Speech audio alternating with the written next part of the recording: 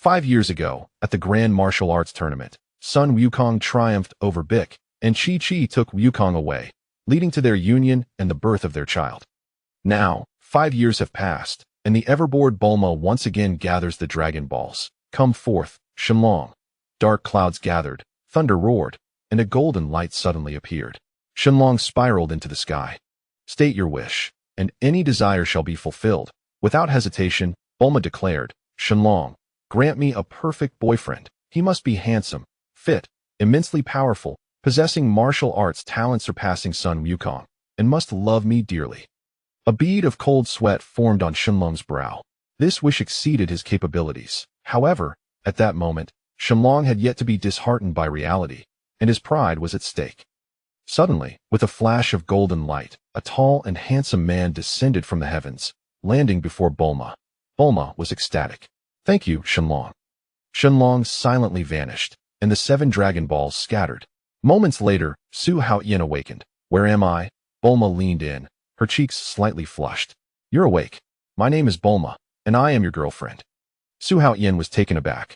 Bulma from the Dragon Ball world? Have I crossed over? What year is it? Bulma, slightly puzzled yet smiling, replied, It is the year 762 of the Age of Earth. You are my boyfriend granted by Shenlong. Shenlong? Su Haotian was confused. Can wishes also lead to crossing worlds? Though he had just spent the night watching Dragon Ball, this method of crossing over seemed rather absurd. The doorbell suddenly rang. Bulma smiled, saying, I'll answer the door, wait for me. In high spirits, she skipped downstairs to open the door.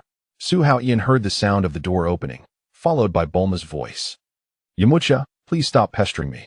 It's impossible for us. I already have a boyfriend. Who told you that? Don't believe it? Humph.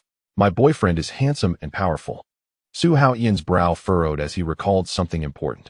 Although the future Bulma was mature and gentle, the present version still retained some youthful innocence, and Yamcha had once been her lover. If he were to become her new boyfriend, it would feel rather strange. The argument grew increasingly intense, prompting Su Haotian to descend the stairs. When he saw Bulma and Yamcha at the door, he was taken aback. Yamcha was actually a girl, with Puer resting on her shoulder. Her appearance closely resembled that of Kale. After confronting Bulma, Yamcha turned and spotted Su Haotian, her eyes widening in surprise. What? Bulma, you really have a boyfriend. Didn't we promise to be lifelong best friends? Bulma proudly linked her arm with Su Haotian's, declaring, Now do you believe it? Stop interfering with us. Yamcha's eyes reddened as she clenched her fists, her voice trembling. Bulma, I want to challenge him to a duel. With that, she assumed a fighting stance. Bulma let out a light laugh. Fight him. He's a boy, stronger than Sun Wukong. Are you sure? Yamcha paused. Stronger than Sun Wukong? Is that true? She looked skeptically at Su Haotian. Su Haotian was equally bewildered. How did Bulma know he could be stronger than Sun Wukong? Yamcha scrutinized him head to toe, snorting. He looks robust. Perhaps he's just a facade. Will you accept my challenge? Su Haotian was not adept at fighting. Having just crossed into this world, his physique was no different from an ordinary person's. As he contemplated declining, Bulma interjected, Let's compete. But he's hungry right now. We'll eat first, and then fight. Yamcha, unwilling to back down, retorted, If he wins, then he's your boyfriend. Otherwise what? Bulma pressed. Otherwise, he belongs to me. Upon hearing that Yamcha intended to claim him, Su Haotian froze. Despite Yamcha being a female in this world, something felt amiss. The critical point was that she seemed quite formidable, while he was merely an ordinary person. How could he possibly win against her? Bulma huffed. Humph. You dare have designs on my boyfriend. No worries, my boyfriend is the strongest. Just wait to be beaten. She turned and linked her arm with Su Haotian's. Are you hungry? Let's get you something to eat. Yamcha quickly exclaimed, This duel must be fair. I'll find a referee, and we'll compete at Kame House, with Wukong and Krillin as witnesses, to prevent any cheating. With that, Yamcha soared into the air, heading towards Kame House. Su Haotian murmured to himself, I didn't expect she could already use the flight technique. Moments later, a servant delivered a lavish meal. First, let's fill our stomachs. Suddenly, a voice echoed in Su Haotian's mind. Ding. Host crossover detected. The duo blessing system has been activated. Binding successful. What is the duo blessing system? The more offspring the host has, the higher their descendants' talents and strength, thus enhancing the host's abilities. In simple terms, the host's strength equals the total abilities of all descendants to. I see that the beginner's gift package has been delivered. Would you like to accept? Though it seems strange, why not? I accept, ding. Congratulations on acquiring Royal Saiyan bloodline. Initial battle power, 3000. Wishing the host a swift birth of Super Saiyan lineage. Instantly, Su Haotian felt a surge of power coursing through him. In the following, the author leaves a note. Chapter 2. Bulma's perfect boyfriend makes Lan Shi envious. After acquiring the Saiyan bloodline, Su Haotian's appetite dramatically increased. Bulma rested her chin on her hand, observing him eat, a smile perpetually gracing her face. She thought to herself, as expected of the boyfriend granted by Shenron, even eating looks so dashing. His appetite is greater than Sun Wukong's, so his strength must be even higher. Before long, the entire table of dishes had been devoured. Darling, are you full? Su Haotian nodded. I'm about 80% full. That's sufficient. By the way, just call me Su Haotian from now on. Bulma smiled sweetly. All right, dear Su Haotian. The aircraft is ready. Shall we head to Kame House? She was completely confident in the boyfriend granted by Shenron, without a worry about losing to Yamcha. In no time, Bulma piloted a compact aircraft, with Su Haotian seated in the back. She thoughtfully placed Su Haotian's hand on her waist. Despite having a larger aircraft, she deliberately chose this smaller one, and Su Haotian immediately understood her intentions. With the roar of the engine, the aircraft sped towards Kame House. Bulma's hair danced in the wind, her subtle fragrance filling the cockpit, making Su Haotian feel somewhat flustered. She slightly turned, softly asking, Su Haotian, do you have any weapons with you? No, no weapons, he replied quietly. Really? Then what is that pressing against me? This. Bulma suddenly realized. Her cheeks flushed as she pressed the throttle to the floor, directing the craft straight towards Kame House. Amidst the roar of the jet engine, they swiftly reached their destination. To Su Haotian's surprise, not only were Wukong and Krillin present, but also Chi-Chi, Tianjin Fan, Lan Shi, Oolong, and Little Wufan had gathered there. Yamcha had already introduced Bulma's boyfriend to everyone. Wukong waved enthusiastically. Hey, I'm Wukong. I sensed a powerful energy and came over. So you're Bulma's boyfriend. I'm Krillin, said the bald warrior, scratching his head. I was drawn here by that energy too. Tianjin Fan and Jiaozi introduced themselves in turn. Hello, the black-haired Lan Shi suddenly blushed, saying, I'm delighted to be dating you. Bulma immediately shot her a glare. Lan Shi, stop it. Su Haotian was momentarily speechless. Yamcha tied her long hair back, assuming a fighting stance. Master Roshi, please act as our referee. Su Haotian unhesitatingly took his stance. With the sound of Master Roshi's staff striking the turtle shell, the duel officially began. Wolf Fang Fist, the shadows of Yamcha's fists descended like a tempest. Unfamiliar with the art of combat, Su Haotian instinctively evaded, seizing the fleeting opportunity to launch a counterattack.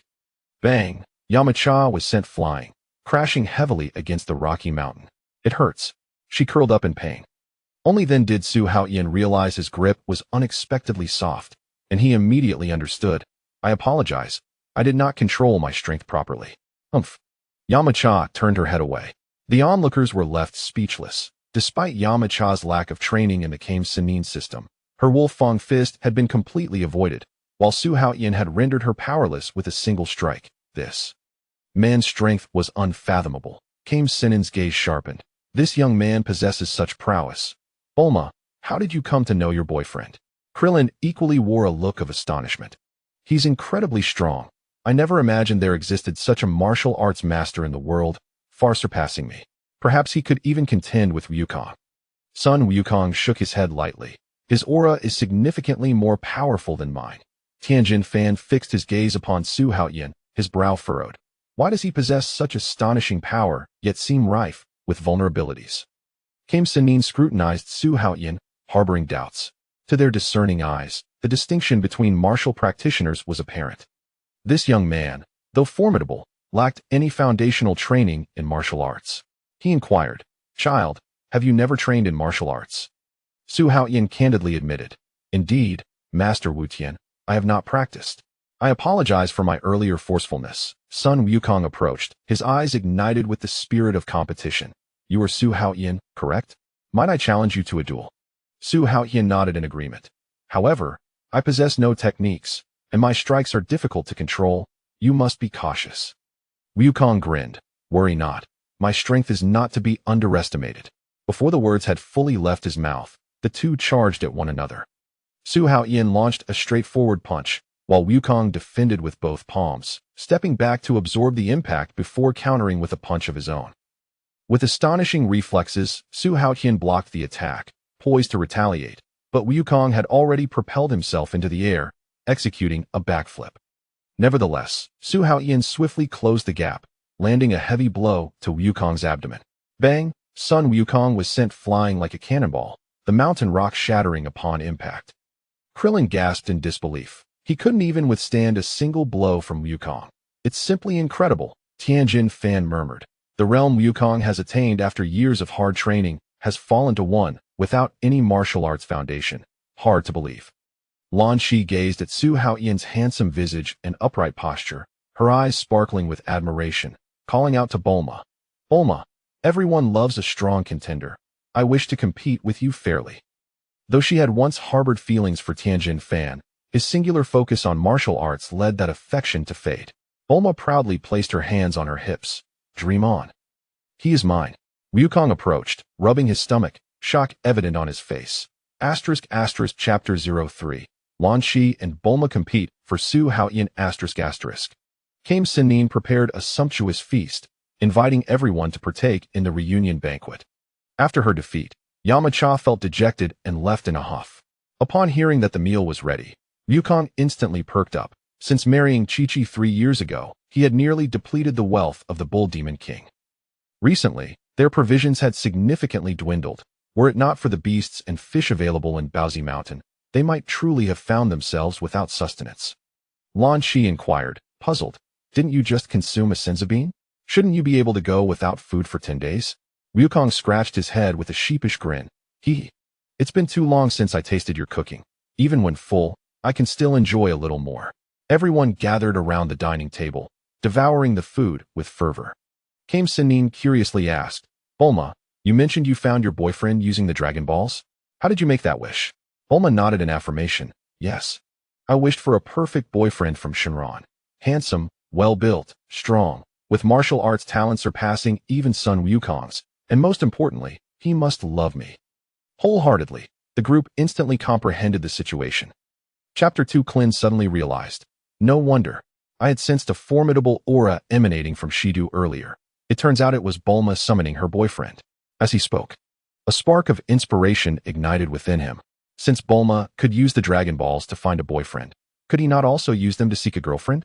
Klin's eyes glimmered as he discreetly glanced at the others, noticing that none seemed to share this notion. He secretly rejoiced. Once I gather all the Dragon Balls, I shall certainly seek a stunning beauty with long legs and black stockings to be my wife. The Tool Dragon silently scoffed. You are overthinking it. This is clearly a traveler from another world. What concern is it of mine? Goku eagerly inquired. Su Haotian, where do you hail from? Your strength is truly impressive. Su Haotian smiled faintly. My homeland? It is called launching. Klin was taken aback. An alien? You are from outer space? Su Haotian replied nonchalantly. More or less. Although it is still Earth, it is entirely a different world. Upon hearing the term alien, Goku's eyes sparkled with excitement. To think there could be someone as strong as you from outer space. If you undergo systematic training, you will undoubtedly become even more formidable. I once believed my martial arts had reached their limit, yet you surpass me by such a margin. How exhilarating. Su Haotian, I shall strive with all my might to surpass you. Su Haotian responded with a gentle smile. Good luck. Master Roshi inquired. Your strength is remarkable, yet you have not undergone formal training. Would you be interested in training with me? Bulma quickly interjected. Hey, I won't let my boyfriend train with you. He is stronger than Goku and has no need for it. Master Roshi shook his head, choosing to remain silent, and continued to focus on his meal. The atmosphere at the dining table was harmonious, and the delicious food was being devoured. Lan Shi and Bulma enthusiastically served Su Haotian, who, despite no longer feeling hungry, still relished the feast. Ultimately, the entire table of dishes was cleared by Su Haotian and Goku. Chi-Chi smiled and remarked to Bulma, your boyfriend is quite impressive, though his appetite rivals that of Goku. She sighed, noting that Goku's voraciousness was becoming a financial burden. Goku scratched his head and chuckled. One must eat well to train effectively. But Bulma's family is wealthy. There is no need for concern.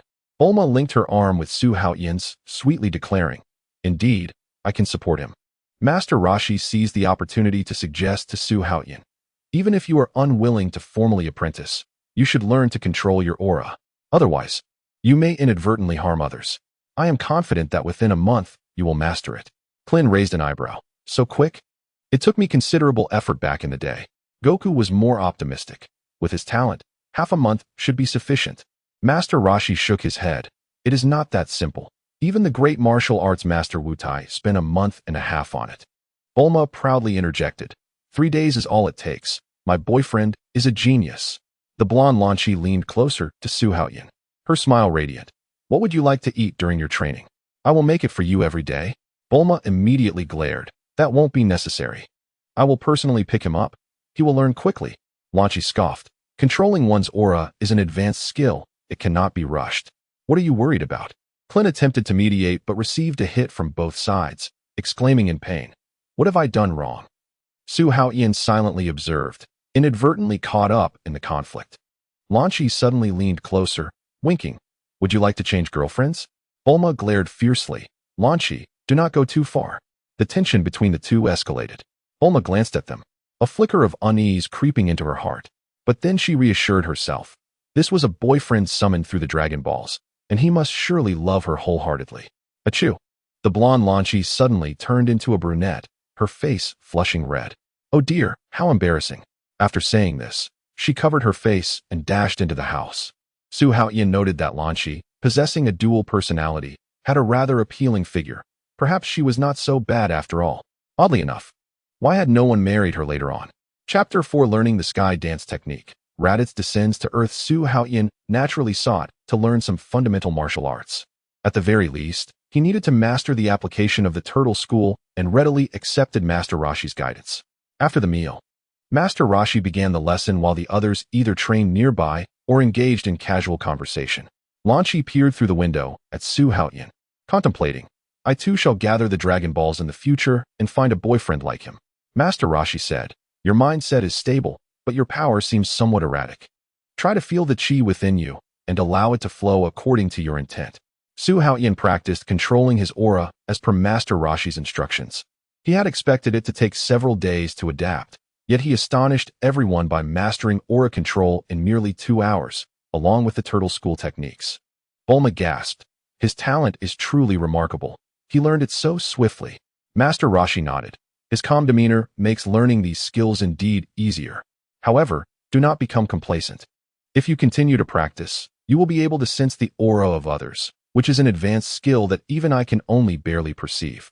Su Haotian replied, "I understand. I will continue to refine my skills. However, I wish to learn the sky dance technique, as it is more practical." Master Roshi scratched his head. That is a technique from the Crane School. I cannot teach it." Tianjin Fan chuckled. "That is simple. Come to my dojo, and I shall teach you." Su Haotian nodded, bidding farewell to Bulma and the others before following Tianjin Fan away from Master Roshi's abode. The sky dance technique was not particularly difficult, especially since he had already learned to control his aura.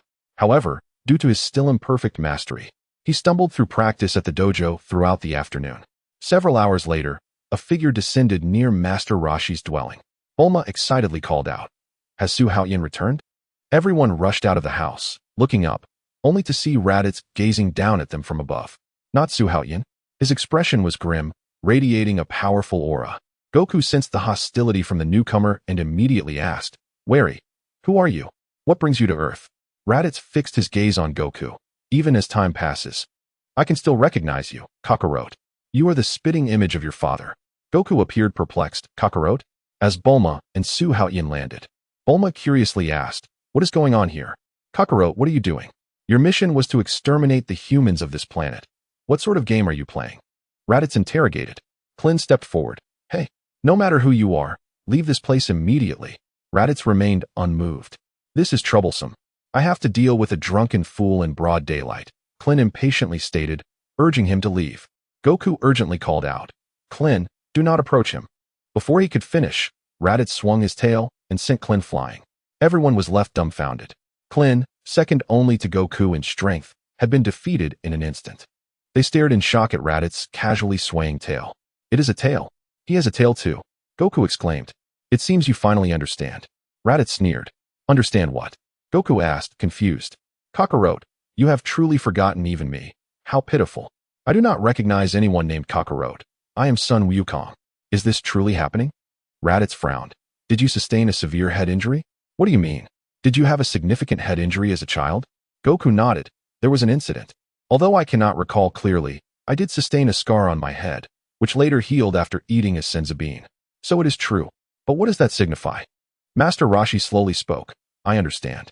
Many years ago, when your grandfather Gohan discovered you, you were quite ferocious. After surviving a fall, you transformed into who you are now. Bulma suddenly realized. So they are indeed related? Goku turned to Raditz. What do you intend to do? Have you forgotten everything? Raditz stood with his arms crossed, exasperated.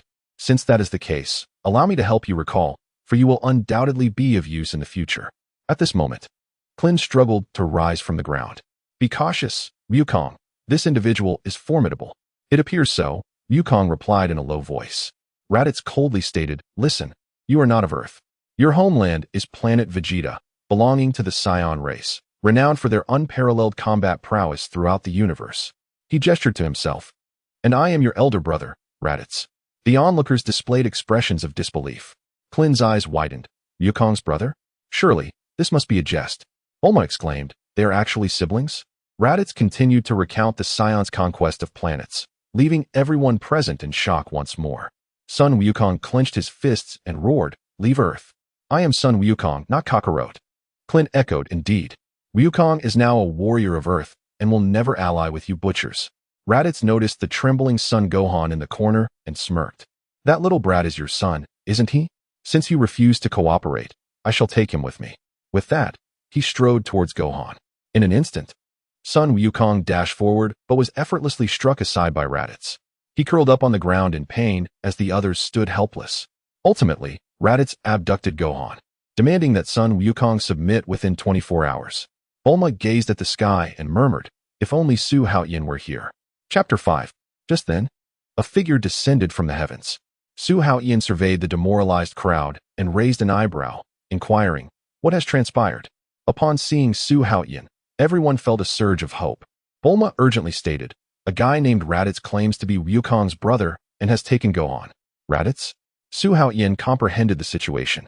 He had not anticipated such a turn of events while practicing the sky dance technique. Klin leaped with excitement. With Su Haotian on our side, we can surely defeat that fellow. Sun Wukong firmly patted Su Haotian on the back. Let us fight together. That night, the lights of West City dimmed, with only the training grounds illuminated like daylight. Su Haotian and Sun Wukong engaged in a fierce clash, the sounds of their fists and feet echoing continuously. They deliberately restrained their power, focusing on technique, as sweat glistened under the moonlight. This special training significantly advanced Su Haotian's combat skills. Wukong and his companions had yet to master the technique of sensing energy. The following day, they utilized the Dragon Ball radar to locate Raditz's position and swiftly headed there. Piccolo, Sun Wukong, and Su Haotian surrounded Raditz completely. Raditz's gaze swept over Su Haotian, his fingers lightly tapping on the scanner, and his expression changed dramatically. 31-25 combat power. How is it possible that such a powerful being arises from this low-gravity planet?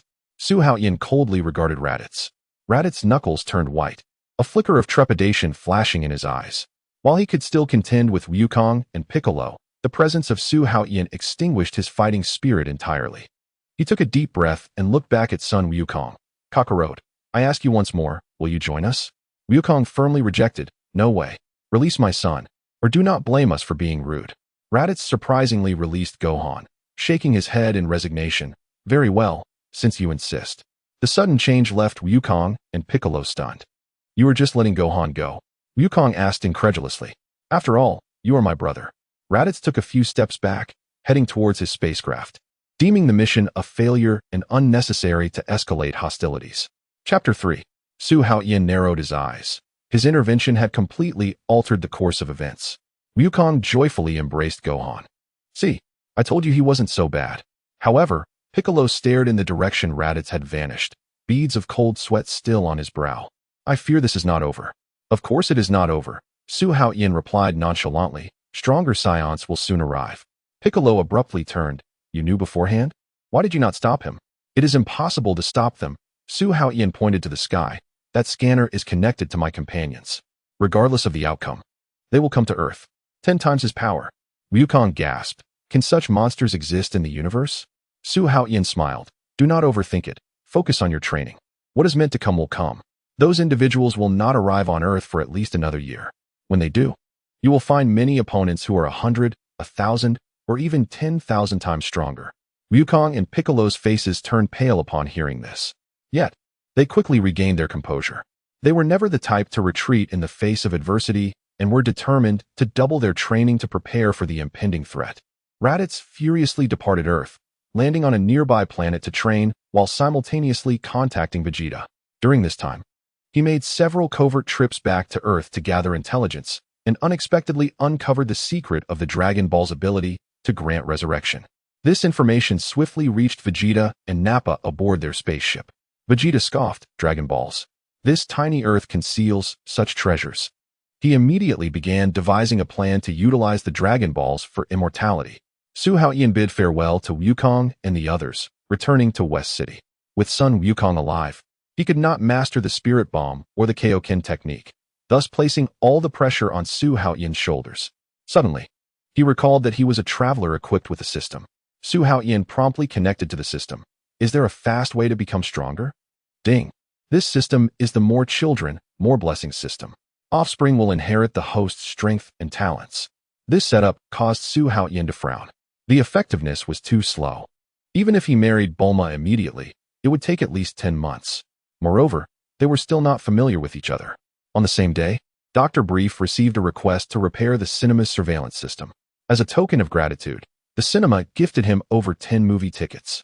The doctor thought about his daughter having a new boyfriend and gave Bulma 2 tickets.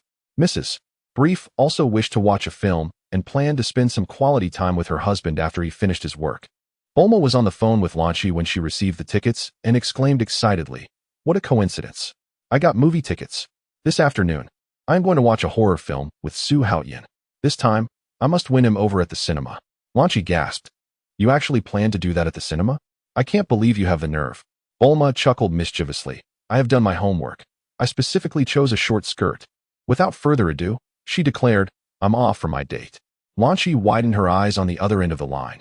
"Are you really going to do this?" Bulma silently pressed the hang-up button and called out towards the stairs, "Su Haotian, accompany me to the movies this afternoon." In the adjacent room, Bulma's parents were changing clothes and inadvertently overheard the conversation, freezing in their tracks. The mother clutched her collar and gasped, "Goodness, this child must be infatuated with her boyfriend." The father tugged at his tie, countering, "She is merely boasting. Our daughter knows her limits." "No, I feel uneasy. What if she is serious?" The mother tightened her grip on her sleeves. The father picked up his toolbox. "I will go inspect the cinema's surveillance system. I need to see it with my own eyes to be at ease. Our daughter has always been sensible." Amid the buzzing of the electric scooter, the elderly couple headed toward the cinema. Lanchi stared at the busy tone on the phone, her knuckles turning white. "Can you cook? Big deal. I will not back down this time." The flying motorcycle roared to life, its tires sparking against the streets of West City. Chapter 6. Before the vanity mirror. An array of cosmetics lay scattered as Bulma revised her lip color for the 3rd time, while the wardrobe door endured the strain of frequent openings and closings. Finally settling on a combination of a black camisole and a short skirt, the young woman twirled before the mirror, her hair wafting a subtle citrus fragrance. Su Haotian gazed at the graceful figure illuminated by the interplay of light and shadow, suddenly reminded of her childhood, when she would repair machinery with an oil-stained face. "Do I look good?"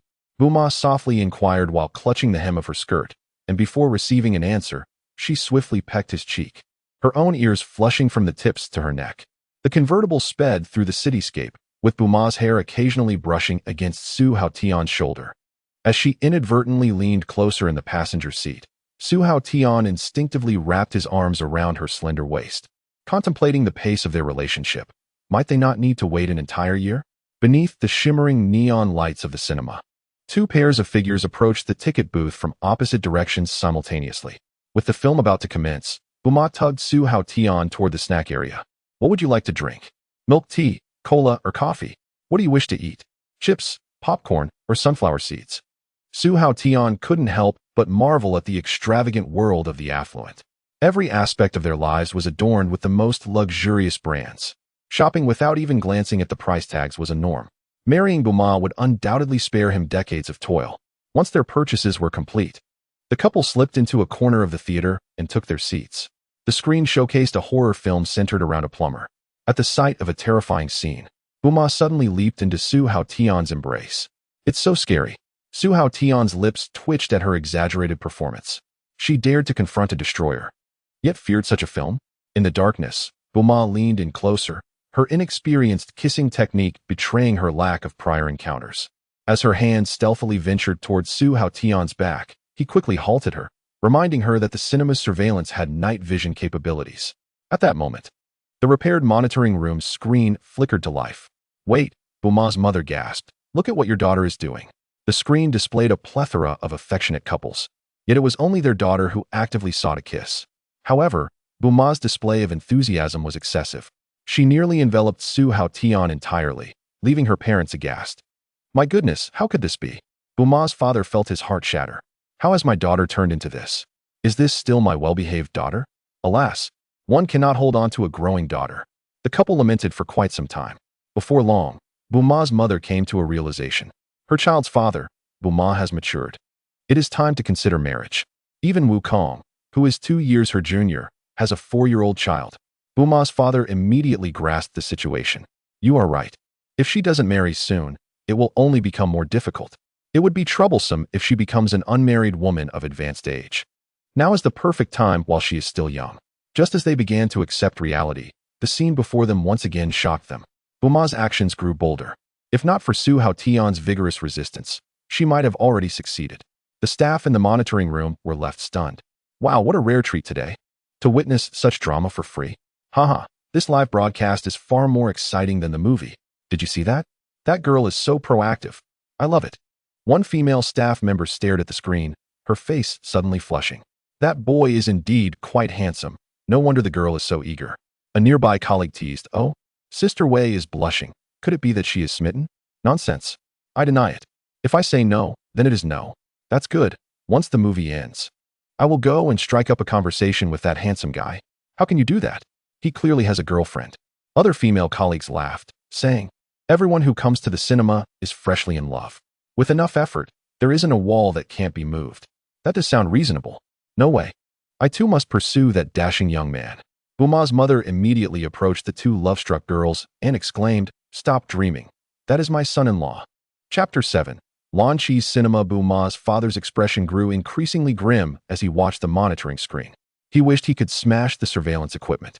Bulma's behavior was far too excessive. This was a cinema equipped with comprehensive surveillance. Her actions were being observed by so many. Moreover, Bulma's mother had revealed their identities. Where could they hide their faces? Just as the couple prepared to intervene, an unexpected event occurred. The cinema's glass doors suddenly shattered.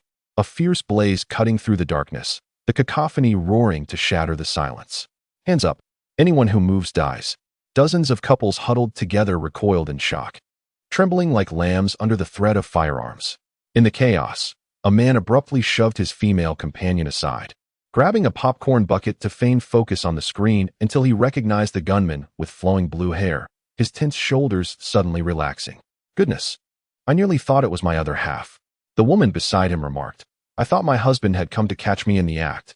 Whispers erupted from the back rows. Sister-in-law? The brother-in-law's soul has fled in fright. Lan Chi, like a letter opener, sliced through countless disguises.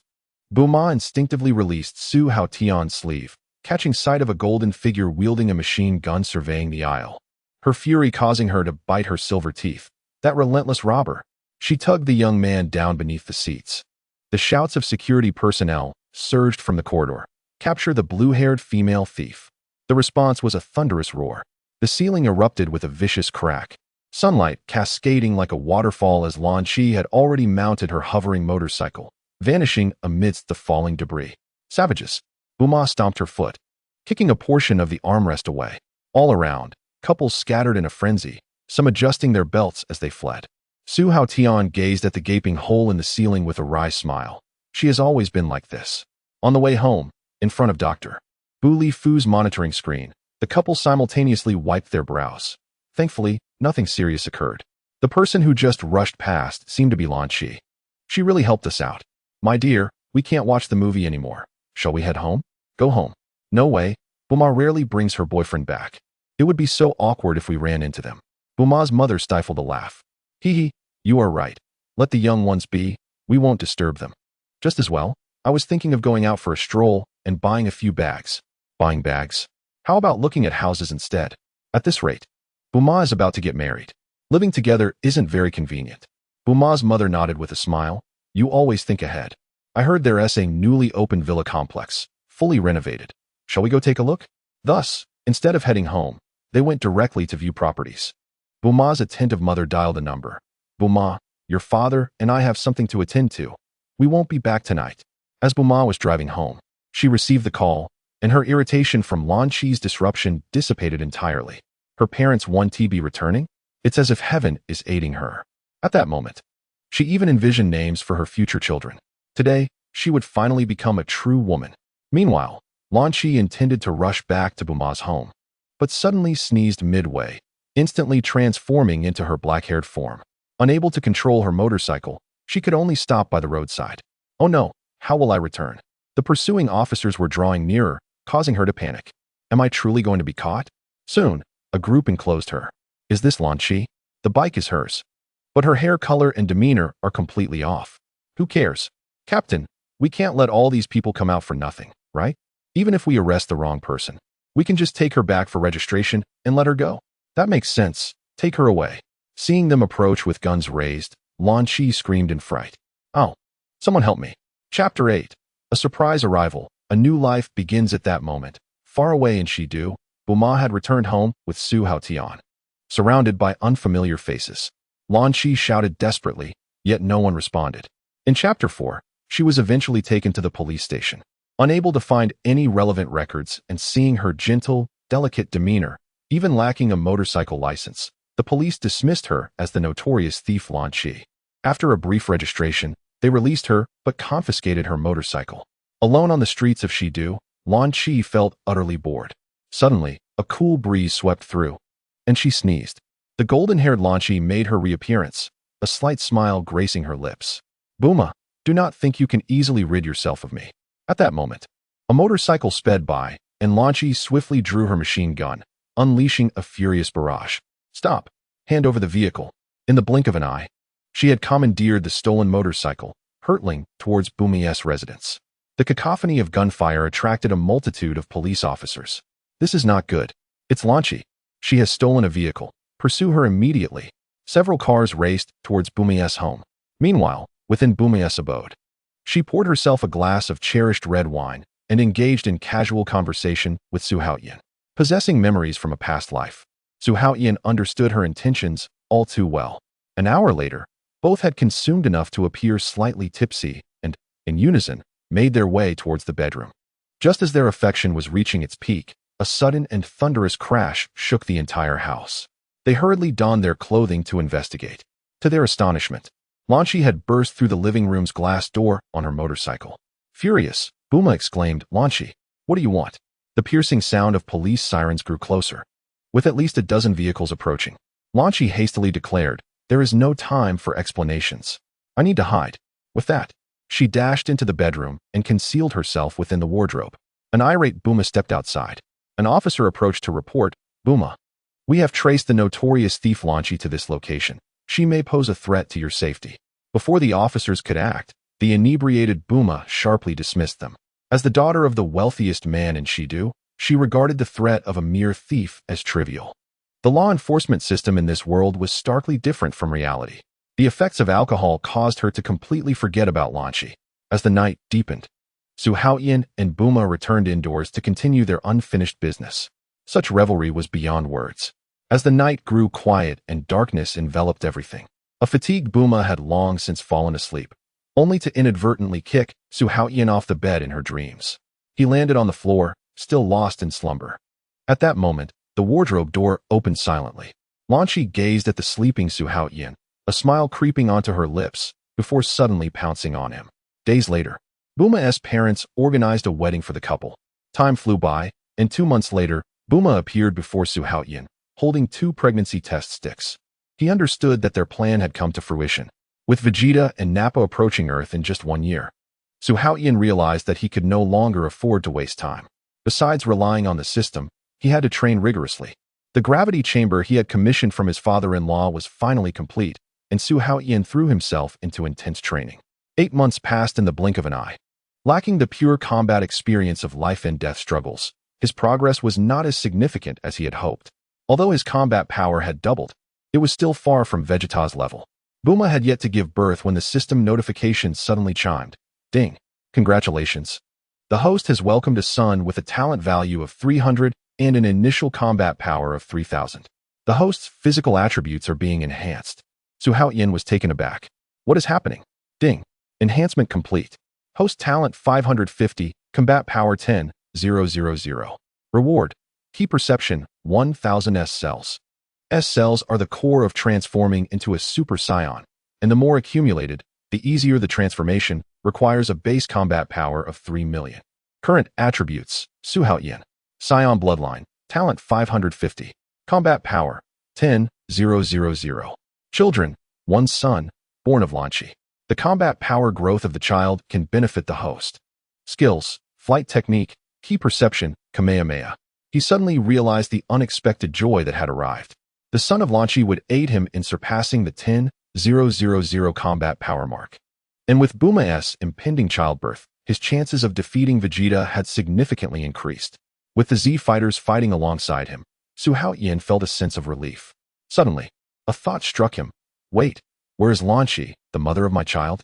Su Haotian immediately grasped key perception and swiftly pinpointed Lanchi's location. His gaze flickered as he exited the gravity chamber and soared towards her direction. Chapter 09. Bulma awaits childbirth. Saiyans arrive in a small village hundreds of miles away. The dark-haired Lanchi emerged from the hospital, cradling her infant. Just as she stood there, lost and confused, a familiar figure she had longed for appeared before her. Su Haotian. Her heart raced. Why you? How did you come? The usually bold, golden-haired Lanchi felt a wave of shyness wash over her at Su Haotian's presence, overwhelmed by uncontainable joy. Su Haotian extended his arms and embraced her. I'm sorry for taking so long to find you. His embrace was warm and reassuring, making Lanchi feel as if she were melting. And no, you don't need to apologize. I simply like you too much. Her voice dwindled. Since I cannot compete with Bulma, I wish to bear your child and raise him alone. Su Haotian shook his head, interrupting, a child needs a father. I will take care of everything, ensuring you can stay by my side openly. Lanchi trembled with excitement, her heart soaring. The plan has succeeded. Have you thought of a name for the child? She shook her head. You are the father. It is your decision. Su Haotian pondered briefly. That night was quite cold. Let us name him Suhan. Memories flooded back, causing Lanchi's cheeks to flush. All right, I will listen to you. She lowered her head to gently caress the infant's cheek. Darling, from now on, you shall be called Suhan. Su Haotian took the child to inspect him. Although he carried Saiyan blood, the child, derived from the system's endowments, had not inherited a tail, which left him feeling somewhat regretful. After ensuring Lanchi was settled in her new home and hiring a nanny to care for her, Su Haotian returned to continue his training. 2 months later, his combat power surpassed 12,000, with 1,900 coming from his own training and 100 from the child's growth feedback. The thought of how easily he could enhance his strength as the child grew stronger filled Su Haotian with anticipation. Meanwhile, outside the delivery room, Bulma had yet to give birth, even though her due date had long passed. Su Haotian paced the corridor, unperturbed, confident in this world's medical technology to ensure both mother and child's safety. Suddenly, 3 flying crafts plummeted from the sky above a city in the east, creating massive craters upon impact. Raditz had not returned to Earth, but instead had been seizing territory on a neighboring planet, diligently training for a year. Upon Vegeta and the others' arrival, they would head to Earth together. The terrified onlookers murmured among themselves. What is that? What has happened? As Vegeta and his companions stepped out of the hatch, a bespectacled man gasped. They are human. Someone is coming out. Who are these people? The 3 Saiyans ascended into the air, their scouters glowing ominously. Their faces were fierce, exuding an intimidating aura, plunging the crowd into silence. Vegeta surveyed the surroundings, disdainfully remarking, "Is this Earth? Nothing remarkable." Nappa grinned and suggested, "Shall we greet these ants?" Be mindful, Vegeta coolly reminded. Nappa gathered energy at his fingertips and pointed to the sky. In an instant, the ground shook violently, and blinding light engulfed the entire city. As the dust settled, the metropolis lay in ruins, reduced to scorched earth. Perhaps I exerted too much force, Nappa chuckled sheepishly. Vegeta frowned. Do not forget we are here to locate the Dragon Balls. If you destroy them, our wish for immortality will vanish. My apologies, I got too excited and lost control, Nappa admitted, scratching his head. Let us find the strongest warrior on this planet first. Vegeta concluded, shifting the topic. Simultaneously, Goku and the others scattered across various locations, sensed the overwhelming energy. What incredible power! Goku clenched his fists, ignited with fighting spirit. Thanks to witnessing Su Haotian's strength, he understood the heights one could attain through training. Eagerly, he soared towards the source of the energy. Krillin, Piccolo. And the others also noticed the anomaly. They are coming, Piccolo stated solemnly. It's the perfect opportunity to test our training results over the past year, Krillin affirmed. All the Z fighters converged towards the site of the Saiyans' arrival. At this moment, Raditz detector was capturing the rapidly approaching energy response. They have arrived, and it is said that the strongest among them possesses a combat power exceeding 3,000. Vegeta scoffed disdainfully. Oh, just 3,000? How bold. Instead of hiding, they come right to us, saving us the trouble of searching. Ha ha ha. They are utterly oblivious to Lord Vegeta's true power. Moments later, Wukong and his companions landed on the ground. Sun Wukong glared at Raditz. I spared your life last time, and you dare to come again. Raditz grinned widely. Kakarot, my dear brother, have you made any progress this past year? I have been training tirelessly and am no longer the same as before. Where is that helper from last time? This time, I will teach you a good lesson. Chapter 10. The Emergence of the Cultivator. Wukong instantly defeats Raditz. Upon seeing Goku in the crowd, Vegeta's eyes flickered with interest. No wonder Earth has Dragon Balls. It turns out it is inhabited by Namekians. Goku was suddenly startled. Klin gazed at him in astonishment. So you are an alien, no wonder. Goku murmured to himself. So that's how it is. Years of confusion were finally unraveled. His distinct appearance and his body that does not require sustenance are all because he is a Namekian. Vegeta mocked. Namekians not only possess great combat ability, but also excel in unique skills, such as magic. You created the Dragon Balls, didn't you? Klin exclaimed. How do you know about the Dragon Balls? Raditz laughed heartily. I didn't go far after leaving last time. Was it difficult to investigate in secret?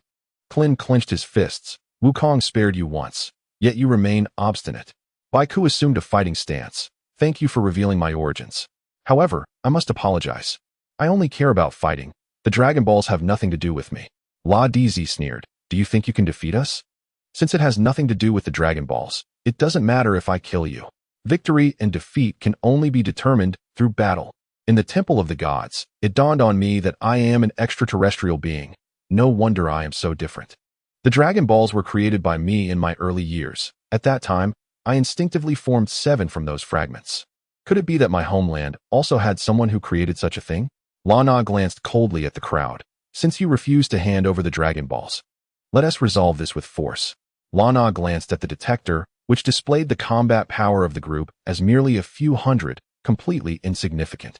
Raditz surveyed the surroundings, searching for Su Haotian's trace, but found nothing. The detector also failed to capture any signal from Su Haotian. However, he was unconcerned. After a year of training, his combat power had increased to 3,000, and with Lana and Vegeta far surpassing him. He was not worried about that person's appearance. Raditz declared, let me handle these weaklings. The remaining one is for you to deal with. It's just right to test my current strength. Vegeta chuckled lightly. Since you are eager to fight, Kakarot is yours. Let the cultivator deal with the other insignificant foes. Lana laughed heartily. Vegeta, you seem quite relaxed. What is a cultivator? Lana took out a vial and scattered seeds onto the ground. The soil here is very suitable for cultivating cultivators. In an instant, 6 cultivators emerged from the earth. Klin frowned. That's quite disgusting. Chapter 5. Lana pointed at the crowd. It's them. Teach them a good lesson. At this moment, Tianjin Fan and Zhao Zi arrived at the scene. Yamcha also landed on the ground. Am I late? Vegeta smiled. Another few sent to their doom. Raditz was engaged with Kakarot, and the rest were perfectly matched one-on-one. Tianjin Fan questioned, aren't there only 3 Saiyans? Wukong explained, there was an unexpected turn. Those ugly creatures are cultivators. Grown from seeds. Clint inquired, what about Su Haotian? He should have sensed this, right? Yamcha replied irritably, Bulma is giving birth. He is with her in the delivery room. Clint was momentarily speechless. Wukong exclaimed in surprise, what? Bulma has already married and given birth? Clint sighed helplessly. You train all day and know nothing about your friends' lives. Wukong scratched his head and laughed. I just want to become stronger, so I stayed in the temple. Seeing that everyone was devoid of tension, Lana shouted angrily, cultivators, attack. One cultivator suddenly charged out. Tianjin Fan swiftly moved forward, delivering a palm strike to its chest, sending it back several meters. As the cultivator landed, its head split open, spewing corrosive liquid. Clint dodged, only to see the ground eroded into deep trenches. Clint gasped, heavens. That was close. Luckily, my reflexes were quick. As the cultivator's attack missed, Tianjin Fan seized the opportunity, delivering a rapid elbow strike directly to its head. With a dull thud, the cultivator crashed heavily to the ground. Jiaozi excitedly shouted, we won. Tianjin Fan is amazing. Vegeta maintained a confident smile. Indeed, he did not disappoint. This is quite interesting. Lana frowned at the detector, incredulously muttering, what is going on? The cultivator has a combat power of 1200, yet that bald-headed one only has a few hundred. Vegeta casually explained, it's simple. His strength surpasses that of the cultivators. Those who can conceal their combat power exist on many planets, and the detector is useless against them. Lana suddenly understood. So that's how it is. Who would have thought that such a powerful expert could be hidden on this insignificant Earth? Meanwhile, Raditz could no longer contain himself and suddenly charged towards Sun Wukong. He swung his fist with all his might, aiming directly for Sun Wukong's heart. His face filled with confidence. However, his fist passed through only an afterimage. Oh no! Before Raditz could turn around, Sun Wukong was already behind him, delivering a precise chop that knocked him unconscious. Lana was once again shocked. How is this possible? The strengthened Raditz was defeated in a single move? Chapter 11. The results of a year of grueling training. Instant kill of the cultivator. Clint was ecstatic. Well done, Wukong. Yet, Sun Wukong wore a grave expression.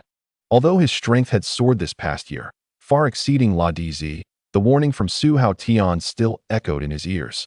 The new Saiyan possesses 10 times his own combat power.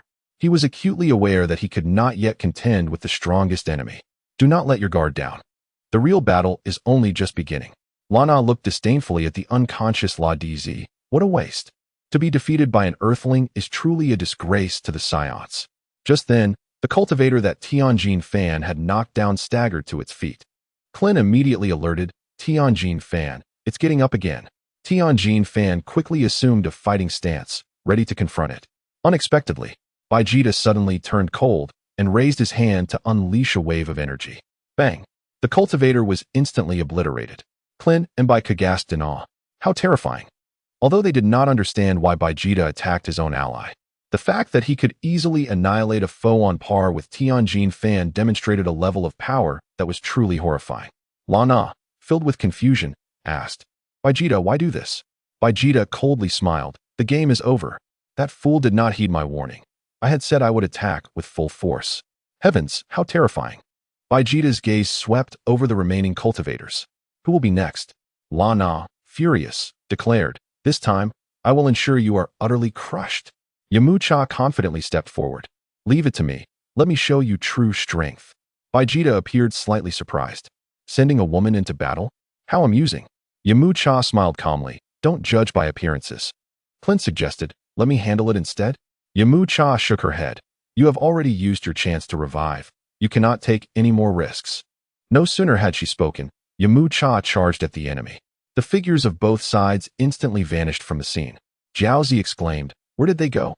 Goku calmly stated, pay attention to sensing their energy. Their movements are too fast. Yamcha unleashed a series of wolf-fang fist attacks, with the cultivator barely managing to fend them off. During the fierce battle, Yamcha gradually gained the upper hand. The cultivator retreated to a high platform. With Yamcha in hot pursuit, the adversary suddenly revealed a sinister grin and lunged forward with great force. Yamcha was already prepared and unleashed a formidable Kamehameha. A brilliant beam surged forth, striking the cultivator down heavily. Lightly landing, Yamcha chuckled, is that all? Leave the rest to me. At that moment, The fallen cultivator abruptly sprang up, tightly clutching Yamcha. With a thunderous crash, dense smoke billowed into the air, leaving the onlookers utterly astonished. As the smoke cleared, Yamcha was seen sprawled on the ground in a familiar position. "No, Yamcha!" exclaimed Vegeta with a smug grin. "Now it's your turn to make a mistake." Goku shouted in anger, choosing to perish together. Klin rushed forward to investigate, his face turning pale. There was no breath, no heartbeat. "She sacrificed herself to protect me." Nappa, with a look of disdain, remarked, "Useless cultivator, resorting to such tactics." Vegeta coldly stated, "End this quickly." Suddenly, Nappa's scouter emitted a frantic alarm. "What is happening? His battle power is still rising?" Vegeta replied icily, "Ignore that device. It's useless against them." The two turned back to see Klin's eyes wide with fury, his energy surging violently. "Prepare yourself." In a flash, Klin brought his palms together as massive energy rapidly coalesced. The blinding Kamehameha surged forth like a torrent, aimed directly at Vegeta and Nappa. Tianjin Fan and the others swiftly retreated to avoid the area of impact. Nappa scoffed, "With such feeble power, do you think we need to dodge?" Yet, Klin abruptly twisted his wrist, unleashing a wave that soared skyward. Following a tremendous explosion, countless energy blasts rained down like meteors, inundating the cultivators and Saiyans. Their speed was drastically different from before. Bang! The four cultivators were obliterated, and Vegeta and Nappa were engulfed in the energy tide. In an instant, dust obscured the sun, and the earth trembled. Jiaozi leaped in joy, exclaiming, "We won! So powerful!" However, Wukong and Goku remained deeply concerned. "Such an attack cannot harm them. Let me take over." As the dust settled, the two Saiyans stood firm, their attire unscathed. Tianjin Fan was astounded. "How is it possible they are unharmed?" Nappa laughed maniacally, an ant shaking a tree. "I am not a waste like Raditz." He erupted with fury, causing the ground to crack as he shot towards Wukong like a cannonball. Wukong fired back, their fists colliding with a resounding shockwave that swept in all directions. With the sound of their fists clashing, both were forced back by the recoil. Nappa's eyes widened in shock. Raditz's brother could actually contest with him. Interesting. Nappa grinned wickedly and charged again, his iron fist slicing through the air but only striking at an afterimage, for Wukong had already evaded to a distance. In an instant, Sun Wukong appeared above Nappa's side, executing a fierce whip kick. Boom! With a deafening noise, Nappa was sent flying hundreds of meters, crashing violently into the mountainside. As the debris scattered, Nappa was embedded in the rock wall, fury igniting in his eyes. He violently broke free from the mountain, radiating blinding white light. His power surged, doubling his battle strength in an instant. Seeking death, let me show you true power. Sun Wukong's gaze sharpened. He still harbored such strength. Lacking mastery over the Genki Dama and Kaioken, he only possessed a battle power of 5,000, cold sweat beating on his palms. Yet, his extensive experience told him this explosion of power would be fleeting. He clenched his fists, his fighting spirit igniting. Tianjin Fan and the others' expressions shifted dramatically. "Let us attack together." Tianjin Fan shouted as he, Klin, and Goku charged forward. The group exchanged glances, silently coordinating their roles. The three would restrain, while Wukong would launch the main assault. Sun Wukong caught a glimpse of Vegeta watching. Every ounce of battle power must be utilized. Nappa grinned menacingly in anticipation. Tianjin Fan threw a punch, but Nappa easily dodged. Crack! With a swift elbow, Nappa shattered Tianjin Fan's arm, his screams echoing across the battlefield. Jiaozi gasped in horror. Tianjin. Seizing the opportunity, Wukong leapt forward, delivering a powerful strike to Nappa's face. Merely a trick. Nappa scoffed, countering with an elbow that drove Tianjin Fan into the ground. Yet, a torrential barrage of Wolf Fang fist followed, forcing Nappa to retreat repeatedly. Within seconds, Sun Wukong unleashed a flurry of punches, pushing the enemy back several steps. Enraged, Nappa opened his mouth, firing an energy blast. Wukong leaped into the air to evade, just as he saw Klin's energy sword slicing through the air. Nappa dismissed it with a scoff. Suddenly, Vegeta's roar shattered the air. Dodge. Nappa's hair stood on end as he hastily sidestepped. The energy blade narrowly missed him, slicing through distant peaks. Gazing at the panting Klin, Nappa's pupils constricted sharply. "Thank you, Vegeta. This little brat can unleash such techniques." No sooner had he spoken than he charged at Klin, intent on eliminating him first. At that moment, Sun Wukong's voice rang out, Kamehameha. A violent wave of energy surged towards Nappa, unable to evade in time, retaliated with an energy wave, clashing directly with Sun Wukong. Although Sun Wukong's battle power was inferior to Nappa's enhanced state, the force of his charged attack created a fierce collision of energies. However, the battle was not yet over. Just as Nappa and Sun Wukong were locked in a stalemate, Baiku's Demon Flash Cannon was fully charged and shot towards Nappa. Nappa's expression changed drastically as he shouted, Vegeta, save me. Vegeta swiftly appeared, intercepting the Demon Flash Cannon and deflecting it. Immediately afterward, he struck Baiku with a punch. Baiku attempted to evade, but Vegeta was too swift, piercing directly through his heart. In the blink of an eye, Baiku fell, his energy dissipating. Baiku, witnessing Baiku's demise. Klin was engulfed in despair. Baiku's death signified the end of the deity, and the Dragon Balls would turn to stone. Yamcha could no longer be revived. Enraged by Baiku's death, Sun Wukong's power erupted instantaneously. His energy wave surged dramatically, engulfing Nappa. With a resounding boom, Nappa was completely consumed. As the dust settled, Nappa lay motionless on the ground. Although he had defeated Nappa, the depth of Vegeta's strength remained unfathomable, and no one dared to relax. Vegeta sneered, "What a waste, unable to defeat even a low-level warrior. Prepare your last words. Your game is over." Suddenly, he sensed something amiss. Jiaozi stealthily clung to his back, holding him tightly, tears streaming from his eyes. Tianjin Fan, farewell. Tianjin Fan shouted in terror. Jiaozi no. Jiaozi. Boom.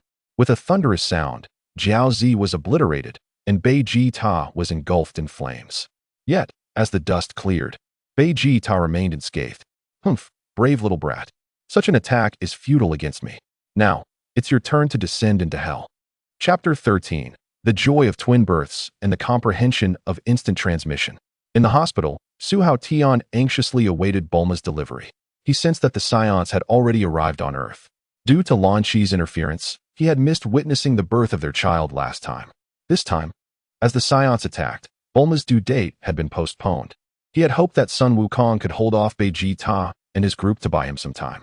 Wukong had not yet mastered the power of Kaioken, and faced with Vegeta, he remained at an absolute disadvantage. In a short span, the energies of Yamcha, Baiku, and Jiaozi faded one after another. Wukong, Tianjin Fan, and Klin's energies also grew increasingly faint. Vegeta's aura continued to dominate, as powerful as ever. In this dire moment, a piercing baby's cry resonated from the horizon. Wah! A glimmer of light flashed in Su Haotian's eyes. His and Bulma's child had finally been born. A system prompt echoed in his mind. Ding! Congratulations, host, on the birth of twins. Offspring's talent value, 350, 400. Initial battle power, 3000 to 4500. Host's physical capabilities are being enhanced. Ding! Enhancement complete. The host's talent value has risen to 1250, and combat power has surpassed 21,500. Instantaneous movement skill acquired, with S cells reaching 3000. Current S cell reserves have reached the minimum threshold for transformation. Note: S cells are the core element for Super Saiyan transformation. The greater the quantity, the easier the transformation becomes. Host Super Saiyan advancement conditions. Base combat power of 3 million. When the talent value exceeds 100,000 and S cell accumulation reaches 1 billion. The legendary Super Saiyan form can be awakened. Current attribute panel. Name: Su Haotian. Race: Saiyan. Talent value: 1250. Combat power rating: 21500. Offspring: Firstborn, Lan Chi. Secondborn, Bulma. Skill set: Instantaneous movement. Key sense detection, Kamehameha. To his surprise, he has twins. This is indeed a delightful surprise. The talents of Bulma's offspring are evidently superior to those of Lan Chi's child, a direct consequence of Su Haotian's own formidable growth. Drawing parallels from the cases of Trunks and Son Goten, Su Haotian foresaw a positive correlation between his strength and the potential of his progeny. The nurse promptly led Su Haotian into the delivery room, and with the financial capacity of the Bulma family, a top-tier private medical team was readily available, bypassing conventional procedures. The weakened Bulma beamed with joy upon seeing her husband.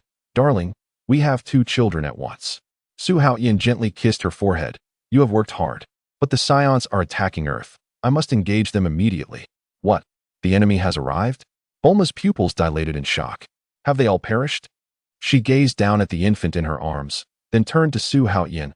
Hurry, dear, and return safely. Su Haotian solemnly nodded. I will. Before the words could fade, his figure vanished, instantly locking onto Son Goku's energy signature. He found it. His form flickered as he utilized instantaneous movement, heading straight for the battlefield.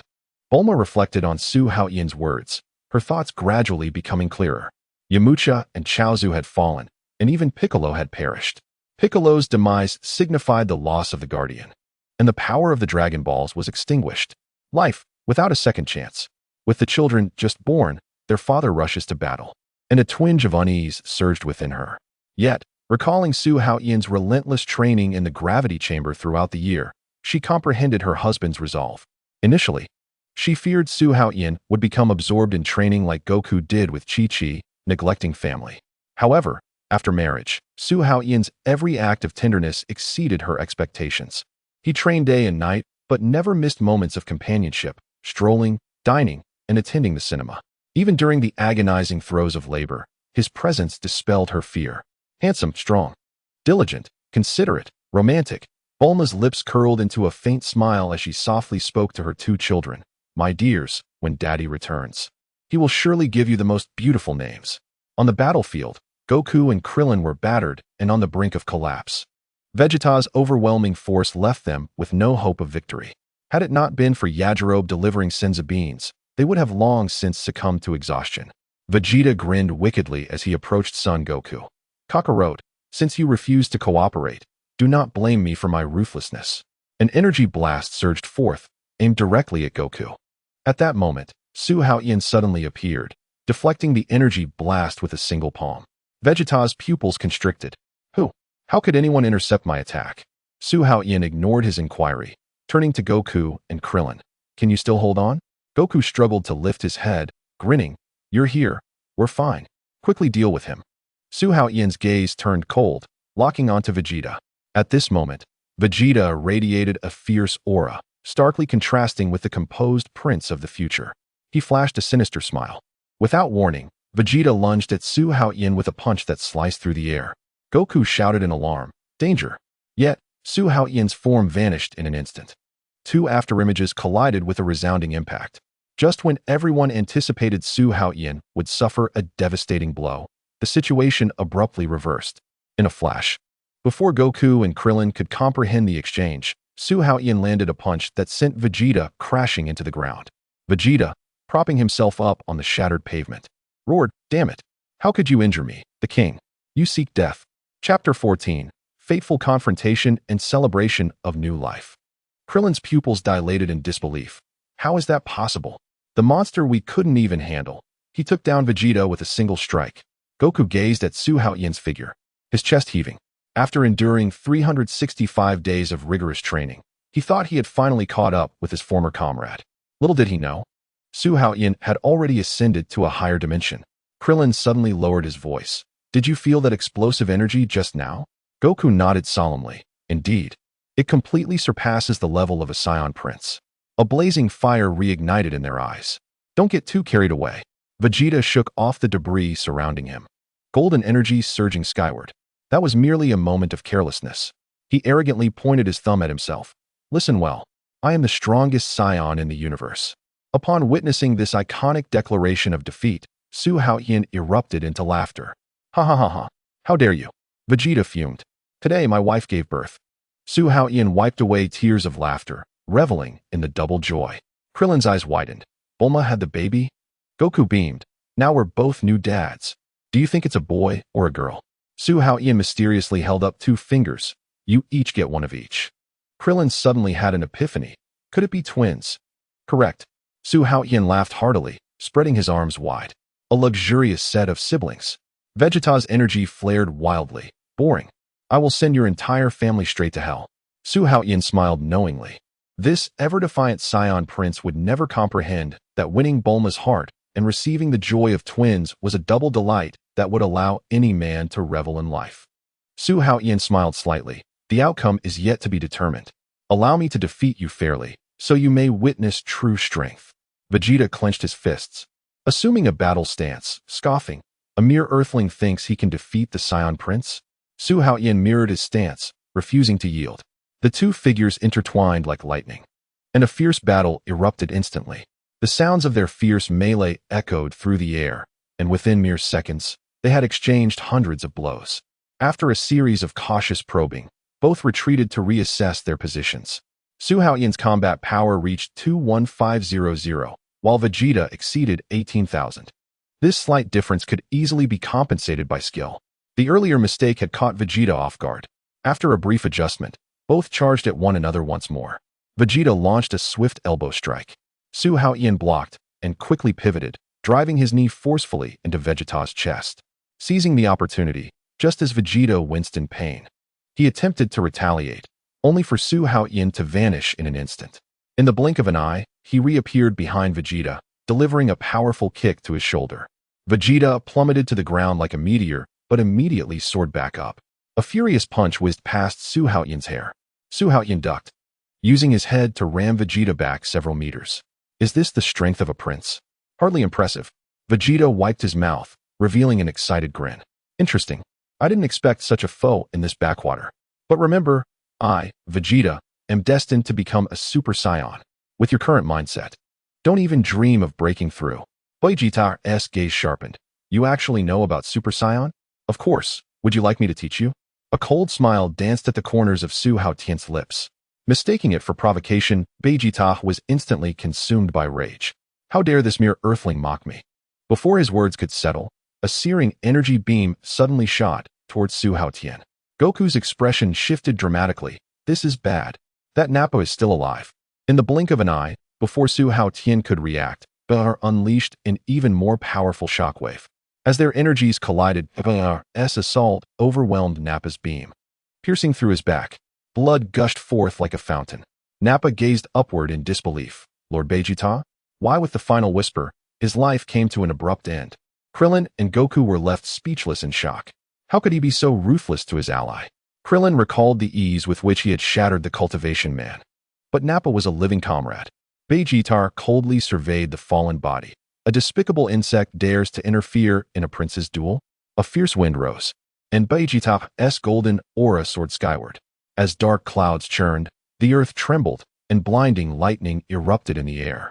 This power continues to grow. Goku's voice trembled. Su Haotian's eyes narrowed, and a more dazzling light erupted around him. The two destructive energies clashed, creating a vacuum that shattered the clouds within a 100-mile radius. Without warning, Vegeta transformed into a golden meteor, hurtling towards Su Haotian.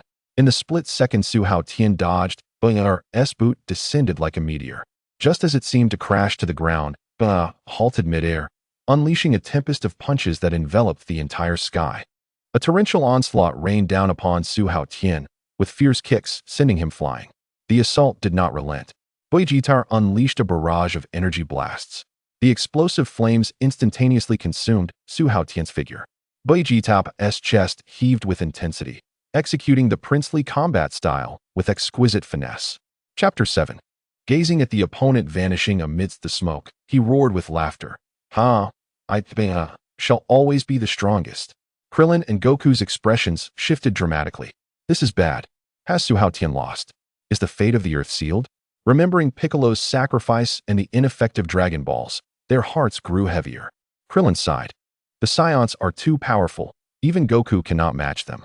Although Su Haotian's strength surged, giving us hope, now even he, alas. I haven't even settled down before facing death. It is truly regrettable. Goku appeared calm on the surface. Losing to a formidable foe was indeed disheartening. Yet, the outcome was determined. One could only accept reality. His inability to assist Su Haotian weighed heavily on him. As the smoke gradually dissipated, Vegeta's laughter echoed.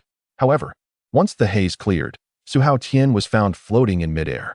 The laughter ceased abruptly. What? You are still alive? As the dust settled, not only was Su Haotian alive, but he was also completely unscathed, his attire intact. The aura surrounding him had nullified all attacks. Impossible. My energy blasts clearly struck. Vegeta began to panic. The full force of his assault had yielded no results. What on earth is this earthling? How could a Saiyan be defeated by another race? Absolutely impossible. Meanwhile, Goku and Krillin reignited their hope. They had not misjudged Su Haotian. They knew he wouldn't easily concede. This is wonderful. Now they could defeat the Saiyan. The Earth would finally be saved. Once the battle concludes, I must find a good lady to marry. Despite their serious injuries, the two could not restrain their cheers. In the Kame house, Master Roshi, though not present on the battlefield, remained vigilant, monitoring the situation. Grieving for the sacrifices of Yamcha and Piccolo, he felt sorrowful, even neglecting his cherished photo albums. Just moments ago, sensing the sudden surge of energy from Su Haotian and Bulma, he rekindled a glimmer of hope. He never expected that the young man from a year ago would possess such astonishing power. It was simply hard to believe. If he were to become an enemy, it would be terrifying. Goku had not yet reached such heights. The hope of Earth relied solely on him. In the nursery, Bulma had just finished feeding their two children. Yet her thoughts drifted toward Su Haotian, who was battling far away. Su Haotian, you must win. We have just had 2 children. It is far from enough. Recalling Su Haotian's promise to father 100 children, Bulma's cheeks flushed. How ridiculous. I am human. How could I possibly bear so many children? Does he think I am a pig? Giving birth would ruin my figure. How could my body withstand such strain? Am I expected to match his stamina? That scoundrel, that Su Haotian, has no idea how much he is exhausting me. Initially, she thought childbirth was simple, but the agony endured in the delivery room was unbearable. Though she had promised Su Haotian 100 children, now she realized, even if they were all twins, she would have to bear them until she was 70. Moreover, each time would be such immense suffering. She regretted her promise and now wished not to have any more children. After a moment of silence, Bulma muttered with a peculiar expression, but his stamina is truly incredible. Every time he desires intimacy, I feel a bit afraid. Perhaps I should just invite Lan Shi over to bear his children. I truly cannot endure any longer. Lan Shi, holding her 2-month-old child, gazed quietly into the distance. The sky was ablaze, trembling fiercely. All of this signified that this battle was of grave significance. Su Haotian, you must win. You must return alive. Su-Han is still so small. He cannot be without a father. Reflecting on her memories with Su Haotian, Lan Shi felt her heart flutter. Over the past 2 months, Su Haotian frequently visited her. His proactive demeanor was incredibly charming, gentle, romantic, and considerate. They often shared drinks under the moonlight, confiding in one another, engaging in intimate moments. This was quite nice. At least they could reunite every 2 or 3 days and enjoy a good rest. With a nanny to care for them, it was far more comfortable than living in Kame house. Just then, Lan Shi's phone rang unexpectedly. Hello, Bulma. What is up? Lan Shi, do you still like Su Haotian? This sudden question left Lan Shi somewhat bewildered. Suddenly, her eyes brightened. What do you mean? Are you getting a divorce? Divorce my foot. Don't blame me for being blunt. I, Bulma, am Su Haotian's rightful wife. Since you, Lan Shi, are infatuated with Su Haotian, why not just move in together and help him bear children? This guy said he wants to have 100 kids, and I can't handle it alone. What do you think? Sure. Lan Shi accepted Bulma's proposal without even batting an eye. Su Haotian's vitality was shockingly overwhelming. One woman alone could indeed not cope with it. Wasn't this a golden opportunity? Finally, she could be with him openly. Hearing Lan Shi's enthusiastic response, Bulma felt a weight lift from her heart. Strange. Why did she feel a twinge of discomfort even though she was merely finding help for herself? Never mind. From now on, let her be a breeding machine. At least 90 children are needed. No, 98 would suffice. Little did she know, in the future, Lan Shi would also use the same reasoning to persuade Bulma to ask Su Haotian for more wives. But that is a story for another time. Compared to the elusive Goku, Su Haotian's Saiyan physique was indeed far too formidable for ordinary earthlings. Chapter 16. The Enraged Vegeta and the Destructive Gallic Gun. Su Haotian twisted his neck and chuckled, Vegeta, that little strength of yours is more suited for scratching an itch. Vegeta, infuriated, shouted, stop being so arrogant. With a powerful roar, a devastating Gallic gun surged towards Su Haotian's face. Su Haotian leveraged the force, soaring effortlessly to evade this lethal strike. Is this all you've got? Vegeta revealed a sinister smile. Fool, that was merely a feint. Before he finished speaking, a second energy blast had already sealed off Su Haotian's escape route. Su Haotian abruptly halted, the energy blast whistling past his nose. Oh, quick reflexes. Su Haotian teased. Not as swift as you. the fastest in the universe. Proudly, Vegeta wiped his nose, interpreting it as a compliment. You do have some discernment. I was merely toying with you earlier. It would be too dull to defeat a worthy opponent in an instant. Hidden behind a distant rock, Yamcha hugged his knees, shivering. The battle between these two monsters was terrifying. It was best to keep his distance. Glancing at the remaining Shandog in his hand, he resolved to wait until Su Haotian dealt with that Saiyan before attempting a rescue, as Engin were not in immediate danger. As the battle resumed, Vegeta launched another fierce assault. Just as the energy blast was about to strike Su Haotian, his figure suddenly appeared above Bulma, delivering a powerful kick that sent him crashing into the mountainside. Vegeta let out a pained howl, filled with anger and resentment. Despicable earthling. He leapt up, fists flying towards Su Haotian. However, Su Haotian's figure flickered as he effortlessly dodged the punch, pivoting to deliver a precise kick to Bulma's lower back. Enduring the excruciating pain, Vegeta twisted his body, retaliating with a sweeping punch.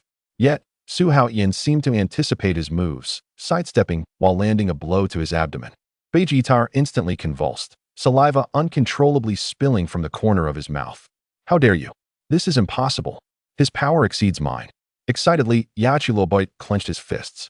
Victory is assured. Seeing this, Kulin shouted, Su Haotian, don't give him a chance to turn the tide. Yachiloboy joined in, urging, finish him off quickly. Becoming increasingly enraged from the continuous injuries, Vegeta bellowed, what a joke. I am the genius warrior of the Saiyans. The title of the strongest in the universe will never be relinquished to a mere insect like you. Wiping his mouth, he noticed his gloves smeared with crimson. You vile insect, you dare make me bleed? Unforgivable. Even if I have to destroy this planet, I will ensure you are reduced to ashes. Before his words faded, he shot upward into the sky. No matter how fast you evade, this time I will obliterate the earth along with you. As he gathered his hands, a blinding energy sphere began to swell ominously. Under the full power of the Gallic gun, you and this planet will be turned to dust. The faces of the three spectators turned pale. Kulin trembled. That setup? Could it be? Wukong suddenly awoke, exclaiming, is he going to blow up the earth? Yachilobori clutched his head, lamenting, what a loss. That was my last meal. Yet, Su Haotian merely gazed calmly at the sky. Who said anything about hiding? What? Everyone was taken aback. Kulin's eyes widened. Can he withstand it head-on? Wukong suddenly felt invigorated. That's right. Su Haotian's energy is even greater. Use the Kamehameha to clash. Protect the earth depends on you. Kulin shouted, Su Haotian, don't falter. My lifelong happiness hinges on you. Hearing this call, Su Haotian stumbled slightly, nearly falling. Who cares about your marital woes? Android 18 must be mine. Although Wukong and Bing'ar were both quite devoted, these two Saiyans were either training or fighting, utterly oblivious to the feelings of others. They were rarely home and often disappeared. It was no wonder their wives were unhappy. The Gallic gun of Vegeta came crashing down. Su Haotian had long been prepared, energy swirling around him. Kamehameha. With a thunderous roar, a brilliant blue beam shot skyward. The two forces of destruction clashed, unleashing blinding arcs of electricity at their point of contact. After a brief stalemate, Su Haotian's wave began to overpower. How is this possible? Vegeta's pupils constricted. This force was. The blue torrents surged with relentless might, pushing back and ultimately consuming the prince. As the blinding light dissipated, the azure sky became clear. Yachiloboy danced with excitement. Well done, Su Haotian. Kulin wiped his cold sweat, exhaling in relief. Finally dealt with this monster. However, Su Haotian remained fixated on the smoke. Don't celebrate too soon. Before he could finish, a violent aura erupted once more. Chapter 17. The full moon rises. Great ape awakens still alive. He can withstand such an attack? The group hurriedly sensed the aura, spotting Beatab staggering into view. He chuckled, wiping the blood from his mouth. You forced me to reveal this grotesque form. Prepare to repent in hell. Tonight is the full moon. Su Haotian's heart raced. The Vegeta, who should have transformed using an artificial moon, was now harnessing the true lunar phase. Yachiloboy, quickly feed the injured Shandug. He shouted urgently, prompting everyone to retreat. The warrior, the stout man, trembled in fear. I understand. The last Shandog lay quietly in his palm. Wukong, with a flash of inspiration, split the bean in two, sharing it with Feng. The warm energy surged through their bodies, banishing fatigue. Half a Shandog was sufficient to heal their injuries. as they were merely exhausted and not gravely wounded. Yet, the current battle exceeded their combined strength, forcing them to watch from the sidelines. Vegeta gazed up at the full moon, his pupils narrowing suddenly. Chapter 8. With intense heartbeats, dense fur pierced the skin, and bones cracked ominously. In an instant, the towering great ape howled into the night sky. Insects, your time of reckoning has arrived. His massive forelimbs pounded against his chest, tenfold power increase. Behold the true form of the Saiyan prince. Su Haotian stood with his hands behind his back, his clothes undisturbed. Feel free, transforming into a great ape. Wukong cried out in shock. Vegeta sneered, swinging his long tail. Kakarot, had your lowly warrior tail remained, you would have transformed into a frenzied beast under the full moon long ago. Memories struck like thunder, piercing through the fog. Wukong stumbled, kneeling. The flames of the turtle house, the screams of his grandfather, the ruins of the martial arts tournament. Reflected in those crimson eyes was his own image. Grandpa, I'm sorry. He clenched his fists, pounding them into the ground. Even if it cost his life, sensing the new power surging within him, Wukong leaped up. But the great ape's claws were swifter. A shadow darted past, blood tracing arcs in the air. Tianjin Fan's Kamehameha had not yet charged when a massive hand struck him into the earth. As the giant hand descended upon Su Haotian, only an afterimage remained. He escapes quickly. Vegeta bared his fangs, wondering where that arrogance had gone. Just as he finished speaking, Bingar opened his mouth wide, unleashing a fierce energy beam straight at Su Haotian's face. Su Haotian flickered, easily dodging this lethal strike. Vegeta's eyes trembled, astonished. What is happening? This guy's speed is so fast I can hardly perceive it. In the blink of an eye, Su Haotian appeared beside him, gently patting his shoulder.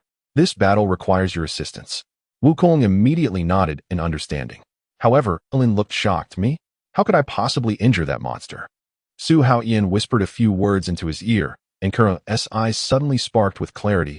Understood. Vegeta glared coldly at the two. Humph. In the face of absolute power, any trickery is futile. Su Haotian vanished once more. Misinterpreting the disappearance as a retreat, Vegeta furiously attacked the remaining two. Krillin dodged in panic, while Wukong gritted his teeth to endure, but was quickly overwhelmed and unable to rise. In a moment of desperation, Krillin had a flash of inspiration. With such a large target, a simple energy slash should suffice. He shouted as it whistled outward. However, the great ape Vegeta remained agile, easily sidestepping the attack. Su Haotian, we can't hold on much longer. Krillin cried out anxiously. The two individuals quickly found themselves battered and unable to rise. In a moment of dire urgency, the sunglasses-clad Su Haotian reappeared, exclaiming, "Now is the time." Upon hearing his voice, Klin leaped into the air and bellowed, "Solar Fist." A blinding radiance instantaneously engulfed the heavens and the earth. Vegeta, with his eyes searing in pain, cried out in despair, "My eyes!" Seizing this opportunity, Su Haotian snatched the long blade from Yakalobi Eye and instantaneously transported himself behind Vegeta. A glimmer of cold light flashed. With a swift motion, the robust tail was severed. Vegeta's form rapidly diminished, and his strength plummeted accordingly. Chapter 18. The Dawn of Rebirth, the Namekian Dragon. Having successfully severed the tail, Su Haotian let out a long sigh of relief. Confronted with a fully powered Vegeta, success was only achievable through personal intervention, as a sneak attack from Yakalobi Eye would be futile. Failure of this plan would compel him to destroy the moon. Yet the bright moon in the night sky held romantic significance for him to share with Bulma and Lan Shi, making it unthinkable to obliterate it. With Vegeta's immense power depleted, Su Haotian seized the moment, unleashing a relentless barrage of attacks. The air resonated with piercing screams. Sun Wukong and Klin stood agape, astonished. This was even more ruthless than he had anticipated. Yakalobi Eye shouted with excitement, "Keep going. Just like that. Break his spine, shatter his arms, crush his legs, and hopefully blow his head off with a single kick." Before long, Vegeta was left gasping for breath. Yet, Su Haotian hesitated to deliver a fatal blow. At that moment, Sun Wukong suddenly spoke. "Wait, Su Haotian, I have a request. Please spare him." A slight smile crept upon Su Haotian's lips. His delay in ending Vegeta's life was precisely for this moment, waiting for Sun Wukong's words. Klin was utterly bewildered. "Why, Wukong? This time, we owe it all to Su Haotian. But I want to defeat him using my own strength." Klin could not fathom. "Are you insane? He has devastated everything. How can we let him go? Jiaozi, Yamcha, Tianjinhan, and Piccolo all perished at his hands. Even the Supreme Kai sacrificed himself. Why should we spare him? This cold-blooded demon will surely return to haunt us once he recovers. Lying on the ground, Yukong continued. I merely recalled the battle with Piccolo, where I failed to defeat him personally, and I cannot resign myself to that. Let me be selfish just this once. Ever since I discovered my Saiyan heritage, I have begun to understand my profound love for battle. Before he could finish, Clint experienced a moment of epiphany, shivering involuntarily. This was the essence of Wukong's charm. Once, he had opposed Wukong, along with Tianjinhan and Piccolo. Yet, when faced with new formidable foes, past adversaries had become allies fighting side by side. Perhaps Wukong's decision was indeed justified. Seeing Clint still in doubt, likely struggling to come to terms with the deaths of Yamcha and Tianjinhan, Wukong turned to Su Haotian once more. Su Haotian, please spare him, I beg you. Did you not mention that there are greater foes in the universe? Letting him go is inconsequential. If I cannot defeat him, you can easily handle it anyway. However, I still wish to conquer him myself in the future. Despite Clint's silence, Su Haotian nodded. As you wish. Thank you. Clint sighed deeply. I truly cannot comprehend your thoughts. Nevertheless, Earth is your domain to save, and you possess the right to make this decision. Realizing that Clint had come to terms with it, Su Haotian gazed at the barely conscious Vegeta. Today, as my child is born, I will spare your life. Depart. However, the gravely injured Vegeta was completely immobilized, only able to twitch his face. Upon hearing that Su Haotian would spare him, he finally breathed a sigh of relief. In his heart, Vegeta thought, I must enter the regeneration chamber quickly, otherwise, I will surely perish. How detestable that my body cannot move. Once I return, you worthless beings will pay for reducing me to this state. As long as I return to the regeneration chamber, I shall recover completely. Once I am healed, I will ensure your demise. Earth will be doomed. While contemplating this, Su Haotian seized Vegeta and tossed him into the spacecraft, activating the rudimentary healing apparatus and slamming the hatch shut. Vegeta, I have beaten you so severely for your own good. Once you heal, you will understand, he chuckled. Inside the spacecraft, Vegeta seethed with resentment. Moments later, the spacecraft descended, hurtling toward outer space. Clint gazed at the departing vessel, his expression somber. Suddenly, tears streamed down Clint's cheeks.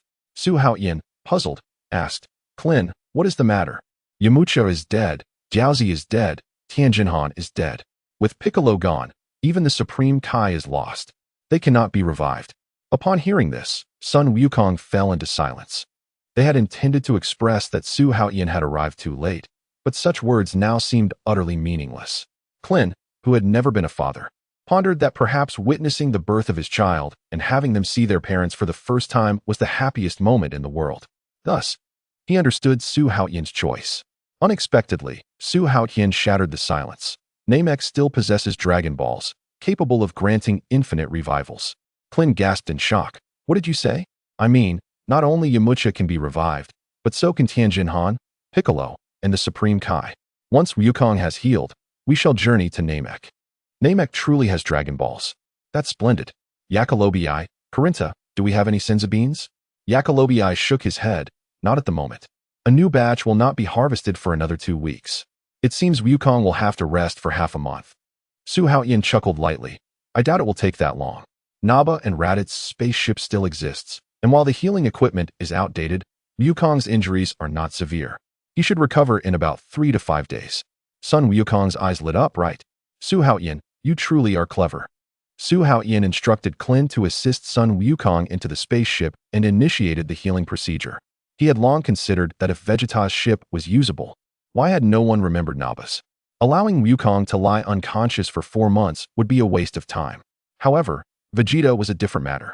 Su Haotian deliberately spared his life, but had inflicted considerable damage. Although this healing device was effective, recovery from such critical injuries would require an extended duration of at least a month. This was for Vegeta's own good, to unlock his potential. Su Haotian picked up Naba's energy detector. Having a scientist wife like Bulma is truly convenient. I shall return and have her make adjustments to enhance the combat parameters and disable the remote monitoring function. This tool will be far more useful, at least during training, to clearly gauge the results of one's efforts. Chapter 19. Lan Shi becomes family, nurturing a career. Before long, Clint returned home with Wukong and the spacecraft. He had expected Chi-Chi to be worried about Wukong. Surprisingly, she was solely focused on Gohan's homework, casting not a glance at Wukong in the healing chamber, leaving Clint dumbfounded. Over the years, Wukong and Chi-Chi had lived a frugal existence, and Chi-Chi had often complained about Wukong. His constant absence, only engaging in battles for money, had caused her much distress. After delivering Wukong, Clint returned home to continue his training. Su Haotian had mentioned the necessity of visiting Namek. Even if he could not assist in battle, gathering the Dragon Balls was crucial. Upon returning to the maternity ward, Su Haotian was left frozen in place by the scene before him. Lan Shi was holding a baby while standing alongside Bulma. Upon seeing him return, both exclaimed in unison, "Daddy is back." The simultaneous utterance sent a shock through Su Haotian's heart. Had they discovered his affair with Lan Shi? Su Haotian was instantly at a loss. Bulma, noticing his flustered demeanor, laughed heartily. "Ha ha ha, your expression is simply priceless. I am fully aware of your relationship with Lan Shi. It was all her idea, and I do not blame you. Since you have brought forth your offspring, let us live together. Are you happy, darling?" Su Haotian's mind was still in a whirl. He simply couldn't fathom how Bulma could accept Lanky in just a day. However, since his wife had posed the question, he hesitantly replied, "Would this not place you in a difficult position? I only considered bringing her home because I saw her alone and pregnant. You truly do not mind?" "Of course, it saddens me," Bulma blinked, "but as long as you always cherish me, there is no problem," Su Haotian quickly assured. "I will treat you the best for the rest of my life." Bulma opened her arms, and Su Haotian instinctively moved closer. She took her husband's hand and placed Lanky's hand on top. "We have been good sisters for many years. This childbirth nearly took my life. If you wish to have 100 children, how many times would I need to find Shenron to resurrect me? Having her help share the burden is just right. I do not possess her robust constitution," Su Haotian exclaimed. "However, Lanky is far stronger than I am. Let her bear the remaining 97, including Su Han. That makes 96 more." Lanky's eyes glistened with tears as she suddenly stood up and tightly embraced Bulma. "Bulma, you are even dearer than family. I will take on the remaining 97. Su Haotian was left speechless. He had initially thought he would lead a seemingly happy family life, while secretly indulging in romantic escapades. Little did he know, his wife was proactively seeking a second partner due to her fear of the pains of childbirth. Now, his physical capabilities were increasing daily. Not to mention 72 concubines. Even 3 palaces and 6 courtyards were within reach. At that moment, Bulma's parents entered after completing the baby paperwork. "Have you decided on names?" Bulma chuckled softly. "We're waiting for my husband to decide." Chapter 9. Su Haotian pondered for a long time. That night, while he and Bulma were entwined in the cinema, Lanky was present. He had initially planned to name the children based on the scene, but felt it was too casual. How about the boy named Su Jie and the girl named Su Ying? His in-laws showed a hint of discomfort. "Actually, we discussed it with Bulma. The boy should be named Trunks, and the girl Bra would be more suitable." "What?" Su Haotian was taken aback. These were clearly the names of Vegeta's children. His father-in-law sighed. "We only have Bulma and Tais as daughters, and had hoped for a grandson to inherit the family business." Upon hearing about inheriting the Capsule Corporation, Su Haotian's pupils contracted. Having descendants stand on the shoulders of giants was 100 times better than fretting over names. After all, there would be many offspring in the future. What did this small enterprise matter? "Father-in-law, you speak as if Trunks is just a casual name. He is our child. Bulma and I's. Shouldn't we name the boy Trunks and the girl Bra?" Dr. Brief's face lit up with joy. "Good lad, I knew I was right about you." Before he finished speaking, he had already lifted the swaddled Trunks high, showering kisses on the baby's little face. "Mwah mwah mwah." "Mrs." Brief looked at Su Haotian and her daughter, covering her mouth with laughter. "You have no idea. This old man has been yearning for a son for 20 years. Now that he has a grandson, he is happier than when he became a father himself. These names, he must have worn out the dictionary to choose them. Truly, it has been hard on our son-in-law." Su Haotian nodded slightly, a glint of determination in his eyes. He was already planning to entrust the responsibility of raising the children to his in-laws. After all, there would be more grandchildren. It was essential to cultivate the children's knowledge of technology from a young age, as they would need to inherit such a vast enterprise. If more children were to come, he might as well establish a kindergarten at home, a dedicated nursery run by Su Haotian, covering everything from enlightenment to school admission. Chapter 20. Soft and Fragrant. The secrets to enhancing combat power in the treatment pod. Since Su Haotian decided to head to Namek, Bobo hurriedly unearthed a long-sealed spaceship to gift Goku and his companions. Although the equipment was outdated, fortunately, it had been personally modified by the brilliant scientist Dr. Brief. Goku needed to recuperate in the treatment pod for 2 days. The new season of Senzu Beans would take another half-month to mature. When they were ready, it would be time to set off for Namek. They must revive Piccolo before Frieza could destroy Namek. Otherwise, they would have to rely on the Super Shenron to restart Earth's Dragon Balls. Gathering the Super Dragon Balls across the universe would undoubtedly consume an extraordinary amount of time. In these 2 days, Su Haotian brought both Bulma and Lanky back home. Dr. and Mrs. Brief were very open-minded and said little. Bulma was now an adult, and with her intelligence, she naturally understood her choices. Her parents had always fully supported her life decisions. Due to the lack of Senzu Beans, Bulma would need to rest for 42 days after childbirth.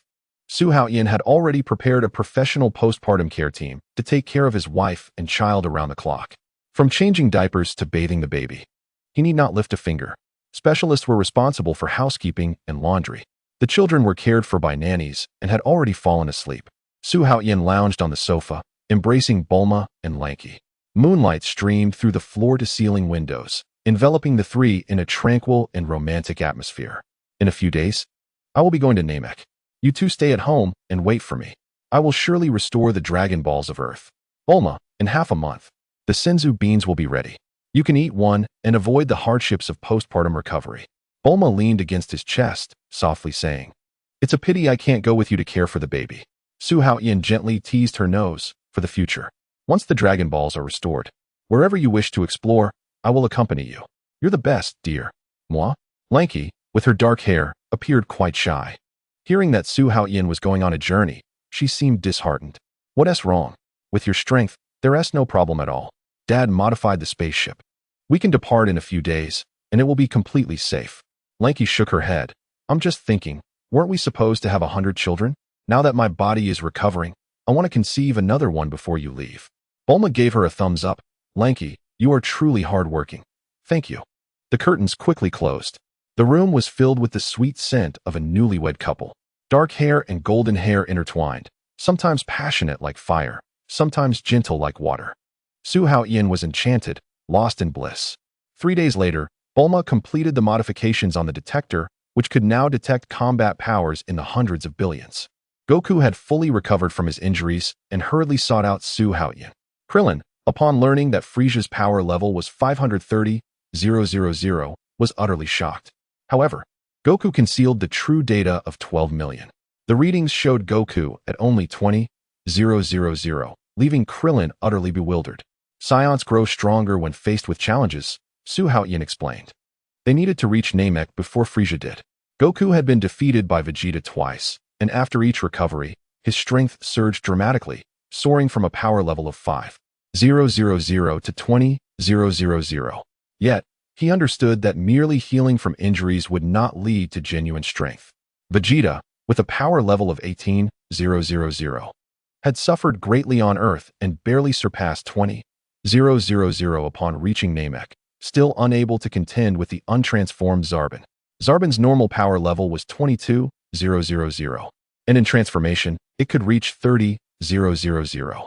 Vegeta's downfall lay in his pride and complacency, neglecting daily training. In contrast, Goku was addicted to fighting. He diligently trained from a young age, even walking on his hands, leveling hills while farming.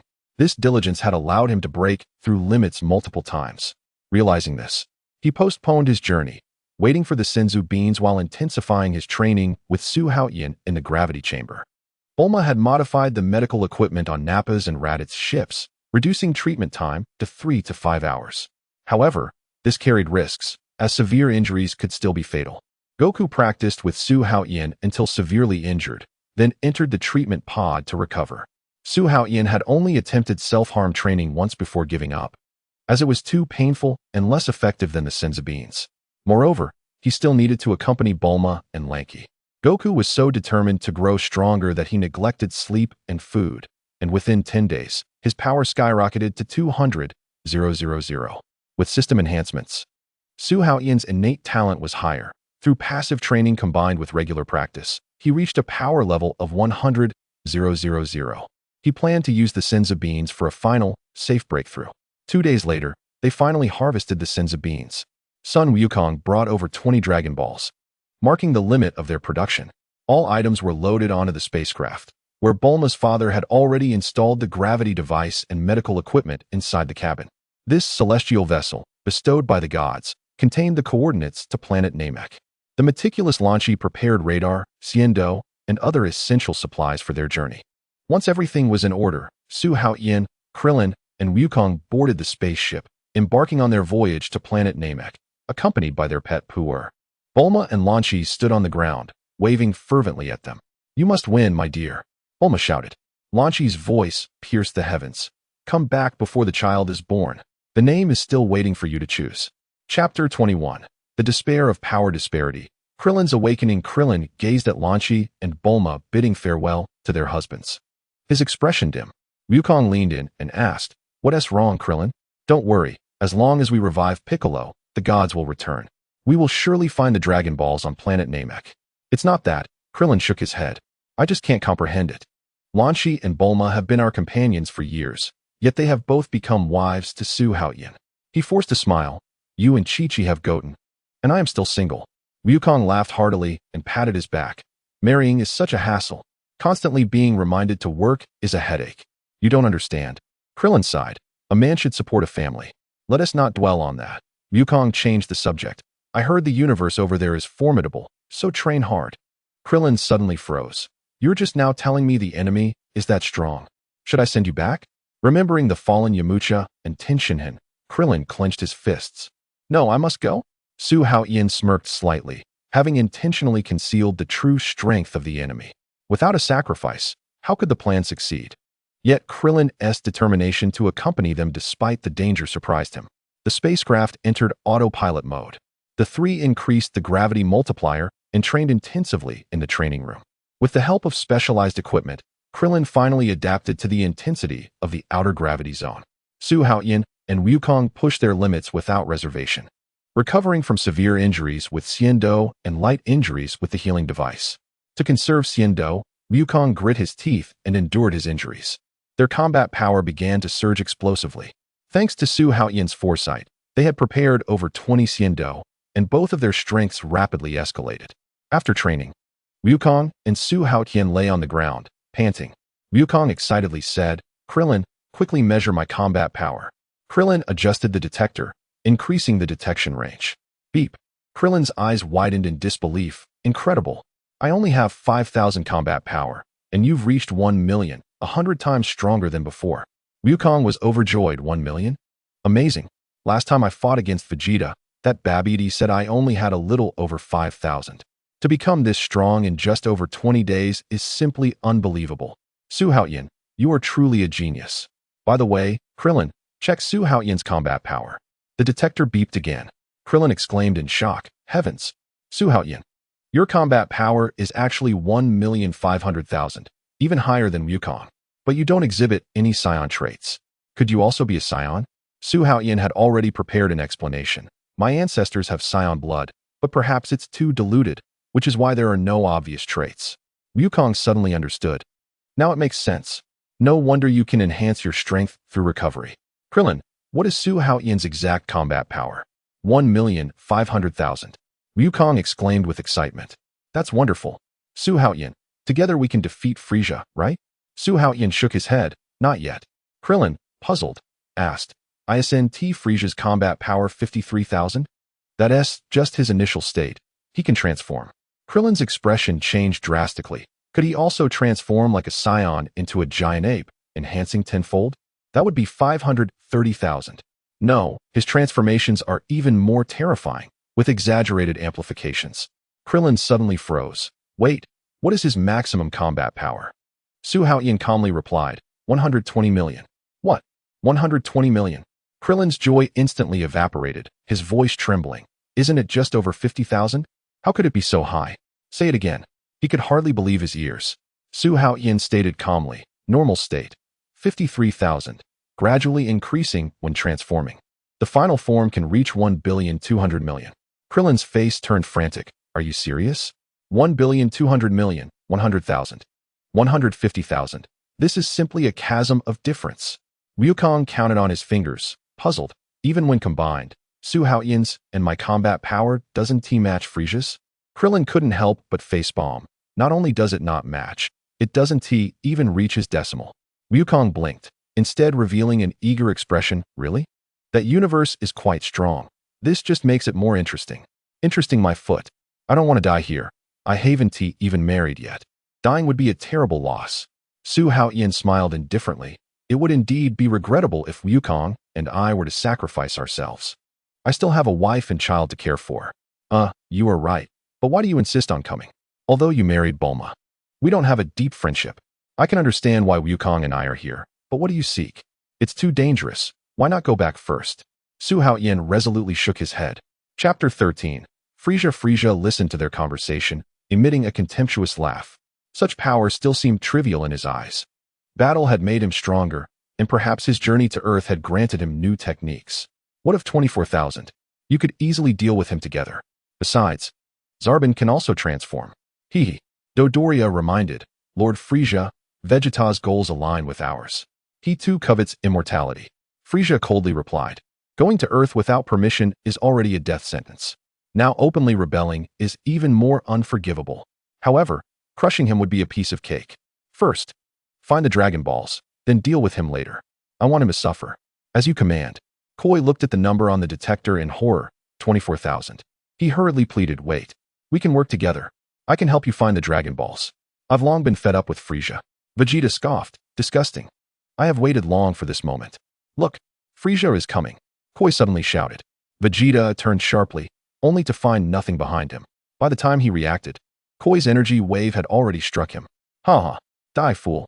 The smoke engulfed Vegeta's figure. Koi laughed triumphantly. Serves you right. No amount of strength can withstand this move. As the dust gradually settled, Vegeta's figure reappeared, completely unscathed. Koi's eyes widened in disbelief. This is impossible. Humph, foolish fool, you dare to show off such tricks? Koi turned to flee, darting away into the distance. A cold smile crept across Vegeta's lips. An increase in combat power also meant an increase in speed. Did he think he could escape? Before the words left his mouth, he had already flashed behind Koi, delivering a powerful kick that sent him crashing to the ground. Following that, a fierce energy burst forth from his fingertips. The ferocious force penetrated Koi's body, causing him to explode like a fragile plant, blood splattering, leaving no trace behind. Humph, worthless. After dealing with Koi, Vegeta began plotting his next move. Frisia was aware of his betrayal, and while Zarbin and Dodoria could be handled, only by gathering the Dragon Balls to gain immortality could he counter Frisia. To be effective, all 7 Dragon Balls must be collected. It would be wiser to hide one and wait until they gathered the other 6 before seizing the opportunity to reclaim it. With his decision made, Vegeta swiftly set his plans into motion. Not long after, he besieged a village on Namekexing, seizing the Dragon Ball and sinking it beneath the water for concealment. In the ensuing days, he destroyed the detector, concealed his presence, and lurked in the shadows. He awaited the moment when Frisia would gather the remaining Dragon Balls, allowing him to reap the rewards. With Sabo and Dodolia joining forces, his chances of victory were uncertain, and he must seek opportunities to defeat them one by one. On Earth, during the night at Bulma's home, Bulma and Lan Shi reclined in a chair, gazing at the myriad stars while both harbored thoughts of the same person. They had been gone for a month. They must have arrived at Namekexing by now, right? Lan Shi murmured, yes, they should have arrived. I've heard Frisia's power is terrifying. It's quite worrisome. I hope they can find the Dragon Balls first. Suddenly, Bulma had a brilliant idea. Right. We can gather the petrified Dragon Balls. Once they revive Bike, we can make our wish immediately. A spark of excitement flickered in Lan Shi's eyes. Indeed, we can contribute as well. However, the thought of searching for the Dragon Balls brought a frown to Bulma's face. But we have little combat prowess. It would be great to have some help. Chapter 25. Yulin, the beautiful crane school maiden in a Cheongsam. Lan Shi pondered for a moment. Tianjin Fan, Yamcha, and Bike have all perished. Kellen and Wukong have gone to Namekexing. The only one we can rely on now is Master Wutian. Bulma shook her head vehemently. No way. We absolutely cannot seek that old lecher. Lan Shi suddenly brightened. Wait, I actually have a suitable candidate. Bulma blinked. Who is it? She is Yulin, a junior sister from Tianjin Fan's martial arts school, who is trained in the crane school. She always wears a Cheongsam and is proficient in talismanic arts. Though she may not match the skills of Tianjin Fan and the others, she is still quite formidable. Bulma smirked. A junior sister? Tianjin Fan's little girlfriend? Lan Shi waved her hand dismissively. Not at all. That guy is a blockhead, completely focused on martial arts, and utterly uninterested in women. Bulma giggled. Yes, just like Yukong, but even more clueless. She suddenly lowered her voice, narrowing her eyes mischievously. Hey, Lan Shi, do you think he might be incapable? The two sisters had always enjoyed discussing intimate topics since they met in their youth, and now they were still preoccupied with Su Haotian, often exploring new facets of their admiration, ensuring that Su Haotian would never overhear their conversations. Lan Shi shook her head repeatedly. I've never even brushed against his clothing. How would I know? All women who approach him are shunned, unless they seek martial guidance, in which case he might offer serious advice. I have no interest in martial arts, so he avoids me, and eventually, I just stopped going to the dojo. Bulma playfully twirled a strand of hair. Such a person should become a monk. By the way, when will we ask Yulin for help? Anytime. But it depends on her willingness, Lan Shi shrugged. If she refuses, I'm at a loss. Bulma waved her hand confidently. Leave it to me. If she doesn't agree, I'll offer her $1 million to come out of retirement. Lan Shi clicked her tongue. As expected of a wealthy person, so ruthless. She will surely be tempted. Bulma stood and stretched her back. I'll first create a Dragon Ball radar. It's too late today. You bring her tomorrow. Oh, and you just found out you're pregnant, so don't run around. Rest at home. Understood. Lan Shi playfully saluted. Su Haotian had given Bulma a senzu bean before leaving, and she was now brimming with energy. The next morning, Lan Shi quickly brought Yulin, the talisman expert, who eagerly joined upon hearing about the search for the Dragon Balls. When Bulma first saw her, she was taken aback, a woman with graceful curves clad in a cheongsam. Her peach-like silhouette and toned abdomen were the epitome of the ideal female form. Bulma couldn't help but admire her. This woman possessed not only an incredibly alluring figure, but also a youthful, cherubic face, a perfect blend of innocence and maturity. Her fertility must be remarkable. Not only do men admire beautiful women, but even women appreciate the beauty of their own kind. Bulma enthusiastically waved. Hi, I'm Bulma. You must be Yulin. Your figure is amazing. Yulin, a quintessential classic beauty, smiled gently like a spring breeze. Please don't tease me. Bulma, you are the real beauty. With a stunning figure and looks. Bulma covered her mouth, laughing. You have quite the way with words. Even I'm charmed by you. A blush crept onto Yulin's cheeks as she hastily shifted the topic. I heard you're gathering the Dragon Balls to revive Tianjin Fan and the others. Lan Shi sent me to help. What do you need me to do? Bulma smiled softly. Lan Shi is pregnant and can't travel far, so I will go with you. By the way, can you perform the flight technique? Yulin nodded. Of course, I was the senior sister of the Crane School. Unfortunately, she trailed off. Lowering her head, Bulma recalled how Tabeabai from the Crane School had perished at Wukong's hands, while Tianjin Fan and Jiaozi had been recruited by Shenron. The revived Tabeabai was subsequently slain by Tianjin Fan. The decline of the Crane School was indeed linked to Wukong and Shenron. Just as she was about to apologize, Yulin lifted her head and said, but I want to blame Su Wukong or Master Wutian. The downfall of the Crane School is the consequence of my master and uncle's actions. I can discern right from wrong. Bulma sighed.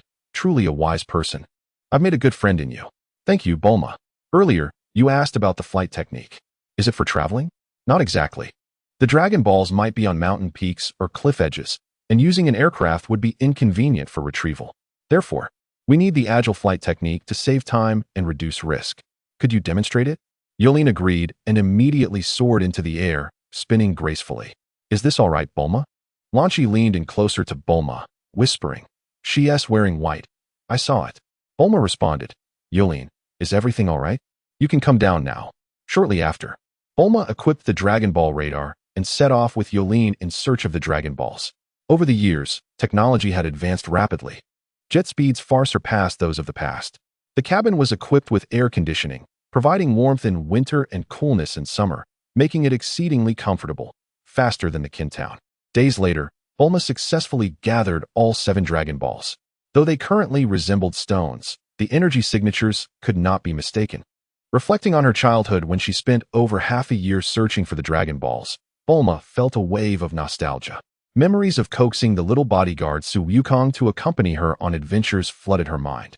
Now, those childhood companions had all grown up, Wukong had realized his dream of becoming a martial artist, still pursuing greater heights. She, too, had found her ideal partner through the Dragon Balls, achieving her own fulfillment. Recalling the sudden appearance of Chi-Chi at the World Martial Arts Tournament, which nearly altered her fate with Wukong, Bulma was astonished to hear that, after all these years, Gofen was already 4 years old, and they had yet to share a kiss, which was simply unbelievable. However, had she not missed Wukong, she might never have encountered the gentle and romantic Su Haotian, enjoying the happiness she currently cherished. The arrangements of fate are indeed marvelous. After gathering the Dragon Balls, Yulin bid farewell to Bulma. As she watched Yulin's retreating figure, Bulma suddenly entertained a bold thought. If such an exceptional woman could be persuaded to help her husband bear children, the task would be accomplished more swiftly. She abruptly shook her head, interrupting her own musings. What nonsense. I'm still young, and so is Lanchi. For the sake of my husband's dreams, every effort is worth it. Let us go. Meanwhile, lurking on Namekexing, Vegeta had been waiting for a long time. Frieza had collected 6 Dragon Balls, leaving only the one hidden by Vegeta. Without a detector, Frieza could only send minions to scour the villages for clues. The Namekexing people had nearly been wiped out. But Frieza spared the Grand Elder's life, as his death would render the Dragon Balls ineffective. Oh ho ho ho. That guy Vegeta actually blocked the detector. Frieza squinted. Addressing Sabo and Dodalia, I have a task for you. Bring him and the Dragon Ball back. After the 2 subordinates departed, Frieza toyed with his communicator, sneering. Although this planet was small, finding the deliberately hidden Saiyan prince was akin to searching for a needle in a haystack. He could hardly wait to fulfill his desire for immortality. The Jinyu Force, proceed to Namek at once and assist me in the search for the Dragon Balls. Understood. Lord Frieza, we shall depart immediately. Vegeta detected the presence of Dodoria and Zarbin wandering throughout the planet, wreaking havoc. He quickly realized that these 2 were fervently searching for his whereabouts while he awaited the opportune moment to strike when they separated. Humph. You will inevitably act independently to enhance efficiency. Hours later, the 2 indeed parted ways. Vegeta sensed the increasing distance between them, a cold smile gracing his lips. He suppressed his energy and quietly flew low towards Dodoria. Although Vegeta's combat power had reached 24,000, Zarbin still held a slight edge, capable of significantly amplifying his strength through transformation, completely overpowering Vegeta. Even in a one-on-one encounter, Zarbin was confident in his ability to defeat him. As for Dodoria, he regarded Vegeta with disdain. A mere 24,000, only 2,000 above my own. In Dodoria's eyes, Vegeta remained a weakling. Even a slight advantage was insufficient to crush him. Chapter 14. Combat skills, experience, ambush, and even retreat could bridge this gap. Before long, Dodoria's patience began to wear thin. The densely clustered hills surrounding him served as excellent hiding spots, aggravating him further. In a fit of rage, he began to bombard the area, reducing the nearby hills to rubble. Just as he unleashed his wanton destruction, a heavy fist struck his abdomen. The excruciating pain accompanied by a scream caused Dodoria to crash heavily to the ground. He angrily looked up, his pupils suddenly constricting at the sight of the coldly smiling Vegeta before him. Vegeta! Vegeta taunted, long time no see, Dodoria. Dodoria roared in fury. You dare to ambush me. Vegeta's gaze was icy. You and Zarbin cling to Frieza like parasites. I have been waiting for the moment you were alone. Without Frieza and Zarbin, you are no match for me. Dodoria bellowed. Don't be so arrogant, you filthy monkey. Hand over the Dragon Balls, and I will spare your life. If you have the capability, come and take them, Vegeta replied with a disdainful smile. Enraged, Dodoria charged at him, his fists enveloped in a turbulent energy stream. However, just as he was about to strike, he caught a glimpse of Vegeta's contemptuous expression, causing his heart to sink. Vegeta dodged Dodoria's punch with ease, swiftly thrusting his right knee upward to deliver a crushing blow to Dodoria's chest. Dodoria felt as though his insides had been churned by a massive wave, the agony twisting his face in an instant. His heart seemed to momentarily halt as he let out a muffled groan, staggering back a few steps while coughing up warm blood. Damn it! How could this monkey be so strong? Before he could regain his composure, Vegeta's whip-like leg came crashing down. Dodoria attempted to evade, but could only watch helplessly as that heavy strike landed squarely on his face. Chapter 27. Crushing Dodoria, confronting Zarbin. Boom. Dodoria crashed into the rock wall, nearly shattering every bone in his body. Smoke and dust enveloped him as he struggled to rise. A viscous liquid seeping from the corner of his mouth, his breathing heavy like a bellows. "You dare," he snarled, his face contorted with rage. "Vegeta? I will kill you." In a fit of fury, Dodoria wildly swung his arms, unleashing a torrential downpour of energy blasts. The flames and smoke engulfed Vegeta entirely. However, the assault did not cease, and a cold voice suddenly echoed from behind him. "Where are you aiming?" Dodoria's pupils dilated. Vegeta's fist, accompanied by a fierce wind, struck his face, followed by a relentless barrage of knee strikes, elbow jabs, and powerful punches, concluding with a devastating slam. Amidst the cacophony of strikes, Dodoria's wails echoed incessantly. Meanwhile, Zarbon's scouter emitted a sharp alarm. He fixed his gaze on the screen, a sinister smile creeping across his face. "So you were hiding here, Vegeta." He turned and sped towards the battlefield. Upon arrival, his pupils constricted in shock. Dodoria lay collapsed in a pool of blood, his left arm shattered. Vegeta was mercilessly stomping on his broken body. Dodoria's corpulent form trembled incessantly, his face smeared with blood, a few teeth missing, emitting cries of agony. Spotting Zarbon, Dodoria desperately called for help. "Zarbon, come help me." Zarbon bellowed. "Vegeta, stop." Vegeta coldly turned towards Zarbon. "You wish to command me? You dare to issue orders to the Prince of the Saiyans?" With that, Vegeta unleashed his full power. Dodoria's head exploded like a shattered watermelon, crimson blood spraying the ground. Vegeta casually kicked the headless Dodoria into the water. "You dare to kill Dodoria? Vegeta, this is unforgivable." Vegeta crossed his arms, disdainfully retorting, "You arrived just in time, Zarbon. Today marks your demise." Witnessing the brutal death of his longtime partner, Zarbon became uncontrollably enraged, charging at Vegeta. Vegeta firmly intercepted the incoming punch. Zarbon's heart raced in disbelief. How is this possible? He actually blocked it. Before he could react, Vegeta's heavy fist was upon him. Zarbon hastily dodged, yet Vegeta instantly appeared behind him, delivering a fierce kick to his face. Bang! Zarbon was sent flying several dozen meters, stirring up a cloud of dust.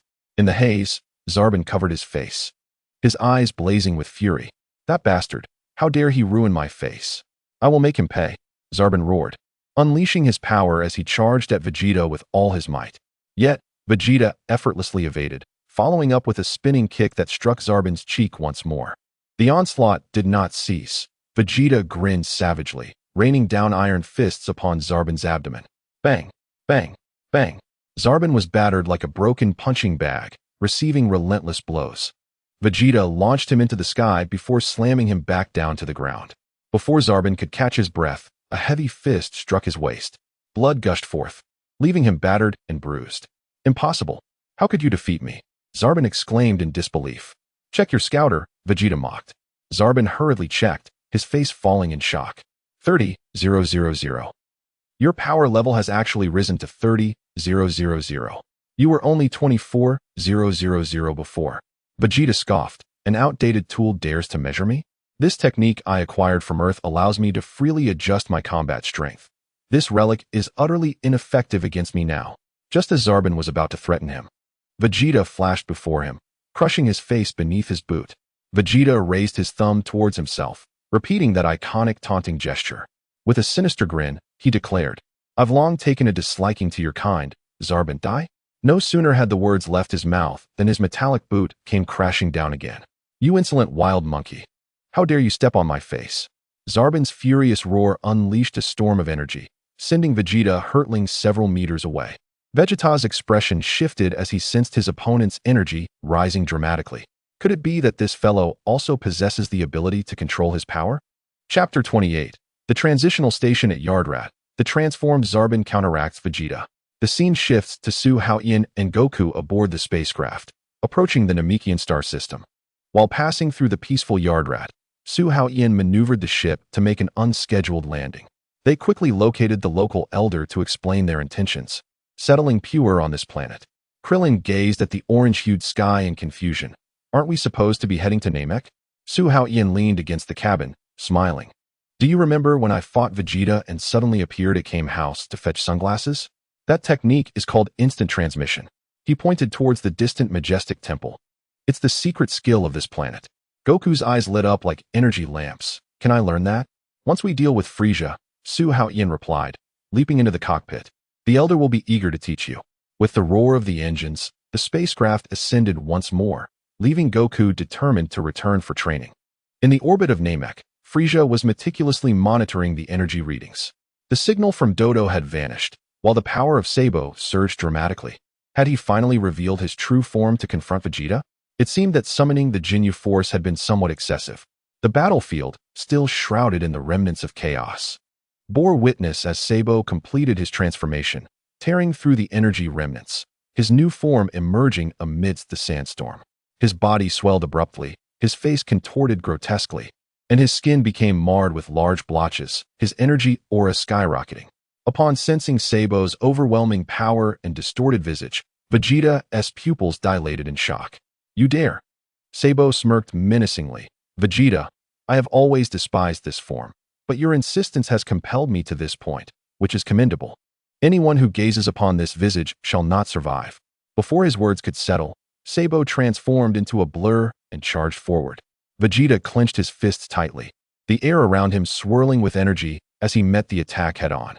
A repulsive creature dares to challenge me. The two figures clashed in an instant. Sabo, now in his transformed state, held a slight advantage. Vegeta's powerful punch was caught effortlessly by Sabo, who retaliated by smashing the prince into the ground. Before the dust could settle, Sabo's knee struck from above. Vegeta, feeling the impending pressure, propelled himself backward, creating distance before unleashing his Wolf-Fang fist. A torrential barrage of punches forced Sabo to retreat several steps. Seizing the moment, Vegeta delivered a flying kick, his arms weaving through the air like phantoms. Hundreds of energy blasts cascaded down like a starry river. A tremendous explosion engulfed Sabo, the shockwave fracturing the earth beneath them. Vegeta, having exhausted himself, gasped for breath. Suddenly, a piercing punch emerged from the smoke. Cough! A brutal blow to his abdomen nearly left Vegeta breathless. Sabo's relentless assault continued, his iron fists raining down upon the prince's body, culminating in a final upward kick that sent him soaring into the sky. This is impossible. As Vegeta fell, blood trickled from his lips, his once proud visage now marred with grime. Sabo's pursuit was akin to a tempest, each strike fueled by humiliation and rage. The sound of cracking bones echoed through the air. With a decisive knee strike to Vegeta's chin, the prince lost consciousness, plummeting like a rag doll. Sabo exhaled deeply, reverting to his elegant visage. Hand over the Dragon Balls. Silence was his only response. Suddenly, the alarm from the detector blared sharply. This is bad. Vegeta's energy is waning. He is nearing death. Realizing that Vegeta had concealed the last Dragon Ball, Sabo panicked. If this fool died before revealing its location, the search for the final Dragon Ball would become an insurmountable challenge. If King Frieza could not gather all the Dragon Balls, Sabo would undoubtedly meet a grim fate. Perhaps even execution on the spot. What a troublesome individual. I never anticipated I would have to save you. Sabo swiftly scooped up the unconscious Vegeta and departed.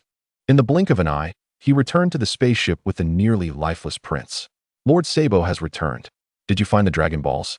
Wait, is that Vegeta? He looks like a dead dog. Sabo barked, enough with the chatter. Get him to the medical chamber immediately. He must not perish. We must extract the whereabouts of the Dragon Balls. Understood, Lord Sabo. Several soldiers hurriedly placed Vegeta into the latest model of the medical chamber. Before long, Sabo, now donned in a clean uniform, entered the medical room. To think I must tend to a traitor. Sabo's displeasure was palpable. Listening to the persistent beeping of the medical chamber, he impatiently inquired, when will he regain consciousness? We need to learn the location of the Dragon Balls. Vegeta's injuries are severe. Without the new treatment chamber, he would have perished long ago. It will take at least half an hour for him to regain consciousness. Half an hour passed swiftly. Vegeta opened his eyes and stepped out of the medical chamber. He found himself aboard Frieza's spaceship, with the tyrant himself in the control room. Recalling Sabo's lethal attack, Vegeta still felt a tremor of fear. However, to his astonishment, this near-death experience had significantly amplified his combat prowess, nearly doubling it. The effect was far superior to the brutal beating he had received from Su Haotian. Vegeta contemplated retaliating immediately, but with Frieza aboard, a direct confrontation was unwise. As long as he kept the secret of the Dragon Balls, They would not dare to act against him. At worst, they would resort to torture. It was better to play along. The soldiers bound him tightly, preparing for intense interrogation. Vegeta, hand over the Dragon Balls. Huh? Vegeta scoffed, turning his head disdainfully. Sabo approached with a grim expression. Vegeta, Lord Frieza only desires the Dragon Balls. Speak, and you shall be spared. Vegeta retorted mockingly. You lot think you can negotiate with me? If you wish to kill me, then do it. The Dragon Balls shall remain out of your grasp. You. Sabo trembled with rage, his face darkening. Then, a twisted smile crept across his face. Bring it on. Lord Sabo commands you to beat him senseless. If you fail to extract the location of the Dragon Balls, you all shall meet your demise. The soldiers turned pale with fear. Understood, Lord Sabo. A new wave of torment commenced. Vegeta endured relentless beatings from several soldiers. Whips tore at his flesh. And iron rods shattered his bones, yet he remained silent. Such attacks would not have harmed him under normal circumstances. By controlling his energy, Vegeta suppressed his power to the utmost, allowing the ordinary soldiers' assaults to inflict significant damage. Even bloodied and battered, he steadfastly endured. As the soldiers prepared to continue their brutal assault, Vegeta once again succumbed to unconsciousness. Sabo frowned in annoyance. Another fainting spell? What a useless fool. Once he is treated, I must ensure he speaks. Understood, Lord Sabo. Next time, increase the intensity, but do not kill him. Soon, the soldiers carried Vegeta back to the medical room. At that moment, a messenger hurried in. Lord Sabo, King Frieza summons you. Sabo immediately proceeded to the control room. Half an hour later, Vegeta felt his body healing. His combat power had surpassed the threshold of 120,000. He was elated. Although he was aware of Frieza's typical strength at this moment, he was convinced that this was the path to becoming a Super Saiyan. Through pain, he gained power. Soon, he would surpass Frieza. Once he obtained the Dragon Balls and achieved immortality, the universe would bow before him. Lost in these thoughts, Vegeta trembled with excitement. As soldiers escorted him, the squad leader mocked. Are you trembling in fear? If you confess early, you'll suffer less. If you wish to kill me, do it. Dying is not so easy.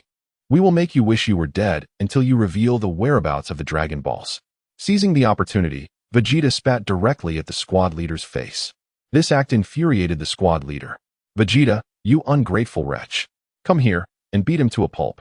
Instantly, fists and kicks rained down upon Vegeta. Amidst the excruciating pain, a strange exhilaration surged within him. This new treatment device was truly miraculous. It could heal him in just half an hour. Vegeta savored the pleasure amidst his agony. At this moment, Su Haotian, Klin, and Goku quietly descended upon Namek. Following Su Haotian's advice, the trio concealed their energy. Klin lowered his voice. I sense Frieza's energy. It's terrifyingly powerful, yet still pales in comparison to your full strength. Is this merely his initial form? Su Haotian nodded slightly. Do not be deceived by appearances. He possesses 3 transformations. The second form has a combat power of 1,200,000, the third form 3 million, and the ultimate form 30 million, with full power reaching 120 million. To think he could hide so deeply. We should avoid direct confrontation whenever possible. Goku rubbed his hands eagerly. I want to fight him right now. Klin quickly restrained him. Calm down. Do not forget the purpose of our journey. Wukong scratched his head and chuckled, saying, Aha, I understand now. The 3 of them stealthily exited the spacecraft, with Su Haotian casually storing it into the universal capsule. This way, even if the planet were to be destroyed, they could retrieve it at any time. Klin activated the Dragon Ball radar, and 6 luminous points appeared on the display. Goodness. All 6 were on Frieza's spaceship. The situation was dire. Su Haotian's brow furrowed. Quickly check for the last one. Klin reduced the map scale and finally pinpointed the last light. Bulma's radar was truly remarkable. If they could acquire this one, Frieza would be unable to gather all the Dragon Balls. Su Haotian decisively proclaimed, Conceal our presence and fly close to the ground. We must set off immediately. The 3 figures silently swept across the desolate land. Hours later, they followed the radar to a ruined village, where nameless beings resembling Piccolo lay strewn across the ground. Frieza had actually done this to them. Su Haotian suddenly sensed a faint life sign. Digging through the rubble, he discovered a dying, nameless child. The weak breaths confirmed his survival. Su Haotian turned the body over, and his expression froze in shock. It was Tian Tian, the nameless with exceptional healing abilities, comparable to the magical beings who had replaced Piccolo as the deity during the Buu saga. After a moment's hesitation, he took out one of the only two magical beans left in his pocket and placed it into Tian Tian's mouth. Clin shouted, "Stop! That's our last magical bean." But the bean had already slipped down Tian Tian's throat. I am not a saint, Su Haotian thought resolutely. Yet how could one ignore the innocent and pure-hearted Nameless in their time of need? A deeper consideration was that without establishing a connection with the Nameless, they could not summon the dragon. Belenga's wish also required their voices to be realized. Tian Tian's eyelashes fluttered, and upon opening his eyes, he met Su Haotian's smiling gaze. That handsome face radiated kindness, momentarily disorienting him. "Wasn't it the Saiyans who saved me?" Clin interjected. "To save you." Su Haotian used up half of our magical beans. Tian Tian propped himself up, witnessing the devastated village, tears streaming down his face. They slaughtered the entire village. It was so cruel. However, Su Haotian approached another nameless body. Suddenly, the man's arm twitched, and Clin hurriedly stopped him. There's only one magical bean left. No need. Su Haotian opened the man's body. He was self-repairing, and placing him in the healing pod would suffice. The Nameless' unique regeneration ability required only light and water to heal. Of course, individual talent varied greatly. Only those like Cell, with modified cells, possessed the terrifying regenerative power akin to Majin Buu. Tian Tian's sobs ceased abruptly. Hearing of a surviving compatriot, hope ignited in his eyes. "Let me heal him." He rushed forward, placing his palms on the injured man's chest, and as a green aura swirled, the wounds visibly healed at an incredible pace. "Is this magic?" Clin exclaimed in astonishment. "I am a healing-type Nameless," Tian Tian explained. The awakened tribesman grasped his hand tightly. "Tian Tian, you're alive." Tian Tian nodded slightly. "Indeed. They saved me. I can feel that they all harbor good intentions." The gazes of the two Nameless turned towards Su Haotian and his companions. The awakened Nameless inquired, "Do you come from another planet? Why have you come here? Are you, like the Saiyans and Frisia, also here for the Dragon Balls?" Clin candidly responded, "Indeed. In fact, there was once a Nameless who served as a deity on our planet. He created the Dragon Balls, but the invader Vegeta killed him, rendering the Dragon Balls ineffective, and we lost many companions because of it. Through Vegeta's clues, we learned of the existence of the Nameless planet. Our purpose here is to use the Dragon Balls to revive the deity and our fallen comrades." Tian Tian's expression brightened. "I see. Unfortunately, the Dragon Balls have been taken by Frisia. It won't be easy to confront him. How about I take you to see the Grand Elder first? I can sense that you possess immense energy within you. Although you may not yet be able to contend with Frisia, if you accept the Grand Elder's potential awakening, there may be a chance to reclaim the Dragon Balls." This was precisely the outcome Su Haotian had been hoping for. "Thank you so much. Shall we depart now?" Clin suddenly interjected. "Wait, I almost forgot there's still a Dragon Ball hidden nearby. We must find it first." "Ah, you're right. I was negligent." Clin adjusted the radar's detection range, focusing intently on tracking the signal source. Beep, beep, beep. He repeatedly calibrated the instrument, his brow gradually furrowing. Strange. The displayed location is right in this river, yet there's no trace. Su Haotian confirmed. "Is the position accurate?" "Absolutely certain. Leave it to me." Before he finished speaking, Su Haotian leaped into the water. Moments later, he emerged holding a gigantic Dragon Ball. "Got it." Clin was overjoyed. "Haha, this is going smoothly." Wukong's eyes widened in amazement. The Dragon Balls of the Nameless planet are beyond imagination. Chapter 31. The Inquisitive Tian Tian and the Frustrated Clin. Now, even if Frisia gathered the 6 Dragon Balls, he would not achieve his desires. Upon hearing Clin's statement, Tian Tian's expression changed dramatically. "What? Frisia has already obtained 6? The radar's detection results confirmed this. Was there an issue?" Sweat trickled down Tian Tian's forehead. "The Grand Elder guards 1 Dragon Ball. If they gather all 6, it implies..." Another Nameless trembled. "The Grand Elder's village may have already..." Su Haotian suddenly spoke, interrupting their sorrow. "Do not worry. The Dragon Balls should have been created by the Grand Elder. He must still be alive. Otherwise, the Dragon Balls would lose their power." This statement startled Tian Tian and the other Nameless, their faces lighting up with joy. "That makes perfect sense. You're right. They must still be controlling the Grand Elder. Let us hurry." Thus, Su Haotian, Clin, and Wukong followed the two Nameless, carrying the Dragon Balls in search of the Grand Elder. As long as they held this Dragon Ball, Frisia would not be able to gather them all, and their plan remained steadfast, due to the need to conceal their energy.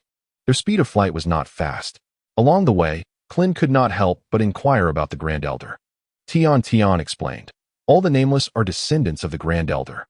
Once, the Nameless planet faced a climatic disaster, nearly leading to extinction. Only the Grand Elder survived, and he later continued our race alone. I am his 108th child. Clin was astonished. What? How can one person give birth? He simply regurgitates eggs. Upon hearing this, Clin stiffened, suddenly recalling the scene of his first death, the egg that old Piccolo had spat out, which had birthed Damblin, taking his life in an instant. So that is how it is. The Nameless reproduce asexually. Tian curiously inquired. What is asexual reproduction? Is your method of propagation different from ours? Earthlings require the union of a man and a woman to reproduce, and only females can become pregnant. Tian looked puzzled. Man, woman? What is marriage? How do children come into being? Clin thought. Why am I even discussing this? Once again, he was reminded of his own pain. Darn it, once we return to Earth, I must find a girlfriend and get married. He had initially trained diligently under Master Roshi to attract the attention of girls. Now, although he was strong and among the best among ordinary people, he still remained single. Clin couldn't help but feel frustrated. What have I been doing all these years? Even that simpleton Wukong is married with children, and I'm still single. It's absolutely absurd. If I still can't find a girlfriend, after resurrecting everyone, I will use the Dragon Balls to wish for a partner. He resolutely reminded himself to stay true to his original intentions. Wukong merely listened quietly to their conversation, completely unfazed. In the depths of his mind, Sun Wukong pondered whether the Elder would possess the strength to confront Frisia after unlocking his potential. The anticipation of engaging in more intense battles ignited a fervor within him. Su Haotian, overhearing their conversation, nearly burst into laughter. It was indeed comical for a bachelor to explain the reproductive methods of Earthlings to the asexual Namekian. In consideration of Krillin's feelings, Su Haotian restrained his amusement. Having traversed through numerous peculiar experiences as a time traveler, he had cultivated an extraordinary level of patience. No matter how hilarious the situation, he had to suppress his laughter. However, in the next instant, Krillin began to elaborate on the intricacies of earthly conjugal life to Tian. Unable to contain himself, Su Haotian finally erupted in laughter. Sun Wukong, bewildered, inquired, Su Haotian, what are you laughing at? Su Haotian replied, Oh, nothing. I just thought of Bulma and Launch and found it amusing. Krillin, puzzled, asked, What is so funny? Are you missing them? Chapter 16. Su Haotian composed himself and explained, You will understand once you have a family of your own. When I left, Launch was expecting her second child. I will return to find another son. Of course, I am delighted. Krillin exclaimed in astonishment. You already have 3 children? And you are about to become a father again so soon? Indeed. That is why I am so joyous. Sun Wukong congratulated. Congratulations. I hope this time it is twins. Su Haotian responded with a smile. Thank you for your kind words. I will do my utmost. Wukong sighed. We only have Gohan. Chi-Chi wishes for another. But our family is so impoverished that we can barely afford to eat. I truly envy your and Bulma's financial situation. Krillin's expression grew increasingly grim. While these two discussed parenthood, he remained single, which was indeed disheartening. At that moment, Tian pressed on. Krillin, you still haven't clarified how humans reproduce. Krillin thought to himself, this is perhaps the umpteenth time I have been struck down. Chapter 32. A few hours later, they arrived at the Elder's village. Several Frisia soldiers were patrolling near the Elder's residence. Upon spotting Su Haotian and his companions, they immediately raised their weapons and warned, Halt. Tian exclaimed, It's Frisia's men. Here come some aliens seeking death. Let's take them down. In the blink of an eye, Su Haotian had vanished from his position. Bang, bang, bang. Within a mere 3 seconds, all the henchmen lay defeated. Tian was left in utter shock. You are astonishingly powerful. I barely caught a glimpse of your movements. It is truly incredible. Defeating Frisia will undoubtedly be a breeze. The group entered the Elder's abode. Ahem, Elder, it is I, Tian. I have returned. At that moment, Mealy emerged. You have finally returned. The Elder is already aware of everything. Please, follow me inside. Tian's eyes sparkled with admiration. Indeed, the Elder can perceive everything without stepping outside. Mealy added, By the way, Neru was gravely injured by Frisia and requires your assistance in healing. Naru is alive? That's splendid. Please take me to see him at once. Naru is in the side room. You may go treat him. The elder wishes to see you all. Understood. After this, Muley led Su Haotian, Wukong, and Krillin to the elder's chamber. After a brief exchange of greetings, Tian healed Naru and soon joined them. She informed the elder about the attack on the village, prompting the elder to address serious matters. Those scoundrels have slain my kin. Ahem, it is truly contemptible. I had already surmised that you were here for the Dragon Balls. Krillin nodded, indeed. The Dragon Balls embody the wisdom and strength of the Namekians. I never imagined they would attract a demon like Frieza. Krillin resolutely stated, we will strive to gather the Dragon Balls first and revive our fallen companions. Tian implored, please assist us, Elder. They are good people and even enlighten me about Earth's reproductive methods. It is a beautiful planet. Krillin continued, I have another request. I hope the Elder can awaken the potential within these three. Their strength may be sufficient to defeat Frieza. The Elder gazed at Krillin. How do you know about the Dragon Balls? Because Earth also possesses Dragon Balls. What? Krillin recounted how Namek had once faced climatic disasters, with only the Elder surviving, leading to the realization that Piccolo had escaped to Earth during that time. However, due to the circumstances, he became the god and the Demon King. Krillin explained, long ago, a Namekian fled to Earth during a planetary crisis. He was the one who created the Dragon Balls. So that is the case. I recall it now. It was the child of Katas, truly miraculous. I never expected that child to safely reach Earth. He was indeed a genius in crafting the Dragon Balls. Krillin solemnly remarked. He perished alongside our companions, killed by the Saiyan Vegeta. The Saiyans are brutal and managed to slay the genius of Namek. Could it be the legendary Super Saiyan? Krillin was taken aback. What is that? Earthling, could you come here for a moment? Krillin nodded and approached the Elder. The Elder gently placed his hand atop Krillin's head. Let me see all that you have experienced. No problem. In an instant, the Elder glimpsed Krillin's memories and captured information regarding Piccolo. Moments later, the Elder opened his eyes, realizing, so, it occupied his body, resulting in two entities. To ascend to the position of the Earth deity, was he willing to abandon even the slightest shred of conscience? It is precisely this that gave birth to Piccolo. What a pity that such extraordinary talent was divided. It is indeed lamentable. If they could reunite, perhaps they would not have encountered misfortune. Krillin, astonished, inquired, reunite? I have comprehended everything. Your wishes are pure and unblemished, and your courage is commendable. Please accept this gift. The Elder's palm emanated a soft glow, and Krillin's aura suddenly surged. Following his rigorous training aboard the spaceship, Krillin's combat power had already surpassed 7,000. Now, it skyrocketed tenfold, reaching an astounding 80,000. The overwhelming power made Krillin's every pore rejoice. Is this the awakening of potential? It is astonishingly effortless. A tumult of emotions surged within Krillin. Had he possessed such strength, he would not have allowed Vegeta to bully his companions. While he could not fathom the joy of Su Haotian becoming a father, this explosive increase in combat power was undeniably exhilarating. Krillin nearly shouted to the heavens to release his overwhelming joy. After completing the awakening of potential, the Elder spoke softly, my time is limited. It is you two who are the keys to resisting Frieza. Step forward, and allow me to unlock your potential. Son Wukong was the first to stride forward. The Elder's hand rested upon Wukong's head, and in an instant, Wukong's aura began to soar. 1,000,001, 2,000,001, 5,000,002, 2,000,000, ultimately stabilizing at 5,000,000. Wukong clenched his fists in disbelief. Incredible. My power has increased again. Thank you, Elder. The Elder smiled and nodded. Next, Su Haotian stepped forward steadily, and the same scene unfolded once more. 7,000,001, 9,000,002, 1,000,002, 6,000,002, 9,000,003, 1,000,000. Su Haotian felt an overwhelming surge of power within him, his combat strength breaching 3,000,000, filling him with elation. What was Frieza compared to a Super Saiyan? Yet the numbers continued to rise. 3,000,000, 5,000,000, 9,000,000. Ultimately, it plateaued at 9,000,000, sending shockwaves that left Krillin's face pale.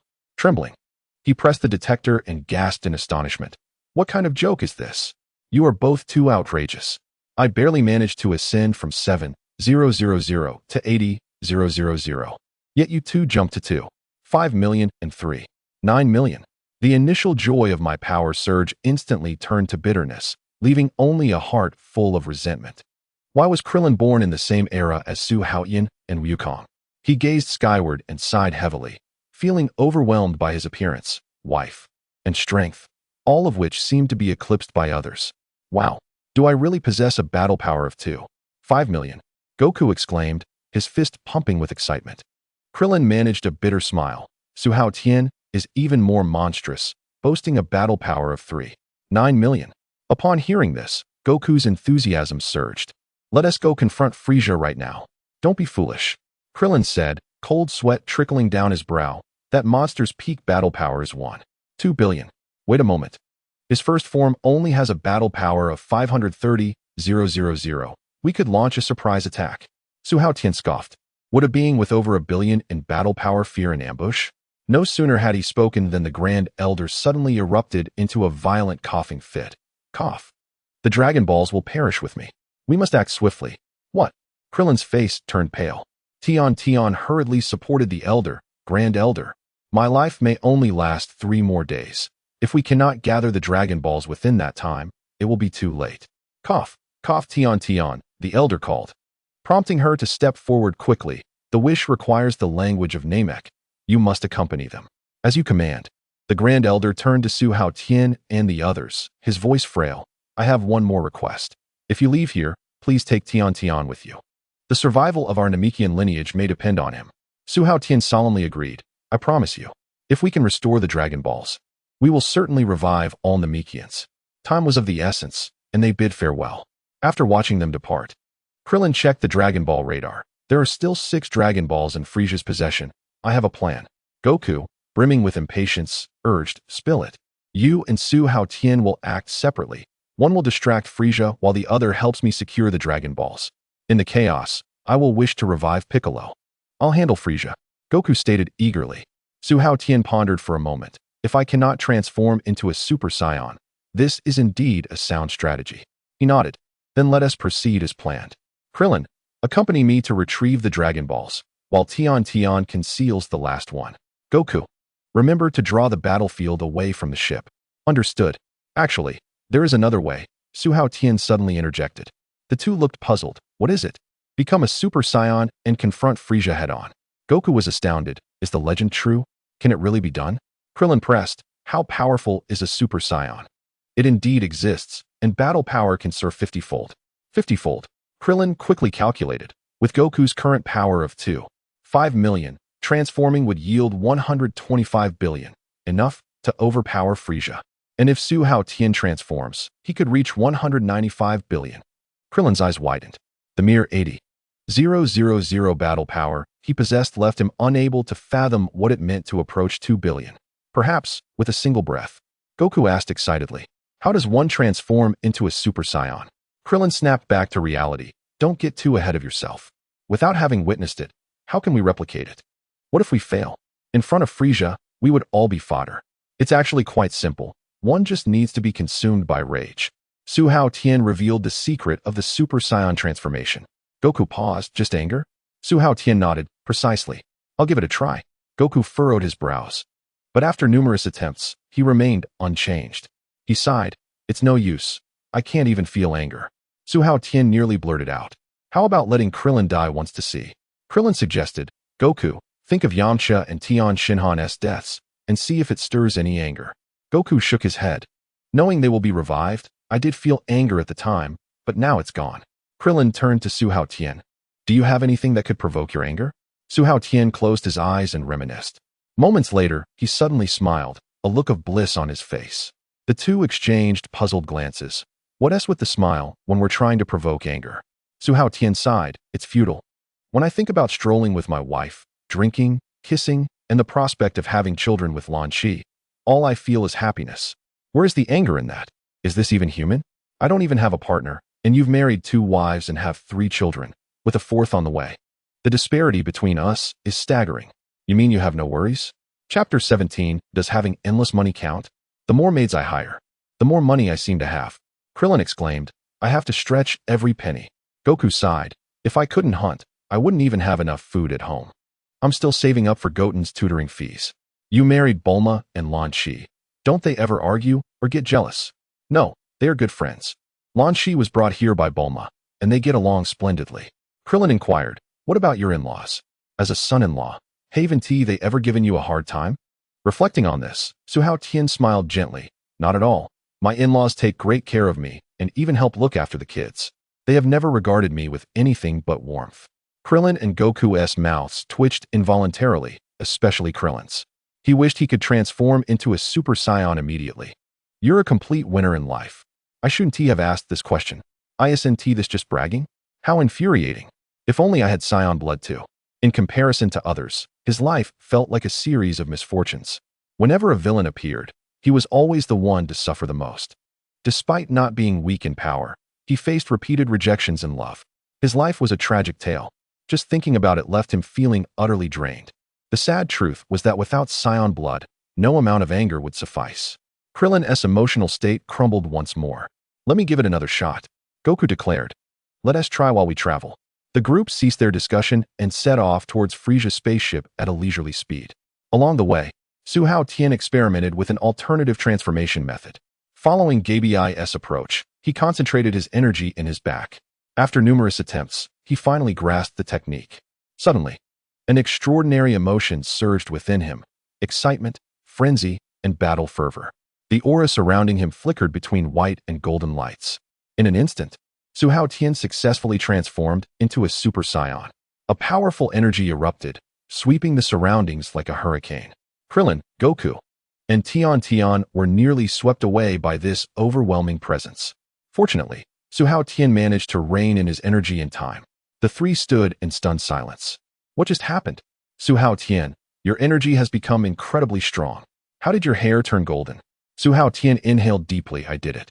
This is the form of a Super Saiyan. The mere mention of Super Saiyan caused both Goku and Krillin to freeze momentarily. What? A Super Saiyan? Krillin's pupils constricted sharply. Goku, however, grinned widely, his eyes burning with battle spirit. You actually did it. This is the legendary Super Saiyan. Su Haotian exhaled in relief. Wonderful. Now we are secure. Krillin snapped out of his shock, his brow relaxing. We've definitely won. Frisia stands no chance. He quickly pressed the scanner, scanning Su Haotian's energy levels. Beep, beep. The numbers fluctuated wildly, causing Krillin to hold his breath once more. 95 million. Almost 200 million. He clenched his fists, his voice trembling. Su Haotian, what are you waiting for? Charge in and seize the Dragon Balls. Goku suddenly raised his hand to interrupt. Wait a moment. Su Haotian, with your affluent background and blissful life, how did you manage to trigger the conditions for transformation? I adopted a different mindset. Su Haotian pointed to his back. Every time I got angry, my energy concentrated there, and by actively guiding it, I succeeded. Concentrating on the back? Yes. You might want to try it. Perhaps it will work for you. Although Goku's battle power was below 3 million, the gap had narrowed significantly. He immediately closed his eyes to attempt the transformation. After several adjustments, an aura of power surged around him, and his gentle gaze suddenly sharpened like a blade. Tian and Kulin shuddered and sought refuge behind Su Haotian. With a slight furrow of his brow, Su Haotian pondered, is this a success? Images from his memory flashed by. There was still one step remaining. This was the mimetic Super Saiyan transformation. As long as the foundational combat power met the standards, he could effortlessly ascend to the golden-haired, blue-eyed complete form. Oddly enough, his hair had not changed color. Su Haotian gestured to Kulin, measure his values. Oh, right away. The detector buzzed once more. 50 million.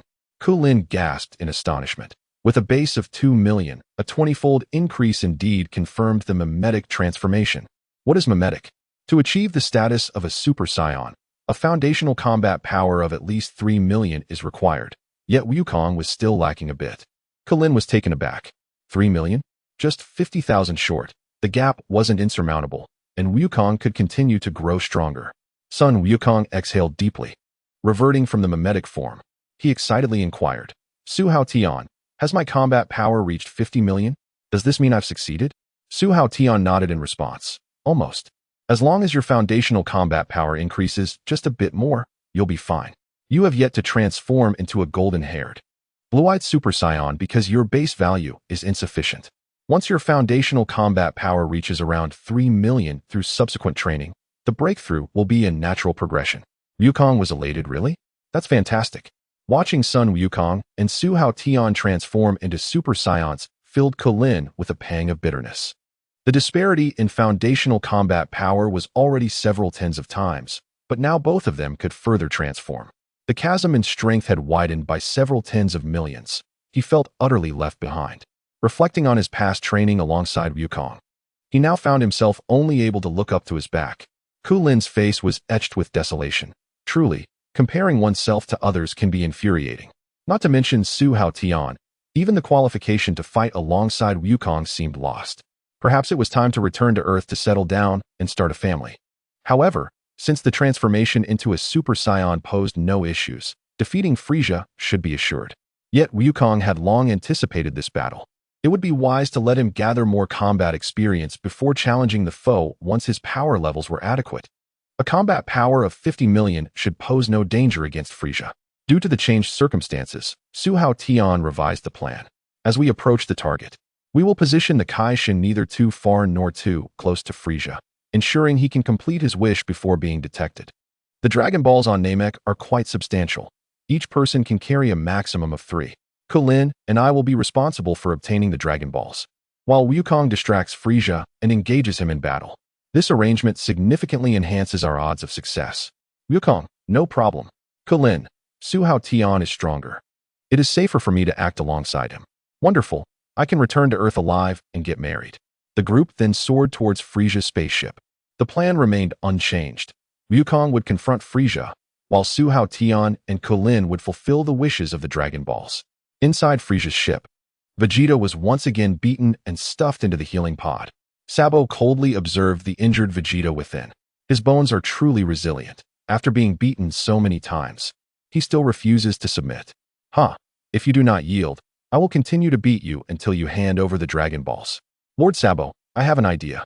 Nappa and Raditz are already finished. Now the entire universe only has Vegeta left as a Saiyan. If we eliminate his so-called brother, wouldn't this damned Saiyan race be utterly eradicated? Sabo burst into laughter. What a sinister plan. Let us proceed as you suggest. Lying in the medical pod, Vegeta overheard this conversation clearly.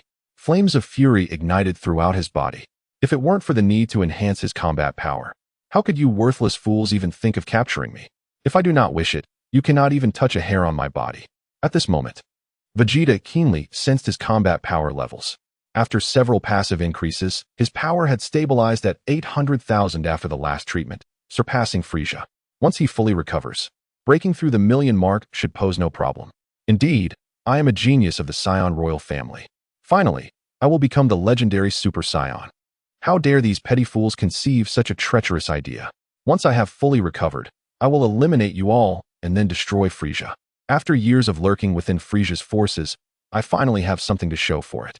If I can defeat Frieza, who else in this universe could possibly stand against me? The new generation of cosmic rulers shall be me, Super Saiyan Vegeta. Chapter 35: The Arrival of the Ginyu Force, Vegeta toying with Frieza. The medical pod was rapidly healing Vegeta's injuries when suddenly, Sabo's detector emitted a warning. The Ginyu Force has arrived. Everyone, fall in line to welcome them. At your command, Lord Sabo. As anticipated, it wasn't long before several uniquely shaped figures entered the spaceship, escorted directly to Frieza's chamber by Sabo. They arrived in just half a day, quite efficient. However, Vegeta had already been captured and was undergoing interrogation. This bone is indeed hard. You will immediately search for the last Dragon Ball, and once obtained, I will execute Vegeta without delay. The Ginyu Force struck their signature poses in unison. At your command, King Frieza. The group then departed the spaceship. Just then, a notification sound came from Vegeta's medical pod. Beep, beep, beep.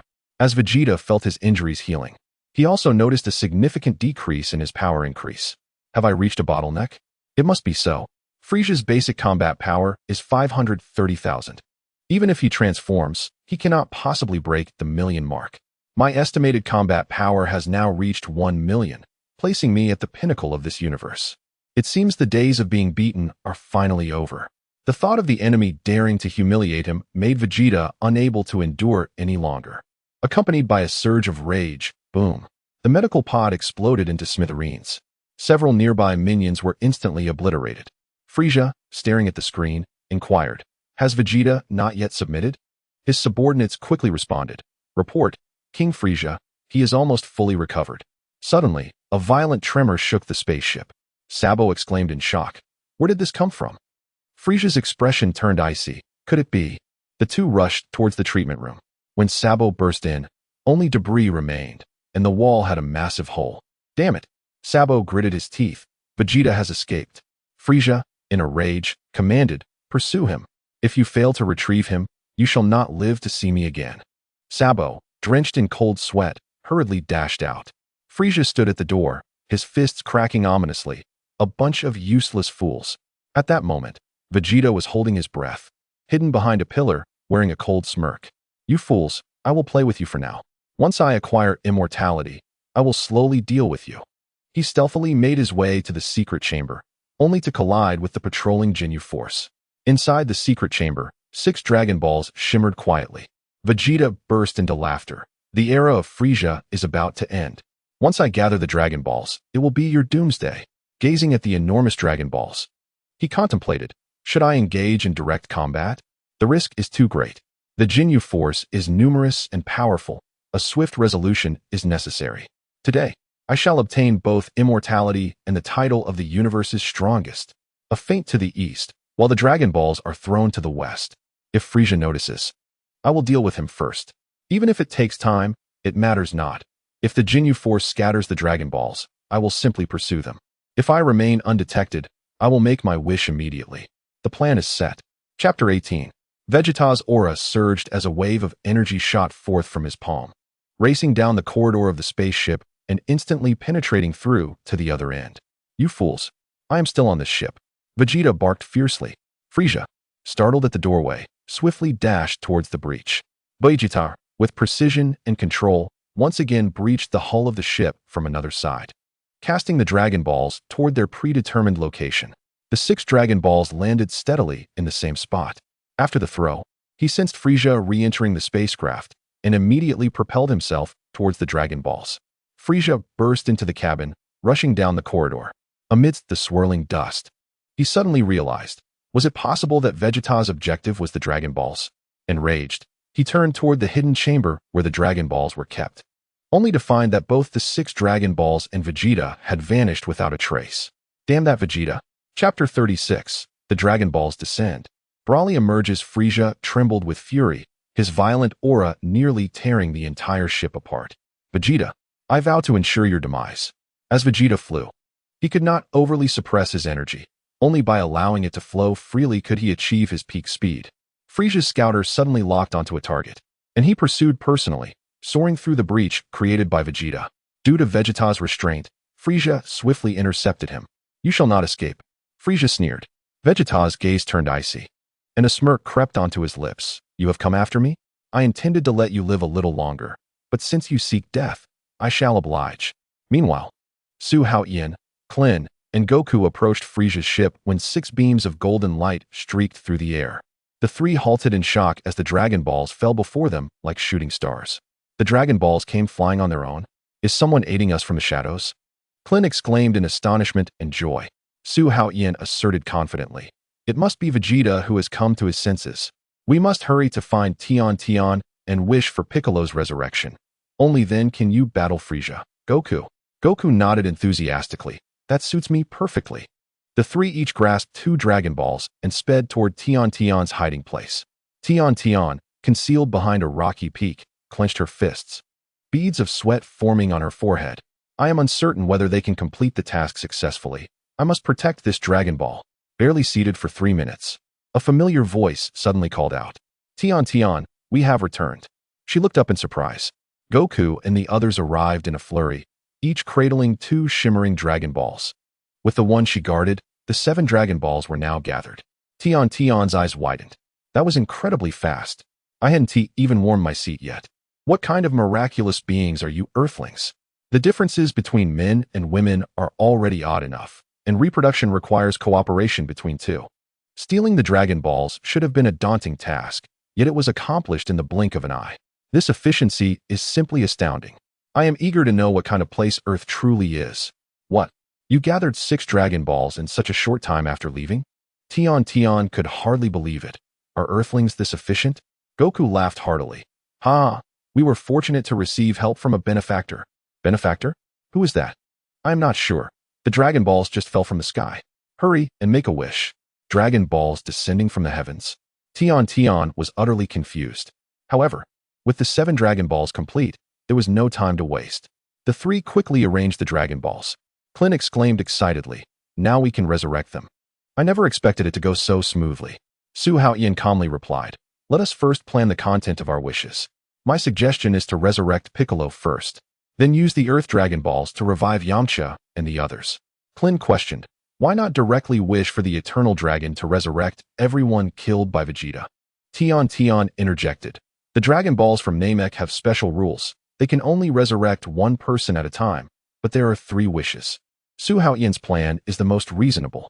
Only one person can be resurrected at a time, and there are still 3 wishes?" Su Haotian added, "The key is to resurrect Piccolo first. The Earth Dragon Balls can resurrect the other victims next year. The second wish should be to bring back Tian Shenron, as he requires the special power of the Namek Dragon Balls. The last wish, you may decide." Clint suddenly became excited. "So we still have 1 wish left?" Su Haotian smiled slightly. "Indeed, decide quickly."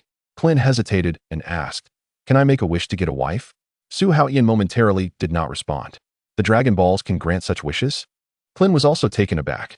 "Is that how you approach this?" Su Haotian furrowed his brow, thinking it might be a coincidence. They all seemed to be mistaken, for the Eternal Dragon surely lacked such capabilities. However, the next moment, Clint ceased to inquire further. He worried that continuing to question Su Haotian's origins would cause trouble for Bulma. If Bulma's boyfriend, Su Haotian, were to become upset and leave, she would undoubtedly hold him accountable. Bulma wishing for Su Haotian to become her boyfriend was indeed an accident.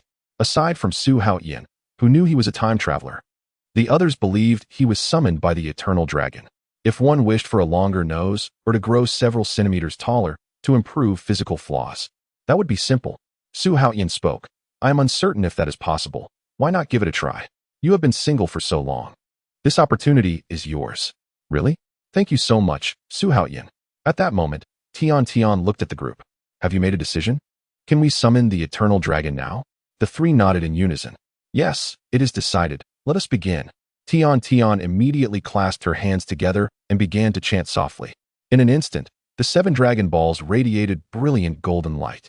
The sky darkened with clouds, thunder rumbled, and a golden beam shot into the heavens. Chapter 37.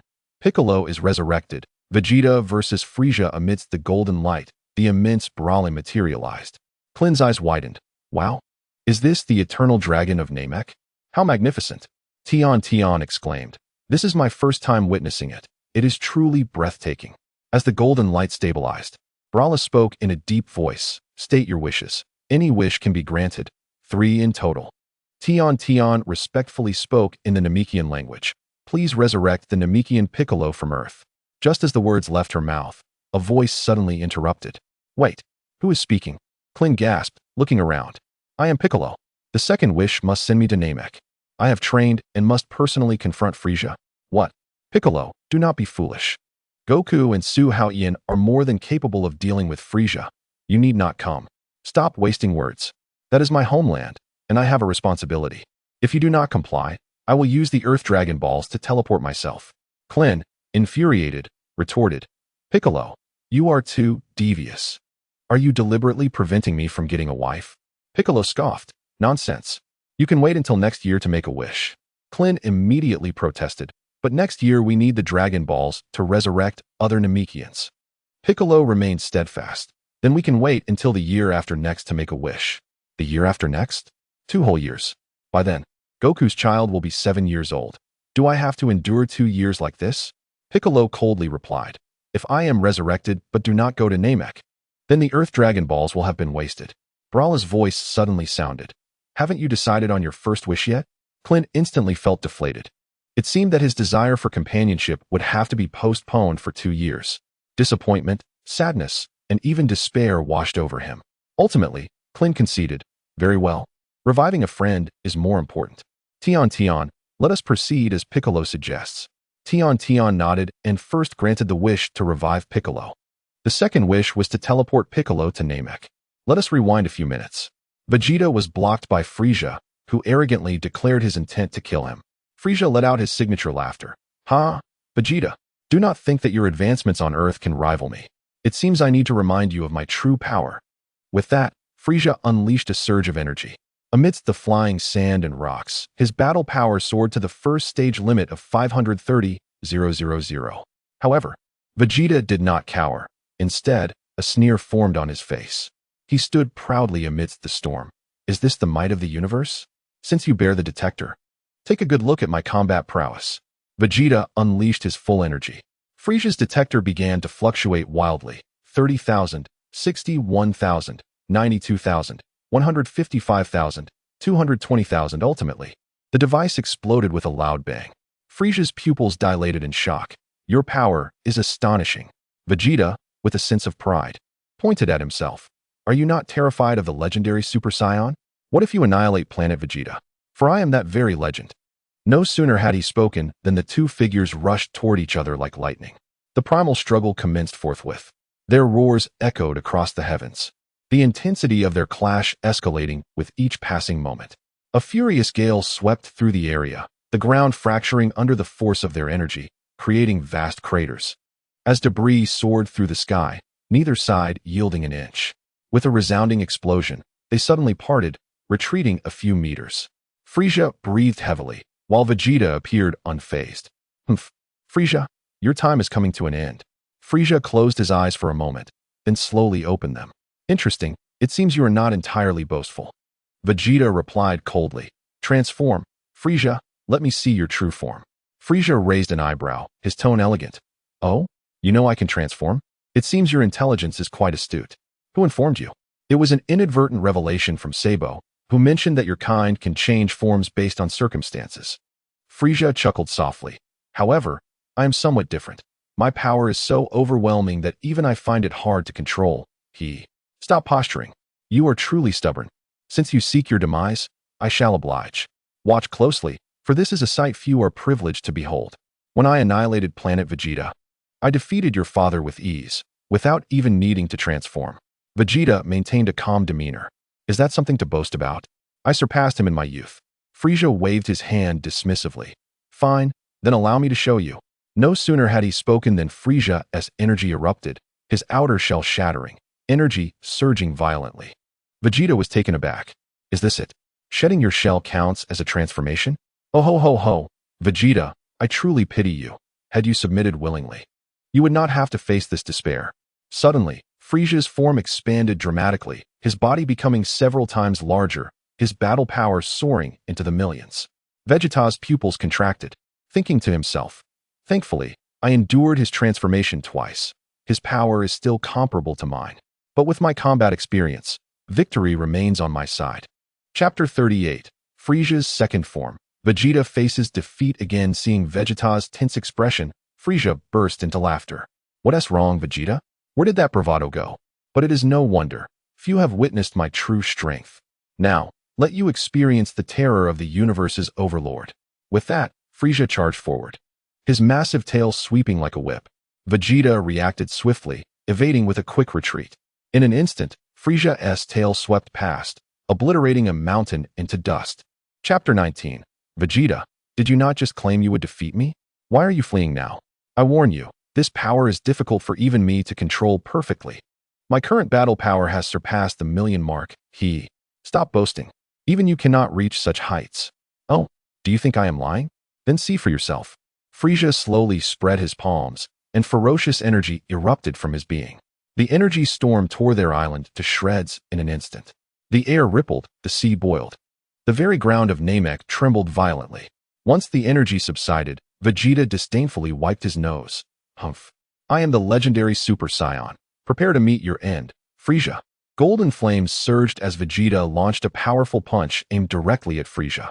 Frieza maintained his elegant smirk, sidestepping the attack and countering with an elbow strike that sent Vegeta crashing to the ground.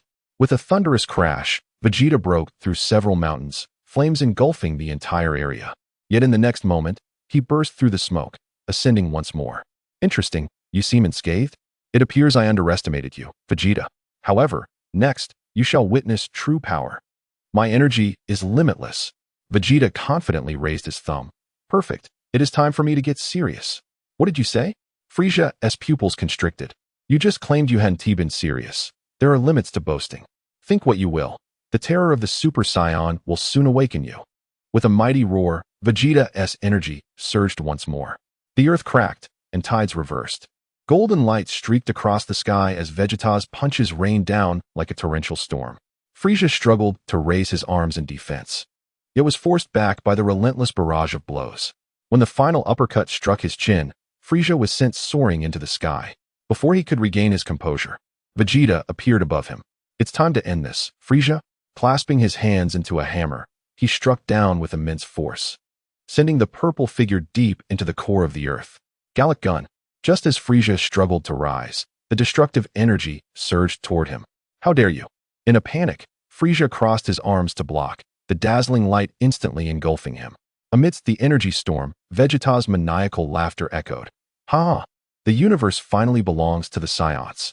Suddenly, a familiar cold laugh resonated through the dust. Ho ho ho! Your dream skills are top-notch. Frieza emerged from the ground. His golden armor cracked, yet his purple lips curled into a dangerous smile. Desperate struggle. Vegeta gathered energy in his palm once more. This time, it would surely obliterate you. Frieza's tail casually struck the ground. Poor monkey, do you think this is all of my power? His crimson eyes widened suddenly. Now, let you witness true despair. Accompanied by the sound of cracking bones, Frieza's form began to grotesquely swell. Bone spurs burst forth from his back, and his head twisted into a more sinister shape. A third transformation. Beads of sweat dripped from Vegeta's brow, splattering onto the ground. A death beam unexpectedly pierced through the Saiyan Prince's left arm. As Vegeta clutched his wound, the purple specter appeared behind him. The dull thud of a fist crashing through his spine echoed across the wasteland. Frieza's tail blade then ensnared Vegeta's throat, while repeated knee strikes to his abdomen sounded like a drum beating on a worn-out hide. Ugh! Vegeta's cries resonated through the air as Frieza toyed with him, striking his body repeatedly. Just then, the sky darkened suddenly. Frieza paused, releasing his grip. Namek has 3 sons. How could night fall?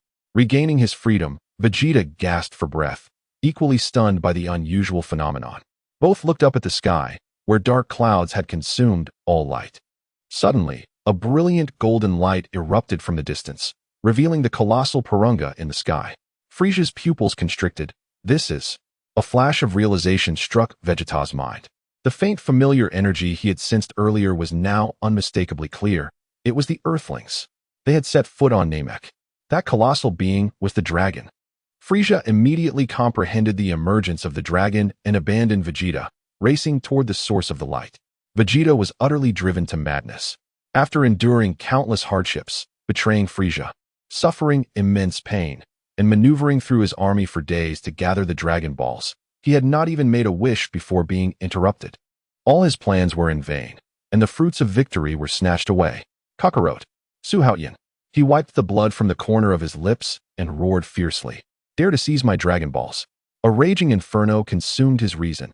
How could mere ants with a battle power of only 20,000 dare to challenge him? Your demise is imminent. Amidst his fury, Vegeta transformed into a streak of light, charging towards Shenron. The Dragon Balls rightfully belonged to the Saiyans. As Porunga inquired about the third wish, Tien-Han's voice suddenly resonated. Wait, Krillin, allow me to grant the final wish. I still need to train on King Kai's planet, and Yamcha and the others are in no rush to be revived. This unexpected declaration struck Krillin like a bolt from the blue. What? I said to use this wish to pursue your happiness. Tien-Han's voice was like a heavenly melody, stirring the still waters of Krillin's heart once more. That's wonderful. Thank you so much, Tien-Han. Krillin exclaimed, turning to Ten. Ten, the third wish needs to be amended. All right, please proceed. After a moment of contemplation, Krillin spoke. Please find me a beautiful partner with a slender figure and long legs. She must possess striking beauty, graceful curves, a bust of at least 36D, and love me deeply. Faced with this lengthy list of specific demands, Ten wore a puzzled expression. Krillin, what does 36D mean? How should I translate that? It's the one. Despite Krillin's efforts to explain, Ten remained baffled. For the Namekians and aliens without a concept of femininity, such descriptions were indeed difficult to comprehend. Never mind. Let's simplify it. Please find Krillin a young, beautiful, gentle, kind, loyal, and caring partner. 10 nodded. Although I don't fully grasp the specific meaning, this wish should be feasible. Just as 10 opened his arms to make the wish to Purunga, two sharp voices rang out, interrupting his actions. Stop. Halt. The lengthy wish content caused him to momentarily forget the subsequent words. The group turned towards the source of the voices, only to see Frisia's grotesque form and Vegeta rushing towards them. The enraged Frisia bellowed, "Dare to obstruct my plans? You shall all perish." He gathered an energy blast at his fingertip and shot it towards Son Goku and Su Haotian. However, in the next moment, Son Goku and Su Haotian merely waved their hands lightly, easily deflecting the incoming energy blast. Goku even shielded Krillin from the attack. As Vegeta approached, poised to strike at the once feeble Earthlings, he was shocked to discover that those two had effortlessly neutralized an attack even he could not evade. What is happening? I have endured countless hardships to reach my current power, yet they can counter Frisia's assault so easily? What astonished him further was that, in that instant, he sensed both of their energies surging to an unfathomable height. Clearly, Su Haotian and Son Goku had undergone a qualitative leap in strength. Confusion filled Vegeta's mind. During their last encounter, Son Goku was clearly no match for him, and Su Haotian had merely been on par with him. After multiple breakthroughs and rigorous training, he had assumed he could easily overpower them both. Yet reality dealt him a resounding slap. Even when exerting all his strength, he could not withstand Frisia, let alone evade his attacks. Meanwhile, those two appeared to handle such assaults with ease. Vegeta's inner defenses crumbled completely. How could those two possess such terrifying power? Damn it! He was a noble Saiyan prince, a pure-blooded genius warrior. Now, he found himself overshadowed by mere low-class warriors and Earthlings. Anger and resentment erupted like a volcano. After failing to seize the Dragon Balls, this was his second mental breakdown. As Frisia's death beam was casually swatted away, his crimson pupils suddenly contracted. Vegeta's growth was already unexpected. He never anticipated the existence of an even more troublesome foe. When the figure in the orange martial arts uniform turned around, the expression of the universe froze instantly. That face belonged to another Saiyan. Memories from 30 years ago surged forth. The visage of the warrior who fought until the very end on planet Vegeta perfectly matched the one before him. Bardock. Could he be his descendant? As for the bald man beside him, Frisia couldn't be bothered to give him a second glance. Son Goku cared little for the final wish. As long as the Earth Dragon Balls could revive, hope would never be extinguished. Sensing the approaching energy, he excitedly flexed his wrists. You must be Frisia, right? Let's have a good fight. You ignorant wild monkey. Frisia unleashed a torrent of death beams from his fingertips. Yet the opponent swatted them all away as if shooing away flies. Suddenly, his purple fingertips turned towards Krillin. Damn, are you using me as a breakthrough point again? Goku. Help. Chapter 40. The Dragon Ball Anomaly. The final chapter of Namek Frisia's deadly move had yet to be unleashed, yet the golden energy was already pressing in. Bang! A heavy punch smashed the universe into the crust, sending shockwaves that stirred a 100-meter dust storm. If we are to fight, let it be in a fair manner. Son Goku's aura surged. 10. Wish now. Su Haotian's shout pierced through the dust. Krillin wiped the cold sweat from his brow, casting a grateful glance. As the Namekian incantation commenced, an abrupt transformation occurred. Purunga vanished into thin air, and the 7 Dragon Balls turned to stone. The Grand Elder has passed away? Ten's voice quivered. Did he not say he could live for 3 more days? It has barely been a day. Amidst the dust, a maniacal laughter echoed. Ha ha ha. This is truly a blessing from the heavens. You have not achieved your wishes, which suits me perfectly. To dare thwart my quest for immortality is simply courting death. Today shall be your doomsday. Cold sweat trickled down Krillin's forehead, and his heart raced. Although Frisia was fearsome, with Goku and Su Haotian present, he felt it was manageable. Yet to see the wish slip away was heart-wrenching. It felt akin to dreaming of a long-awaited reunion, only to be abruptly awakened. Loss, pain, despair, no words could encapsulate Krillin's current emotions. He was utterly shattered. With the Grand Elder's passing, wishing again would mean waiting 2 years. For those 2 years, he would remain a bachelor. Worse still, Tianjinhan had already died once, and the Earth Dragon Balls could not revive him. It was all his selfish desire for a partner that had inadvertently doomed his comrade to eternal rest. This guilt tormented him even more. Ten furrowed his brows. Something is amiss. The Grand Elder stated he could live for 3 more days and would never pass early. Vegeta finally comprehended that the creator of the Dragon Balls had been killed, leading to Shenron's disappearance. But who would dare harm the Grand Elder? Suddenly, he realized it was the Ginyu Force. Frieza had dispatched them to assist in collecting the Dragon Balls, and they were on Namek. They must have been the ones to commit this foul deed. Boom. This conclusion sent a shockwave through everyone. The Ginyu Force. Su Haotian also understood, almost forgetting those comical characters. However, the final wish was of no consequence to him. It did not affect him at all. It was simply unfortunate for Krillin, the hapless soul. At that moment, Goku was filled with determination. Su Haotian, Krillin, step back. I will face Frieza head-on. Su Haotian nodded, leading Krillin and the others to a safe distance. Vegeta remained rooted in place. Chapter 20 Goku reminded Vegeta, if you don't want to be caught in the crossfire, step far away. Vegeta clenched his teeth, his fists turning white. Damn it. As a Saiyan prince, I am denied even the right to watch. The image of Frieza's lethal beam flashed through his mind, and Vegeta slowly relaxed his tightly clenched fists. With a sullen expression, he retreated to a safe distance, joining Su Haotian and the others in observing the unfolding battle. The proud Saiyan prince had never felt such defeat. The once exalted warrior was now surpassed by mere low-class fighters, and the shame of this fall from grace gnawed at his pride. This confrontation was fraught with uncertainty. Frieza, with a battle power of 3 million, faced Son Goku, whose power stood at 250,000.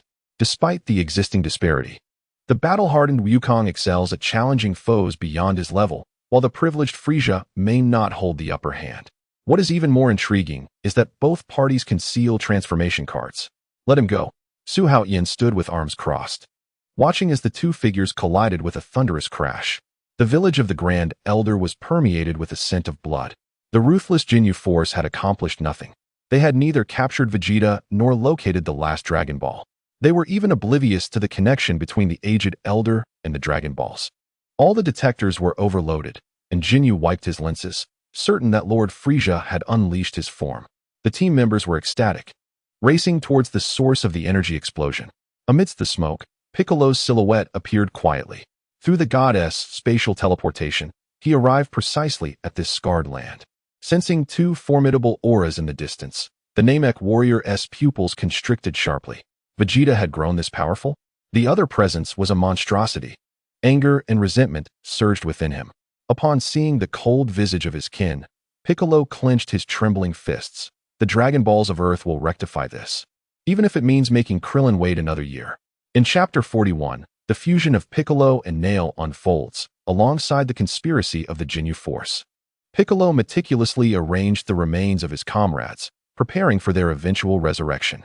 After moving 2 bodies, he encountered a third, which suddenly convulsed. Piccolo instantly became alert and checked its condition. However, the being was on the brink of death. If only he had a senzu bean. Unfortunately, Piccolo shook his head despondently, recalling the devastation wrought by Yachirobe. The dying Namekian was Nail, the only warrior capable of contending with the Ginyu Force. His injuries were severe. Piccolo spoke solemnly. You won't last much longer. But don't worry, once you perish, I will bring you back. Nail struggled to open his eyes, his breath faint. You are a Namekian from Earth? Luckily, I made it in time. It seems the wish has been granted. Excellent. Piccolo nodded. You know quite a bit. Nail sensed the surging energy within Piccolo, astonished. Your power exceeds expectations. You have only inherited half the talent. But if you were in your complete form, you might defeat Frieza. Piccolo's pupils narrowed. What? He had just witnessed Frieza's terror, and this statement sounded utterly ludicrous. Are you suggesting that I could surpass Frieza after merging with the god? Indeed, although I was defeated by the Ginyu Force, I have felt Frieza's strength. As long as you fuse with the god, you will have a chance. Piccolo coldly rejected. I am not interested. I will not merge with that kind of individual. The memory of the god's compassionate expression filled him with disgust. He preferred to maintain his pure combat instincts. Nail urged, then fuse with me. I am a combat-type Namekian. Although I cannot amplify your power to the extent of the god, it would suffice to combat Frieza. You want me to absorb you? Hurry. I am dying. Piccolo still retreated a step in resistance. I absolutely refuse to fuse. After the merging of 2 consciousnesses, will I still be the defiant Piccolo? No. I cannot agree, no matter what. Nail gasped. Don't worry. Your will shall not change, and I. Piccolo's expression shifted dramatically. Is that true? Believe it or not. After a long silence, Piccolo finally spoke. I will trust you this once. If anything goes awry, I will expel you immediately. Cough. I am saving you, so hurry. I can't hold on much longer. As Piccolo touched Nail, a brilliant light erupted. A heart-wrenching agony engulfed him. The pain was fleeting. Piccolo, in disbelief, clenched his fists. Such astonishing power indeed. He laughed maniacally. Ha ha, now I can defeat any enemy. Simultaneously, the detectors of the Ginyu Force suddenly blared an alarm. What is happening? That direction, the Namekians were all cleared out, weren't they? As the readings soared wildly, the instruments exploded. Greed flashed in Jinyu's eyes. A battle power exceeding 300,000? This body is mine. Geez, turn around. Guldo, prepare your immobilization technique. With those words, they altered course, racing towards the Grand Elder's village, flying away from Piccolo. Upon sensing their return, a cold smile appeared on Piccolo's face. Heh. Having just acquired this formidable power, what better way to test it than against you fools? Your doom is at hand.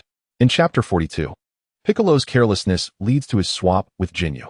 In an instant, the Ginyu Force confronted Piccolo head-on. Piccolo's gaze was icy as he surveyed the comical group. It was you who killed the Grand Elder? What? That powerful aura was a Namekian. The others displayed expressions of astonishment. In their understanding, Namekians had never exhibited such strength. Though the detectors were destroyed and could not confirm, with no one else nearby, Ginyu decided to probe further. Geez, Buddha and Raikum, eliminate him. Understood, Captain. The earlier anomaly with the detectors had made the special forces cautious. Raikum struck first, unleashing a strong energy wave straight at Piccolo. Piccolo smirked disdainfully and effortlessly deflected the energy wave with a single hand. How is this possible? My ultimate technique was dispelled with a mere hand. Raikum was taken aback, then charged in with a punch. Just as his fist was about to land, Piccolo's figure vanished suddenly. Where did he go? Raikum, still bewildered, found himself seized by the neck and lifted. The one who destroyed my kin is merely this waste. Jeez and Buddha rushed in to flank him, attempting to rescue their comrade. Piccolo dismissed them with a kick, sending Raikum crashing into the ground with a thunderous impact, leaving him unconscious in a deep pit. As the two unleashed a torrent of attacks, Piccolo deftly dodged all strikes. Ginyu watched intently, his eyes gleaming. This is the one. A battle power exceeding 300,000 has shaken the entire detector team. If I can acquire this body, I, Ginyu, shall become even stronger. Seeing his teammates unable to subdue Piccolo, Ginyu turned to Guldo. Guldo nodded slightly and, in the blink of an eye, activated his time-stop ability. Despite Piccolo's formidable strength, he had long suppressed his energy to conserve it. Guldo's immobilization technique instantly locked Piccolo in place. Ginyu, seeing this, was overjoyed, injuring himself and shouting, "Switch!" A strange beam of light shot from his mouth, striking the immobilized Piccolo. When Piccolo regained consciousness, it was too late. He vaguely sensed a change occurring. Looking down, excruciating pain coursed through an unfamiliar body. This was undoubtedly one of the members of the Ginyu Force. What is happening? Piccolo coughed, incredulously gazing at his broken new form. Ginyu, now occupying Piccolo's body, was ecstatic. Ha! This power is at least 500,000. I am nearly on par with Lord Frisia. Well done, Guldo. Guldo respectfully replied. Congratulations. Captain, I will go assist Lord Frisia. Ginyu, controlling his newly acquired body, soared into the air, instructing, you deal with this waste. The three Special Forces members surrounded the severely injured Piccolo with mocking smiles. Although the original physical prowess of Ginyu was superior, he had sustained severe injuries at this moment. Piccolo gritted his teeth, a chill coursing through his heart. After enduring arduous training on Namek, he had believed that a battle power of 1 million would suffice to contend with Frisia. Yet, due to a moment of overconfidence, he fell victim to the ambush of several minions. His most precious strength had swiftly changed hands. What was worse, as life ebbed away, the Dragon Balls on Earth were on the verge of becoming ineffective. The thought of his companion's efforts turning to naught spurred Piccolo to push through his broken body and rise to counterattack amidst the bloodshed. He sighed inwardly, wishing for a Senzabine. This fleeting thought ignited a murderous intent towards Yakalope. Chapter 43, Ginyu arrives.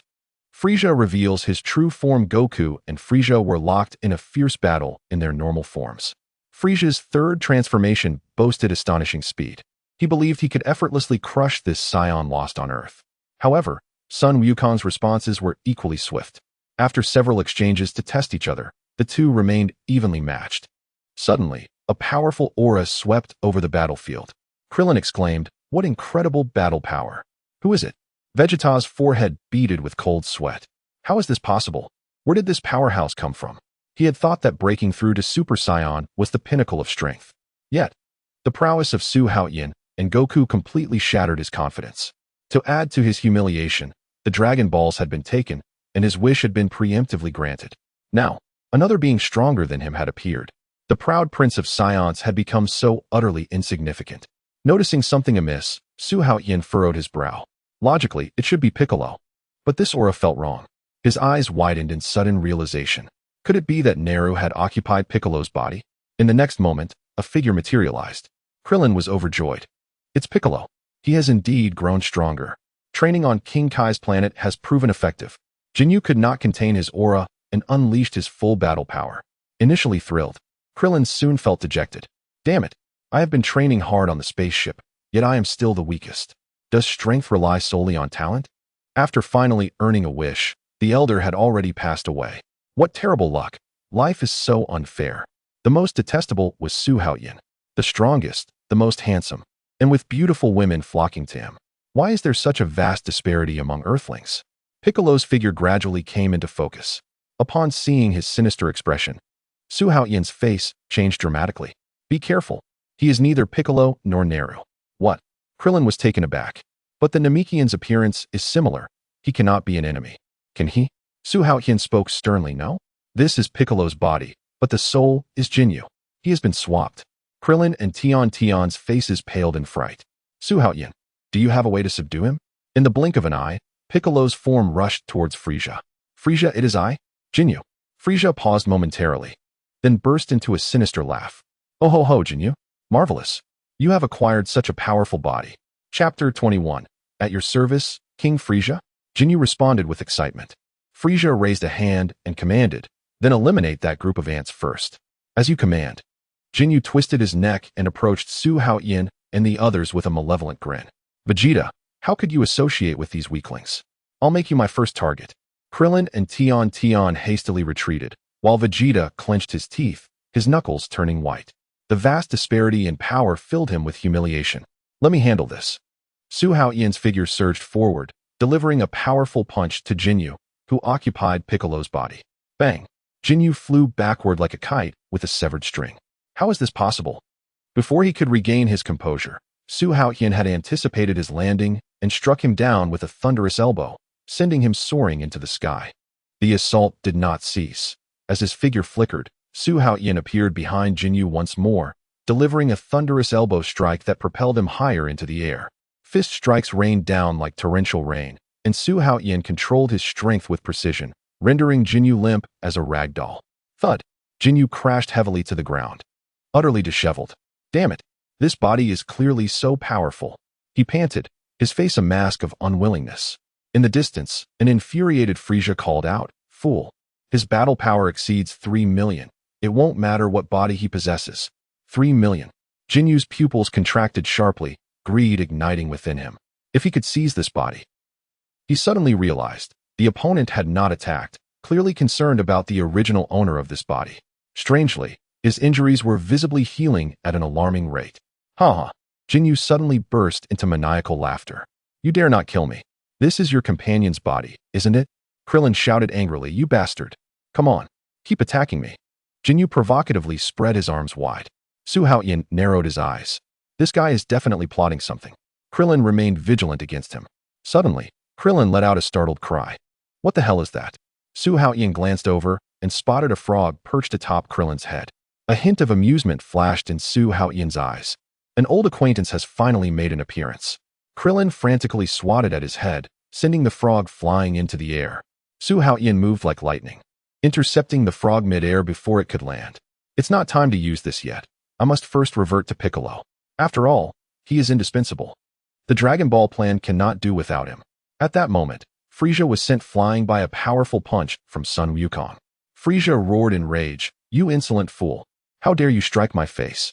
It's time for you to experience the true power of the universe. Sun Wukong assumed a battle stance, his fighting spirit surging. Perfect. I've been waiting for this moment. Frieza erupted with a deafening roar. A massive wave of energy swept across the battlefield, stirring up dust and debris into a violent vortex. As the smoke cleared, the lean yet terrifyingly powerful alien king revealed himself, Frieza's final form.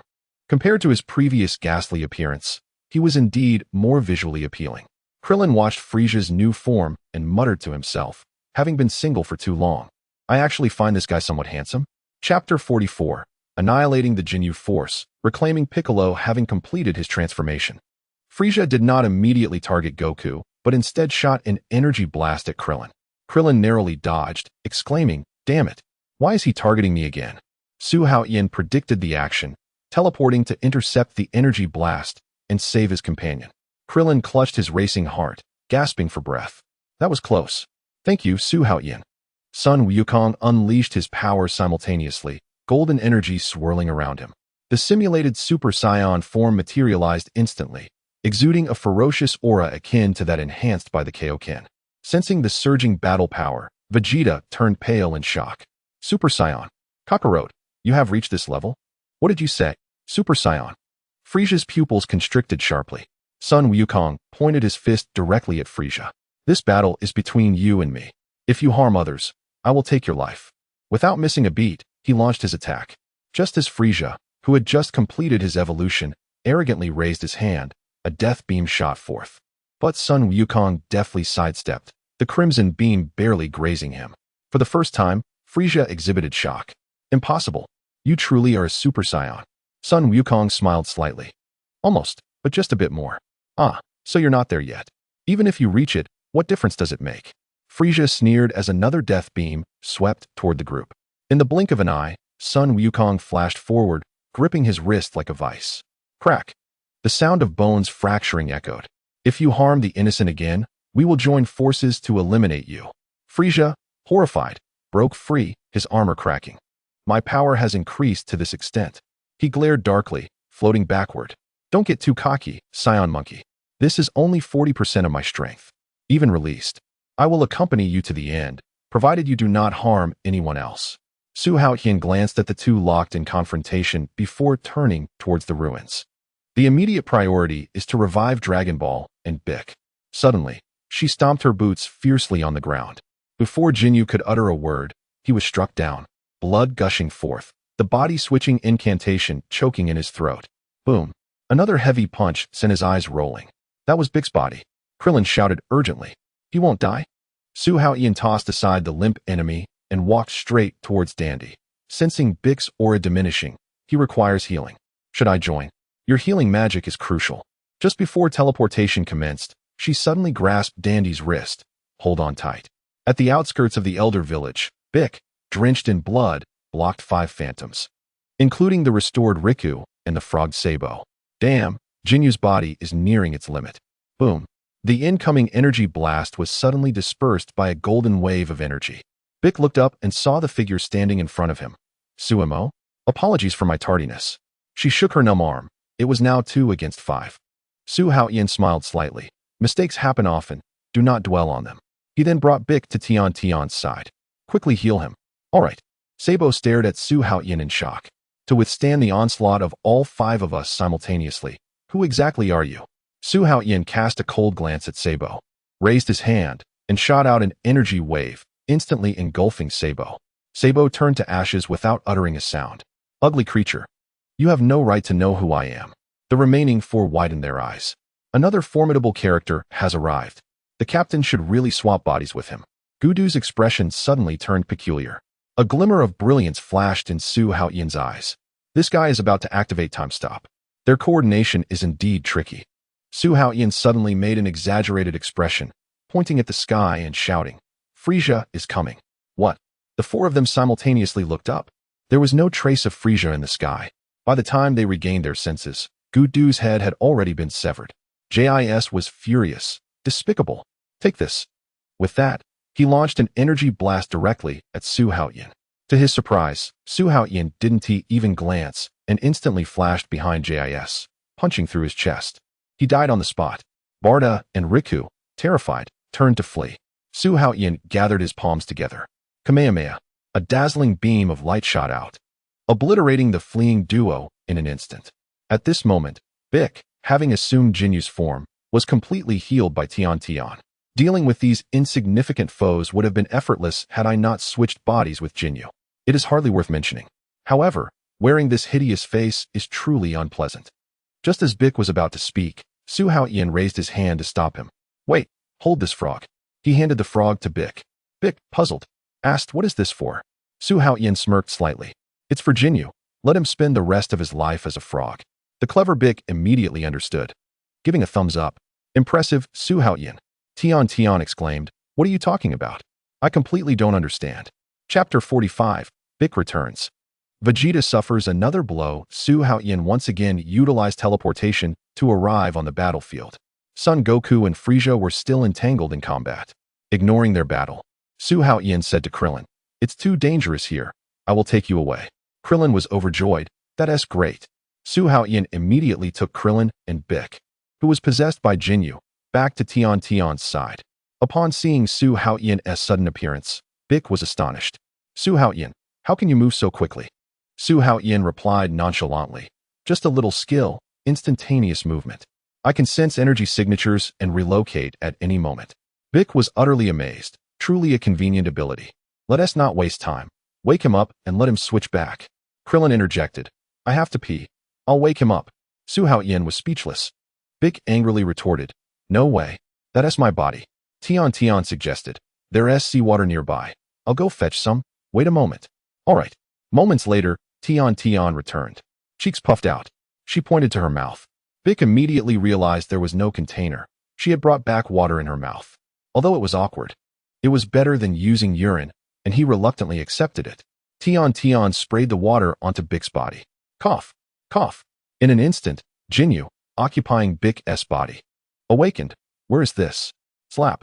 Su Haotian delivered a resounding slap. Jinyu, immediately switch back to Bic's body, or I will make your life a living hell.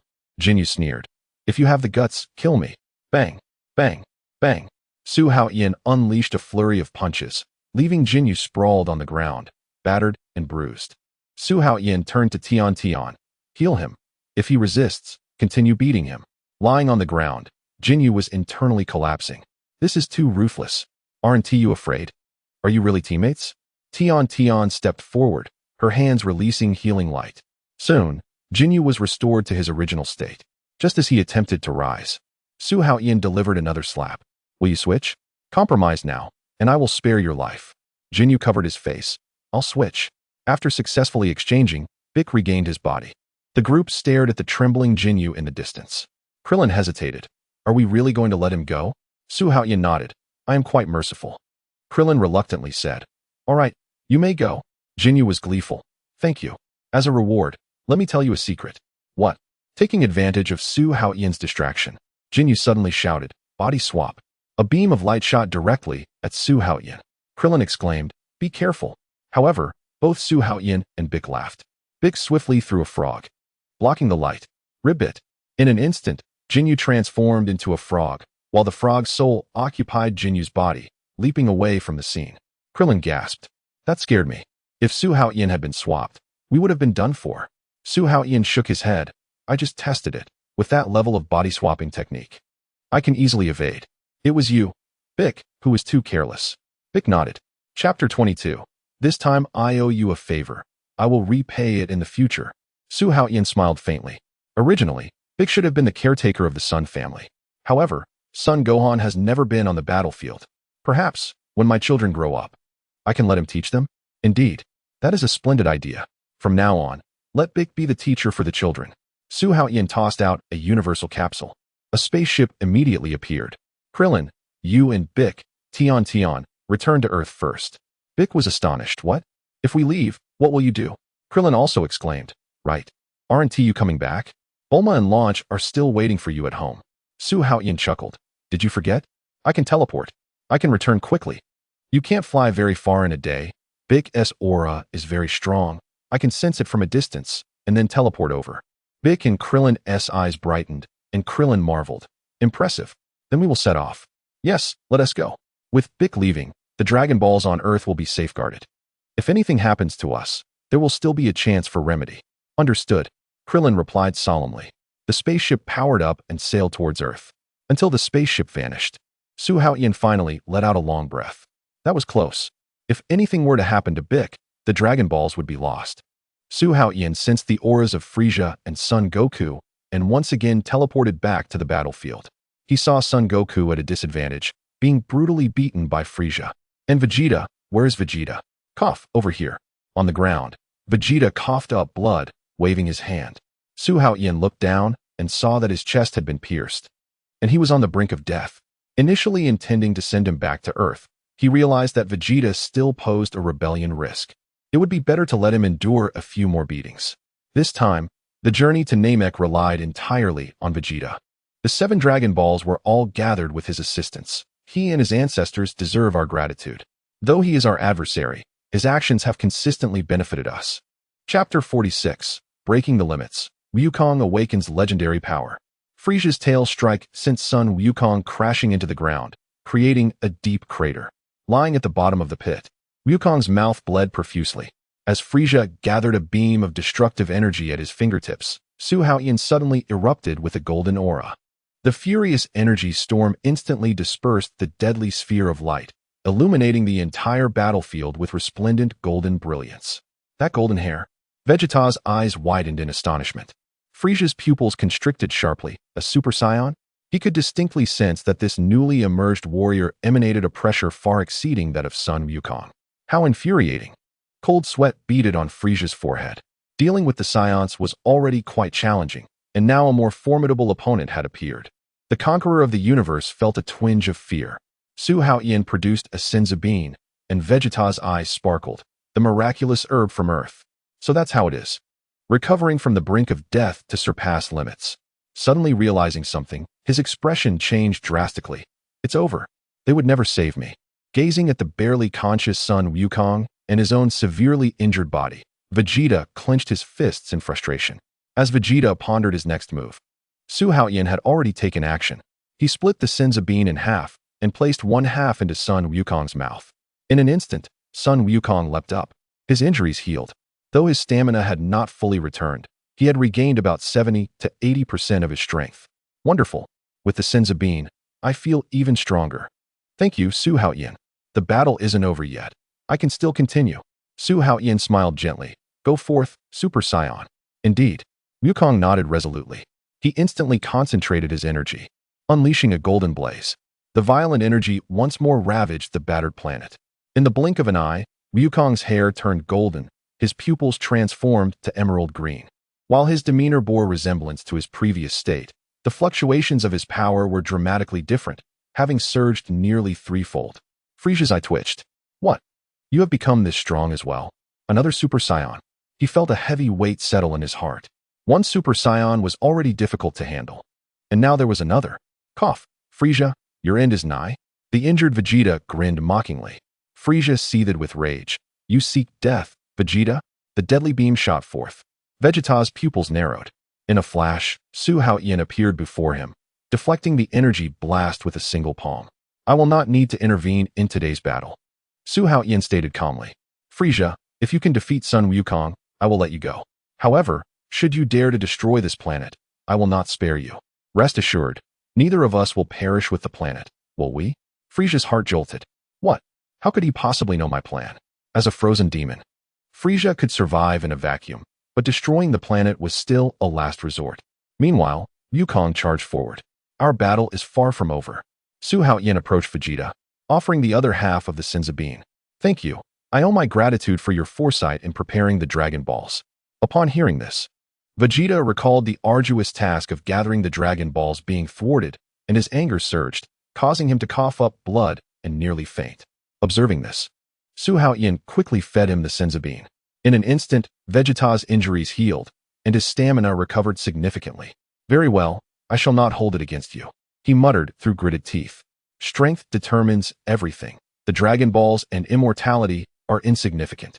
Frieza's hidden tactics were far more numerous than anticipated. Even if the Dragon Balls had not been taken, fulfilling the wish would likely be challenging.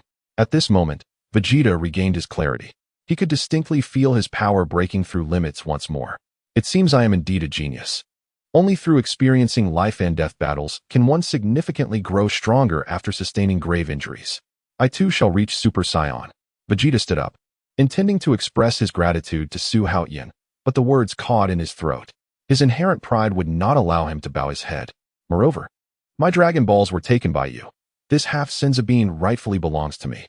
Su Haotian understood his character well and chose to ignore him, directing his attention back to the fierce battle between Sun Wukong and Frieza. Sun Wukong, having completed his transformation, possessed strength far beyond his previous state. He immersed himself in the combat, even enduring Frieza's onslaught without retaliation.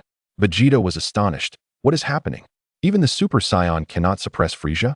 However, after a relentless series of attacks from Frieza, Sun Wukong wiped the blood from the corner of his mouth. Frieza, the Senzu bean we consumed has leveled our stamina. Vegeta suddenly realized. So that is how it is. This fellow dared to seek a fair fight against Frieza in such a perilous moment. Chapter 47, Super Saiyan vs. Full-powered Frieza. After enduring the blows, Sun Wukong retaliated with a sudden counterattack, delivering a heavy punch that struck Frieza squarely in the face. The sudden increase in speed caught Frieza off guard, sending him flying. Following this, a seamless series of attacks concluded with both hands clasped together, propelling the airborne Frieza towards the ground, accompanied by the thunderous crash of collapsing mountains. A mocking voice emerged from the dust. How dare you leave me in such a pitiful state? You monkey have thoroughly enraged me. Vegeta bellowed. Kakarot, quickly finish him off. He is the one who destroyed planet Vegeta. The Saiyans are nearly extinct. Now, only a few of us remain. Frieza sneered. How noble of you to speak. As if I am your enemy. Are all races slaughtered by the Saiyans guilty?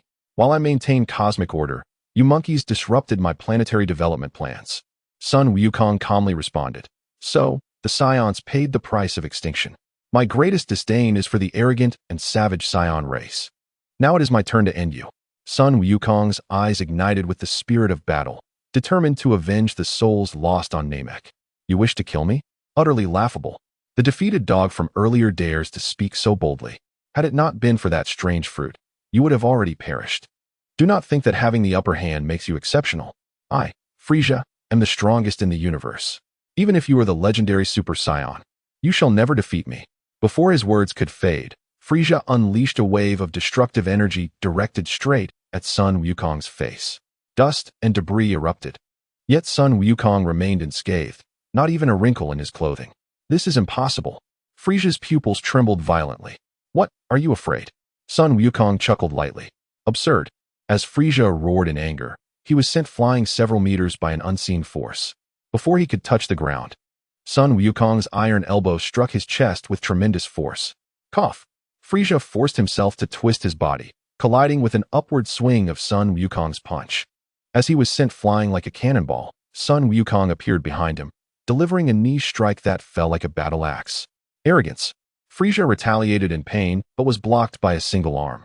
The tempestuous flurry of punches was completely intercepted, and finally, leveraging the recoil, he swiftly retreated and fired a death beam. Yet, Sun Wukong simply sidestepped with ease. You scoundrel. Frieza unleashed a torrent of light from his fingertips. Yet he couldn't even touch Sun Wukong's shadow. Why not attempt to hit me? Sun Wukong's laughter contorted Frieza's face in rage. You seek your own demise. A new wave of beams shot forth toward Sun Wukong, who made no effort to evade. As the flames subsided, he merely tilted his head. Is that all? Sun Wukong's gaze remained fixed on Frieza, and he declared with fervor, Su Haotian was correct. Even if you destroy this planet, you cannot touch me. Your techniques pose no threat to me now. I need not even dodge. Frieza's pupils constricted. Who on earth are you? Do you not understand yet? I am the Super Saiyan Sun Wukong, here specifically to deal with you. Frieza snorted coldly. It seems you indeed possess some semblance of a Super Saiyan. Wukong spread his arms wide. The outcome is clear. Concede defeat. Frieza erupted with rage. Concede to me? Have the great Lord Frieza bow his head. Nonsense. No one has ever dared to humiliate me like this, especially not a Saiyan. Impossible. This must be an illusion. I am the strongest being in the universe. Huh. Your reign ends here, Frieza? Vegeta furrowed his brow. Why does that sound so familiar? I said that mere hours ago. Once again, Kakarot has stolen my lines. How infuriating. Frieza's face contorted with fury. You wish to kill me? The only one who will die is you. with a violent tremor of his arms. He concentrated a supernova energy ball in his palms, expanding relentlessly. I can survive without a planet. Can you Scions do the same? He cackled sinisterly. Ha! Namek. Prepare to be obliterated. No sooner had he spoken than the energy ball hurtled toward the earth. Sun Wukong's expression changed abruptly. Not good. Vegeta exclaimed, It's over. Wukong suddenly realized his grave oversight in underestimating his opponent's treachery while preoccupied with bravado. Yet, in an instant, the energy ball was sent soaring back into the sky. The two looked up to see Su Haotian hovering in midair, effortlessly holding back the destructive energy ball with one hand. Frisia's face blanched in horror. It's him. He has casually overturned my ultimate attack. Chapter 48. Planetary Crisis. The prince's doubt Vegeta had just clawed his way back from the brink of death. His back now cold with dread. Su Haotian's speed and strength were simply outrageous. Such a terrifying attack had been easily repelled. Thankfully, having consumed half a Sensabine earlier, it would be too humiliating to perish in the aftermath. Su Haotian cast aside the energy ball, his icy gaze fixed on Frisia. I warned you not to disturb this planet. It seems you did not take me seriously. Frisia's lips twitched. Would I just wait here to be killed by Sun Wukong? I was left with no choice. In a flash, Su Haotian had teleported beside Frisia, delivering a powerful blow to his abdomen. Cough. Frisia doubled over, convulsing violently. Crimson strands of blood bursting forth from his constricted pupils. He felt unprecedented agony enveloping his entire being. How could this wild monkey possess such power? Anger and humiliation erupted within him, distorting Frisia's cruel smile. A lowly scion dares to stop. A golden flash appeared as Sun Wukong intervened, positioning himself between the two. Su Haotian raised an eyebrow, intrigued. What is this? Do you wish to engage in a battle of attrition? I was careless before. Sun Wukong unleashed a surge of blue light from his fingertips, declaring, I will finish him in 5 minutes. Su Haotian shrugged and retreated to the spectator area, where Vegeta, his golden hair flowing, stared at him, deep in thought. In that moment of eye contact, Su Haotian suddenly recalled a forgotten narrative, the Saiyan prince lost in the cosmos from Dragon Ball Super. If he has a brother, could there be a sister as well? Su Haotian's gaze became fervent. Beyond mere combat, a more worthy pursuit lies in the realm of superior genetic engineering, finding a Saiyan partner, allowing the bloodline of super warriors to strengthen with each generation, complemented by my own innate talents. Though female Scions are nearly extinct, aren't the Dragon Balls meant to reverse life and death? As for the bizarre life forms of other alien races, they simply do not meet my aesthetic standards. Vegeta, Su Haotian spoke suddenly. Don't your royal family have any unmarried princesses of suitable age? They all died long ago. Vegeta scoffed coldly. Are you trying to plead for the Ice Demon? What if I were to resurrect planet Vegeta using the Dragon Balls? The purple-haired prince froze abruptly. The Earth's Dragon Balls could indeed accomplish that, but why would you help me? Vegeta narrowed his eyes. This fellow certainly has ulterior motives. Vegeta shook his head slightly, his tone indifferent. It's been 30 years, let us not discuss it. Su Haotian sighed lightly. As you wish. When the opportunity arises to visit Universe 6, it wouldn't be so bad to bring back a few Scion women to propagate the lineage. Just then, Frisia was sent crashing into the ground by Sun Wukong, kicking up a storm of dust. Sun Wukong reverted from his Super Saiyan form, looking down from above. Frisia, this ends now. You may leave. Su Haotian's pupils constricted. That monkey is being foolish again. As expected, Frisia suddenly struck the ground. An energy wave pierced through the core, causing the entire planet to tremble violently. It's over. He has succeeded. Beep. System alert. Planetary destruction countdown 43. Su Haotian felt the hairs on his neck stand on end. The plot has gone awry. Why is it suddenly about to end? There is no time to ponder further. Preserving my life is paramount. Su Haotian quickly locked onto Piccolo's energy signature. 321. With a thunderous roar, the planet shattered into fragments. In a split second, Su Haotian teleported to the spaceship, clutching the hem of Piccolo's garment. Krillin and Dandy were overjoyed. Wonderful, Su Haotian, Krillin exclaimed excitedly. Behind them, the light of destruction erupted silently. The vacuum devoured all sound, leaving only the blinding torrent of energy rushing toward them. The still-present spaceship rocked violently in the shockwave. Piccolo's expression changed dramatically. That direction, could it be planet Namek? Su Haotian nodded gravely. Wukong was too overconfident. Frisia detonated the planet, and I couldn't save him. Let us first use the Dragon Balls to resurrect them. Krillin turned pale. Wukong is dead. Yes. With the Dragon Ball still in play, Piccolo reassured. At least we are alive and can bring Wukong back. Piccolo wiped the cold sweat from his brow. Thankfully, we left early. Otherwise, we would have been utterly annihilated. He turned to Krillin. If a mass resurrection isn't possible, let us prioritize bringing Wukong back. Your wish might have to be delayed. Krillin was struck by lightning. Damn. My matchmaking plans are ruined again. Su Haotian gently stroked his chin, deep in thought. I feel like I've overlooked something. Alright, I need to go fetch Pua. P.S. Thanks to 13761 for the monthly vote, to the talented Qian Guanxuan for the monthly vote, to Yu Tian for the push for updates, and to Lin Jingyu for the monthly vote. Thanks to all the readers for the flowers.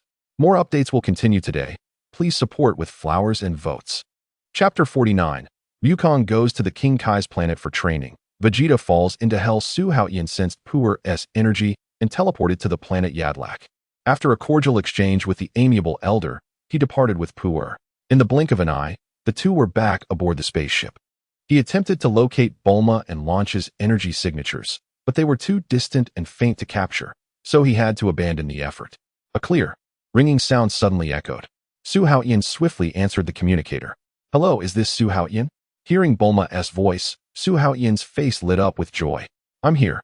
Don't worry, I'll be back within a month. Bulma cheered. That's wonderful. I've missed you so much. Honey, give me a kiss, moi. The sweet interaction over the communicator captivated Tian, who watched with great interest. Krillin, what are they doing? Tian asked curiously.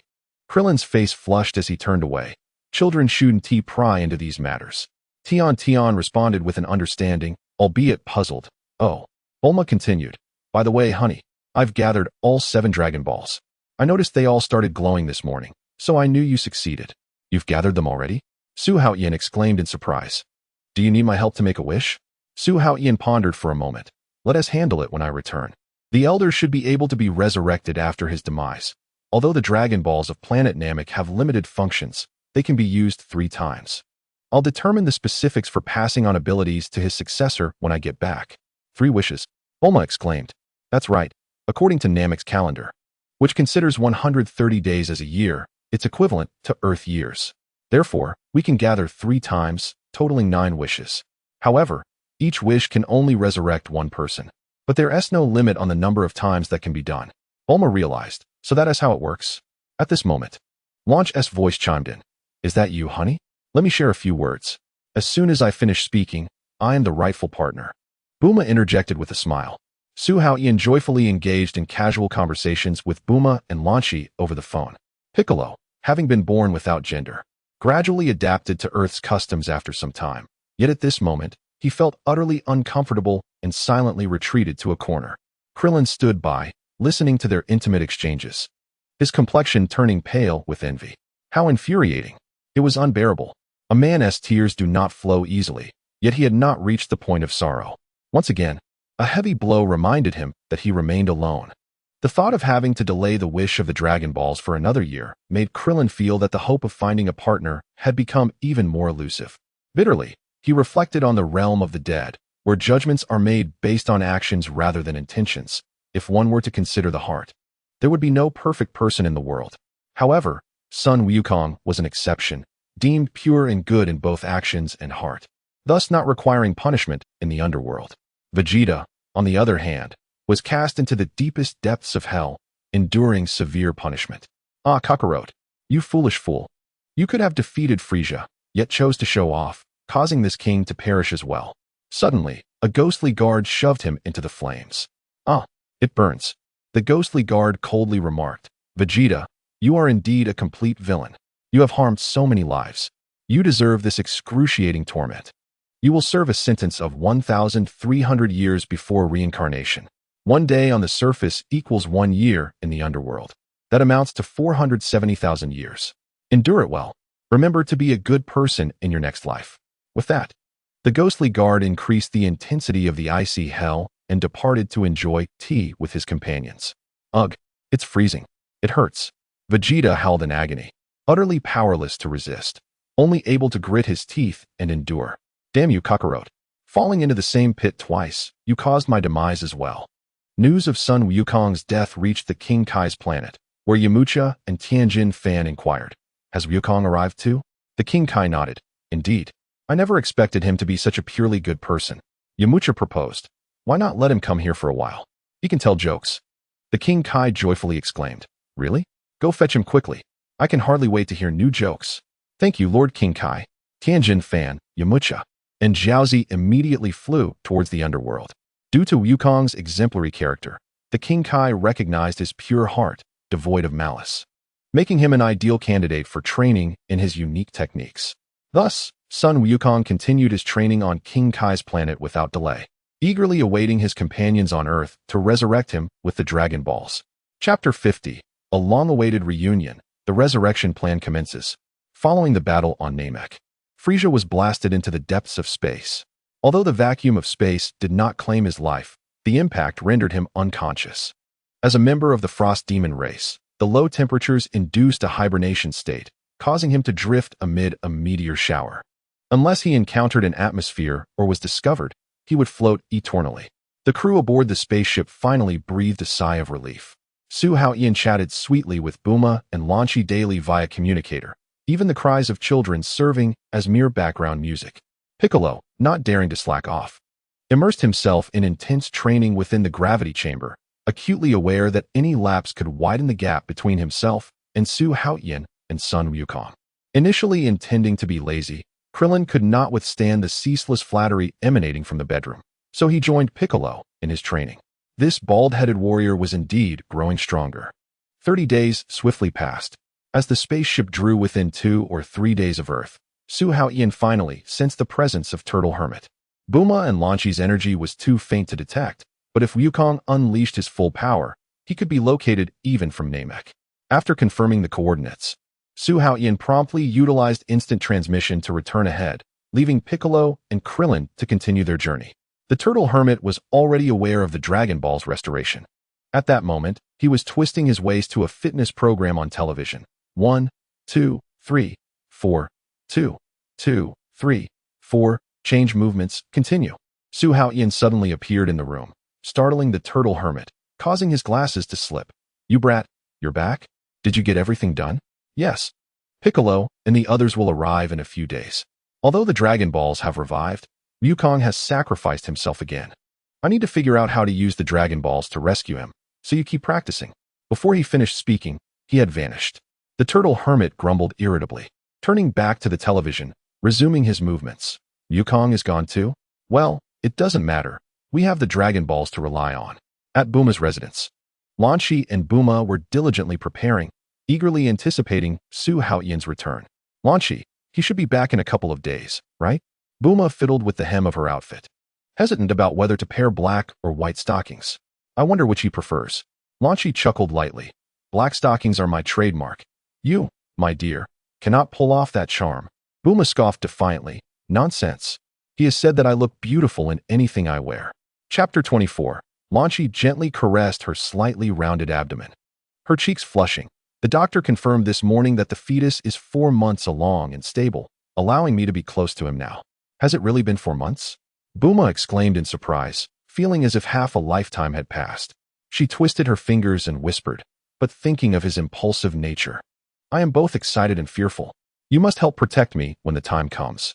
With that, she suddenly covered her flushed face. Childbirth is truly terrifying. How about we have Yulin share the burden? Lan Shi winked playfully, clearly believing her physique would suit motherhood. Are you crazy? What era are we in?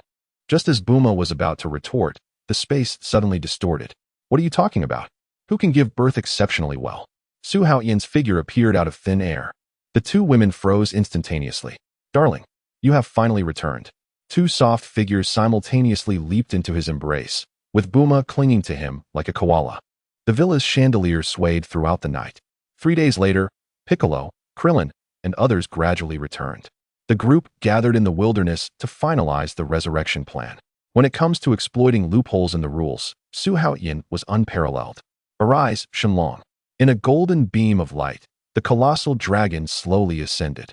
Su Haotian declared, please allow all those killed by Frieza to be reborn here. Shenron broke into a cold sweat. This was undoubtedly the most cunning wish in history. Sun Wukong refused resurrection. Shenron suddenly spoke, insisting that he remain on King Kai's planet to train. Su Haotian shook his head in resignation. This martial arts fanatic. I finally understand why you feel so familiar. It turns out you have fused with Nilu. Muley surveyed the crowd and said, let us first fulfill your wish to resurrect your companions. Our Namek has a cycle of 130 days. Once this period passes, you can make another wish. To express our gratitude, we will temporarily reside here for a year, and the Dragon Balls are at your disposal. Upon hearing this, Krillin was ecstatic. 9 wishes in a year. Now he wouldn't have to wait 3 years to find a wife. However, Tianjin Fan, Yamcha, and Jiaozi had not yet been resurrected. We should help them first. It would be rather inappropriate to fight over this. At this moment, it would be unreasonable to quarrel. The Namekian Shenron ultimately granted the last wish of resurrecting Yamcha. Bulma ensured the well-being of these Namekians.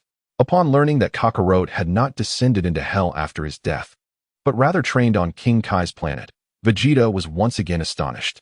Let us not discuss the treatment for now. Everyone had become Super Saiyans, and yet was still striving for improvement. This was indeed excessive. Meanwhile, he had plummeted directly into the 18th layer of hell, enduring the most brutal punishments. The torment that pierced his very soul was 100-fold worse than the beatings from Sabo. What was even more terrifying was that one day in the human world equated to 1 year in hell. The underworld felt like a temporal prison. Although only 3 days had passed in reality, Vegeta had endured an entire 3 years of suffering in hell. It was painfully unbearable. Fortunately, he was resurrected early. Had he been trapped for thousands of years, his spirit would have surely been shattered by then. No, Kabkalatur is surprisingly still training. I too aspire to become a Super Saiyan. Vegeta, deeply affected, stealthily piloted a spacecraft into the cosmos to train. Upon discovering the stolen spaceship, Bulma exclaimed, "Oh no, Vegeta has taken our ship." Su Haotian, with a serene smile, replied, "Let him be. Our journey to Namekershing has been remarkably smooth, thanks to Vegeta collecting the Dragon Balls." Is that true? That scoundrel is actually helping? Well, it's merely a fortuitous coincidence. By the way, yesterday, during maintenance, my father discovered that the fuel was nearly depleted, and he hasn't had the chance to replenish it. He wouldn't starve to death out there, would he? Su Haotian paused. That depends on his fate. Humph. He deserves the consequences of his thievery. Starving would be just. Su Haotian wrapped his arm around Bulma's slender waist, saying, "The night is late. Let us put in some effort and have a child, shall we?" Blushing, Bulma followed him into the bedroom. An enchanting atmosphere enveloped the entire villa. Earth had entered a brief period of peace. During this time, Su Haotian paused his training, spending his days accompanying Bulma and Lin Chi to relish life. Through his diligent efforts, Bulma soon became pregnant once more. After taking the spacecraft, Vegeta found himself stranded in space when the fuel ran out. Alert! Insufficient fuel, imminent shutdown. Please replenish immediately. Vegeta was astonished. What? No fuel? Panic surged through him. How could this happen? Having painstakingly revived with the Dragon Balls, he now faced death in the vastness of space. Clenching his teeth, Vegeta was filled with regret. Had he known this would happen, he would never have stolen that wretched ship. Who could have imagined that pilfering a small spacecraft could lead to such a fate? He swiftly scanned his surroundings, identifying the nearest large planet, attempting an emergency descent. However, the moment he breached the atmosphere, the fuel was entirely depleted. The ship lost power, captured by the planet's gravity. Drifting helplessly, Vegeta angrily pounded the control panel. Damn it, just a little more. Gradually, the ship became a temporary satellite of the planet, entering an orbital path. The food inside had long been consumed, and rescue was nowhere in sight. With thoughts of hellish torment, Vegeta cursed incessantly. Now, he was filled with an overwhelming dread of death, a pain akin to torture. Even the leather items aboard the ship had been devoured. Prolonged hunger clouded his senses. The Prince of the Saiyans had fallen to such a plight. He hadn't perished at the hands of Fusa, nor had he been defeated by Earthlings. Instead, he was set to meet his end in the cosmos. He bitterly smiled, closing his eyes, bracing himself to return to that dark abyss. Just as he succumbed to unconsciousness, a massive spacecraft approached slowly. Life signal detected. Inside the cabin, a doll-like exquisite woman raised an eyebrow at the detector. There are still living beings aboard the abandoned ship? Could it be that the fuel has run out? She donned a spacesuit and entered the damaged cabin, discovering the emaciated Vegeta. Even the seat leather has been consumed, lifting the barely alive man. She turned back toward her own ship. Chapter 52, The Android 21 from the Future. 130 days later, the Dragon Balls of Keqing regained their power. Wukong still refused to be revived. Tianjin Fan and Zhaozi returned to the living realm. Krillin finally faced the moment of fulfilling his long-held wish. Tian, do you remember my wish? Tian smiled and nodded, of course. She raised her hands high, invoking the dragon in the language of Keqing, hoping to grant Krillin a companion. However, Bulma delivered a negative answer. No, such interference in another's destiny exceeds my capabilities. Krillin was instantly stunned. It was impossible. The Dragon Balls of Keqing had too many restrictions. Even resurrection could only be granted one person at a time, and now this wish couldn't be fulfilled either. The disappointment was profound. Since this wish could not be realized, he would have to wait for the Dragon Balls on Earth to recharge. Had he known about Bulma's limitations, he would not have harbored such high hopes initially. The feeling of anticipation turning to disappointment was indeed disheartening. The third wish was returned to the Malmariker, Shenron, who chose to revive a compatriot slain by Vegeta. Time passed swiftly. A month slipped by unnoticed. Considering that Su Haotian had many offspring, Bulma decided to fund the establishment of a specialized maternity hospital within the Capsule Corporation's private medical center. Excitedly, Bulma cheered, "Wonderful, dear. Lan Shi has successfully given birth to a lovely girl." System prompt. Congratulations to the host for the addition of a child. Talent value 750. Initial combat power 6000. Undergoing host body enhancement. Enhancement complete. Host talent increased to 2000. Combat power reached 3.95 million. Obtain the characteristic of infinite stamina. Reward of 60,000 units of S cells. Current data panel, Su Haotian, Saiyan lineage, talent rating, 2000, combat power 3.95 million. Number of offspring, special abilities, flight technique, key mastery. Turtle style, space jump, energy blast, infinite stamina. Su Haotian reviewed the newly acquired rewards. Even without the infinite stamina buff, Lan Shi and Bulma were already struggling to cope. The increase in combat power was minimal, yet they received infinite stamina? Truly perplexing. Infinite stamina was intended for prolonged battles. Why was he consumed with such thoughts? Su Haotian lamented as he patted his forehead. Recently, he had become enamored with the tender comforts of life, filling his mind with unhealthy notions.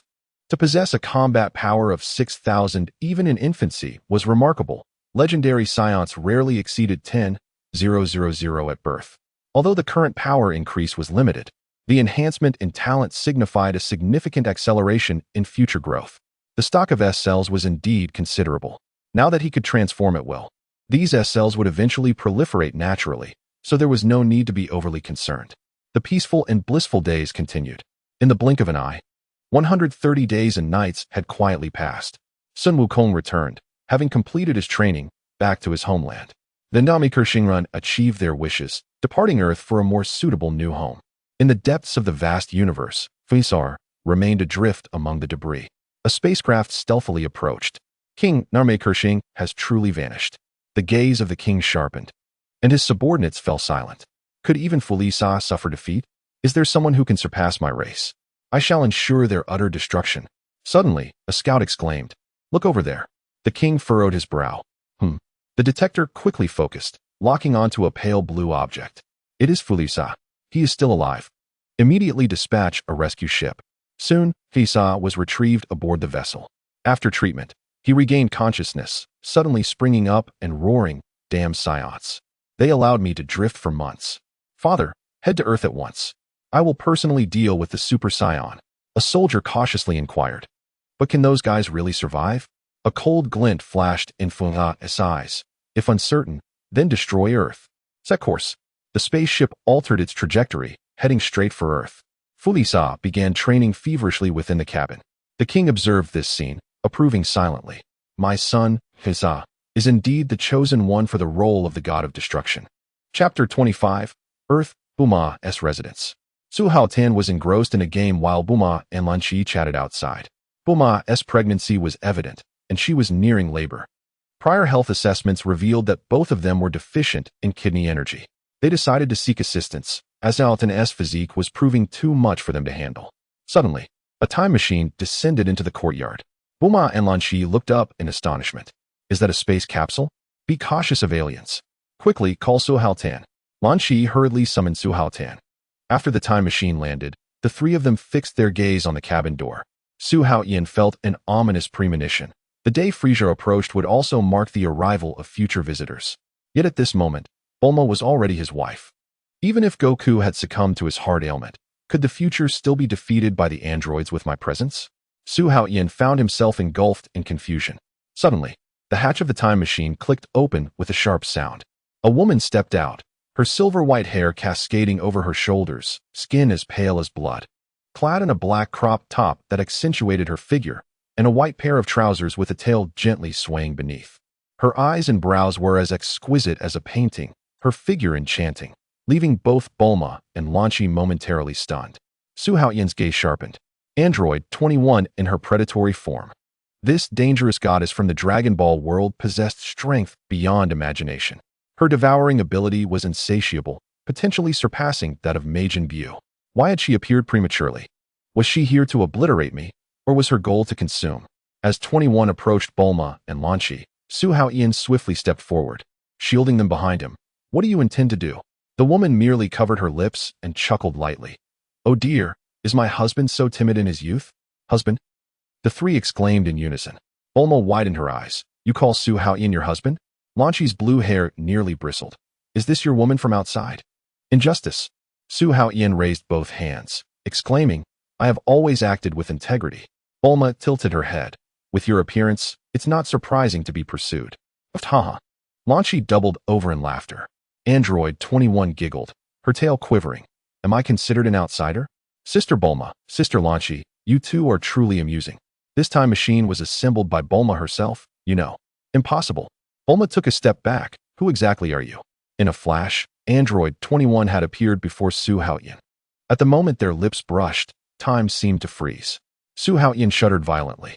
His lips bore a moist sensation as 21 cupped his face, tears silently cascading from her eyes. It's been over 20 years since I last saw you, husband. I truly miss you. The time machine, husband. And 20 years apart left Bulma and Lan Chi in a state of chaos. How could Su Haotian, merely 23 years old, be called a husband by this woman? It was impossible for him to have married 20 years ago. He hadn't even been born yet, or if he had, he would have been but an infant. Android 21 slowly released Su Haotian's face, her gaze shifting to Bulma's abdomen. It is now the year 763 of the Agi calendar. Bulma, you are carrying Su Ning, right? She will be incredibly powerful in the future. Perhaps she still lives today. Bulma exclaimed in shock. How do you know I intended to name her Su Ning? Could it truly be because of the time machine? 21 nodded. Indeed, I am Wendy, a person returned from the future. Su Haotian furrowed his brow, possessing a system. Could he truly be incapable of dealing with the antagonists of the Dragon Ball world? He asked solemnly. Since you have come from the future, does that mean we are all dead there? Lan Chi raked her fingers through her hair, irritably muttering. What are you all talking about? My head is about to explode. Android 21 chuckled lightly, her tone carrying a teasing lilt. Husband, Sister Bulma, Sister Lan Chi, I traveled through time to find you. Can't you let me sit down first? The three gradually realized this woman hailed from the future, calling Su Haotian her husband and referring to them as sisters, evidently his future wife. Bulma and Lan Chi exchanged knowing glances, their hearts understanding. After all, they were currently considering how to relieve his burdens. It would not be surprising for him to marry another in the future. Moments later, they sat on the sofa. Su Haotian queried, in the future, were we defeated by the androids? Android 21's pupils constricted. You know about the androids? You know of Dr. Gero's plans? Su Haotian nodded. Regardless of how I know, did they really kill us? 21 shook her head, no? In the future, Androids 17 and 18 lost their purpose due to Goku's death and went on a rampage. But they were all dealt with by you, including Cell. Later, when Majin Buu appeared, you also eliminated him. She paused, a complex expression flickering in her eyes.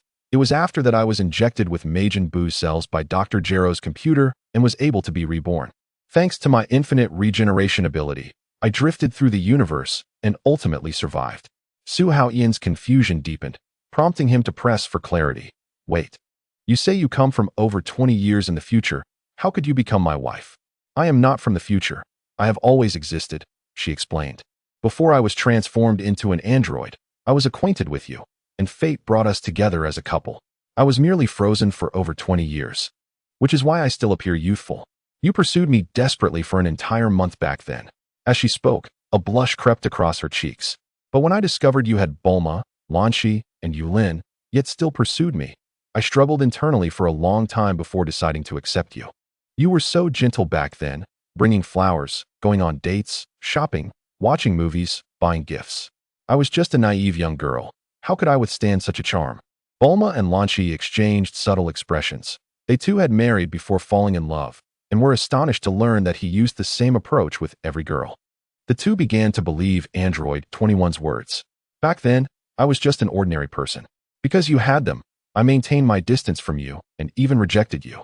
Android 21 continued. After you left, I realized I had already fallen in love with you, yet we were no longer in the same world.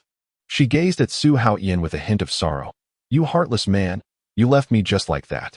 Su Haotian averted his gaze. He acknowledged that 21 was stunning, and as a time traveler, it was natural to pursue such a goddess. However, he also understood his principles. Cherish what you can attain, and let go of what you cannot. After that, no other man could enter my heart. I lived in solitude, with only you in my thoughts, Android 21 said softly. Until one day, Dr. Gero's robots captured me, injected me with drugs, and put me to sleep for over 20 years. After merging with Majin Buu's cells, I finally awakened. Upon waking, I immediately destroyed Dr. Gero's base, finally able to reunite with you and fulfill our last promise of having our own child. But just then, a second personality emerged within me. It sensed your immense power, suppressing my consciousness and seeking to devour you. Thus, under the control of that personality, I was forced to battle you. Fortunately, Angel Whis happened to arrive on Earth to savor delicacies and stumbled upon our fierce battle, completely extinguishing my predatory instincts. Not long after, we entered the sanctum of marriage. But on that very day, disaster struck. A creature named Zamasu appeared. Su Haotian paused, sensing a distortion in the timeline. Zamasu? Android 21, equally taken aback, asked, How do you know? I don't know. 21 took a deep breath, wiped away her tears, and continued her narrative. Listen closely and do not interrupt. Su Haotian understood. Bulma, Lanshi. For some reason, both Bulma and Lanshi's cheeks suddenly flushed. Chapter 54. The newlywed night delayed by over 20 years. Android 21 gazed at the two, their faces flushed, unable to decipher their thoughts. After a brief silence, she composed herself and spoke again. In the future world, an entity claiming to be a deity descended, raining down divine punishment upon all, nearly extinguishing all life in the universe. He is immortal. Although Vegeta had once defeated him, he ultimately succumbed from exhaustion. You have defeated him multiple times, yet could not eradicate him completely. Later, he evaded your pursuit, treacherously launching a sneak attack, killing Sister Bulma and Sister Lanshi. You were utterly enraged and fought him to the death. To completely end him, you dragged him deep into the universe, detonating all your energy in a mutual destruction. Bulma and Lanshi were momentarily stunned.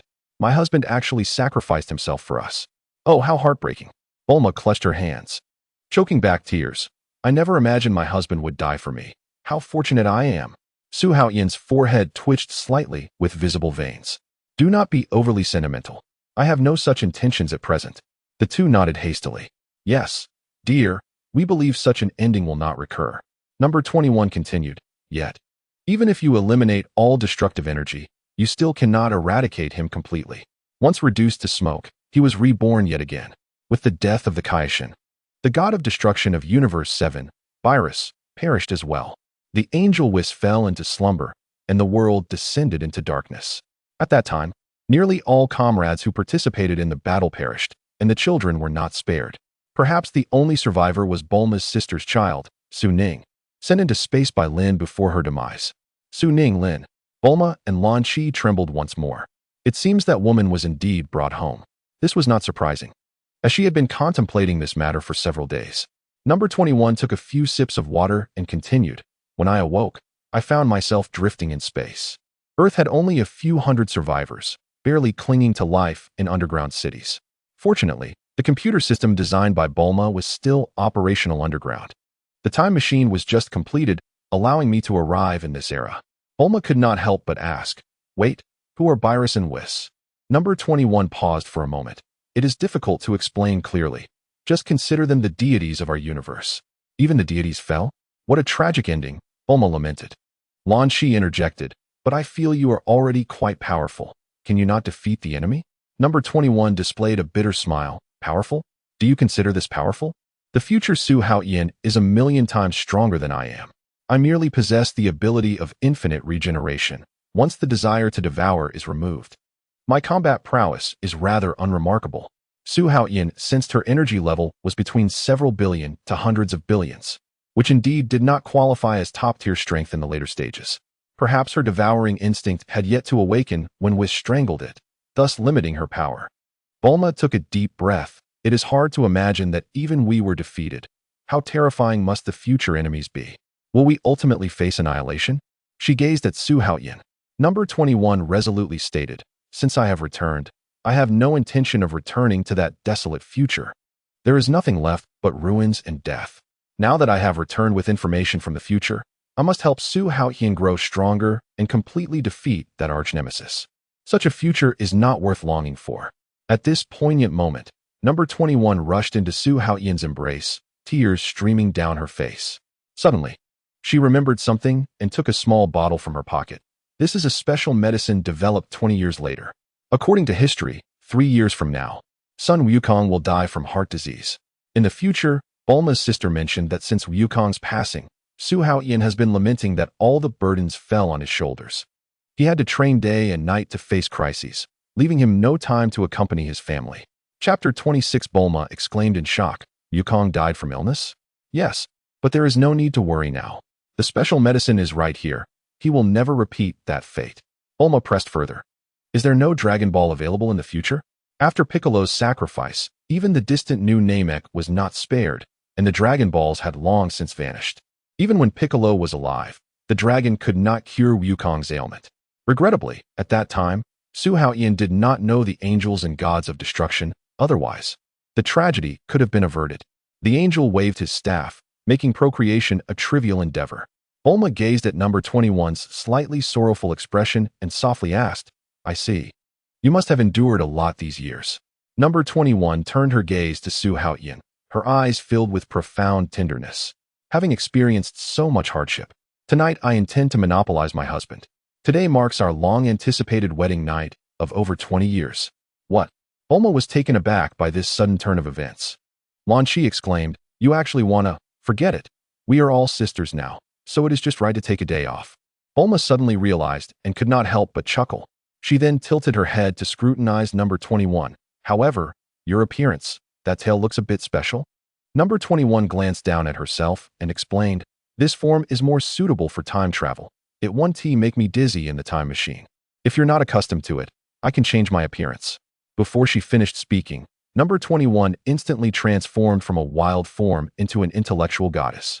Her brown hair cascaded naturally, black-framed glasses complemented her large earrings, and a white lab coat accentuated her graceful figure. Chapter 55 Witnessing this transformation. Lan Shi gazed at the stunning, fair-skinned, long-legged beauty before her and could not help but exclaim, Incredible. It's even more amazing than my transformation. You can even change your attire. Is this magic? Well, I know a little. Number 21 nestled back into Su Haotian's embrace. Our wedding has already taken place, which is why I call you my husband. I have waited far too long for this day. Let us complete what we must do. This time, I will not refuse. Just because I rejected once, you let me sleep in solitude for over 20 years. How cruel. Su Haotian felt somewhat awkward, but it is still daytime. I must go? Number 21 continuously acted coy in Su Haotian's arms, making him quite uncomfortable. Bulma laughed. Go ahead. Your sister has crossed time to find you. This is a romantic scenario that only exists in novels. Well, all right then. An exquisite moment is worth 1,000 gold. After more than 20 years of longing, it finally came to fruition. From here on, they only needed to nurture their bond and await the blossoming of love. With the addition of a new family member, Su Haotian showered them with affection, immersing himself in tenderness, completely neglecting his training. A few days later, Bulma, after 9 months of pregnancy, gave birth slightly earlier than expected. Bulma and Su Haotian did not argue and continued to use the name Bulma had previously chosen, Su Ning. Beep. Congratulations, host, on obtaining a daughter with mutated qualities. Extraordinary talent 20,000. Initial combat power 6,000. Host body strengthening in progress. Beep. Strengthening completed. Host S talent raised to 22,000. Combat power surpassing 4.96 million. Talent has entered the extraordinary realm, and combat power will automatically accelerate growth with an additional reward of 1 million S cells. Current attributes. Su Haotian. Saiyan bloodline. Talent value. 22,000. Combat power. 4.96 million. Children. Suhan. Trunks. Bra. Skills. Dance of the Void. Energy sensing. Kamehameha. Kamehameha wave. Solar flare. Instant transmission. And unlimited stamina. Gazing at the system prompt, Su Haotian could hardly conceal his shock. No wonder Su Haotian could transform into a Super Saiyan at such a young age. As Su Wukong's strength increased, the number of S cells surged, consequently enhancing the talent and initial combat power of his children. Was this mutated quality akin to that of Broly or Kale? A combat power soaring by millions. Even after the Super Saiyan 2 transformation would barely reach 100 million. This was hardly remarkable for the current Su Haotian. Yet the talent value skyrocketing by 20,000 was 10 times the previous total. I must continue to strive, he murmured.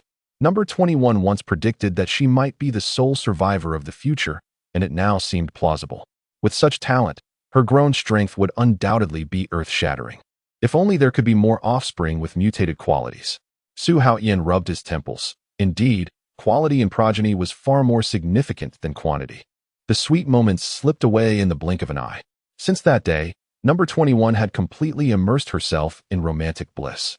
During the days spent with Su Haotian, she nearly forgot the mission she bore. She even intentionally avoided reminding Su Haotian to meet the version of himself from this timeline. Perhaps unwilling to share this affection with anyone else or harboring ulterior motives. Only she knew her true thoughts. As the fortnight passed, number 21 grew increasingly familiar with Bulma. Although her power far surpassed that of others, she appeared as a dutiful younger sister in Bulma's presence. One night, when Su Haotian was about to indulge in tenderness, no. 21 suddenly pressed against his chest. Husband, we cannot allow ourselves to become so engrossed, she said, her eyes filled with concern. What do you mean? He inquired. In the future, Zamas will annihilate everything. Her voice trembled slightly. I must help you prevent this tragedy from repeating. You should focus on your training. Isn't the hyperbolic time chamber a better option? Su Haotian was shaken, as if plunged into an icy abyss. Indeed, he realized that he had ultimately failed in the future. He could no longer squander time. Number 21 looked at him with understanding, her heart brimming with joy. This is my man, handsome, elegant, exceptionally powerful, gifted, gentle, considerate, and so diligent. It is perfectly reasonable to marry a few more like him. How foolish he had been in the future to reject such an extraordinary man. Fortunately, Bulma's time machine allowed him a second chance. This time, he would undoubtedly assist his husband in defeating Zamas and achieve eternal happiness. Reminded by number 21, Su Haotian donned his training attire and prepared to venture out for cultivation. Just as he was about to head to the hyperbolic time chamber, a voice suddenly echoed. Ding! System alert. Your choices are too limited. Su Haotian was taken aback. Too limited? Chapter 56. Host. Your choices are too limited. The system's words made Su Haotian halt in his tracks. System, did I truly fail against Zamas in the future? Ding. The system has traversed the future and returned, identifying a critical issue. Ever since Su Wukong's demise, your development has stagnated. Su Haotian's heart trembled once more. But I have been diligently training. Why did I still fail? Ding. That is precisely why I said your choices are too limited. What do you mean? As a time traveler with this system, a miraculous artifact, you fail to utilize it effectively, instead opting for the most primitive methods to enhance your strength. Su Haotian was left speechless. Is the hyperbolic time chamber considered a primitive method? Training is the most fundamental approach.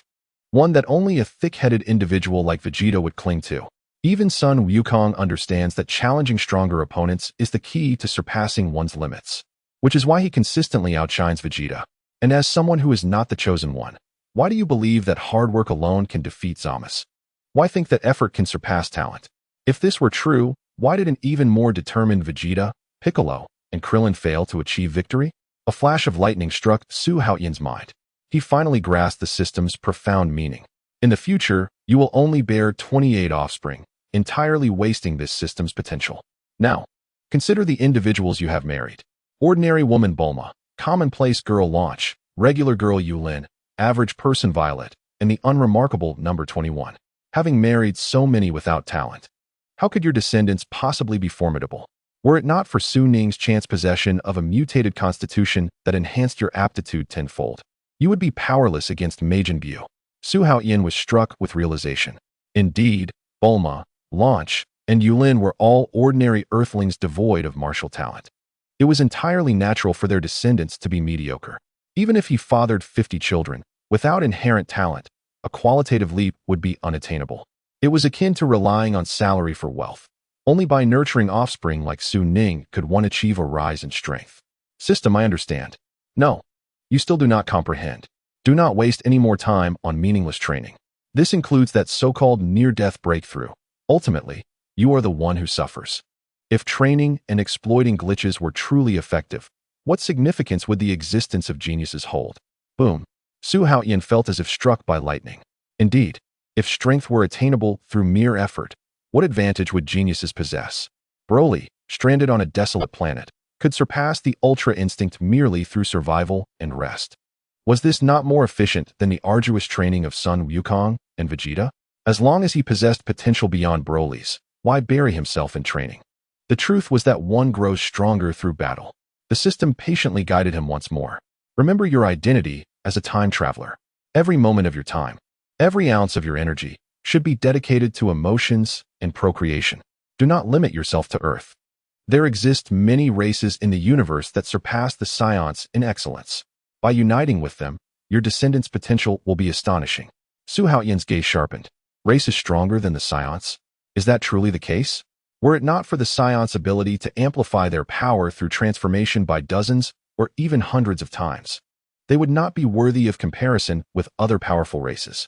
However, if you can accept their appearances, Su Haotian replied, I cannot accept that. The Saiyans' innate potential is far inferior to other races, relying solely on transformations to contend with beings like Jiren.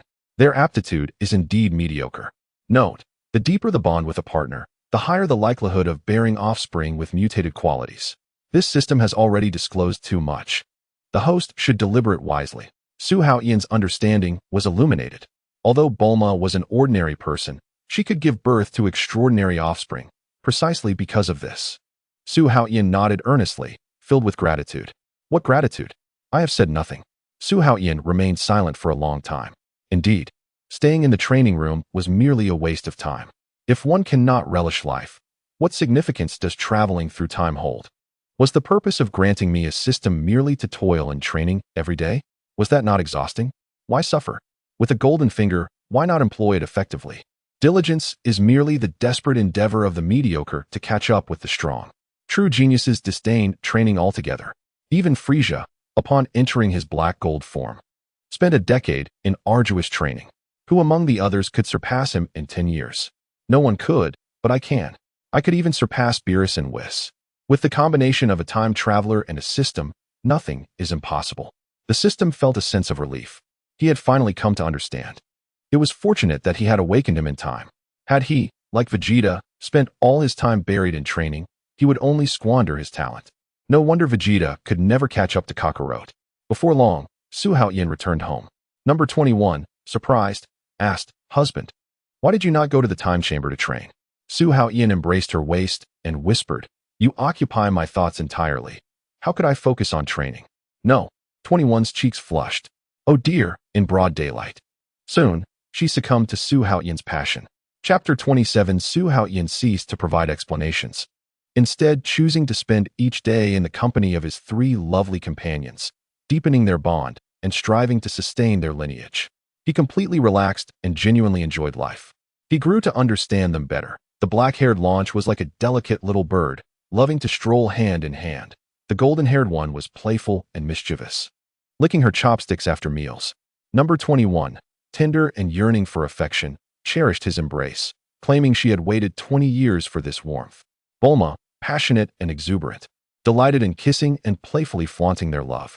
The seemingly wild exterior of number 21 concealed a soft heart. After all, she had only this side to her. This arrangement suited Su Haotian just fine. He didn't want to be caught off guard and turned into a sweet dessert. Although Bulma, Launch, and No. 21 harbored some worries about the future, Su Haotian's attentiveness made them beam with joy each day. Such days were sweetly intoxicating. None wished to squander time, longing instead to be with him every moment. The melody of happiness continued to resonate. Time flew, and in the blink of an eye, a year had passed since Su Haotian left Namek. On this day, everyone sensed a terrifying aura. Su Haotian understood. Frieza had arrived. It seemed that during his cosmic travels, this individual had not been idle in his training and had become even more formidable than before.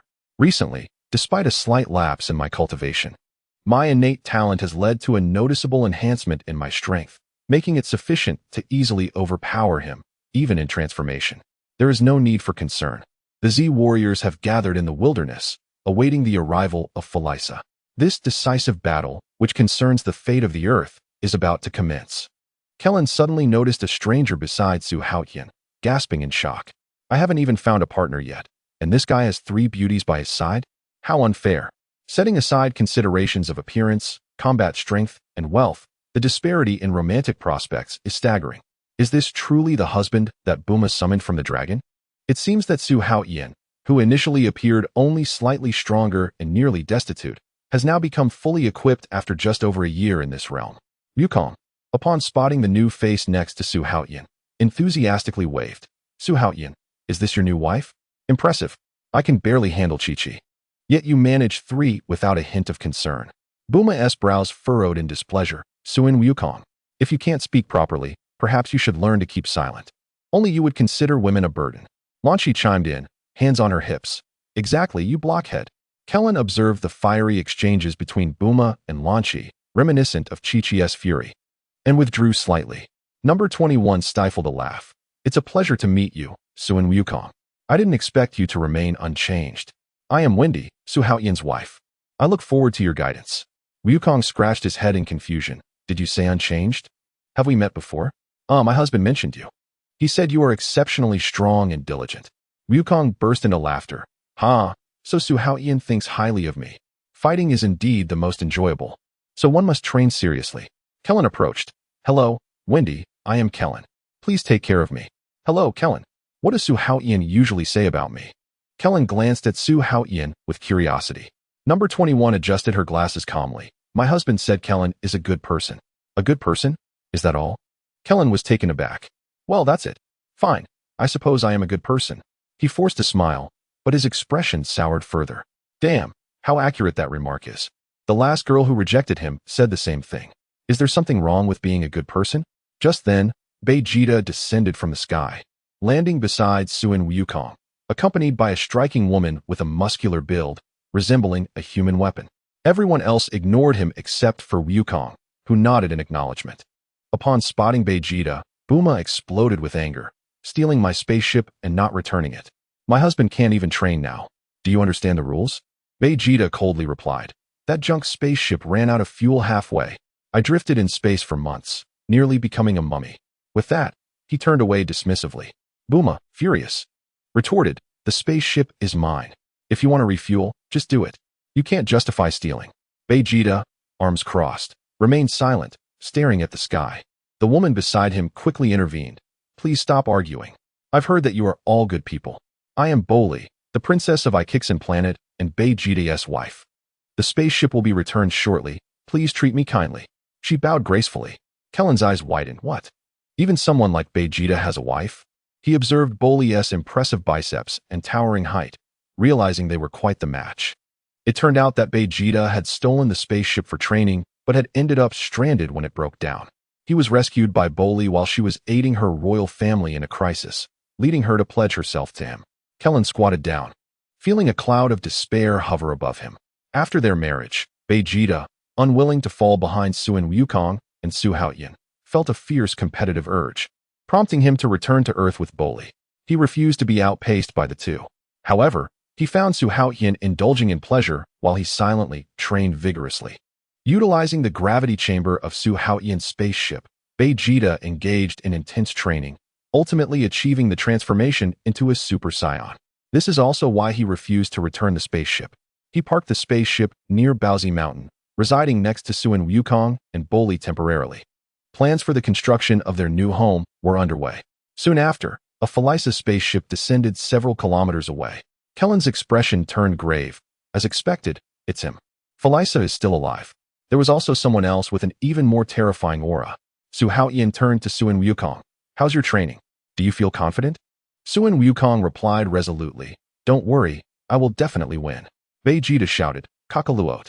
Even though you are a Super Saiyan now, you caused him to destroy Namek twice. If Earth is destroyed, we will all perish again. I can transform now too. This time, I will deal with him. The revelation of a third Super Saiyan elicited no reaction from the others, further infuriating Vegeta. Suin Wukong hesitated to speak. The previous mercy and negligence had cost them dearly. Had it not been for Su Haotian's foresight to send Bike away, the consequences would have been dire. Yamcha was sweating profusely. Felisa's aura is even stronger than on Namek.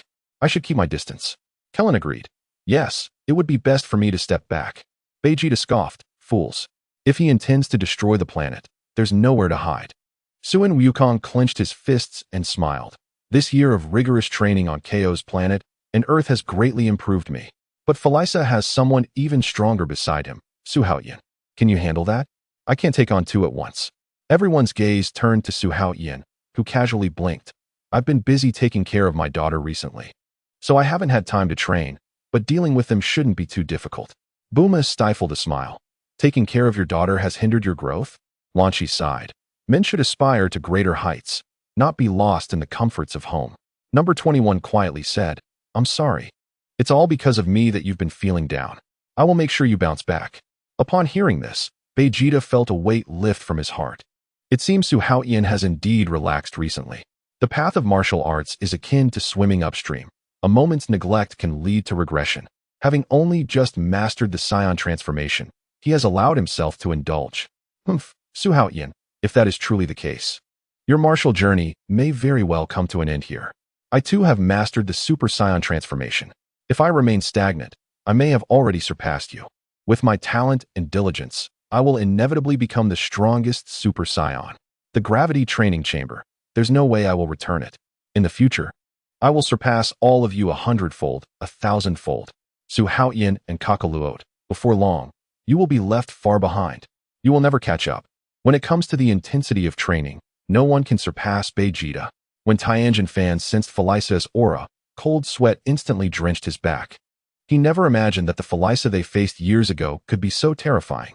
Reflecting on his training on KO's planet, Tianjin fan felt like it was a joke. At the previous World Martial Arts Tournament, he could barely defeat Suin Wukong. Yet now, he couldn't even hold a candle to Suin Wukong's shadow, let alone Su Haotian. Kellen finally came to a realization. He no longer fixated on comparing himself to Wukong and Su Haotian. Adhering to Master Roshi's teachings, train diligently, eat on time, ensure adequate rest, and actively seek companionship. As the spaceship smoothly landed, the cabin door slowly opened. A regal aura swept forth as Felisa stepped out of the spacecraft. So this is Earth? The environment is indeed quite pleasant. He continued, such a tiny planet, I could destroy it with a single blow. Frieza coldly said, no need. I will wipe out all the Earthlings in front of Goku and Su Haotian. Let them suffer greatly before sending them to hell. The king revealed a cruel smile. Killing Earthlings is easy. The key is to completely eliminate the Super Saiyans. Our race is the strongest in the universe. We must eradicate these threats. Frieza smiled sinisterly. With Father's help, victory is assured. My strength is far greater than before, far surpassing my Namekian days. Perhaps even Father won't need to lift a finger. Then, thousands of Frieza's warriors emerged from the spaceship. Frieza coldly ordered, find those people immediately. Annihilate all the Earthlings. Yes, Lord Frieza. At that moment, Vegeta suddenly descended from the sky. Frieza.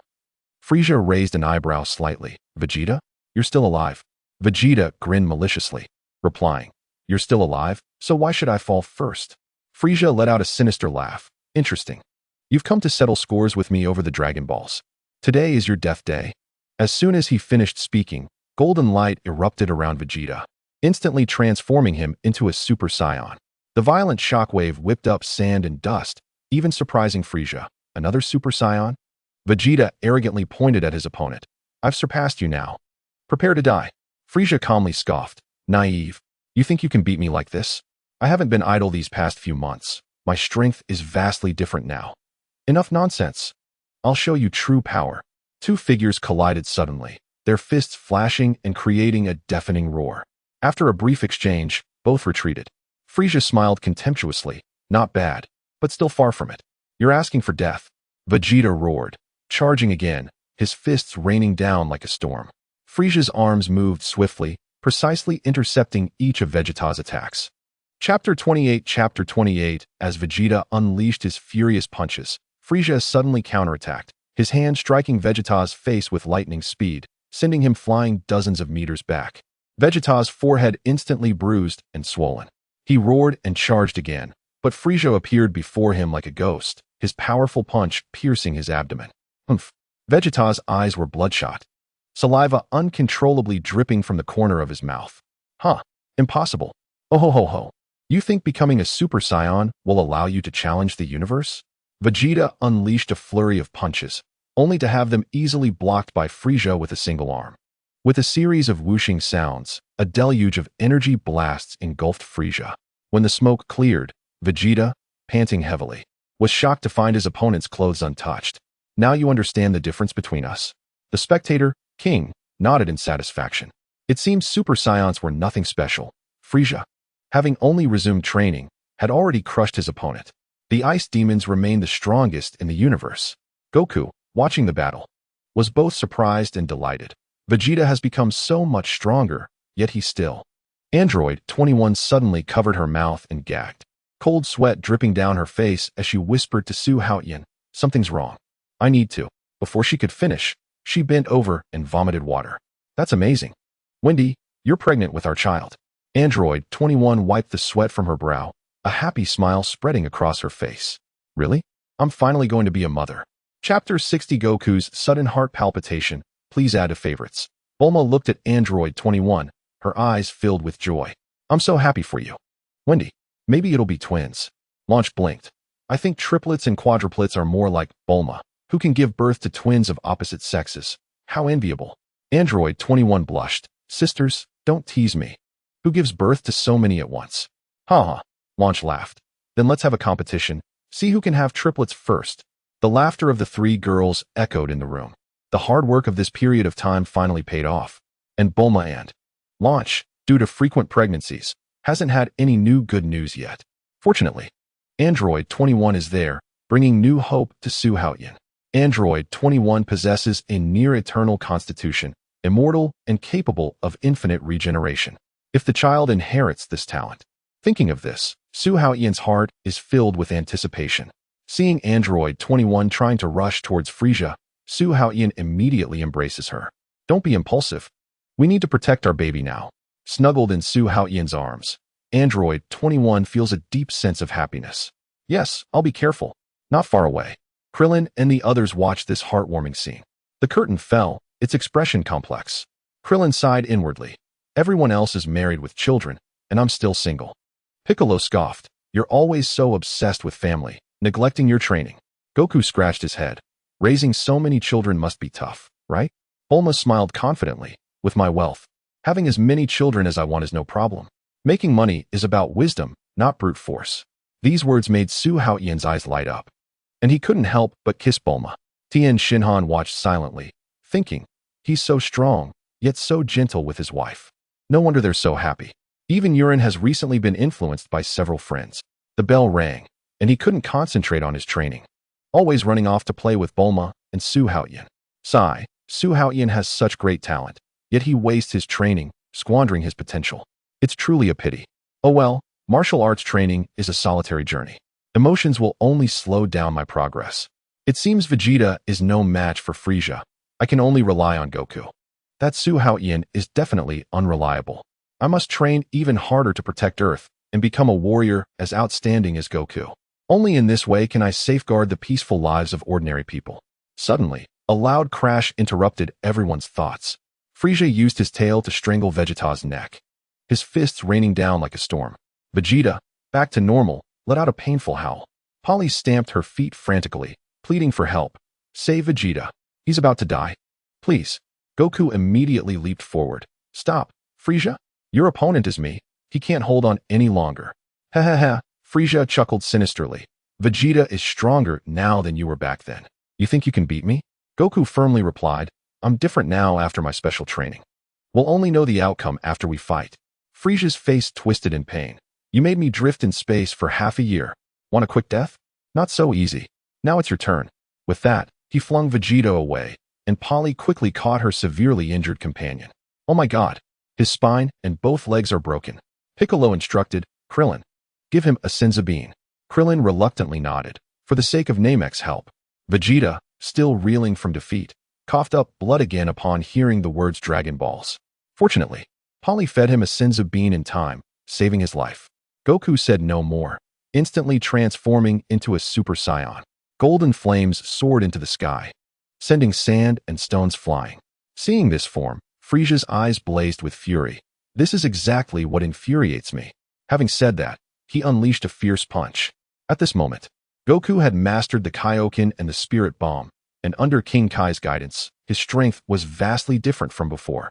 However, his Super Saiyan transformation was still not stable enough, and his physical strength was still insufficient, preventing him from simultaneously using the Kaioken. Even so, his strength still surpassed Vegeta's. Goku was obsessed with intense battles, possessing a childlike innocence in daily life, yet displaying extraordinary wisdom in combat. At this moment, he fiercely clashed with Frieza. His punches and kicks as sharp as the wind, his moves fluid and natural, devoid of Vegeta's stiffness and clumsiness. In the air, two figures continually collided, sending shockwaves rippling through the atmosphere. The onlookers were left speechless. Tianjin Fan marveled, I can't believe that Wukong has become this powerful. Their movements have surpassed my ability to perceive. Krillin concurred, I thought Frieza was terrifying enough, but I never anticipated that Wukong would reach such heights. There may yet be hope for Earth. Piccolo, fixated on the fierce duel, silently vowed to double his training. Despite a year of arduous practice, he felt he could not keep pace with Sun Wukong, a fact that gnawed at him. Reflecting on the moment of merging with Nehru, he pondered, perhaps the Namekians should forge their own paths. True strength arises from personal cultivation. Reliance on assimilation could lead one astray. Merging with the Kai? Absolutely not. That would obliterate one's essence. Vegeta, having consumed a Senzu bean, gazed at the battlefield, his heart simmering with frustration. Had it not been for Su Haotian's spaceship running out of fuel, delaying him by 6 months, he would have surpassed Kakarot by now. He noticed Su Haotian casually watching the battle with Android 21, secretly disdainful. In a moment of life and death, he is lost in romantic reverie. What good is a handsome facade without ambition? Frieza's subordinates looked up at the sky. In awe, the king's might is unparalleled. In such a battle, we can only cheer from the sidelines. Victory for the king is assured. I pledge my life to follow Lord Frieza. The king observed the fierce battle between Frieza and Sun Wukong, contemplating. I never expected this Super Saiyan who defeated Frieza to possess such strength, capable of contending with Frieza, who has trained for months. However, it seems that I need not intervene. My son alone can resolve this. Allowing my son to exact vengeance will ensure complete retribution. The king is merely a last resort, and he prefers not to reveal himself unless absolutely necessary. Let Frieza revel in the thrill of battle. After this encounter, he will undoubtedly transform into a true cosmic overlord. The intensity of the battle escalated. Both sides unleashed their full power, each strike targeting critical points. Fists and feet colliding with astonishing force. Yet, Wukong's condition visibly deteriorated as he struggled against Frieza, who had elevated his energy to 70. Seizing the opportunity, Frieza landed a heavy blow that sent Wukong flying, then ensnared his neck with his tail, pummeling his abdomen with relentless ferocity. Bang, bang, bang. Wukong's lips bled as he let out a cry of anguish. Haha, this so-called Super Saiyan is merely a joke in the face of the universe. Frieza guffawed. Krillin sensed something amiss. Something's wrong. Wukong's energy has suddenly diminished. Why is he at a disadvantage despite their comparable strength? Piccolo furrowed his brow. It seems old Sun is unwell. His condition is worsening. At that moment, Su Haotian had a sudden realization. Wukong should thrive in battle, not appear so beleaguered. He glanced down at Android 21 in his arms, a thought flickering through his mind. Could it be that his heart condition has manifested prematurely? Android 21's expression changed dramatically. A heart condition that was supposed to strike 3 years from now is occurring now. Have I had such a significant impact? The others were taken aback. Krillin exclaimed in disbelief. A heart condition? How could a Super Saiyan suffer from such an ailment? Should we tell them, dear? Android 21 asked. Su Haotian pondered briefly. If he did not reveal the truth, they might neglect their training. Ultimately, the fight against future invaders would rely on them. He could not shoulder everything alone. That would be too burdensome. In the original story, Trunks had shared his future, apart from his heritage. As for Android 21's identity, there was indeed no need for concealment. Wait, there is still an unaltered Android 21 in this timeline. Su Haotian suddenly recalled this fact. He must not overlook her. An additional ally could lead to more offspring. He resolved to find her. With determination, Su Haotian spoke up. Let me explain. Wendy is my wife, hailing from the future. What? The future? Time travel truly exists? The crowd was astonished. Su Haotian continued. Listen closely. In the future, Sun Wukong will succumb to a heart condition. Neither sins of beans nor Dragon Balls can cure it. Subsequently, even stronger foes will arrive, nearly annihilating us, and Earth will suffer severe devastation. But do not worry.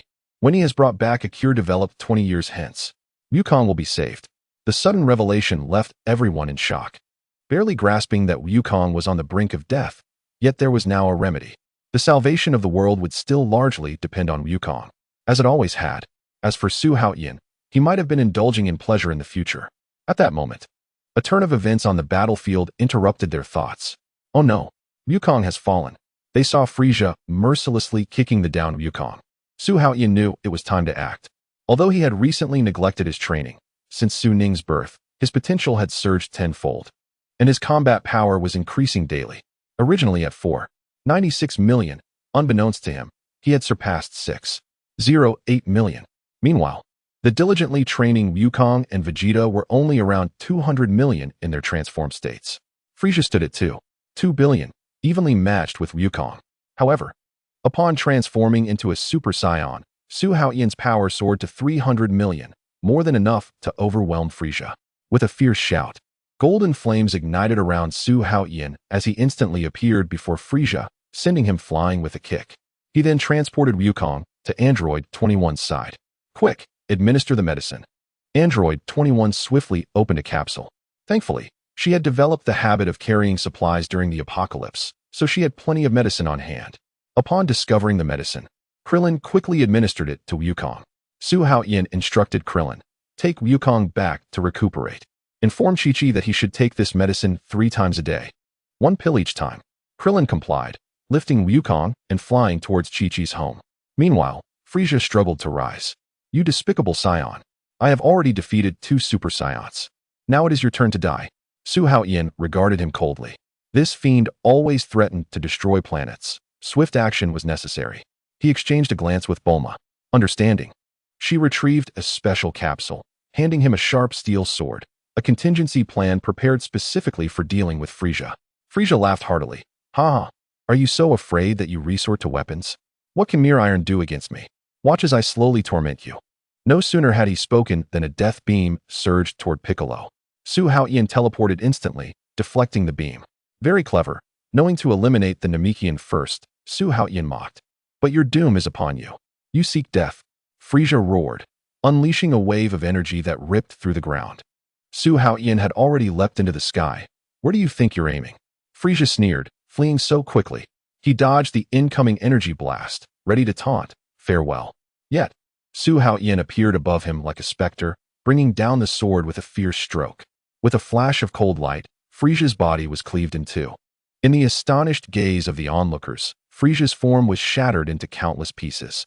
As the blade glimmered, Su Haotian struck again, obliterating the remnants of Frieza's body. The energy surged, a dazzling light illuminating the scene, as the remnants of flesh and blood were reduced to ashes. Vegeta and the others were left in shock. Su Haotian had managed to eradicate Frieza with a single blow. Tianjin Fan's voice trembled.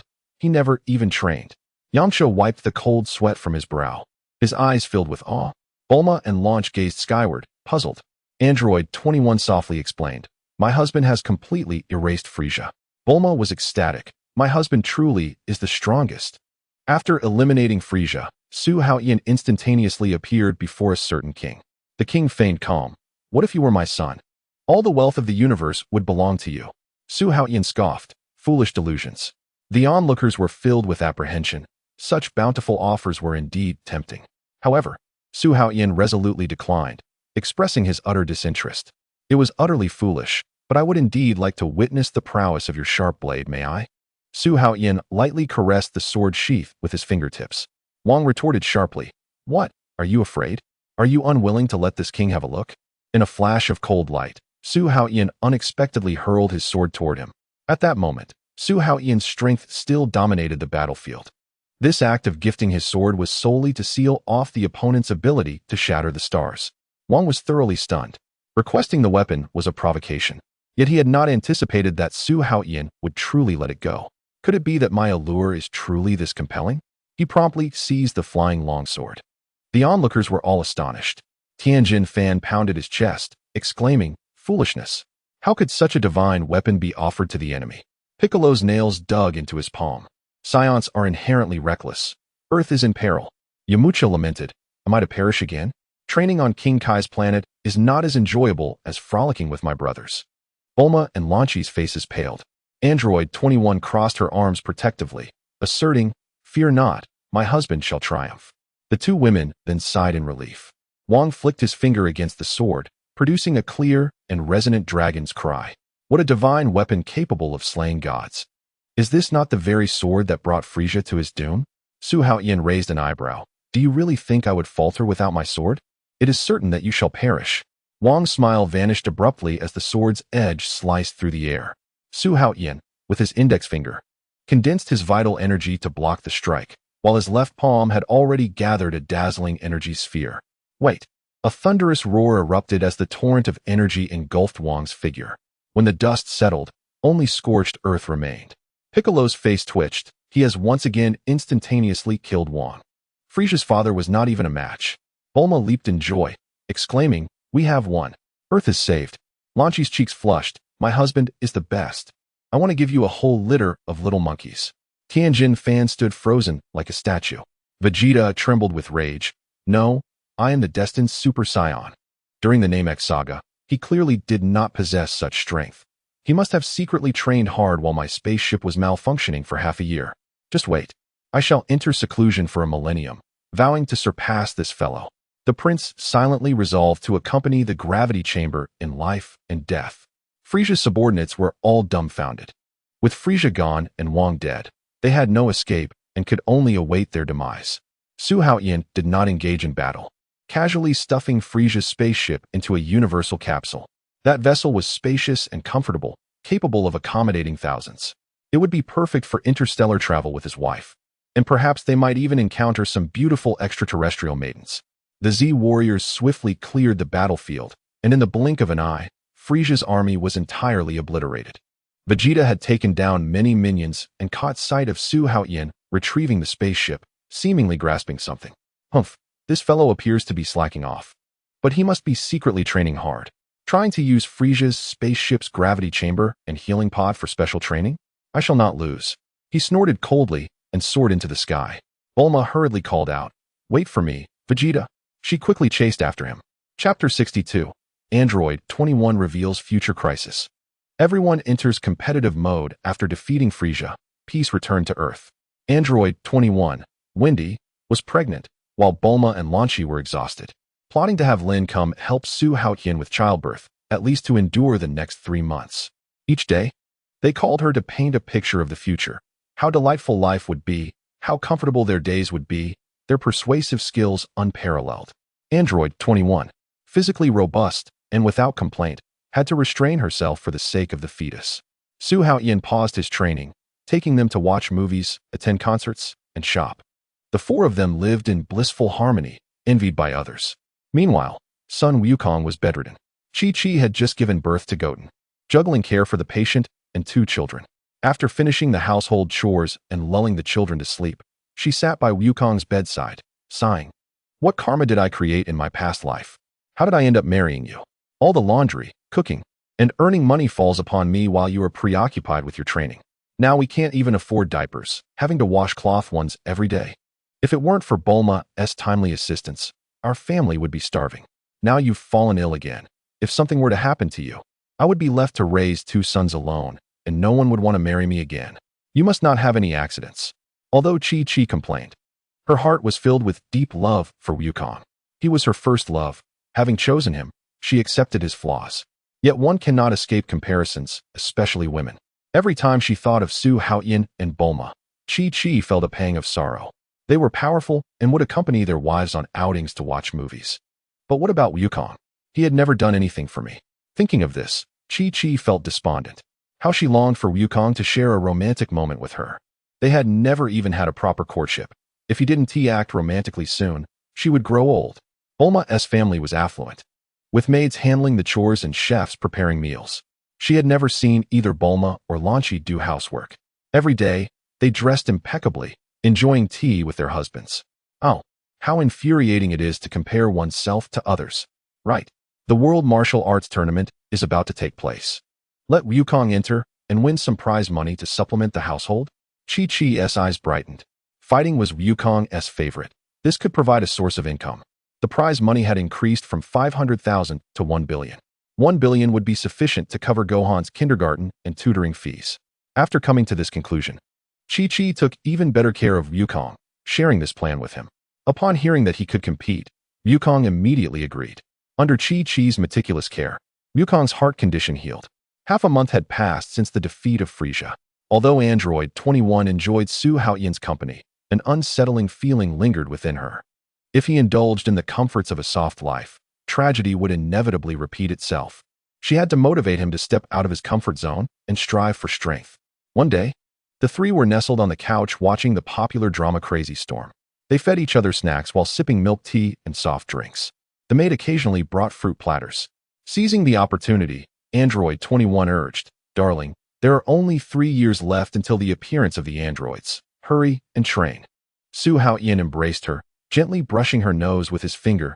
"Do not worry, tragedy will not repeat itself. Training must be balanced. Even Vegeta, despite his fervent efforts, is still not as strong as I am."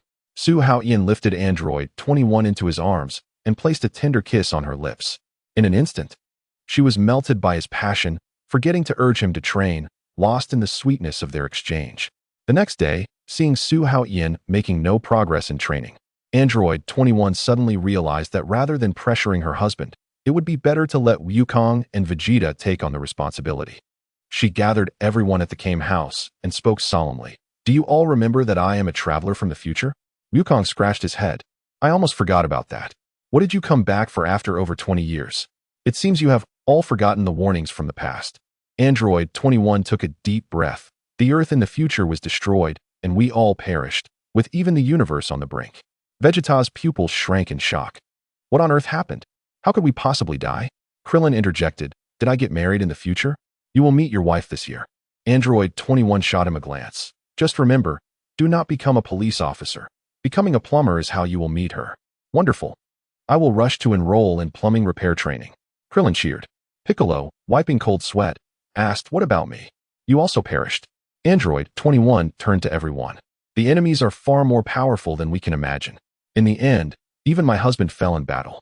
Wukong, stunned, exclaimed, "Even I cannot defeat that enemy?" "No."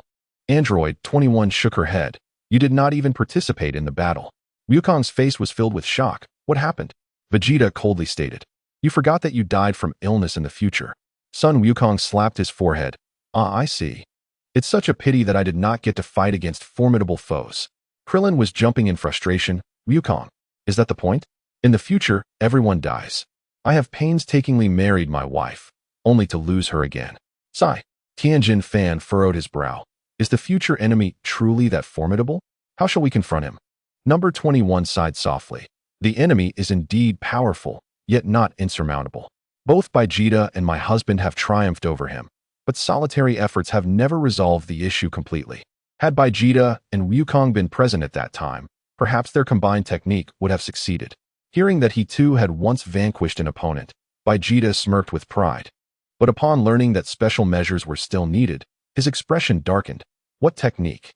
Number 21 hinted at fusion but chose to withhold. "Now is not the time. If we rely solely on fusion for victory, you shall never attain the strength to confront Zamasu independently. Only by each of the three surpassing their limits can we truly annihilate that immortal monstrosity." A chill ran through the group.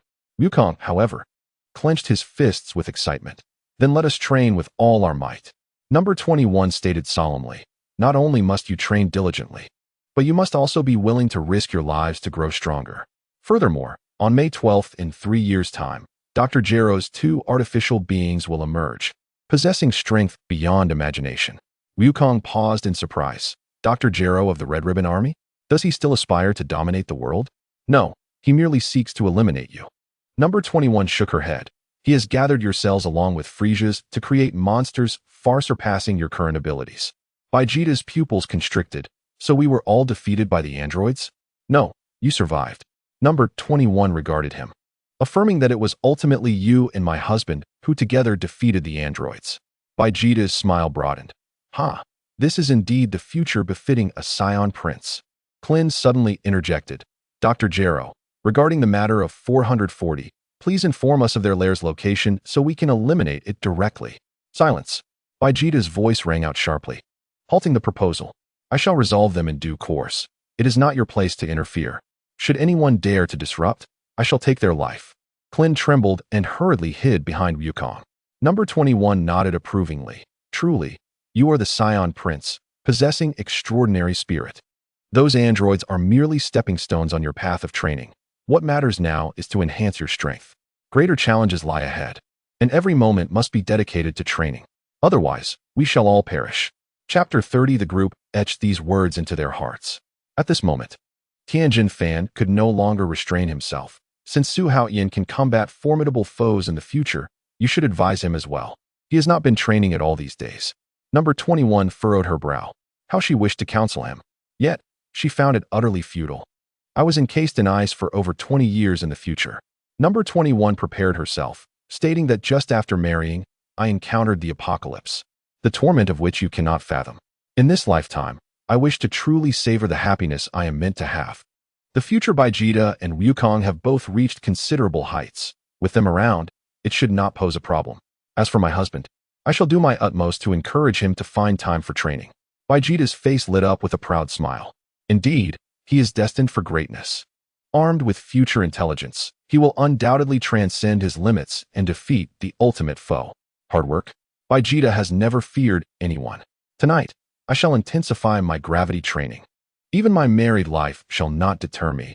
Vegeta vowed to create a legend in the future. After number 21 departed, Wukong immersed himself in arduous training for the upcoming martial arts tournament. Vegeta trained relentlessly, while Tianjin Fan, Klin, Yamcha, and Piccolo also began intensive training in preparation for the android incident. From dawn to dusk, their figures could be seen diligently training with weights in various locations. Meanwhile, Su Haotian's family appeared to be indulging in leisurely pursuits, reveling in merriment and raising children.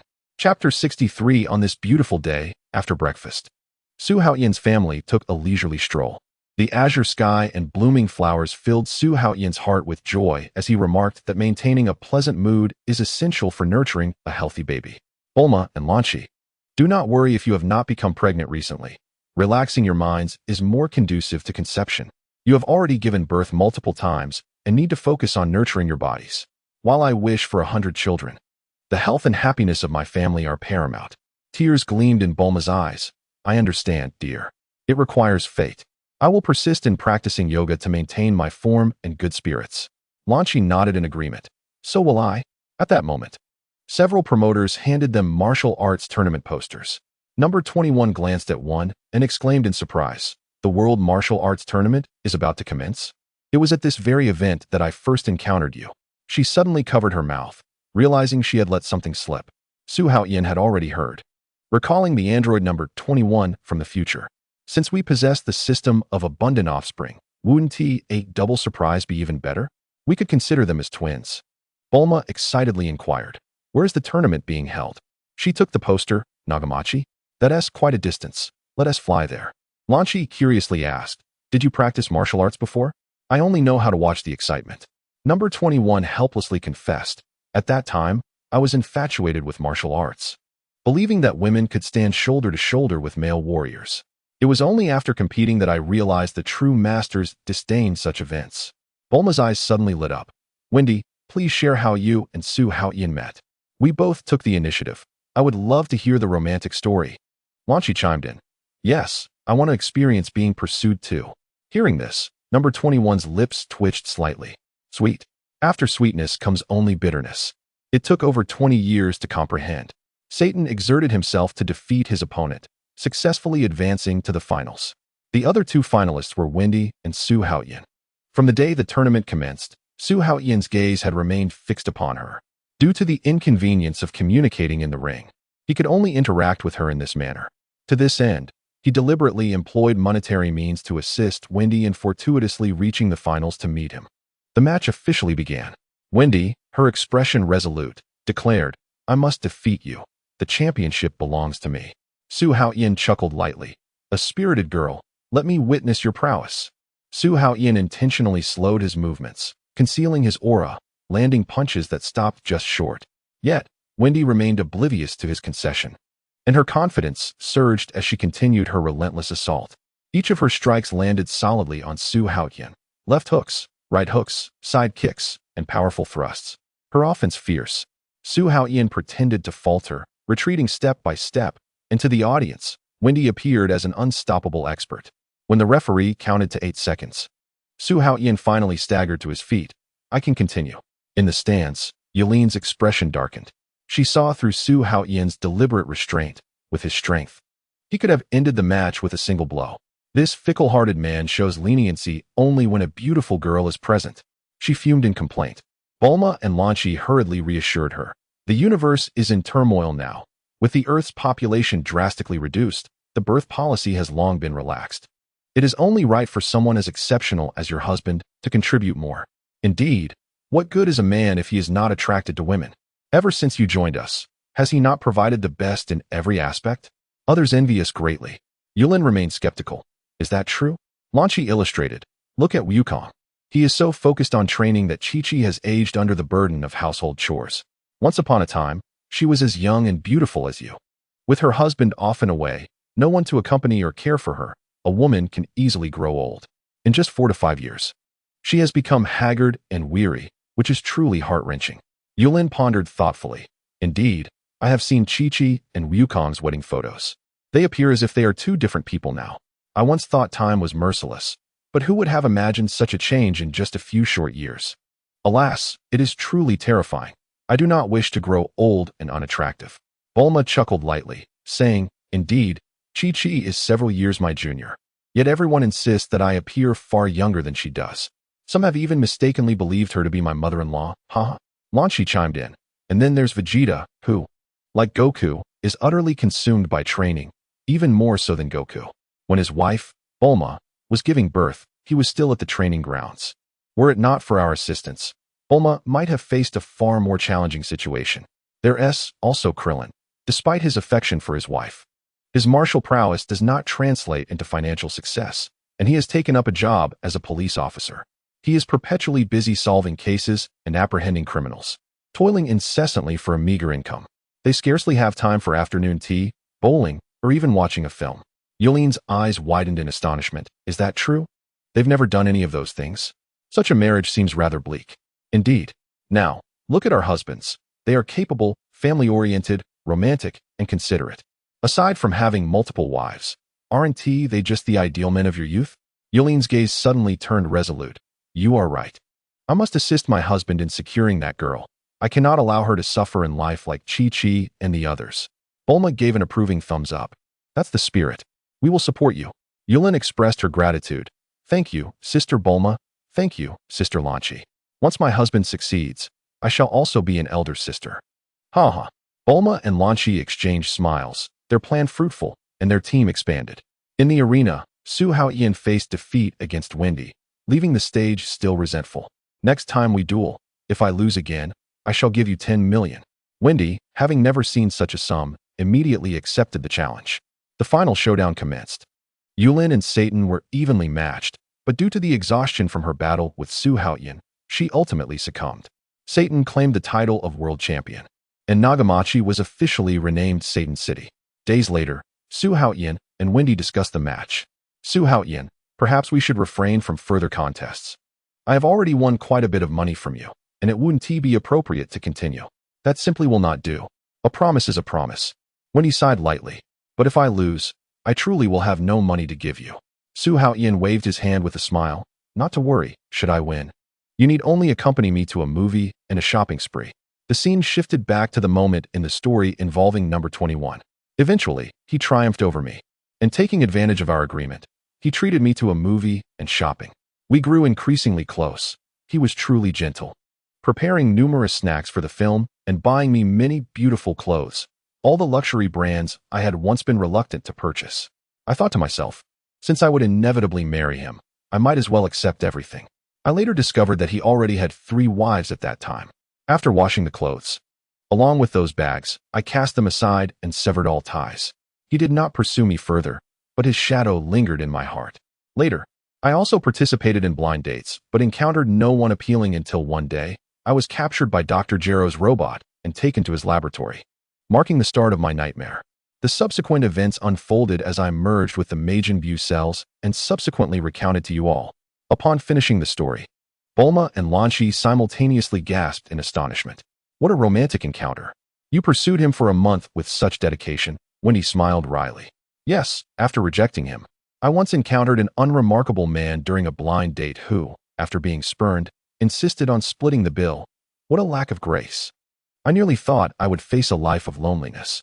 In retrospect, I must thank Dr. Gero for allowing me to meet him again. Number 21 leaned her head against Su Haotian's shoulder. I am grateful to have seen you again in this life. I do not mind how many women you have, as long as you treat me well. Lan Shi echoed, me too. Bulma added, count me in. Now, let us go register for the martial arts tournament. I wish to witness how this version of you pursues Wendy. Lan Shi stifled a giggle. Hee hee, I am quite eager to. Number 21's lips twitched. You two truly have a peculiar sense of humor. Shortly after, the group boarded a plane heading to Nagamachi to complete Su Haotian's registration. To avoid raising suspicions in this timeline regarding Wendy, number 21 maintained her predatory form throughout. Suddenly, a bright voice rang out, oh? Su Haotian, is that really you? Are you also participating in the martial arts tournament? Su Haotian was momentarily taken aback. Instead of training, you've come here to bully weaker opponents? Goku scratched his head in a foolish grin. Chi-Chi insisted I win the championship to contribute to our household expenses. You aren't planning to compete too, are you? I surely cannot defeat you. Su Haotian nodded. Indeed, I have my sights set on the championship. Goku immediately panicked. Oh no. If I do not win, Chi-Chi will be furious. Bulma stifled a laugh behind her hand. Do not worry. According to our plan, the outcome is in your hands. If you fail to win, I shall compensate you with 100 million. Goku's eyes lit up, really? Bulma, you are too generous. Attention. Number 21 suddenly called out. What is it? Goku asked, puzzled. Bulma hastily pushed Goku away, carefully instructing him on the victory arrangements. Number 21 subtly gestured. Look, there is my counterpart in this timeline. The group turned to see the parallel world number 21, clad in a pristine white martial arts uniform, standing in line to register. Her shoulder-length black hair was tied in a high ponytail, and behind her white-framed glasses sparkled lively eyes, exuding youthful vitality. Chapter 64, The Battle for Ascendancy, Part 1. Bulma gazed at the other number 21, softly reflecting, youth is indeed splendid, as vibrant as morning dew. Lan Shi eagerly exclaimed, I didn't expect Wendy to appear so innocent. I wish I could pinch her cheeks. Simple enough, Bulma replied slyly with a smile, watch me. Su Haotian hurriedly intervened. Do not frighten her. She does not know you yet.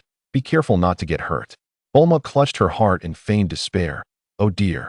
Some people are already protective before even being recognized. It pains my heart. Su Haotian sighed in exasperation. Chapter 31. Number 21 gazed at her former self, memories flooding back like a tide. Back then, she was an innocent girl, believing the martial arts tournament to be the starting point of her dreams, unaware that the encounter would become a lifelong obsession.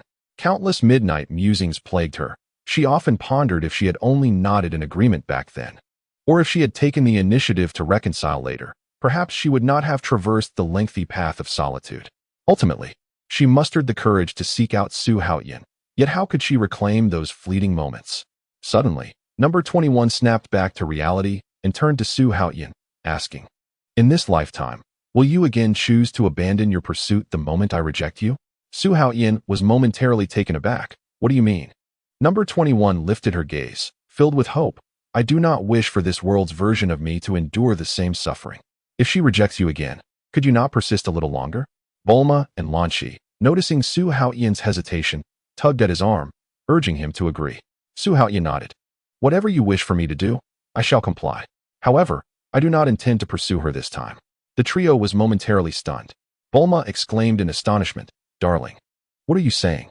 You intend to give up on her in this world? Lan Shi echoed her confusion. How can you let her slip away? Would you not mind if she married someone else? Number 21's pupils constricted. What? Su Haotian regarded her, reiterating. I said I do not intend to actively pursue this version of you. Number 21 was momentarily speechless, her heart feeling a pang of disappointment for the other self. Su Haotian suddenly embraced number 24701, a smile playing on his lips. I shall make her chase me. The trio was once again left speechless. After a few moments, number 21's expression turned peculiar. How is that possible? Back then, I did not understand love and would never have pursued you. Lan Shi agreed, exactly. Just look at her innocent demeanor. She seems nothing like a girl who would take the initiative. Bulma, stroking her chin with interest, chuckled, a woman pursuing a man? Now, that is a scenario I would very much like to witness. At this moment, the registration for the 21st World Martial Arts Tournament had concluded, and the participants departed from the venue. Su Haotian, accompanied by his companions, boarded the airplane to return to Shidu. After reflecting on the memories of the 21st tournament, he devised a new plan in his mind. Satan, a comical figure has become a hero on Earth? If I am capable of saving the world and am handsomely more attractive than he, why not take his place and become the idol of the masses? The mindset of a traveler should transcend conventional boundaries. The new residence at Baozi Mountain had been completed and the decoration was finished. Vegeta and Poli resided there, only a river away from Sun Wukong's home. Upon returning home, Sun Wukong hurried to Vegeta's house to share the events of the day. Vegeta's expression shifted subtly upon hearing the news. You are participating in the number 1 martial arts tournament? Even Su Haotian is competing? Indeed. I initially aimed for the prize money, but then I encountered Su Haotian and his group. I realize I cannot defeat him yet, but the gap is narrowing. He also mentioned his intention to win the championship. It seems the title is beyond my grasp this time. Fortunately, Bulma has promised me a reward of 100 million as long as I cooperate with Su Haotian, losing when necessary and winning when required. Vegeta's brow furrowed. Strange. With Su Haotian's strength, does he really need you to hold back? Wukong shrugged. Who knows? After a moment of contemplation, Vegeta declared, No, I must participate. With that, he dashed out of the room, heading straight to Chongmin City to register. In the cosmos, a spaceship traversed the sea of stars. Shavi Zan Easy and Delii were organizing intelligence. Suddenly, Delii exclaimed, Lord Gula, it's terrible. King Frieza has been killed. Gula's expression transformed drastically. What? Frieza is dead? My lord, please look at this intelligence, even the king. Gula rapidly skimmed the content, inhaling deeply. Although that useless brother of his was incompetent, could it be that a Super Saiyan was responsible? The information indicated that the perpetrator was a blonde swordsman, with the incident occurring on Earth, approximately a month's journey from us. Earth? Gula suddenly recalled 30 years ago when Frieza destroyed planet Vegeta, neglecting to exterminate a lower-class warrior sent to Earth. At that time, he mocked Frieza for reaping what he sowed. Little did he know that insignificant Saiyan had indeed become a regicide. Gula clenched his fists. Change course. We're heading to Earth. Understood. On Earth, at Bulma's hot spring pool, Su Haotian, Bulma, and Lan Shi were enjoying a leisurely soak. Bulma chuckled. So this was your intention. It's better to be pursued than to pursue.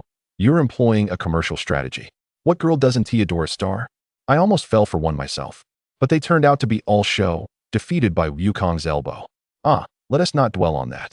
However, my husband's approach is truly brilliant. Strength, wealth, and looks all in one. After winning the championship, he also gained status. She gave Su Haotian a thumbs up. Perfect. Lan Shi's eyes sparkled with curiosity as she softly asked, Should I pretend to be your admirer to assist you? Su Haotian smiled indifferently. Do you think that that's necessary? Is it not needed? A true strong man merely needs to showcase his strength. Only the weak resort to such ploys. Besides, if I were to marry her and she discovered these tricks, wouldn't I be nagged for a lifetime? Su Haotian felt deeply about this matter. In his previous life, when pursuing his wife, he had made too many grandiose promises, and after marriage, those unfulfilled vows were brought up countless times. Each time, he could only respond in silence. In the blink of an eye, the World Martial Arts Tournament commenced. Su Haotian had enlisted the help of Piccolo, who owed him a favor, which was now quite useful. He donned a battle power detection visor, adjusting it to the lowest magnification to accurately capture his opponent's faint power levels. In this timeline, the battle power of the 21st tournament participant, Wendy, was 7, still somewhat capable. Piccolo, the next opponent, is to face Wendy with a power level of 7. Just in case, bind him. Piccolo, this fellow will battle Wendy with a power level of 8. Bind him. Piccolo, bind him directly. Wukong, in the next match, pretend to struggle and lose. Then go collect your money from Bulma. That guy has a power level of only 5, and his victory will perfectly align with my wife, giving her the confidence to advance smoothly. Damn it, Wendy is set to face Vegeta in the next round. How did he end up in the novice arena? Piccolo frowned deeply. Su Haotian, I can't handle this. Su Haotian waved his hand dismissively. Forget it, I still have time before my next match. I'll take care of this. He needs to be taught a lesson before being securely tied up with titanium alloy ropes. Go prepare, Demon King Piccolo. A quarter of an hour later, Vegeta was ambushed, ensnared, and beaten before being locked in a dark room, bound tightly with twisted steel cables. He awakened, unable to free himself. Damn it, who committed such a despicable act? This is clearly a martial arts tournament, yet they resort to such tactics. Vegeta was seething with rage. The proud prince of the Saiyans had become a target. This was utterly ridiculous. At the tournament venue, Su Haotian defeated Lan Fang, advancing to the top 4. Sun Wukong forfeited, congratulating Poli on her advancement to the top 4. Vegeta's absence resulted in a forfeit, allowing Wendy to advance to the top 4. Satan triumphed over Talek, congratulating Mr. Satan on his advancement to the top 4. The audience erupted in enthusiastic cheers for Satan. Su Haotian was somewhat surprised. Had he gained popularity before even winning the championship? Despite lacking other skills, Satan excelled at putting on a show. He needed to learn from his flair. Congratulations to Wendy for defeating Lan Fang and advancing to the finals. Congratulations to Su Haotian for overcoming Satan and reaching the finals. Heavens! This handsome man actually defeated the undefeated legend, Mr. Satan. How extraordinary! With both looks and strength, he is incredible. That combo was so fast, it was nearly invisible. Satan could not withstand it at all. From now on, I shall only support Su Haotian. The crowd's fervor surged. Wendy gazed at the man who had vanquished the legend, her eyes inadvertently following his figure. She had always been competitive. Yet she knew well that her progression had relied on luck. Either her opponents were too weak or had forfeited outright. Winning narrowly against Lan Fang in the top 4 had barely restored some of her confidence. Now facing him, how could she hope to win the championship against someone so handsome and powerful? If only she could have a story with him, preferably while he was still single. As she pondered, her ears subtly flushed. As the finals approached, Su Haotian leaped from the stands, landing gracefully on the arena floor. His movements were elegant and full of flair. Although he felt that such a grand entrance was somewhat awkward for a true master, to become the champion, one must present themselves with the same panache as Satan. After all, his strength was evident, and he had nothing to fear. The spectators erupted in excitement. Jumping from 100 meters high, this championship is secured. It's Su Haotian. He is even more formidable than anticipated. Ah, he is so handsome. I want to marry him. The shouts echoed back and forth. Wendy hesitated as she approached the stage, her palms sweating. This is bad. He is ridiculously strong. Would surrender be too cowardly? But if I tough it out, I'd surely be crushed. Just as she was in turmoil, the gong sounded. Gritting her teeth, she unleashed her excitement punch, attacking with fervor. Yet Su Haotian stood casually with his arms crossed, effortlessly evading each strike by mere millimeters, leaving the audience in awe. Mr. Su Haotian's movements are so swift that I can hardly see his steps. Oh my, this is the pinnacle of a duel. Capture it, it's bound to go viral. Incredible. This handsome man possesses not only immense power, but also striking looks. I want to have his children. Before long, Wendy was utterly exhausted, having not even grazed the hem of Su Haotian's clothing. Frustrated, she shouted, "Hey, is dodging all you can do? Do you dare to face me head-on?" Su Haotian merely smiled calmly. "Choose a direction, I'll send you off the stage." "What? You dare to underestimate me? Take this." Before her words could settle, Wendy charged forward, launching a fierce assault on Su Haotian. Su Haotian emitted a low shout, channeling a surge of energy that erupted into astonishing power, sending Wendy flying several meters away. She landed in the grass at the edge of the arena. A profound silence enveloped the crowd. Moments later, a roaring cheer erupted. Su Haotian! Su Haotian! Su Haotian! Such strength! He has expelled the runner-up from the arena with sheer momentum. This is the mark of a true master. The onlooker, Satan, felt cold sweat bead on his forehead. How could such a formidable warrior appear here? Just one step away. After a brief moment, the referee regained his senses. Congratulations to Mr. Su Haotian for winning the championship of this year's World Martial Arts Tournament. Su Haotian! Su Haotian! Su Haotian! The audience erupted in fervor. Countless young men and women fervently shouting Su Haotian's name. A new legend was born. During the award ceremony, the clear sky suddenly darkened with ominous clouds, accompanied by thunder and lightning. The blackened sky loomed over the earth, resembling the arrival of doomsday. A chilling laughter echoed through the air. Ha! I, the Demon King Bick, have returned to the mortal realm. Darkness shall reign over the world. Humble humans, prepare to submit. Ha ha ha! The crowd looked up in terror, witnessing the towering figure of the aged Bick, with a menacing grin, flying towards the arena. The fear emanating from the depths of their souls plunged the entire audience into chaos. How could this be? Wasn't the Demon King Bick already dead? It's over. I haven't even married yet, and I'm faced with this catastrophe. This is terrifying. With such a colossal demon, there is nowhere to escape. Just as fear began to spread, a reassuring voice shattered the silence. The endless darkness shall eventually recede, and I shall be the first ray of dawn that tears through the sky. At this moment, the future of this planet shall be defended by me, Su Haotian. Su Haotian resolutely completed this spine-chilling declaration. Suddenly, his figure soared into the sky. A resplendent golden aura erupted, with dazzling lightning coiling around him. A tempest of violent energy swept across the heavens, instantly dispersing the oppressive black clouds. In the high skies, the diminutive figure faced off against the 100-meter-tall green demon. That seemingly small golden silhouette radiated an overwhelming pressure, making the entire world appear to revolve around that brilliant golden light. The audience erupted in cheers. Is it the god Su? Could this radiance be the legendary superform? Our martial arts champion harbors such power. Vic let out a piercing, sinister laugh, his colossal foot suddenly descending towards the audience. As the shadow of death loomed, a flash of golden light appeared. Su Haotian, with one arm raised, halted the mountain-like foot with his mortal body. Roar! Accompanied by a thunderous shout, the enormous entity was overturned. Golden meteors rained down upon the demon's body. The monitoring footage capturing the comical sight of the formidable demon being forced to retreat. As Bick shrank to a height of 3 meters, cheers erupted. But this cunning demon suddenly lunged towards Wendy, its gaping maw poised to devour the petite girl. In the nick of time, the familiar golden light intervened once more. As Wendy trembled and opened her eyes, she beheld the tall figure that had shielded her from calamity. In the next moment, countless golden fists transformed into a storm, culminating in a final rising dragon fist that sent the Demon King soaring into the azure sky. Kamehameha. Su Haotian casually raised his hand, unleashing a wave of energy that, while seemingly grand, was in fact feeble, slicing through the heavens. The blinding white light swiftly engulfed the form of the Demon King Bick. When the brilliant light dissipated, Bick's figure was nowhere to be found in the sky. The crowd erupted into deafening cheers. Bick has been defeated. We are saved.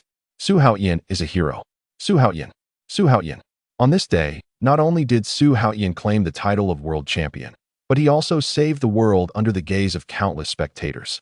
Everyone remembered the silhouette of this legendary hero. Wendy gazed at Su Haotian, her heart swelling with emotion.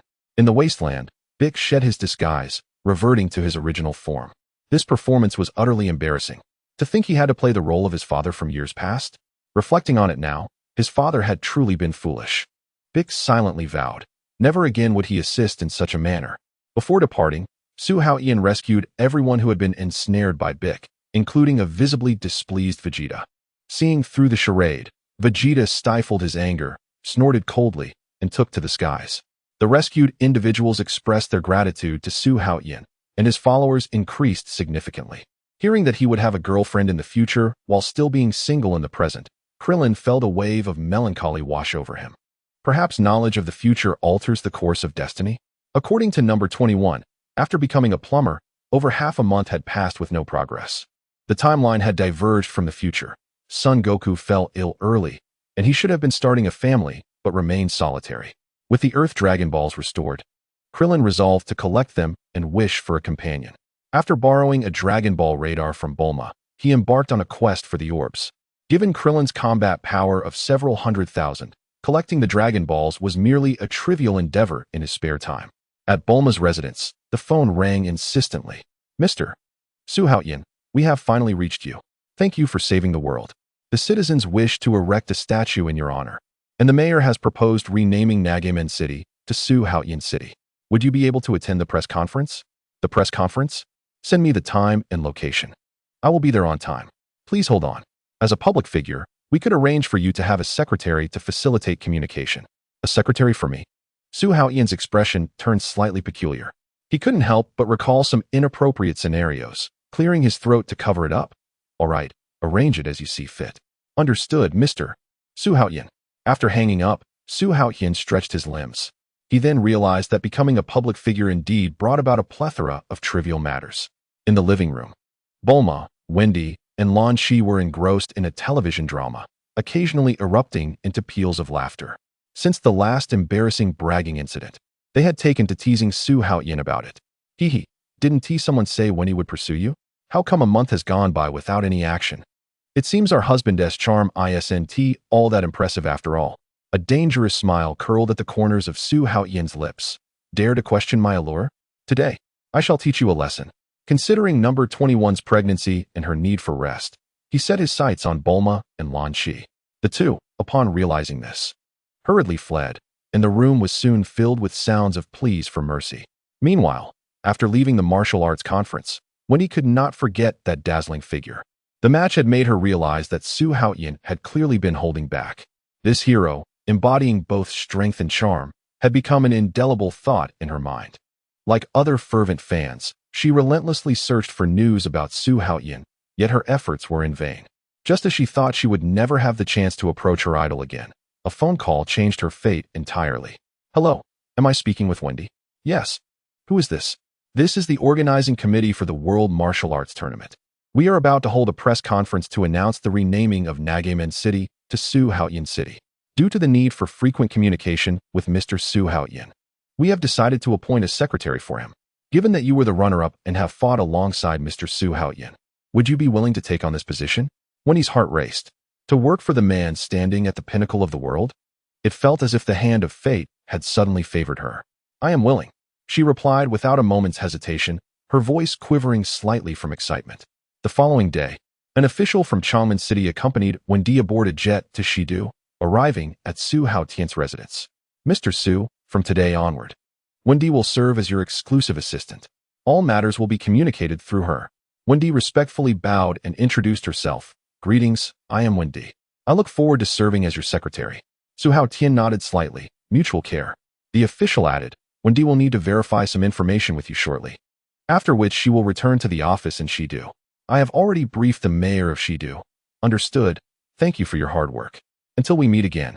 Su Haotian responded. One moment, Mr. Su. May I request an autograph for my daughter? She is your devoted admirer. Certainly, if the opportunity arises. We can also take a photo together. Su Haotian readily agreed. Thank you so much. You are truly kind. I will definitely bring her to the press conference. After the official departed, Wendy quietly observed Su Haotian during their conversation, while also taking in the grandeur of the opulent mansion. She did not expect this legendary figure to not only possess such a luxurious residence, but also to be so amiable towards his fans. Just as she hesitated about whether to request an autograph herself, Bulma, Lan Shi, and 21 all displayed expressions of surprise at the sudden appearance of the secretary. Bulma spoke first. Welcome, Wendy. I am Bulma, Mrs. Su Haotian. Wendy felt a flutter in her heart and quickly shook hands. Greetings, Mrs. Su. My apologies for the intrusion. Immediately, the blue-haired lady stepped forward. I am Lan Shi, also Mrs. Su Haotian. Wendy appeared somewhat perplexed.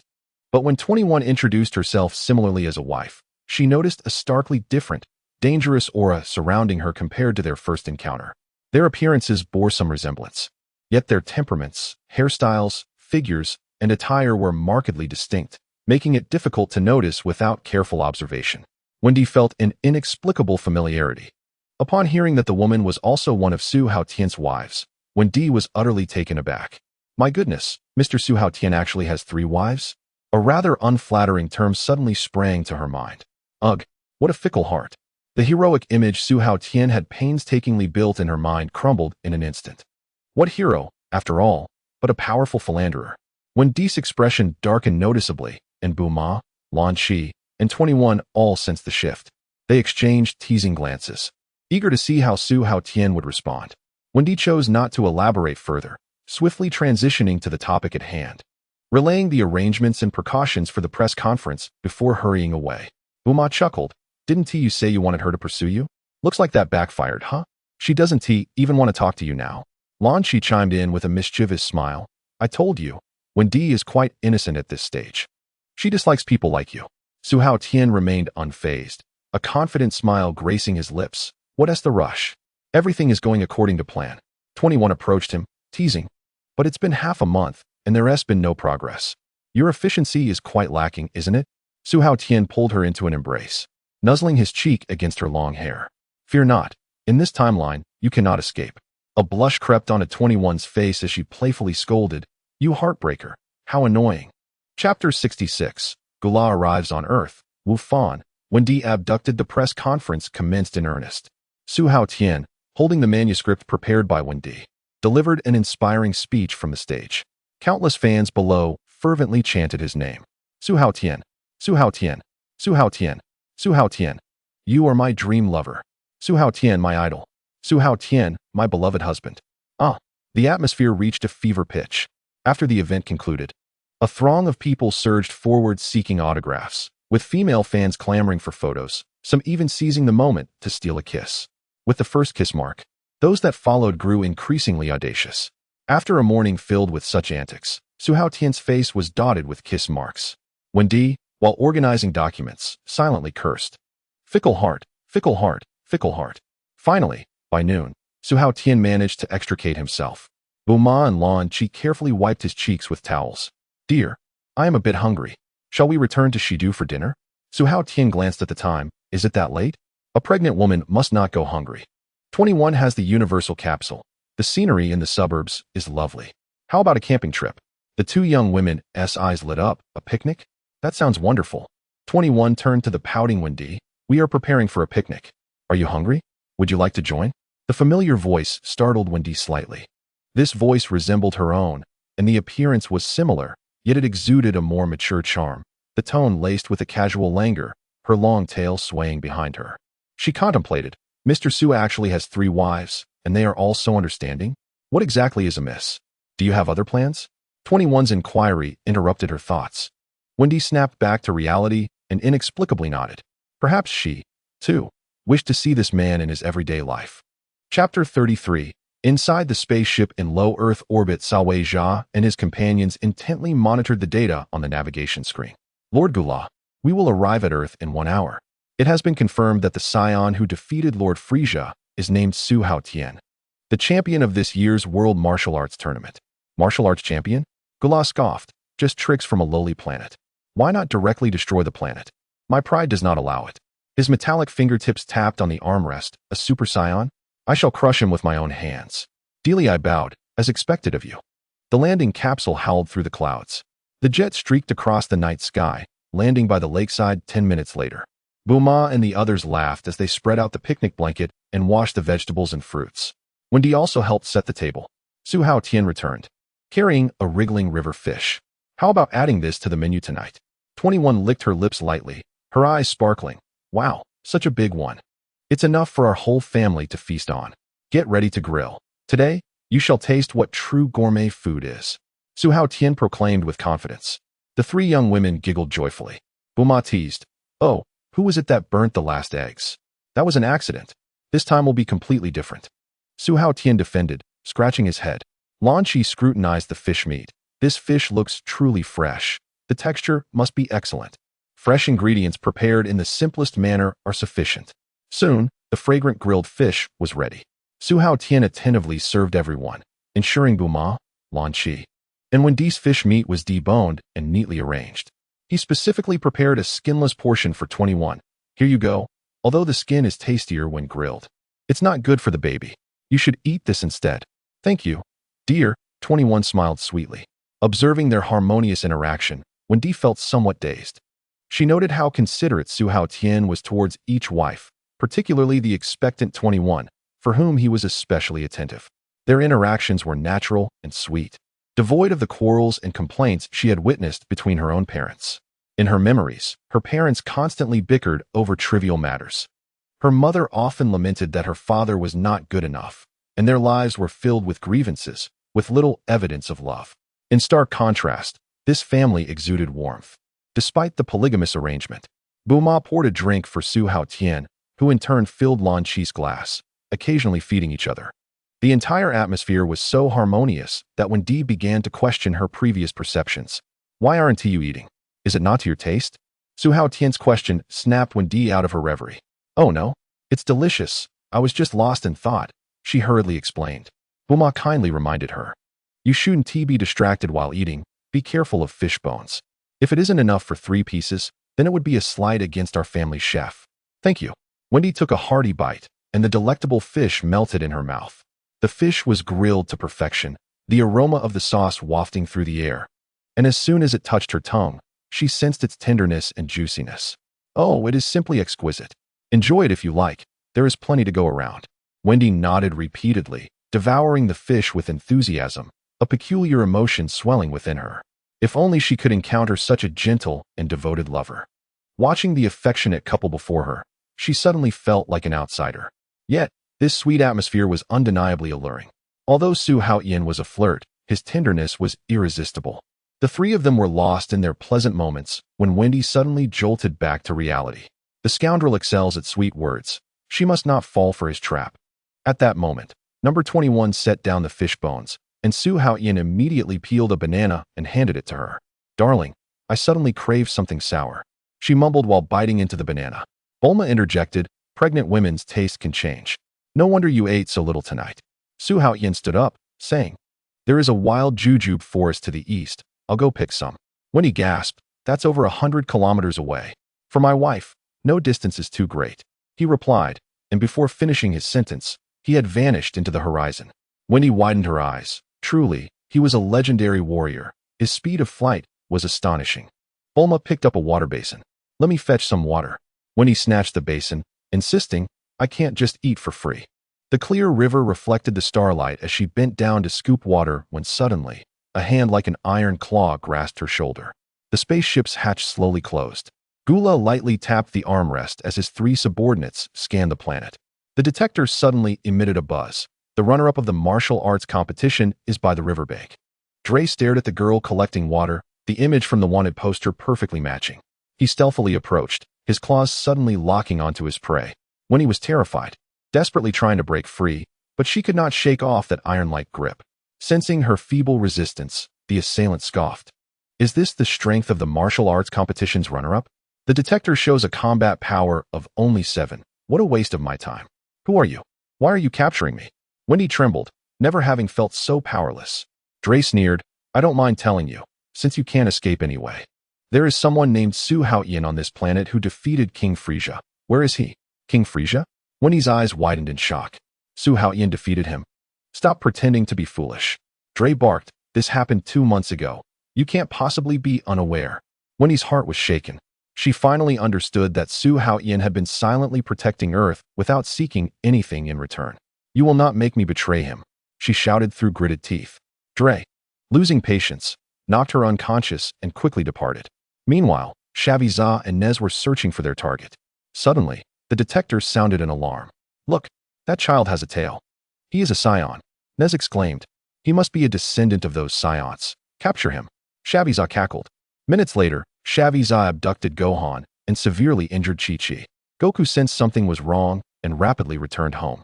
Upon seeing his wife on the brink of death, his fury ignited. Gohan was taken. Chi-Chi weakly said, "Hurry and save him. Don't worry, I will heal you." Goku dashed towards Karen Tower to retrieve the Senzu beans, timely rescuing Chi-Chi. Once Chi-Chi regained consciousness, she urgently wanted to save their son, but Goku stopped her, saying, "They are too strong. I will go." With that, he flew away. At the same time, Shaviza's detector captured a powerful energy response. "Haha, the Saiyans have come to us." He excitedly contacted Gula. "Sir, I have found the target." Before he could finish, Sun Wukong had already teleported in. Release Gohan. Shaviza sneered. Not bad speed for a Saiyan. He was not a mere fish under Frieza's command. His strength should not be underestimated. Raising his hand, he shot a ki blast at Sun Wukong. However, as the blast struck, Sun Wukong's figure transformed into an illusion. Shaviza's pupils constricted. In the blink of an eye, Sun Wukong leaped above him, delivering a powerful kick downward. Shaviza plummeted to the ground like a cannonball, losing grip on Gohan. Suddenly, an energy beam shot towards Gohan.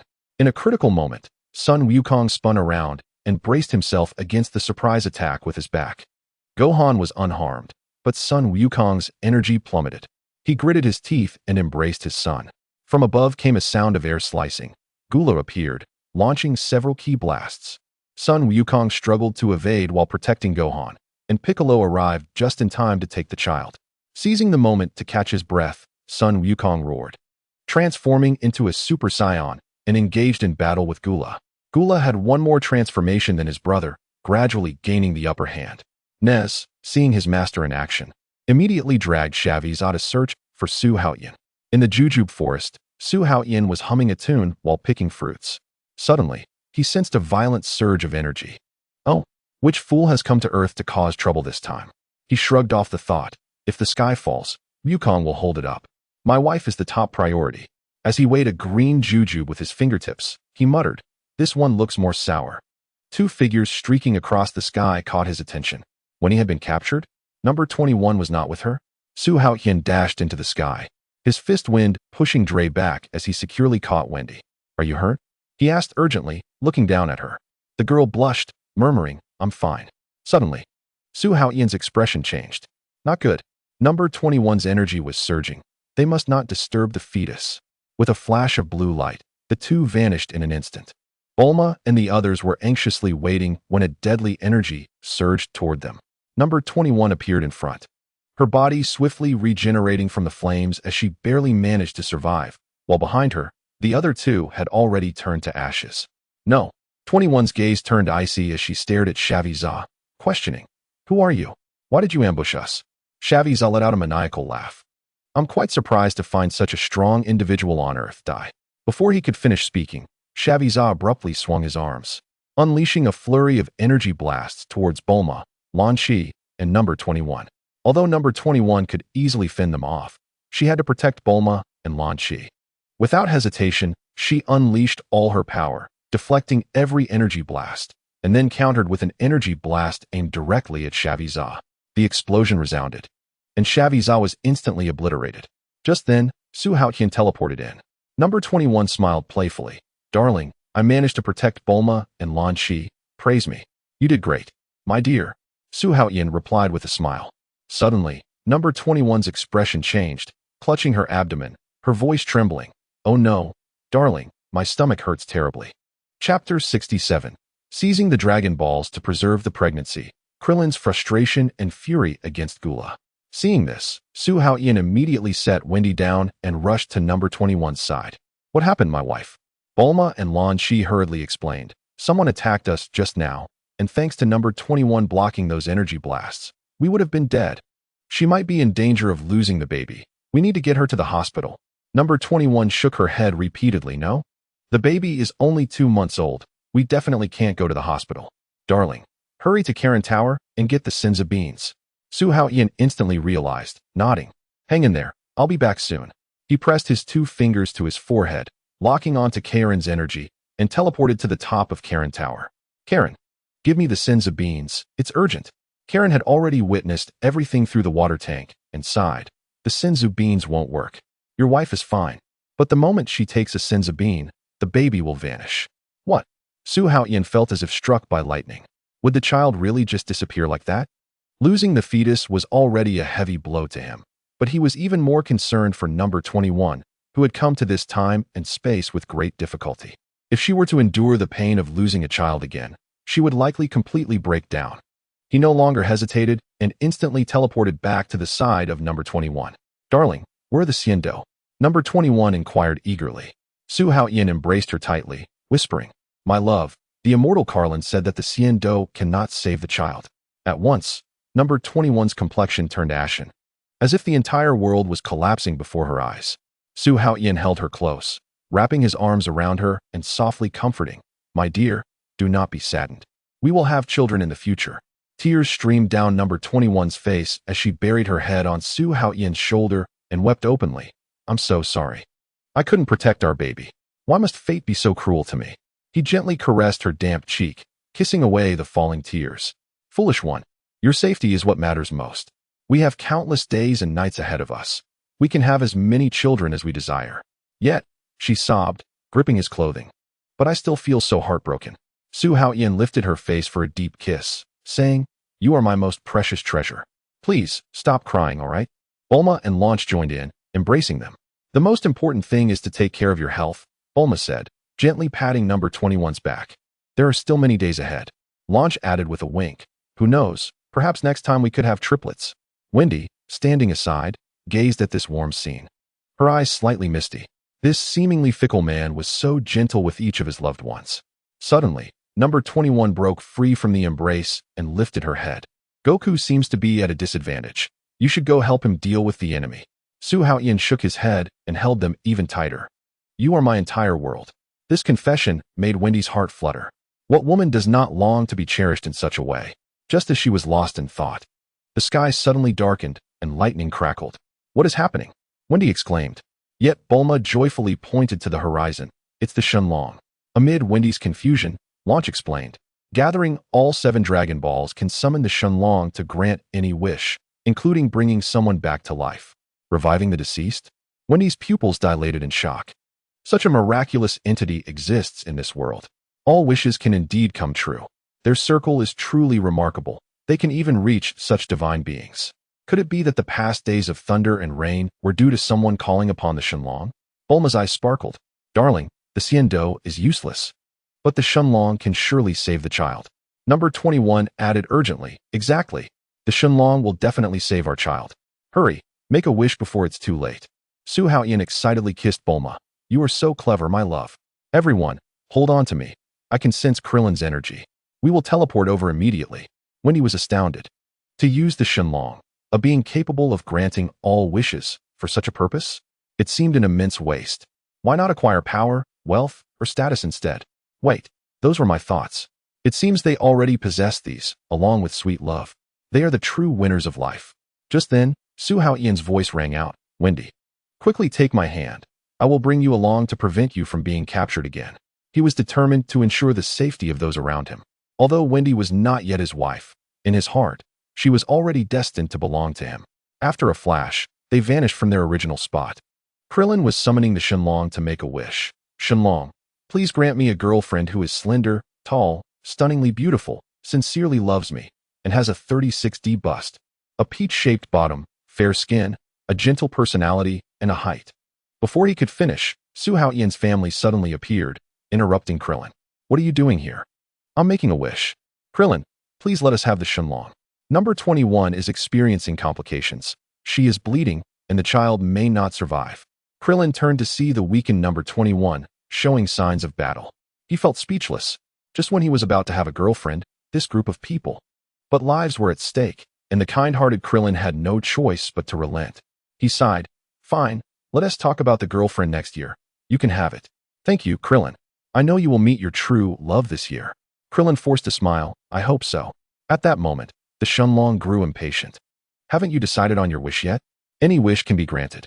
Su Haotian quickly stated, Shenron, please protect the child in my wife's womb. Simple. The Shenron's eyes flashed red, and a mysterious power instantly spread. In that moment, no? 21 felt the life of the fetus within her no longer fading, but gradually regaining vitality. Wish granted. Farewell.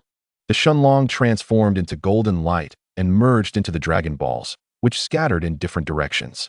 Wendy was once again astonished. Is this the power of the Shenron? It truly can grant any wish. However, a detail caught her attention. Why did the Shenron refer to the child as belonging to her?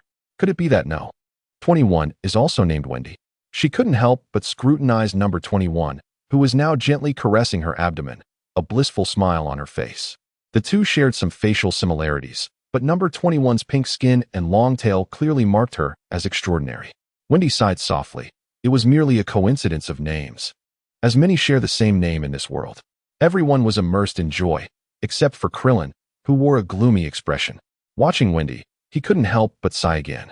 How did Su Haotian manage to acquire yet another girlfriend? He already had 3 wives. Just then, Wendy's phone rang. Ms. Wendy, can you contact Mr. Su Haotian? There are aliens attacking Earth. I am with Mr. Su Haotian right now. That's wonderful. Please have him intervene. After hanging up, Wendy and No. 21 simultaneously looked at Su Haotian. Darling, we will hide our energy. You go deal with the aliens, number 21 said softly. All right, stay safe, Su Haotian nodded. If there's danger, release your energy, and I will teleport over immediately. Suddenly, Su Haotian's expression grew serious. He coming. Quickly hide in the woods. Krillin, please help keep watch. Understood. Krillin patted his chest, confident in his protective abilities, if not in fighting. Bulma analyzed. It seems this is brought on by the Shenron. Quickly, hide. They concealed themselves among the trees. Su Haotian soared into the air, his golden aura exploding forth, a super Saiyan's form captivating Wendy, who was hidden in the woods. He was truly dazzling, powerful enough to send shivers down the spine. He was attentive to his wives, warm as a spring breeze, romantic and deep in his affections. A guardian of the world, a legendary figure. A being of such perfection truly exists. It was almost unbelievable. Suddenly, Gula appeared. Damn it, I'm still one step too late. Is that the Shenlong of Earth? Catching sight of the golden-haired figure surrounded by a radiant aura, Gula's expression twisted. Another Super Saiyan? So, you must be Su Haotian, my useless brother's rival. Gula? Su Haotian's gaze was indifferent. You recognize me? It seems you've done your homework. Gula's fingertips crackled with cold energy. That fool may be incompetent, but it's not for outsiders to deal with. I am 100 times more ruthless. Prepare to die. The sound of sonic booms erupted as the 2 figures collided violently. Su Haotian, fueled by rage for Gula's subordinates nearly causing number 21 to lose her child, only wished to crush him. Amidst the intertwining shadows, stones shattered, and the ground caved in under the shock waves. Wendy's eyes widened. Her view reduced to distorted air and pulsating waves. If not for the continuous explosions of the mountains, she would have been unable to perceive this battle that transcended comprehension. He is indeed such a magnificent existence. My narrow imagination cannot even grasp his realm. Gula's expression darkened. He had already crushed Son Goku to the brink of death. Had it not been for the Shenlong's appearance, that monkey would have turned to dust. Yet, this Super Saiyan before him seemed to overpower him, even though he was supposedly stronger than Frieza. Su Haotian's assault descended like a torrential downpour, each strike eliciting mournful creaks from Gula's bones. In an instant, as blood gushed from his 7 orifices, a whip-like kick sent him soaring toward the heavens. Before he could plummet back to the ground, a knee strike descended from above, utterly shattering any chance of respite. Gula's body convulsed violently in midair, still struggling to regain his balance, when Su Haotian materialized above him. A heavy blow sent him crashing down to the earth. Gula foresaw the impending flurry of attacks. His opponent would teleport beneath him and launch him skyward with a sky-shattering punch. This was not merely an overwhelming dominance. It carried an unmistakable taunting quality, pure brutality, a mockery. Unable to endure any longer, Gula unleashed all his energy, desperate for even a fleeting moment to breathe. A violent gust of energy finally forced Su Haotian to momentarily retreat. Seizing the opportunity, Gula unleashed a wave of energy. In order to shield the women in the forest, Su Haotian chose to absorb the attack with his own body. Wendy's eyes widened in terror. This was not good. Mr. Su Haotian had been hit. Was he destined to lose? Number 21 calmly shook her head. You worry too much. He simply does not wish for collateral damage here. Wendy was even more astonished. He would rather bear the injury himself than allow any potential threat to this place. Bulma added, with his speed. He could have easily dodged that. Rest assured, the outcome is already clear. In those previously obscured movements, he was relentlessly pounding that alien. Did you not notice? His clothes remain intact, yet his opponent is bloodied. Wendy nodded in disbelief. As the dust settled, Su Haotian re-emerged, completely unscathed. Wendy let out a sigh of relief. Such power is simply beyond imagination. Suddenly, a blinding golden light enveloped her entire field of vision. Number 21's expression changed dramatically. He intends to obliterate the Earth directly. Wendy's voice trembled. A planet-destroying strike? Are we all going to die? Before her words could fully escape, Gula had propelled a massive energy sphere towards Su Haotian. Wendy exclaimed, why doesn't he dodge? This could cost him his life. Bulma and Lan Shi also displayed worry. Number 21 spoke with a grave tone. He will never evade. This is his way of shielding the Earth from this lethal blow. The destructive energy sphere rolled forth, accompanied by a terrifying wave of heat. Wendy felt a chill run through her, despair flooding her heart. Is life about to end? Chapter 68. A heroic feat shakes the world. Number 18 becomes a fan. Subscription requested. Gula cackled uncontrollably. Unlike that foolish brother of mine, I strike to kill. You and this planet shall vanish together. Ha ha.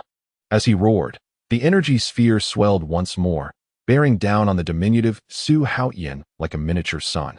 Just as the four women worriedly observed, Su Haotian gathered his strength and suddenly unleashed the Kamehameha. In an instant, a terrifying beam of energy erupted from his palms, surging toward the supernova energy sphere. The two forces collided violently, distorting the surrounding air as it ignited from the intense heat. The oncoming wave of heat scorched Wendy's cheeks, and this battle, transcending all reason, left her astounded. With a thunderous shout, Su Haotian's energy beam surged powerfully, forcefully pushing the energy sphere back. Gula immediately unleashed all his power in a desperate attempt to resist, but that overwhelming wave of light was unstoppable. Aya! In a chilling scream, Gula was blasted out of the atmosphere. Yet the brilliant beam did not cease, continuing to carry his body toward the searing sun. Boom! The surface of the corona erupted in a dazzling explosion of light, enveloping the entire Earth in a radiant glow. Gazing at the death fireworks blooming in the sky, Number 21 smiled with satisfaction. It is over. Wendy remained in shock. Mr. Su Haotian pushed that destructive energy into space? Not just that. Number 21 pointed to the sky where the alien fiend was being reduced to ashes in the sun. Bulma proudly linked arms with her sisters. Our hero has once again safeguarded the world. As Su Haotian returned in triumph, his three beloved wives immediately showered him with passionate kisses. Wendy blushed and turned her head. Sisters, mind the occasion. Does a couple's affection need to be mindful of the setting? Lan Shi mischievously winked. Why don't you join in? Absolutely not. Wendy stomped her foot, her ears turning crimson, overwhelmed by the sweet, tooth-achingly affectionate antics of this family. The words of Bulma and Lan Shi left her utterly astonished. Despite defying reason and disregarding the world as judgment, this family indeed thrived in harmony. It was truly enviable. Chapter 35. Wendy couldn't help but envision herself becoming part of this family, being alongside the world-renowned hero, basking in glory. No need to concern herself with the gazes of others, freely sharing kisses in the streets, shopping, attending movies, selecting exquisite garments, and enjoying nature together, constantly feeling his thoughtfulness, enjoying the adoration of a dream lover. Merely imagining it left her salivating. Yet he possessed 3 partners. How fickle. Wait a moment. I am neither related nor connected to Su Haotian. Why should I feel jealous? What right do I have to interfere in his private affairs? Their marital love is profound, and they are united. What does Su Haotian's faithfulness have to do with me? Oh heavens, have I truly developed feelings for him? Wendy's mind swirled with tumultuous thoughts. After the joyous gathering, everyone tidied up, taking even the trash with them. Protecting the environment is an undeniable responsibility. Suddenly, Wendy realized that aside from being sentimental, Su Haotian was nearly flawless. As a world-class hero, he still paid attention to details, exhibiting no airs of a celebrity. He was approachable, gentle not only with his wives, but also considerate toward others. Alas, perhaps this is indeed a trait of a flirtatious person. After escorting Wendy home, Su Haotian and his family boarded a jet for their return journey. Moments earlier, Yukong struggled to lift himself up. If only I had some senzu beans.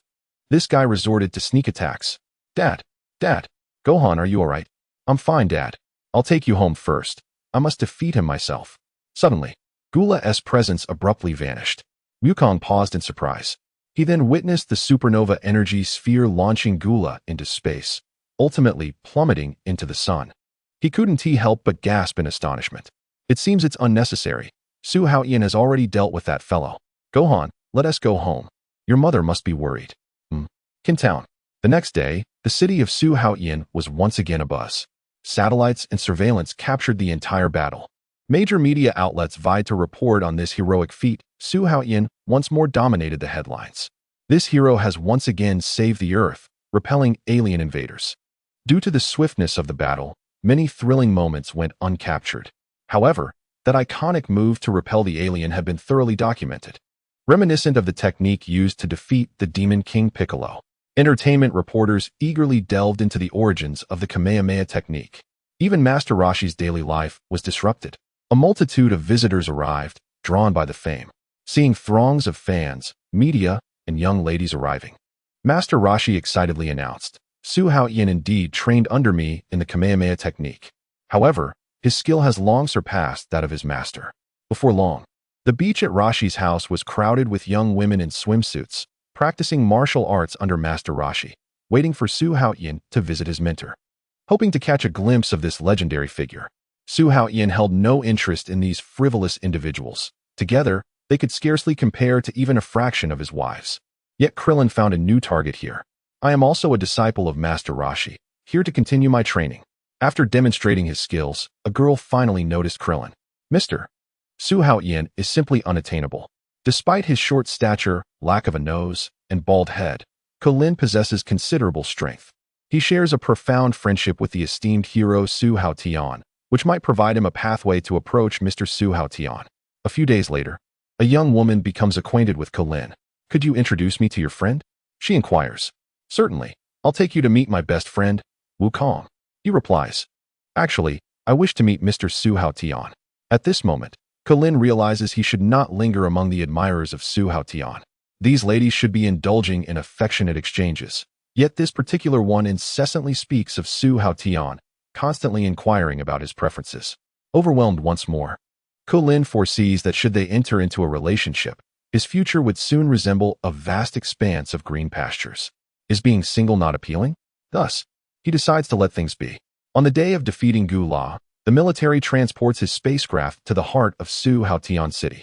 Following a resolution, plans are set in motion to erect a colossal statue of the world champion Su Haotian, standing triumphantly upon an alien warship, symbolizing the guardian of Earth. Wendy, serving as the personal secretary, frequently contacts Su Haotian to gather photographic material. They often embark on excursions together for photographs, and Bulma, unsuspecting, readily provides several images. To ensure the statue is lifelike, it is imperative to perfectly capture his handsome visage. However, in one of the photographs, 3 women are conspicuously present in the background. The humanoid 21 catches Wendy's attention. Another new wife? How scandalous.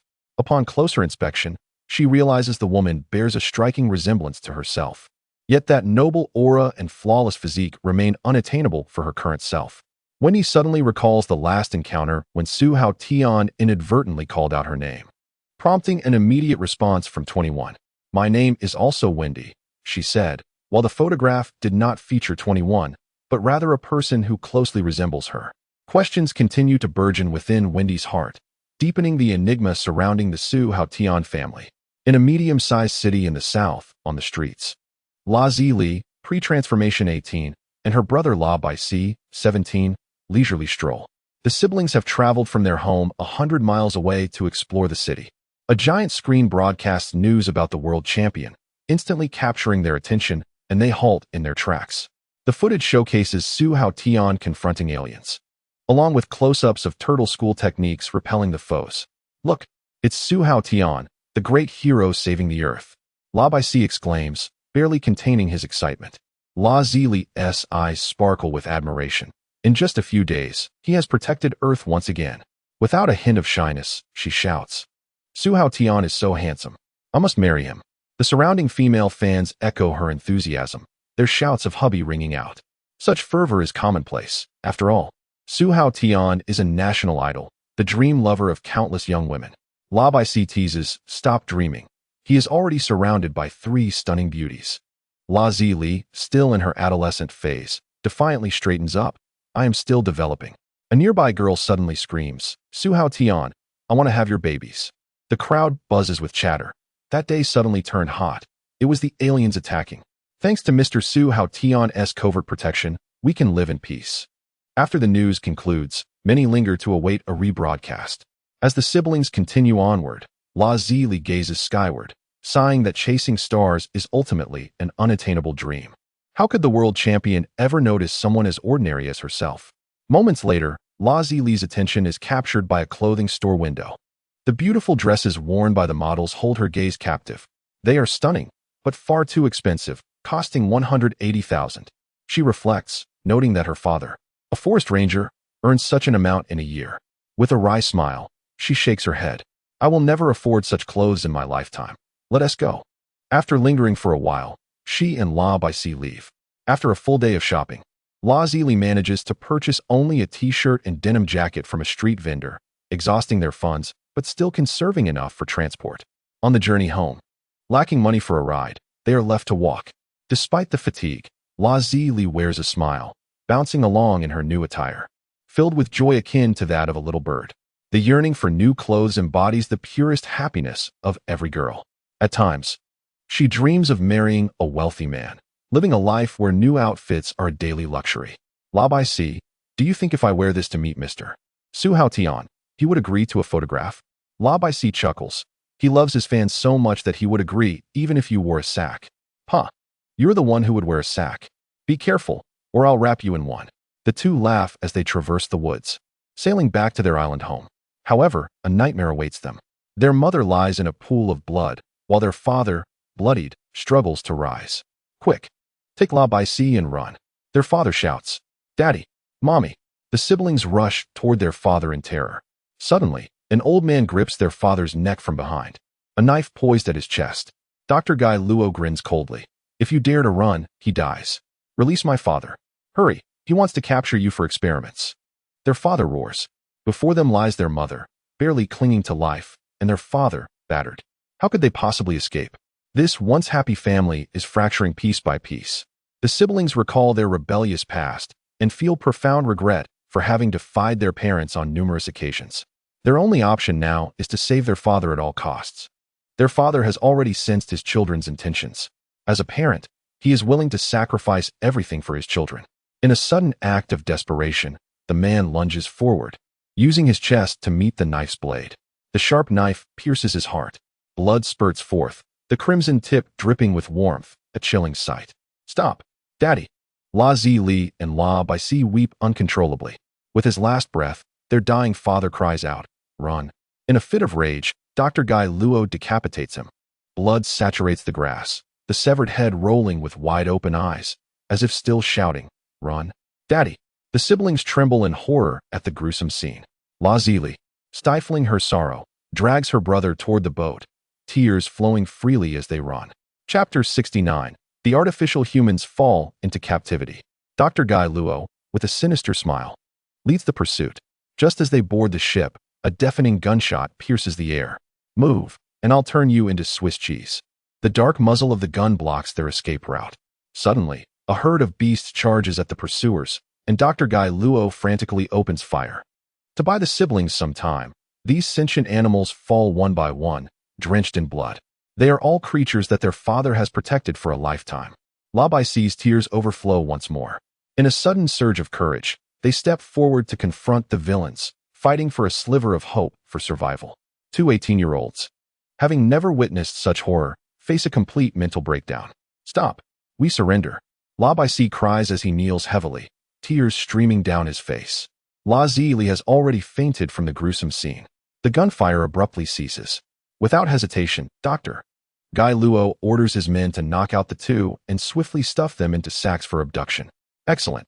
This pair of siblings possesses extraordinary physical attributes, making them ideal candidates for transformation into artificial humans. Sun Wukong, you destroyed the Red Ribbon Army. I shall ensure you pay in full. 3 months into the pregnancy of 21, Su Haotian takes her to a private hospital for examination. For safety's sake, they require professional medical advice. Curious. The doctor notes that while all indicators for the fetus are normal, its developmental rate is merely a quarter that of a typical embryo. The doctor scrutinizes the ultrasound images, his gaze shifting between Su Haotian and 21. Suddenly, he notices a tail hanging from her back. Madam, what is your species? That is none of your concern. I am from another planet. Chapter 36. Now I understand. Mr. Su Haotian not only safeguards the Earth, but has also wed an extraterrestrial beauty, which is truly admirable. The doctor smiled and gave a thumbs up. This private hospital belonging to Bulma had been familiar with Su Haotian long before he gained fame. Their frequent prenatal checkups had already fostered a close doctor-patient relationship. Upon hearing of the fetal developmental delay, Number 21 felt a sudden pang of anxiety. Doctor, when will we surpass the danger period? After a brief pause, the doctor understood and replied, typically, a normal pregnancy stabilizes after 3 months. But your situation may require 9 to 10 months. Given the extended pregnancy, it is crucial to rest and avoid strenuous activities. With a meaningful glance towards Su Haotian, the doctor concluded. Number 21's expression darkened. It's going to take that long? Su Haotian gently patted her shoulder. Health and safety are paramount. Their entwined fingers gradually receded into the distance. The visiting Yulin received a warm welcome from Bulma and Lanchi in the living room. Sisters, I have decided to marry Su Haotian. Bulma nearly dropped her teacup. Could mere casual conversation have such a profound effect? Meanwhile, Su Haotian had pursued Wendy for over a month without success. What prompted this sudden change of heart? Ever since his heroic act of saving the Earth last month became known, my girlfriends have all turned into ardent fans.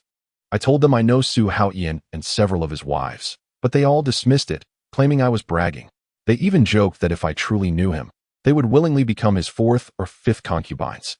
After all, Su Haotian has become a national idol, a rare gem among men. Hence, I am resolute in marrying Su Haotian, becoming his 4th consort, and bearing his children. Just the thought of my friends' astonished expressions makes me want to laugh. Let us see if they still doubt me. Lanchi listened to her words, her lips quirking slightly as she remarked, I never expected that while my husband's plans failed to attract Wendy, they instead ensnared Yulin. Are young girls today so fervent in their idol worship? The allure of an idol can indeed drive people to madness. Yulin shook her head with a smile. You underestimate them.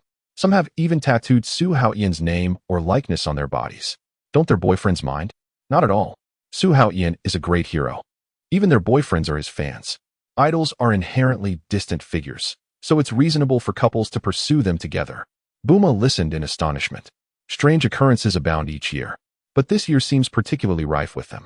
Is my husband about to become a superstar? What does it mean to become famous? He is already immensely renowned. Those young actors on television cannot compare to him. A martial arts champion, a world hero, a legendary figure. Doesn't he deserve admiration? Bulma and Lanchi exchanged glances, nodding in agreement. Yes, indeed, he is certainly worthy. Yulin said eagerly. All right, if you 2 sisters have nothing else, accompany me to choose a wedding dress. I can hardly wait. Bulma assessed her from head to toe and chuckled. I think your qipao is quite suitable. There's no need to change. Really? I have an even more beautiful crimson qipao. Should I try it on? Yes, it will surely look lovely. I will go buy a matching outfit for my husband. Will you accompany me? I want to surprise him. Bulma helplessly rubbed her forehead. Hey, you haven't even entered the door yet, and you're already calling him husband. Oh, we will be family sooner or later. All right then, let us go. The next day, invitations to Su Haotian's wedding were delivered to several friends. Though it was a joyous occasion, he invited only acquaintances, keeping the guest list small. Included were son Wukong, Krillin, Master Roshi, Tien Shinhan, and Piccolo. Chi-Chi looked at the invitation, frowning. Another wedding? And I have to give a gift. Thankfully, Wukong made $1 billion recently. But at this rate, it won't last long, and I still need to save up tuition for Gohan and Goten. Upon receiving the invitation, Vegeta scoffed coldly, his face filled with disdain. How many is this now? With such talent squandered on frivolity, constantly lost in romance. What utter nonsense. Su Haotian, you are beyond redemption. Piccolo gripped Su Haotian's wedding invitation, annoyed, and spat. Last time you asked me for help in courting a girl, and now you're getting married? What do you humans have in your heads? Krillin stared at the invitation, lost in thought. Why is there such a vast disparity between people? What exactly went wrong? In Su Haotian's office, although he seldom visited, when he worked diligently there every day, the phone rang incessantly, with reporters and fans bombarding her with inquiries. She was nearly overwhelmed. Hello, Wendy, when is Mr. Su Haotian's next press conference? Wendy, can you disclose Mr. Su Haotian's preferred type of girl? Do you think Mr. Su Haotian would like someone like me? I would do anything to get close to Mr. Su Haotian. Please help me. Wendy, what is his birthday? Mr. Su Haotian. Wendy hung up the phone heavily, gulping down water. The entire morning was filled with such tedious questions. She could hardly bear it. Her throat felt as if it were on fire. A myriad of bizarre inquiries arose. Even someone asked what color underwear Su Haotian was wearing today.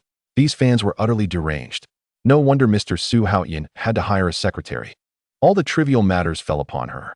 The phone kept ringing, and she couldn't afford to lose her temper. It was suffocating her. Even worse, there were numerous important matters still unaddressed. The poster materials for the fan appreciation event had yet to be finalized. Forget it. I'll just switch the phone to speaker mode to create a busy signal and brush it off. Wendy clicked on her computer, starting to sift through photos for the press conference poster. Suddenly, a high-definition photo caught her eye. In the image, Su Haotian embraced a beautiful woman with a slightly rounded abdomen. She wore black frame glasses, and her long brown hair was fluffy and smooth, bearing a striking resemblance to Wendy herself. Bulma and Lanchi were closely leaning on either side of him. This woman again. Could she also be Su Haotian's wife? Why does she look so much like me? Wendy picked up a mirror to examine herself, then quickly snapped a photo to import into her computer for comparison. Opening the photo editing software, she adjusted the hairstyle and glasses color. The two images overlapped, revealing a 99 similarity. Wendy was utterly taken aback. What is happening? Could she be my long-lost sister? She immediately dialed her home phone. Mom, do I have a long-lost sister? What nonsense are you talking about? You might as well say you were adopted. Mom, I have to tell you something. I met someone who looks almost exactly like me, with a 99 similarity. Just a couple of years older than me. What is so strange about that? With so many people in the world, it's not uncommon to find someone who looks alike, right? Maybe. Wendy set down the phone, resting her chin in her hand as she gazed at the photo, continuing to dwell on her thoughts. Upon reflection, Su Haotian isn't so terrible after all. Aside from being a bit flirtatious, there isn't much to dislike about him. Yet, he has never shown me any particular attention. Doesn't he find it curious that I look so much like his wife? Although he may be a bit of a playboy, if he were to pursue me, I would likely accept with the same joy as those fans. Suddenly, a thought flashed through Wendy's mind. Those fans are calling incessantly to pry into Su Haotian's private life. As his secretary, I have the advantage of proximity. Although it is usually the boys who pursue the girls, Mr. Su Haotian is no ordinary man. He is a national idol, a world hero. There is nothing inappropriate about me taking the initiative to pursue him. Besides, with my resemblance to his wife, I might even receive special attention. Perhaps I could be successful in my pursuit. Imagining the moments spent with Su Haotian, Wendy couldn't help but be enraptured. He is truly gentle and the very embodiment of perfection. The narrative almost fulfills all my realistic and fantastical dreams regarding men. Perhaps it could even lead me to experience unexpected surprises. Just the thought alone is exhilarating. Before long, I made a decision. I must confess my feelings to Mr. Su Haotian. Wendy picked up her personal phone, ready to dial, when suddenly, Bulma's profile lit up on the screen. Wendy quickly answered the call. Wendy, where are you? I've sent an invitation over. I'm at Su Haotian's office. All right, it will be there in 5 minutes. Make sure to sign for it. Got it. 5 minutes later, Wendy gazed at the invitation in her hand, lost in thought. Cordially inviting Wendy to attend the wedding of Mr. Su Haotian and Ms. Yulin tomorrow. What? I've only worked 2 days, and he is marrying someone else. Wendy slumped helplessly to the ground, her face full of despair. If only I had acted sooner. Moments later, she pouted angrily. What a fickle-hearted man. Chapter 70. Wendy, I also want to be cherished like them. The next day, Su Haotian's wedding proceeded as scheduled. Naturally, as one of the assistants who received an invitation, Wendy attended. Yet, she could not muster any enthusiasm. That fickle-hearted man.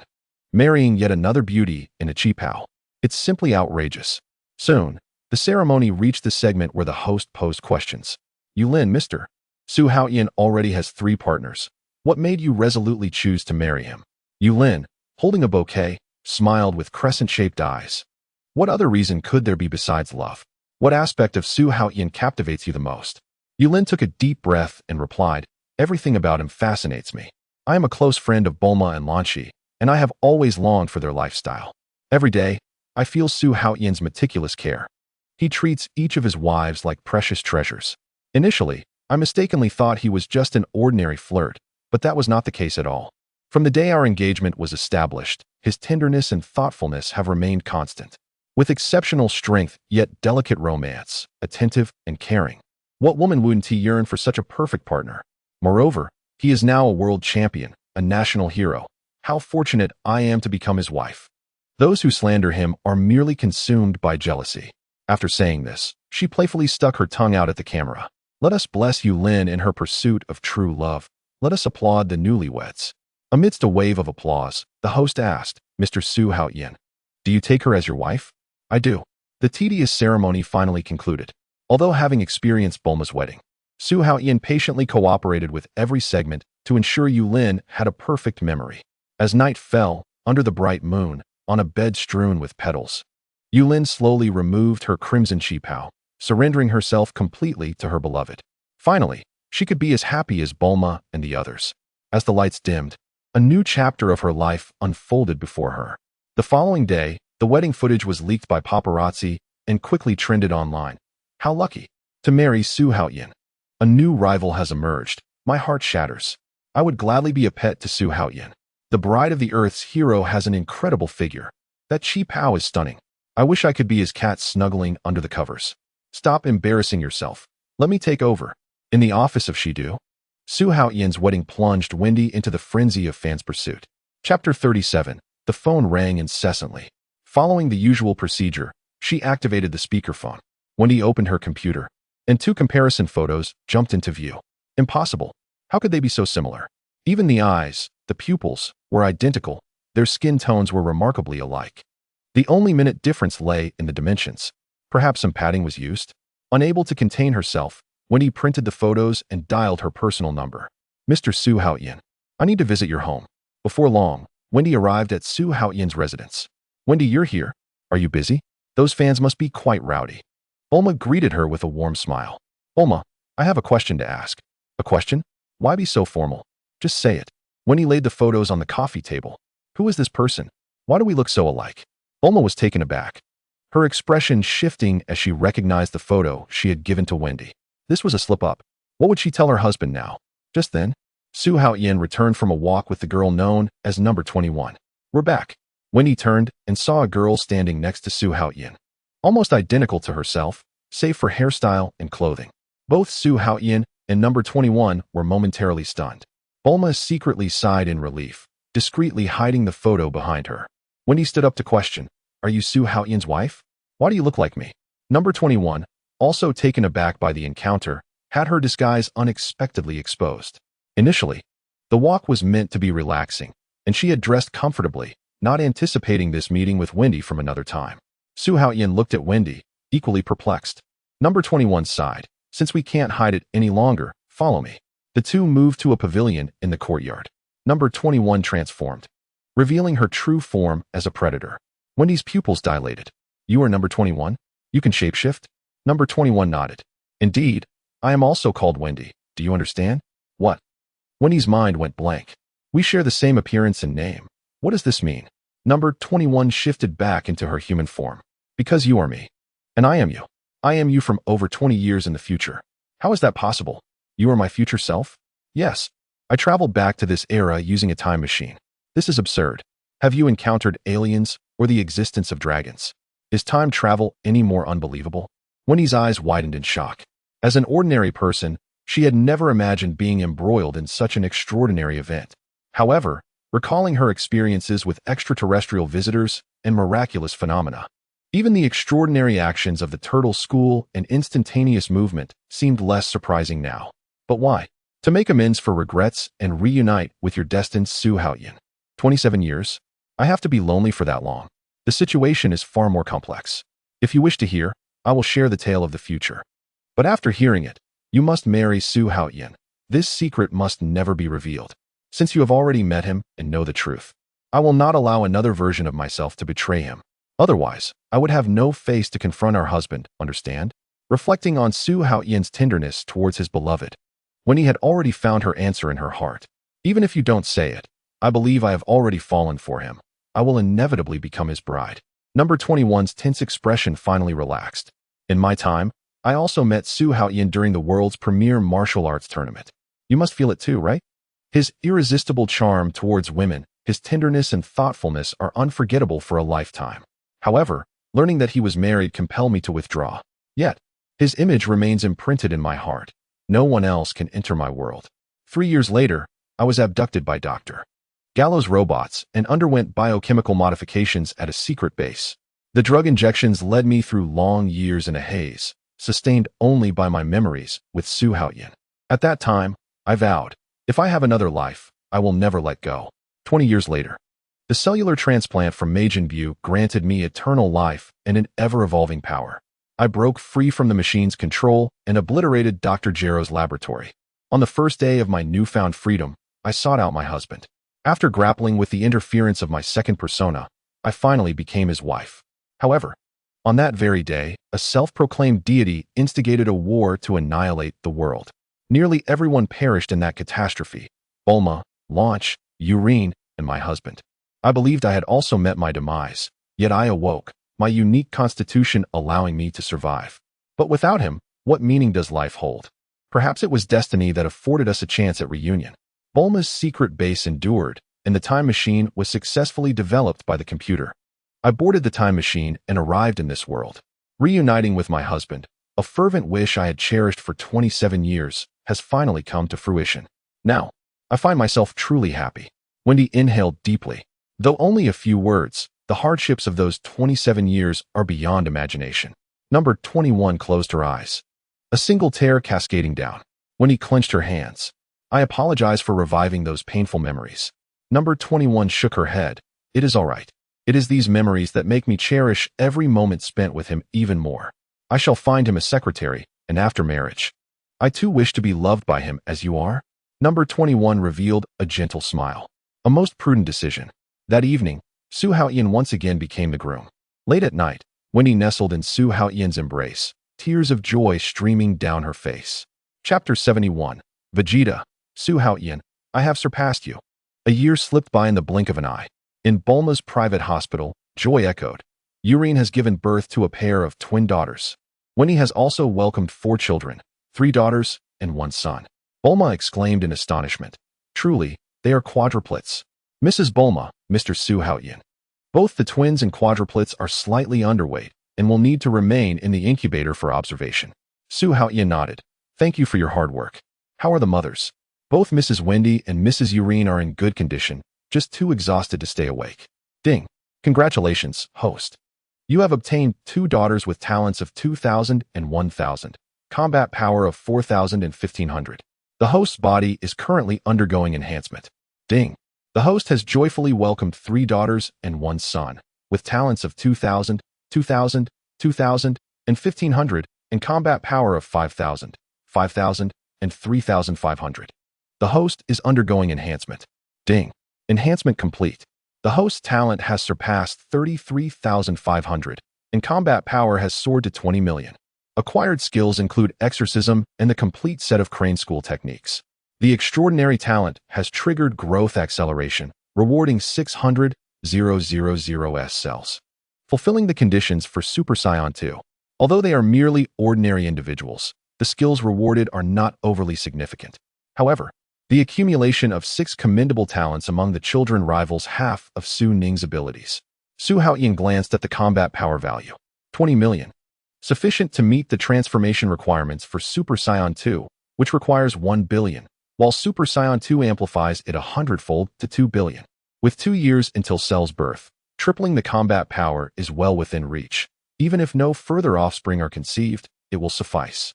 Moreover, Number 21's child is expected to be born concurrently, leaving one to wonder what delightful surprises await. Not to mention Bulma and Launch becoming pregnant again. The grand scheme is already set. In Dr. Gero's laboratory, 1 year has passed, and the infinite energy core is finally complete. The doctor pressed the switch, and 2 mechanical pods opened in response.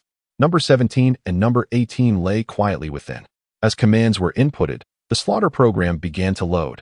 Eliminate Son Goku. In the eternal darkness, ripples stirred in number 18's consciousness. Who am I? Where's this place? A torrent of violent memories surged forth. Kill. Destroy. Obliterate Son Goku at any cost. Kill Son Goku. The mission and memory clashed violently. Agonizing pain surged through her nerves. I remember. I am Lazuli. My dream is to become Su Haotian's bride, to fill my wardrobe with beautiful dresses. Father, no. Stop. Dr. Gero murdered my father. I must. Kill Son Goku. Avenge my father. Marry Su Haotian. You are merely a machine, not Lazuli. You are number 18, and your purpose is solely to kill. But I only want to marry Su Haotian. Eliminate them all. No. I am number 18. I want Son Goku. Dr. Gero. And to become Su Haotian's wife. Doctor. Jero wiped the sweat from his forehead. The fusion must be complete, right? The activation button was pressed firmly. The eyes of Android 18 suddenly opened. Now, do you know who you are? I. Number 18, Android 18. Correct. What is your mission? The mission? Son Goku and… Very well. Dr. Jero abruptly interrupted her. In an instant, the image of the murderer of her parents flashed through 18's mind. That scene is forever indelible. Dr. Jero's face overlapped with the demon from her memories. A glimmer of murderous intent flickered in her eyes as she swung her fist towards Dr. Jero. Yet the doctor pressed the remote, instantly forcing her into shutdown. Number 18 fell into a slumber, her mechanical arm pushing her into the cold metallic pod. Dr. Jero wiped the cold sweat from his brow. He then activated number 17's pod. The same situation unfolded once more. The doctor was compelled to forcibly shut down number 17. Damn it. These two traitors dare to rebel against their creator. He rewrote the program, gradually erasing their emotional memories. If forced modification is ineffective, let time dilute their useless emotions. You need only obey commands. He descended into the depths of the secret laboratory, where slumbered monstrous embryos cultivated from the cells of the strongest warriors. Unfortunately, it cannot be implanted with the infinite energy core. But once it matures, absorbing other androids will allow it to evolve into a complete form. At that time, destroying Son Goku and even the entire solar system will be as easy as pie. Dr. Jero took a deep breath. My time is limited. It is time to dedicate myself to science. If successful, I shall attain immortality. If I fail, the preset program will exact my revenge. In Laboratory 0, the cylindrical medical robot stood ready. The doctor lay upon the operating table, initiating the transformation process. Absorption type android transformation, estimated duration, 2 years. Program initiated. Vegeta's training ground on planet Vegeta. Surprised? I, Vegeta, have once again surpassed my limits. That Su Haotian fellow has actually fathered 2 new children? A depraved waste indulging in pleasures. It seems you have utterly fallen. As for me, my power has now exceeded yours from back then by more than double. In the form of Super Saiyan, my combat power has surpassed 800 million. In the current universe, there is but one name for the strongest Super Saiyan. And that is me. Chapter 38. There is no need for 2 years. I am already more than capable of utterly defeating you. Polly, I must train for 8 hours today and cannot accompany you. Please deliver 6 gifts to Su Haotian's home. Not coming with me? Sai, forget it. Polly shook her head helplessly. Though he possesses a strength that inspires confidence, his zeal for training is excessive. It is hardly different from living in solitude. Yet, knowing he saved the entire planet, I accept this sacrifice. To marry such a hero, I willingly embrace it. I can't help but envy the Su Haotian family. They spend their days either dining out and traveling or shopping and watching movies, occasionally indulging in picnics and fishing. With so many joys in life, I too yearn for companionship in these experiences. Alas, let us not dwell on it. I shall seek out Chi-Chi to go gift shopping together. When Polly arrived at Chi-Chi's home and expressed her purpose, she was met with an exclamation. Are you borrowing money again? Did you not earn $1 billion last year? Chi-Chi frowned in distress. All the money went towards Wukong's astonishing appetite. The children still need to attend art classes, math olympiad, writing classes, and abacus training. These educational institutions cost us a staggering $5 billion annually. Moreover, with Su Haotian's family having 6 children, the gift money is nearly driving us to bankruptcy. How about you have 2 more children? Chi-Chi hastily waved her hands. Absolutely not. My child must follow the elite path. Wufan must not end up like his father, a mere warrior. He must become a scholar, returning home promptly to his wife and children every day. As for Wutian, let him follow in his father's footsteps. This clearly indicates a preference for nurturing the firstborn while neglecting the second. Polly gave a thumbs up. Your plan is impeccable. What can I do? Chi-Chi sighed. Who wouldn't want to live a life as affluent as Bulma's?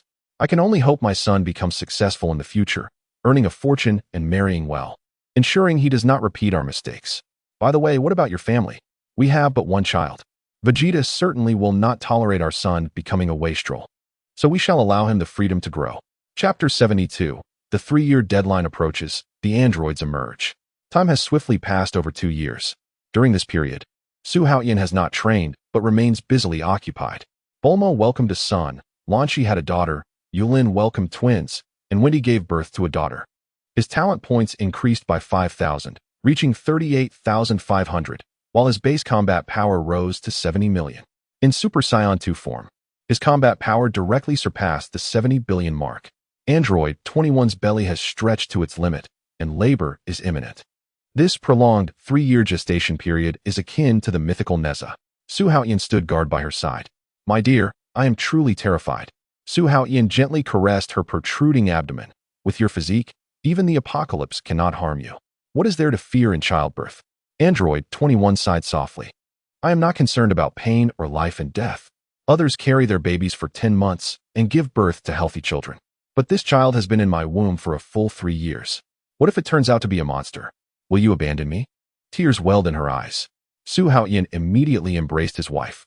Even if we give birth to Godzilla, I will love you just the same. A smile broke through Android 21's worries, and she playfully punched her husband's chest. You are the one who will give birth to Godzilla. Su Haotian glanced at the time.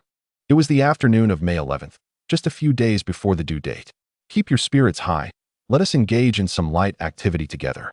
Yes, help me up. I wish to stroll in the corridor. Certainly. Suddenly, Android 21 recalled something. Tomorrow, May 12th, the androids will appear. Why not go take a look? Su Haotian shook his head. It is merely androids 17 and 18. His voice faltered. 18. We must not allow Krillin to encounter 18.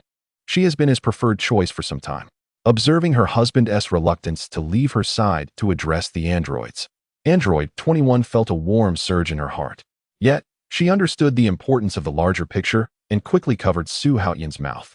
Let Wendy and Yulin accompany me. You must go. Otherwise, I will truly be upset. Su Haotian sighed in resignation. Very well. I indeed must confront this crisis. It pains me to leave you at this moment. Android 21 sweetly bestowed a kiss. With your promise, carrying for 30 years is worthwhile. Now go prepare. Su Haotian leaned against her shoulder.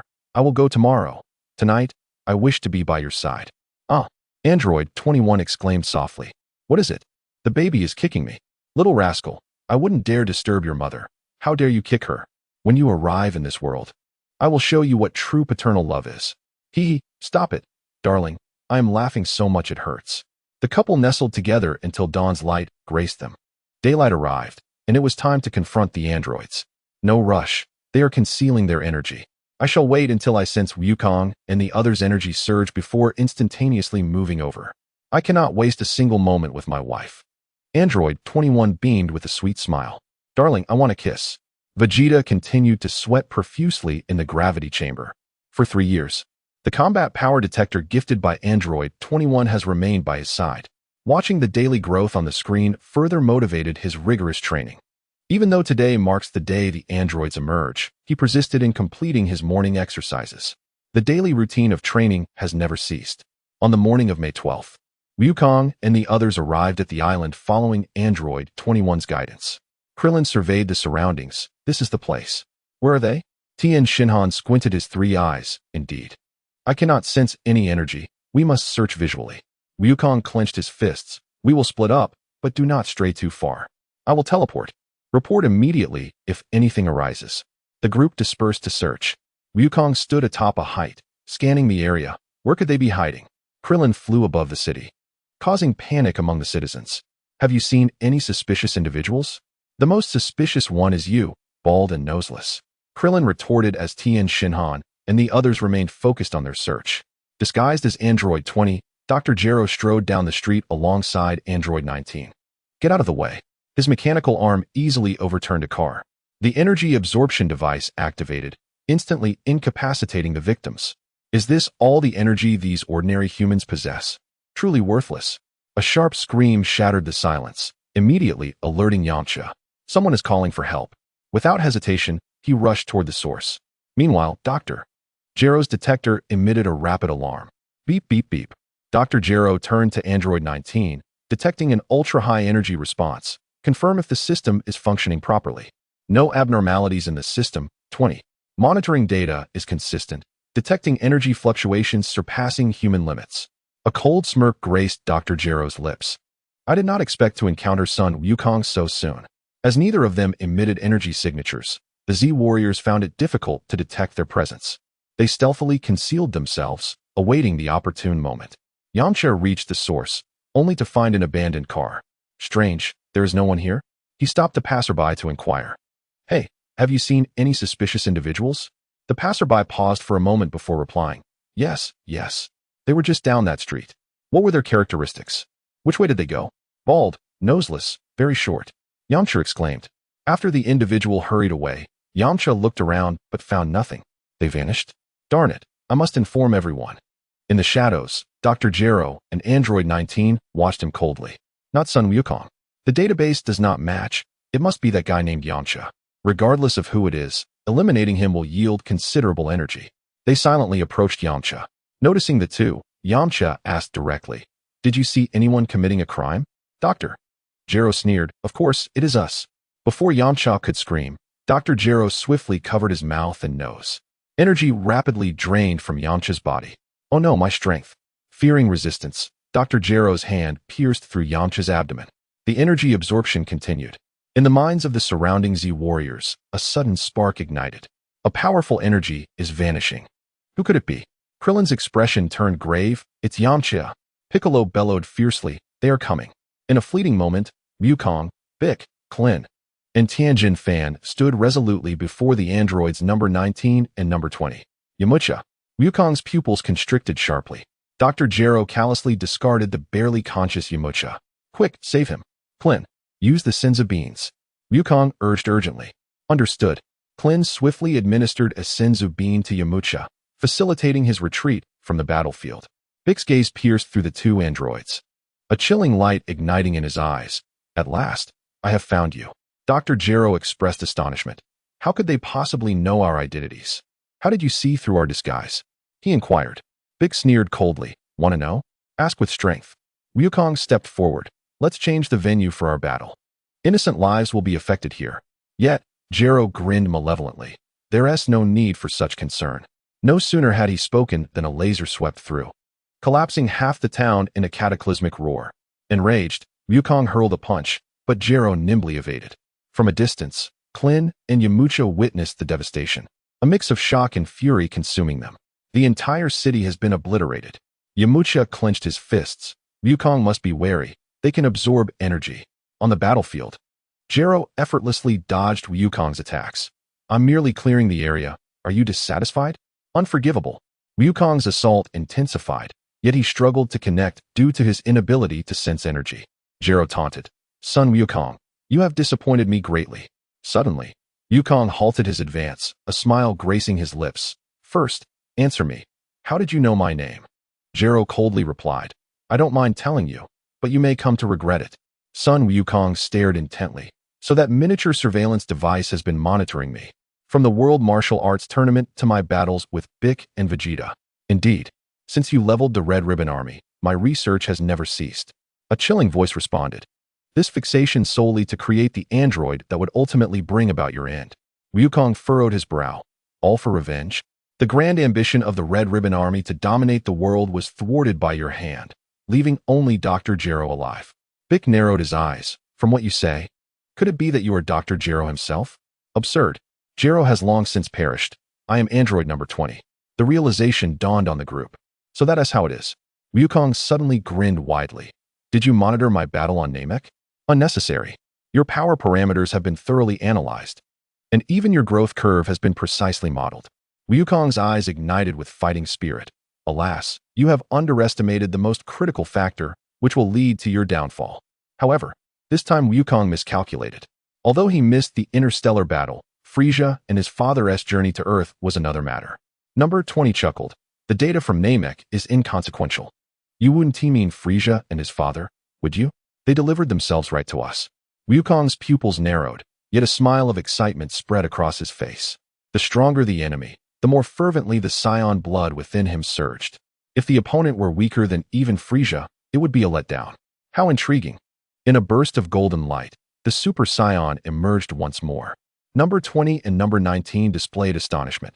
The power increase indeed exceeds our expectations, but it remains manageable. Number 19 alone will suffice to deal with you. Is that so? Wukong positioned himself.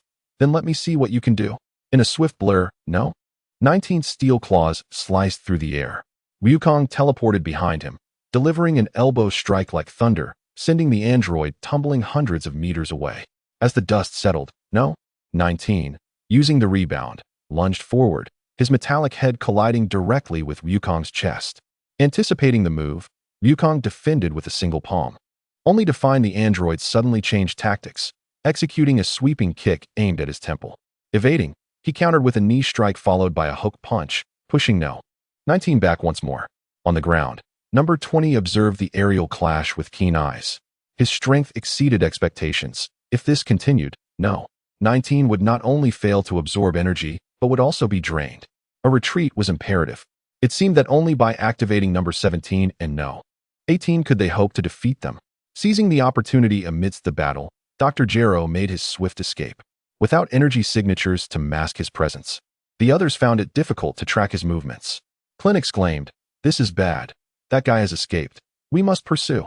Yamcha hesitated. "But what about Wukong?" "Do not worry. Wukong has fully mastered the power of Super Saiyan. Do you not see him subduing android number 19? Defeat is merely a matter of time." "Very well." Before his words had fully escaped, Klin, Yamcha, Bick, and Tianjin Fan all rushed towards number 20. Wukong engaged in a fierce exchange with number 19 for dozens of rounds. He had not even used his full strength, yet he perceived number 19's combat style had become rigid, relying solely on pain immunity to endure, which left Wukong utterly uninterested. As number 19 was sent flying once again, Wukong resolved to end the fight. He clasped his hands together, striking a classic pose. Kamehameha. A devastating torrent of energy surged towards number 19. However, number 19 displayed no fear. Instead, a manic joy spread across his face. "Your speed and techniques are inferior. But I have finally awaited this moment." As the wave was about to strike, number 19 suddenly raised his hand, his palm absorbing the energy entirely. Wukong was taken aback. "So, this was specifically designed to counter me?" Number 19 sneered. "What say you, son Wukong? Are you afraid?" Wukong replied nonchalantly. "Is that all you can muster?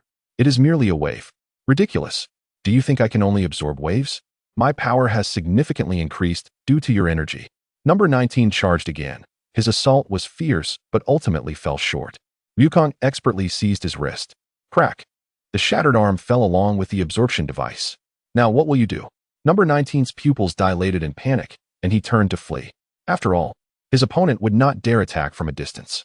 Yet, Wukong teleported to block his path, his speed overwhelming, leaving number 19 nowhere to escape. Before No. 19 could gather his wits, Wukong's leg came crashing down. The sound of shattering bones echoed as number 19's body split in two. Without the protective energy absorption device, Wukong unleashed a wave from his fingertips, utterly annihilating him. He gazed up at the gray, overcast sky, a smirk of disdain curling his lips. So-called androids are truly pathetic? Even Klin's strength could easily crush such beings, let alone Bick and the others who were pursuing another.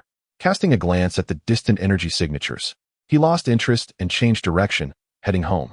In the clouds, he encountered the approaching Vegeta. Kakarot, the tightly clenched fists of the golden, armored warrior bulged with tension. "That trickster number 21. Son Wukong shrugged, passing by. "The remaining androids are to the north. If you wish to fight, go ahead." Vegeta's fighting spirit surged suddenly. 3 years of intense training, only to crush such trash? He exploded forward towards the sensed location, his crimson cape tearing apart in the sonic boom.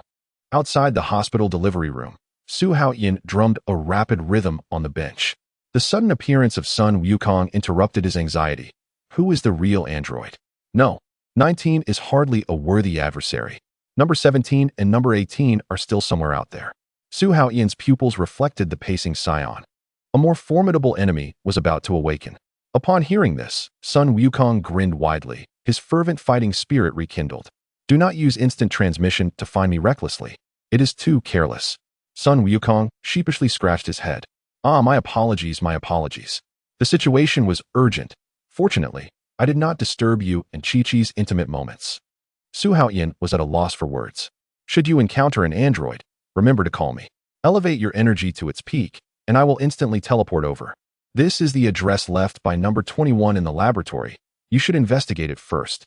Given that number 19 and number 20 have appeared, the siblings should also have awakened." Son Wukong was overjoyed. "Thank you so much." He pressed his 2 fingers to his forehead, sensing Klin's energy, and instantly vanished from the spot. The others on the battlefield had scarcely caught sight of the golden flash when they all simultaneously swung their fists. Ouch, ouch, ouch. Do not hit me, it's me. Wukong, why are you back again? 2 mere androids require no assistance from you. It is time to showcase the fruits of our training. Vegeta furrowed his brow, scrutinizing the suddenly returned son Wukong. The androids from the future are not No. 19 and number 20, but rather number 17 and number 18. Wukong explained that our timeline has diverged completely from what Trunks described. This makes sense, Vegeta snorted softly. By the way, Su Haotian provided an address. Meanwhile, within the secret laboratory, Dr. Gero stood before 3 incubation chambers, inputting the password 662109428. I truly hope I do not have to activate them until the last moment. I trust the modifications have been completed. As the machinery whirred to life, the door to number 17's chamber slowly opened. The silver-haired youth blinked his amber eyes. Good morning, Doctor. You recognize me? Of course, you are my creator. Doctor. Gero trembled with excitement, hastily pressing the activation button for number 18. The golden-haired girl, upon awakening, immediately fixed her gaze on the remote control in the doctor's hand. Good day, Doctor. Have you completed the modifications? Thanks to you, I now possess eternal life. The 2 modified beings had maintained a conscious awareness throughout their enforced slumber 2 years prior. The torment of those 2 years was suffocating. At this moment, the siblings' resentment towards Dr. Gero had morphed into a profound hatred. However, trapped in a desperate situation, they could only endure. They needed to convince him that the modifications were successful and lower his guard. Once they seized the remote control, it would spell the end for Dr. Gero. Thus, both were merely acting. Dr. Gero was both surprised and delighted, never expecting the 2 to be so compliant. He silently rejoiced, finally feeling at ease. Previously, the effects of the perpetual energy core and the surge of power made their abilities exceedingly difficult to control. I feared they would disobey orders. Seeing them obediently compliant, he let out a sigh of relief. All right, let us move immediately. Eliminate son Wukong and his companions, leaving none behind. Understood, number 18 replied. Got it, number 17 affirmed. However, just as they were about to step out the door, a piercing alarm blared from Dr. Gero's detector. Vegeta, Piccolo, and Krillin had already approached the laboratory's vicinity. Dr. Gero's expression changed drastically. Damn it, how did they find this place? We cannot be exposed. I must escape. He hastily ordered, I will create a diversion for you. Draw them away and deal with them. Number 18 smiled. Of course, Doctor. Before she could finish her sentence, Vegeta's blast obliterated the door into smithereens. The Z-fighters stood resolutely. Krillin gazed at the striking features of number 17 and number 18, unable to contain his astonishment. The androids are so beautiful. He touched his own bald head, feeling yet another blow to his self-esteem.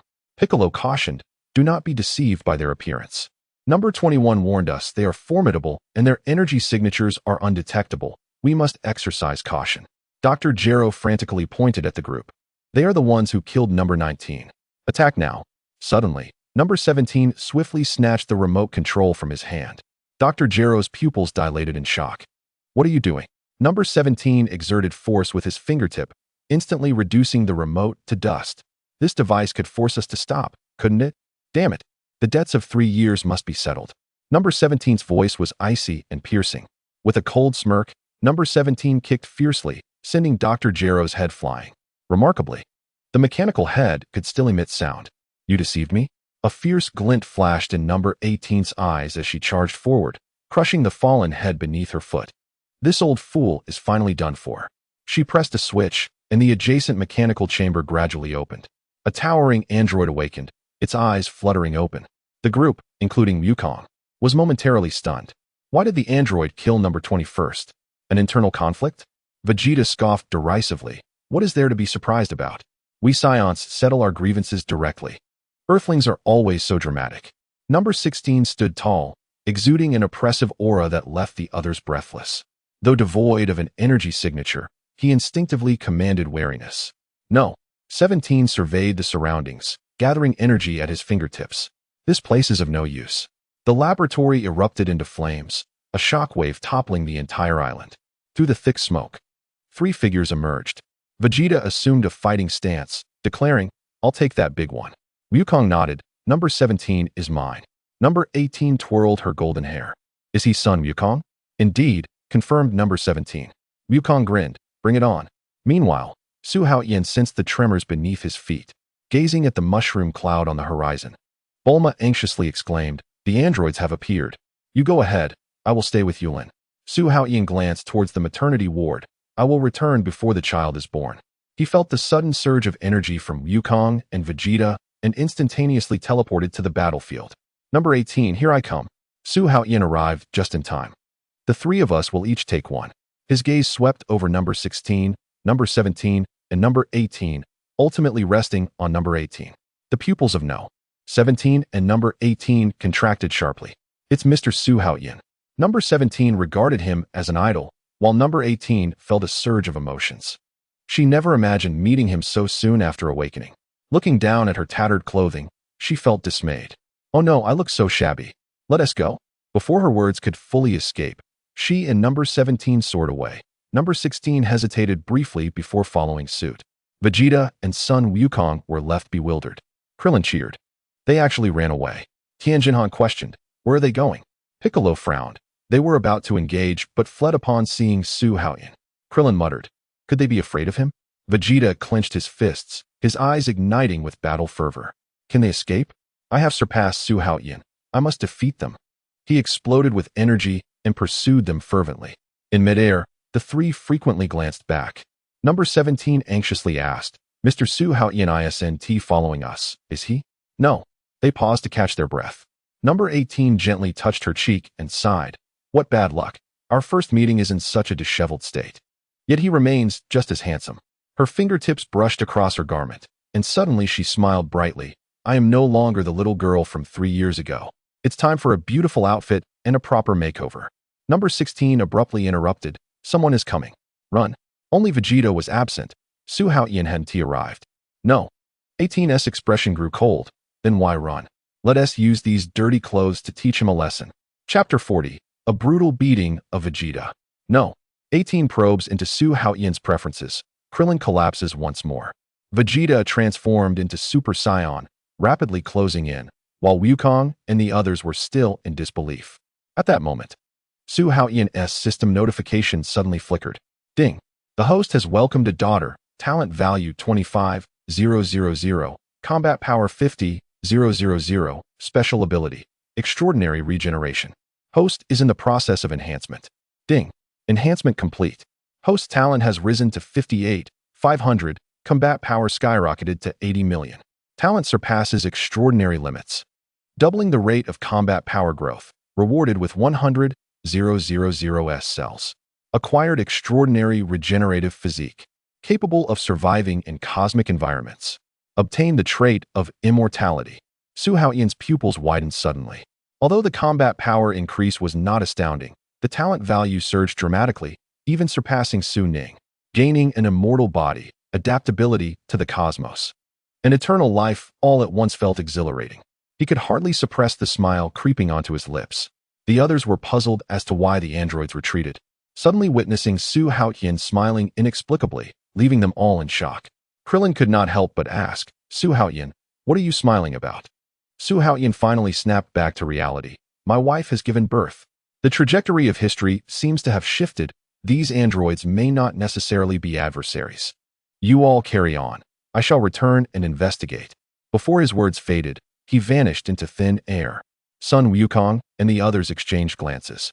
More children. Is there no end to this? Son Wukong scratched his head. Chi-Chi is going to start nagging about the family allowance again. Krillin was beside himself. Why does this guy have so many girlfriends and can still have children? It's utterly unfair. Meanwhile, Vegeta arrogantly blocked the path of the three androids, declaring, mechanical trash, where do you think you can escape to? Number 18's gaze turned icy, seeking death. With fists like lightning, Vegeta hastily blocked her attack, the tremendous force forcing him to stagger backward. In an instant, the two had clashed dozens of times, waves of energy sweeping outward. Seizing a moment of vulnerability, Vegeta unleashed a fierce kick, sending her crashing into the mountainside. The rock shattered, dust swirling, and number 18's cheek was splattered with debris. She raised her hand to wipe away the dust, glaring furiously. You dare strike a girl's face? You are far inferior to Mr. Su Haotian. Before she could finish, she crushed the rock beneath her feet and propelled herself toward Vegeta like a cannonball. Vegeta sidestepped, countering with a knee strike aimed at her face. Number 18 blocked with her arms, leveraging the force to retreat and land steadily. Below, number 17 squinted. Dr. Gero's intel was flawed. This guy's strength far exceeds expectations. Number 16 silently observed the battle. How could an android feel pain? They are merely a collection of parts. Vegeta's taunts utterly enraged number 18. You are the one that is just parts, she retorted sharply. Vegeta's pupils constricted. A bioengineered being can actually curse? He grinned maliciously and raised his hand. Then I shall dismantle that mouth of yours. As the energy blast whistled forth, vehicles on the highway blared their horns frantically. Get out of the way, you fool. In a blaze of fire, the cars were reduced to rubble. Number 18 had already leaped into the air, her garments billowing. Quick on your feet, Vegeta raised an eyebrow. You are not even fighting seriously. Number 18's fingertips brushed her hair. If I were to go all out, this planet would be gone. What a coincidence. I am also holding back. Golden flames erupted with a roar, and as number 18 charged in with a headbutt, Vegeta was caught off guard and sent flying 100 meters. He staggered to his feet, veins bulging at his temples, yet the ferocious wind of her punches struck again and missed. Number 18, like a specter, circled behind him and drove her knee heavily into his abdomen. Cough. Vegeta bent over like a shrimp, his eyes bloodshot, the intense pain almost shattering his nerves. Without hesitation, number 18, previously called a puppet, delivered a heavy punch straight to Vegeta's face. He was embedded into the mountainside, debris scattering, dust clouding the air. Emerging from the haze, he wiped the blood from his mouth with a cold smirk. Is that all you've got? I truly overestimated you. Oh, a shadow flashed, and number 18's fist struck him hard on the face.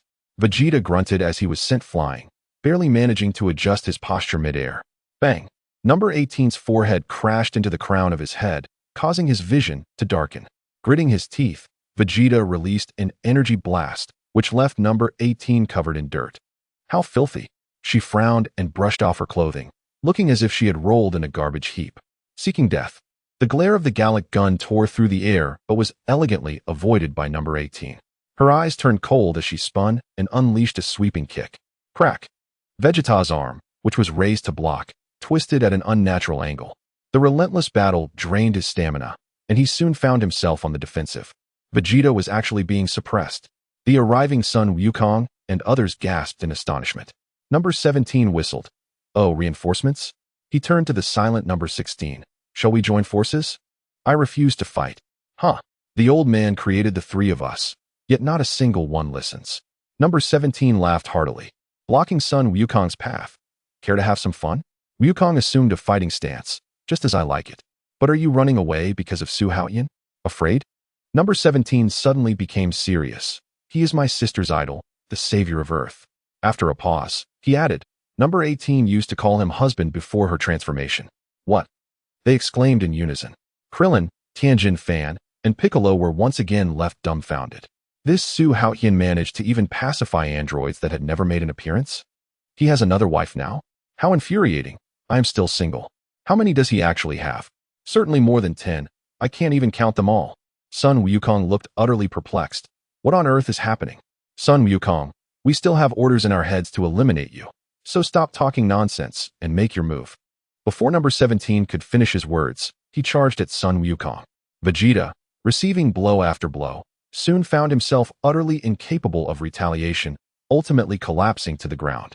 Sun Wukong gasped, fearing that number 18 was about to deliver the final blow. Vegeta, number 17 blocked him. Why the panic? He won't die? Who told him to mock us as androids? It's only natural for him to be taught a lesson by number 18. What? You aren't going to kill him? Doctor, Gero is dead. Why would we kill him? Number 17 countered. Krillin's eyes lit up. That's great. You are not villains after all, just as Mr. Su Haotian said. Number 17 and number 18 froze simultaneously, then surrounded Krillin. Krillin trembled in fear. Number 18 eagerly inquired, does Mr. Su Haotian know about us? What else did he say? He said that you, number 16, and number May 17th not be bad people. Number 18 was overjoyed. Fantastic. Mr. Su Haotian truly understands us. Sun Wukong relaxed his stance. So, are we still fighting? Number 17 waved his hand. No more fighting. You have won. Sun Wukong. Number 18 leaned closer to Krillin. Hey, kid, What type of girl does Mr. Su Haotian like? Would someone like me be suitable? Krillin was taken aback. He might like someone like you. Upon hearing this response, number 18 instantly flushed, covering her face while lost in daydreams. The others were utterly astonished. Number 18 continued to pry. You know Mr. Su Haotian very well, right? Krillin nodded. Yes, we interact frequently. Recalling this matter, Krillin suddenly remembered how Su Haotian had interrupted his wish for the Dragon Balls. The first time was to help number 21 have a smooth pregnancy, and last year was to grant his wives eternal youth. However, it was only during the second wish that he realized the dragon could not grant a girlfriend. Su Haotian staying at Bulma's house was purely coincidental. It was fate that fell from the sky. From that day on, Krillin completely abandoned the notion of relying on the Dragon Balls to find a partner. Number 18 was curious about Su Haotian's preferences, her eyes sparkling with curiosity. Does he prefer proactive or reserved girls? What style of clothing does he favor? The mature type, the innocent type, or the sporty type? Krillin instantly froze. This scene was eerily reminiscent of 3 years ago, when the group of fervent fans on Kame House acted in the same manner. However, that group dispersed once they discovered that Su Haotian had not shown his face for an entire month. Gazing at number 18's exquisite features, Krillin chuckled awkwardly. A girl as beautiful as you would look great in anything. He would surely like you. Number 18's cheeks flushed, her hands clasped over her chest, revealing a sweet smile of longing. Yet in the next moment, she shifted her tone. Hey, kid, Vegeta ruined my clothes. Aren't you comrades? Since he is unconscious now, you are responsible for paying this debt. I need to buy new clothes, take a bath, and then go meet Mr. Su Haotian. Reluctantly, Krillin pulled out all his savings of 300,000. Thanks. Number 18 gleefully took off with number 17 and number 16 to go shopping. The others were left dumbfounded. Is this how the android crisis is resolved? Piccolo suddenly realized. No wonder it's Su Haotian. The idol effect directly diffused the crisis. They are clearly all fans of Su Haotian. At that moment, Vegeta groggily regained consciousness. Krillin, quickly give me a senzu bean. Krillin waved the senzu beans. But first, when will you pay me back? Chapter 76. New Beginnings and Crisis in the Hospital. Number 21 lightly ran to Su Haotian. Darling, the baby is very healthy. It's a little girl, not Godzilla. Su Haotian gently caught her. Don't bounce around so soon after giving birth. Don't worry, my body has already begun to heal automatically. On the 21st, she lifted her shirt slightly, revealing her flat abdomen and defined waistline, exclaiming, Look, not even a trace of stretch marks. Bulma marveled. To think she didn't even need to undergo confinement. The physique of 21 is truly remarkable. Yulin nodded in agreement. Indeed, her recovery is enviable. Suddenly, 21 interjected, Wait, I sensed something earlier. Has an android appeared? Let's go check it out. No problem, I will teleport us there. Su Haotian responded, turning to Bulma and Yulin. Leave the battlefield to us, you two should head home. Bulma and Yulin nodded in consent. Su Haotian quickly focused on locating Krillin's energy, the only one who had evaded battle.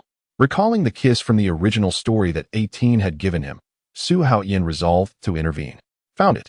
The teleportation activated, and the two materialized on a desolate mountain path. Scattered remnants of a struggle lay around them, as Krillin desperately shook his empty wallet. Krillin. Upon hearing his name, Krillin turned in surprise. Su Haotian? 21 looked around. Where are the androids? You mean 17 and 18? They've already left. They didn't. 21's face was filled with confusion. Yes, we only dealt with Dr. Gero and taught Vegeta a lesson, but they didn't stay, Krillin replied seriously. As Su Haotian said, they are actually good people. 21 appeared even more perplexed. Those androids who wreak havoc in the future are good people? Krillin recalled his conversation with 18, feeling a pang in his heart. Aren't you also a good person? They claimed Dr. Gero was dead and that there was no need for further slaughter. All 3 androids had departed. 3. 21's pupils dilated. Did he create another 21? A tall male, designated as 16. 21 furrowed her brow. 16? That model doesn't exist in the future. History has already deviated. Su Haotian scrutinized Krillin closely. Did 18 do anything to you before leaving? He needed to ascertain whether that crucial kiss had indeed occurred. Krillin held up his empty wallet with a wry smile. She asked many questions about you, your preferences, and ideal types. And because Vegeta ruined her clothes, I had to pay over 300,000. She said she wanted to buy new clothes to look beautiful for you. Congratulations, you have another admirer. Su Haotian blinked in disbelief. 21's eyes sparkled with surprise. So that's why they were your admirers even before their transformations. Before she could finish, 21 suddenly cupped Su Haotian's face and planted a passionate kiss on him. Darling, this strategy is simply marvelous. It has made you a world champion and a global idol. The entire world is more beautiful because of you. Chapter 41. Even 17 and 18 have been moved by you, turning into kind-hearted individuals. It is you who has made this world more perfect. Su Haotian appeared slightly perplexed. Could their transformation truly be related to him? After pondering for a moment, perhaps 21's arrival had altered the original timeline. Meanwhile, Krillin observed the affectionate interaction between Su Haotian and 21, and seeing 18's evident affection for Su Haotian, his heart was struck anew. You all take your time. I'll be going now. He departed sorrowfully, his bald figure gradually merging with the twilight. 21 tilted her head. Honey, why does he look so unhappy? Isn't the crisis with the androids resolved a good thing? Su Haotian wrapped his arms around her waist. Perhaps our sweetness has become overwhelming for him. By the way, that 18, despite being an android, is truly beautiful, since she admires you so much. For the sake of world peace, Su Haotian raised an eyebrow. This was your suggestion, so I won't hold back. But what if we can't find them now? As long as I make a public appearance, they will naturally show up. However, Krillin mentioned that 18 went to change her outfit. The evening was drawing near, and it was time for them to enjoy some time together. 21's cheeks flushed. Stop it. If you don't want to, I can go find Bulma and the others. Don't go. 21 clung to Su Haotian like a koala. Thus, the day passed uneventfully. 21 successfully gave birth to a healthy baby and unexpectedly won 18's affections. For Su Haotian, it was indeed a fulfilling and complete day. 21's body instantly returned to its former state. That night, Su Haotian's villa vibrated gently throughout the night. A few tranquil days followed, with the androids causing no disturbances. Yet, 18 still had not appeared. Su Haotian felt a pang of disappointment. She had promised to dress beautifully to meet him. Why hadn't she come? He sat at home, anxiously awaiting her arrival. Bulma and Lan Shi nestled on either side of Su Haotian, noticing his lack of energy as he stared blankly at the television. Bulma asked softly, Honey, what's wrong? It's rare to see you so downcast. Are you feeling lonely? Would you like me to keep you company? Lan Shi winked, sensually licking her lips. Su Haotian pinched her nose. Grinning mischievously, little girl, dare you? Watch how I handle you. Oh, stop it. Just as the three were laughing, an urgent news bulletin interrupted the television broadcast. An unidentified creature has appeared in Chuanxi town, causing multiple casualties. The military has only discovered the creature's shed shell, while the main body is still at large. Experts speculate it to be a flesh-eating beast. Citizens are urged to secure their doors and windows and refrain from venturing out at night. The screen shifted to the devastated streets, ultimately freezing on the shell of Cell. Cell has appeared ahead of schedule. Su Haotian frowned. Bulma and Lan Shi looked at each other in confusion. Who is Cell? At that moment, 21 entered the living room and explained, Cell is the ultimate android, composed of the cells of many powerful beings, even stronger than 17 and 18. The two gasped, so terrifying?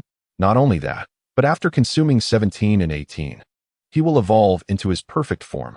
Su Haotian abruptly stood up. We must prevent him from finding 18. 21 regarded him meaningfully. I thought you had forgotten about that little fan. She turned to Bulma and Lan Shi with a smile. That girl truly admires my husband. Bulma's eyes lit up. Is she beautiful? Very beautiful, 21 replied. Lan Shi exclaimed, how wonderful. It's been 3 years without new sisters. What type is she? 21 covered her mouth, laughing softly. She is quite the fighter. Su Haotian donned his jacket. You two continue chatting. 21.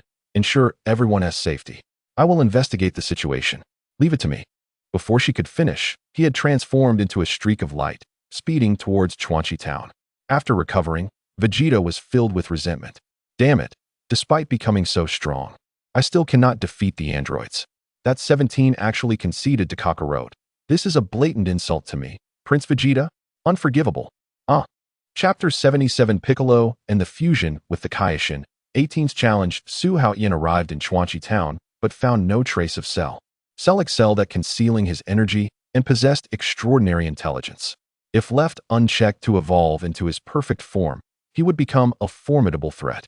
Just as Su Haotian was searching, frightened citizens recognized him. It's Mr. Su Haotian come to save us. With Mr. Su Haotian here, we are safe. The crowd erupted in enthusiastic cheers. Su Haotian did not pause, continuing his quest to locate Cell.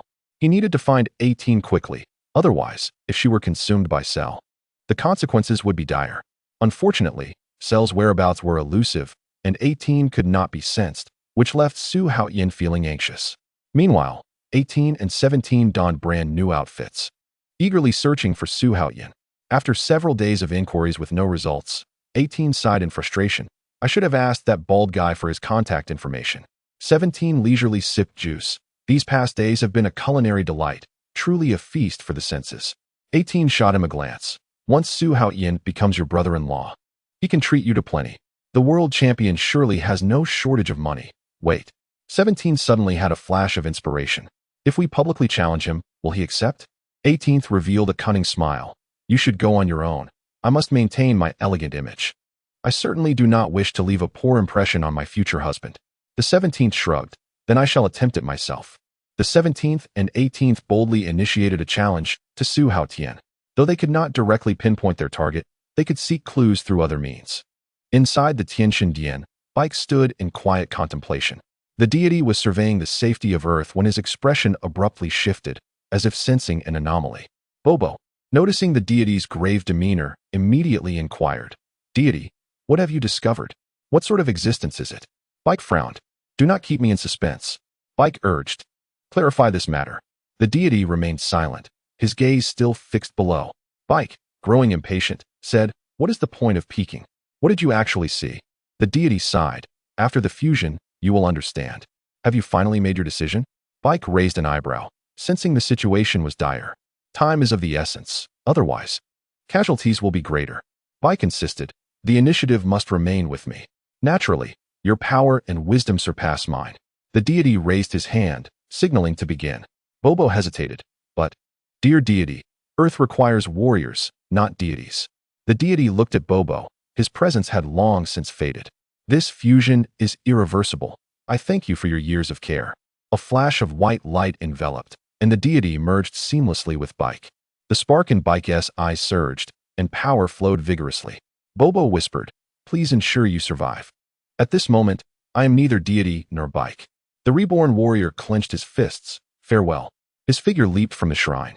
In front of the television, Bulma and others were watching breaking news. The entire population of Jijiajin has mysteriously disappeared.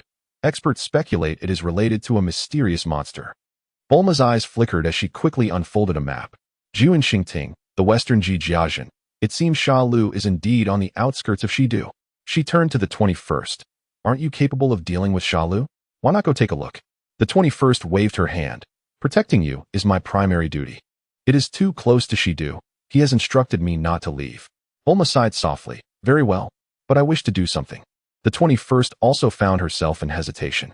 She had originally come to assist her husband in becoming stronger and saving the world. Yet, after all this time, she had merely been leisurely passing the days. Her husband had become even more negligent, neglecting his training. Although being pampered by him was blissful, her feelings were quite complex. She yearned to encourage him to train while also not wanting to part ways. It was akin to desiring his success while longing for his companionship. Having been with Su Haotian for so long, the 21st had also adopted his laid-back attitude, beginning to go with the flow. However, someone must shoulder the heavy responsibility. For now, the only course of action is to continue training Suan Wukong and Vegeta. They must grow into formidable warriors capable of defending Earth. The 21st proposed, let us contact Wukong and the others. Sha Lu's appearance is a rare opportunity for training. Bulma nodded and dialed the phone at Kame House. Hello? This is Bulma. Is Krillin there? Yes, what is up? Turn on the television quickly. The news is reporting strange occurrences. It may involve Sha Lu. Master Roshi peeked in. Whose phone is it? Bulma wants us to watch the news. Krillin promptly switched on the television. The news continued to loop. A large quantity of clothing was found, but all individuals are missing. Some clothing was scattered nearby, suggesting signs of a struggle. Krillin pondered. They found a lot of clothing. Initial assessments indicate they belong to victims. New developments in Jijiajin, 15,000 residents are unaccounted for. Yamcha was astonished. What? 15,000 people? Master Roshi speculated. Could it be the androids causing chaos? Bulma's voice came through the receiver. The 21st confirmed it was Sha Lu's doing. This guy even consumes androids. What is Sha Lu? A monster synthesized from cells. evolving by devouring life. Everyone immediately became alert. Call Wukong, we are setting off. What about Vegeta? That fellow has gone into hiding after his defeat. Upon receiving Bulma's message, Su Haotian promptly departed from Ju and Xingting, racing towards Jijiazhen. During the flight, the office phone rang. Mr. Su Haotian, someone has issued a challenge against you. There is no time. The challenger claims to be the strongest androids, the 17th and 18th, proclaiming they will defeat you. Su Haotian paused slightly. Location? The site of the World Martial Arts Tournament. Tell them to wait. 3 minutes. Understood, Mr. Su Haotian. The secretary hung up the communicator and turned to announce to the 18th and 17th. Congratulations to you both, Mr. Su Haotian has accepted your challenge and will arrive in 3 minutes. The 18th's cheeks flushed with excitement. Really? That's fantastic. She suddenly grabbed the 17th's sleeve, urging, quickly check for me. Is my face dirty? Is my hair out of place? Is my collar crooked? The 17th sighed, face palming. You have become utterly obsessed lately. People are nervous, so hurry up and check. Chapter 78. The initial battle against Shalu, Su Haotian versus the 17th and 18th. Bike landed in Jijiazhen, vigilantly scanning the surroundings. Where could the monster be hiding? I cannot sense any energy at all. Suddenly, Shalu's figure appeared, stepping on a corpulent man. I'll pay. Please save me. The man cried out in despair. Bike's pupils dilated. The monster's aura was a mix of Suin Wukong's, Frisia's, and even his own. Release him, Bike said in a deep voice. Every life deserves respect. Shalu's tail swiftly pierced through the man's body, reducing him to an empty shell in the blink of an eye, leaving only his clothes to drift down. Now it's your turn, Bike the Demon King. How do you know my name? Bike tensed up. Shalu suddenly unleashed a frenzied aura, creating a massive crater in the ground that was unmistakably Bike's energy. I am your brother. Nonsense. Bike roared, revealing his true form. Why ask a dying man so many questions? Shalu chuckled sinisterly. Hee, are we going to get serious? It seems you know quite a bit about the Bike clan. The wave of energy Bike released overturned the entire town, a cold smile curling at his lips. Unfortunately, you have mistaken your target. What? Shalu was taken aback. You are not Bike the Demon King? Absolutely correct.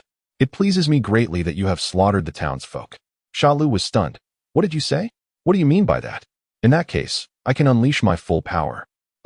Bike suddenly thrust out his palm, sending a fierce shockwave straight at Shalu. Shalu hastily jumped back to evade. Little did he know, this was merely a feint. Bike instantaneously teleported in front of Shalu and delivered a powerful kick that sent him flying far away. Shalu tumbled through the air several times before landing steadily. It seems you truly are a terrifying monster, Bike said gravely. Shalu cackled. Ha ha, my skills are not to be underestimated.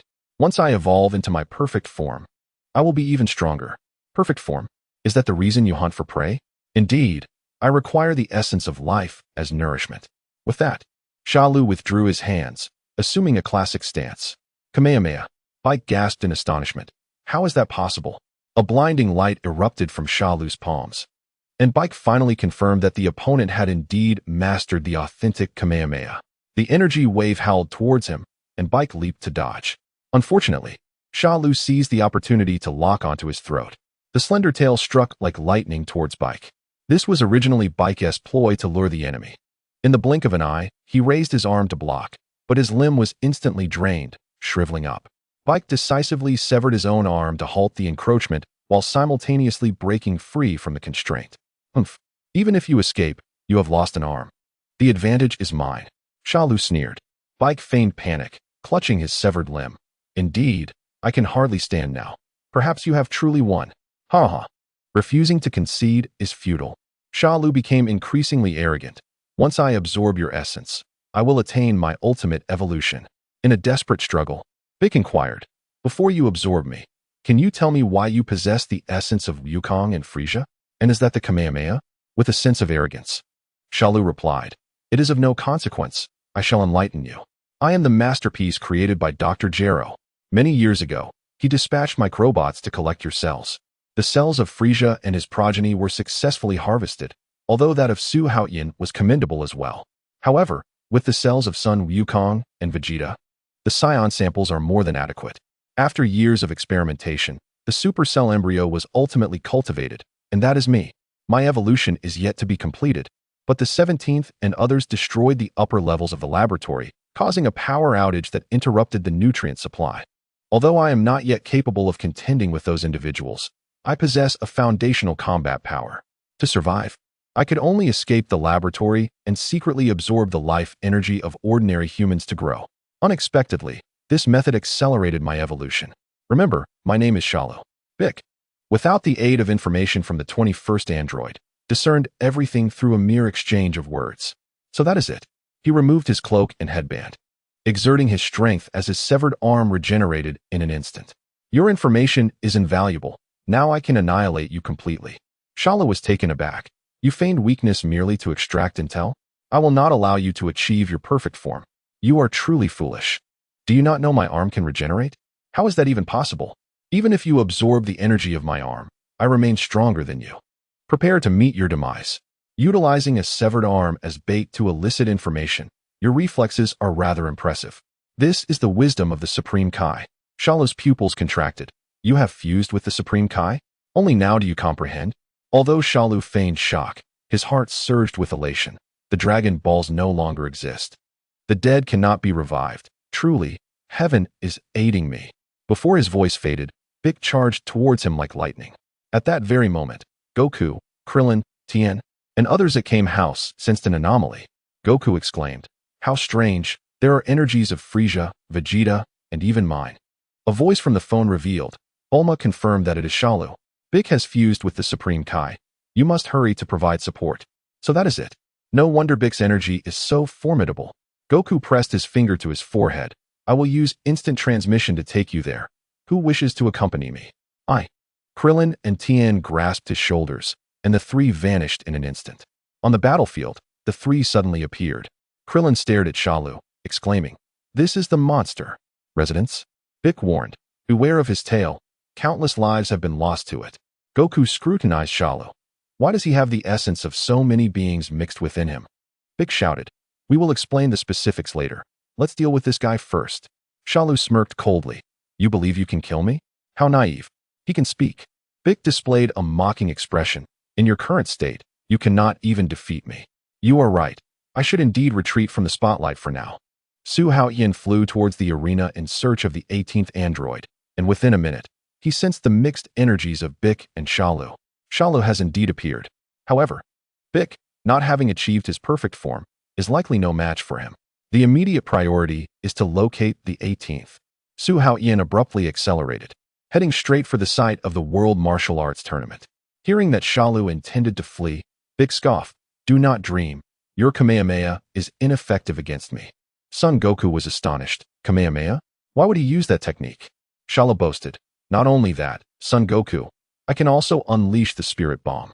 Son Goku declared sternly, "You have nowhere to run." Shallow roared, "I must absorb the 17th and 18th. No one shall stop me from achieving my perfect form." At this moment, only Bick can contend with them. Before he finished speaking, he suddenly raised his hand to shield his eyes, bellowing, "Solar flare." A blinding light enveloped the area. Shallow instantly concealed his energy and sprinted away with all his might. Once the brilliance faded, he had vanished. Cursed be. He escaped. "Isn't that Tien's technique?" Bick said coldly. "He has vanished without a trace. He possesses quite a few tricks." Shallow darted past the village, traversing dense forests, laughing maniacally. "Ha ha. Do you think your meager abilities can hinder me? With Frieza cells, I need no breath. First, I will evade them and absorb human essence to grow stronger. Then I will crush the 17th and 18th when the time is ripe. Nearby towns should still exist.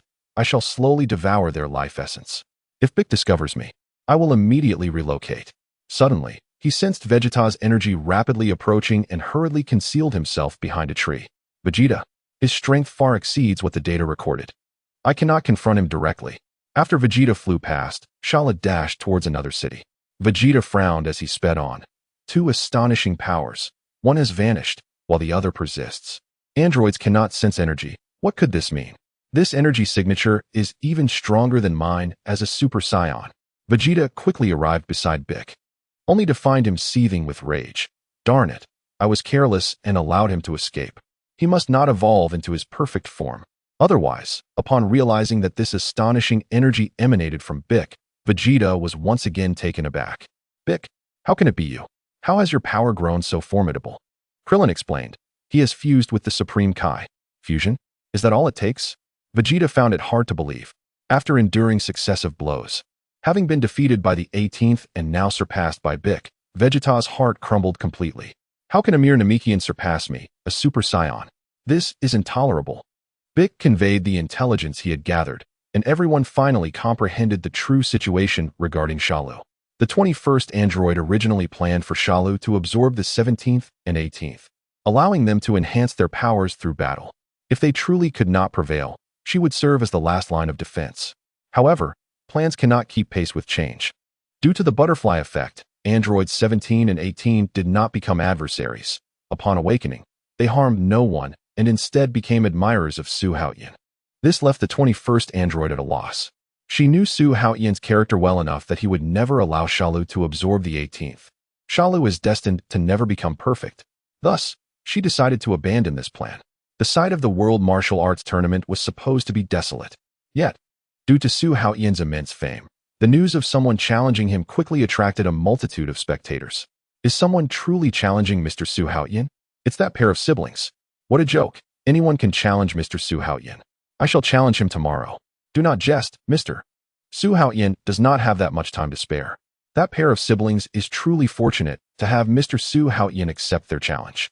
I am so eager. I finally get to see the real Mr. Su Haotian again. The 17th and 18th androids anxiously awaited on the stage, and the brief 3 minutes felt like an eternity to them. He has arrived. Mr. Su Haotian is here. A golden figure descended from the heavens amid thunder. All eyes turned skyward.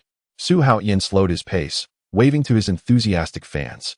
Su Haotian, Su Haotian, Su Haotian, Mr. Su Haotian, I want to bear your children. Su Haotian gently landed on the stage and was taken aback by the sight of the 18th's attire.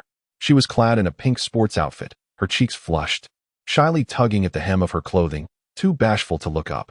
The 17th android gazed at Su Haotian, excitedly stating, Mr. Su Haotian, thank you for accepting our challenge. We will not hold back. Su Haotian calmly replied, do you wish to face me together? I shall take the lead. The 17th shook his head, stating that his sister would join in the next round. Let us finish this swiftly, Su Haotian remarked. That suits me perfectly. I have long wished to experience your esteemed techniques. As the referee struck the gong, number 17 erupted with astonishing speed, closing in on Su Haotian. The fierce wind of his punches whistled past, yet Su Haotian gracefully sidestepped with ease. After a series of missed strikes, number 17's onslaught intensified. The audience could only perceive the vague shadows of his fists, while Su Haotian, relying solely on subtle shifts of his upper body, evaded perfectly, his feet remaining steadfastly planted. Gasps of astonishment echoed throughout the venue. Incredible! He cannot be touched.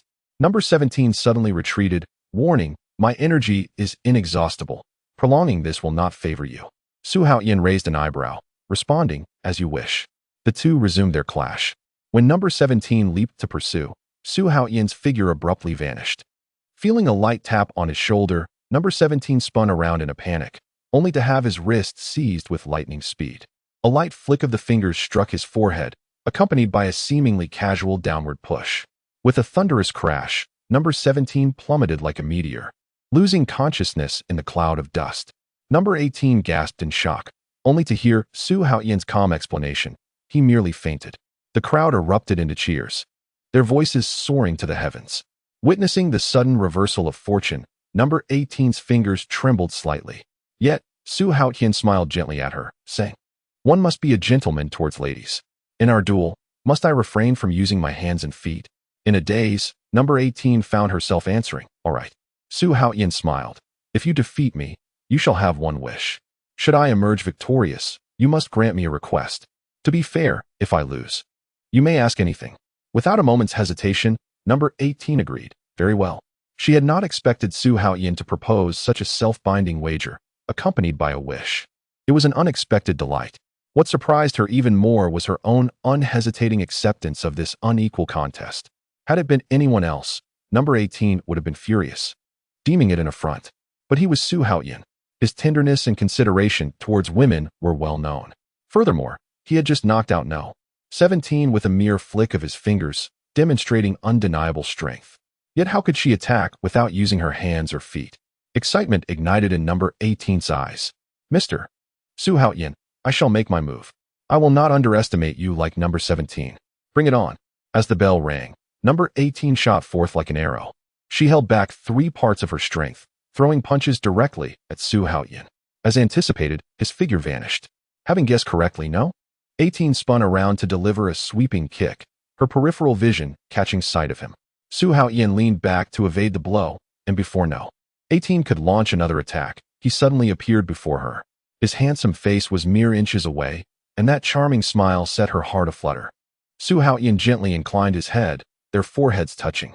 Bang! Number 18 staggered back several steps, clutching her forehead. Lost in thought, little girl. I am not a little girl. Simply using a headbutt to repel her was beyond her belief. 300 years ago, Su Haotian had been a godlike figure. Even now, transformed into an artificial human with the so-called infinite energy furnace claimed by Dr. Gero. The power capable of rending the earth made her believe she could finally keep pace with Mr. Su Haotian. She had mustered the courage to challenge number 17, hoping to earn his attention, yet she was still utterly suppressed. It seemed Dr. Gero was merely boasting. Su Haotian's might had long surpassed the comprehension of even the most eminent scientists. Suppressing her chaotic thoughts, number 18 charged at Su Haotian once more. Did she still intend to use a headbutt? Watch me. Her attacks came like a torrential storm, her fists transforming into countless afterimages as they rained down upon Su Haotian.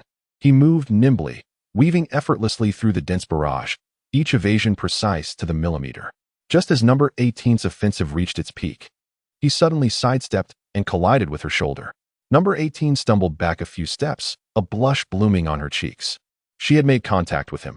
Even if it was a collision, his embrace felt so warm. Was this his only means of counterattack without using his hands or feet? A smile tugged at her lips as she charged forward once more. However, Su Haotian's figure abruptly vanished again. Did she intend to ambush him from behind? No. 18 spun around with a fierce swing of her arm, only to freeze in place as Su Haotian's face loomed close. Their soft lips brushed against each other's cheeks. Time seemed to freeze in that moment. The audience erupted into a cacophony of screams. How shameless. She dared to kiss Lord Su Haotian. This must have been premeditated. My first love is shattered. A flush spread from number 18's neck to her ears. In a panic, she threw a punch, but this time Su Haotian did not evade. Bang! The white figure arced through the air, tumbling outside the ring. A profound silence enveloped the arena. She actually lost? The obvious favoritism was glaring. No. 18 stared blankly at her fist. Suddenly, the crowd erupted into a tidal wave of cheers. Su Haotian! Su Haotian! The young man in white stood with a smile. The victor may make a wish. Number 18's heart raced. Would he ask her to marry him? Wouldn't he that be too frivolous? Yet this was evidently. The evening breeze caressed her flushed earlobes as cherry blossoms fluttered down upon the arena. Sensing no. 18's hesitation, Su Haotian did not rush her. He leaned closer, his voice low and soothing. Any wish you desire can be fulfilled. This year's Dragon Balls have been gathered. The Shenron can be summoned at any time. The mention of Shenron made number 18's pupils constrict. He was offering the promise of the dragon as a reward for her defeat? This was simply. Moreover, this victory had clearly been a deliberate concession on his part. While mortals knew that Shenron could bring the dead back to life, collecting all 7 Dragon Balls was a feat most could only dream of achieving in a lifetime. Yet for Su Haotian, it was merely a matter of ease. She had 2 long-held wishes: to avenge her parents by bringing down Dr. Gero, accomplished; to become Su Haotian's wife. Now, the prospect of a third wish suddenly seemed within reach: to resurrect her parents who had tragically perished 3 years ago. Do not hesitate. Number 17 interjected suddenly. Haven't you been saying you want to marry Mr. Su Haotian every day? The audience erupted in a frenzy. Is she really proposing? How infuriating. This woman is clearly after Lord Su Haotian.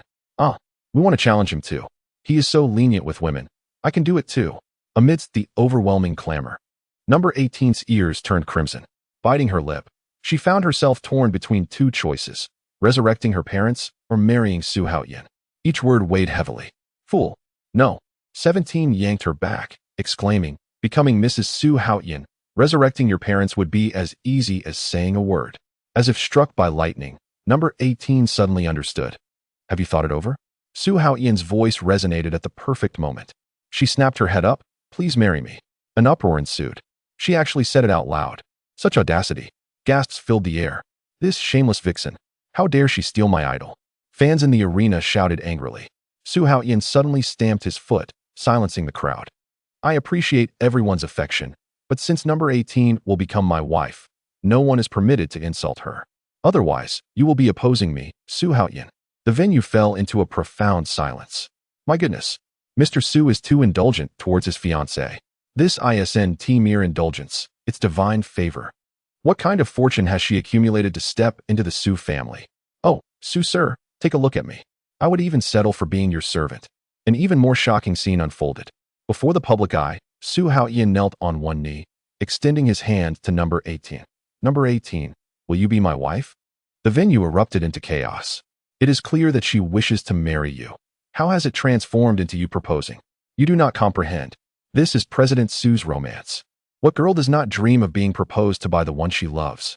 This is undeniably a moment to be cherished for a lifetime. She must have saved the galaxy in her past life. Number 18 trembles all over. I do. This tenderness melts away all her pain. She holds back her tears and places her hand in Su Haotian's warm palm. Amidst the blessings of the crowd, their lips gently meet. No more insults. Only a cascade of blessings surrounds them. The applause erupts once more like thunder. Chapter 80. The heart-fluttering number 18, a deep kiss in a hidden place. After shedding his previous form, Shalu attacked a new village. The Z warriors were powerless to stop him, watching helplessly as he devoured more innocents. Clint exclaimed in anger, "Damn it, we must find him quickly, or more lives will be lost." Piccolo agreed. Moreover, we must stop him before he evolves into his final form. Clint hesitated. Do we need to kill number 17 and number 18 to prevent his evolution? Vegeta scoffed. Don't be naive. I can't even defeat number 18 alone. With number 17, you stand no chance. Clint sighed. That is indeed the case. Furthermore, they are not inherently bad. Sacrificing them to save others is too unfair. Tianjin Fan stated firmly. Regardless, we must stop number 17 and number 18, or the consequences will be unimaginable. Piccolo added. Not only that, the entire universe will be plunged into crisis. Shalu possesses the cells of Frieza and his father. Vegeta interjected disdainfully, and mine. If he wants to fuse, let him. Wouldn't it make it easier to deal with fewer enemies? Klin countered, but number 17 and number 18 are not enemies. Vegeta clenched his teeth in resentment. She once defeated me so thoroughly, and you still defend her. It is infuriating. If I weren't currently unable to defeat Piccolo, I would want to deal with you immediately. The thought of being suppressed by a Namekian infuriated Vegeta. He declared, I do not care what form the enemy takes. My responsibility is to annihilate them. Piccolo warned, Vegeta, do not underestimate him. Shalu is far stronger than number 17 and number 18. Vegeta roared, you have no right to instruct me. Do you wish to die early? He took a deep breath. His tone resolute. I have never encountered such an opponent before. Now I must break my limits and surpass Super Saiyan. With that, he turned and left. The others were astonished. He wishes to surpass Super Saiyan? Is that even possible? Vegeta, if you wish to train, why not try the hyperbolic time chamber? Meanwhile, number 17 tactfully made space for number 18 to be alone with Su Haotian. Su Haotian led number 18 away from the martial arts arena. Returning to the vicinity of the laboratory, number 18 asked in confusion, Mr. Su Haotian, where are we going? Aren't we going back to my home? Call me husband. Number 18's heart skipped a beat, and her cheeks instantly flushed. She bit her lip, and after a moment, managed to utter, husband. Upon calling out, she felt weak, her ears burning. She had never imagined that one day she would become Su Haotian's wife. It felt like a dream. As long as she could be with him, even giving her life would be worth it.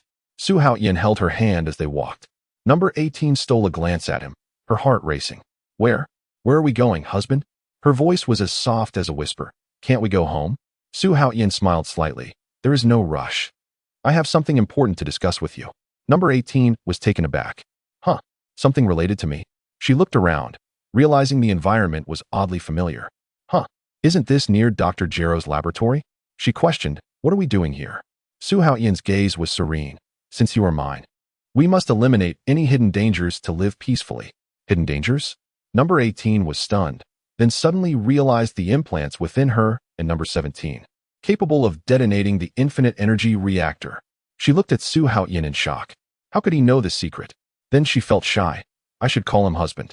He truly knows everything. The two descended upon the ruins of the laboratory. Look carefully. There is still a basement, Su Haotian said. Number 18 nodded eagerly. Indeed, he was well aware of even such secrets. Before long, Su Haotian cleared away the debris, revealing a concealed entrance. Number 18, come quickly. She was utterly astonished. Even she had not known of this place's existence. Husband is truly mysterious. I want to kiss him again. After jumping into the basement, complex equipment lay before them. Where's this? Number 18's eyes widened. This is Dr. Gero's true laboratory. Su Haotian pointed to a broken incubation chamber in the corner, saying, that is the device used to create the ultimate android. His tone grew solemn. The one who has been attacking the villages recently is Shalu. There are still androids? Number 18 gasped. Indeed, it needs to absorb you and number 17 to evolve into its complete form. Su Haotian gazed at her. So we must first deal with this threat. What? It wants to absorb me and number 17. Chapter 44. Su Haotian nodded slightly. Precisely. So even if the modifications are complete, we are not the final product. We are merely nutrients, correct? Su Haotian confirmed once more. Exactly. Number 18's heart tightened. She had thought that once Dr. Gero gained power, she would be able to live freely and had the fortune to meet her beloved Su Haotian, becoming his wife. Just as she envisioned a blissful life, she realized she was still ensnared in the doctor's scheme. This fear made her instinctively press down on her rapidly rising chest. At that moment, Su Haotian embraced her. His familiar warmth dispelled her unease, and she heard her husband's steadfast promise. Do not fear, now that we know Shalu's scheme. I will never let you be consumed. His words, I will protect you, made number 18's heart swell with warmth. He is 100 times stronger than Vegeta, yet so gentle. He truly is her hero. The thought that she was now his wife filled her with happiness. Are we here to destroy the laboratory? She looked around and asked. Not just that. Su Haotian rummaged through documents. I am looking for your design schematics. Only by doing so can we safely dismantle the implants in you while also destroying the emergency shutdown device. Number 18 gasped in shock, holding her breath. In such a short time together, this man's wisdom and responsibility had far exceeded her imagination. He truly deserved the title of world hero. Found it. Su Haotian pulled out several pages of blueprints. Although she could not comprehend them well, she would have Bulma study them to help you dismantle them. This way, you can retain your abilities and live like an ordinary person. Is it really possible to live normally? Her cheeks suddenly flushed. Su Haotian inquired curiously, what are you thinking? Number 18 mustered her courage and asked softly, can I have children? Of course, that is not a problem. Su Haotian replied with a smile. Number 18's mind exploded with the thunderous news once again. Really? Absolutely. How wonderful. Number 18 excitedly leaped into Su Haotian's embrace. Su Haotian gently held her. Their gazes met. Filled with tenderness, he watched her close her eyes, her eyelashes fluttering, and then he closed his eyes, deeply kissing her lips. She trembled slightly. 3 years of longing finally culminated in this moment. His warmth completely melted her, and number 18 shyly responded. Time seemed to freeze in that moment. Chapter 81. The calm number 21, the enchanted number 18. Shalu continued to prey on humans, constantly changing locations. The Z warriors were exhausted from the chase. Always a step behind. Number 21 dialed Klin's communicator. Stop chasing. You will not catch him. Klin shouted in anger. No way. He has already killed countless lives. On the 21st, a calm voice remarked, reviving with the Dragon Balls will suffice. After all, it was Shalu who caused the demise.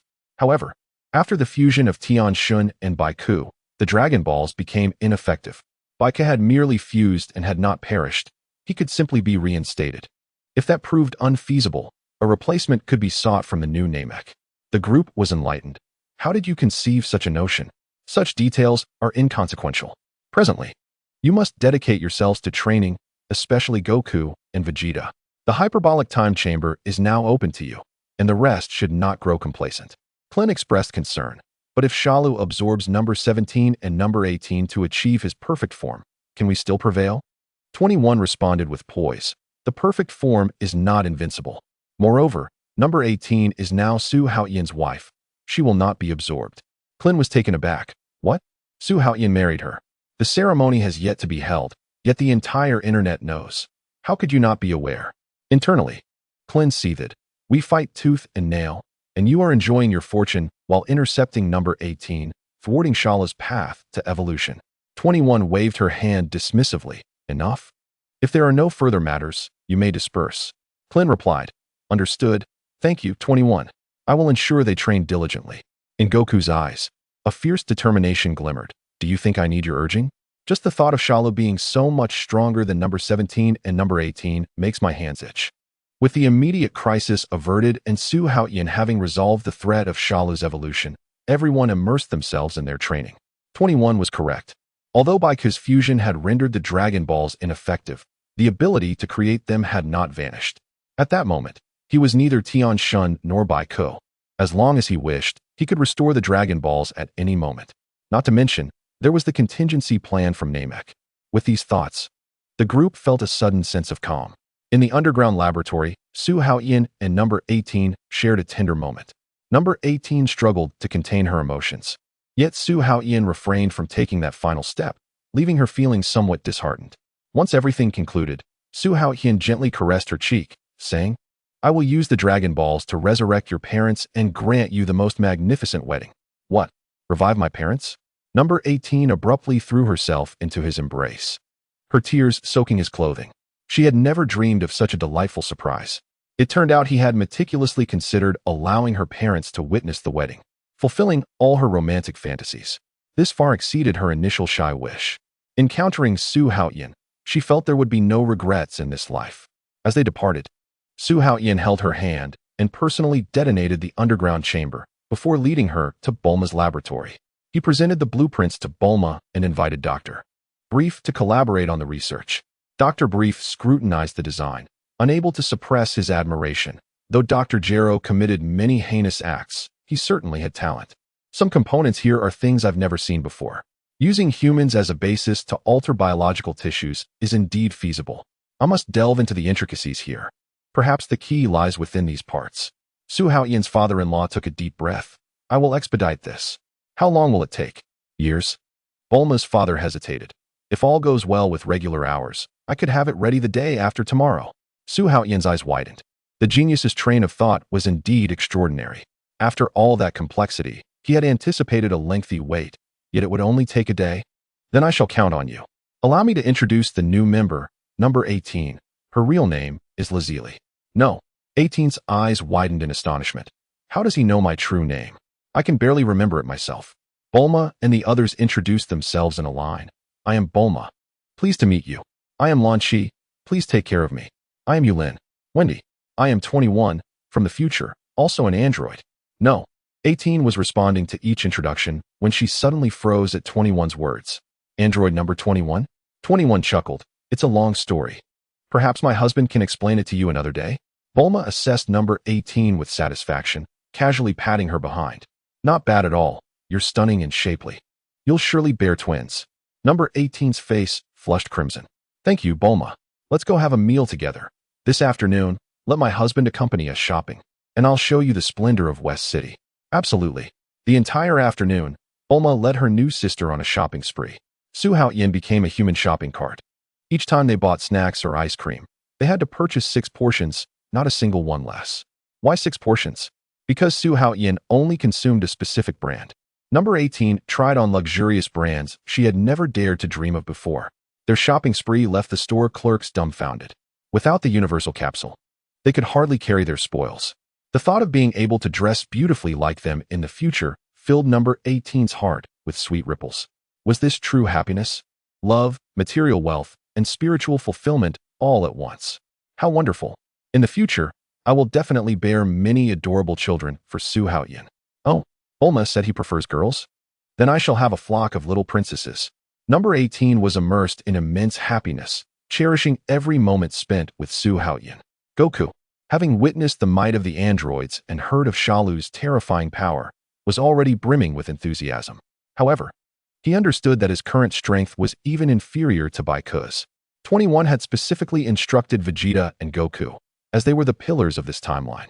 She had Klin's relay to them that there were higher forms beyond Super Saiyan, urging them to train relentlessly. Upon hearing that Vegeta had entered the hyperbolic time chamber, Goku was also inspired by 21's words and changed into his battle attire. Goku, are you going to fight? Chi-Chi asked anxiously. Do not worry, I will not act recklessly. As it stands, Vegeta cannot win, and neither can I. Therefore, I must surpass the limits of Super Saiyan.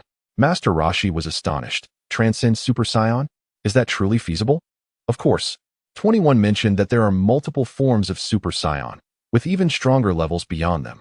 She noted that in the future, Vegeta and Su Haotian defeated Shala using powers that surpass Super Saiyan. However, in this timeline, she hopes for Vegeta and me to grow stronger. The timeline has shifted. This is a positive omen. Is it truly so? Yes, she has no reason to mislead me. Previously, I believed 21 was only slightly stronger than I. But after sensing her unfathomable aura, I realized that the path of martial arts knows no bounds. The strong will always ascend to higher realms. If I train for a year, I should be able to break through my limits. If I still cannot, then so be it. Master Roshi exclaimed, a year? That seems far too long. Within the hyperbolic time chamber of the Heavenly Palace, a year only equated to a single day in the outside world. Vegeta had entered yesterday, and today it was my turn. With that, Goku vanished in an instant, bidding farewell to Baiku and the others. Although it was merely a day in the external world, for him, it would be an enduring year. He needed some mental support. Baiku was astonished. You plan to train in the hyperbolic time chamber for a year? No one has ever managed to endure that long. The last time you only stayed for a month. Do not worry. This time I have a goal. I will definitely succeed. Klin could not help but inquire. Goku, facing an enemy even more terrifying than Frieza, are you excited or fearful? Goku grinned. Of course, I am excited. With a powerhouse like 21 here, there is nothing to fear. I can concentrate fully on enhancing my strength and ultimately triumph over my opponents. This experience will serve as a trial. She mentioned that the Saiyans of the future will far surpass her, and I yearn to reach such heights. As soon as he finished speaking, Goku executed instant transmission and vanished from sight. Tianjin Fan turned to Klin, his tone grave. Right now, Earth is in peril. Countless people are suffering, and you still have the presence of mind to ask such questions. Kurlin revealed a smile. Wonderful. Wukong has not lost his fighting spirit at all. We still have hope. If anyone were to first transcend the limits of Super Saiyan, it would undoubtedly be Wukong. At last, Vegeta made his entrance. As Wukong arrived at the temple, he caught sight of Vegeta striding forward with great vigor. How do you feel, Vegeta? Vegeta smirked. Kakarot, I have surpassed Super Saiyan. Henceforth, refer to me as Super Vegeta. With that, Vegeta transformed suddenly, unleashing an astonishing energy.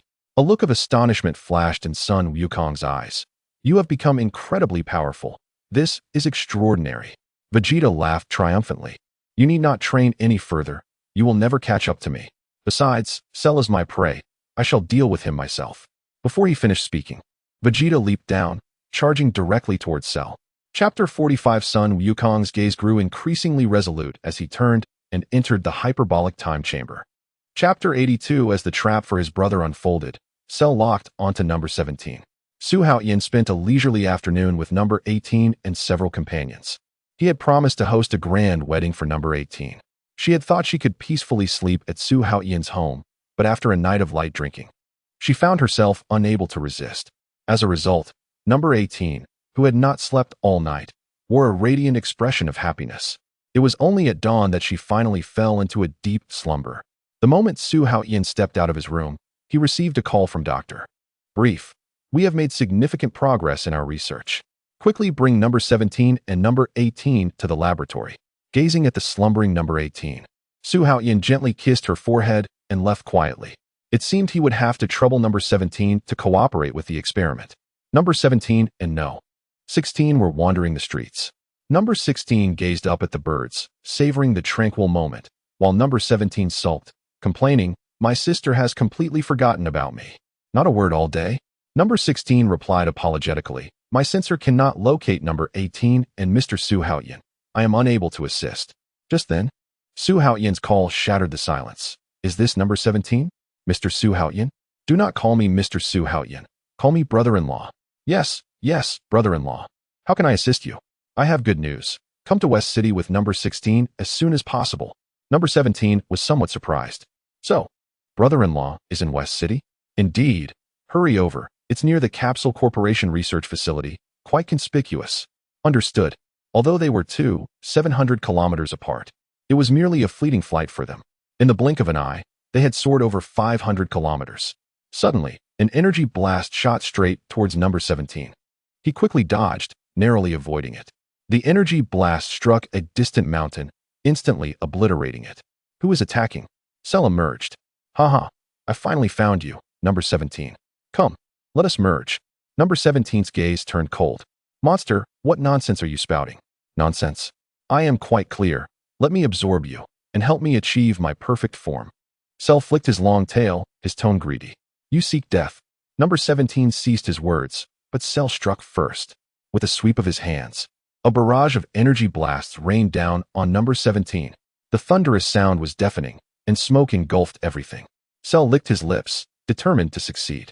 As the smoke cleared, number 17 stood unscathed, safeguarded by a spherical energy shield. A protective barrier? Cell's eyes widened. Number 17 casually placed his hands in his pockets, his expression unperturbed. Your attacks are ineffective against me. Do not be so arrogant. Cell bellowed. Number 17 surveyed the surroundings. Let us change locations. Do not destroy this island. No. 16 nodded in agreement. Without waiting for Cell's reply, number 17 soared toward the wasteland. Cell followed closely behind, intent on his objective. Upon landing, no. 17 assumed a combat stance. So, it is my turn now. Before his words could finish, he struck fiercely. A claw attack aimed at Cell's throat forced him to retreat repeatedly. Following that, a powerful kick swept across Cell's head, causing him to stumble back, nearly falling. Just as Cell regained his footing, number 17's fist came crashing down onto his chest. That punch was as sharp as a blade, piercing through his body. Cell let out a muffled groan and fell to the ground. Number 17's strength sent a shockwave through Cell. As Cell attempted to rise, number 17 closed in again, delivering a brutal elbow strike that slammed him back into the ground. Cell's long tail swept rapidly, but number 17 had already evaded it. The gaping wound on Cell's chest healed swiftly, and he grinned maliciously. Not bad. The androids indeed have some skill. Number 17 smirked slightly. I am the strongest android. You cannot defeat me. Before he finished speaking, he shattered the ground and charged forward. Cell swung his elbow in retaliation, yet only struck a shadow. Number 17 sidestepped, and Cell attempted a backhand chop, which was effortlessly avoided by number 17's backflip. Before he could stabilize himself, Cell was met with another knee strike to his abdomen, sending him flying. After expelling a breath of foul air, number 17 approached again. Cell hurriedly countered with a headbutt, but was forced back instead. No, 17's offensive did not wane. His hook punch knocked Cell down once more. After suffering multiple blows, Cell leaned on his knee, gasping for breath, then bellowed, Kamehameha. The energy wave howled forth, but struck empty air. Number 17 closed in an instant, delivering a kick that sent Cell flying. Cell gritted his teeth, contemplating, an android is so strong. I must go all out.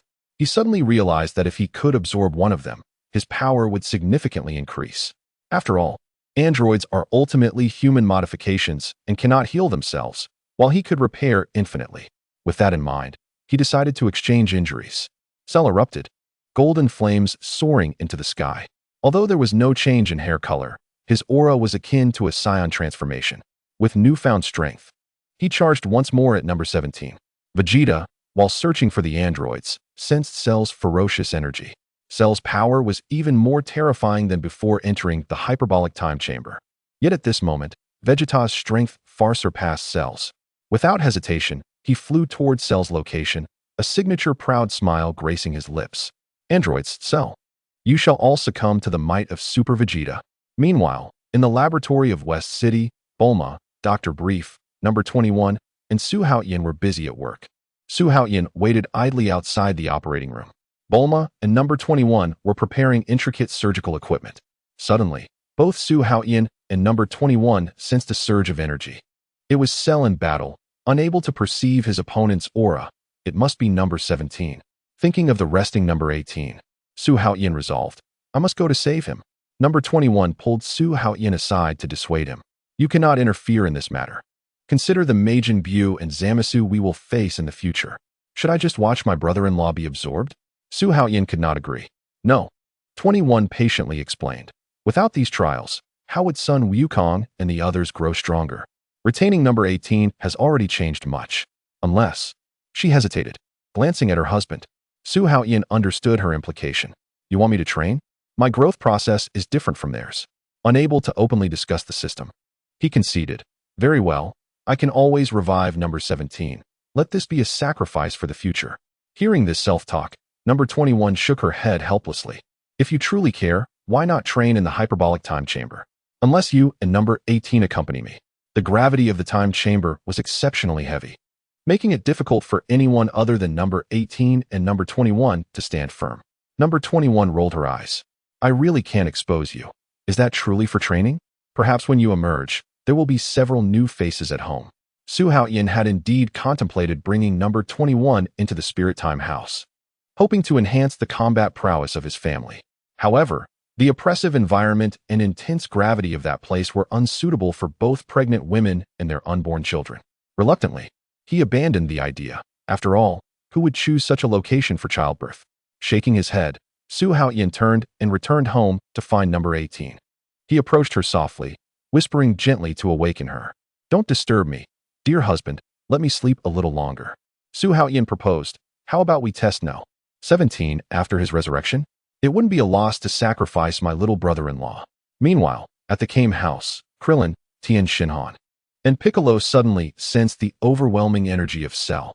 That furious power had intensified. Who was he battling? This was troubling. They could sense no opponent. Could it be that he aimed for those two androids? The expressions of the group shifted dramatically. Krillin exclaimed, "We must stop him." Tien Shenron questioned. Didn't Su Haotian take number 18 away? How could she be involved with Cell? Krillin replied, it must be number 17. Su Haotian would never bring a man back. Piccolo asserted, this guy is utterly deranged. We must not allow Cell to absorb number 17. In an instant, they unleashed their energy and dashed towards the battlefield. There, Cell was gradually overpowering number 17. Each time number 17 attacked, Cell withstood the blows and retaliated with even fiercer techniques. This exchange of injuries caught number 17 off guard, and it seemed Cell's strength was continuously rising. Suddenly, Vegeta made a grand entrance. Oh, just the two of you left? Where is number 18? The combatants paused, stepping back to assess this unexpected visitor. Cell narrowed his eyes. Vegeta, your power has certainly increased. Vegeta arrogantly pointed to himself. I am now Super Tragedy Vegeta. Will you face me one at a time, or shall you come at me together? Number 17 scoffed. Arrogance. Before he could finish, Piccolo appeared alongside a powerful aura. Seeing the three in confrontation, he shouted urgently, Number 17, flee. He intends to absorb you. In that very moment, Cell's tail suddenly lunged toward number 17. The latter swiftly dodged, executing a kick to deflect the tail, and quickly regrouped with Piccolo. An ambush? How laughable. Number 17 had already discerned Cell's plan. Realizing that he aimed to absorb him, he was filled with questions about the concept of perfection. Why must he absorb him to evolve? Piccolo spoke somberly. He is the ultimate weapon, Cell, created by Dr. Gero. He is not yet fully formed. Only by absorbing you and number 18 can he achieve his final evolution. No. 17's pupils constricted, so I and number 18 are merely nutrients for his evolution? Regrettably, that is the truth. Cell gazed at number 17 with a sinister smile. You should feel honored. Once we merge, we shall become an invincible entity. This is the true perfect form that Dr. Gero sought. Number 17 clenched his fists, angrily pointing at Cell. Wishful thinking. The true strongman stands before you. Cell dismissed him. Fate has long been sealed. You will inevitably become part of me. Suddenly, no? 16 interjected. Hurry. Find Su Haotian. Did number 18 not instruct you to head to West City immediately? Do not delay any longer. Number 17 scoffed. Flee? Is that your suggestion? Do not underestimate me. Before his words could fade, he charged at Cell once more. Number 16 shook his head helplessly. Stubborn fool. Vegeta interjected with a sneer. The dignity of a warrior does not allow retreat. 16 remained silent. This gentle android always detested conflict. Piccolo anxiously exclaimed, You reckless child. Seizing the moment as the two clashed, he unleashed his most powerful special beam cannon. The brilliant beam instantly enveloped Cell. Number 17 anxiously inquired, Is it resolved? No. 16's expression turned grave. Do not be naive. He is utterly unharmed. As the smoke cleared, Cell remained completely unscathed. Piccolo could hardly believe it. How many lives have you absorbed? Cell laughed maniacally. They should be grateful to me. Just about 100,000. What? Piccolo felt as though struck by lightning. The actual number was 10 times what had been reported. No wonder. While he was still in shock, Cell suddenly appeared before him. A cold hand clamped around Piccolo's throat. Crack! The sound of bones shattering pierced the air as Piccolo's head drooped lifelessly. Cell erupted into a frenzied laugh. My power has exceeded control, and the lives I have consumed far surpass expectations. Chapter 46. This energy is sufficient to crush all of you. Chapter 83. The Saiyan Prince falls once more. Su Haotian delivers a crushing blow to Cell. Please subscribe. Cell's fingers lunged toward Piccolo's remaining form, only to freeze midair. Vegeta's fingers clamped down on his wrist like a vice, golden flames swirling around him. Impossible. Cell's eyes widened in disbelief. At that moment, Krillin and the others arrived at the battlefield. Vegeta hurled Cell away, kicking Piccolo's body towards Krillin. Without needing words, the bald warrior swiftly retrieved a Senzu bean. Even if you have evolved, the energy you possess cannot withstand my fury. I can effortlessly crush the limits of a Super Saiyan. Number 17 watched this paradigm-shifting scene, his electronic eye flashing wildly. The data from my battle with number 18 was nothing like this. Number 16 calmly analyzed. The energy readings have surpassed the threshold. While they are engaged, we should make our move. Yet the battlefield had transformed into a golden tempest, Cell shell shattering under the torrential barrage of punches. This rate of evolution was causing Cell to expel green fluids, completely defying biological norms. Vegeta's muscles began to swell. Behold, true power. The terrifying tidal wave of energy caused the ground to crack. It seemed to break through legendary boundaries, and Tien Shinen's third eye glistened with sweat. No.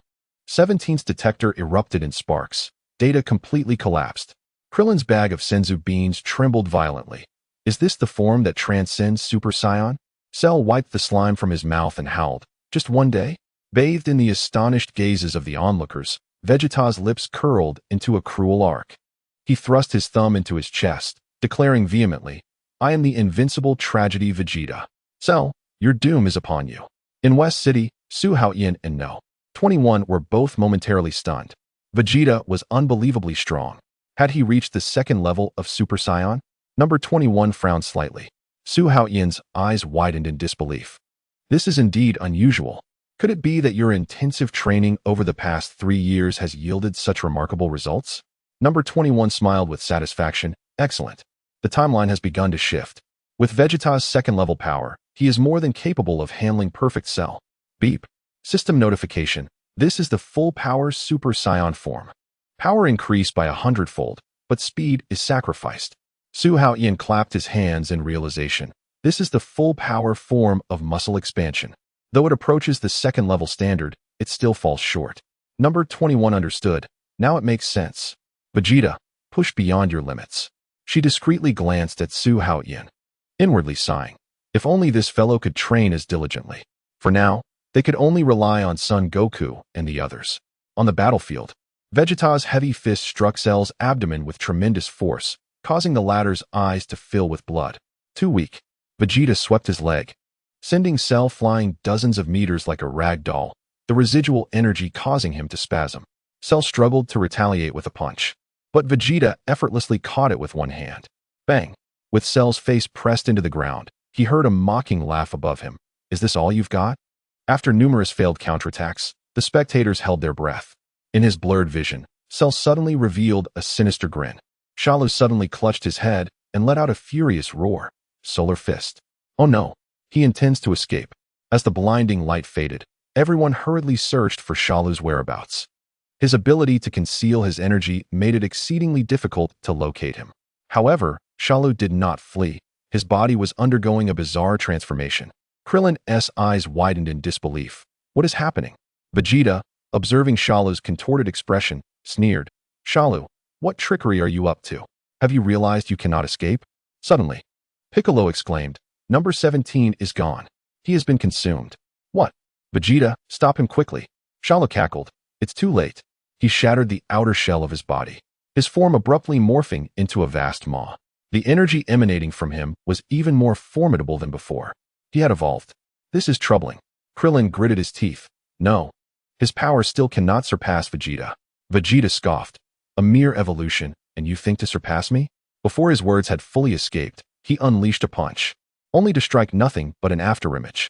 Shalu evaded with astonishing speed, and despite Vegeta's relentless assaults, he could not even graze Shalu's clothing. After several exchanges, Vegeta found himself panting, while Shalu remained unscathed. Suddenly, Shalu appeared before Vegeta and delivered a powerful blow to his abdomen. Ugh! Vegeta groaned, cold sweat pouring down his face. How is this speed possible? In a moment of desperation, he unleashed all his energy. His palms extended as a violent wave of power surged around him. Everyone hurriedly took cover to withstand the shockwave. The dazzling white light engulfed Shalu and the Z fighters, and although Vegeta's attack was focused on Shalu, the residual force flattened the surrounding area for miles. As the dust settled, Shalu emerged unscathed. Vegeta was left breathless, his face pale with fury. Damn it, it was ineffective. Exhausted, he felt a surge of frustration. Each attempt to assert his strength had ended in abject failure, and now he was humiliated before all. The pride of the Saiyan prince lay in tatters. Just when he thought he could redeem himself, he found himself in a position of utter defeat. Before Vegeta could react, Shalu's massive iron fist came crashing down. Vegeta attempted to dodge, but it was too late. Boom, boom, boom. Shalu pummeled Vegeta mercilessly. The earlier arrogance had turned into a scene of utter disarray. Number 16 struggled to rise, his face paling as he witnessed Shalu's brutal assault on Vegeta. This speed is terrifying. Tien Jinhan fought to get up, sweat streaming down his face. This is bad. It's all over. The others wished to assist, but could not even catch a glimpse of Shalu. Suddenly, Krillin had a flash of inspiration. Goku was still training in the hyperbolic time chamber. If even Vegeta, who had surpassed Super Saiyan, was helpless, they could not rely on the slackers. Only number 21 remained as a potential savior. There was no other option. They had to call for help. Otherwise, they would face total annihilation before even reaching the future. Krillin hastily dialed number 21's communicator. Number 21, come quickly. We are on the verge of being wiped out. In the residence of Su Haotian, number 18 was still asleep, while Su Haotian, Bulma, and Launch were fixated on the screen. Just as the program was reaching its climax, an emergency news broadcast suddenly interrupted. Breaking news. A catastrophic event has occurred 500 kilometers west of Su Haotian City, leveling dozens of towns. Suspected alien forces have attacked, and rescue teams are en route. Su Haotian raised an eyebrow. What a commotion. At that moment, his private line rang. Mr. Su Haotian, we implore you to intervene. The eastern region of Su Haotian City is under suspected alien attack, with the death toll nearing 100,000. Millions are pleading for your help to save Earth. Su Haotian rubbed his temples. Being a celebrity is truly troublesome. Even when he wants to relax, there are people urging him to act. Who is responsible for this mess? They must be dealt with. Fine, I will see to it. He ended the call. Suddenly, number 21 burst into the room, shouting, Darling, help. Use instant transmission. Quick. Huh, are we not continuing their training? Everyone is in peril. If we don't act swiftly, we will truly face annihilation. Just as number 21 reached out to pull Su Haotian along, he sensed Shalu's violent energy and vanished in an instant, leaving number 21 standing there in shock. He didn't take me with him? Can he handle this? In the next moment, an overwhelming pressure erupted from afar. Number 21's eyes widened. That energy. My husband has been slacking off these years, yet why is he stronger than the current Vegeta? Number 21 dashed out of the house, soaring into the air, racing towards Su Haotian's location. Vegeta was on the brink of collapse under Shalu's relentless assault, his bones shattered. Shalu continued to torment him. Yet he was reluctant to deliver the final blow. Seizing the moment when Shalu kicked Vegeta away, Tien Jinhan launched a surprise attack. New cannon. Boom. Shalu was forcefully driven into the ground. Enraged, Shalu attempted to rise. Bang. Another blast pinned him down. Stop dawdling. Quickly take Vegeta away. Krillin nodded vigorously. Just then, Su Haotian suddenly appeared. Stop, Tien Jinhan. You will perish. Piccolo urged anxiously. Su Haotian, where is number 21? Hurry, go find her. He has absorbed number 17 and evolved. Even Vegeta has been defeated. Before he could finish, Tien Jinhan launched another attack to suppress Shalu, but he was exhausted and nearly unconscious. Su Haotian's gaze darkened as he swiftly tossed Tien Jinhan to Krillin. Feed Vegeta and Tien Jinhan some senza beans. There is only one left. Can't we split it in half? Krillin realized and gave a thumbs up. Clever. Shalu soared out of the pit. Another fool seeking death? I shall send you to your end. Su Haotian replied coldly. Shalu, instead of being enraged, laughed. You seek death. Now I possess lightning speed, and my power is significantly enhanced. He kicked off the ground and lunged at Su Haotian. Su Haotian casually sent out a wave of energy, the white light instantly engulfing Shalu. Caught off guard, half of Shalu's body was obliterated. Yet, relying on number 17's energy source, his injuries healed rapidly. I possess Piccolo's regenerative abilities, and they are even stronger. Shalu charged again. Su Haotian remained unmoved, lifting his leg to deliver a counterattack. The crisp sound of breaking bones resonated as Shalu's calf twisted and deformed. Shalu gasped in shock. What a joke. This level of power is enough to completely suppress Shalu. After consuming the Senza bean, Vegeta's pupils constricted. How could that guy, who had been idly lounging around, possess such strength? His fists cracked audibly, his nails digging into his palms. Losing a limb was merely a minor injury to Shalu. During cellular reconstruction, he had healed completely. But this regenerative ability soon became his nightmare. Su Haotian seized Shalu's tail, swinging it with great force, cracking the ground with a multitude of spiderweb-like fissures. In a moment of clarity, Su Haotian suddenly grasped Shalu by the throat. His heavy punches poured down like a torrential rain, distorting Shalu's face with each blow. Blood streamed from the corners of his eyes, and saliva mixed with blood sprayed from his mouth and nose, every frame a visceral depiction of brutality. Still not spitting it out, the punches continued unabated, as if powered by an eternal engine, tireless in their fury. The onlookers were left speechless. This individual, who had long been absent from training, possessed such terrifying power. The broadcast van raced ahead. Upon receiving news of Su Haotian's battle, drones had already captured the live battlefield. As the screen switched to the live footage of the monster being battered, the entire society erupted in excitement. It's that esteemed one. That monster that demolished 13 cities is nothing but a punching bag in his hands. On-site confirmation. The coordinates of the ruins completely matched the disaster site. Mom, look. The hero is beating the ugly monster until it bleeds. If only my daughter were 10 years older, could I still write a marriage proposal now? Cheers erupted from the television. Beat him. Teach that guy a harsh lesson. Son, come quick. Su Haotian is delivering a beating to the monster. It's way more exciting than the cartoons. With Su Haotian protecting the earth, I truly feel at ease. Go, Su Haotian. Chapter 47. As Su Haotian subdued Shalu with overwhelming force, number 21 arrived on the scene. 500, witnessing the spectacle, was filled with confusion. How could someone so powerful exist without ever having trained? Had he been unable to truly comprehend him all along? Krillin, noticing number 21's presence, remarked nonchalantly. It seems there's no need for your intervention. Su Haotian can handle this alone. Number 21 nodded slightly. The progression of this timeline had taken her by surprise. In her recollections, Su Haotian had spent 3 arduous years in training and 2 days in the hyperbolic time chamber before finally defeating Shalu. Yet now, he appeared relaxed, still exhibiting astonishing power. Continuing his assault, Su Haotian saw Shalu offer no resistance and suddenly hurled him into the sky. Kamehameha. The onlookers felt a sudden surge of energy, their expressions filled with disbelief. Was this suffocating pressure truly from him? It was enough to send shivers down one's spine. A brilliant beam of energy swiftly engulfed Shalu's form, and when the blinding light faded, the enemy had been reduced to ashes. The crowd erupted in cheers. They had succeeded. Shalu was vanquished. Su Haotian was truly formidable. Krillin, Tien Jinhan, and Piccolo showered him with accolades.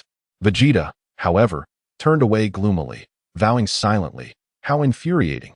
I am still too weak. I must train for another 2 years." His silhouette exuded a sense of unwillingness. Number 21 gazed at Vegeta's retreating figure, sighing softly. "Darling, you may indeed break through to Super Saiyan 2. Su Haotian cast a casual glance. Why does this fellow always adopt such an arrogant demeanor? Apart from Vegeta, no one else is qualified to do so. That's enough. Let us disperse, he declared. Number 21 sternly reminded everyone, though the crisis is averted, we must not become complacent. Remain prepared for new challenges. Krillin reflected. Thanks to Su Haotian, it turns out he has always concealed his true strength. Su Haotian earnestly affirmed.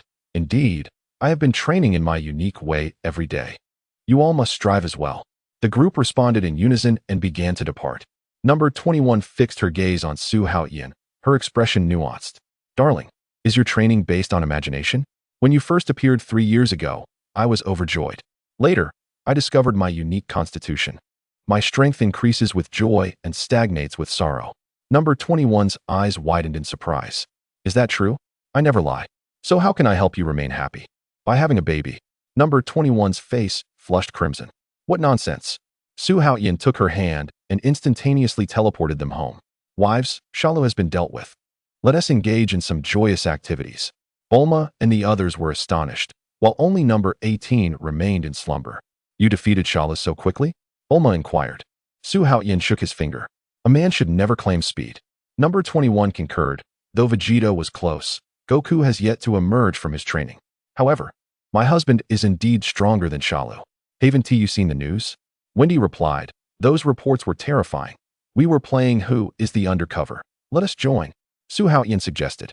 Number 21 cautioned. Wait. Shouldn't we revive the Dragon Balls first? But Piccolo, no longer a god, needed to find an Namekian. Su Haotian attempted to sense energy, but was unsuccessful. We need a transit point. We'll wait for Goku to emerge tomorrow. And he can locate the new Namek through King Kai's planet. Today, let us focus on having fun. Number 21 said cheerfully. Meanwhile, on the battlefield, a piece of shredded flesh was quietly writhing. In an instant, the fully formed Shalu had quietly resurrected, concealing his energy and lying in wait. Moments later, he sensed a change. Strange, my power seems to have increased. Shalu carefully contemplated his transformation, realizing his form was leaner, yet his strength had surged far beyond before, elevating him to an entirely new level. Was this the true complete form? The ultimate perfect state? How splendid, it had finally been achieved. Could he attain completeness without absorbing number 18? He approached the riverbank to admire his reflection in the water, finding himself even more handsome than before. A simple fist movement allowed him to feel the power coursing within him. The surging energy was exhilarating. In addition to the qualitative change in strength, his reaction speed and perception had also undergone a remarkable leap.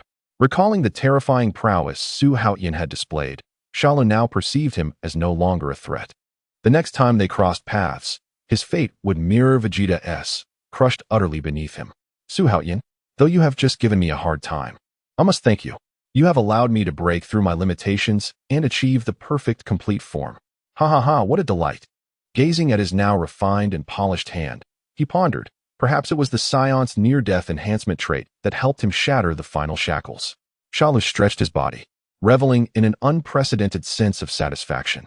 It was akin to suddenly acquiring immense wealth. Merely envisioning how to utilize it stirred a torrent of excitement within him. What should he do now? Eliminate those insignificant ants? Su Haotian, annihilate this planet? Conquer the universe? No, all of that seemed too mundane. At this moment, he merely wished to demonstrate the might of his perfect form to the world, casting fear into every corner. Even the assassination target set by Dr. Gero against Son Goku seemed utterly trivial now. What he yearned for above all was for all beings to witness his power. Perhaps he should host the ultimate martial arts tournament. A playful smile crept across Shalu's lips as he soared towards the television station. Chapter 85 Shalu's Game. Krillin, the Bachelor, faces yet another breakdown. The television station was once again engulfed in chaos. The footage of Su Haotian overwhelming Shalu and obliterating him played on repeat. Audiences worldwide were caught in a frenzy. Monsters ravaging multiple cities. The mastermind behind it all is. Emergency aid. Mr. Su Haotian has turned the tide, safeguarding Earth once more. Su Haotian. The name of the hero echoes through the skies. Incredible power. Mr. Su Haotian creates a new legend. That hideous monster, a demon inflicting harm on countless lives, was utterly powerless before Mr. Su Haotian. The existence of Mr. Su Haotian is truly a blessing for all humanity. Heavens! The way Lord Su Haotian fights is simply captivating. I wish to become a pet of the Su Haotian family. Woof woof. No wonder Mr. Su Haotian is always so busy. He has been secretly saving the world all along. Indeed, without his protection, where would we find the peace we enjoy today? As the television reported the news of Shalu's demise, the host was extolling Su Haotian's achievements when a figure suddenly burst into the frame. Shalu broke through the floor, appearing directly beside the host. The host gasped in shock. Guard, call the police. With a casual wave, Shalu sent the host flying. Facing the camera, he displayed an elegant yet sinister smile. Greetings to the global audience. Allow me to take a moment of your time. Who is this person? What does he want? How dare he interrupt my viewing of Lord Su Haotian's news? Who is this fellow, daring to steal the spotlight from my idol? Someone hurry and throw him out. Several guards rushed forward, only to be instantly repelled by Shalu's aura. It was then that those watching on television began to feel uneasy. Shalu continued, I have an announcement that will make your lives far more interesting. I am Shalu, the monster that attacked humanity a few days ago. What? Wasn't he defeated by Mr. Su Haotian? He seems different from before. He resembles an insect. Is he a mantis or a locust? Perhaps he is another of their kind. Mr. Su Haotian only eliminated one of them. Let us hear what he has to say. Shalu smiled. I am grateful to those who contributed their life energy to me. However, it is no longer needed. The auspicious news I bring is that in 10 days, the world's premier martial arts tournament, known as Shala Games, will be held. The venue, located 28 kilometers northwest of Zhongdu, is nearing completion. This challenge differs from the traditional martial arts tournament. Your adversary is solely me, and you may dispatch any number of participants. You may employ a wheel tactic, where the defeated exit the arena, allowing for substitutions. The greater your numbers, the more advantageous it will be for you. Even if I am formidable, I will inevitably tire. The rules remain consistent with those of the traditional martial arts tournament. Being knocked down or falling outside the arena results in defeat. I will show no mercy. Thus, death also counts as failure. Anyone from across the globe may register. Should you all fail, I shall obliterate all life on this planet. Witnessing your fear, I shall shatter this world. Therefore, those with confidence, do come forth. As soon as the words left my lips, I casually fired a beam backward, instantly piercing through the back wall of the television station. The energy wave traversed the building, crashing into a distant mountain, which was swiftly reduced to ashes. This scene sent shivers down the spines of the viewers at home. If you wish to prevent Earth from repeating its past mistakes, send as many participants as possible to defeat me. By the way, the gentleman you speak of, Su Haotian, nearly perished at my hands. At that time, I believed my demise was inevitable, but the core remained intact, allowing me to be reborn. Now, I am in my complete form, my power far exceeding that of before. If gratitude is to be expressed, it should be directed towards Su Haotian. Farewell. I eagerly anticipate the day of the martial arts tournament. With that, Shalu's figure vanished. Following his departure, the online comments flooded in. Despicable. How dare you slander Mr. Su Haotian? Insult my idol? Shalu, do not be arrogant. Mr. Su Haotian will surely triumph. My husband, Su Haotian, is the best in the world. If he can defeat you once, he can do so again. Su Haotian is invincible. Mr. Su Haotian, please see this. You must deal with this madman. In the Kame house, Kame Sennin was enjoying a fitness live stream when the sudden news interruption caught him off guard. Upon finishing the report, he murmured, Shalu is truly terrifying? To be shattered into pieces and yet resurrected and evolved? Krillin gritted his teeth. This could lead to the extinction of all humanity. Yamcha, with a worried expression, asked, can Su Haotian still contend with him? Krillin wiped his cold sweat. Even Vegeta was crushed by the evolved Shalu, and now he has grown even stronger. I fear for Su Haotian. Kame Sennin proposed to the group, to protect Earth, why not allow Su Haotian to train in the hyperbolic time chamber for 3 days? With his talent, 3 days would equate to 3 years of arduous training, making him more than capable of handling Shalu. Krillin pondered for a long while. Rather than persuading Su Haotian, seeking assistance from number 21 might be more effective. But can the current number 21 still defeat Shalu? After hesitating for a moment, Krillin dialed number 21's number. Hello. Is this number 21? Did you see the news? However, the voice on the other end was Lan Chi's. Krillin, why are you calling at such an ungodly hour? If you don't have a nightlife, don't disturb others. Beep, beep, beep. Before Krillin could explain his intentions, the call was abruptly disconnected. Krillin felt disheartened once more. Indeed, this hour was not appropriate. While others were enjoying the night, he was alone, without a companion. Even Kame Sennin fell into silence. Chapter 48. The threat brought by Shalu, and the pain of rejection. How painful it is. Meanwhile, Piccolo and Vegeta also learned that Shalu was still alive. Piccolo's expression turned grave, but Vegeta's fighting spirit ignited. He hasn't died. Shalu must be defeated by me. Chapter 86. The Angry Vegeta, the true trump card. The following morning, atop the temple, Vegeta stood with his arms crossed, fixated on the door of the hyperbolic time chamber. He had been waiting there for nearly a day, having just emerged from a year of training only to be defeated. Within an hour he was back at this place, ready to enter another seclusion. Seeing the door remain closed, Vegeta grew increasingly impatient. Kakarot, If you take even a minute longer to come out, I will smash the door down and drag you out. Piccolo attempted to calm him. Don't rush. Goku still needs 3 hours before he emerges, and there are 10 days until the Shala Games commence. You have barely rested for a day. The pressure inside the hyperbolic time chamber is immense. Adjust your state first. Let me go in. Vegeta scoffed. Going in would be a waste of time. Only a Saiyan can break through their limits. Recalling Su Haotian's strength, he added, he's only temporarily ahead. I will soon surpass him and crush Shalu. Ultimately, he begrudgingly conceded. Fine, but the remaining 8 days are all mine. Piccolo reminded him. Don't forget, the hyperbolic time chamber can only be occupied for 48 hours. Vegeta paused. What happens if we exceed that? Once the exit closes, there will be no way to leave. Vegeta's gaze sharpened as he inquired, so? I only have 1 day of training time. Piccolo confirmed his suspicion. Indeed. Fine, then I will go in first. At that moment, the door hinge emitted a screeching sound. The door to the hyperbolic time chamber slowly opened. Son Goku stepped out. His hair retained its Super Saiyan golden hue, yet his aura was remarkably calm. Vegeta scrutinized Goku's appearance, feeling a sense of doubt arise. How can you maintain your transformation state, yet it feels somehow different? Upon seeing Vegeta waiting outside, Son Goku cheerfully waved his hand. Hey Vegeta, did you manage to defeat Shalu? Vegeta's expression stiffened. This guy knows exactly where to strike.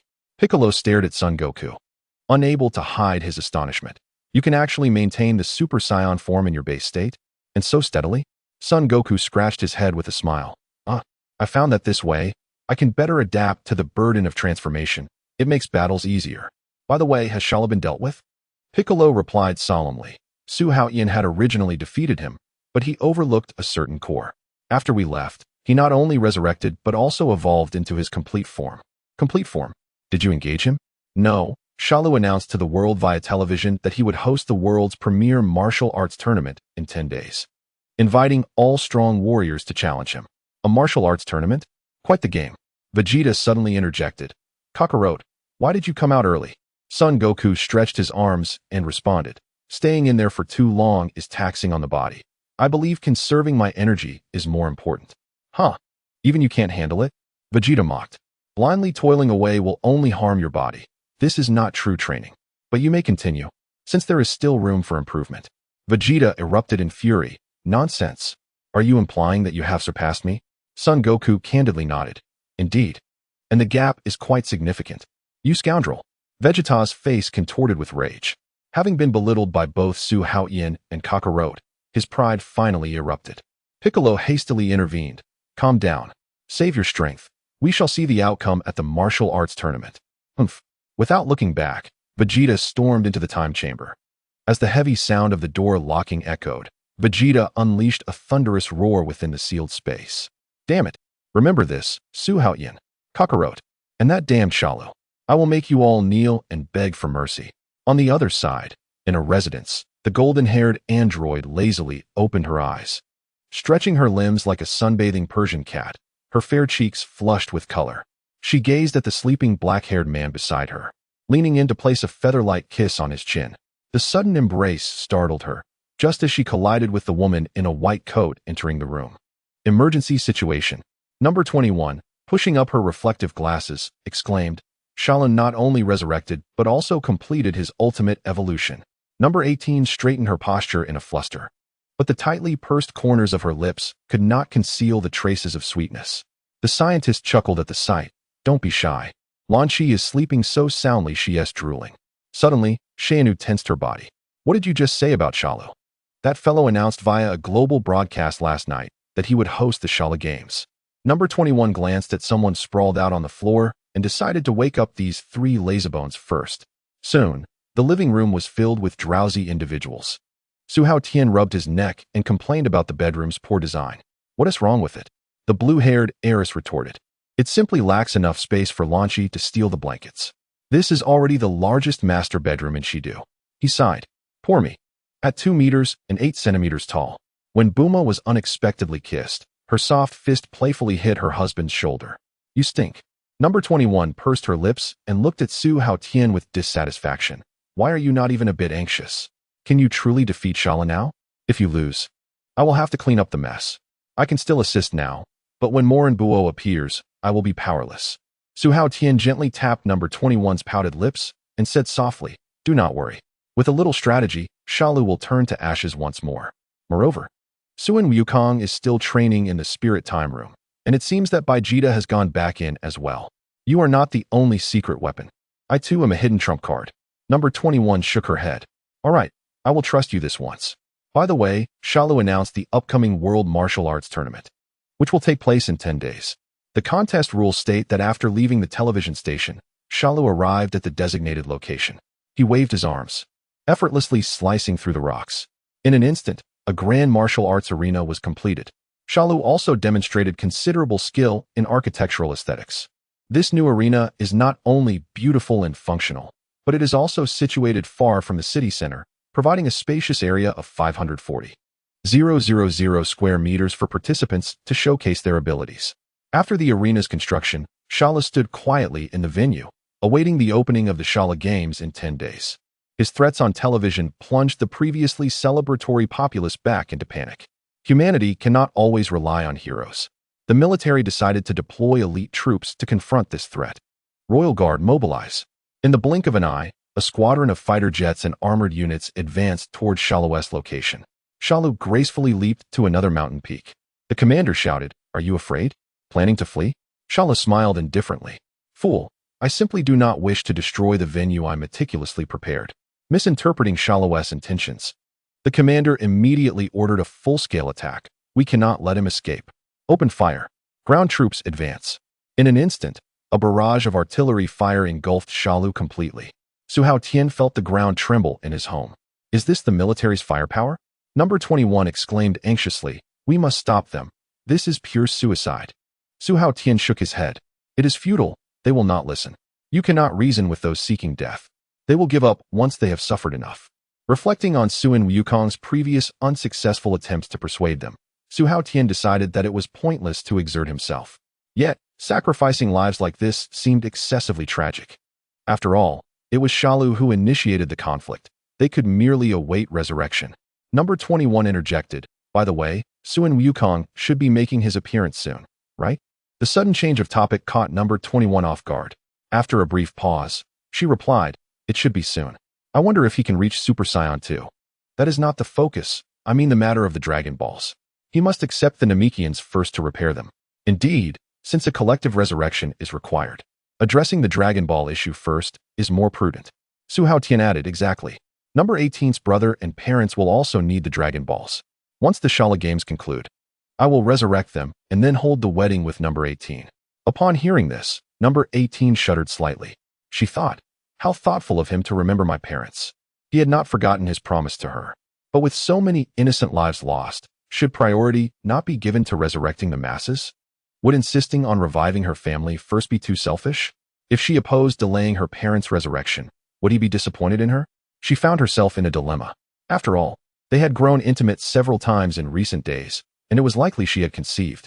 Remembering Su Haotian's gentleness only heightened her anticipation for the wedding. How she wished her parents and brother could witness her moment of happiness. They would surely boast to their friends and family about her marrying Su Haotian. Without this shared joy, her happiness would feel diminished. Yet, she thought again. If she insisted on resurrecting her family first, making millions wait a year would be incredibly selfish. Her husband was a public figure. He must consider the broader picture. Thus, she spoke softly, "I am not in a hurry. Let us first revive those killed by Shalu. It is fine if my parents have to wait another year." Su Haotian embraced her, saying, "That cannot be. The Dragon Balls should certainly be prioritized for you. No one is more important than you." Number 18's cheeks flushed instantly. Though she understood it was flattery, what girl does not enjoy such words? Morally, it should be the public's welfare that comes first. Yet hearing him say this made her delighted. In his heart, she was more important than the world itself. However, she ultimately recognized the greater good and gently placed her hand over Su Haotian's mouth. "Thank you, my love. However, I believe we should first resurrect those who were killed by Shalu. So many families have been shattered. The Dragon Balls should be used for something more meaningful." Su Haotian shook his head. "No, I have already stated, no one is more important than you. We must consider our own first, and if there is any surplus, we can think of others. What do they have to do with me? Why should I prioritize them? Are you serious?" Number 18 gasped in disbelief. Of course. Why would there be any doubt? The others fell silent, initially believing his urgency to seek the Dragon Balls was for the sake of saving lives, only to realize it was merely to fulfill his promise to number 18. Waves of emotion surged through each heart. Number 18 was particularly moved to tears. What do they have to do with me? Why should I prioritize them? This rationale was undeniably compelling. Number 21 gazed quietly at Su Haotian, her heart equally unsettled. She hailed from the future and understood that the Namekians could adjust the Dragon Ball's functions to grant 2 or even 3 wishes. The optimal plan would be 2 wishes, enabling the mass resurrection. If only 1 wish were permitted, it would, as Su Haotian had previously experienced, come with numerous conditions. Number 21 had assumed Su Haotian would use the Dragon Balls for the greater good, resurrecting more people. Then he could soothe number 18 by postponing her parents' revival, which seemed to be the most favorable solution in everyone's eyes. After all, number 18 was already by his side, and comforting her would not be a difficult task. Even if Su Haotian said this, others would not find it inappropriate, at most causing him some discomfort. She could propose a way to optimize the Dragon Balls, resolving this dilemma while achieving dual benefits. To her astonishment, he unhesitatingly chose to revive number 18's family first. Those thousands of lives seemed inconsequential to him. His declaration that no one was more important than them deeply touched her heart. Indeed, it appeared selfish, yet it articulated their innermost desires. Chapter 49. She, along with number 18, Bulma, Lanshi, and the others, were all Su Haotian's women. They did not wish for their beloved to be a hero willing to sacrifice himself or those close to him for the world. They only hoped he could be a good man who genuinely protects his loved ones. At this moment, not only number 21, but also Bulma, Lanshi, Yulin, and Wendy felt a surge of warmth within. After years of being his wives, they had never felt the slightest sense of grievance. The more tender and resolute Su Haotian became, the deeper their love for him grew. That was a fervent love that encompassed everything. Those who longed for him to become a savior were ultimately outsiders. Only they understood that, even if the heavens and earth collapsed, their devotion to each other would endure eternally. On the 21st, she smiled lightly while pursing her lips, concealing her second wish within her heart, waiting for the demise of Shalu, which would herald the revival of all beings. The serene tranquility was abruptly shattered by the ringing of a phone. Mr. Su Haotian. The threat posed by Shalu's game is imminent. The voice on the other end trembled, indicating that the military could no longer contend with it. Do not provoke him. Su Haotian interjected. The truth will reveal itself on the day the game begins. As he hung up, the 21st was tugging at his sleeve. There are only 9 days left. I will accompany you into the spirit time room for special training. You? Su Haotian raised an eyebrow. I want to keep an eye on your training. Her eyes sparkled with an undeniable light. The 18th suddenly leaned in. Can I join? Upon learning that a year inside the room equated to merely a day outside, she realized the secret behind Vegeta's strength. Considering the year she would spend side by side with Su Haotian, her ears flushed slightly. Of course I want to go. As the 3 bid farewell to the others and ascended to the heavenly temple, Piccolo stared in shock. Why are you here? Is it to? Su Haotian nodded. Indeed, we are going to use the spirit time room. Piccolo was elated. Fantastic. Once Vegeta finishes his training, you can go in first. Su Haotian patted Piccolo's shoulder. Thank you. Just then, Vegeta stepped out of the time room, exuding an overwhelming aura. The 21st regarded him with interest. How does it feel, Vegeta? Vegeta smiled confidently. I have broken through to a new limit, now far surpassing the realm of Super Saiyan. Suddenly, he sensed something amiss. Wait, why are you 3 here? The 21st replied. We are also here to train in the time room. Vegeta smirked slightly, thinking to himself. As expected, Su Haotian is worried about being surpassed. Enough chit-chat, let us proceed. With that, Su Haotian led the 2 ladies into the time room. As they entered, a heavy gravitational force hit them. The infinite space felt suffocating. Dear, how about a spar? The 21st eagerly suggested. The 18th chimed in with enthusiasm. I'll join my sister to be your opponents. Su Haotian hesitated. Is this appropriate? The 2 nodded vigorously. The 21st grinned. We are not easy to deal with. Be careful not to concede. Su Haotian shrugged. Since you insist, let us do it. Just know, the loser is a pup. With that, he tossed out a universal capsule. With a bang, a giant bed appeared before them. Su Haotian swiftly removed his shirt. What are you waiting for?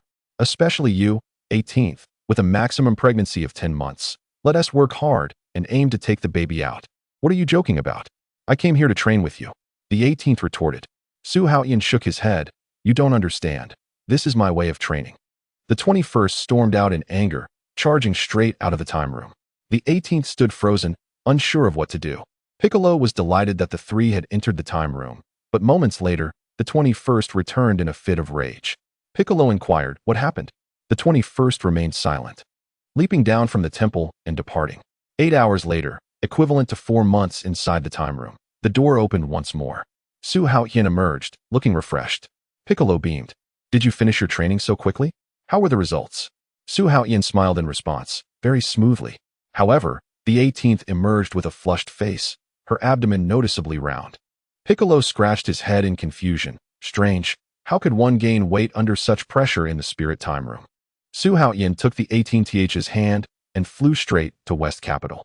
Upon seeing the 18th's protruding belly, the 21st immediately broke down, covering her face and crying. You two are too much. Boo-hoo. The 18th had anticipated this, softly saying, Sister, don't be sad. We actually conceived before entering. She added, Su Haotian has been working very hard.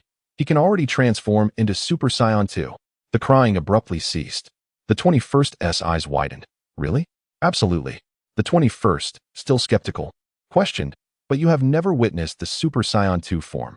How can you be so sure? Su Haotian replied calmly, should I demonstrate right now? The 21st shook her head. It's too dangerous here. What if we alert Shallow? Let us go back to the spirit time room. The two returned to the heavenly temple.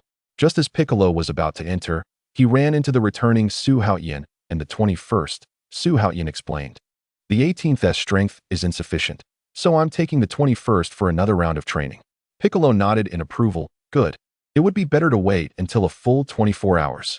Inside, Su Haotian suddenly erupted with golden energy, crackling with electricity.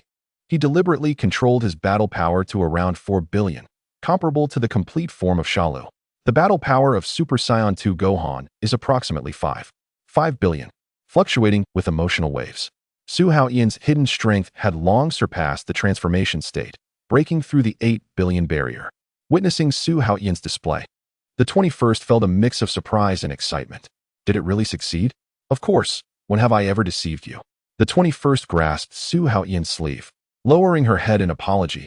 I'm sorry, dear. I shouldn't have acted out. Will you forgive me? No. Su Haotian's firm rejection made the 21st's heart tighten. Her eyes grew warm, and her fingers unconsciously twisted the edge of her clothing. Had she truly angered him this time?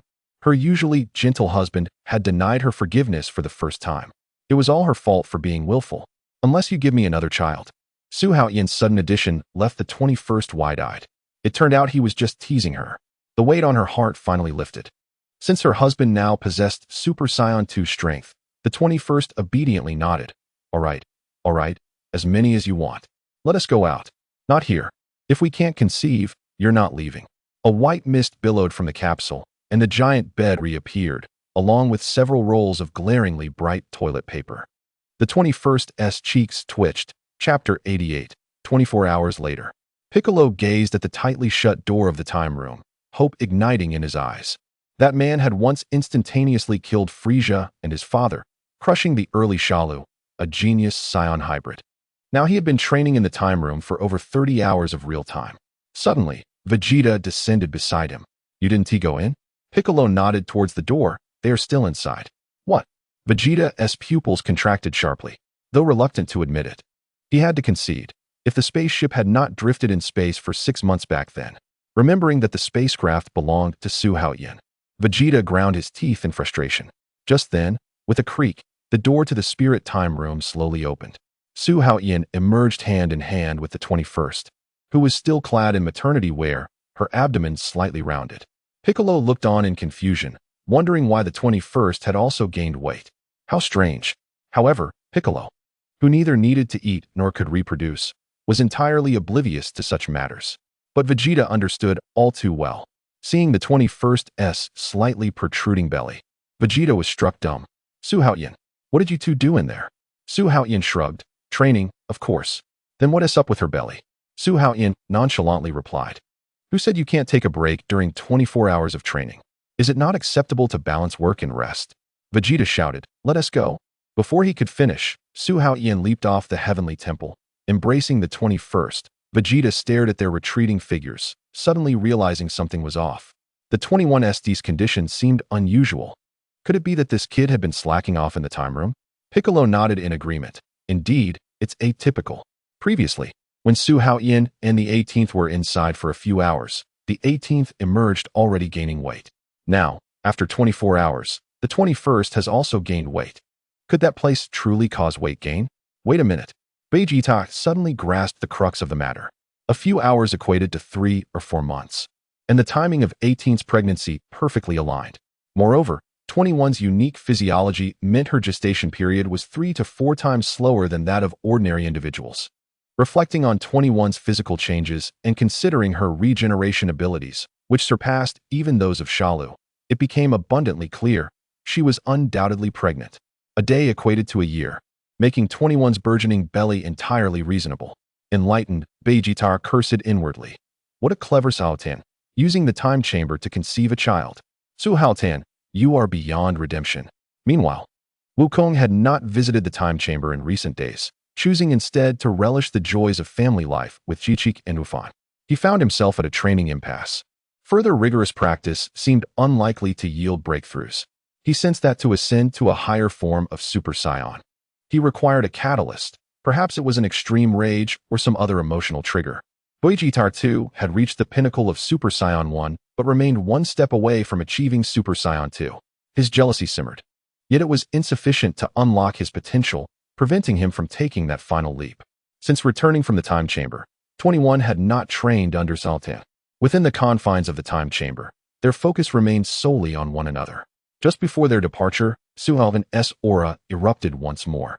His surging battle power completely convincing 21 that with a tranquil heart, his strength could soar to unprecedented heights. In reality, Su Haotian had naturally augmented his battle power by 10 million within the time chamber, reaching an astounding 90 billion in his Super Saiyan 2 form. This hidden trump card was reserved for proving his might when necessary, effectively dispelling any lingering doubts she harbored. While the atmosphere outside grew tense, Su Haotian's home was filled with ease.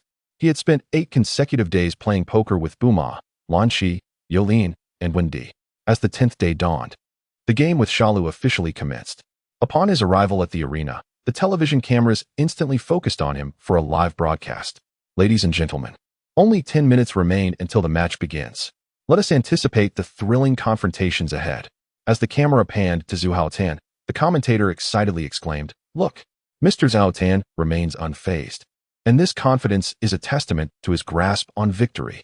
He is undoubtedly the strongest on earth." Cheers erupted from the crowd. Su Haotian is so handsome. With him around, we can rest easy.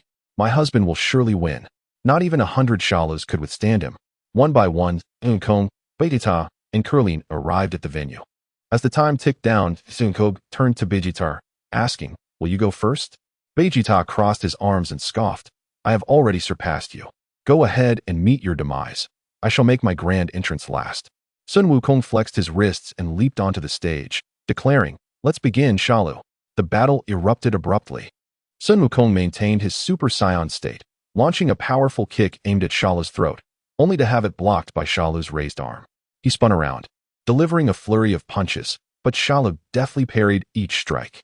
The two became mere shadows in a rapid exchange, until Sun Wukong retreated to create some distance. The cameraman, caught off guard, could only hastily approach Su Haotian in an attempt to capture the unfolding drama. "Mr. Su Haotian, do you consider their movements as actual combat?" Su Haotian smiled gently at the camera. "Greetings, everyone. I am Su Haotian." Such a level of engagement is indeed difficult for the untrained eye to discern. Perhaps once edited with high-speed cameras in slow motion, the trajectories may become clearer. As for commentary, let us focus on capturing the visuals. I suggest utilizing drones for remote filming and having personnel step back. Otherwise, the ensuing chaos may inadvertently affect everyone. He concluded with a warm smile to the camera.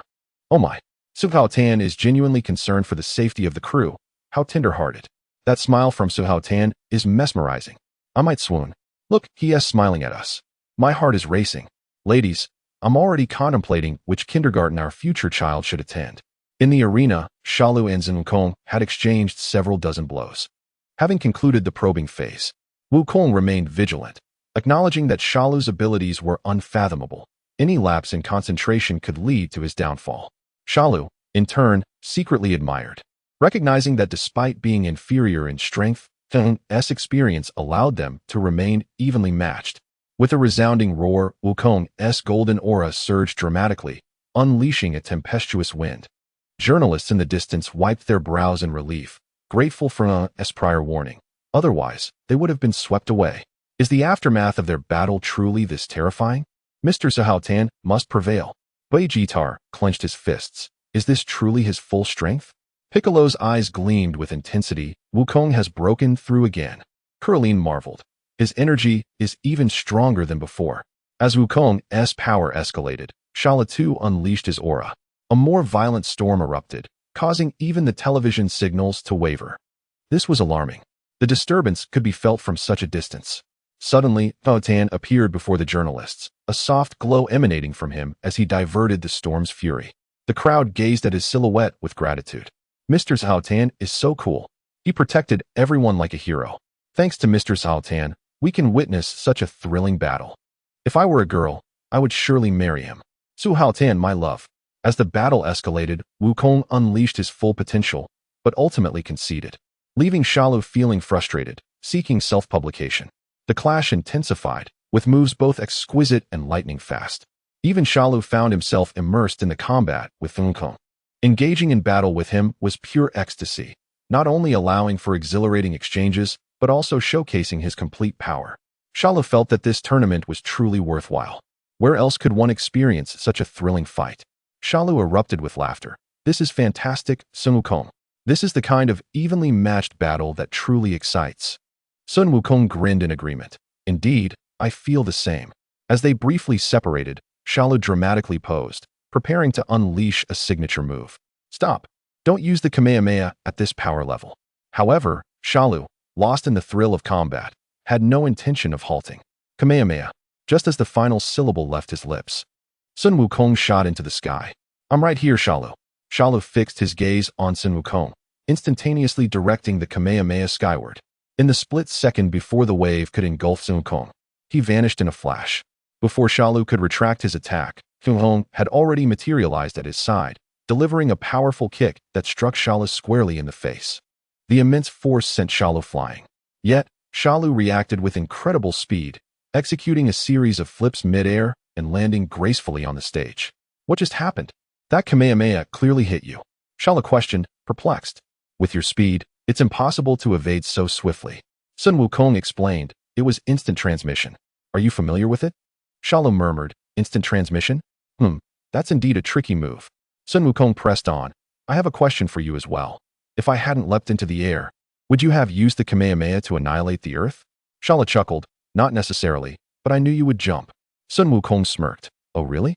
You seem quite clever. Shalu continued. However, I must clarify that I have no intention of destroying the earth. That would only render the game tedious. No sooner had he spoken than Shalu charged at Sun Wukong. Although Sun Wukong remained fully focused, he was unable to evade Shalu's onslaught.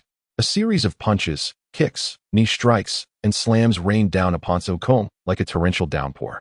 The sheer force propelled him across the arena, leaving deep marks in his wake. Though I cannot teleport, my speed is no slouch, Shalu remarked with a smirk, as he lunged at Sun Wukong once more. Unbeknownst to him, Shalu reacted with remarkable swiftness, almost synchronously altering his direction and materializing behind him like a shadow. His heavy fist struck Sun Wukong's cheek with tremendous force. As Sun Wukong staggered backward, Shalu's relentless pursuit followed closely. In a moment of desperation, Sun Wukong attempted to teleport once more, yet Shalu had already anticipated his position, delivering a vicious kick that sent him crashing to the ground. Struggling against the impact, Sun Wukong nonetheless created a deep crater in the arena. He quickly flipped back to his feet, launching a counterattack in the blink of an eye, only to find his punch passing through Shalu's afterimage. The real Shalu had already appeared behind him. With all his might, Sun Wukong narrowly evaded the next assault. After both fighters created some distance, Shalu hovered above, gazing down at the panting Sun Wukong. You are indeed formidable. This battle is far more intriguing than I had anticipated. However, it would be most disappointing if it were to end simply because of a fall from the arena. What? Sun Wukong inquired, bewildered. I hereby declare the cancellation of the arena boundary rule. As Shalu's words echoed, a wave of energy instantaneously obliterated the entirety of the arena. Amidst the roaring chaos, the combat stage transformed into an unfathomable abyss. Now, the entire Earth serves as our battlefield, Shalu proclaimed, extending his arms wide. Only death or surrender can conclude this duel. Sun Wukong gazed down into the abyss, realizing the implications. Very well, let us relish this infinite battlefield. Suddenly, Shalu launched his assault. Energy blasts raining down like a torrential storm. Sun Wukong struggled to evade amidst the hail of attacks. Shalu's onslaught grew increasingly fierce, affording him no respite. Confronted with Shalu's full power, Sun Wukong recognized that a protracted battle would yield no victory. He took a deep breath, channeling his energy to his waist. The distinctive stance of the Kamehameha stood out amidst the smoke. Shalu erupted into laughter. Ha ha, if you launch the Kamehameha from that angle, the entire planet will be obliterated. Vegeta's expression shifted dramatically. Kakarot, don't do anything foolish. Krillin, however, was filled with confidence. Impossible. From that angle, how could the Earth possibly survive? Shalu, too, was incredulous. What exactly do you intend to do? You cannot be serious. Vegeta, caught between fear and astonishment, declared, he will absolutely go through with it. Shalu's pupils constricted. What? How dare he? Just as Sun Wukong was about to unleash the wave, his figure abruptly flashed beneath Shalu. A blinding white light surged forth with the force of thunder, striking Shalu directly. Oh no! Shalu had no time to evade and could only brace himself with crossed arms. Boom! The dazzling wave instantaneously engulfed Shalu. In the wake of the brilliant light, his head exploded. As the radiance faded, only the lower half of his body remained. Slumped on the ground, Sun Wukong panted heavily. Yamcha shouted excitedly, incredible! That was instant transmission. Amazing! Wukong has defeated Shalu. Even the journalists and cameramen at the sidelines erupted in cheers. This unknown fighter has actually triumphed over Shalu? Suddenly, Su Haotian called out, do not let your guard down. He is still alive. Everyone gasped in shock. Under the watchful eyes of the crowd, Shalu's lower body slowly rose, while his upper half visibly regenerated at an astonishing rate. Sun Wukong spoke gravely. As expected, victory came too easily, which raises suspicion. However, having taken that hit, your energy has significantly diminished. Shalu sneered him. You are not much better off, panting so heavily. Remember, the same technique will not work on me. Continuing to use it will only waste your energy and render the battle tedious. Sun Wukong replied resolutely, I understand. Is that so? Then let us proceed. No, I concede. Shalu was taken aback. You surrender? Sun Wukong confirmed once more. Yes, I concede. Shalu's fury ignited. He had just been struck solidly, yet the opponent suddenly chose to surrender? Although victorious, the simmering frustration within him ignited a fierce rage. Scanning the surroundings, he noticed Vegeta brimming with fighting spirit. Very well, the rules were set by him. The arena restrictions had already been amended once. To alter them again would be trivial. Fine, Shalu said darkly next. All eyes turned to Vegeta. Sun Wukong called out to him. I concede. Vegeta, it's up to you now? Vegeta scoffed, a smirk forming on his lips. Humph. In times like this, it is the Saiyan prince who must clean up the mess. Without hesitation, he charged straight at Shalu. In an instant, Vegeta unleashed his full energy, attacking Shalu with an air of arrogant confidence. Shalu responded with a cold grin and raised his fist to meet the challenge. Chapter 90. The conclusion of Shalu. And the wish of Bai Li, the two fists collided, unleashing an astonishing shockwave. After a flurry of exchanges, both fighters momentarily retreated. Su Haotian observed with slight astonishment. He had expected that after Sun Wukong's advantage, the enraged Shalu would make things difficult for Vegeta. However, the two seemed evenly matched. He could not help but nod in approval. It seemed the years of training had not been in vain, finally awakening his potential. A glint of surprise crossed Shalu's eyes. Vegeta, I did not anticipate you to be even stronger than Sun Wukong. Vegeta replied with pride. Shalu, my strength extends far beyond this. I have no interest in wasting time like Kakarot. Prepare to meet your end. With that, he surged forward, his fist striking like a tempest against Shalu. Shalu intended to respond, but upon witnessing Vegeta's fierce assault, he could only focus on defense. Vegeta's punches were astonishingly swift, causing Shalu's arms to tingle as he attempted to block. This power was indeed not to be underestimated. Shala sidestepped and maneuvered behind Vegeta, delivering a kick aimed at his waist. The spectators held their breath, as if they could already foresee Vegeta's defeat. They had learned to remain silent. Every time they praised Vegeta, he would swiftly find himself at a disadvantage. But this time was different. Vegeta maintained a firm grip on Shala, pushing him back with overwhelming force. Unlike Wukong's evasive tactics, Vegeta attacked with sheer power. After a relentless exchange of blows, Shala began to show signs of fatigue. This is impossible. How can my perfect form be suppressed by mere Vegeta? With a furious shout, Shala unleashed his energy, muscles swelling, and power surging once more. As Vegeta's fist came crashing down again, Shala abandoned defense and swung a heavy punch in response. However, Vegeta vanished in an instant. In a heartbeat, he reappeared behind Shala, his fist carrying ferocious strength aimed at Shala's spine. Shala let out a muffled groan, bloodshot eyes wide with agony as his face contorted. The offensive did not cease. Vegeta mercilessly rained down punches upon Shala's abdomen. Each strike forced Shala to spit out saliva, writhing in pain. Vegeta would not show the same mercy as Sun Wukong. His relentless pursuit was swift and ruthless. The continuous barrage of blows sent Shala staggering backward, only to be launched into the air by a sweeping kick from Vegeta. In midair, Vegeta gathered radiant energy in both arms, the energy rapidly coalescing, preparing the Gallic Gun. Gallic Gun. Boom. A massive beam of energy shot skyward, completely engulfing Shala. In a desperate attempt to counter, he unleashed the Kamehameha, but it was as futile as a firefly against the blazing sun, instantly vanishing in the destructive torrent of the Gallic Gun.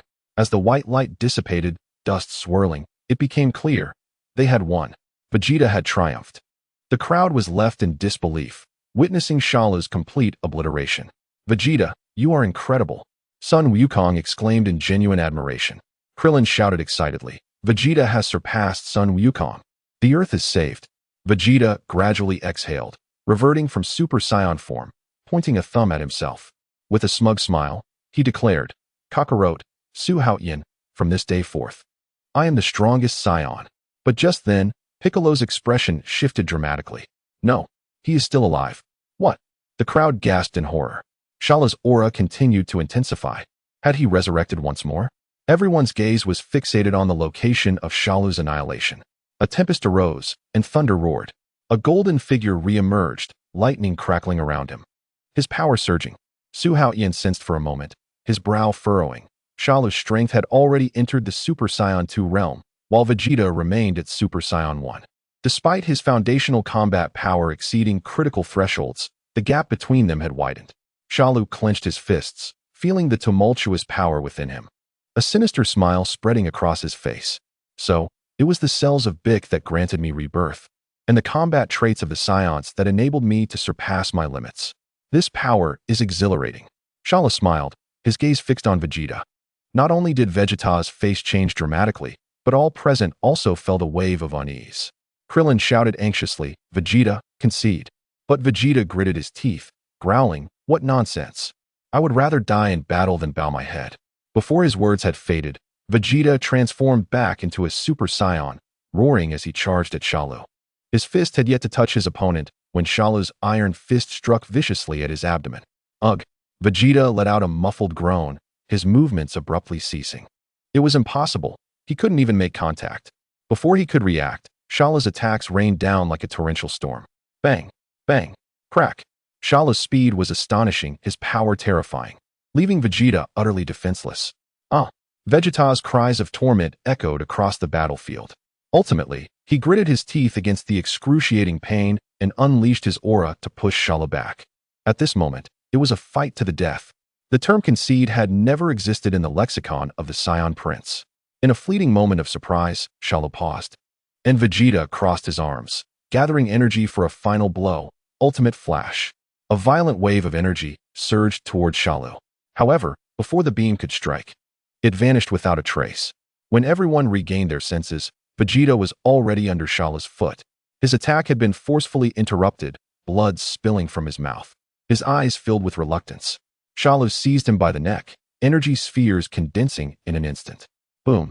A blinding light consumed Vegeta's figure. Vegeta, stop! As the dust settled, Vegeta had already vanished. Except for Su Haotian, all present turned pale, filled with terror. Sun Wukong roared. He clearly lost his fighting capacity, and you still. Shala shrugged nonchalantly. I'm utterly bored with this game. What did you say? You are not even worthy to be my opponents. How infuriating. Shala smirked, waving his fingers. Now, let us change to something more entertaining. His tail writhed, producing several small Shalus. Go, annihilate them. The mini Shalus roared as they pounced upon the crowd. Sun Wukong swung his fist in retaliation, only to be countered, his arm bone shattering instantly. These clones were even stronger than Shala himself. Moreover, their numbers were overwhelming. Even Sun Wukong found himself retreating, with Krillin, Bick, and the others left powerless to resist. Despair enveloped everyone. In the face of insurmountable odds, just at that moment, Su Haotian stepped forward. This ends now. All the small Shalus halted in their tracks. The crowd looked up to see Su Haotian advancing. He spoke coldly. Shalu, how much longer will your tricks continue? In just 2 confrontations, the rules have changed 8 times. Is this your magnanimity? Shalu wore a playful smile. I almost forgot about you being here. Unfortunately, you are no longer my match. I have lost all interest in defeating you. If that is the case, you shall disappear along with them. Before the words left his lips, a brilliant electric light erupted around Shalu, a destructive energy wave hurtling towards Su Haotian. In an instant, Su Haotian transformed into Super Saiyan 2. As golden flames intertwined with lightning, he raised his right hand, precisely slicing through the incoming energy wave. The refracted energy instantly obliterated one of the mini Shalus. Shalu's pupils contracted. Impossible. How could you? You consider yourself invincible? Do you believe this is your game? So naive. In my eyes, you are merely a clown. Before Shalu could respond, Su Haotian had turned into a streak of golden lightning, dashing straight for him. Boom. Before Shalu could react, his body was cleaved in 2 by the overwhelming force of 9 billion combat power. The arena fell into a profound silence. Had Shalu truly been eradicated? It seemed so. The absence of Shalu's aura was palpable. Splendid. We have triumphed. Su Haotian, you are incredible. Bick gazed at Su Haotian's composed demeanor, a wave of relief washing over him.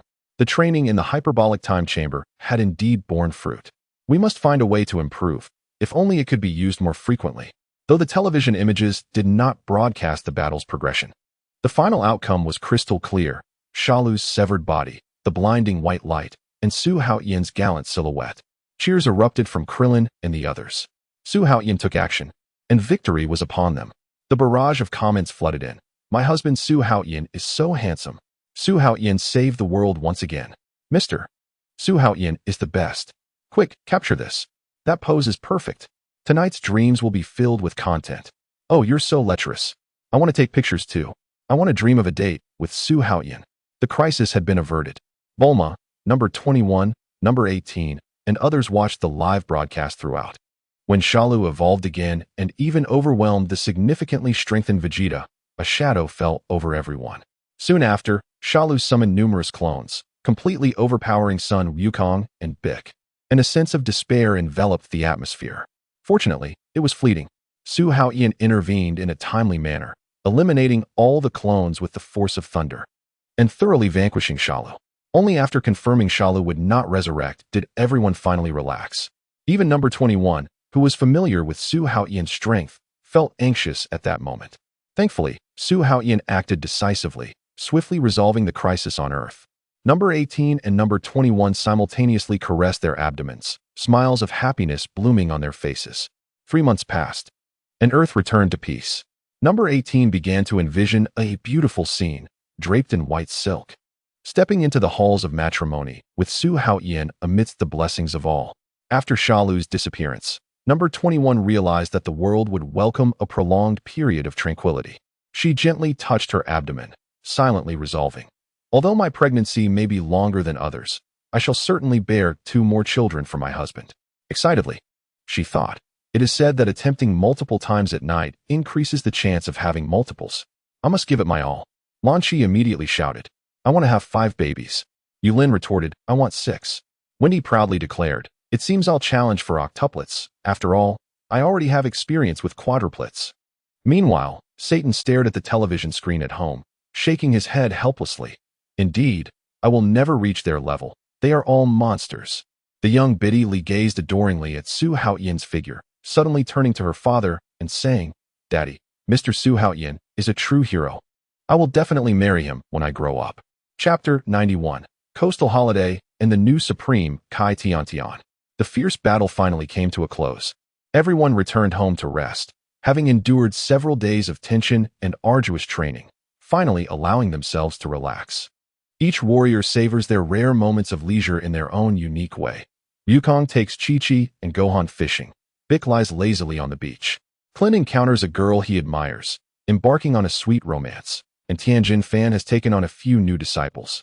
At this moment, Su Haotian is enjoying his 7th holiday by the seaside with several beautiful companions. They build sandcastles under the sun, swim, and bask in the sunlight. Despite applying sunscreen, everyone's skin has slightly darkened. Considering that 21 and 18 are with child, Su Haotian has specially prepared reclining chairs under a large sunshade. He gently caresses the bellies of his 2 lovers, gazing at the azure sea with a blissful smile. Let us hold the wedding for 18, Su Haotian proposes. It will be more apparent later. 18 turns to her husband, gazing softly and agreeing.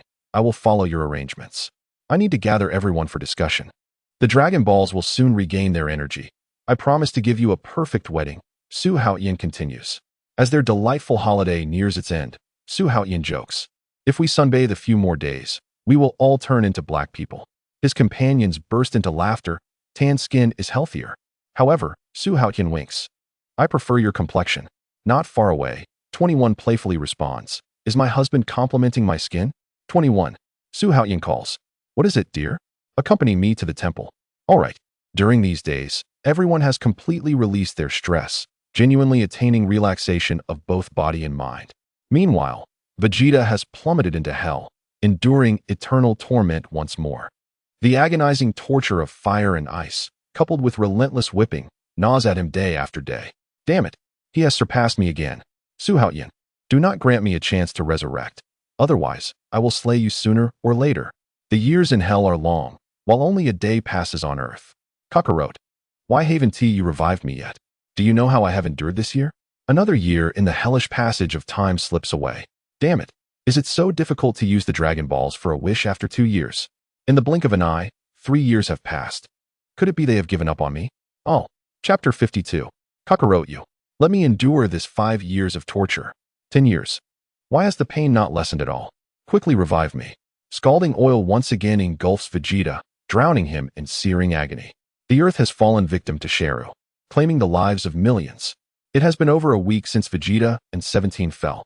Everyone gathers at the temple. Su Haotian, 21, son Wukong, and Clint are all present. Wukong speaks. Bick, restore your position as the god. Otherwise, the Dragon Balls will be ineffective and the deceased cannot be revived. Bick shakes his head. I cannot. When I fused with the god, I took the lead to preserve my power and wisdom, losing the ability to create the Dragon Balls. So it really can't be done? Wukong sighs. 21 steps forward. I thought it was your unwillingness. It seems you truly are powerless. Wukong, go to the King Kai to inquire about the coordinates of the new Namek. Use instant transmission to bring someone to take over the divine position. King Kai? Indeed. I had this plan after the Dragon Balls petrified. You are familiar with the King Kai and should be able to gain assistance. Wukong nods, as expected of 21, who knows the future, saving us a lot of trouble. The light of instant transmission glows, and his figure vanishes from the temple. On King Kai's planet. North Kai exclaims in surprise, Wukong? What brings you here? Wukong smiles. The earth has suffered from Shenron's rampage, and the Dragon Balls have become ineffective due to Bick merging with the god. I have come seeking aid. Son Wukong urgently inquires, King, I wish to know the location of the new Namek. I need to bring a Namekian to revive the Dragon Balls on Earth. The king nods slightly. I see. The Earth has indeed faced a series of calamities recently.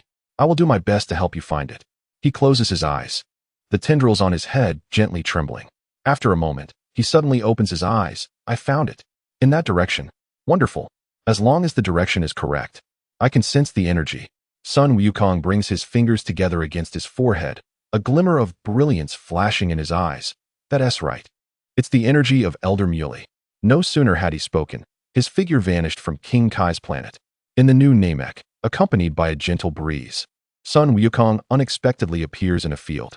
The Namekians working there look up in surprise. Who? Wait, is that not Son Wukong? He is the benefactor who fought against Frisia on our home planet. Sun Wukong grins broadly. Haha everyone, I hope you are all well. It's a pity that planet was destroyed. Instantly, the crowd falls silent. To get to the point, he scratches his head. The god of Earth has merged with Bic, and the Dragon Balls are ineffective. Recently, Sheru has caused many deaths. We need a Namekian to take the position of God on Earth, to restart the Dragon Balls and revive the deceased. I beg of you. Elder Muley strokes his long beard. I see, Tian Tian. He calls to the crowd. A young Namekian hastens over. This child has always expressed a longing for Earth and has mastered the technique for creating Dragon Balls. He will surely be competent for the position of God. That is wonderful. Sun Wukong eagerly extends his hand. Tian Tian, will you come back to Earth with us now? Now. Everyone present is taken aback. This concerns life and death. He nods emphatically. Tian Tian takes a deep breath. I am ready. As they bid farewell, the green-skinned natives wave their hands in unison. May the Earth restore peace. Certainly. A golden light flashes, and the two figures transform into streaks of light across the sky. Passing through the portal of King Kai's planet, Sun Wukong's figure reappears in the temple. The brief return trip of just over 10 minutes leaves everyone still waiting in place, not having departed. Tian Tian and Clin embrace each other excitedly. This pair of similarly sized close friends hold each other tightly. Bobo gazes at Tian Tian, his eyes shimmering with anticipation. Is this 154 centimeters tall boy the new god? Wukong nods. Indeed. Everyone except Mr. Bobo is already acquainted. Bic scrutinizes Tian Tian's height, frowning slightly. With his qualifications, can he truly bear such a heavy responsibility?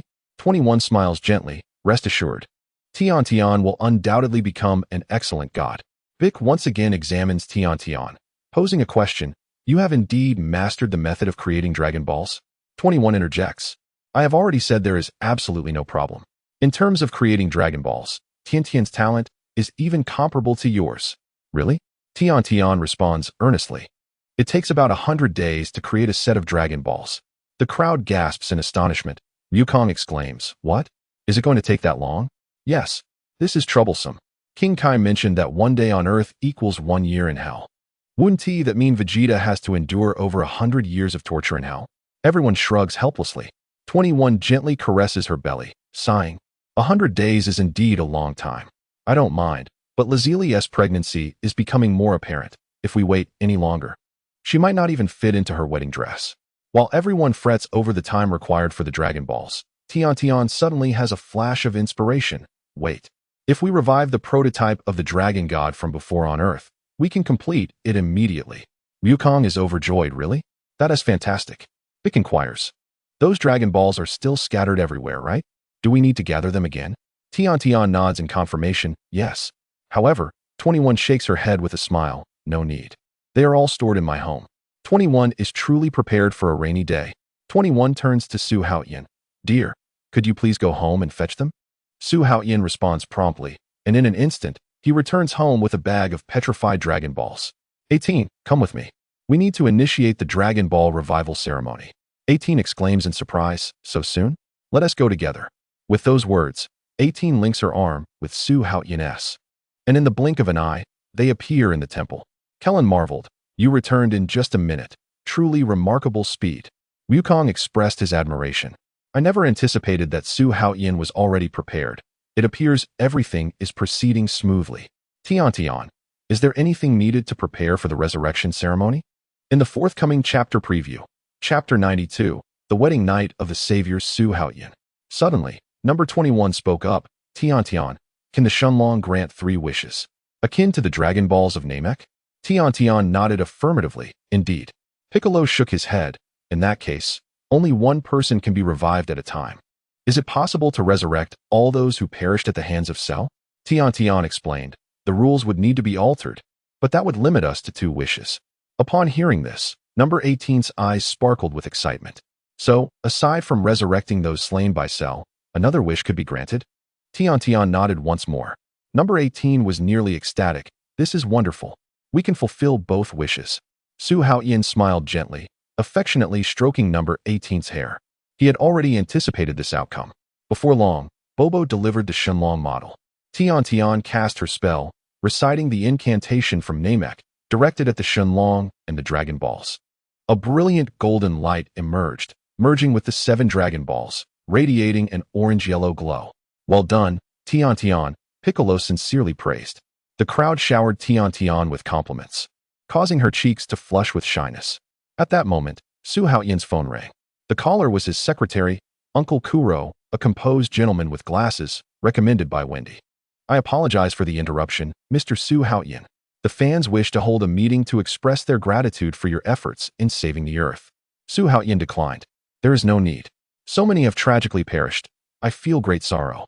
Kuro insisted, "But this is the umpteenth time you've declined. I simply cannot face the fans."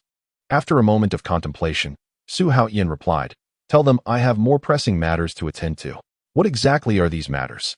"It is quite challenging to be your secretary when you are so vague." Su Haotian continued, "Inform the fans that I have gathered all 7 Dragon Balls and intend to resurrect those who perished at Cell's hands. The search for the Dragon Balls exacted a heavy toll, and I am currently injured and in need of rest. Please do not disturb me. Goodbye." Kuro was astonished upon hearing about the Dragon Balls and the resurrection. 7 Dragon Balls, reviving the dead? So the legend is true. "It is an honor to work for you, Mr. Su Haotian. You are truly magnificent." Kuro immediately contacted the television station. The media swiftly exaggerated the event, creating a news special. Soon, viewers across the globe were captivated by the sensational news. "Mr. Su Haotian has abruptly canceled the fan meeting. What important matter could it be? What has transpired? Rumor has it Mr. Su Haotian has significant plans? In these peaceful times, what could be more important than a fan meeting?" Breaking news. In a bid to save the victims of the Cell incident, Mr. Su Haotian has endured great hardships to gather the fabled 7 Dragon Balls. He will use this power to restore lost lives. Goodness, reviving the deceased? Is this truly feasible? The Dragon Balls are not merely a myth. Only Mr. Su Haotian could accomplish such a feat.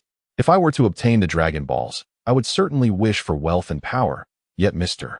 Su Haotian chooses to benefit all of humanity. His magnanimity is commendable. The notion of resurrection seems almost too incredible.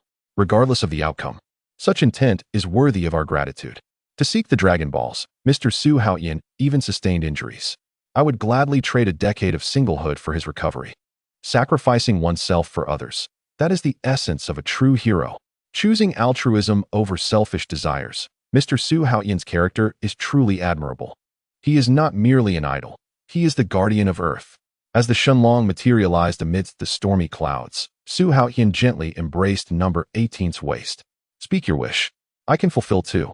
The voice of the Shenron resonated through the heavens. Under the eager gazes of the crowd, number 18 smiled. "Please allow all victims of Cell to return to the living." "As you wish." The Shenlong's red light blazed forth. In that moment, those who had passed returned to life. Suddenly, dark clouds enveloped the sky. Jinlian gazed at the flickering lightning within the clouds, slightly furrowing her brow. "Is a storm approaching?" The golden light flashed. And before she could react, a familiar voice echoed in her ears. "Jinlian." She turned abruptly to see a slender figure approaching slowly. "Delang, is it really you?" "It is me. I have returned." The two embraced tightly, tears of joy streaming down their faces. Countless resurrected souls reunited with their families. As death was reversed within mere minutes, and miracles unfolded. It is Su Haotian. He is no mere mortal. He is a true deity. "Thank you, Su Haotian." Su Haotian is the savior of humanity. I shall enshrine his image and worship day and night. "Mom and Dad, it was Su Haotian who brought you back." The entire world called out Su Haotian's name, his fame sweeping across the globe like wildfire. At the temple summit, Su Haotian listened to the praises of the masses. Number 18's eyes sparkled with delight as she linked her arm with his. "Darling, we have succeeded." Su Haotian smiled. "Next, it is time for your parents. Do you remember how to make a wish?" Number 18 nodded eagerly. "Shenlong, please resurrect all those and living beings slain by Dr. Jero." The Shenlong's eyes shone brightly once more. "Your wish has been granted. Farewell." Golden light scattered, and the Dragon Balls soared into the world.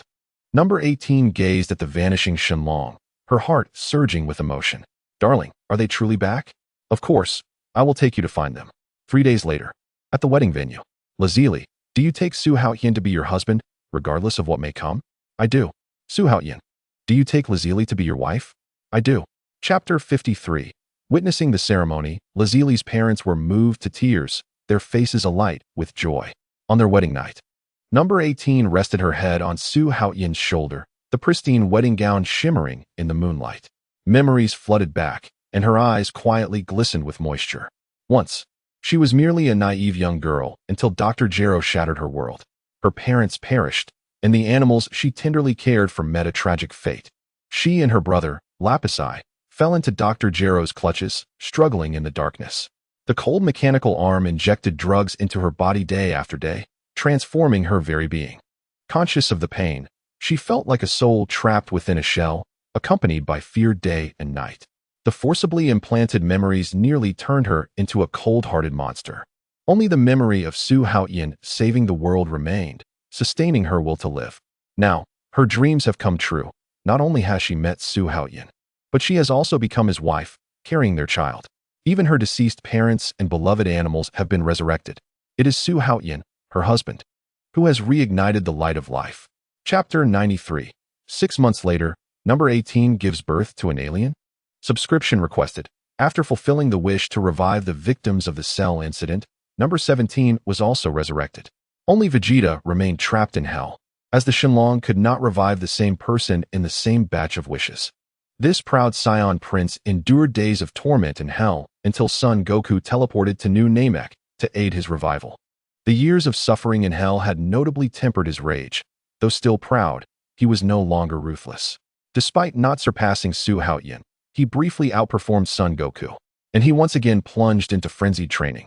After attending his sister's wedding, number 17 followed in his father's footsteps to become a guardian of the forest. His handsome visage led him swiftly to encounter true love, allowing him to lead a tranquil and warm life. One day, while examining his attributes panel, Su Haotian discovered that his aptitude value had nearly reached 60,000, no longer distant from the target of 100,000. It was evident that exceptional offspring relied on the cultivation of number 21. However, the stock of S cells was a mere 6 million, far from the legendary 1 billion required for the transformation into a Super Saiyan. Note: ordinary cells are indeed easily depleted. Certain discarded tissues at night can host over 100 million, although they are not S cells. To advance his plan, Su Haotian approached son Wukong with an astonishing request. "What did you say? You want me to take you to Namek after my death?" Son Wukong responded in shock. "Indeed. I need to resurrect a Saiyan named Celebi." Wukong asked in confusion, "Huh? Is she your friend? You can revive her when the Dragon Balls on Earth restore in 6 months. Su Haotian replied coolly, "I do not wish to wait. I have a premonition that I must attempt this immediately. You only need to take me to King Kai's planet, and I will find my way to Namek and return." Wukong readily agreed. "No problem. After I drop you off, I will come back to take my driving test." Su Haotian chuckled. "If you need guidance, feel free to seek me out. I am a professional driver." "Thanks. I believe I can manage." As the words left his lips, a golden light flashed, and the two had already arrived at King Kai's planet.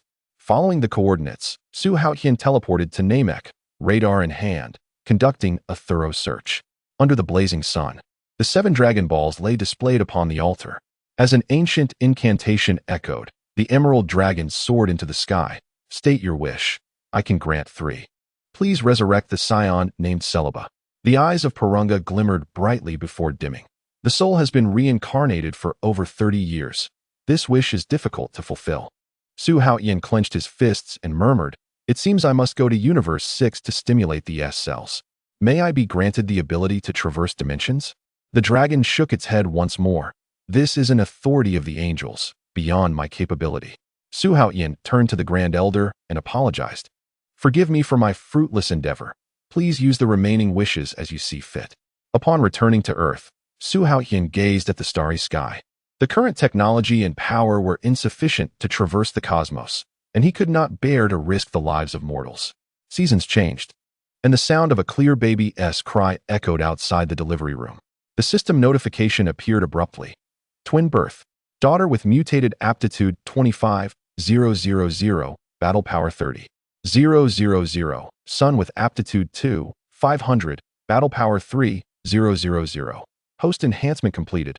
Extraordinary aptitude 82,000, battle power 98,770,000. S cells 200 million. Reward, Super Saiyan transformation 3 times. Following the enhancement in aptitude, the growth rate of battle power was no longer steady. The increments became increasingly astonishing. In just 6 months, battle power surged by nearly 10 million. With the addition of Super Saiyan Transformation 2, his battle power now reached 1 billion. Upon learning that his newborn daughter possessed extraordinary aptitude and unlocked Transformation 3, Su Haotian was nearly overwhelmed with excitement. This was a pair of twins. But why was the number of S cells so unusually high? Although number 18 had been modified and enhanced to gain immortality, she remained fundamentally human. She possessed infinite stamina, but could not regenerate and heal at the high speed of number 21. Injuries would still draw blood and require time to recover. Her physique was robust, resulting in fewer injuries. Su Haotian was astonished to discover the abnormal abundance of S cells. Could it be that the Super Saiyan Transformation 2 had triggered an increase in S cells? Perhaps, when he whimsically transformed into Super Saiyan 2 in the hyperbolic time chamber. Number 18 became pregnant? Ding. System notification. The host need not overthink. Transformation is not a loophole. The surge in S cells arises from a deep emotional bond with number 18, indicating a probability of mutated aptitude. This is the result of the host's diligent reproduction and cultivation of intimacy. However, further effort is still required. Su Haotian dismissed any thoughts of taking shortcuts. This AI system invariably closes off all loopholes, indicating that past traversers were never content. After waiting for a long time, the nurse had yet to appear. Several minutes had passed since the children were born. They should have completed cleaning and brought them out by now. Nurse? Why is it taking so long? A nurse hurriedly ran in.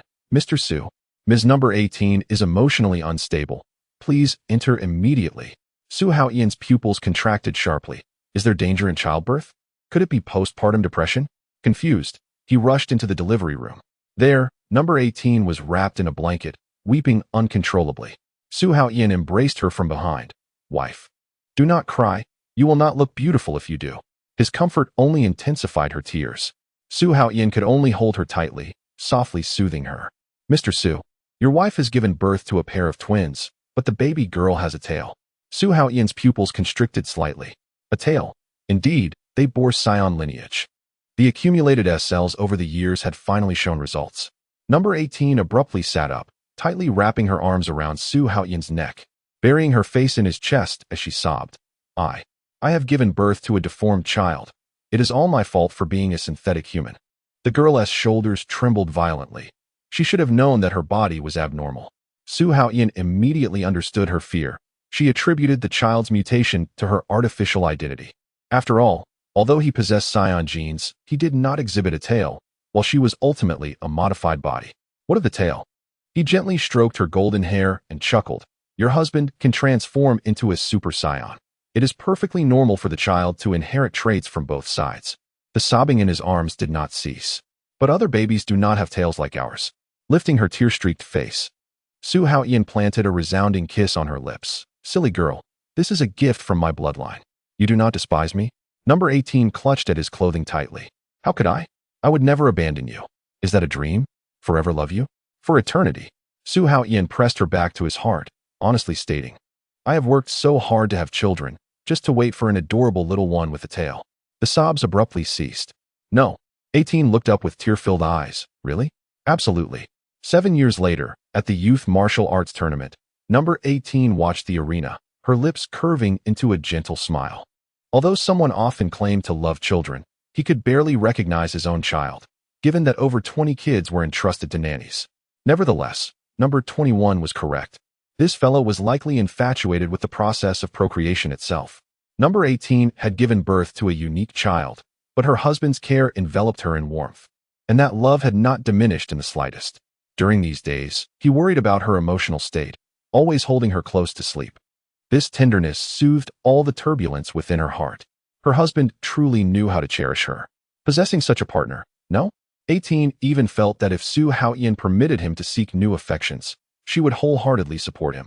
Within the gravity chamber of Baotou Mountain, Vegeta was surrounded by dazzling golden light, electricity crackling around him. A proud smile graced his lips. Wonderful. This is the true power that transcends Super Saiyan. I, Vegeta, am indeed gifted. The difference between Su Haotian and me is merely a half day of training in the hyperbolic time chamber. Kakarot, Su Haotian. This time I will surely trample you beneath my feet. I am the strongest Saiyan. After enduring half a year of arduous training, He had finally entered the realm of Super Saiyan 2. This unparalleled power intoxicated him. Sun Wukong also diligently trained, often teleporting to King Kai's planet to continue his practice, ensuring that he did not damage the farmland. By the time Vegeta broke through, he had already attained this realm. However, no matter how hard he tried, he always felt a disparity with the astonishing momentum Su Haotian had displayed back then. He understood that the path of martial arts was endless. With a pure heart for the pursuit of truth, he continued to strive for a higher realm. Earth welcomed an extended period of peace. 6 years passed in the blink of an eye. Su Haotian devoted himself to accompanying his wives, and along with his previous children. They welcomed 29 new lives in these 6 years. Though no offspring with extraordinary talents appeared again, the sheer number led to a qualitative leap. His aptitude value surpassed 100,000, and S cells reached 2 billion. Despite not acquiring the legendary bloodline, his battle power grew at an astonishing rate. In previous years, the annual increase reached tens of millions, and over the past 6 years, it has cumulatively risen by as much as 500 million. Presently, his regular combat power has attained approximately 600 million, a portion of which is attributed to the contributions of his offspring. His eldest son, Su Ning, has begun training under Goku, showcasing remarkable talent, contributing 100 million in combat power to his father. Although his other progeny possess considerable potential, they struggle to reach such heights. Su Haotian has adopted a strategy of casting a wide net, focusing on nurturing exceptional descendants. At this moment, he can unleash 600 billion in combat power merely in his Super 2 form. When he demonstrated this power to number 21, she was rendered speechless in shock. Could it be that her husband's words were true? As long as he was in good spirits, his strength could continually enhance. No wonder the future would face defeat. At that time, all burdens would rest upon him and Vegeta. With daily rigorous training, he scarcely found time to enjoy leisure with Bulma and the others. Remaining perpetually tense, devoid of opportunities for relaxation or joy.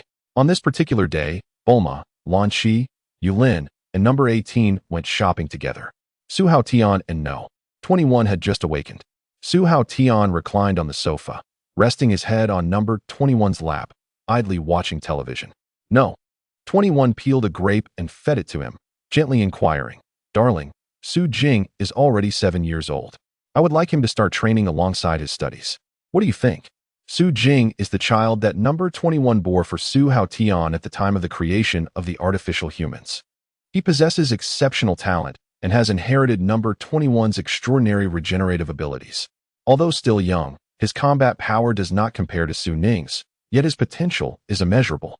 When the apocalypse arrives in the future, number 21 had just married Su Haotian, and before they could consummate their union, the end came. In that timeline, she did not exist. Number 21 believes that while their generation must strive, perhaps the turning point for change lies within this child. Su Haotian nodded. "You decide. I suggest letting him train with Goku. Su Ning has been taught well, being both sensible and diligent." Chapter 54 Number 21 lightly snorted. "And let Goku teach him?" Su Ning is practically like his daughter, constantly calling him Uncle Goku, even closer than you, his biological father. Su Haotian chuckled while toying with her tail. "What does it matter? I am his biological father, you are his biological mother, and Goku is a Namekian. With him guiding his studies, we can rest easy. Otherwise, how could we have so much leisure time?" Number 21 fed him another grape. Nodding, "True, he is with us. If we don't focus on martial arts, I fear he may neglect his studies." Suddenly, her tail quivered. "Ah, darling, don't bite, it hurts." Just then, the phone rang. "Mr. Su Haotian, this year's martial arts tournament has introduced a youth division. Your wife is correct. Martial arts must start from a young age. We intend to offer a special reward for the youth division champion to battle against you, which will attract more participants." A youth division martial arts tournament? Indeed. Do you wish to participate? In the blink of an eye, it was the year of the tournament featuring Majin Buu. Count me in. However, please register my daughter Su Ning as well to avoid an extra trip. "No problem, Mr. Su. We will handle it immediately. Goodbye." After hanging up, No. 21 exclaimed in surprise. "Letting Su Ning compete in the youth division is too outrageous. I heard Sun Wutian and Du Galasi will both participate. It's perfect for her to teach them a lesson. You're quite cruel. Vegeta trains his son daily. And Chi is counting on Sun Wutian to win the prize. Su Ning has trained with Goku for 2 years. her strength surpassing that of the former Frieza. Isn't this clearly bullying? How different could their sons be? They probably can transform by now. And their levels shouldn't differ much post-transformation.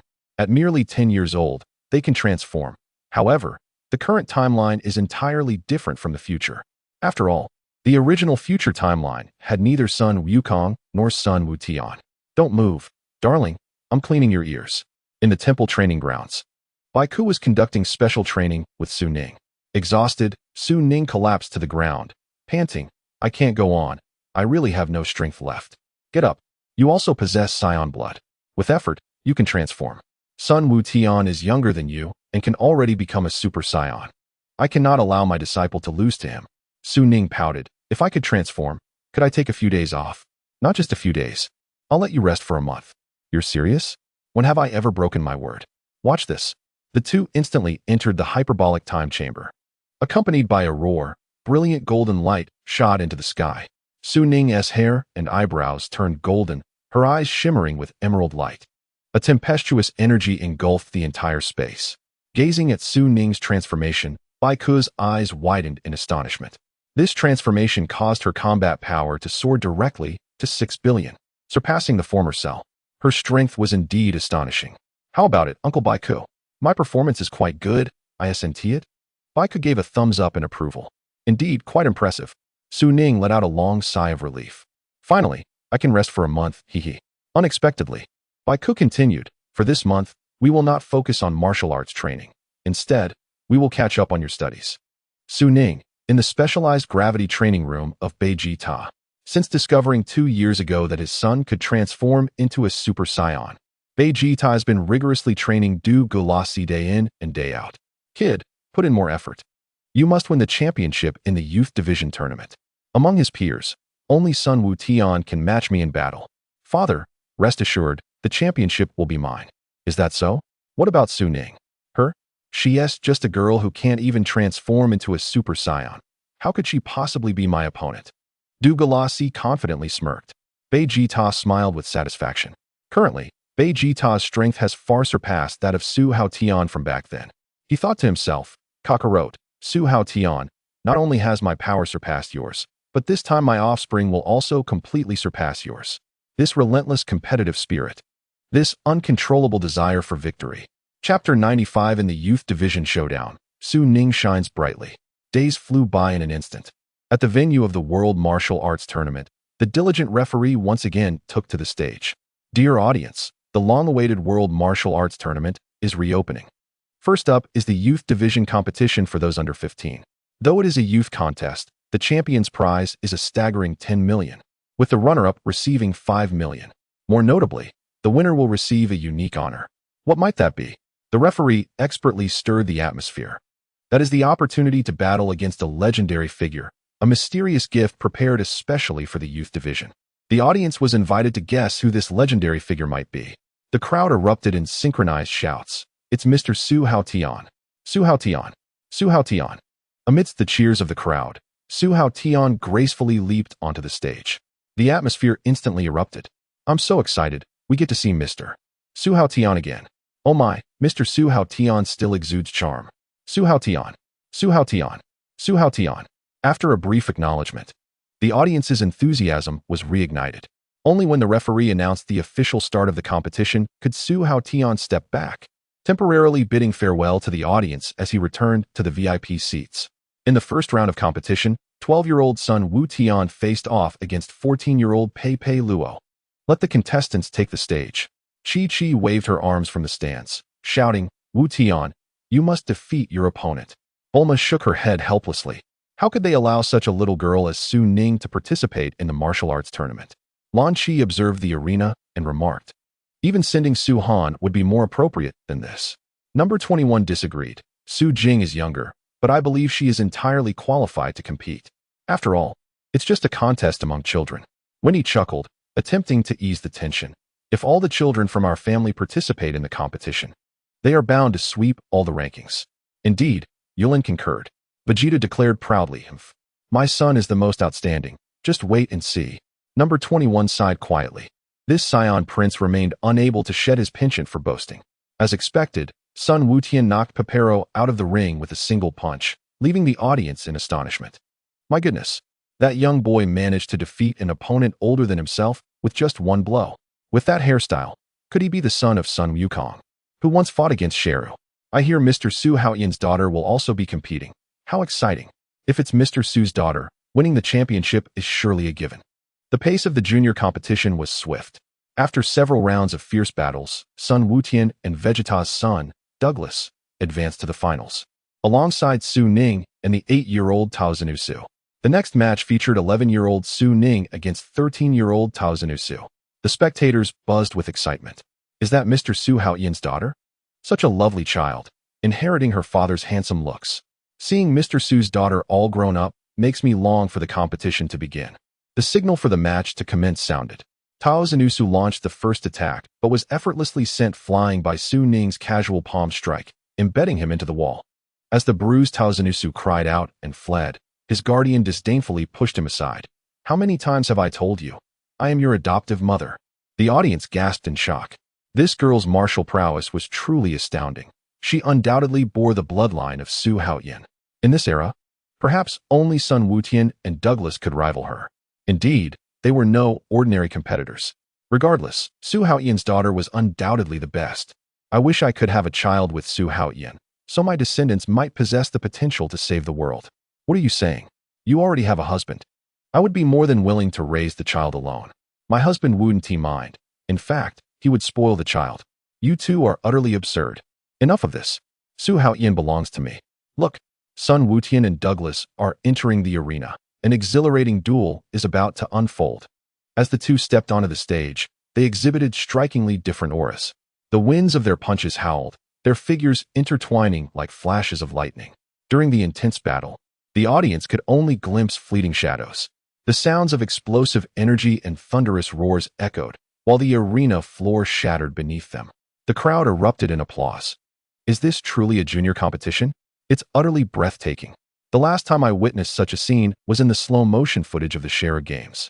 It is truly awe-inspiring. The new hope of Earth is rising. My heart races with excitement. Look at that golden glow. That's the Super Saiyan state. You're out of touch. I wonder if Su Haotian's daughter can surpass them? The champions of the martial arts tournament in a few years will surely belong to these children. What nonsense. Su Haotian will always be the strongest. They are the legends of the future, just as Su Haotian is the myth of our time. After a fierce battle lasting over 10 minutes, Douglas triumphed over Sun Haotian. Vegeta smirked at Sun Wukong. Kakarot, my son has won. Wukong shook his head in dismay. It's unfortunate that Haotian lost. Chi-Chi glared angrily at the defeated Sun Haotian, turning to Wukong and shouting, Wukong, you never properly supervise our son's training. My 10 million is all gone. Boo-hoo. Wukong scratched his head awkwardly. Don't be anxious. Chi-Chi, isn't the third place still worth 2 million? That amount is hardly enough for tutoring. Chi-Chi snapped. Now that the junior group has concluded, you must secure the championship in the adult group. Otherwise, don't expect to eat my cooking tonight. What?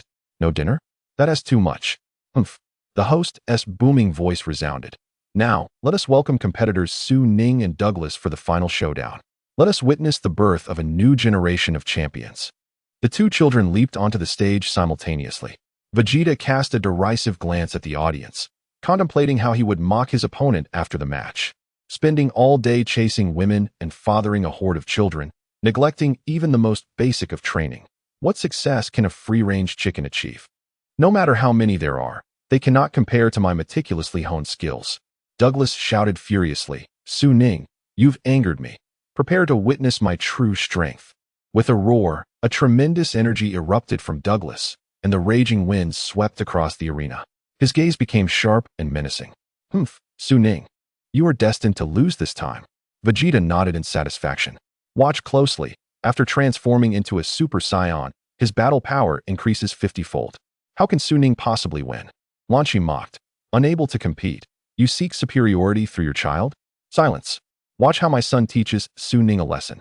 Vegeta gritted his teeth in frustration. Just as Douglas charged forward, a mysterious smile appeared on Su Ning's lips. She suddenly unleashed a dazzling golden aura, her power exceeding Douglas's by several multiples. In an instant, the atmosphere shifted dramatically. Vegeta's expression froze. How could she also transform? Piccolo chuckled. The first Super Saiyan was Su Haotian. It's only natural that his daughter can transform as well. Piccolo then called out, Su Ning, be mindful of your strength. Vegeta was nearly driven to madness. The two figures darted through the air, and in the next moment, Su Ning had seized Douglas by the ankle, slamming him hard onto the arena floor. With a thunderous crash, a deep pit formed in the ground. Douglas's hair reverted to black as he fell unconscious.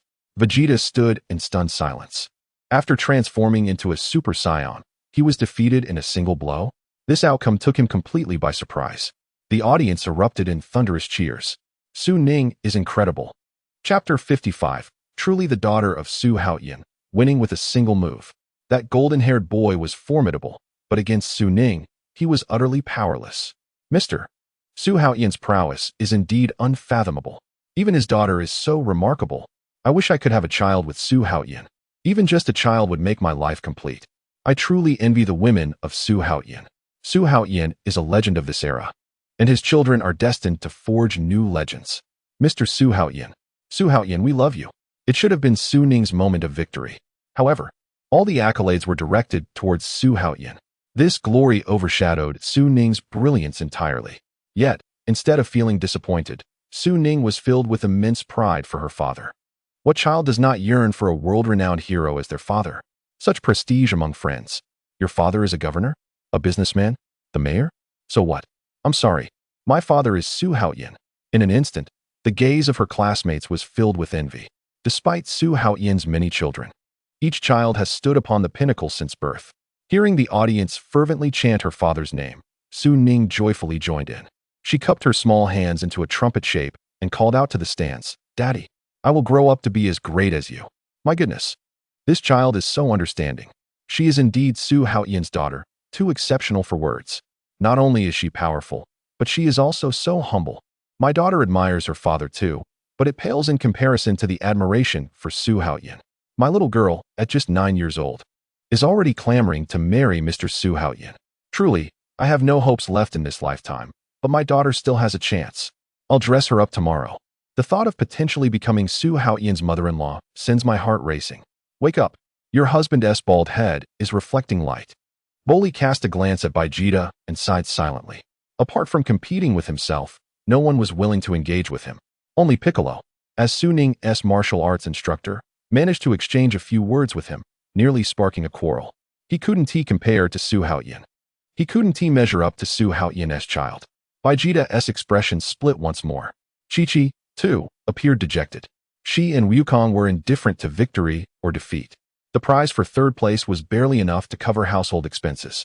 Amidst the rising tide of cheers, the referee had to raise a microphone to restore order. Now, we invite the world hero Mr. Su Haotian to engage in an exhibition match with this year's youth group champion, Su Ning.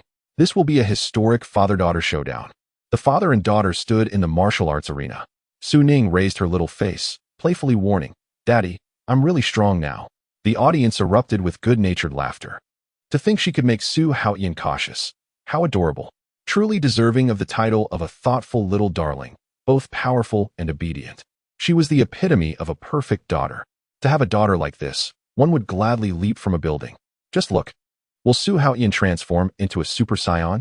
How exciting. The moment the referee waved his arm, a golden aura erupted from Su Ning, electric sparks dancing around her. The Super Saiyan form was fully unleashed. While ordinary spectators may not have noticed, those with heightened senses could tell that this energy had already surpassed the complete form of Lightning Cell from years past. Vegeta's pupils constricted sharply, his complexion turning ashen. What? Su Haotian's daughter can actually transform into Super Saiyan 2? This ferocious energy is unmistakable. Earlier, when she defeated Trunks, she only displayed Super Saiyan 1. Who would have thought this girl had a hidden ace? At merely 11 years old, she possessed the strength to overpower Cell. It was utterly unbelievable. After years of arduous training, Cell only broke through to Super Saiyan 2 half a year post-defeat. Yet this little girl, named Su Ning, had effortlessly reached the same level. Vegeta's heart shattered once more. What kind of prodigy is this? With a regular battle power exceeding 100 million. Her Super Saiyan 2 state reached a staggering 1 billion.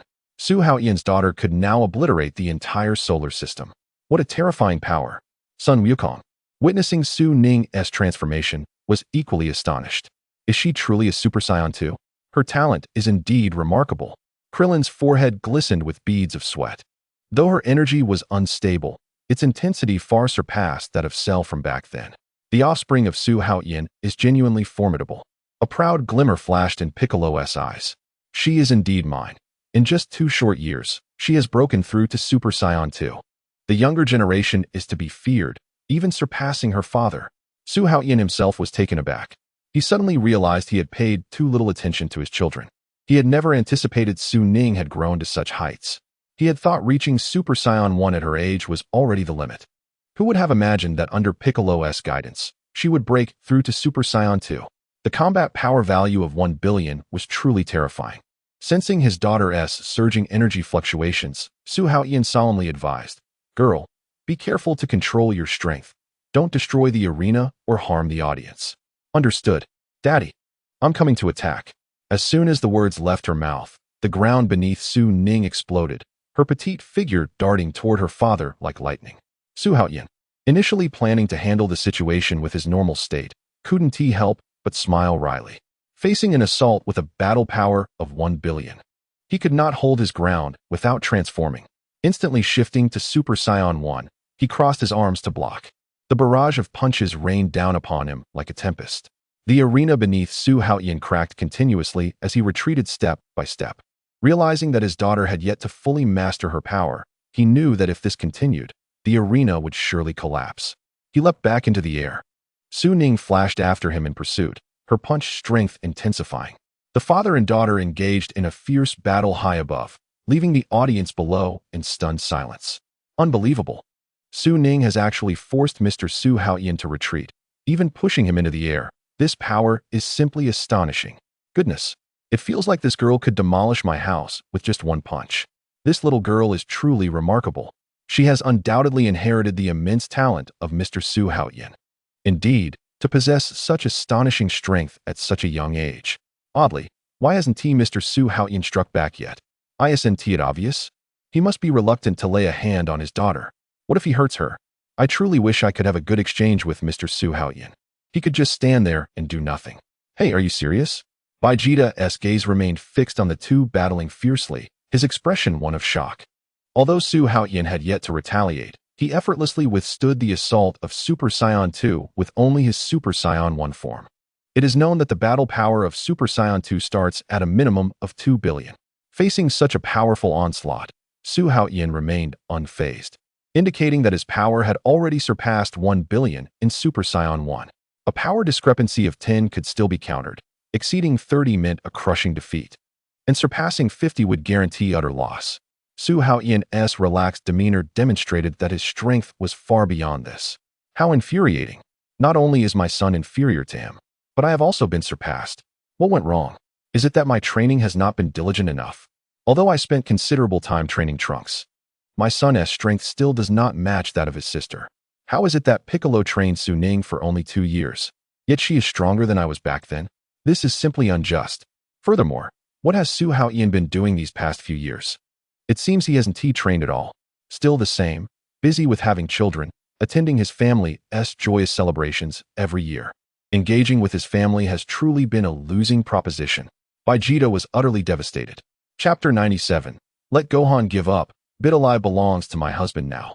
The father-daughter battle continued. Su Haotian had grasped his daughter's power, and Su Ning recognized her father's unfathomable depth. They decided to unleash their full strength in combat, employing an array of techniques: Kamehameha, special beam cannon, magic flash, and energy blade. The audience watched in awe, their mouths agape. Although they had deliberately suppressed the aftermath, the impact of the battle still caused considerable disruption. The wind howled, hats and wigs flying everywhere. Had it not been for Su Haotian's presence providing a sense of security, the audience might have fled in fright. The youth group competition had escalated to apocalyptic proportions. This girl is terrifying. How can she be so powerful? 7 years ago, Cell was hardly a concern before her. Indeed, that was the case. Yet, Su Ning was already panting heavily, while Mr. Su Haotian remained unmoved. This was hardly surprising. Back in the day, Mr. Su Haotian had defeated Cell using only a fraction of his strength, and his true power was incalculable. No, one should say it is beyond reach. When Su Ning exhausted her last bit of energy and reverted from her transformation, she softly declared, "Daddy, I concede." The referee, relieved, announced, "Thank you to contestant Su Ning and Mr. Su Haotian for presenting us with this spectacular match. Su Ning, you were amazing. Su Haotian, we admire you." The audience erupted into deafening cheers once more. The youth group competition concluded on a perfect note. Witnessing such a stunning duel, everyone felt a lingering excitement. It was more thrilling than any special effects-laden film. The youth group had ended. Next up was the adult group, right? In fact, the adult group had already commenced. But the matches were so dull that everyone had gathered here. No wonder the audience suddenly swelled. The martial arts tournament officials intended to attract attention, only to inadvertently draw away the adult group spectators. How ironic. With Su Ning's strength, sweeping through the adult group would be childish play, wouldn't it? There is no need for Su Ning to intervene. A competitor of Su Haotian's caliber is more than sufficient to secure victory. Let us hasten to observe the adult group. Perhaps we shall witness some true masters in action. Indeed, let us go promptly. As Su Haotian and his daughter departed, the audience reluctantly began to disperse. Some turned their attention to the adult competition, while others, having experienced the grandeur of today's events, chose to vacate the premises, perceiving the adult matches without Su Haotian as rather dull. As the universally acknowledged god of martial arts, Su Haotian's prowess is beyond question. Should he choose to compete, it would only serve to diminish the enthusiasm of other participants. Thus, he merely accompanied Bulma and others to spectate the adult group matches. Although the two competitions were scheduled closely together, the adult group advanced rapidly due to the swift victories of several exceptionally skilled fighters. At that moment, the match had only just commenced, and the influx of spectators reignited the competitors' spirits.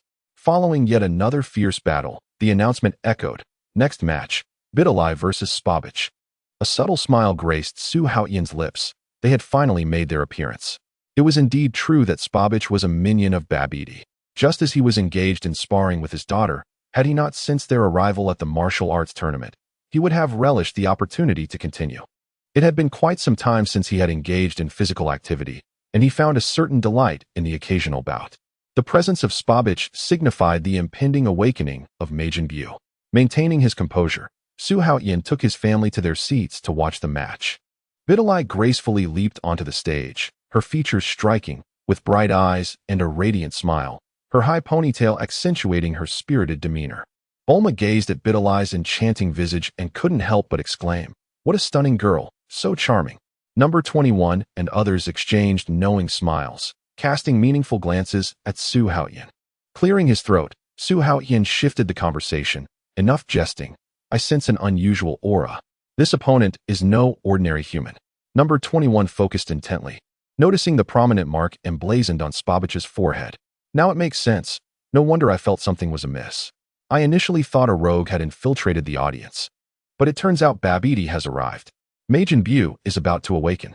The true terror does not lie in the strength of the enemy, but rather in the relentless tenacity with which they rise time and again, even after being seemingly defeated. What is more alarming is that the opponent's power continues to escalate. Bidalai felt her arms grow weary, yet her adversary remained unscathed. A flicker of unease passed through her. She sensed she had overlooked a crucial detail. Spabich's surge in power was not coincidental. She simply had yet to grasp the underlying intricacies. Before she could formulate her thoughts, Spabich launched another assault. Spabich stood once more. Such astonishing willpower. The referee shouted excitedly. Bidalai swiftly adjusted her stance, unleashing a flurry of punches and kicks upon Spabich, culminating in a powerful spinning kick that sent him flying. Truly, she is the prodigious fighting girl, 517. Even a formidable opponent like Spabich struggles to contend with her. The referee expressed heartfelt admiration. "Go, Bidalai." The audience erupted in cheers. Bulma noticed that Chi-Chi was also cheering for Bidalai and curiously remarked, "Chi-Chi, it seems this girl is Gohan's classmate, isn't she?" "Indeed, a university peer. Gohan speaks highly of her," Chi-Chi replied, her eyes sparkling. "I believe she and Gohan make a splendid pair. Perhaps we should play matchmakers? Gohan ought to settle down." Sun Wukong interjected, "Don't bother. I heard Bidalai has vowed to marry Su Haotian. Her participation in this tournament is to confess her feelings during the awards ceremony." "What?" Chi-Chi exclaimed in shock. "Su Haotian already has 6 wives and is no longer young. How can he take another? Number 21 immediately retorted, do not speak ill of my husband. He is eternally 18. Marrying 10 more is of no consequence. Lan Shi echoed, indeed. Since she is an admirer of our husband, we must certainly support her wishes. Chi-Chi found it hard to believe. Are you truly his wives? Assisting your husband in finding a new love? Number 18 calmly explained, he always fulfills our desires. If he is pleased, we naturally shall support him. Yulin, adorned in a qipao, nodded, in ancient times. A legitimate wife who obstructed her husband from taking a concubine would be subject to censure. Chi-Chi gasped in disbelief, nearly fainting. What is this? The competition is leagues apart from Su Ning's match. Is this the level of the adult group? Huh. We are of the same mind. I too find it lacking in excitement. Indeed, having just witnessed the clash between Su Ning and Su Haotian, this seems akin to children at play. Nevertheless, it is quite rare for a young girl like Bidalai to defeat a brute like Spabich, isn't it? True. Yet how could Su Haotian and his daughter have spoiled our expectations? Spabich fell once more, but before the referee could finish counting, he staggered back to his feet. The audience erupted in confusion. What is happening? He has risen again? How many times is this? The referee's eyes widened in disbelief. My goodness. Spabich has stood up once more. Despite being battered, Spabich's muscular physique and heavy breathing radiated an intimidating presence. This match is truly a roller coaster of emotions. Bidalai's offensive has been relentless, yet Spabich appears unfazed. How curious. When did he become so formidable? I have seen him before, and he was never this resilient. It is as if he is a different person. Indeed, and that symbol on his forehead was not present this morning.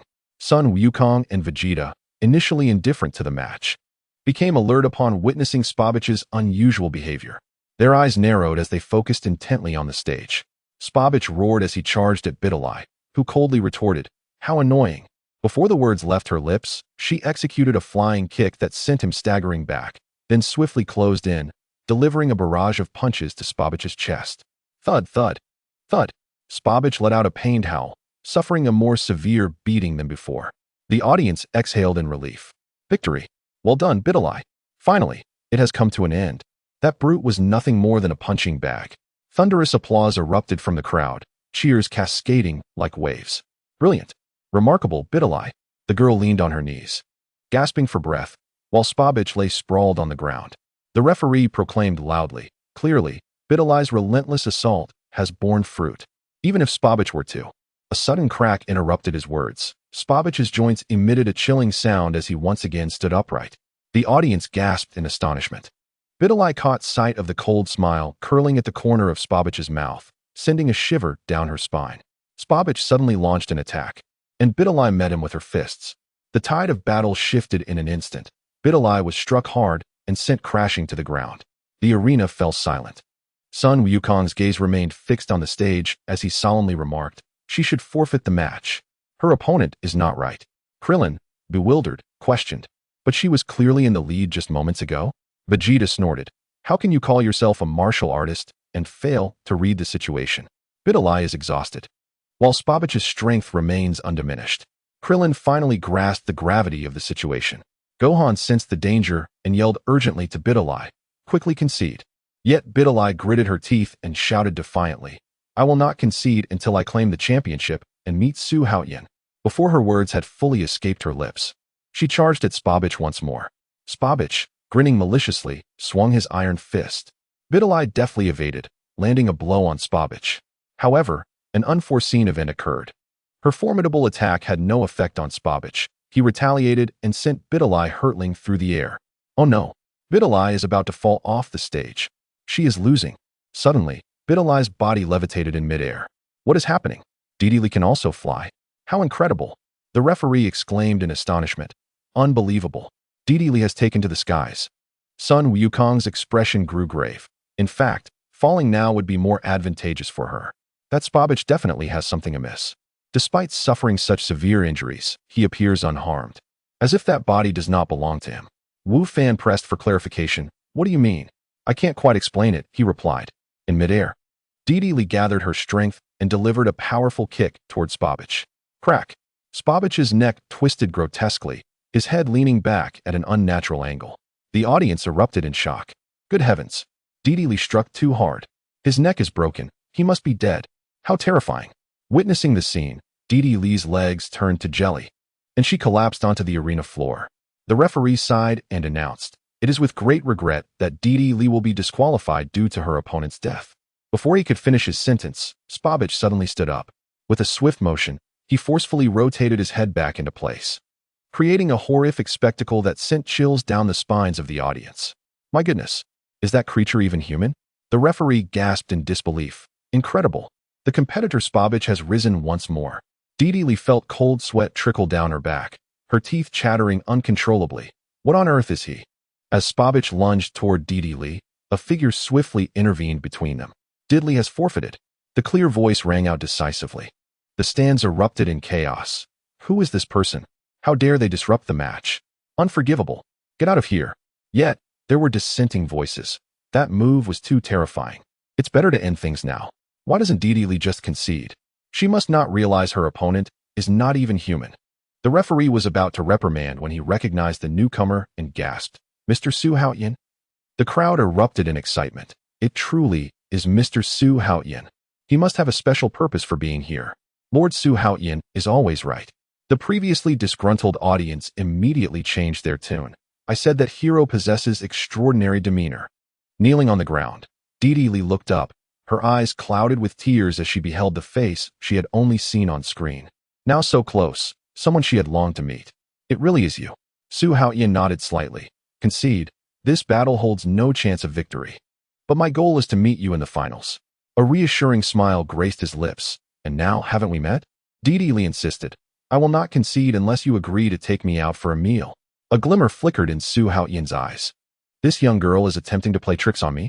Such little games no longer amuse me. However, as a gentleman, Su Haotian could not refuse a girl's request. He smiled. Very well, I accept, but it will have to wait a few days as I am currently quite busy. Didi Li immediately inquired. Then Mr. Su Haotian, could you leave me your number? I fear you might be too busy to remember, and I would like to remind you. Of course. Soon. Su Haotian provided his number to Didi Li. She jumped down from the arena, elated, like a cheerful little bird. The referee promptly announced, Didi Li has voluntarily exited. Spabich wins this round. The referee then approached Su Haotian and asked, Mr. Su Haotian, why did you intervene in the match between Didi Li and Spabich? Su Haotian shook his head. I not only wish to prevent their confrontation, but also to terminate this year's World Martial Arts Tournament. This match must be cancelled. What? The audience erupted in shock. What is happening? Mr. Su Haotian is actually intervening in the tournament? After waiting so long for this grand event, how can he simply declare it cancelled? What does Mr. Su Haotian intend to do? Some fervent supporters immediately echoed. Mr. Su Haotian's decision must be right. The match should be cancelled. Indeed, following Mr. Su Haotian's guidance is never wrong. The organizers quickly complied. We will not watch anymore. The referee quickly pressed, Mr. Su Haotian, can you tell us the reason? Su Haotian surveyed the crowd and proclaimed, Ladies and gentlemen, I am Su Haotian. I apologize for interrupting your enthusiasm. Some matters cannot be plainly spoken, but I must warn you that a disaster is approaching Earth. If you trust me, please return home at once. The audience began to stir. Could it be that a new formidable enemy is at hand? With Mr. Su Haotian being so cautious, it must be something of great significance. Everyone, heed his warning and evacuate promptly. Just as the crowd began to disperse, a figure emerged from the audience and approached the arena. A cold smirk adorned his lips, radiating an air of arrogance. Number 21 glared at him, gritting his teeth. How detestable. The Kaishin Shin dares to come here? If it weren't for that meddlesome fellow from the future, Lord Beerus would not have met his demise.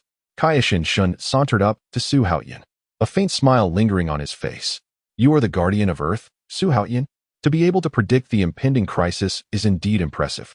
However, I still require Spabich's assistance to locate the sorcerer Babidi, so. He suddenly raised his voice. The match must not be cancelled. A powerful aura instantly enveloped the arena, and Su Haotian felt the oppressive force intentionally exerted by his opponent. Kaishin Shun continued to smile benignly at Su Haotian. Who is he trying to impress with this display? Su Haotian scoffed, meeting his gaze. Is he attempting to intimidate me by showcasing his divine might? Chapter 99. The wife withdraws. First, Su Haotian, accompanied by his companions, pursued Babidi. The Kaishin, whose identity had been revealed, narrowed his eyes. This earthling not only saw through his true form, but also spoke without a hint of reverence. Chapter 57. The audience below could no longer contain themselves. Who dares question Mr. Su Haotian's decision? Get out of here. No matter who it is, they cannot obstruct Mr. Su Haotian.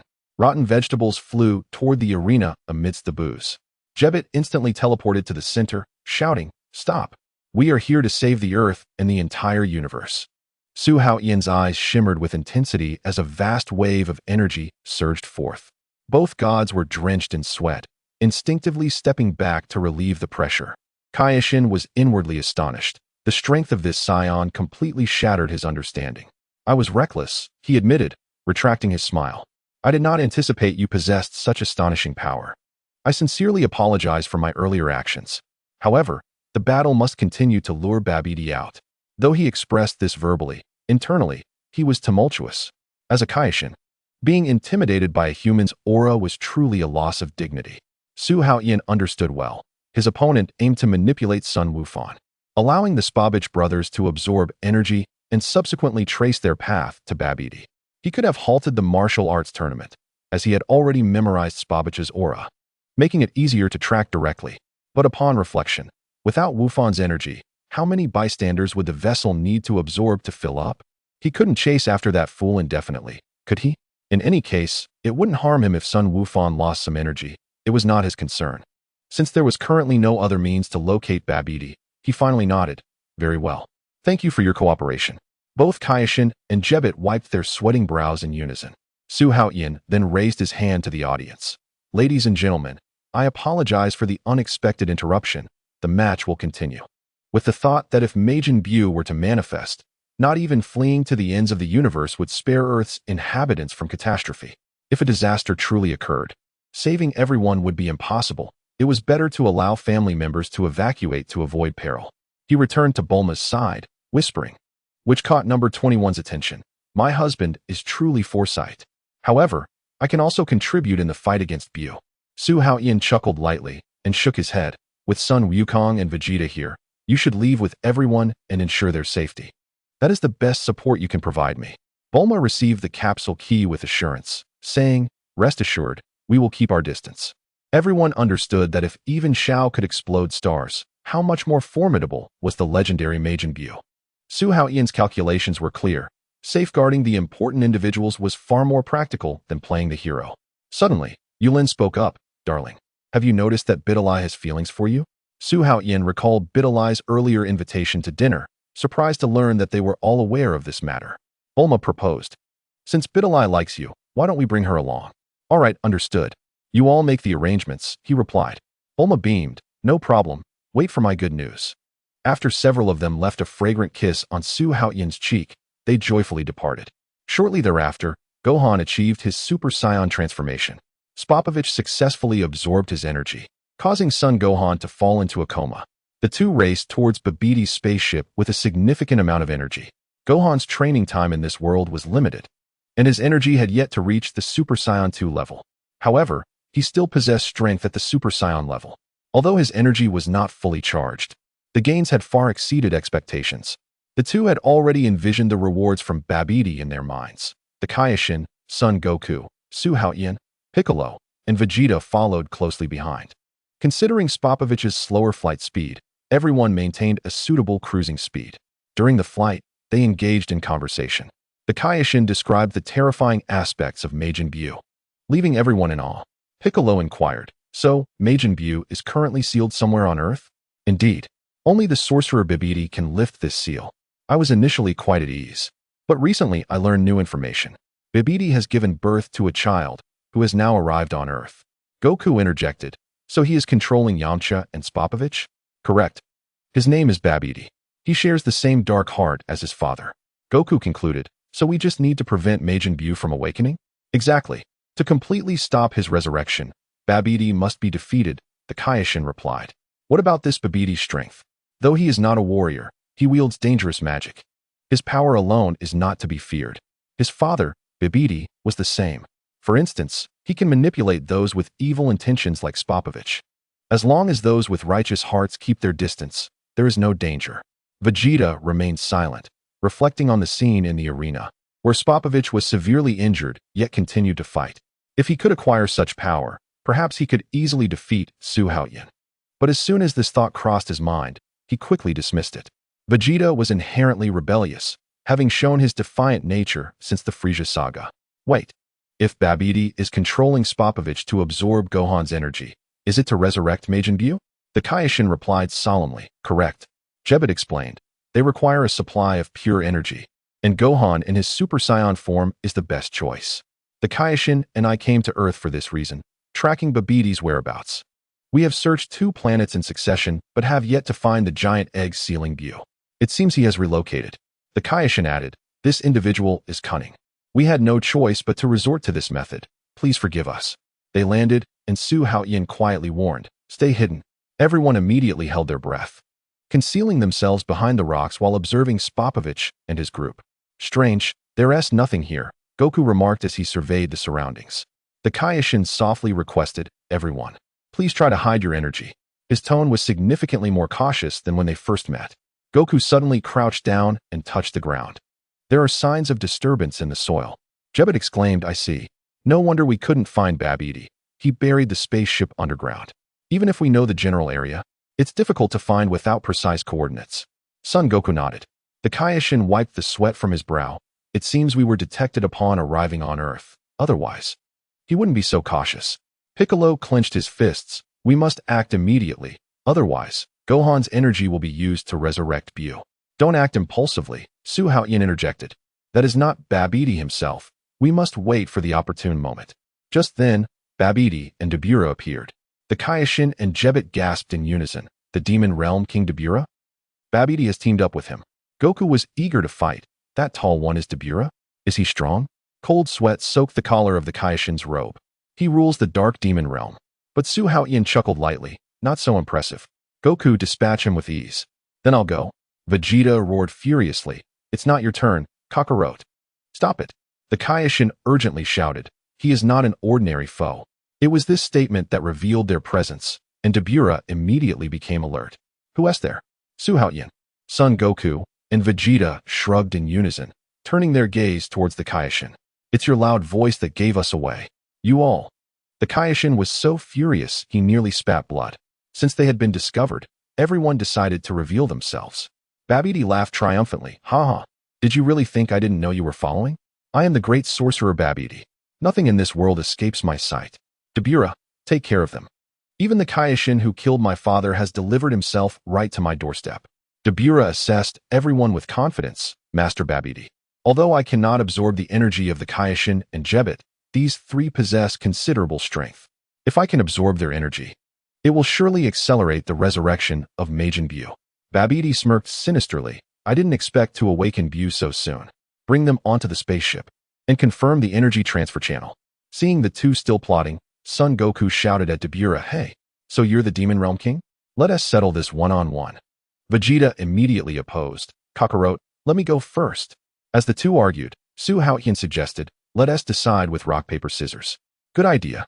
They actually began to play rock, paper, scissors, leaving Dabura dumbfounded. The Kaioshin facepalmed in exasperation. Dabura is powerful. You should work together. But the 2 were deaf to his words, focused solely on their game. In the end, Goku lamented, you win, Vegeta. Vegeta soared towards Dabura. Prepare to die, Demon Realm King. Su Haotian cautioned, beware of his petrifying saliva. The Kaioshin was secretly astonished. How does he know? Vegeta calmly replied, simple. With that, he launched his punch. At Su Haotian's home, the women were packing their belongings. Bulma asked, Number 21, is Majin Buu really that dangerous? My husband actually wants us to evacuate Earth. Number 21 replied solemnly, the initial form can be managed. But the original Buu, manifesting pure malice, will immediately destroy the entire planet upon awakening. In the future, Earth was destroyed by Son Goku, but was later restored to its former state with the help of the Dragon Balls, allowing everyone to be reborn. Number 18 quietly asked, do you think they can defeat Majin Buu? Although that battle in the future was arduous, they ultimately triumphed over him. Do not worry. I still cannot see through Son Goku's strength. He will surely win. Moreover, I have taught him the fusion technique. Let them handle it. Perhaps it is due to his inability to safeguard all the inhabitants of Earth that he has allowed us a temporary retreat. How thoughtful of Yukong. Indeed, he is the finest husband in the world. unlike Vegeta and Wukong, who, when faced with challenges, only think of battle, completely disregarding the safety of Chi-Chi and Polly. When he concurred, yes, marrying him was the best decision of my life. Suddenly, Yulin proposed. Wukong is always considering us. We cannot overlook his affairs. Shall I summon Bidalai? Number 18 interjected. Let me go? He always indulges me, and I feel guilty. This time, I can finally do something for him. If Bidalai is uncooperative, I will bring her forcibly. Bulma smiled slightly. All right, number 18, I am counting on you. With that, number 18 swiftly took to the skies. Upon hearing she was to meet Wukong, Bidalai readily agreed. Within 2 hours, Bidalai arrived at the spacecraft. The group boarded the cabin and set off into the cosmos. Bidalai curiously inquired, "Where is Mr. Wukong? Where are we headed?" Chapter 58. He is currently engaged in battle with a formidable foe on Earth. Fearing the planet may be affected, he sent us to seek refuge in space. Rest assured, he should return by mealtime. What? Mr. Wukong is once again protecting Earth? How remarkable. However, as Bidalai gazed at the spacecraft and the starry expanse outside, she suddenly wondered, but we are already in space. How will he enter? Number 18 replied. He can instantaneously teleport and will sense our energy to arrive directly. By the way, do not refer to him as Mr. Wukong anymore. Simply call him hubby or sir. Bidalai's face flushed crimson. Is it possible they brought me here to be his wife? Although it feels somewhat forced, why am I so exhilarated? Meanwhile, Depura and Vegeta were embroiled in a fierce battle. Although he did not land a hit on Vegeta, his saliva splattered onto Piccolo, instantly petrifying him. Depura cackled, "Do not waste your efforts. No one can defy the will of Lord Babidi." As soon as he finished speaking, he vanished at the entrance of the spacecraft. The Kaioshin's expression changed drastically. "This is bad. I warned you all to be cautious. Now that you've been ambushed, do not engage with him, or the consequences will be dire." Wukong clenched his fists. "Look, Depura has entered the spacecraft. We must pursue." "Stop. This is clearly a trap." Jebbet hurriedly intervened. "Charging and recklessly plays right into the enemy's hands. We should observe first." "But Piccolo is still inside."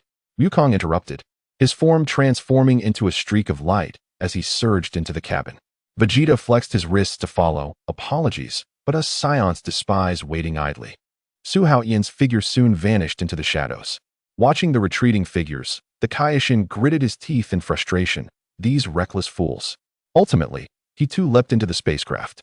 The metallic door thunderously sealed behind them. "Hey, didn't Lord Kaioshin say to observe the situation?" Wukong turned around with a smile.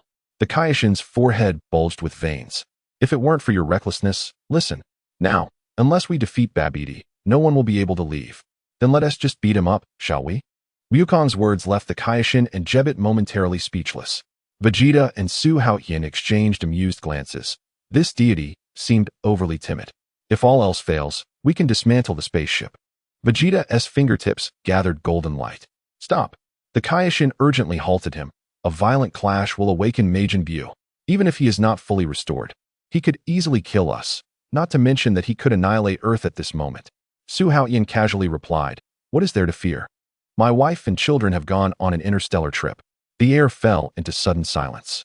Wukong stood with his mouth agape, and the Kaioshin's throat bobbed. "You really never mind.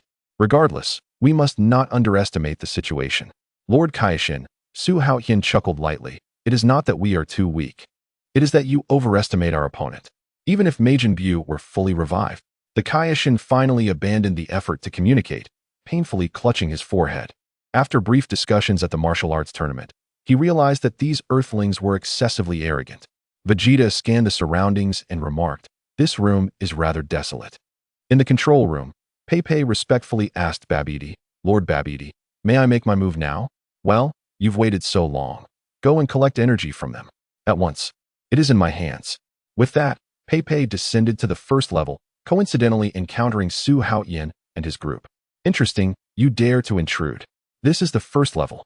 To meet Lord Babidi, you must pass several trials. As for me, I am the gatekeeper of the first level, Pei. Your lives end here." Wukong smiled easily. "Is that so? I believe the conclusion may not unfold as you wish." Wukong, Vegeta, and Su Haotian exchanged glances. "Vegeta, you fought just now. It is my turn this time."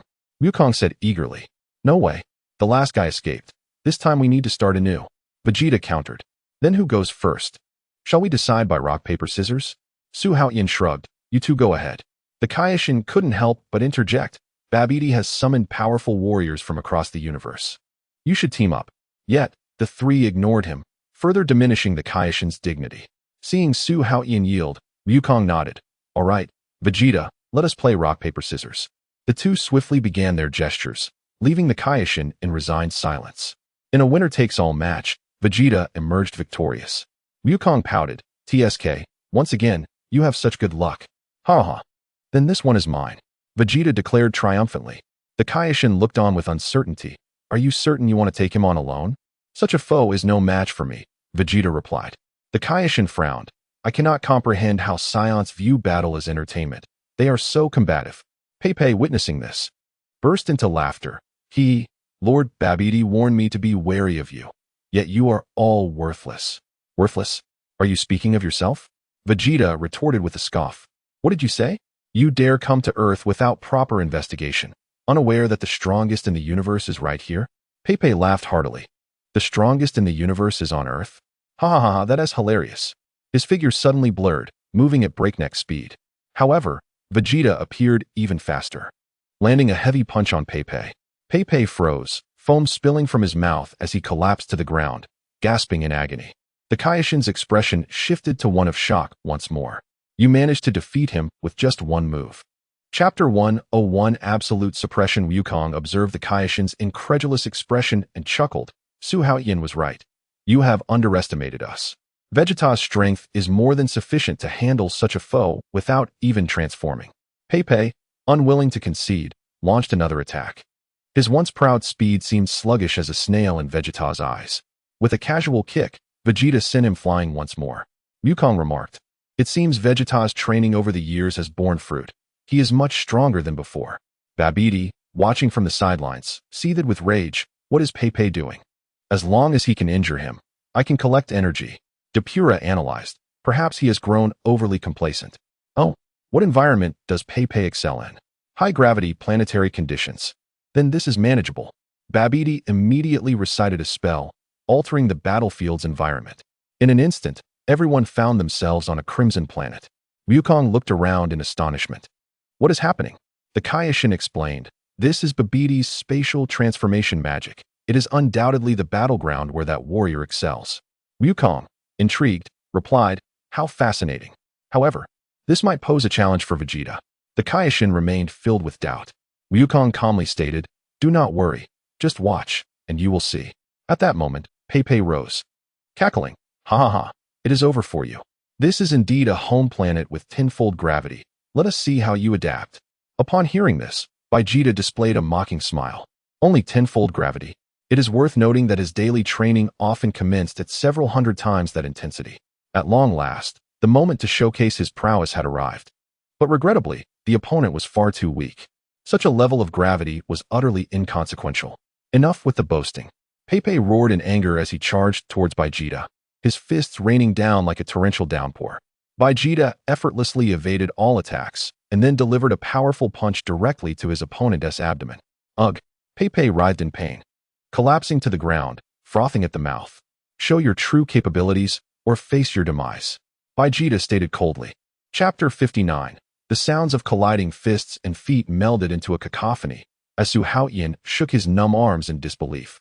This fellow has advanced at an astonishing pace, nearing my 5/10 of strength.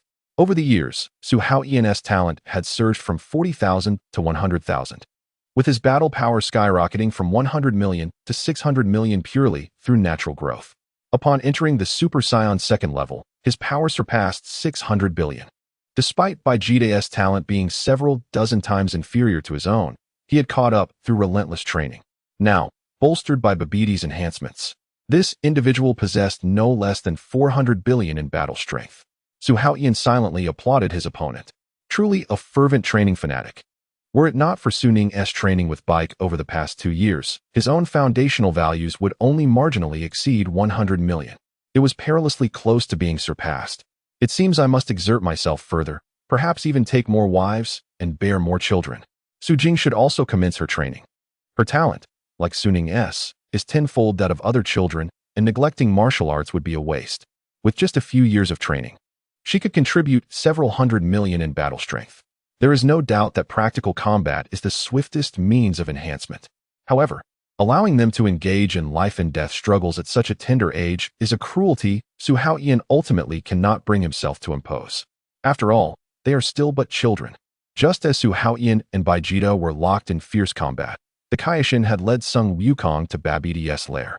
Although the terrain was unpredictable, the central corridor of the spaceship remained open. Sun Wukong leaped boldly into the abyss, followed closely by the Kaioshin, who had steeled himself for death. After navigating through numerous traps, they beheld a gigantic magical egg. Babidi and Dapula stood guard beside it. "Is that Bu's egg?" Sun Wukong raised an eyebrow in inquiry. The Kaioshin solemnly confirmed. "Indeed. Just in time. The murderer of my father," Babidi sneered. "Today, I shall ensure you do not awaken Bu." The Kaioshin shouted in fury. "A deluded fantasy." Babidi cackled madly. "Lord Dapula would never allow it." Sun Wukong. Dapula licked his fangs. "I was careless before, but this time I shall take your life." The golden-haired warrior assumed a battle stance, a fierce determination igniting in his eyes. "Bring it on." As Sun Wukong and Dapula engaged in heated battle, the Kaioshin, recognizing his inferiority, turned his attention to Babidi. Chapter 103. The Resurrection of Majin Buu. Vegeta's fighting spirit rekindled. Su Haotian and Vegeta clashed fiercely for dozens of exchanges, neither gaining the upper hand, until both were violently repelled. To surpass himself, Vegeta was willing to sacrifice his soul, and Su Haotian naturally extended his respect. Vegeta was enveloped in crackling electricity, his aura ferocious. "Strike, Su Haotian. If you do not give your all, I shall take your life." Before the words had left his lips, Vegeta surged forward with the force to shatter mountains, aiming for Su Haotian. The two again collided, but unexpectedly. Vegeta chose to trade injury for injury, meeting Su Haotian's punch head-on, aiming for his chest. In the blink of an eye, Vegeta gained the advantage, forcing Su Haotian to retreat repeatedly. Originally intending to spar, Su Haotian was now ignited by true fire. As Vegeta's furious fists came crashing down once more, Su Haotian suddenly transformed into Super Saiyan 3. His golden hair surged, brow bones protruding, energy waves erupting violently. The overwhelming pressure rendered Vegeta momentarily immobile. Seizing the opportunity, Su Haotian gripped his neck and unleashed a flurry of relentless blows, the sound of flesh striking flesh echoing through the air. Witnessing this new form, Vegeta completely lost control. Unleashing his full power with the Gallic gun, Su Haotian instantaneously teleported behind him, delivering a knee strike that sent him crashing down, followed by an elbow strike that splattered blood. Unexpectedly, this battle catalyzed my breakthrough. Su Haotian gazed at his trembling hands. "It ends here," Vegeta. The prince, now sprawled on the ground, was shaken to his core as he realized that the power he had traded his soul for had become the stepping stone for his opponent's advancement. His fist struck the ground, cracking it into a spiderweb of fissures, as the curse between his brows gradually dissipated along with his fighting spirit. Simultaneously, the battle between Sun Wukong and Dapula was abruptly interrupted by the shrill alarm of Babidi-S detector. "Splendid. The energy of Majin Buu is finally at full capacity. He can be resurrected." Sun Wukong's expression tightened. How could it be so soon? The Kaioshin clenched his fists tightly, incredulity lacing his low growl. "Damn it. How is this possible? The powers of Su Haotian and Vegeta have been drained in an instant?" Sun Wukong spoke solemnly. "Su Haotian's strength is unfathomable, as is Vegeta's. The battle power he previously displayed was barely 1% of the truth. If he were to transform into a Super Saiyan, his strength would multiply 100-fold, thus making this reasonable." The Kaioshin clutched his head, shouting in fury and despair. "No, it should not have come to this. My plan is utterly flawed." Suddenly, the magical egg of Majin Buu erupted with a blast of pink mist. Dapula and Babidi erupted into delighted laughter. "Success! Majin Buu is about to awaken." The Kaioshin fell into complete despair, shouting at Sun Wukong. "It's over. We must flee at once." Sun Wukong wiped his nose and chuckled. "You go ahead. I wish to exchange blows with Majin Buu." "What nonsense are you spouting? You cannot possibly defeat him. Staying here is a path to certain death." The Kaioshin roared. Sun Wukong looked at Jibite, his tone calm. "You will teleport the Kaioshin away. Do not throw your life away needlessly." The Kaioshin trembled in anger. "You Scions are truly the height of arrogance." How dare you challenge Majin Buu? You are merely seeking your own demise. At that moment, the egg of Majin Buu suddenly cracked open, revealing nothing within. The crowd stood in stunned silence. What is this? Empty. Impossible. There must be a mistake. Babidi shouted in panic. Come forth, Majin Buu. The previously despondent Kaioshin suddenly burst into laughter. Ha ha ha. Fortune favors me. Babidi, your plan has failed. Majin Buu has long since withered. The excess energy has claimed his life. Dapula softly reassured. Do not worry, Lord Babidi. I am here along with the controlled by Vegeta. With the crisis averted, the Kaioshin felt a weight lift from his shoulders. Sung Wukong, you deal with Dapula. I will handle Babidi. This time, we must completely eradicate him. The world will soon be restored to peace. Sung Wukong suddenly grew serious, his gaze piercing. Something is amiss. An astonishing power is awakening, growing ever stronger. The Kaioshin queried in confusion. What do you mean? It should be Majin Buu awakening. We need to leave this place. Sung Wukong declared decisively. The Kaioshin and Jibite looked up. The pink mist in the sky rapidly coalesced, roiling and churning. Babidi and Dapula wore expressions of shock. That is impossible. With a resounding explosion, the pink mist transformed into a rotund pink giant. Majin Buu has descended. However, his endearingly foolish appearance seemed particularly absurd. Dapula could not help but ask, My lord, is this the legendary Majin Buu? Babidi hesitated. I am uncertain. Only the Kaioshin has seen his true form. He turned to the Kaioshin, whose face was already ashen. Sung Wukong examined him with great interest. So this is the legendary Majin? The Kaioshin's voice trembled. Indeed. That face. I shall never forget it for as long as I live. Sung Wukong was baffled. Terrifying? It appears utterly endearing. I expected a colossal creature, but never anticipated this, he murmured. Observing the Kaioshin's panic-stricken demeanor, Babidi felt a slight sense of relief. It appears to be the formidable Majin Buu. Dabura scoffed disdainfully. Is this creature truly worthy of the title Majin? Suddenly, Sun Wukong's expression grew serious. Although his power is astonishing, it may not be insurmountable. The Kaioshin's pupils quivered in disbelief. Are you certain? The strength of the Saiyans has utterly upended my understanding. Could it be that they truly possess the ability to contend with Buu? Sun Wukong nodded earnestly. Allow me to test this. You must leave at once, or the aftermath of our battle may harm you. Jebit and the Kaioshin exchanged a glance. Do take care. Before the words had fully left their lips, the two vanished in an instant. At that moment, they were observing the unfolding battle through a crystal ball in the Kaioshin realm. Meanwhile, Su Haotian had knocked Vegeta to the ground and tossed him a senzu. As Vegeta's injuries healed, his expression remained grim. It was infuriating for him to have been outpaced by Su Haotian. Su Haotian chuckled. Don't be disheartened. Now you have a new target, which is a good thing, isn't it? With diligent training or relentless battles. Is there not a chance to transcend this level and achieve that transformation? As a descendant of the Saiyan royal lineage, surely breaking through should not be an insurmountable task. Hearing Su Haotian's words reignited the fighting spirit in Vegeta's eyes. Indeed, I am the prince of the Saiyans. If even Su Haotian can break through, how could I possibly fail? Even Kakarot, that lowly warrior, has succeeded. Vegeta rose once more. Very well, let us engage in battle again. This time, I shall see if I can surpass my limits within the fray. Just then, two powerful auras simultaneously alerted their senses. Exchanging a knowing glance, they both concluded. It must be Majin Buu. Vegeta snorted. This so-called Majin Buu. I thought he would be much stronger. But it seems he is nothing more than this. Su Haotian nodded in agreement. Indeed, with our current strength, we could easily defeat hundreds of Frieza from back in the day. The Kaioshin is of little concern to us now. Just look at his panicked demeanor today. Vegeta clenched his fists, his eyes shimmering with a fierce determination. I shall not fight you any longer. I must confront Majin Buu. I too must surpass myself. Su Haotian raised his fist in encouragement. Go for it. Vegeta's lips curled into a slight smile as he turned and soared towards Majin Buu. Su Haotian brushed off the remnants of battle from his body and stretched lazily. Oh, it is getting late. I should return home for dinner. Suddenly recalling something, he said, "Oh right, number 21 and the others have gone on a trip." He pressed his fingers to his forehead to sense the energy and instantly teleported to the spaceship. Chapter 104. Bidili. Su Haotian, the more I learn about you, the more I am captivated. Babidi finally confirmed that the being before him was indeed Majin Buu and began attempting to communicate. Hey, I am Babidi. the son of the creator Babidi. It was I who liberated you from your seal. Majin Buu looked on with a blank expression.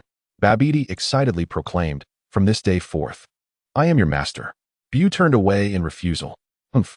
Seeing that his words were ignored, Babidi grew frantic. Hey, I am speaking to you. Greet your master.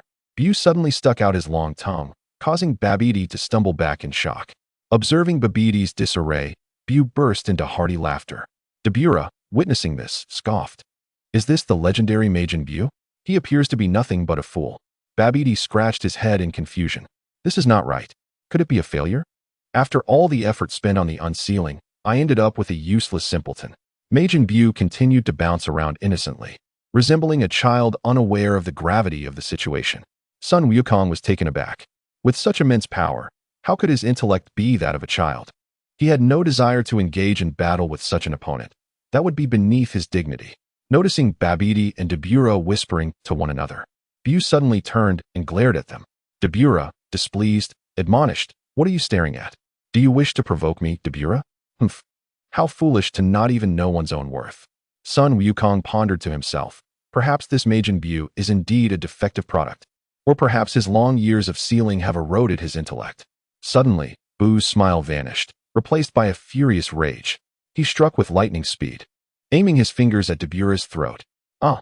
Dabura screamed as he was sent flying, crashing into a mountain and becoming buried beneath the rubble. Buu clapped his hands joyfully, his face alight with triumph. Both Sun Wukong and Babidi took a step back in shock. Babidi danced with excitement. Incredible! Buu 550 is truly formidable. He obliterated Dabura in an instant. Ugh! Buu raised both arms and emitted a strange cry. At that moment, Sun Wukong suddenly regained his focus. In the instant of that attack, Buu's energy had surged exponentially.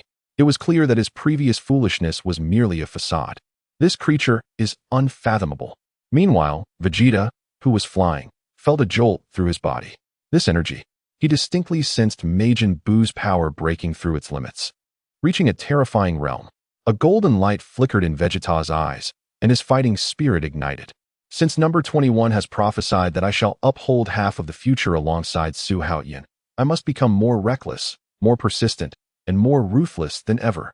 Only by surpassing my limits can I shatter the shackles of fate. According to future intel, Majin Buu will ultimately be defeated. The so-called fear of hell? It is but a joke before me, the Saiyan prince. Without risking death, how can I rise above Su Haotian and Kakarot? I, Vegeta, was born proud and shall never bow in submission. Babidi continued to prattle on. Listen, Majin Buu, you must trust me. I am your new master. Bubbling sounds erupted as Majin Buu made a comical face at him. Seeing this foolishness continue, Babidi's fury ignited. If soft means don't work, then hard tactics are the specialty of villains. Do you dare defy me? Babidi sneered as he produced an ancient scroll. My father's notes contain the incantation to seal you once more. Do you wish to be confined in that dark, unyielding sphere again? Cold sweat suddenly dripped from Majin Buu's forehead as he hastily bowed in submission. That is more like it, Babidi exclaimed triumphantly, spreading his arms wide. The sudden sound of tearing interrupted his gloating as a crimson spear pierced through Majin Buu's body from behind. Dabura? Babidi's eyes widened in disbelief. How dare you? My lord, this monster will eventually turn against us. The blade of the demon guard glimmers with a cold light. We must eliminate future threats.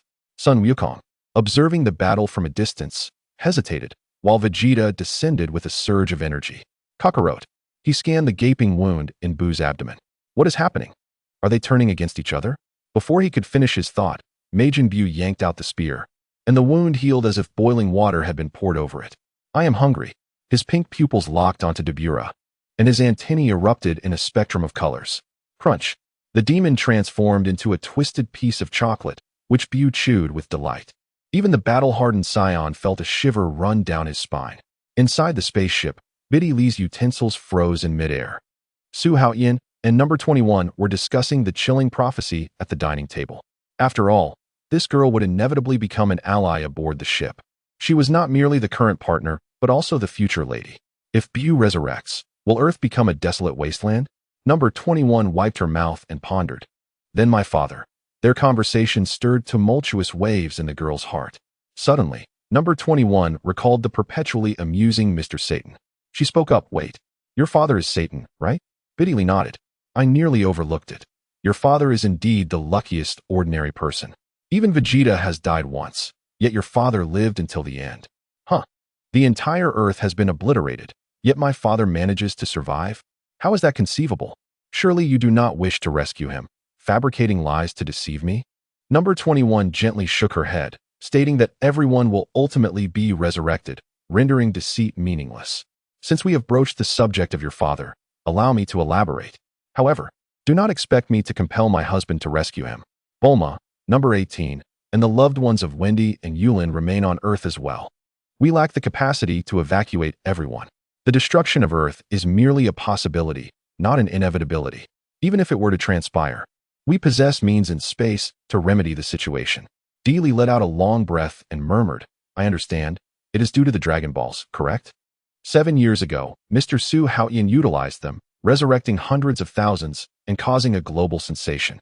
Number 21 continued, explaining that the freshly unsealed Majin Buu had not completely succumbed to darkness.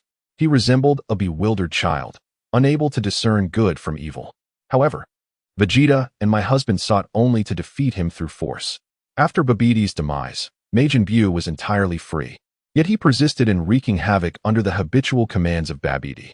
Your father, out of fear, inadvertently discovered Buu's childlike innocence. Thus, he consistently bought him snacks, engaged him in play, and taught him right from wrong, and the two became friends. Eventually, Buu ceased his malevolence.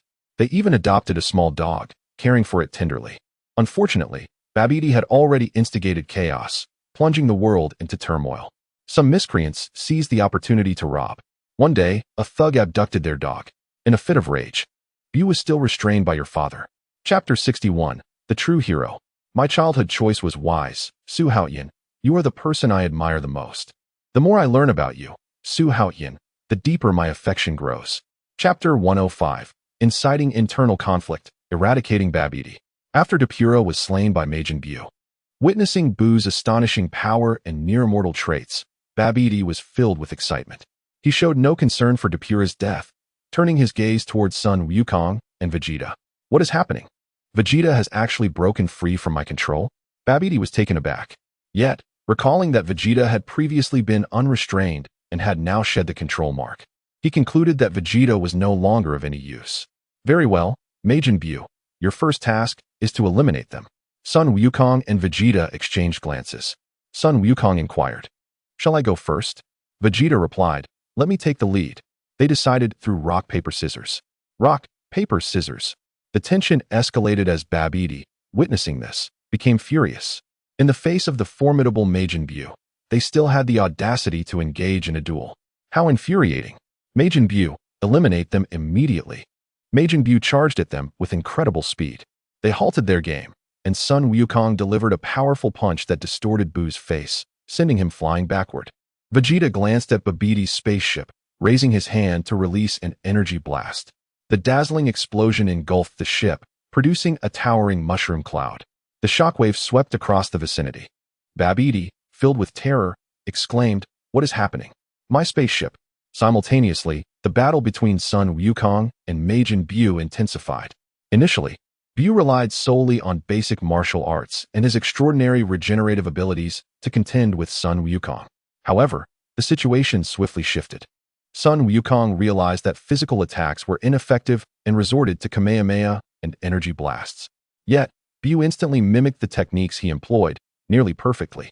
Vegeta inwardly marveled. This seemingly foolish being possessed terrifying strength.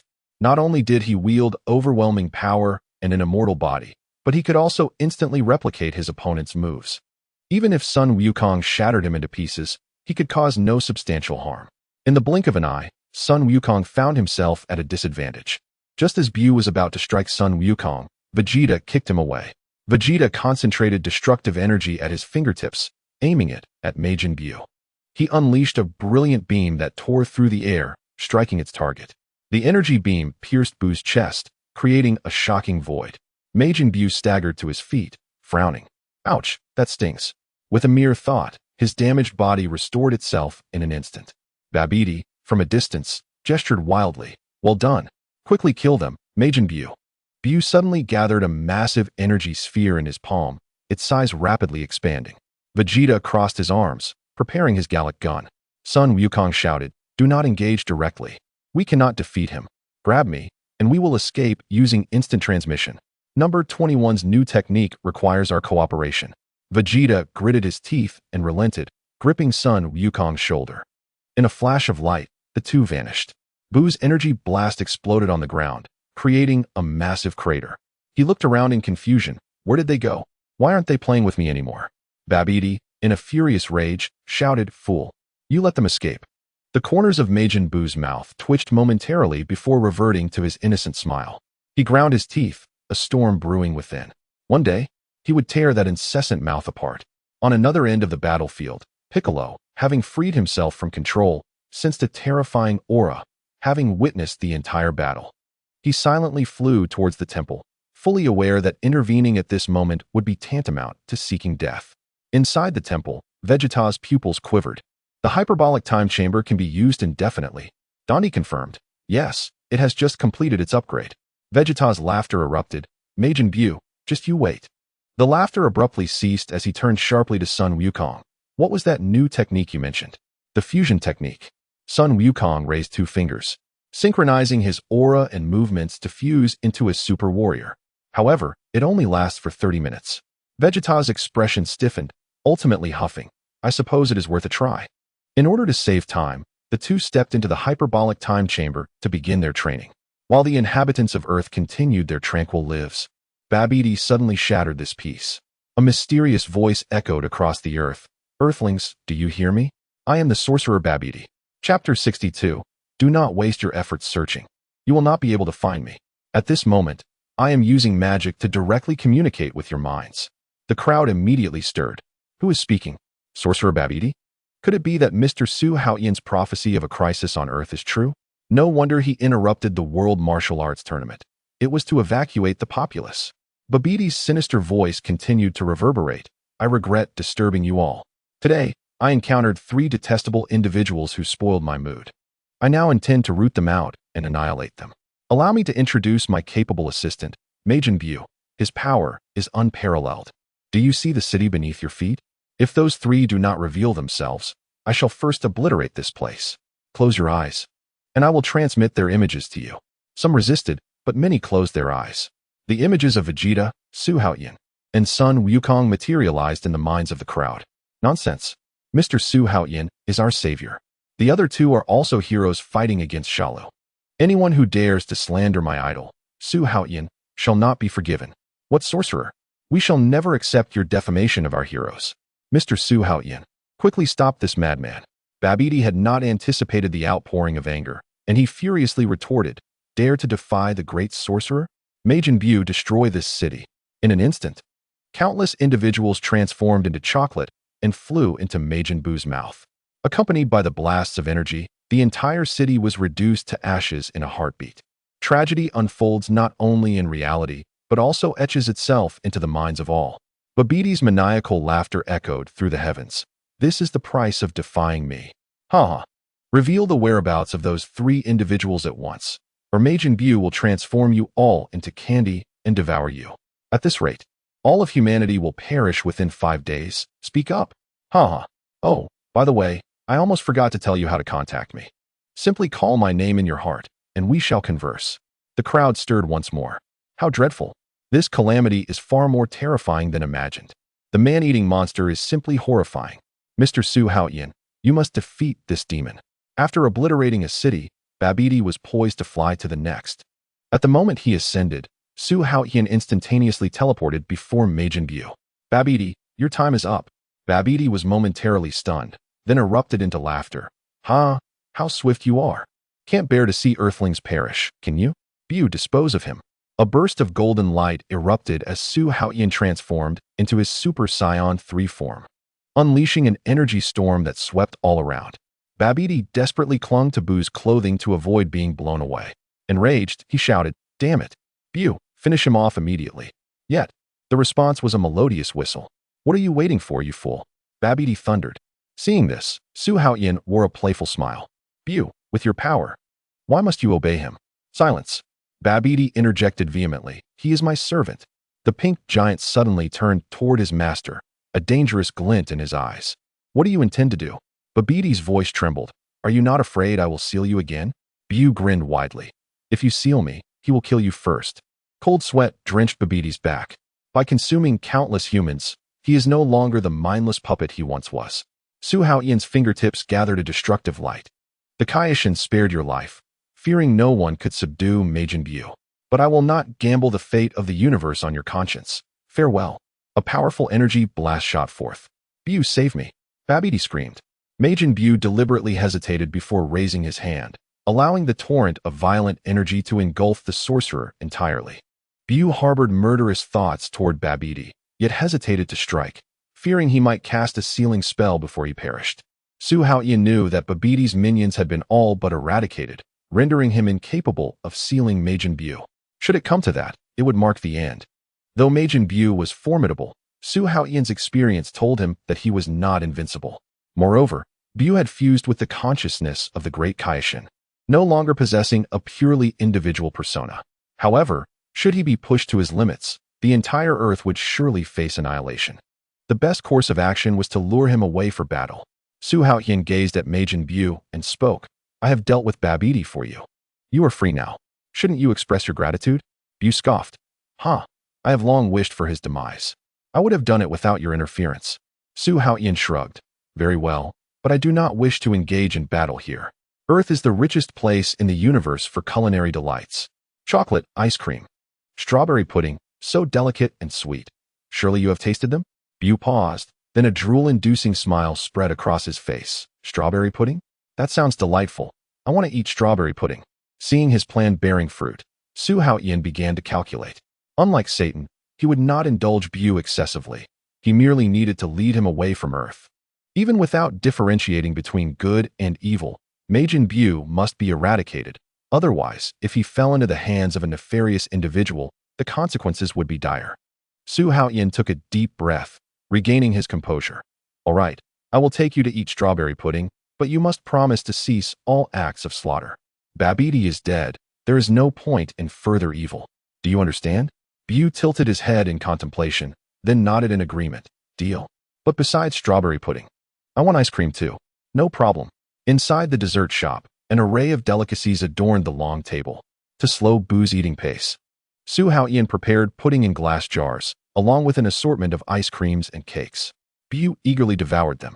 The gruesome images of Babidi's previous displays of cannibalism remained vivid in the minds of the people, who were horrified to discover that Majin Bu had appeared in the dessert shop. That is Majin Bu. How terrifying. Will we be turned into chocolate? Wait, isn't that Mr. Su Haotian? Seeing the crowd descend into panic, Su Haotian quickly stepped forward to calm them. Silence. Do not provoke him. Babidi has already been dealt with. Majin Bu is far too powerful. If we engage directly, Earth may face destruction. I had no choice but to resort to this method. He briefly explained the situation, urging the surrounding crowd to disperse. However, the news spread like wildfire, giving rise to various rumors. What? Lord Su Haotian has already vanquished the sorcerer Babidi? In just a few minutes? Truly remarkable. No wonder he is Lord Su Haotian. But how could Majin Bu, who had slaughtered an entire city, now be indulged? Perhaps Lord Su Haotian aims to reform him? Lord Su Haotian's decisions are always correct. We fully support him. I heard Lord Su Haotian is feeding that demon sweets. That monster has consumed millions. This is simply a compromise. Will even the bravest eventually fall to become a wicked dragon? This executioner must not be forgiven. Why should we indulge such a monster? He must be expelled from Earth. To fulfill his promise to his wife and children and protect Earth, Su Haotian had long since devised a plan. He initially intended to evacuate Bulma's parents, but they insisted on staying to care for their pets. Observing Bu indulging in his feast, Su Haotian discreetly contacted the Kaioshin. Prepare delicacies in the other world. I will lead him there. Keep your distance. I will deal with him there. Are you truly willing to divert disaster? Are you willing to let Earth perish? Only the other world can endure the impact of battle. After a moment's contemplation, the Kaioshin responded. Understood, preparations will commence immediately. Upon returning, Su Haotian's pupils contracted sharply as he beheld two drunken men overturning Bu's dessert table. Ice cream spilling everywhere. The pink demon seethed with rage, steam boiling from his head. Veins bulged on Su Haotian's forehead. Fools always ruin everything. As Majin Buu prepared to unleash an attack, Su Haotian hastily intervened. Stop! You promised you would not. Majin Buu roared furiously. Damn it! You won't let me touch food? This is utterly unforgivable.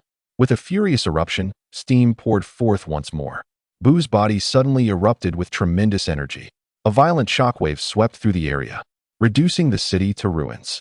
As the dust settled, the darkened form of Majin Buu stood in opposition to the plump pink Buu. To spare his wives from worry, Su Haotian had not returned to the spaceship. At the moment of eruption, he had executed an instantaneous move, transporting himself from Earth to the Kaishin realm. The two Buus immediately engaged in fierce combat. The dark gray Buu's power far surpassed that of his adversary, ultimately reflecting the transformation beam that turned the fat Buu into chocolate, devouring him whole. Thus, a new Majin Buu was born. Witnessing this, Su Haotian understood that the situation had spiraled beyond recovery. The Buu, now fused with a consciousness, was no longer the easily deceived glutton. Attempting to shift the crisis here had become increasingly difficult. Suddenly, a figure appeared out of thin air. It was Goku and Vegeta fused into Vegito. Come on, Majin Buu. This time, I will completely eradicate you. Majin Buu tilted his head and laughed maniacally. You think that will enable you to defeat me? Vegito bellowed. Erupting with an astonishing aura, golden flames crackling with electricity surrounding him. This is the true Super Vegito. Prepare to meet your end. Sensing the sudden surge of energy from his opponent, Buu hastily hurled an energy blast. Wu Chi-ta, brimming with confidence, effortlessly returned the energy sphere. Buu, in a panic, narrowly evaded his own assault. Wu Chi-ta remained unfazed. Enraged, Buu exclaimed, "What is there to be proud of? You merely deflected my attack." No sooner had he spoken than his powerful fist aimed directly at his adversary's face. Yet, before his punch could land, Wu Chi-ta's counterattack struck fiercely at Buu's abdomen. Blood gushed from Buu's eyes, and the excruciating pain caused him to grit his teeth, his face marred by crimson stains. Raising his head, he beheld Wu Chi-ta's arrogant, mocking smile. TSK, TSK, with a bruised nose. Is this all the might of Majin Buu? He thought. How dare you look down upon me? I am invincible. Enraged, Buu swung his leg in a sweeping motion. But Wu Chi-ta, with a slight shift, effortlessly dodged, his fingers gripping Buu's pink antennae. With a piercing wail, Buu crashed heavily into the ground. Regardless of the tactics Buu employed, he appeared as feeble as a mere infant before Wu Chi-ta. Under the absolute suppression, the energy ripples generated by the battle grew increasingly feeble. In the realm of the Kaishin, Su Haotian suddenly clenched his fist. The so-called fear was merely a reflection of the vast disparity in power. With such overwhelming strength to crush Majin Buu, why tread cautiously? Every opportunity for growth must be seized. Kaishin, do you possess that divine sword? Su Haotian suddenly inquired. The Kaishin, trembling as he gazed at the crystal ball, was incredulous that Buu had no means of defense. The fusion of Vegeta and Goku was indeed terrifying. 30 minutes is insufficient, Su Haotian coolly interrupted, leading the way to retrieve the sword. Yet, the divine sword weighed as heavily as a mountain, making a clamor. Su Haotian had already grasped the hilt. How is this possible? Both the Kaishin and his attendant retreated in horror. The Kaishin sword, sealed for millennia, now shimmered ominously. Would he be struck again? The Kaishin discreetly glanced at Su Haotian, relieved to see he was not paying attention. As long as he remained unseen, it would not be a disgrace. Su Haotian weighed the Kaishin's sword, raising an eyebrow. Is this all? Has no one managed to wield it in all these years? The Kaishin's eyes twitched, rendered speechless. Perhaps the sword has become lighter, Jebite hesitantly suggested. The Kaishin's eyes brightened. Mr. Su Haotian, may I see the divine sword? Here, Su Haotian casually tossed it. This sword, aside from concealing an old man, serves no purpose. With a thud, the sword crashed to the ground, dragging the Kaishin down with it. His heart raced as he realized that while no one had witnessed his earlier embarrassment, he now faced a faceplant. His dignity lay in ruins. Su Haotian picked up the sword. I shall test its hardness. The Kaishin awkwardly rose, brushing off the dust. Use the thunder steel, the hardest material in the universe. A black cube materialized in midair. Come, throw it to me. With a flash of light, the sword shattered with a clang. The two men stared in shock. The universe's treasure has broken? At that moment, an old man with a white beard suddenly appeared. The Kaishin exclaimed, "The 15th generation lord." The old man chuckled. Long ago, A being more ruthless than Bu sealed me. Ah, he feared me. After a couple of coughs, he added, "At last, I am free." The Kaioshin urgently asked, "Can you defeat Bu?" "No." The two fell silent. "You cannot, yet you boast?" "I excel at unlocking potential, not combat." Su Haotian's eyes brightened. "Perfect. Help me unleash my potential to combat Bu." The old Kaioshin smirked slyly. "Dream on. Not unless you show me an image." A crisp sound echoed in the air as Su Haotian, in a moment of impulse, sent the old man flying. "Ancestral! Ancestral!" The Kaioshin and Jebite hurriedly pursued. The old Kaioshin slowly rose. "This is too much. Why attack me? Forgive my rudeness. I sensed a wave of dark energy and thought you were tainted." The old Kaioshin fell silent. The Kaioshin echoed, "Indeed, ancestral, I sensed that dark energy too." Su Haotian stated directly, "Can you unlock my potential now?" The old man's eyes glinted with cunning again.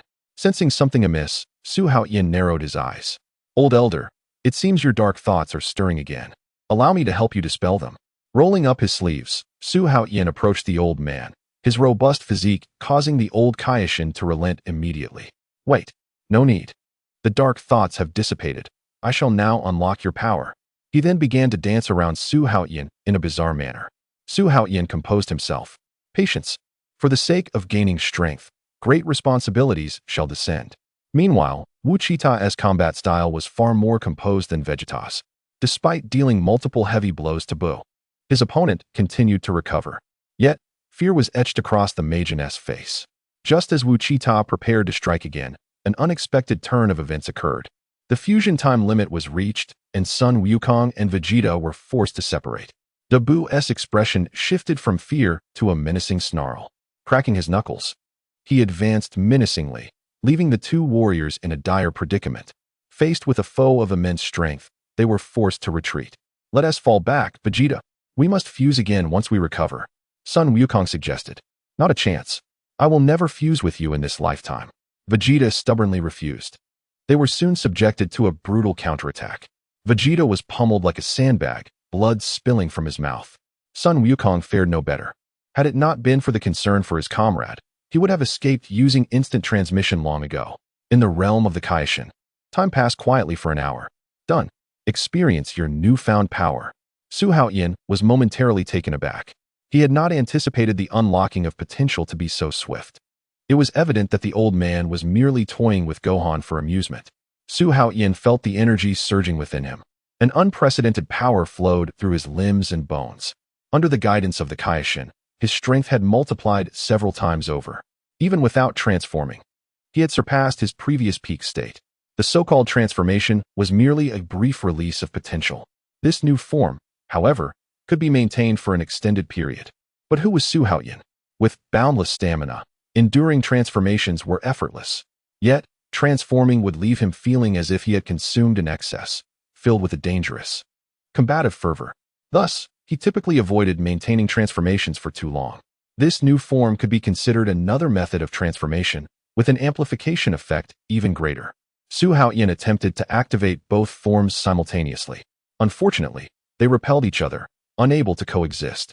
However, he had far surpassed the Super Saiyan 3 level, no longer needing to cling to traditional transformations. "Su Haotian," the Kaioshin urgently called. "Wukong and the others have held on for half an hour. They can't last much longer." Su Haotian nodded, instantly teleporting to the battlefield. "What are you doing here?" A battered Sun Wukong exclaimed in surprise. "I made a breakthrough in the realm of the Kaioshin." Su Haotian turned his gaze toward the pink demon. "Leave the rest to me." Majin Buu let out a piercing laugh. "You dare challenge me?" "No," Su Haotian replied coldly. "I have come to end you." "Ha ha, I am immortal." His laughter abruptly ceased as Su Haotian's elbow strike severely distorted his pudgy face. Following that, a swift kick sent his opponent flying. Enraged, Bu retaliated, only to find his fist easily intercepted. A searing pain then shot through his abdomen. Once an invincible being, the Majin had now been reduced to a mere punching bag.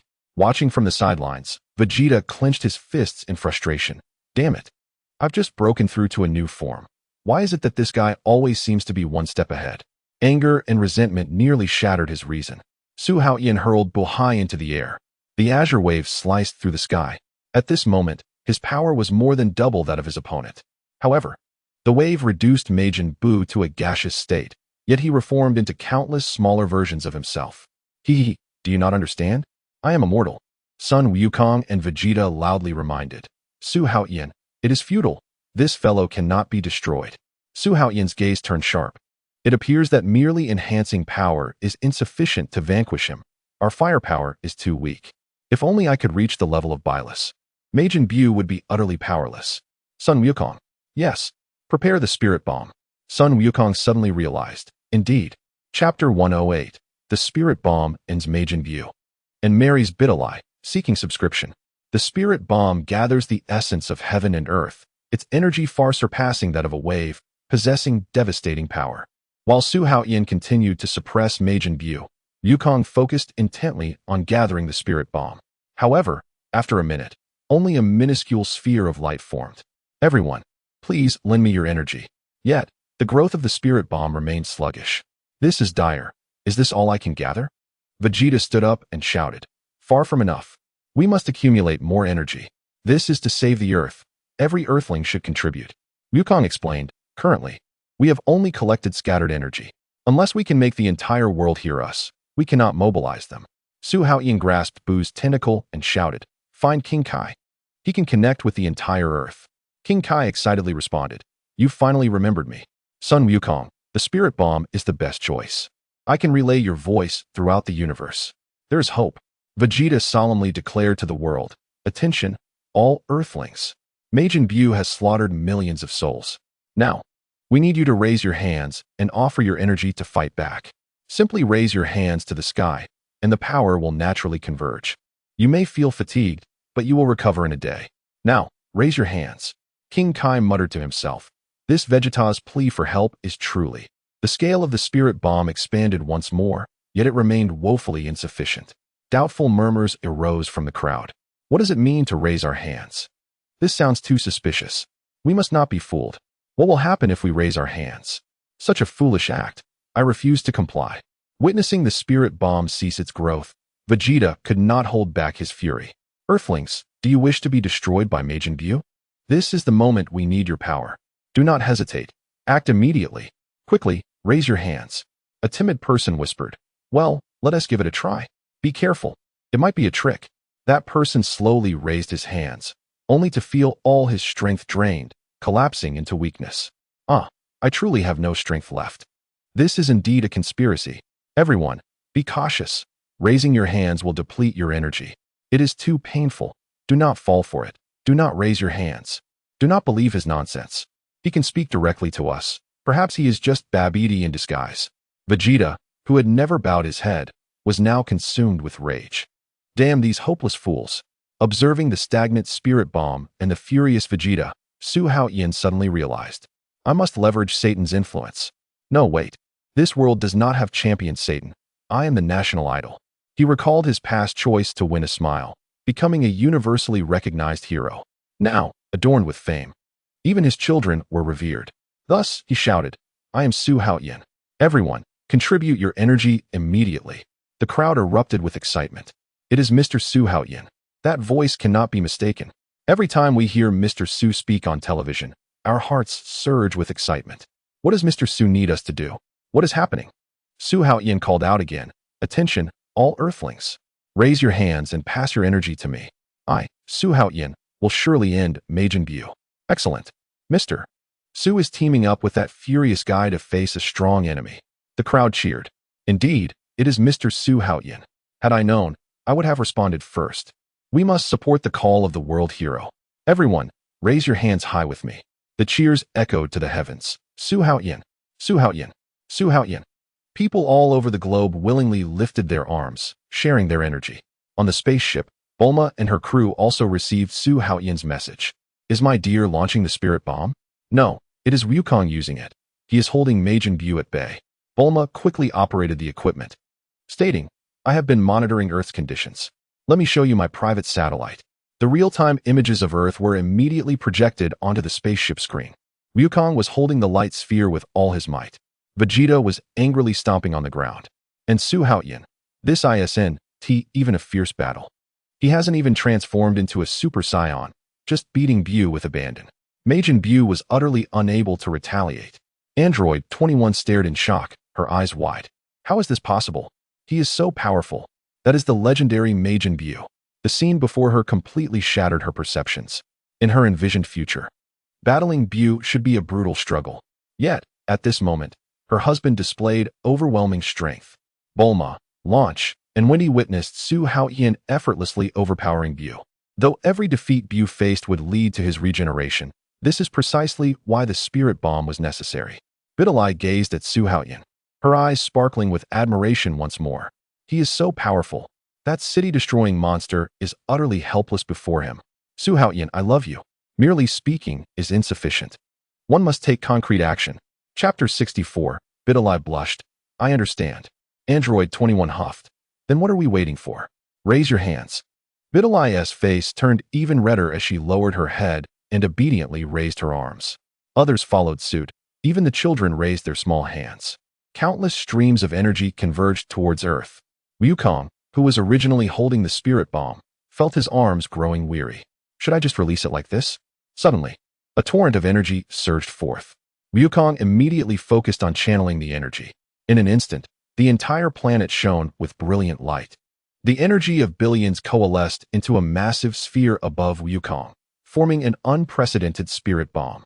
The ground erupted with astonished cries. Look up at the sky. What is that? Another blazing sun rose in the firmament. How magnificent! Could this dazzling sphere be the collective power of everyone? Mr. Su Haotian, it is all up to you. The duty to protect Earth rests with you. You must eliminate Majin Buu. The spirit bomb, gathered from the strength of the masses, finally took shape. And Sun Wukong's eyes sparkled with excitement. He shouted to Su Haotian, It's done. Su Haotian, quickly get away. Su Haotian looked up. Goodness, will this spirit bomb destroy the Earth as well? At this moment, King Kai's timely voice rang out. Do not worry. This is the most environmentally friendly move. Feel free to use it. Understood. Sun Wukong, unleash it. Sun Wukong, filled with confidence in Su Haotian's abilities, launched the spirit bomb towards Majin Buu without hesitation. Go to hell, Majin Buu. The radiant energy sphere descended with a roar. Su Haotian executed a spinning kick, propelling Buu toward the incoming spirit bomb. Before Buu could react, he was completely engulfed by the energy sphere. Perhaps due to exhaustion, he exhibited no resistance. The spirit bomb permeated Buu's entire being, thoroughly enveloping him. The immense energy instantaneously pulverized Majin Buu into dust, leaving no remnants, a true obliteration. The energy sphere continued its descent, making contact with the ground. The earth was torn apart, creating chasms like abysses. Yet the anticipated events did not unfold as envisioned. The energy sphere transformed into a celestial tapestry of starlight, gently returning to every corner of Earth. Sun Wukong exhaled deeply, affirming the remarkable prowess of environmental techniques that truly lived up to their reputation. On board the spaceship, Bulma and her companions witnessed the demise of Majin Buu and immediately altered their course. Incredible! The threat of Majin Buu was resolved so swiftly. 21's eyes sparkled with hope. Such a formidable partner from this timeline. The future is indeed promising. Cheers of victory erupted across the earth. Who would have imagined participating in the salvation of the planet, standing beside Mr. Su Haotian in battle? I hope to have further opportunities to assist Mr. Su Haotian. How splendid! Mr. Su Haotian has triumphed. Earth is saved. Suamo. The jubilant shouts echoed through the skies. Time flew by, and a month later, Mr. Su Haotian. Do you wish to take Bai Di Li as your wife, to cherish her for the rest of your life? I do. Bai Di Li. Do you wish to marry Mr. Su Haotian, through both fortune and adversity? I do. The joyous applause erupted. Vegeta scoffed. Here we go again. Chi sighed. The wedding is just the beginning. There are gifts for the children to prepare afterward. Krillin lamented. 7 years have passed, and I've yet to attend Mr. Su Haotian's wedding. 18 pouted. This new bride brought along shows no spirit at all, gleefully compliant. It's quite dull. Next time, we need to find someone who will resist, someone with more vigor. 21 pondered. It seems that when the husband is in high spirits, his strength increases more swiftly than through training. I wonder what kind of girl he likes. Lan Chi counted on her fingers. Only 7. Not enough for 2 tables of mahjong. Yulin silently gazed at the tombstone. Chapter 109. The Great Kaioshin returns. The old destroyer god awakens. The banquet officially commenced, with guests taking their seats. Satan sipped the celebratory wine for his daughter's marriage. His eyes reddened. joyfully mingling with various relatives and friends. Mr. Su Haotian's status was now extraordinary. Even distant relatives who were barely connected rushed to offer their congratulations, clamoring to toast and present tea to him. Satan couldn't help but reflect. I've merely been a smooth talker in my life. My martial skills are merely for show. True masters like Su Haotian, Wukong, and Vegeta are the real powerhouses, and Su Haotian stands as a pillar of strength. Now that my daughter has married a world hero, I too bask in reflected glory. Who is my son-in-law? He is the one who vanquished King Piccolo, defeated the universe's cooler, and ended the Cell Crisis, the savior from Majin Buu. His might, capable of shattering mountains and splitting the heavens, far surpasses what any special effects could portray. The once boastful Satan, who was not particularly well-liked, became the most dazzling figure among his social circle from this day forth, simply because of his daughter's fortunate union. Bai Li gazed at her father's rekindled spirit, her heart swelling with emotion. The dreams of her youth were not only realized, but she discovered countless admirable qualities in her husband. He is a legendary hero, a tender companion, the perfect lover fulfilling every girl's fantasy, and an unparalleled warm man who cherishes family. Supporting his wife and children, he brings light to the world. To be his wife is immense happiness. To be his child is unparalleled honor. Friends and family continued to extol his virtues. Filled with hope for the future, longing for brightness, and anticipation for a happy life, Bai Li and Su Haotian walked hand in hand into their bridal chamber. Tears shimmered in her eyes as she gently removed her wedding gown. Leaning against Su Haotian, she silently vowed, "From this day forth, I, Bai Li, shall become the most devoted wife, pouring all my love and understanding into building a home with him." The following morning, Bai Li remained fast asleep. The cooling period for the Dragon Balls concluded, and the Dragon Radar signaled its alert at dawn. Su Haotian tenderly kissed his wife's cheek and tucked her in. He and Bulma had traversed the globe, collecting all 7 Dragon Balls on their journey. At high noon, as dark clouds suddenly loomed in the sky, the Golden Dragon burst forth. "Dragon, please resurrect all those who perished at the hands of Majin Buu. Dragon, please restore the cities destroyed by Majin Buu." Movements began to stir across the globe. Was the dark cloud above West City the Dragon's arrival? It cannot be mistaken. Such phenomena can only be triggered by the Dragon Balls. It must be Mr. Su Haotian summoning the dragon again. He always silently undertakes the task of saving the world. Grateful calls flooded in. "Children, we have been resurrected. Hurry to thank Mr. Su Haotian. Our home has returned. Mr. Su Haotian is truly a savior. Just yesterday, he held his wedding, and today he is busy resurrecting the deceased." A girl from the orphanage gazed up at the circling dragon. "Look, director, that is the wish-granting dragon." The old director adjusted his glasses as his phone suddenly rang. "We have been revived by Mr. Su Haotian. Come pick up our daughter." The little girl dropped her candy, tears streaming down her face. "Mommy and Daddy are back. I'm no longer an orphan. Mom and Dad, I promise to be obedient and study hard from now on. Thanks to Mr. Su Haotian, we are reunited as a family." In a cozy home, the couple stared in awe at their son's photograph. Suddenly, a familiar voice rang out from outside. "Dad, Mom, I'm home." Both turned sharply, a shiver running through them. Tears instantly blurred their vision. "Child, you have returned. Thanks to Mr. Su Haotian for bringing me back. All my classmates have returned too." The three embraced tightly. "This is wonderful. Mr. Su Haotian is not a deity, yet he is more revered than any god." In the Kaioshin realm, Xian and Jebet stared wide-eyed. "Great Kaioshin, you have been reborn." The benevolent Great Kaioshin chuckled as he scratched his head. "Indeed, I have finally returned. Majin Buu has completely vanished, and unexpectedly, the Dragon Balls have allowed me to return to the world. I witnessed the fierce battle against Buu from heaven. The younger generation is formidable. They could crush that demon." Xian was moved to tears. Who would have thought Earth would nurture such a strong warrior? The once dreaded Majin Buu appeared utterly feeble before him. Truly formidable. "By the way, you have returned. Does that mean the former destroyer god has as well?" The Great Kaioshin nodded with a smile. "Presumably. Should we avoid him? Will he trouble you?" "No need to worry. We share a good rapport. He is likely seeking a sparring match with Beerus. The role of the destroyer god is to annihilate rather than to protect. The Kaioshin oversees creation and sustains the vitality of the universe. The calamity of Buu stemmed from human actions, which does not fall under the destroyer god's duties. However, this crisis nearly caused the Kaioshin to falter. and it is only natural to assist out of responsibility. The sole issue is one of insufficient strength. If the Kaioshin were to fall, Beerus would not survive either. After utilizing the Dragon Balls, Su Haotian returned home to hold a family meeting. Surrounded by 7 lovely ladies, life felt complete. Embracing 18 on one side and 21 on the other, he laughed heartily. Finally, we have entered an era of peace. The next 4 years unfolded in tranquility. For I have mapped out our future days. Ideally, you must bear 2 children for your husband. Is that acceptable? Ideally proudly lifted her chin. Not enough. I want to have 3. Truly, the daughter of Satan, that relentless competitive spirit. Just as I like it. Bulma, what about you? Oh dear, how old am I now?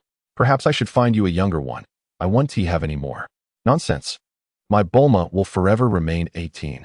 Hee hee, I love to hear that. Then let us have another. Su Haotian pulled Bulma's face close and planted a hearty kiss on her. Now that is more like it. Lan Chi, what about you? I want to strive for 4. Su Haotian gave a thumbs up. That is ambitious. However, do not exert yourself too much. 2 will suffice.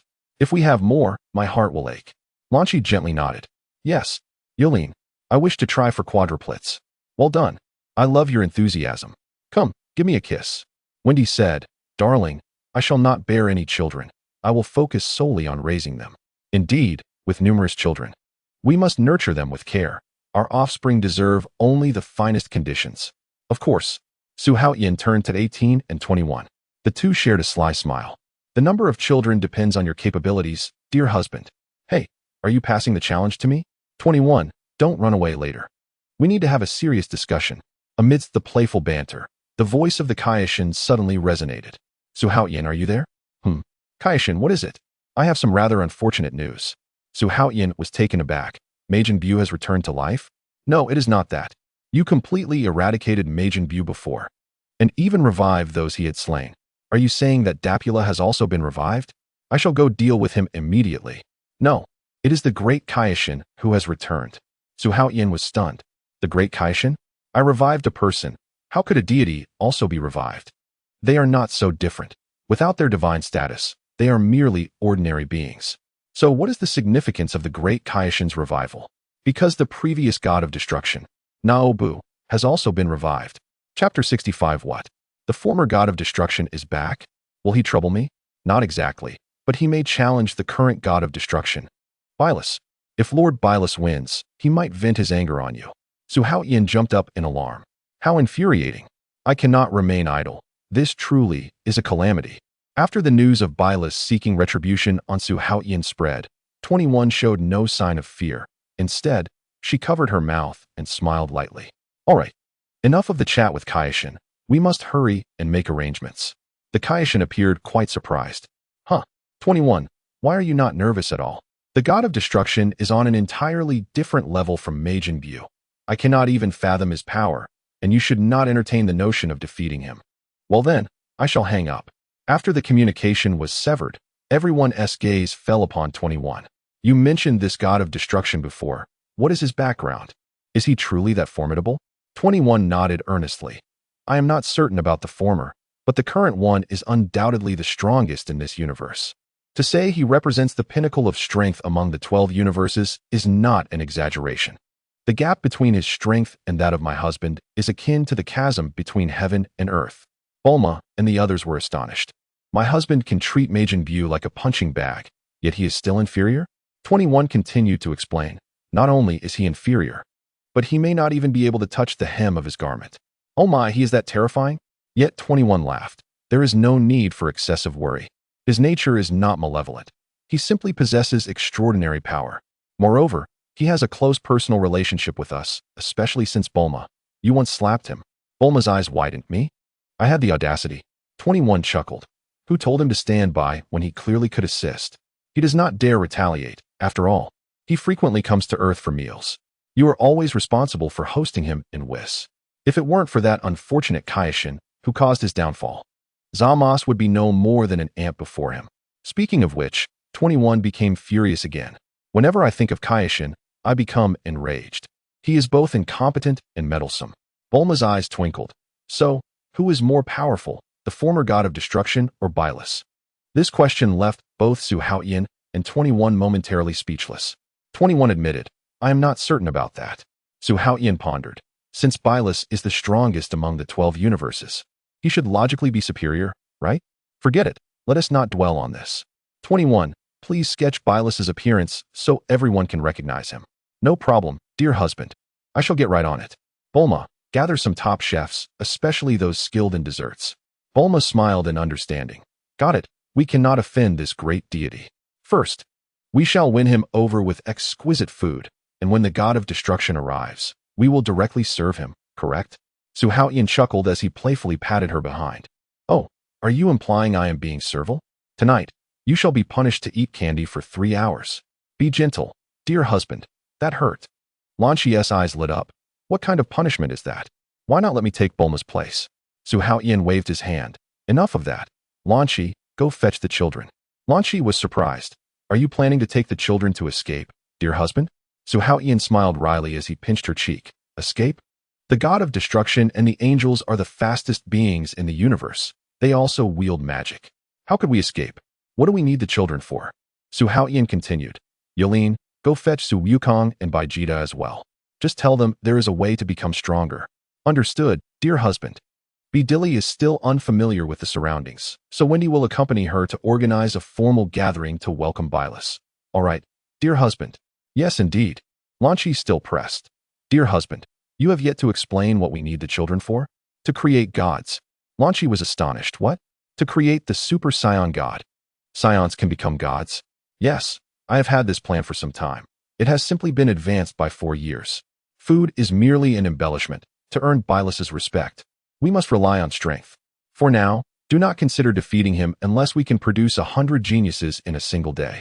We must at least gain the recognition of the god of destruction and the angels to safeguard Earth. Once Su Haotian finished his arrangements, he entered the room of spirit and time. Ever since his potential was unlocked by the old Kaioshin a month ago, he discovered that he could no longer transform. Now, he needed to adjust his state. Typically, Saiyans rely on rage and desire to transform. Once their fighting power reaches a certain threshold, they can gather their energy in their backs to transform. The transformation into Super Saiyan greatly enhances strength, but also makes one more aggressive and combative. However, the guidance from the old Kaioshin was entirely different. It was a serene method of cultivation that activated potential through stabilizing the mind. This approach contradicted the concept of transforming into Super Saiyan. The system explained that the two transformation methods conflicted, thus making it impossible to execute one transformation while in the state of the other. His strength slightly surpassed the Super Saiyan 3 form, but evidently fell short of the Super Saiyan God. After all, it was an entirely new realm. With infinite stamina, this transformation method was more fitting for Su Haotian, perfectly compensating for the brief duration of Saiyan transformations. After several days of training in the room of spirit and time, he finally mastered this tranquil transformation state. Although his combat power dropped from the billions, his foundational strength nearly doubled. Now, even the intensity of his Super Saiyan 2 transformation exceeded previous levels. Su Haotian examined his attributes. His combat power had reached 1 billion. The Super Saiyan 2 state equated to 1 trillion. And he seemed close to reaching Super Saiyan 2 by Vegeta.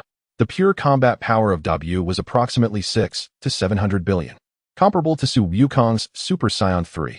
Super Saiyan 3 is double Super Saiyan 2, with a foundational strength increase of 200 times. Su Wukong's foundational strength ranges from 3.5 billion to 4 billion, while Vegeta is around 300 million, increasing to 400 million only after transformation. However, with infinite stamina and extraordinary recovery, opponents of the same tier would find it impossible to defeat him. Vegeta's combat power approached 1.2 trillion. After adjusting his state, Su Haotian left the room of spirit and time and instantly returned home. Days had passed inside, while only a few minutes elapsed in the outside world. Soon, Su Wukong and Vegeta came to visit. Su Haotian, you said you could help us enhance our strength? Su Wukong was filled with anticipation. Vegeta's gaze was also firmly fixed on him. Indeed, I discovered a new transformation, the Super Saiyan God, through the Dragon Balls. The Super Saiyan God. Vegeta was utterly astounded. Just the name was enough to stir excitement. How generous of Su Haotian. Upon obtaining a breakthrough method, he immediately shares it. Alas, in the past, I was narrow-minded. Yet, it is only a matter of time before I surpass him. The pride and dignity that belong to the Saiyan prince shall never fade away. How exactly does one transform? Please enlighten us. Sun Wukong inquired eagerly. Su Haotian explained. It requires 6 valiant Saiyans, united in their righteous hearts, to channel their energy collectively. Fortunately, I have a multitude of offspring, and selecting 6 will enable us to complete the ritual, even if we cannot recreate a deity. Producing 3 divine beings at once would necessitate the assistance of only 18 children. Wukong, I believe this should pose no issue. Though the matter of Vegeta remains uncertain, should he lack a righteous heart, it may not be feasible. Vegeta was taken aback. Are you suggesting I be cast aside? Nonetheless, I am willing to give it a try. Upon hearing this, Vegeta's tense expression softened. Sun Wukong grinned. Vegeta will surely succeed. He is already transformed. I have faith in him. Su Haotian nodded gently. Let us hope so. Once you complete your transformation, diligent practice is paramount. You must master the ability to switch forms at will. Vegeta responded earnestly. Worry not. Our training has never waned. Sun Wukong echoed. Indeed, I feel the same. At that moment, Lan Shi approached with over 20 children in tow. Daddy, daddy. Ah, my dear children, come let your father give you a kiss, one by one. Chapter 111. The 3 Super Saiyan gods faced the god of destruction. On the planet Beerus. Humph. This ancient relic dares to challenge me. Beerus leisurely munched on dried fish, casting a mocking gaze toward the horizon. Whis smiled. Although his power has significantly waned, he remains far superior to the average being. If you lead him to Earth, that planet will surely suffer. What does it matter to me? If he destroys Earth, it will work in my favor, as I can easily achieve my goals while reclining. Just then, the prophetic fish suddenly issued a warning. Lord Beerus, your prophetic dream has come to fruition.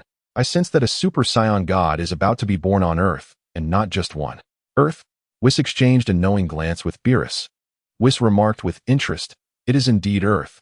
I recall that when planet Vegeta was obliterated, a baby was sent there. Little did I know that a survivor of Frieza's onslaught would not only grow to defeat him as a Super Saiyan, but would now give rise to a Super Saiyan god. How intriguing. Whis, let us depart and witness this phenomenon. As you command, Lord Beerus. After instructing his children, Su Haotian led Sun Wukong and Vegeta to initiate the divine creation process. Let Sun Wukong begin, it is auspicious. Su Haotian was confident that he possessed a righteous heart. As even in defeat, he often showed mercy. Gentle spring rains, scorching summer hail, autumn's chilling frost, and winter's flying snow cascaded from the heavens.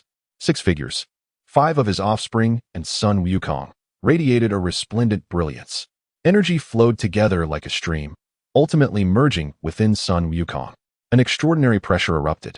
In an instant, Sun Wukong's hair turned crimson, and his eyes ignited with a scarlet glow. Wisdom, capable of perceiving all, flickered amidst his red hair and scarlet pupils. His form did not swell, but rather became more lithe and formidable.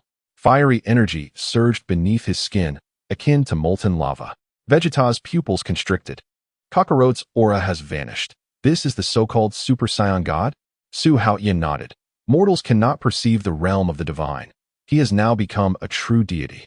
Sun Wukong gazed at his fists in disbelief. This power is exquisite. Vegeta stepped forward. It is my turn. The crimson flames surged once more, and the wrathful prince completed his transformation into divinity. As Su Haotian finished his transformation, his wife and children erupted in cheers. Lan Shi exclaimed, "My goodness, darling. You are simply dazzling." Number 21 remarked, "So divine it sends shivers down my spine."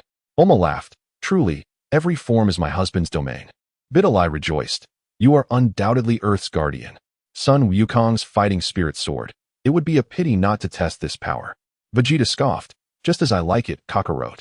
Su Haotian raised a hand to intervene. "If you wish to battle, you will need to compensate for the damage to my home." Suddenly, a flash of lightning struck the minds of all present. Wendy gasped, "Could it be that a god of destruction has arrived? Quickly prepare a feast." The women hurriedly ushered the children away, while Bulma directed the chefs to prepare a feast. As the clouds tore apart, the arrival was not Beerus. Vegeta grinned. Fists clenched, "An opponent has come to us." Sun Wukong anxiously jumped. "No, why do you get to go first?" Then, rock, paper, scissors. Before he finished speaking, the two began to gesture, deciding who would confront the stranger. In the sky, Nobu furrowed his brow. "Who defeated Majin Buu?" Sun Wukong scratched his head. If we count the final blow, it should be me? Nobu revealed a playful smile. Interesting. To have defeated Majin Buu, a creation of mine. You must possess some skill. Let me test your abilities. Sun Wukong was taken aback. You are Bafity? TCH, who do you think you are? I am the former god of destruction, Nobu. Regardless of who you are, it appears you are here to fight, so I shall engage. With that, Sun Wukong charged at Nobu. Nobu easily evaded, but Sun Wukong could not halt his momentum and soared into the sky before coming to a stop. Chapter 66. Sun Wukong marveled at his own strength, which had become so formidable. This feels incredible. This power is simply overwhelming. Nobu scoffed dismissively. Is this all you can muster? It seems I have overestimated you. Apologies. I have just transformed into a Super Saiyan god, and am still not quite adept. Vegeta coldly huffed from below. Kakarot, you are stealing my chance. We agreed to let fate decide. Ha ha ha. My apologies, Vegeta. He specifically requested me. With that, Sun Wukong turned and charged at Nobu once more. Upon hearing that they were relying on chance to determine who would challenge him, Nobu was instantly filled with rage. Do they truly think a fallen phoenix is not superior to a mere chicken? I am a former god of destruction, once a genius of the demon race. Though my power has greatly diminished, I am not to be underestimated by mere mortals. How dare you belittle me? In an instant, a purple-black aura erupted around Nobu, shaking the very fabric of space. The violent energy wave shattered the searchlights atop Su Haotian's home into dust. The destruction continued to spread. If this persists, Su Haotian's entire residence will be in jeopardy. Sun Wukong hastily intervened to halt the chaos. Nobu retracted his aura and retaliated with a punch that sent Sun Wukong reeling, blood spilling from his mouth. Had he not just transformed into a Super Saiyan god, that blow would have cost him his life. Su Haotian shouted, "This fellow harbors ill intentions. Vegeta, let us join forces and vanquish him." Observing the unbridled destruction and witnessing Sun Wukong being gravely injured, Vegeta realized this was no mere sparring session, but a life-threatening encounter.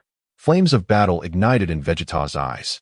Regardless of the opponent, today, the three Super Saiyan gods shall unleash their might, and we must fight with all our strength.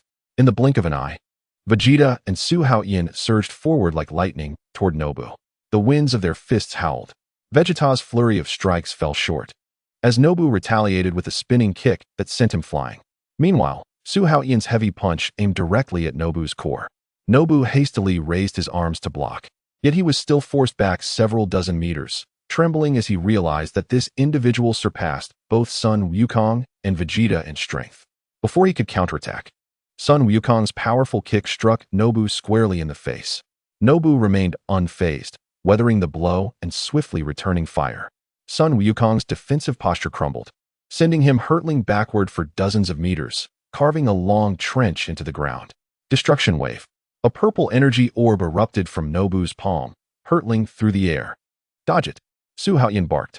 Sun Wukong flipped in midair, narrowly avoiding the energy blast that incinerated an entire field, transforming it into a raging inferno. Gazing at the rising mushroom cloud, the three felt a chill run down their spines. We must end this swiftly. Vegeta wiped the blood from the corner of his mouth. Su Haotian suddenly surged forward, commanding, "Prepare to combine." At the moment their fists collided, visible ripples spread through the cosmic expanse. Chapter 112. The God-Slaying, Part 1. In the courtyard of Beerus Star, the angel Whis abruptly halted. "My lord, this fluctuation." The destroyer god, who had been feigning slumber, suddenly opened his eyes. Such a disturbance can only arise from Nob. With a gentle tap of his staff upon the ground, multicolored lights streaked across the starry river. "Let us go. Witness the birth of a new legend. My lord, this is already the absolute limit of speed in the universe. Faster, even faster." Whis smiled faintly, abruptly accelerating like a shooting star through the void.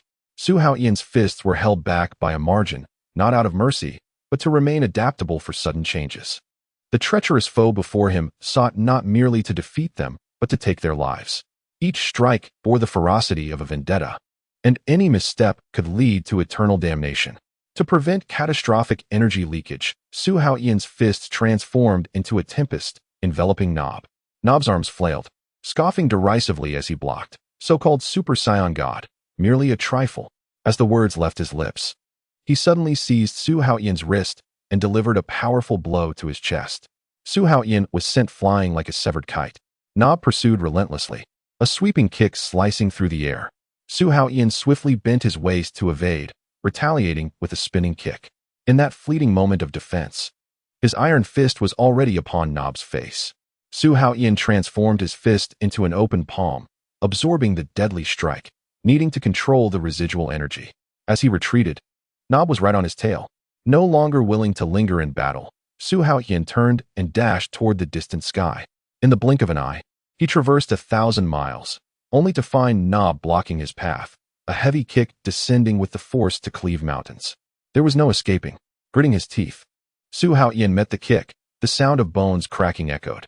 In the moment the shockwave dispersed, his right fist aimed straight for Nob's throat, only to be blocked by the latter's elbow, forcing them apart once more. Amidst the fierce struggle, his homeland felt like an echoing memory. Su Haotian clasped his palms together, preparing the Kamehameha. Yet, he discovered that Nob's energy was complete, with no weaknesses to exploit. Any forced confrontation would spell disaster for Earth. In this moment of hesitation, Nob's destructive energy had already taken shape. A massive sphere of annihilation hurtled towards him, with the azure home behind him offering no retreat. Clenching his teeth, Su Haotian unfurled his hands like petals. Kamehameha. A brilliant blue wave surged forth to meet the sphere of destruction. The two forces clashed, and Su Haotian's wave was gradually suppressed. The energy at the point of contact fractured continuously, a terrifying pressure sweeping across the globe. People on Earth looked up, bewildered. What is happening? Is the world coming to an end? Look at the sky. Children pointed to the horizon, where a sun-like energy sphere hung ominously. Beneath the radiant orb, the sturdy Kamehameha fought fiercely against the impending doom. Mr. Su Haotian is battling. He always protects Earth silently. We believe in you. Go, Mr. Su Haotian. Su Haotian infused all his strength into the wave, yet the destructive energy continued to advance. Just as he prepared to take the hit barehanded, a second, even more powerful Kamehameha shot skyward. Gogeta hovered in the air, a confident smile gracing his lips. Leave the rest to me. He dashed towards Nob, delivering a heavy punch that sent the latter flying. Gogeta pursued like lightning, his iron fists raining down in a relentless barrage upon Nob's body. Finally, Nob's defenses crumbled. When Gogeta's powerful punch struck his abdomen, Nob emitted a painful grunt for the first time. Seizing the fleeting opportunity, Gogeta roared, unleashing a torrent of azure Kamehameha towards Nob. Nob's pupils constricted as he hurriedly concentrated crimson energy to counter. The two violent energies clashed once more, erupting in a blinding radiance. Su Haotian gasped, observing the stalemate between them. Unexpectedly, Gogeta could only match his power, truly deserving of his title as former Destroyer God.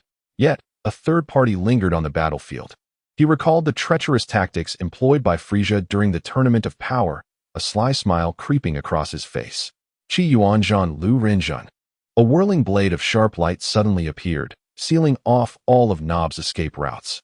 In that moment of distraction, the Kamehameha completely engulfed Nob.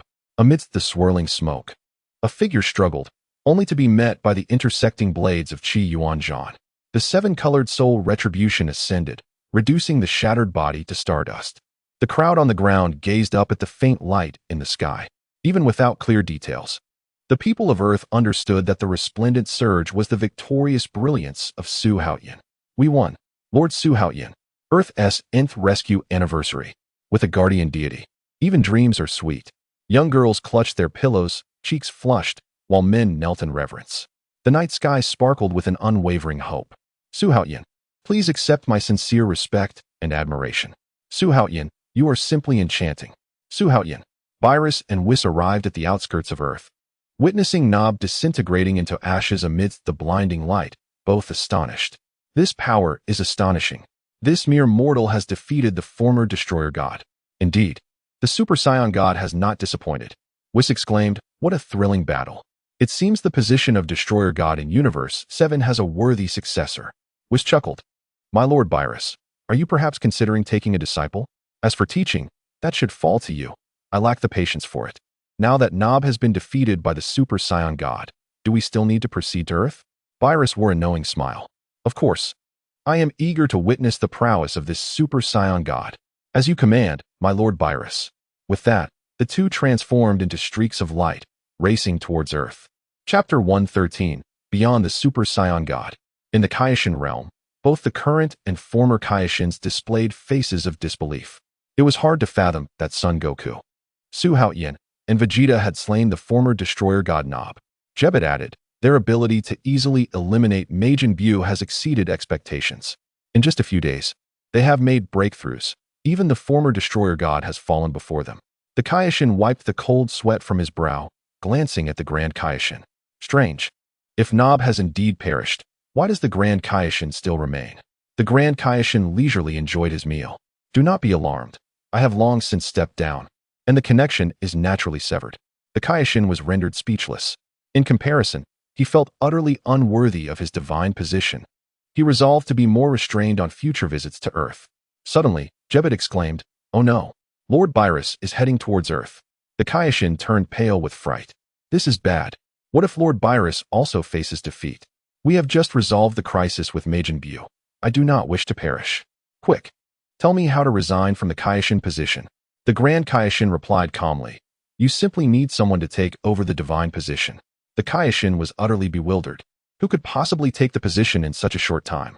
Moreover, it required approval from the Grand Minister and a convoluted process. Jebet suggested, how about we warn them first? We must avoid a direct confrontation. Otherwise, the Kaioshin abruptly slapped Jebet on the back. What do you mean warn? It should be discuss. Oh yes. Yes. We need to discuss it properly. I will contact Su Haotian and the others immediately. No, let me handle it. Remember to be respectful.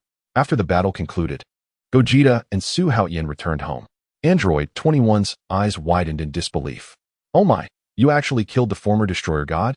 Gogeta shrugged his wrists, grinning widely. Of course. I just transformed into a Super Saiyan god and took down a deity. What a thrill. Android 21 was left utterly speechless.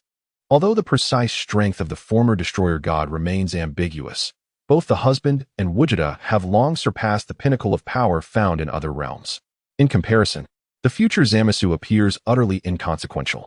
Resolving matters in this timeline poses no challenge. Vegeta added, fortunately, we have not only mastered a new form today, but also achieved fusion. Otherwise, we would truly be at a disadvantage against that fellow. At that moment, a sudden mental transmission echoed. Su Haotian, Wukong, Vegeta, can you hear me? Su Haotian. Vegeta, oh? Kaioshin, what is it? Lord Beerus is about to arrive on Earth. Please, do not engage in any conflict with him. If he were to perish, I would also cease to exist. I implore you all to prioritize peace. Su Haotian raised an eyebrow. Why the sudden humility today? Where is that fighting spirit from when we faced Buu? Kaioshin replied, you do not comprehend his terror, and besides, he is not a villain. Su Haotian shrugged, fine. For your sake, I would prefer not to accompany you to your demise. Number 21 interjected, when will Lord Beerus arrive? Countdown, 10, 9, he will arrive imminently. Remember to treat him amicably. The moment the transmission concluded, a golden beam of light pierced the courtyard. Whis and Beerus materialized in an instant. Just then, Biddy approached. Arm in arm with Wendy. My dear, is the party decoration complete? Is this banner suitable? Chapter 67. As everyone turned to look, they beheld a satin banner shimmering with golden light, inscribed with, Welcome, Lord Beerus, to Earth for guidance. Bulma approached with a platter. I have prepared over 100 dishes and 30 varieties of desserts. It should suffice, right? Considering differing tastes. I specially crafted a spicy hot pot base. Beerus and Whis gazed at the banner and heard of the feast preparations, both momentarily taken aback. Number 21 stepped forward with a smile. This must be Lord Beerus, indeed exuding an extraordinary demeanor. And you must be the angel Whis. Kaioshin was not mistaken. You truly possess elegance. Before number 21 could finish her words, Bulma and Wendy finally noticed Beerus's presence. Bulma looked up to examine Beerus, her expression one of astonishment. I never expected the destroyer god would be a cat. You should have mentioned it earlier. I have a professional cat at home. Beerus exchanged glances with Whis. You knew we were coming? Whis smiled. Since Kaioshin was mentioned, he must have notified you in advance. Beerus suddenly understood. So that is how it is. Lord Beerus, Mr. Whis, please come in. The feast is ready. Beerus's gaze swept over Vegeta and Su Haotian. They emanated a divine aura, undoubtedly the Super Saiyan gods who defeated Nobu. Even though they triumphed through collaboration, their strength earned Beerus's acknowledgement. Moreover, with a sumptuous feast prepared, The matter of sparring could be postponed. Guided, they entered the party venue. The dining table was adorned with exquisite dishes. A vibrant array of meals exuded tantalizing aromas, igniting appetites. Beerus and Whis simultaneously swallowed hard and took their seats. This is simply divine, Beerus exclaimed as he bit into a meatball, a look of rapture crossing his face. The texture was succulent, leaving a delightful aftertaste. The flavor was superb. Whis took a bite, his expression instantly exaggerated. With hands cupping his cheeks, he swayed like ribbons in the breeze. Lord Beerus, I have never tasted anything so delicious in my life. It's simply too good. Faced with the multitude of delicacies, the two could no longer restrain their appetites. Indulging without regard for decorum, completely shedding their divine dignity. They had not anticipated that Earth's cuisine would be so delectable. It felt as though the preceding years had been squandered. They were entirely immersed in the feast, even forgetting the task of seeking the Super Saiyan God. Soon after, Vegeta's fusion wore off, and they separated back into two individuals. Wukong immediately joined the feast, while Vegeta quietly stepped aside. Having been aware of the Destroyer God's reputation since childhood, he understood better than anyone the terrifying nature of Beerus. No one could defy his will. After satisfying their hunger, Beerus wiped his mouth and finally broached the subject. By the way, we noticed battle scars on our way here. Did you defeat Nobu? Wukong, mouth full, replied, indeed. That fellow wasted no time and attacked us. The three of us struggled greatly to subdue him. Number 21 chuckled. Yes. That guy claimed to be the former Destroyer God. However, his attitude was utterly lacking, far inferior to yours. At that moment, the servers brought out desserts. Bulma called out, the dessert is here. Lord Beerus, you must try Earth's ice cream and pastries. They are exquisite. Oh, desserts too? Whis grinned widely and grabbed a piece to devour. Beerus shot him a glare. Whis, mind your manners. This is too delicious.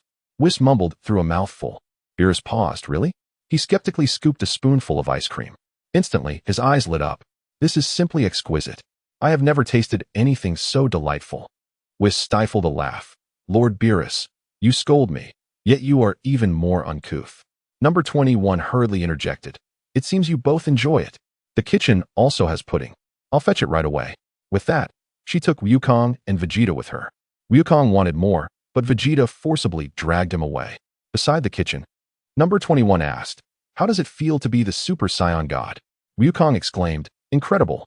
I never expected to wield such power. Today truly pushed my limits. Vegeta nodded silently. Number 21 smiled. So, would you like to surpass this state? The two looked at her in shock. Surpass? There's more strength to gain? Of course. Would you like to give it a try? They nodded eagerly. Number 21 lowered her voice. Do you know why we are so eager to please Beerus and Whis? Wukong bluntly replied, because we cannot defeat them. That is only part of it. In truth, they pose no threat to Earth. Vegeta suddenly recalled. Right? You mentioned that we have a good relationship in the future? Indeed, but do not mention the future. Time travel is a serious crime. Just pretend you are unaware. She cautioned seriously. For now, I am operating under the identity of Sister Wendy. Remember this. The two nodded in unison. Understood. In fact, all the arrangements, including hosting them, are for your benefit. For us? Do you see that Angel Whis? He is the master of the Destroyer God. Vegeta looked shocked. What? I always thought he was merely the Destroyer God's attendant, but he is actually his teacher. That's somewhat accurate, but Whis' power is even more unfathomable. If you could train under him, your future would be limitless. You mean, we should take him as our master? Of course. Even the Destroyer God was trained by him. Imagine how much you could grow under his guidance. Excitement gleamed in Vegeta's eyes.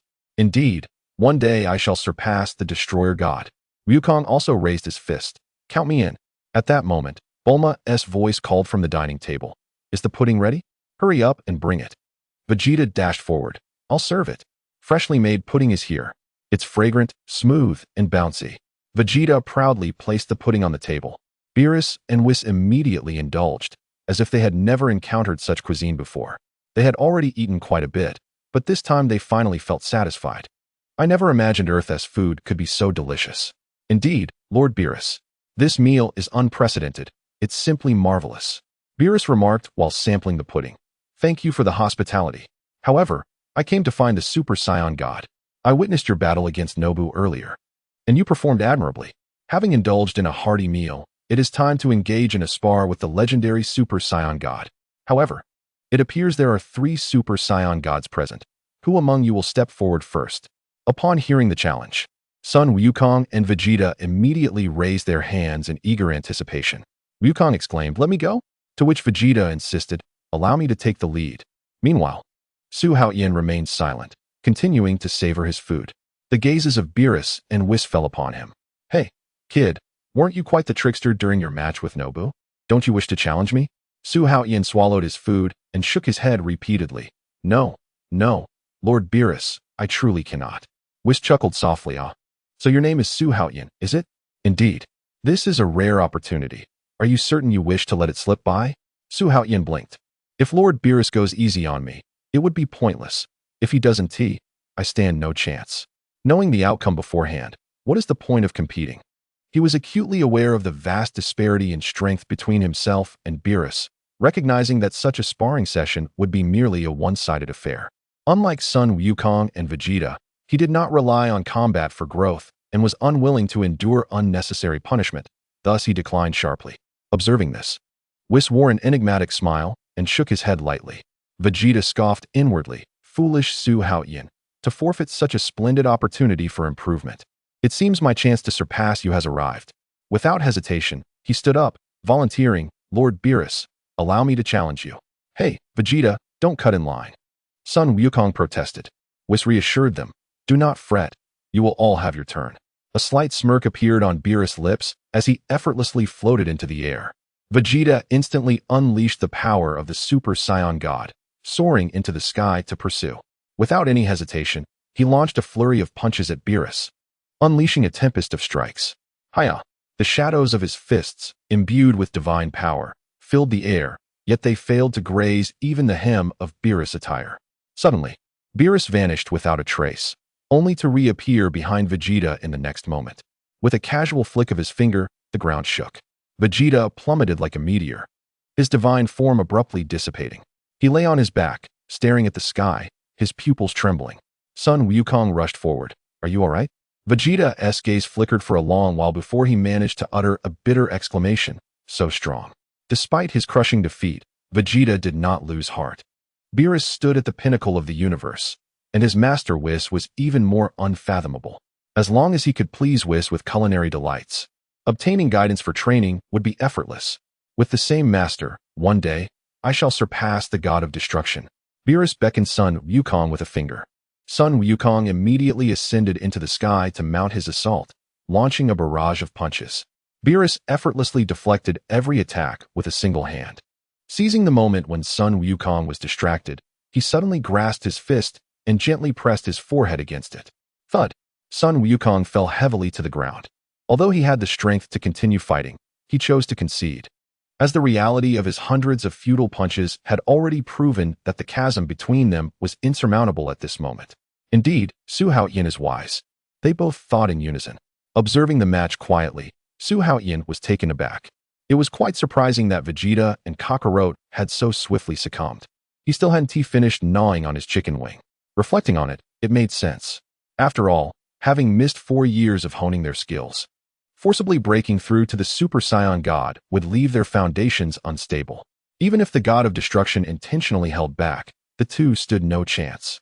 Defeating a former god of destruction was likely due to the opponent's inadequacies, coupled with the immense power boost from fusion. The meticulousness of Vegeta and the recklessness of Kakarot perfectly complemented each other during fusion, resulting in the formidable Gogeta. Beerus gracefully descended. "Whis, let us depart." "Wait a moment. Lord Beerus, Mr. Whis." The two Saiyans exclaimed in unison. The blue-haired angel glanced over. "Is there something else? Might I accompany you in your training?" Sun Wukong asked, rubbing his hands together with a sheepish smile. Vegeta quickly added, "I share the same sentiment." "I see," Whis replied, suddenly enlightened. "No wonder you are so eager to host us. Is it permissible?" The angel fell into contemplation. Vegeta suddenly had a brilliant idea. "I should prepare some earth delicacies. Please wait a moment while I gather some food that can be preserved for over a month." "What will you bring?" Wukong inquired curiously. "Instant noodles." The two divine visitors exchanged puzzled glances. "What is that?" "Instant noodles. They are ready in minutes. You can savor different flavors on other planets in the future." Just then, Android 21 rushed in energetically. What a coincidence. I have just prepared 3,000 boxes of instant noodles, beef, seafood, mushrooms, you name it. As she spoke, she handed a capsule to Yukong. You are a tremendous help. The android waved her hand dismissively. It's no trouble at all. I hope you both succeed in your training. Wiz looked puzzled. Are you Su Haotian's partner? 21 smiled in response. Indeed, I am his wife. It is quite perplexing why your husband does not wish to join. Yet you are so enthusiastic. 21 was momentarily at a loss for words. Su Haotian sighed softly. In truth, I yearn to go. However, my wife is nearing childbirth, and I must reluctantly forego this opportunity. Vegeta cast a scornful glance. If this is an excuse, he might as well give up on ever going. One can give birth multiple times a year. Such frequency is absurd. Su Haotian, you should brace yourself for my complete surpassing. Whis smiled gently. I see. What a considerate husband you are. Your wife must be very fortunate. Haha, you flatter me. Su Haotian chuckled awkwardly. Well then, since you have been so generous and prepared so much food, I shall make an exception and take you both along. Let us set off. Sun Wukong and Vegeta excitedly followed Whis, for beams of light zipping towards Beerus' planet. Fantastic. My dear, you are quite remarkable. Once the group departed, Su Haotian and Android 21 high-fived each other, their faces aglow with joy. The couple exchanged compliments. These two must not become complacent. They must train fervently without pause. Elevating to the Super Saiyan Blue realm as soon as possible is the true path. The instant noodles were meant to expedite their encounter with Xiangpa, facilitating the martial arts tournament between the 6th and 7th universes. At that time, he would bring back a Saiyan girl to propagate their lineage. The legendary Super Saiyan bloodline is within reach. Android 21 pondered. Is my husband so eagerly promoting the tournament to snatch away kale or cauliflower? Su Haotian was also contemplating. Why choose? I want them both. Would it be appropriate to take both at once? Would Xiangpa fly into a rage? No matter. If he dares to turn hostile, I can always provoke Bardos. With her protection, I would have nothing to fear. Wouldn't it be splendid to take all three? Time for arduous training. As Bardos becomes enamored with food, please subscribe. On King Kai's planet, the two Kaiashins watched Beerus depart, finally able to breathe a sigh of relief. Thankfully, Su Haotian proved reliable at a crucial moment. Initially, I thought they would become unruly, given how decisive he was with the former Kaiashin. Jebbit wiped the cold sweat from his brow in agreement. Indeed, I expected them to fuse and challenge Beerus. If they actually won, I would twist my head off and let them use it as a ball. I never expected them to be so considerate in their hosting. It was truly surprising. Sun Wukong and Vegeta have been sent to Beerus' planet for special training. How intriguing. They are not devoid of sentiment. It is merely that I have not yet garnered enough weight in their eyes. The Kaiashin shook his head inwardly. Why, despite being on par with the god of destruction, is my situation so vastly different? It is truly disheartening. Jebbit organized the Dragon Balls from Namek. Now that the matter is settled, these should be returned to their rightful owner. The old Kaiashin stretched. At least this will allow for a period of peace. After the party concluded, Bulma summoned the team to tidy up the venue. As night fell, Su Haotian held Bidalai's hand, leading her back to their new home. In the bliss of newlywed life, we must strive to hasten the day your father becomes a grandfather. Bidalai's ears flushed with a rosy hue as she buried her face in Su Haotian's chest, softly replying, all right. With the arrival of spring, vitality surged forth. After months of sweet time together, Bidalai, number 18, and Lanchi each found themselves with child. The group basked in the sun in the courtyard while supplementing their calcium. Su Haotian embraced the slumbering Yulin while browsing short videos, and no. 21 perused a stack of recipes, pondering. Next time Weiss visits, let us prepare grilled lamb chops. Throughout these 6 months, the angel made several visits. From casual conversations, no? 21 gleaned numerous cosmic secrets, showing interest not only in Wukong and his companions' training progress, but also inquiring when Bados would arrive in the 7th universe. Since she is Weiss's sister, if this could foster friendship, perhaps the 6th universe could become an ally in times of crisis. It is always wise to have an escape route. On Beerus's planet, Wukong wiped his sweat and complained, I fear nothing in training, except for household chores. Vegeta scoffed, if you can't take it, then go back to Earth. Don't say that. We need to change Lord Beerus's bedsheets. A sneeze nearly startled him awake. As the time for training approached, the two fell silent. Weiss, are you really making us carry such heavy items on our journey? How absurd. The lightweight gear should serve a training purpose too, right? Vegeta retorted. Kakarot, if you can't handle it, just go back. Stop whining here. I was just joking. The ground behind them crumbled, prompting Vegeta to sprint ahead.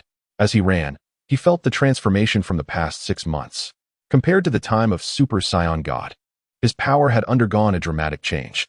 Indeed, guidance from a master yields twice the result with half the effort. In the past, although he had grown stronger through solitary training, he ultimately hit a bottleneck. Yet here, he discovered an entirely new path to breakthroughs. The current version of himself could likely crush 10 Su Haotians with ease. That guy is probably too busy with reproduction, he thought. Once my training reaches completion, I'll ensure you are consumed by jealousy. By the time you realize, I will have already ascended to heights you could never reach. With this thought, Vegeta suddenly accelerated, the weight in his hands feeling as light as a feather. Wukong's burden was always only half of what Vegeta carried. While Wukong slept soundly at night, Vegeta continued to complete 10 sets of extreme training. More ample rest led to swifter growth, completely leaving his rival behind. Wow, did Vegeta just explode with power? Wait for me, Wukong exclaimed, eyes wide as he gritted his teeth to catch up. Whis watched the two with a smile. Such unexpected diligence. In just half a year, they have progressed from the realm of gods to this level. If Su Haotian were to join the special training, he should have reached Super Blue by now. The angel sighed, shaking his head, for Lord Beerus slept all day yet still made tremendous strides in power. Rather than training, he anticipated number 21's new culinary creations, which always brought delightful surprises to the palate. Poor Lord Beerus, however, could only satisfy himself with various flavors of instant noodles. As he pondered this, the staff suddenly radiated light. Batos's message arrived. Sister, what a rare visitor. You always speak of how delicious Earth's food is. That remark has caught Lord Kampa's attention. In a few days, I shall accompany Lord Kampa for a visit. He has brought many dinosaur eggs, and they taste quite good. Be prepared. So you are not outshone by Lord Kampa's delicacies. Do we need to prepare? Just boiling a couple of packs of instant noodles would astonish you. Those so-called delicacies from the 6th universe can hardly be called gourmet. Even dogs would turn their noses up at them. No problem, sister. We will certainly prepare well. I look forward to taking you to Earth for a taste, but do not sneak off on your own. Batos huffed lightly. Do you think everyone is as gluttonous as you? Weiss concluded the call. Batos rested her chin on her hand, deep in thought. What could possibly be so delicious on Earth that it made Weiss mention it repeatedly? Remembering the delectable dishes Weiss described, she discreetly wiped the corner of her mouth. Once Lord Kampa fell asleep, she would join Weiss to take a look. In the depths of the universe, what is that? Get closer. My goodness.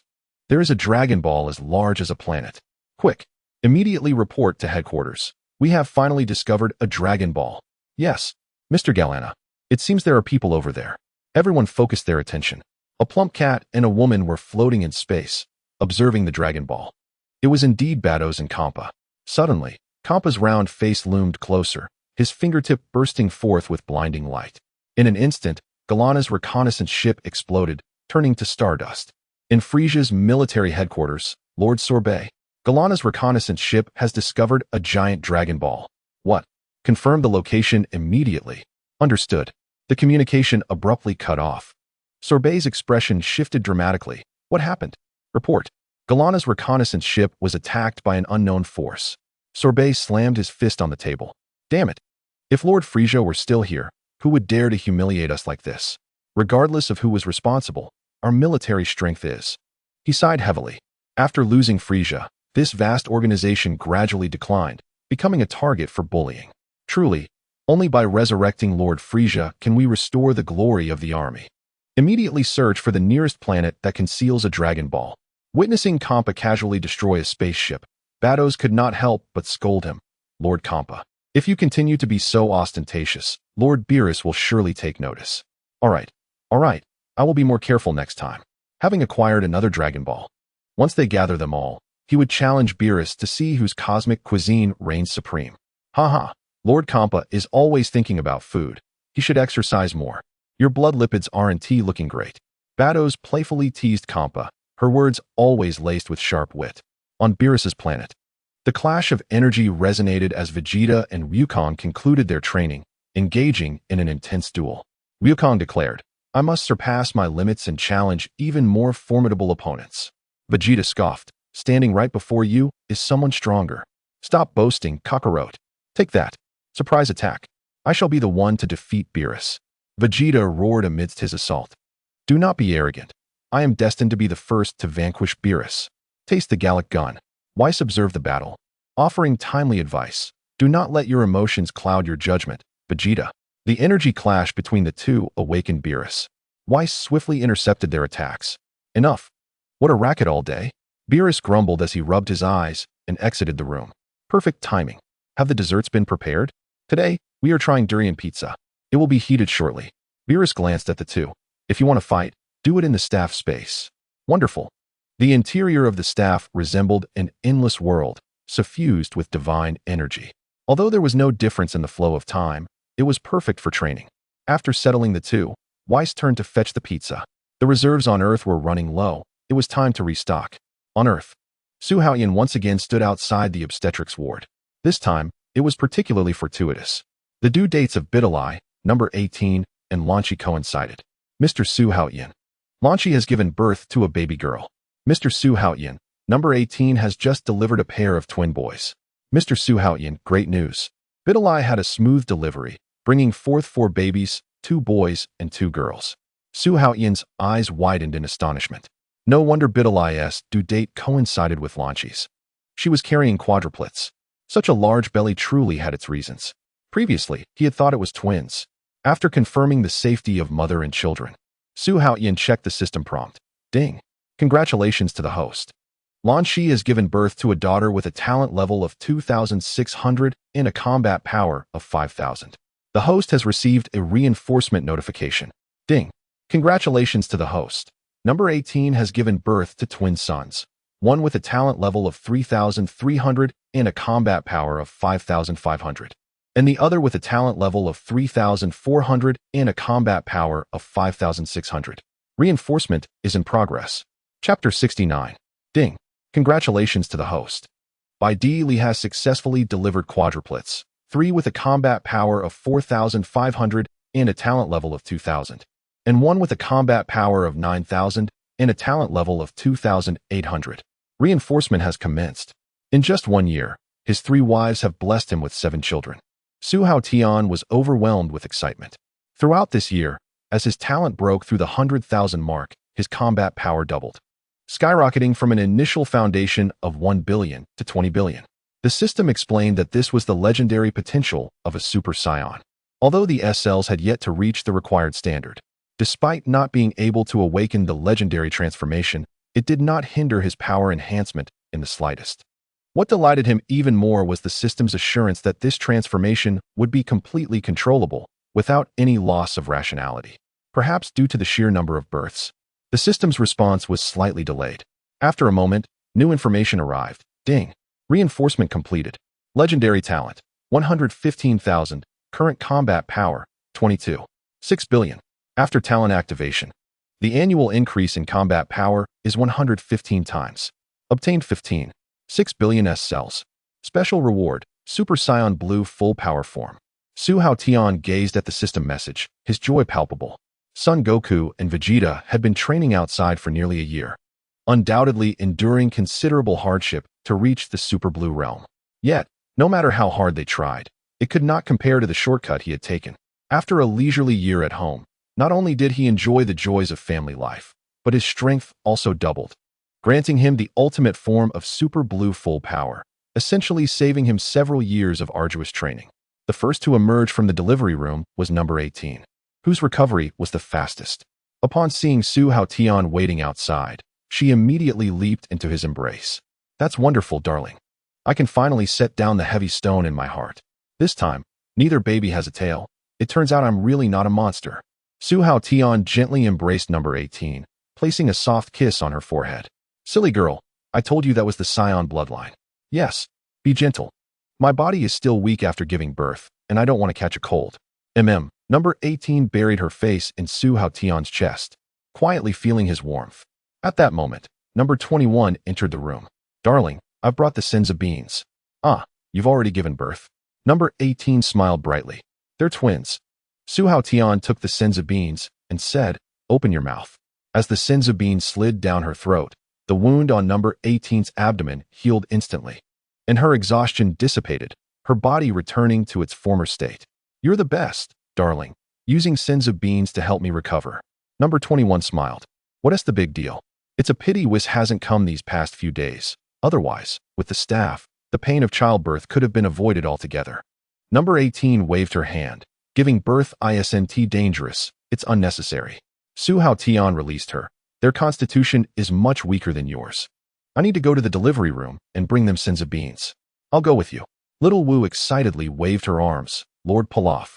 We finally collected all 7 Dragon Balls after a year. Lord Pilaf laughed heartily. Haha, the world will fall into my grasp. Your Majesty, I want eternal youth. I want 100 million in cash. Lord Pilaf waved his hand generously. No problem. There are 3 wishes anyway. Ash urged. Then hurry and summon the dragon. Wait. We're too close to Son Goku's house. We need to move at least 300 kilometers away. The next day, in the desert. They were now absolutely unable to be interrupted. Just as they were placing the Dragon Balls, a spaceship roared down. Leading the group was Sorbai, grinning maliciously as he approached. What a delightful surprise. Immediately wish for Lord Frieza to be resurrected. Faced with the ferocious cosmic thugs, the 3 began the summoning ritual with trepidation. A brilliant light shone, and the authoritative voice of the dragon echoed through the heavens. State your wishes. With the enhancement of daily training, not only had the hyperbolic time chamber been optimized, but the Dragon Balls had also undergone a significant upgrade.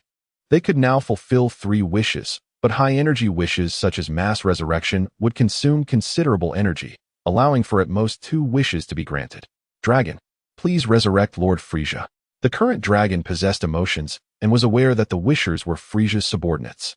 While unable to violate the rules, it discreetly took action. With a crash, Frieza's remains scattered everywhere. Sorbai was left dumbfounded. The Earth's Dragon Balls are truly inferior. They can't even achieve a complete resurrection. Don't worry.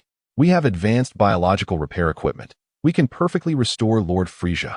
At this moment, the dragon spoke again. 2 wishes remain. The 2 were immediately stunned. The Earth Dragon Balls actually had 3 wishes? What if we also?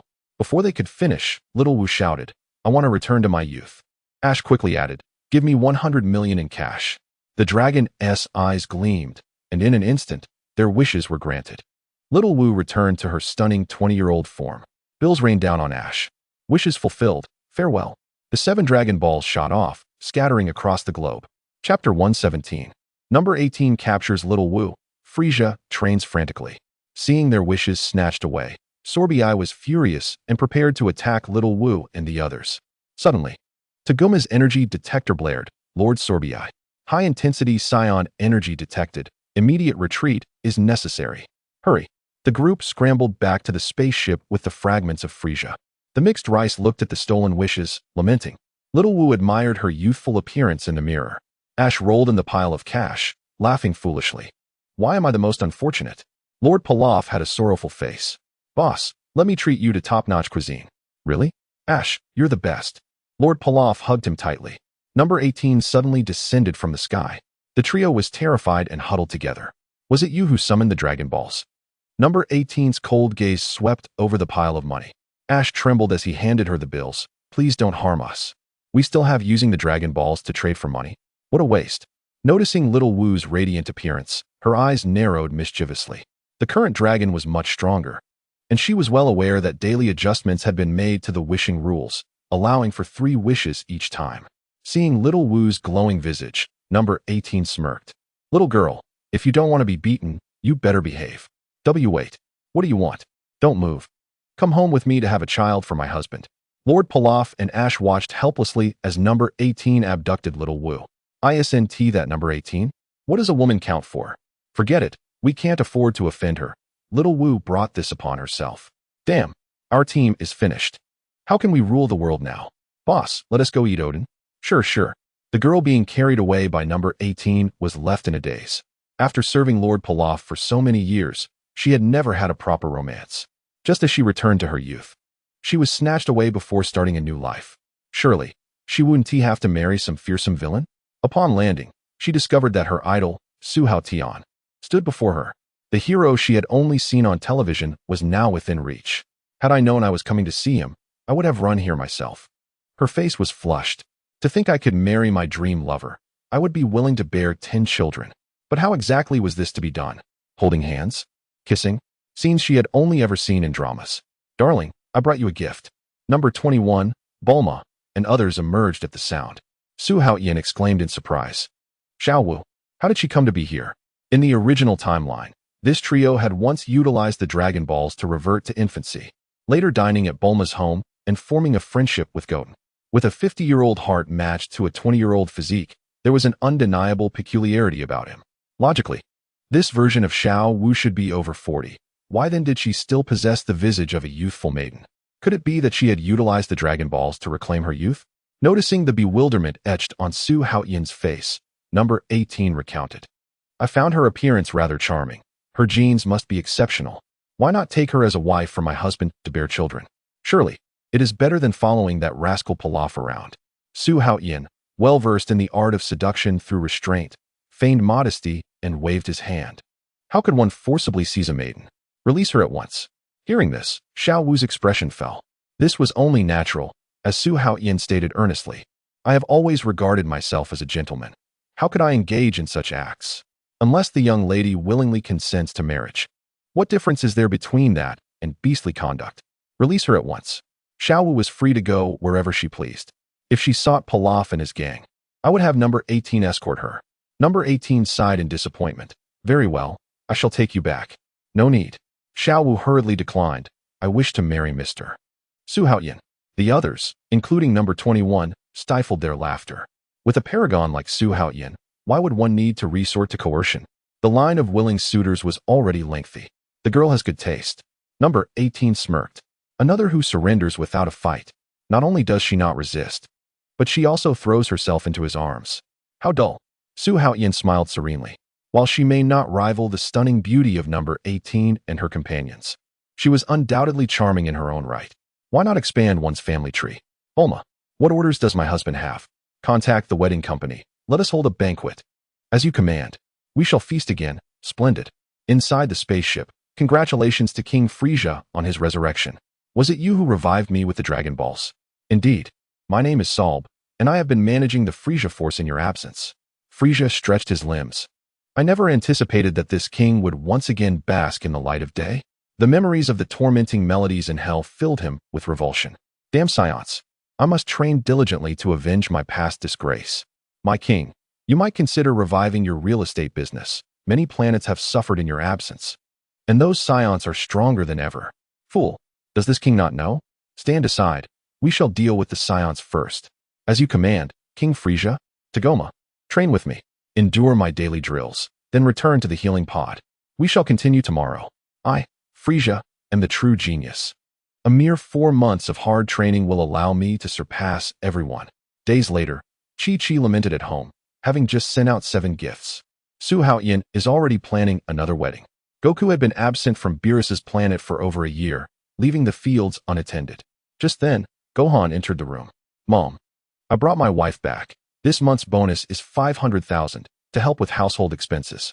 Chi-Chi's eyes sparkled with joy. Gohan is so thoughtful. At last, I see some return on investment. Suddenly, she jolted awake. With over 30 children in Su Haotian's family, in a few years they will all be adults earning money. Wouldn't that mean even more income? Had I known this, I should have had more children back then. Now I find myself envious of Su Haotian's family. In the wedding hall, Mr. Su Haotian, do you take Xiao Wu to be your wife? Xiao Wu, do you take Su Haotian to be your husband? I do. The guests included Pilaf and Ashu, who feasted heartily. In the quiet of the night on their wedding night, gazing at her slumbering husband, Xiao Wu's eyes brimmed with tears. So this is true happiness. I have wasted so much time in these years. Meanwhile, on Beerus's planet. Chapter 70, Vegeta and Son Goku had just broken through to the Super Blue state. After more than a year, they had finally surpassed the Super Saiyan God. Vegeta felt the surging power within him, unable to contain his excitement. Su Haotian is hardly worth mentioning now. I hear he has had 7 more children and taken a new wife, truly squandering his time. What is the meaning of a life without struggle? Son Goku stretched his limbs, filled with fighting spirit. I truly wish to find a worthy opponent. A glance at the slumbering Beerus made him shake his head helplessly. At that moment, Whis suddenly appeared. You have been away from home for a long time. It is time to return. I heard Frieza has been resurrected on Earth. He will likely come seeking revenge. Frieza? That defeated foe. Vegeta scoffed. Whis smiled gently and said, he has been diligently training. His strength is no longer to be underestimated. Really? How does he compare to our Super Blue form? Son Goku's eyes gleamed with anticipation. It is hard to say. Vegeta raised an eyebrow. He can match us? This fellow's potential is indeed remarkable. Son Goku clasped Vegeta's shoulder. Let us return to Earth. Frieza may be on his way. I must go back and see Chi-Chi and the others. Vegeta clenched his fists. This time, I will ensure he is obliterated. Whis, when can we reach Earth? Whis gently stroked his staff, his eyes shimmering with light. We can depart today. Number 21 has prepared a 7-layer fruit cake for me. Lord Beerus, shall we leave now? A 7-layer cake. Beerus licked his lips. Let us hurry. Son Goku quickly called out. Wait for us. Elsewhere, Su Haotian held Bulma, engaged in a card game with number 18 and Lan Chi. Both ladies had papers stuck to their faces. Lan Chi threw down a card, 3. Number 18 suddenly played a trump card, King. Are you mad? We are on the same team. Lan Chi jumped up in anger. My apologies, 6. Bulma calmly played her card, 2. Su Haotian glanced at Bulma's hand, confident of victory. He turned to the busy number 21. Have we invited Whis again? The cake must be large. Number 21 brushed her hair back. I sensed Frieza's energy approaching Earth, so I summoned Whis just in case. Frieza is no concern. I can handle him effortlessly, Su Haotian dismissed, mainly wanting to inquire about Bardas's arrival, which had been awaited for over a year. Number 21 explained. Lord Kampa's nap could last decades. 1 year is but a brief moment for him. Suddenly, Su Haotian's expression hardened. A powerful energy is approaching. It seems Frieza has arrived. To reach this level in just 4 months is indeed impressive. Everyone set aside their cards, and Bulma asked, are we going to battle again? Wendy eagerly chimed in. Can we go cheer? Su Haotian looked at Xiao Wu's slightly rounded belly. Is your health all right? Darling, I am perfectly fine. My pregnancy has stabilized. Good. Then the whole family shall set out to witness the cosmic spectacle. Yilin cheered, wonderful. I will finally see my husband showcase his prowess. Number 21 and Wendy carried the cake as everyone headed towards the wilderness. The moment of Frieza's arrival was upon them. In the blink of an eye, they reached their destination. Krillin, Piccolo, and Master Roshi were already awaiting them. Krillin laughed heartily. Su Haotian, you have arrived. With you here, I feel reassured. Had I known I need not have made this trip. Master Roshi scrutinized Bulma. Bulma, long time no see. You have become even more beautiful. Thud. Bulma punched Master Roshi on the head, causing a bump to form. She glared, what nonsense. When am I not beautiful? Master Roshi rubbed his head, marveling. Women change so much. You were delicate and dainty as a child. Now you are so enchanting. Su Haotian raised an eyebrow at this revelation about his wife. Lan Chi couldn't help but chuckle. Darling, let me tell you a funny story. Back when Bulma sought the Dragon Balls from Master Roshi, this old lecher insisted on seeing her underwear in exchange. As a result, Bulma transformed Oolong to resemble her for a demonstration. Oolong, in his naivety, inadvertently dropped his pants, exposing himself, leading Master Roshi to mistakenly believe that Bulma was a cross-dresser. During that time, he constantly murmured to himself, am I going insane? How could I think a boy is beautiful? It was only when Bulma matured that she realized she had been tricked, and she ended up beating Oolong several times. This embarrassing incident became a legend in Kame House. Oolong lamented, I've never seen a real girl. Transforming like that was good enough. Number 21 laughed heartily, huh? You were quite the troublemakers in your youth. Bulma, filled with pride, declared, serves you right. Want to take advantage? In terms of wits, that old lecher could train for 300 years and still not match me. Su Haotian sighed in relief, realizing that his wife had been clever since childhood. In terms of intelligence, all his beautiful companions combined wouldn't measure up to Bulma. Suddenly, Krillin shouted, VVE arrived. Amidst the roar of the spaceship, Frieza's army poured out like a dark tide. Sitting in his craft, Frieza surveyed the crowd with disdain. Is this all the fodder? When his gaze fell upon Su Haotian, his pupils dilated in surprise, and fury erupted instantly. Su Haotian, it is time to settle our scores. Frieza commanded his army. All units, attack and annihilate those humans. As you command, Lord Frieza. Frieza hovered in the air, dismissively beckoning Su Haotian, clearly eager for a one-on-one confrontation. Come on, transform into a Super Saiyan. Let me see your prowess. Su Haotian sighed softly. Frieza, you squander the opportunity given to you. I intended for you to battle with Sun Wukong and Vegeta, but it seems I must handle you myself." Before he finished speaking, Su Haotian unleashed an overwhelming surge of energy. Frieza smirked coldly. "After all these years, is this the extent of your progress? You're finished." Suddenly, Sun Wukong and Vegeta appeared in a flash. Su Haotian feigned surprise. "What brings you here?" Sun Wukong grinned widely. "We said Frieza would show up, so we rushed over. We sensed your energy along the way and teleported here." Vegeta scoffed. "Frieza is my prey. Kakarot, stay out of this." Sun Wukong raised an eyebrow. "Not necessarily. He might want to challenge me." Vegeta retorted. "If he wants to challenge anyone, it should be Su Haotian. After all, it was Su Haotian who ultimately defeated him." He then turned to Su Haotian. "Hey, have you been wasting your time this year? Your strength hasn't improved at all." Su Haotian responded nonchalantly. "It's all right.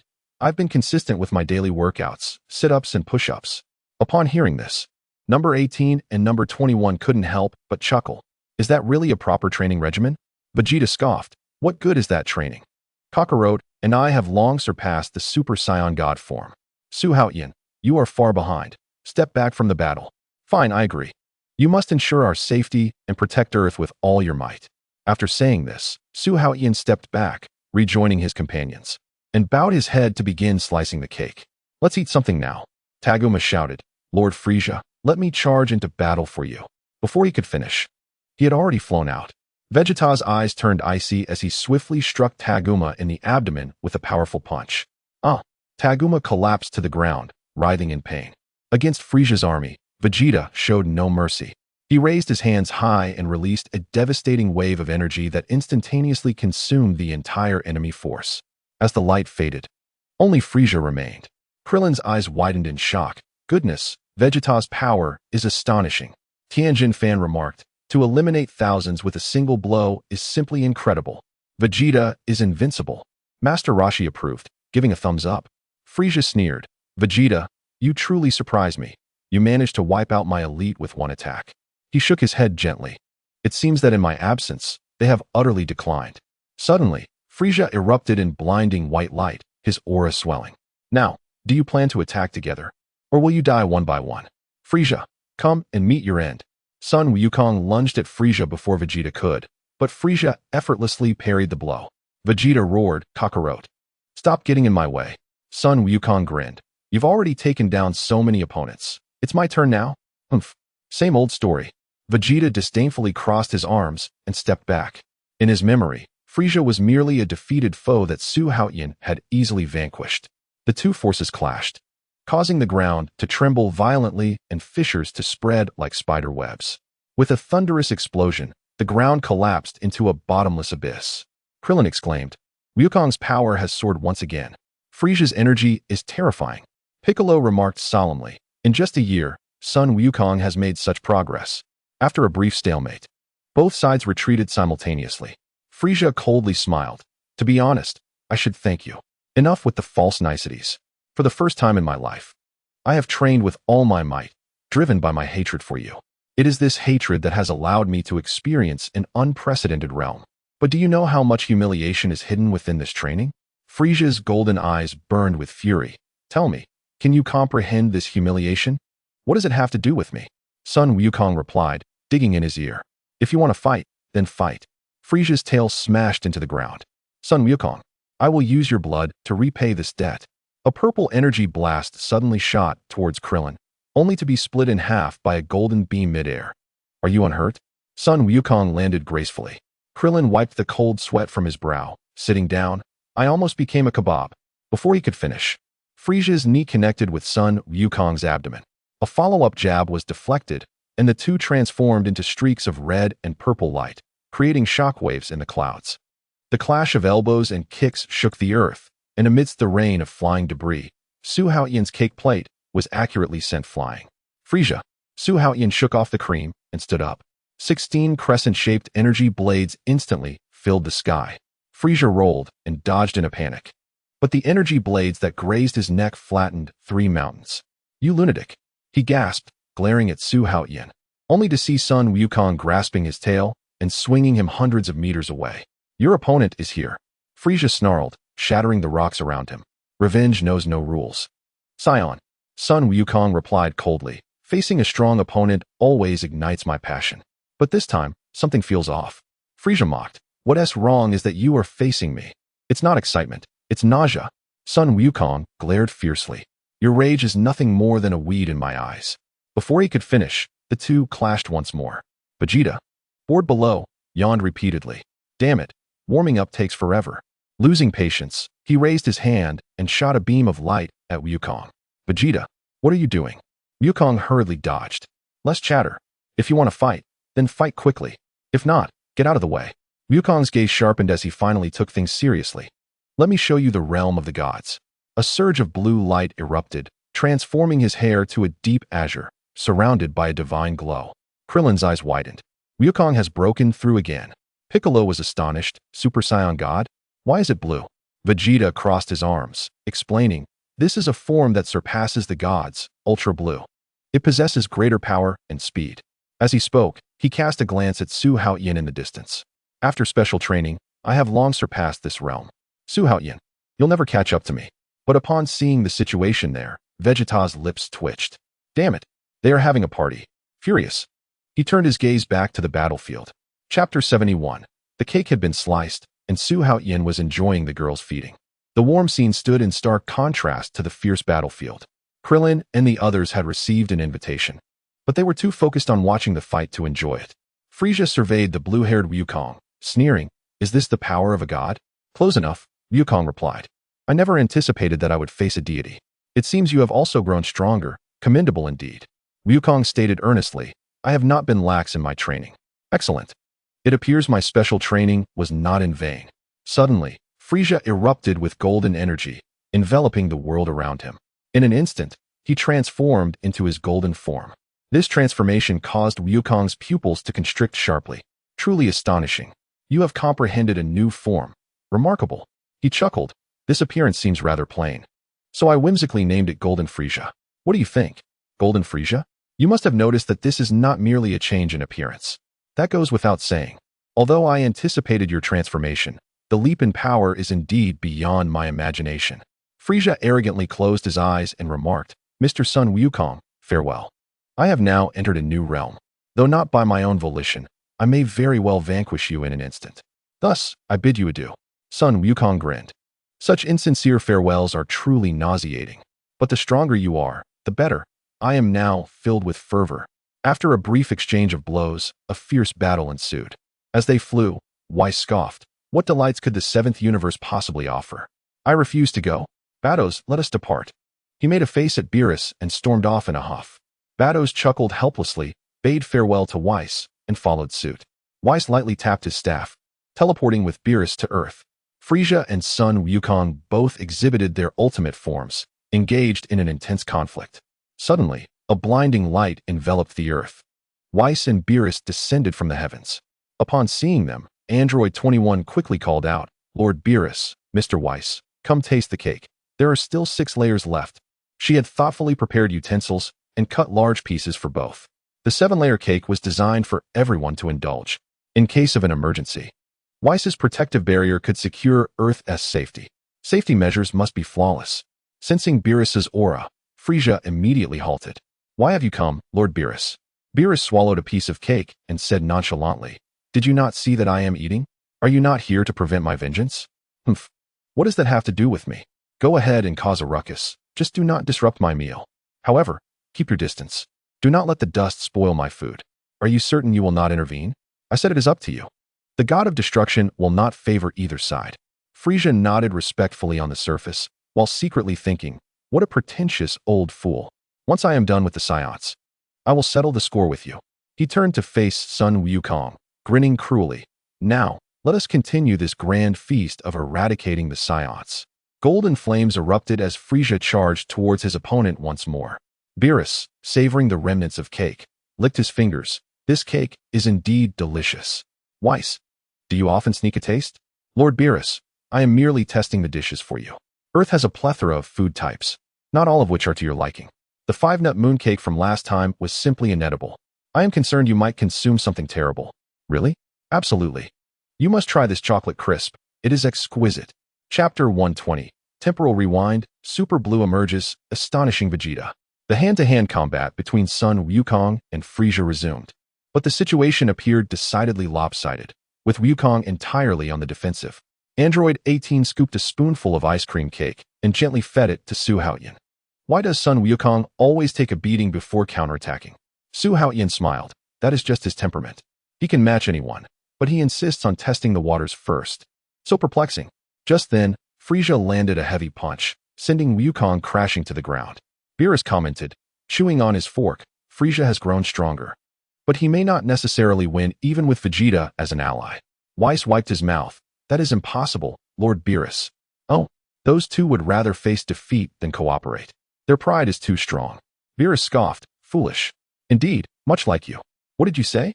You misheard. On the battlefield. Frieza's tail ensnared Wukong as punches rained down upon him. Wukong bit down on Frieza's tail, breaking free, and struck from behind, only to be blocked by Frieza. The final energy blast sent Wukong crashing into the ground, clouds of dust rising. Frieza, panting, approached as Wukong struggled to rise, clutching his chest. Su Haotian squinted. Frieza is quickly running out of stamina. Android 18 tilted her head. How can you tell? He has not taken many hits, yet is gasping for breath. It is evident he is overexerted. Suddenly, Android 21 blinked. Is gasping a sign of weakness? Just like you at night. Android 21 covered her mouth, while Bulma and the others exchanged flushed glances. Su Haotian facepalmed. This group of women is becoming increasingly indecent. Frieza stepped on Wukong, sneering. Is the grudge against Namekian Star satisfying? Humph, it appears you hold a grudge against me. Had I obtained immortality back then, I would have already controlled the entire universe. Yet, you Saiyans came to ruin my plans, and Vegeta even stole my Dragon Balls.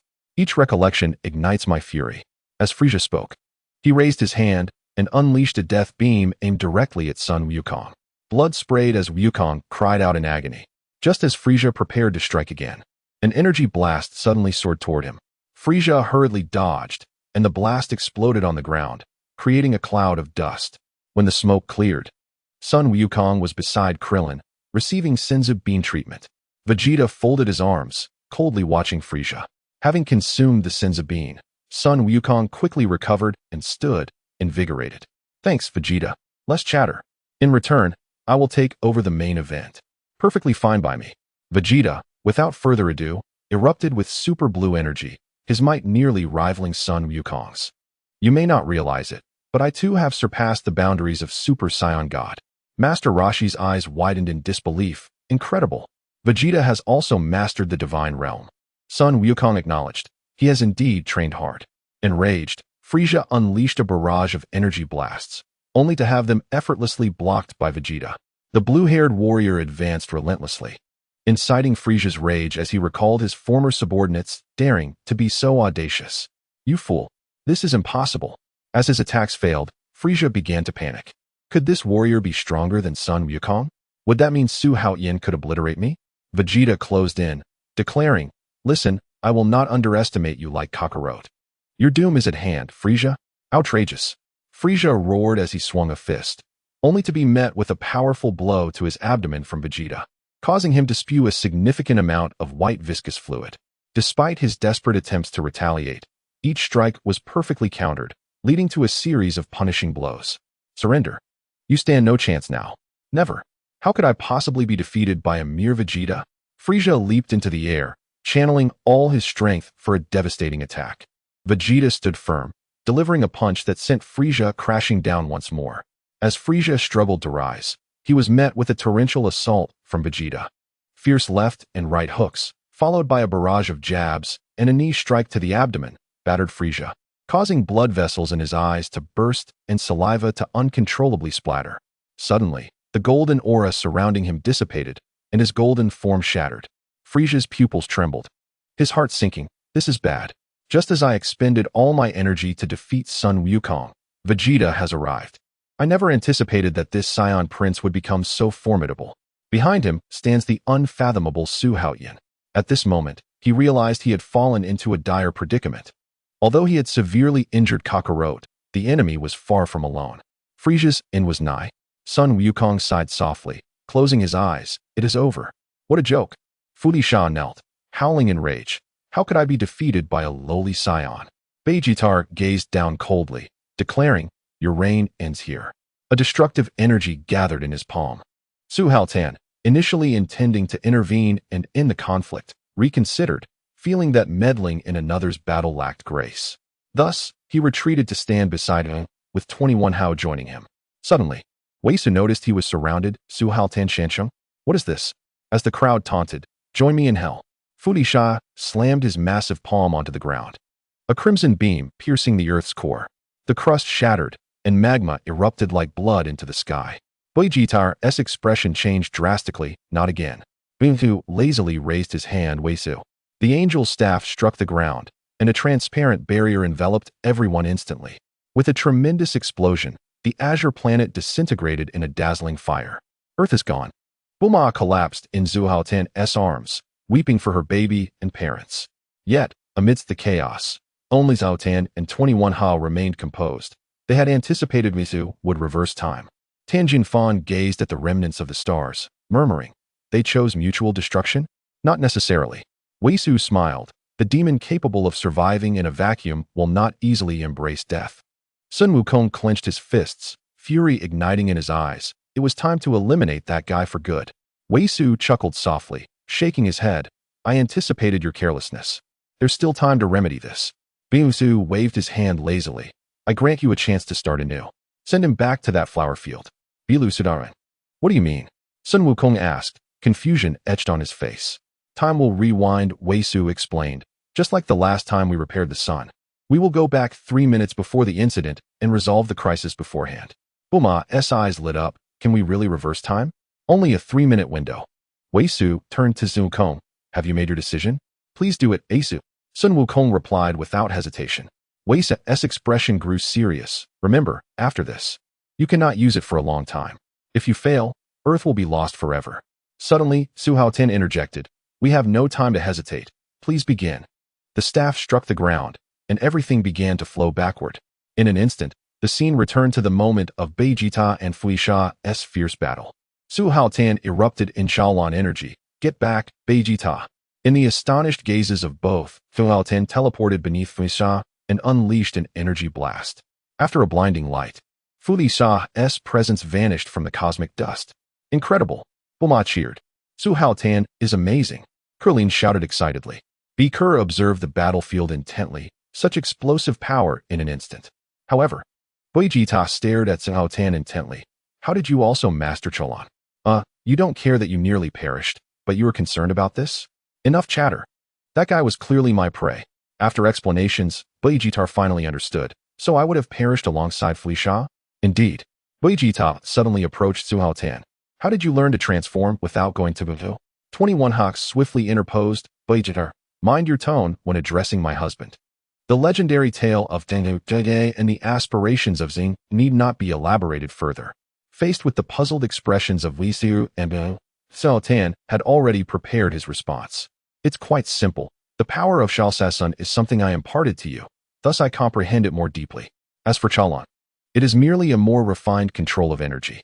By observing your transformations and sensing your energy flow, I deduced its intricacies. Thank you both for your practical demonstrations. I shall treat you to a feast as gratitude." Upon hearing this, everyone was stunned. Su Haotian's companions expressed their admiration. Bulma exclaimed, "My dear, you truly inspire awe." Li remarked, "No wonder you are the Earth's guardian. Your talent is unmatched." Yolin added, "My husband embodies wisdom and strength." Lan Shi declared, "When the world loses miracles, you become the miracle itself." 1D professed, "In this life, my only love is you." Xiaowu gazed silently at Su Haotian's back, her heart tumultuous. Compared to the likes of Vila Fu, her husband deserved the true power to conquer the world. This strength deepened her admiration, solidifying her eternal faith. 21 Hawk's eyes sparkled with brilliance. Her husband's strength had geometrically increased since last year, effortlessly obliterating Fu Sha, far surpassing Vegeta and Dunkong. Such talent must be nurtured to ensure his joy and the continuation of their lineage. Perhaps she should follow 18 Hawk's lead and seek him more companions, or even assemble 100 beauties to perpetuate their bloodline. Wei Su fell into a long silence. Such talent surpassed even that of the gods. The months of arduous training that Sun Kong and Vegeta endured, he achieved merely through observation. No, He had entirely surpassed the concealed mastery of energy, clearly attaining the full potential of Shenron. While others lingered at the threshold, he had effortlessly ended formidable foes with a mere strike. The magnitude of this power disparity was beyond tenfold. No wonder he declined training guidance. He had already forged his unique path. At this moment, even he could not fathom him. Bing's pupils trembled violently, his mind tumultuous like a small boat in a raging sea. This level of talent was likely not only the pinnacle of the universe, but perhaps the most exceptional in all realms. Before long, his strength would likely surpass that of the 11th universe's Jiren. He never expected such astonishing talent to emerge after Sun Wukong and Vegeta. One day, he might even surpass me. Upon recognizing Su Haotian's remarkable comprehension and potential, Su felt no jealousy, but rather a sense of pride. The 7th universe is truly teeming with talent. Amidst the shock, 21 Hawk did not forget the matter at hand. Thanks to Bing and Bing's assistance, Earth was saved from peril. Bing sighed, "This incident is quite embarrassing. As a destroyer god, I allowed a planet to regenerate. Do not let this be known." 21 Hawk cheerfully suggested, "To express our gratitude to Weisu and why don't we all enjoy a sumptuous feast at my home?" Weisu smiled, "That sounds delightful." Sun Wukong, brimming with enthusiasm, asked, "It's been a while since I returned to Earth. Can I bring Jiawang and Wutan along?" Bulma readily agreed, "Of course." "Thank you, Bulma." 21 Hawk turned to Vegeta. "What about you, Vegeta? It's been a year and 4 months since you last went home. You haven't forgotten your wife Bully and child, have you? I can't believe someone like you actually has a wife. Go and fetch them." Vegeta snorted coldly, remaining silent, and flew straight towards home. Krillin was about to speak. "Everyone, bring your families. Let us gather at my house. There's definitely enough space." Soon, everyone congregated at Su Haotian's home. At this moment, the advantage of numbers became evident. Several ladies busied themselves, arranging for the grand feast. 1D arrived with over 20 children. If the infants could join, there would be at least 10 more.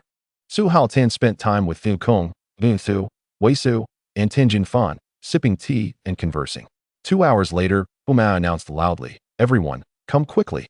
The feast is ready. Enjoy yourselves. And don't hold back." Sadon added, "And I have my exclusive dessert too." Sun Wukong excitedly shouted, "Haha, I can't wait." Fu, Weisu, and others took their seats. Sun Wukong devoured his food voraciously, while Jiawang stood by, holding a plate full of rice to serve him. As he savored his meal, he exclaimed, "What a delight it is to indulge in a grand feast after the battle." Servants continually presented delectable dishes at the table. "Lord Bylus, your 2 portions of assorted tempura are ready. Please enjoy." "Mr. Weiss, your medium-rare steak is also prepared." Weiss inhaled deeply, entranced by the aroma. This fragrance is utterly irresistible. Bylus gazed at the sumptuous spread before him, suddenly finding the instant noodles he had consumed for over a year rather uninspiring. "Weiss, you have sneakily come here many times without me, haven't you? How could you enjoy such delicacies without calling for me?" "Let us eat while it's hot." "What do you mean by let's eat first? You are selfishly relishing all this exquisite food. Next time you dare to sneak out at midnight, just wait and see how I handle you." Krillin raised his hand and called out, "One more serving of spicy duck neck, please." "Coming right up." Bylus added, "I want a double portion." Right away, the guests feasted heartily, and the Su family also took their seats at the table. 21 peeled a small lobster and offered it to Su Haotian. "Darling, open your mouth." Wendy sliced a piece of steak and handed it over. "Try this, it's particularly tender." Quite delightful." Lanchi held up 2 grilled kidneys. "Darling, eat up to nourish yourself." Yolene scooped a spoonful of caviar. Just one more bite." Su Haotian's mouth was stuffed to the brim, glistening with oil. 18 giggled softly, took a napkin to wipe his mouth, and even kissed his cheek. Master Rashi watched enviously. "This lad is living the life of a deity. How I envy him.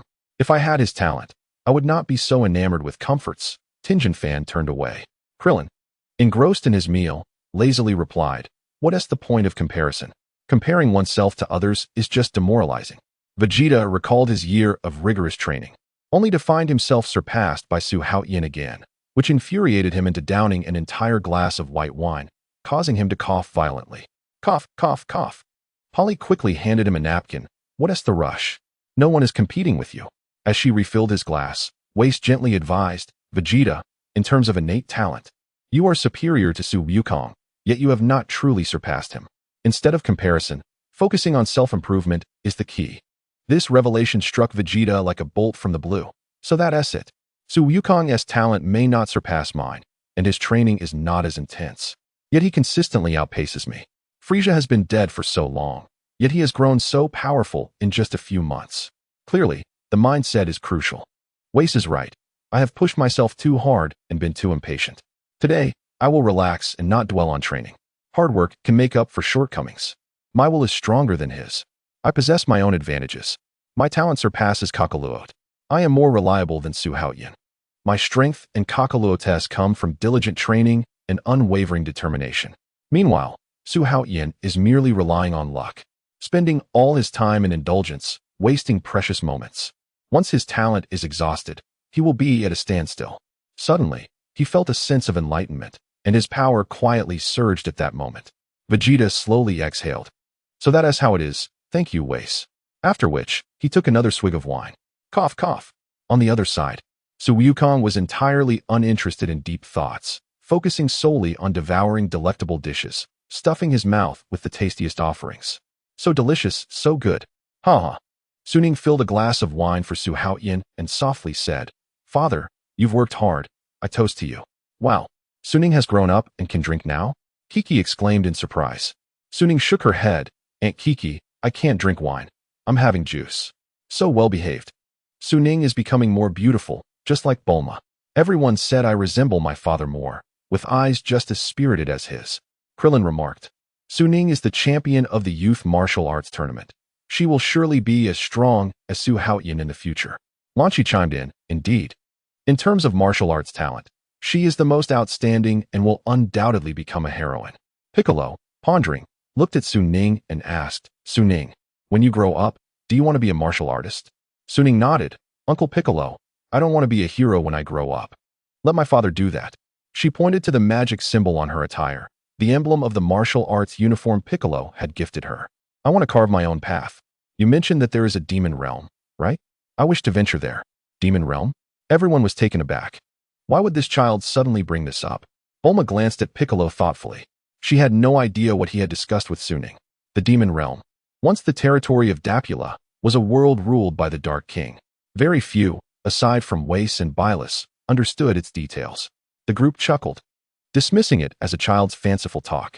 Who hasn't had whimsical dreams in their childhood? They would surely forget them when they grow up. Piccolo was the only one who gave her a thumbs up.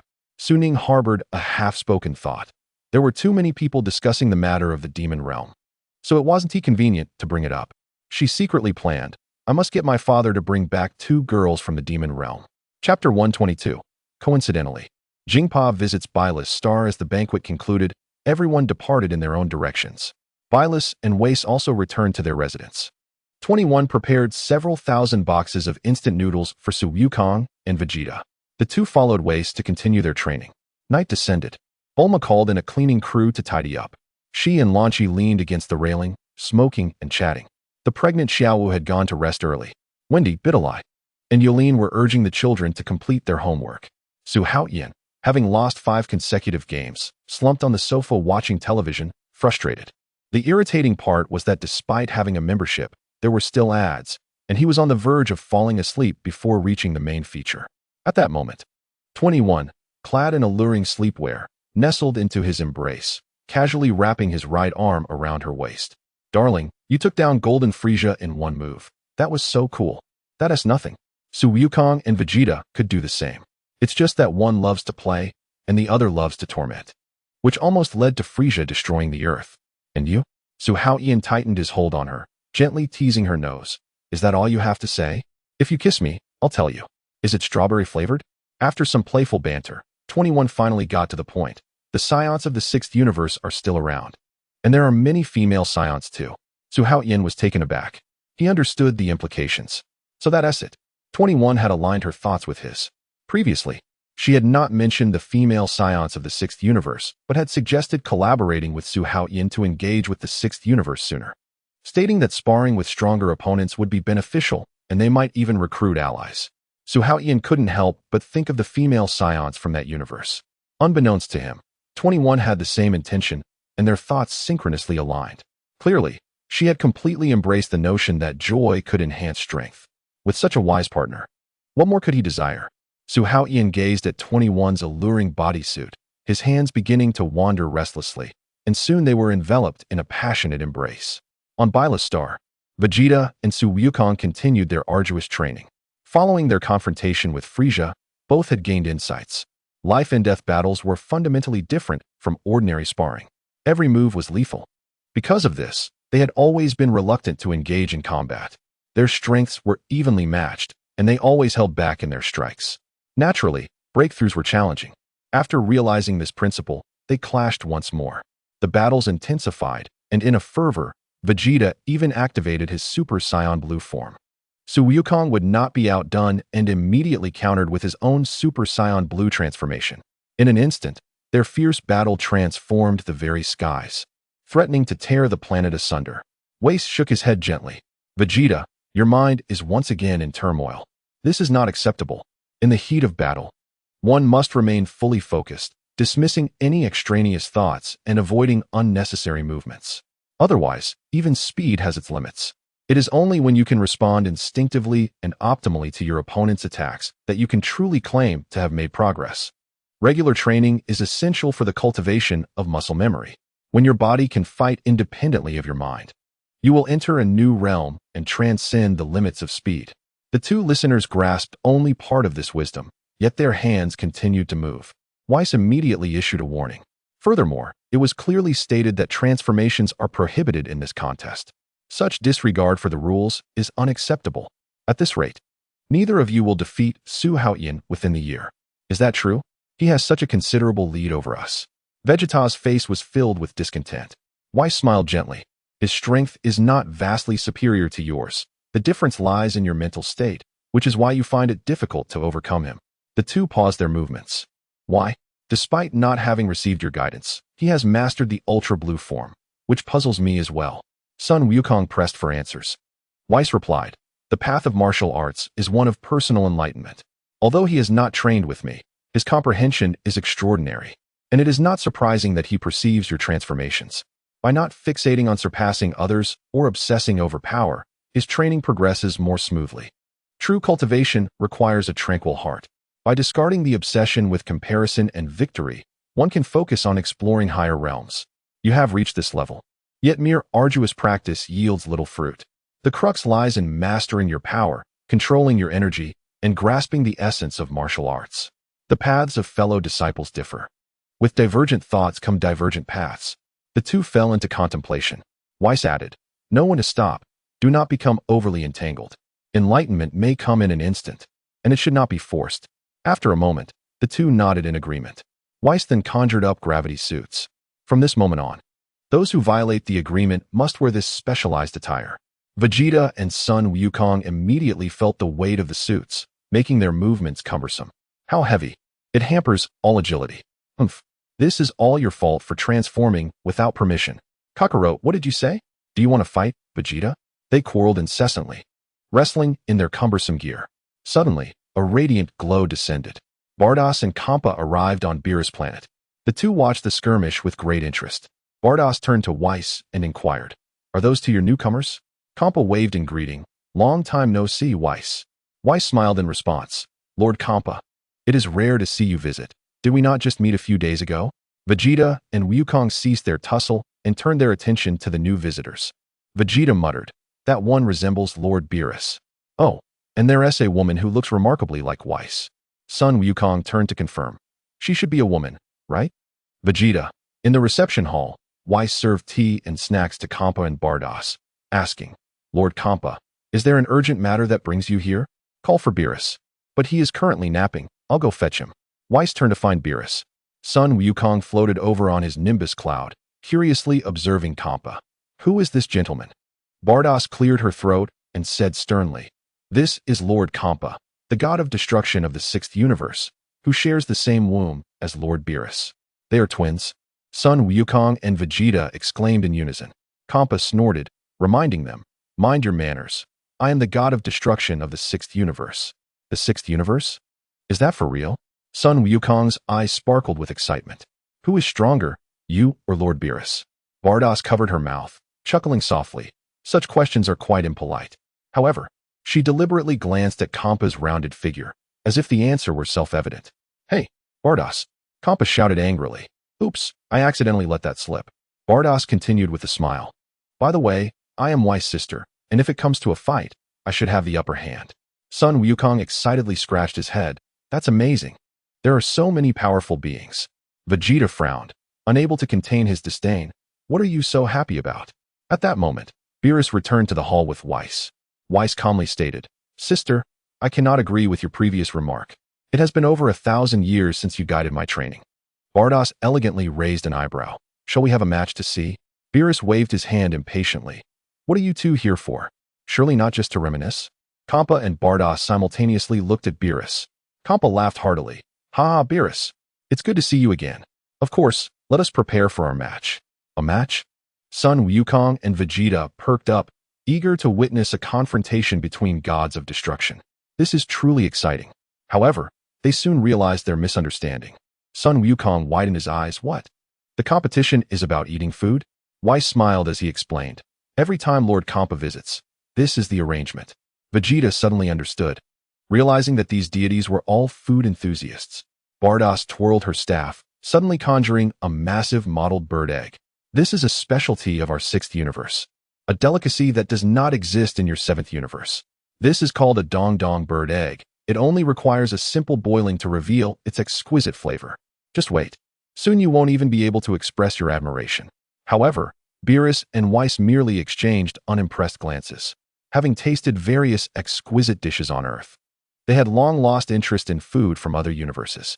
Weiss smiled slightly as he distributed the egg among Beerus, Sun Wukong, and Vegeta. Beerus and Sun Wukong cracked the shells and began to eat. Kampa laughed. Haha, how does it taste? Delicious. Sun Wukong was never picky, especially when he was hungry. Seeing Sun Wukong's continuous praise, Kampa boasted. Scared, are you? The 6th universe is truly a food paradise. Vegeta remained silent. This was a contest between gods of destruction. If he spoke out in ridicule, it could end badly. The Dong Dong bird egg from the 6th universe is merely average. Beerus replied nonchalantly, It's nothing special. Let me show you the most ordinary delicacies of the 7th universe. They will surpass yours. Kampa dismissed him. You're just boasting. Don't worry. You'll find out soon enough. Weiss retrieved several containers of instant noodles, added seasonings, poured in hot water, and covered them. Just wait 3 minutes. When the time was up, Weiss announced, It's ready to eat. Kampa and Bardos lifted the lids, and a rich aroma wafted through the air. Kampa, half skeptical, took a sip of the rich broth and found the noodles smooth and chewy. He couldn't help but take another bite. The two quickly finished the noodles, leaving no broth behind. Beerus asked with a smile, How does it taste? Kampa turned his head. Average. Really? Then why did you finish the broth? We usually only eat the noodles and discard the broth. Kampa began to sweat. Beerus, where did this come from? Earth. Earth? Weiss added, There are countless delicious foods on Earth. Kampa immediately turned to Bardos. The 6th universe also has an Earth, right? Bardos nodded. I will look for it right now. She waved her staff and began to search. Vegeta asked Weiss, What is this 6th universe you speak of? Oh, you don't know? There are 12 universes in total, and we are in the 7th universe. Vegeta, this is the first I've heard of it. Sun Wukong, I think I've heard of it, but can't remember. Weiss explained, Lord Kampa hails from the 6th universe. The 6th and 7th universes are like twins, with all things existing in pairs. For instance, the 12th universe, paired with the 1st universe, totals 13, marking them as their twin universes. Vegeta, I see. Sun Wukong, I still don't understand. Can you explain it again? Vegeta replied, I'll tell you later. Just then, Bardos' expression suddenly changed. I found it. Lord Kampa, we also have an Earth in the 6th universe. Kampa exclaimed excitedly, Wonderful. Now we have delicious food to taste. Regrettably, on that Earth, senseless wars have ravaged humanity into oblivion. Xiangpa exclaimed in astonishment. What did you say? His laughter echoed. Ah, what a pity, Xiangpa. But there are no Earthlings left who can even cook. Sun Wukong interjected. Indeed, our Earth has experienced numerous calamities. Even Vegeta once contemplated its destruction. Vegeta nudged Sun Wukong. Let us not dwell on the past. Angrily, Xiangpa bared his teeth and shouted at Beerus. Beerus, let us compete. With a puzzled expression, Beerus inquired, Compete in what? Xiangpa proposed, a contest of martial prowess. If we win, we shall exchange our Earths. Beerus scoffed, Are you jesting? You call that a competition with just 5 participants? At least 10 from each side. Our universe is brimming with talent. Surely, you can muster 10 warriors. Sun Wukong cheered. That sounds splendid. Xiangpa laughed heartily. 100 would be no challenge at all. Beerus retorted. Then let us field 1,000. Xiangpa countered, a 10,000. The two engaged in a fierce debate. Badot, covering her mouth, chuckled softly. Xiangpa is truly competitive. Whis nodded in agreement. Moments later, Beerus suddenly snapped back to reality. Wait, our 7th universe already possesses an Earth. Why should we compete with you? Xiangpa replied, for decades, I have been collecting wish orbs, divine artifacts that can fulfill any desire. Exchanging Earth would be effortless. I have gathered 6. Only 1 remains. If you win, I shall bestow all 6 upon you. Sun Wukong exclaimed in surprise. Isn't that the Dragon Balls? We have those on our Earth. Xiangpa was taken aback. What? You know of the Dragon Balls? Badot inquired. Beerus laughed heartily. I thought it was something rare. We have such trinkets in our universe as well. Xiangpa chimed in. Could it be the ones created by the Namekians? Sun Wukong nodded in confirmation. Yes, exactly that. Indeed. Those were crafted long ago from fragments of wish orbs, but their capacity for granting wishes is quite limited. Beerus raised another question, but you're still missing one, correct? Without gathering them all, it is pointless. Sun Wukong eagerly urged. That is simple. Let Bulma create a Dragon Ball radar to find it. Lord Beerus, please agree to compete with Lord Xiangpa. Beerus looked at Wukong. Do you wish to participate? Of course. He replied. What about you, Vegeta? Vegeta firmly stated. I will certainly join. Very well. If we can assemble 10 participants and bring Su Haotian into the fray, I shall agree. Thank you. I'll take care of it. Wukong assured with excitement. Xiangpa declared. Then let us establish the rules. Wukong suggested. Let us follow the rules of the Earth's World Martial Arts Tournament. Surrender or being knocked out of the ring counts as a loss. Weapons and recovery items, such as Senza beans, are prohibited. Vegeta added, I propose an initial written exam. I refuse to fight against mindless opponents. Xiangpa readily agreed. It is settled. Badot glanced at her staff. Let us modify it to a 5-on-5 elite battle, held on a neutral floating planet, starting in 5 days. Xiangpa provocatively stated. Don't you dare back out at the last minute. Beerus scoffed. That admonition is better suited for you. After the two departed, Badot quietly cautioned, Lord Xiangpa is too impulsive. Losing would mean forfeiting the wish orbs he has collected for years. Did you not see the movements of those two? Winning is assured. Before she finished speaking, they vanished in a flash. Badot inquired, where will we find participants? Xiangpa shrugged, figure it out yourself. Once again, it falls on me. My life is truly arduous.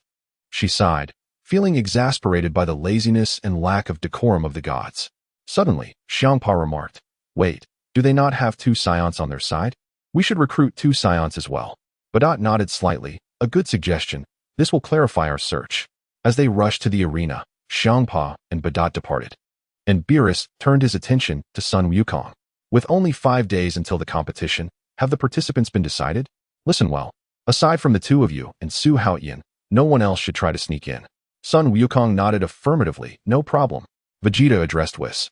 Take us back to Earth. We need to gather our team. Whis smiled. It seems you are all quite eager. In an instant, he transported the 2 back to Earth. At Su Haotian's residence, the tournament between the 6th universe and the 7th universe is upon us. Have the participants been confirmed? Sun Wukong replied. You, me, Vegeta. And adding Android 21, that makes 4. Including Android 18, we have 5. No, she is pregnant. Sun Wukong's eyes widened. What? You work fast. This complicates things. After a moment of contemplation, he added, but 3 of us should suffice, right? Let Piccolo and Krillin fill in. Vegeta retorted, Kakarot, Lord Beerus has warned against half-hearted efforts. What do you mean by that, Vegeta? Sun Wukong countered, with their limited strength, does it even matter if they participate? Su Haotian interjected, isn't the rule against lethal attacks? Indeed. Then we can include Master Roshi, who would dare to strike hard against him. Vegeta was left speechless. At that moment, Android 21 approached to clarify, he was joking. I'm not pregnant. As for Android 18, her situation may be uncertain. Her period is delayed. Sun Wukong looked perplexed. What is going on? Vegeta coldly responded. It is none of your concern. Hey, Vegeta, mind your tone. Android 21 mediated. All right, Android 18 cannot compete, but I will. It will be me, Su Haotian. The 2 of you, and we just need 1 more. Vegeta sighed. Choose Piccolo. He is the only one qualified. Sun Wukong clapped in agreement. It is decided. By the way, is Bulma around? What do you need her for? Sun Wukong explained. The stakes of the match are Earth and Xiangpa's Super Dragon Balls. But we are currently missing one.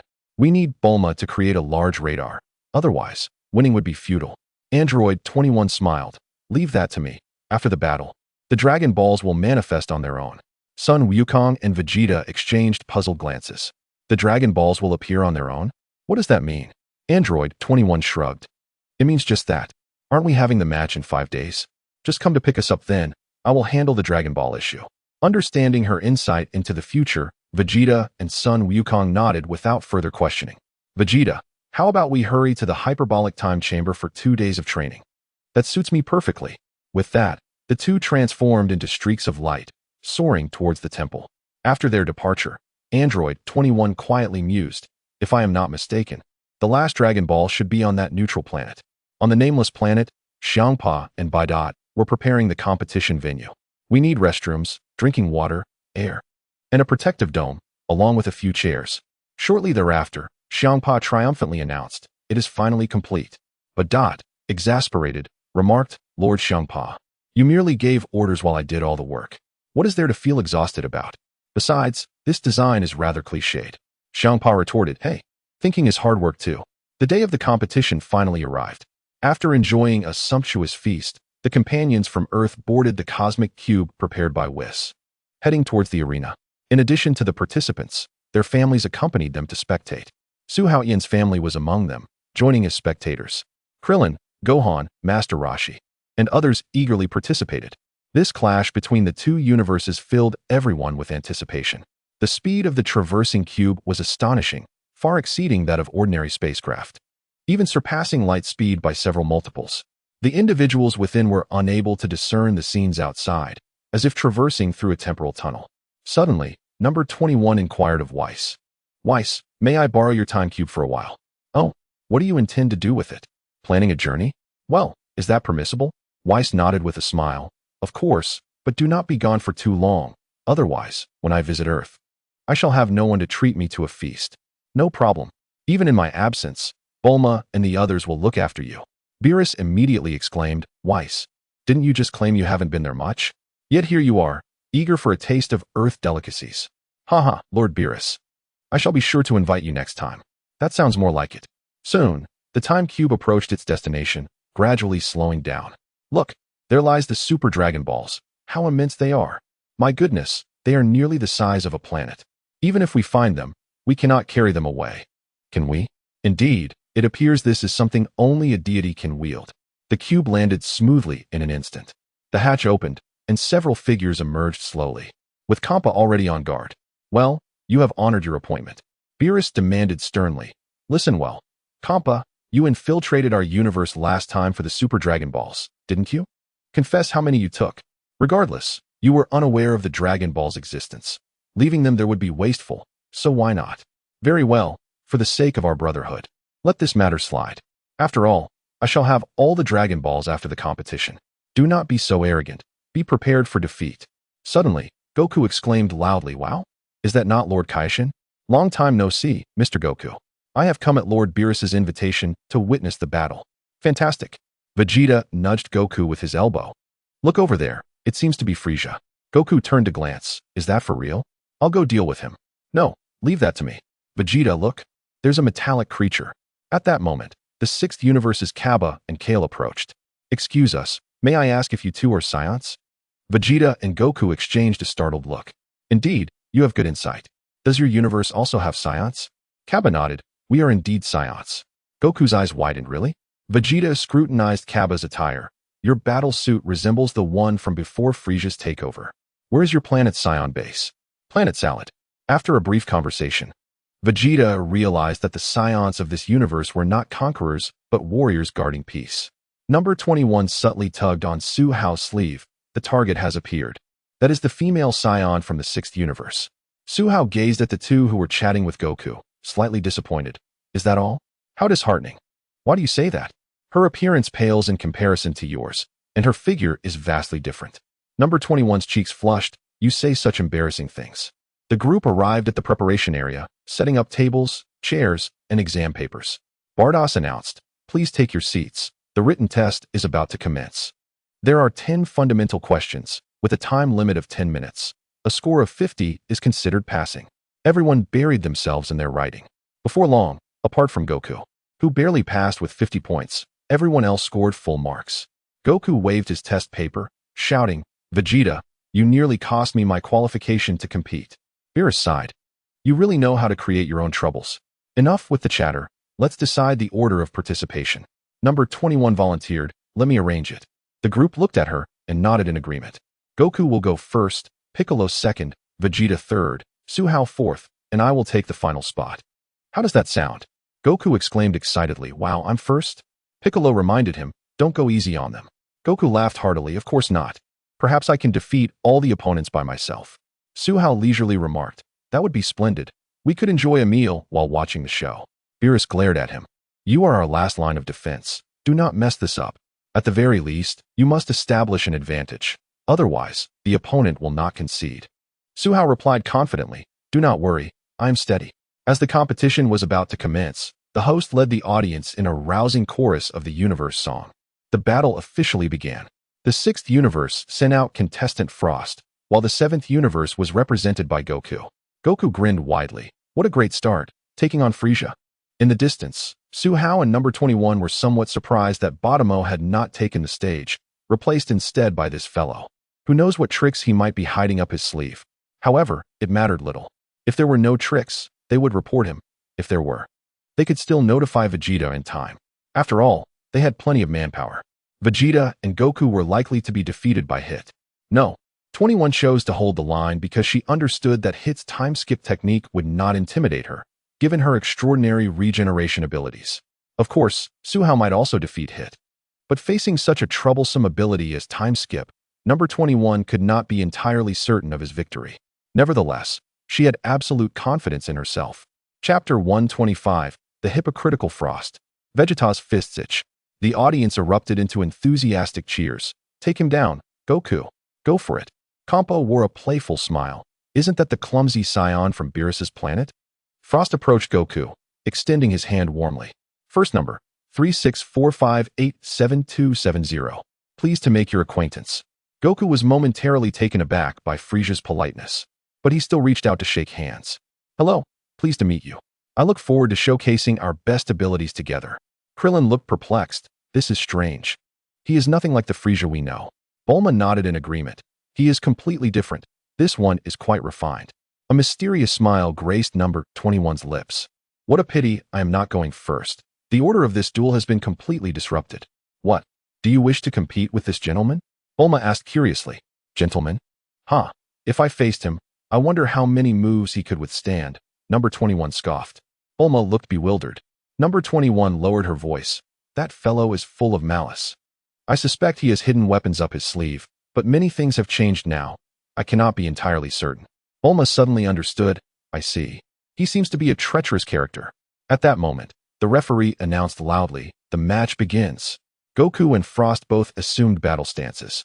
Seeing that the other did not transform, Goku kept his normal form and charged forward. Frost calmly defended himself. The two engaged in an intense exchange. After a brief trial, they temporarily separated. Goku laughed. "I've warmed up enough. Let us see your true strength." Frost displayed surprise. "How did you know?" "Because we have someone like you who can transform multiple times on our side." Frost smiled knowingly. "I see. Then I shall comply." With a roar, a powerful aura erupted as he instantly transformed into his third form. Vegeta snorted coldly. "Is that all? How can you call that your strongest form?" Frost retorted. "This is my strongest state. By the way, did the version of me from that universe defeat you?" Goku responded with disinterest. "No, he was obliterated by me." Frost exclaimed. "Damn, this guy is that strong." After a moment of silence, Frost said seriously, "I will prove that I am different from him." Goku shook his head.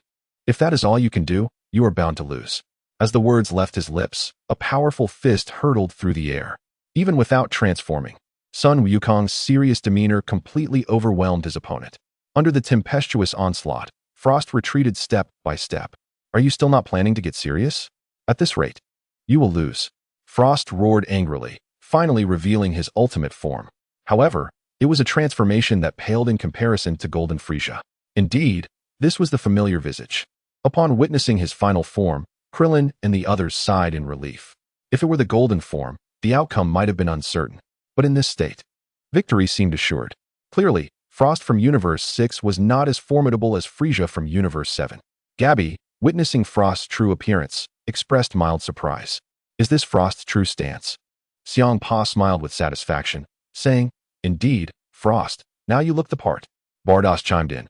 Of course, he is the strongest warrior of our universe. The god of destruction from Universe 6 turned to god of destruction Shin, boasting, It seems Frost from our universe is superior. God of destruction Shin smiled nonchalantly. Your universe is indeed impressive. If this is the level of your fighters, I am eager to see the reaction of your god of destruction when Sun Wukong sweeps through Universe 6 alone. Finally, I will have the pleasure of witnessing the panic of others. How exciting! Frost roared once more, his body engulfed in a purple aura, stirring up raging storms. Sun Wukong also decided to take things a bit more seriously, directly entering the first stage of Super Saiyan. A golden aura enveloped the arena, equally commanding the atmosphere.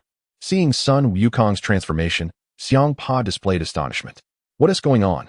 Isn't that guy a Saiyan? Bardoss softly remarked. It seems he is not an ordinary Saiyan. The god of destruction from Universe 6 stood dumbfounded. What is that? God of destruction Shin chuckled. You don't know? This is the transformation of our universe's Saiyans. The most basic form, with even stronger stages to follow. The god of destruction from Universe 6 gasped. There are even higher transformations? Indeed, each stage brings a qualitative leap. However, this form is already sufficient to deal with Frost. The expression of the god of destruction from Universe 6 darkened instantly. Both sides gathered their strength, and Frost struck first. He stomped the ground and charged at Sun Wukong like lightning, his fist carrying tremendous power. Sun Wukong smiled with excitement, effortlessly raising his hand to block the blow. What? Frost was taken aback, astonished that his full-force attack was so easily neutralized. Yet, more shocking events were to follow. The moment Sun Wukong blocked the attack, he retaliated with a punch to Frost's abdomen. The excruciating pain caused Frost's eyes to bulge, saliva uncontrollably dripping from the corners of his mouth as he staggered back several steps. With a muffled thud, Frost ultimately succumbed to the powerful strike, crashing to the ground.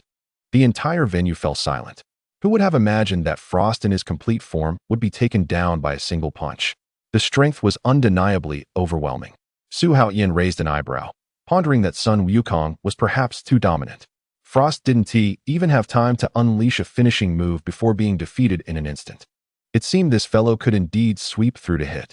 Xiang Pa, witnessing the swift defeat of his warrior, was immediately engulfed in fury. Useless. Get up. Beerus smirked mockingly. It appears that Universe 7 has the upper hand. Xiang Pa scoffed, turning his face away, while the god of destruction from Universe 6 gasped in disbelief. It was hard to believe that it took just one punch. The referee began to count down. 10, 9, 8. Before the count could finish, Frost suddenly sprang up, wiping away the blood and sneering. Interesting, but don't think this will defeat me. Vegeta snorted derisively, a desperate struggle. Frost launched another surprise attack, but Sun Wukong gracefully dodged it, countering with a precise chop to the back of Frost's neck. This is the end, Sun Wukong calmly declared. Keep training.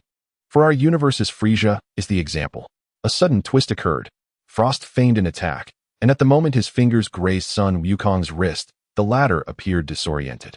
Seizing the opening, Frost delivered a deadly kick that sent Sun Wukong flying out of the ring.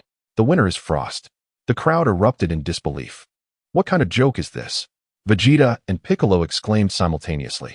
Krillin stood frozen in shock. Wukong lost? Kiki rushed forward, finding her husband rubbing his head as he sat up. Ouch, I lost. Sun Wukong looked at Frost, grinning brightly. Impressive. Although I didn't comprehend your technique. Beerus and Whis exchanged a knowing glance. Whis softly remarked, Oh dear, Mr. Wukong has actually been defeated. A cold sweat trickled down Beerus's forehead as he clenched his fists in anger. What is this fool doing? To lose in the first match is utterly unacceptable. He could feel Xiang Pa's mocking gaze without turning around. Upon returning to the spectator seat, Piccolo immediately approached Sun Wukong with concern. You clearly had the advantage. How did you suddenly lose? Sun Wukong scratched his head awkwardly. So embarrassing. I completely don't understand what happened. I got hit once and lost consciousness. Vegeta huffed. It's all your fault for underestimating him. That blow must have struck a vital point. Goten hung his head in disappointment. Dad actually lost. Su Ning smiled confidently. Don't worry. With Father as the anchor, we will surely win. Moreover, I believe I can defeat that Frost. Really? Are you that strong? Of course. The King of the Galaxy marveled. Incredible. If only our universe had such a powerful warrior. The referee announced loudly. Next, the victorious Frost will face Piccolo from Universe 7. Before stepping onto the stage, Piccolo turned to son Wukong, asking, do you think I can win? I don't think so. You really don't know how to encourage. Unlike Frieza, Frost had trained diligently, his power nearing that of a complete cell, making it far from easy for Piccolo to claim victory. On the other side, Android 21 quietly summoned Vegeta and whispered a few words to him. Vegeta's eyes flashed with understanding. So that's how it is. I knew Kakarot couldn't be defeated by such a mere attack. Understood. When it's my turn, I will make him pay. Piccolo shed his cape and prepared for battle, unleashing a flurry of afterimages on the stage, energy crackling. After several intense rounds of combat, an exhausted Piccolo was ultimately knocked out of the ring by Frost. The referee declared, out of bounds. The winner is Frost. Vegeta frowned and turned to Android 21. Are you sure about the poison needle? I feel something is off. Android 21 affirmed. Without a doubt, it's just that Piccolo is slightly weaker. Frost defeated him fair and square. Vegeta nodded slightly. Good. In that case, no matter how elegantly he disguises himself, I will not hesitate when I take action. After Piccolo left the stage, Vegeta leaped onto the arena. In the third match, Universe 7's Vegeta faced Universe 6 Frost. Vegeta instantly transformed into Super Saiyan 2, blue arcs of electricity enveloping him, his golden aura more intense than Sun Wukong's. His gaze towards Frost brimmed with murderous intent. As if facing a sworn enemy from a sea of blood, the referee announced the start, and Vegeta launched a sudden assault. Frost had yet to regain his composure when he took a powerful punch to the face. As he flew back, Vegeta appeared behind him, delivering a fierce kick that sent him crashing forward. Amidst the cries of pain, Vegeta flashed again, delivering an upward kick that sent his opponent soaring into the sky. Frost's face contorted in agony, blood seeping from the corners of his eyes and saliva mixed with blood spilling out. But it wasn't over yet. As Frost reached the highest point, Vegeta hovered above, delivering a crushing axe kick that sent him plummeting. The audience gasped, this is too brutal, yet the storm was far from over. Vegeta took advantage of the moment, diving down to deliver a knee strike that precisely hit Frost's spine. A loud crack echoed as bones shattered. Frost remained in a state of bewilderment, unable to wield his hidden weapons in time. The crowd erupted in chaos. Kale shouted, Vegeta, you are utterly insane. Gaber was left dumbfounded, exclaiming, they are right. These Saiyans are indeed ruthless. Suddenly, Android 18 pointed out, I have noticed an intriguing phenomenon. All eyes turned toward her. Vegeta displayed exceptional brutality when confronting Frieza and his kin. Krillin realized, that is indeed the case. Android 21 added, last time Frieza appeared, he annihilated over 1,000 minions with a single blow. Su Haotian interjected, it seems he suffered greatly under Frieza's command back in the day. The tides of fortune have turned, and laughter erupted among the crowd. The warriors of the 6th universe burned with rage. Kale declared fiercely, our Frost shows mercy when he wins, yet you are so vicious. Gaber followed up, Frost is our pride, yet you have grievously injured him. This is far from over. The Saiyans of the 7th universe, indeed, exhibited extreme barbarism. Beerus remained unfazed, merely cheering for victory. Well done, Vegeta, the referee announced. Next match, Vegeta of the 7th universe against Vegeta of the 6th universe. With a metallic clang, a warrior with a metallic body ascended the stage, steam billowing from its head. Vegeta frowned. What is that? The old Kai looked perplexed. Is that a robot? The Supreme Kai of the 6th universe chuckled. This is our galaxy's metal tribe. Your universe should have them too. The Supreme Kai scratched his head. I need to catch up on my lessons. As the battle commenced, Vegeta charged forward. Vegeta, without transforming, threw a powerful punch. Clang. The piercing sound echoed. Vegeta recoiled, shaking his hand. It burned. Another attack proved equally futile, instead leaving him in pain. Vegeta swung his mechanical arm, sending Vegeta flying. After stabilizing in midair, Vegeta unleashed an energy blast. When the smoke cleared, the opponent remained unscathed, taunting him by moving its metallic joints. Infuriating, Vegeta found himself in a tough battle. This creature was not made of flesh and blood. Its steel body was 100 times harder than ordinary metal, radiating intense heat. Punches and kicks were ineffective. How could he fight like this? Goku suddenly shouted, "Vegeta, his legs should be cool. Try to throw him out of the ring." A glimmer of realization flashed in Vegeta's eyes. There's a chance. He instantly transformed into a Super Saiyan, swiftly appearing beside Vegeta, grasping its ankles in an attempt to hurl it from the stage. Yet no matter how much strength he exerted, the opponent remained steadfast. In that moment, Vegeta's iron fist struck Vegeta's forehead, causing him to gasp in pain. Beerus shouted from the sidelines, "Fool! This guy weighs over 1,000 tons." Vegeta fumed, "Kakarot, what a terrible idea." He soared into the air, hovering while rapidly devising a strategy. Since direct attacks were futile, Vegeta roared, unleashing a massive energy blast toward the stage. The deafening explosion sent shockwaves throughout the arena. When the dust settled, the stage had transformed into a deep pit, with only a precariously standing mud column beneath Vegeta. The crowd remained unaware of the anomaly, but Su Haotian had glimpsed a faint orange glow from the fissures at the pit's bottom. This nameless planet harbored the legendary Super Dragon Balls. Let it end. Vegeta sneered as he released a wave of energy, shattering the mud column. Vegeta plummeted into the abyss. Reverting from his transformation, Vegeta proclaimed, "Victory belongs to me." The audience was stunned. Where was the referee? Good heavens! The referee had been accidentally killed. Whis sighed and tapped his staff. The revived referee looked around in confusion. What just happened? Zampa suddenly erupted into a fit of laughter. Ha! Beerus's anger flared instantly. Let us simply abolish the rule of being disqualified for leaving the ring. He pondered briefly. This rule was established by Goku, mimicking Earth's martial arts tournaments, where most Earthlings lacked strength. However, the current participants were all top-tier fighters capable of flight, making it unreasonable to declare failure simply for falling off the stage. Shall we continue the match? It could proceed. But Vegeta's deliberate destruction of the stage must be punished, not to mention he had killed the referee. What?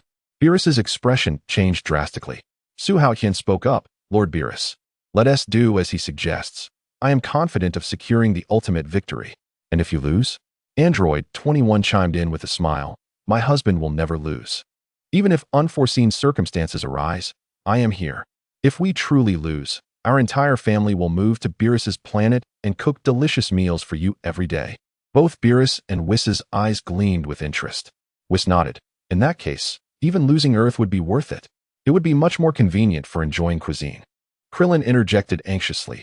"Su Haotian, how can you wager Earth? Do not worry. I will often visit you in the 6th universe after you move there. Especially since I haven't met many girls from the 6th universe. Perhaps I could even marry a few wives from another universe to have children," Su Haotian quipped. Krillin's facial muscles twitched. "Su Haotian, you truly have no boundaries." Laughter erupted among them. Beerus suddenly grew serious. "But I will not allow you to lose. This is not only about interests, but also about face. If we lose, Zampa will mock us for a lifetime." Understood. Chapter 127. The Hydraulic Press, Su Haotian. Shocking the audience. After a brief intermission, Bardoss and Whis swiftly repaired the stage. The next match would feature the victor Vegeta against the 7th universe's Su Haotian. Su Haotian stretched and leaped onto the stage. He had already discerned his opponent's fatal weakness.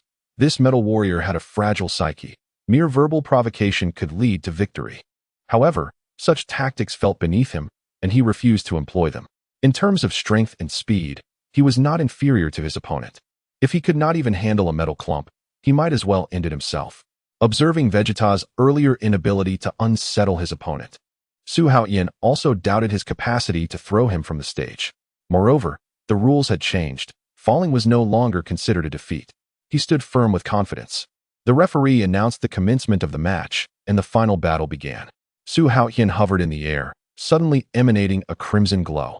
His hair transformed into a vibrant red, and flames danced within his eyes, enveloping his entire body in an intense energy field. Gaber and Kale widened their eyes in astonishment. There's such a transformation. Gaber's voice trembled with shock. The power of the 7th universe's science was indeed unfathomable. This aura was more terrifying than his previous golden form. Kale scrutinized the fiery silhouette, unconsciously rubbing her chin. Though this guy doesn't seem so unpleasant, He is rather easy on the eyes. Indeed. Gaber sensed the solemnity within that energy, a noble restraint entirely different from his barbaric kin. Huh, I told you so. Kale proudly lifted her chin. He is far more charismatic than that hypocrite Frost. Gaber was about to retort, but shrank back at the threatening gaze of his companion. Forget it. You girls are indeed visual creatures. Looking for a fight, are we? Kale cracked her knuckles. I surrender, I surrender. Gaber immediately raised his hands. Su Haotian beckoned Magida forward. You take the first move. The metal giant's cranium released scalding steam, and its heavy fist tore through the air, charging forward. Just as steel was about to collide with flesh, Su Haotian locked onto the incoming attack with his arms like giant pincers, twisting his waist to swing the colossal figure over his head. Boom!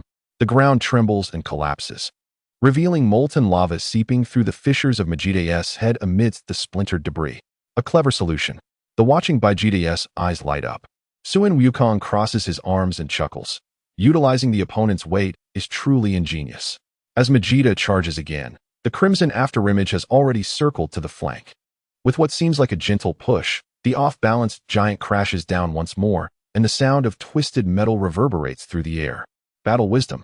Whiss's crystal staff refracts a glimmer of light. Power has never been the sole determinant of victory. Bila smirks. This lad always brings surprises. A surge of irritation rises within Vegeta, especially as he is mocked by Suin Wukong, whose intelligence barely reaches 50. Enraged, he grits his teeth. Vegeta launches a series of charges, yet he is continuously brought down by Su Haotian's shoulder throws or clever trips, his fury escalating. Suddenly, Vegeta's internal temperature skyrockets, and a torrent of scorching magma erupts from his cavernous mouth. Krang gasps. This violates the rules. The referee's head glows red. Vegeta is expelling saliva. It is not a violation. An overwhelming barrage of fireballs hurtles towards Su Haotian, seemingly poised to engulf him. In a flash, Su Haotian's figure vanishes. Vegeta looks around in confusion. Hey, I'm right here. Hearing the voice behind him, the metallic giant hurriedly turns. Steam erupts from the pot-like organ atop Vegeta's head, and another wave of magma is unleashed. Su Haotian deliberately waits for the lava to approach before teleporting away once more. Xiangpa erupts in frustration, just dodging. A passive tactic. He should be disqualified. Bylus retorts. Fool, that is called strategy, do you understand? Bajuos calmly analyzes. Vegeta is severely fatigued, while Su Haotian remains unfazed. This is the optimal strategy for a war of attrition. What? Is Vegeta destined to lose? Xiangpa's eyes widen. Indeed, Bajuos nods. How infuriating. Cheating. The angel chuckles. Fear not. My lord, we still have Shita as a trump card. Ah, right. Almost forgot. After several evasions, Su Haotian senses his opponent's energy beginning to wane. This metallic being indeed exhibits fluctuations in energy. The murmurs from the audience disturb him. Despite his assured victory, he is being accused of playing passively. It seems he must take this more seriously. With a commanding shout, the ultra-blue form bursts forth in all its glory. A tempestuous aura forms a whirlwind that sweeps across the arena, forcing even Vegeta to shield his face. The audience, including Caulifla and Xiaobai, gazes in astonishment. Another transformation. This one is even more terrifying.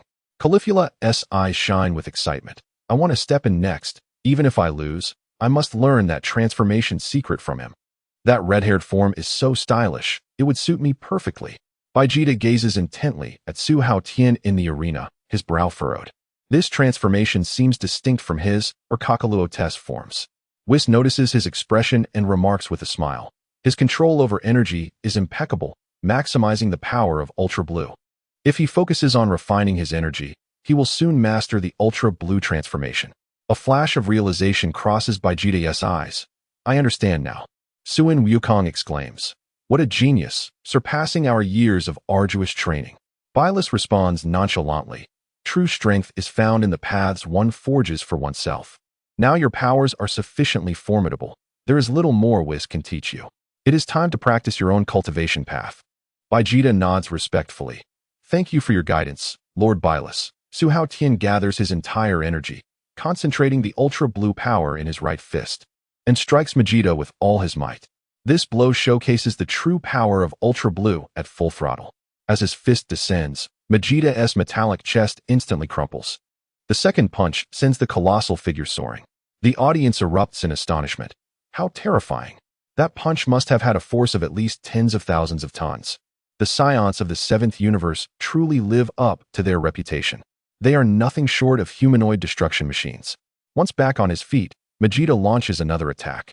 Su Haotian nimbly evades, then delivers another heavy blow. Accompanied by the sound of twisting metal, Vegeta collapses once more. The referee announces loudly, the 6th universe's Vegeta is defeated. The 7th universe's Su Haotian is victorious. Bylus wears a satisfied smile. Now, that is a genuine victory. Xiangpa scoffs in defiance. Don't get too smug. We still have 3 fighters left, including our final trump card. Earth will eventually be mine. Bajuos lightly waves his staff, and the damaged arena instantly restores itself. 21 observes in admiration. Such a practical restoration spell. 18 asks meaningfully, can your regeneration ability fix that? 21's face flushes instantly. How vulgar. I don't want to talk to you anymore. The referee's voice rings out again. Next match.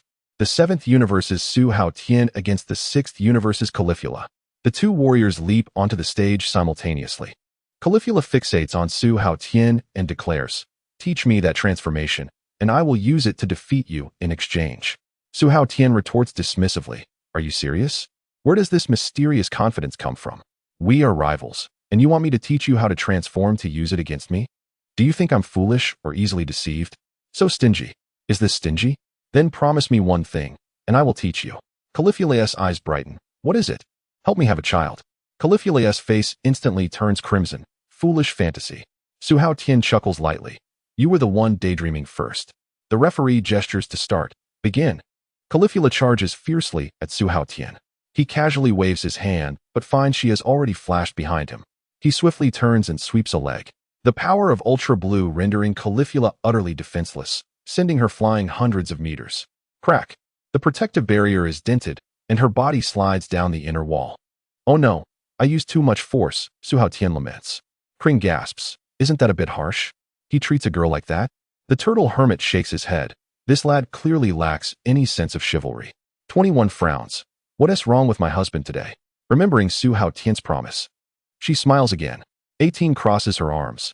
Not bad in strength, and looks too. Why not bring her back after the match to be my husband's wife? Caulifula opens her eyes again as the referee announces. The match continues. She rubs her belly and flies back to the arena. Su Haotian looks apologetic. I was a bit too rough earlier. Are you all right? Caulifula huffs indignantly. Don't underestimate me. I was just careless. She quickly adopts a battle stance, her golden pupils igniting with fighting spirit. Su Haotian shakes his head. I don't like fighting girls. That was purely instinctive. However, if you can't transform, you certainly aren't my match. What is wrong with being a girl? Caulifula frowns. I detest your kind of gender discrimination. In our world, girls are to be cherished. Su Haotian chuckles. But with someone as fierce as you, I doubt anyone would dare to pursue you. Seeking death, Caulifula erupts in fury, launching a barrage of punches. Su Haotian dances around effortlessly, dodging all her attacks. As they grapple, Caulifula exerts all her strength, but cannot budge him even slightly. Why don't you fight back? She gasps, breathless. Afraid you would lose too disgracefully, Su Haotian laughs. If you have the ability, finish me with one blow. Caulifula grits her teeth. If you can do that, I will let you do as you please. It should have been this way. Su Haotian nods. The transformation from red hair to blue requires time to accumulate.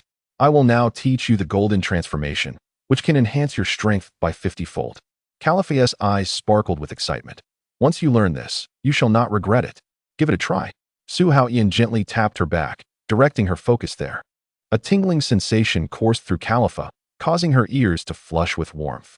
She quickly gathered her thoughts and concentrated on channeling her energy.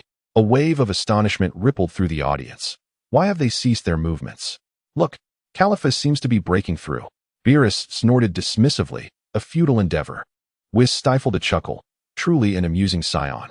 Kampa squinted in satisfaction. This warrior of yours is quite intriguing. Vados smiled slightly. Indeed, he possesses a grace that surpasses even Lord Kampa. What do you mean by that, Vados? Are you implying I lack magnanimity? Kampa retorted with a hint of irritation. Oh no, Lord Kampa, you misunderstood. I merely meant he is more refined than you.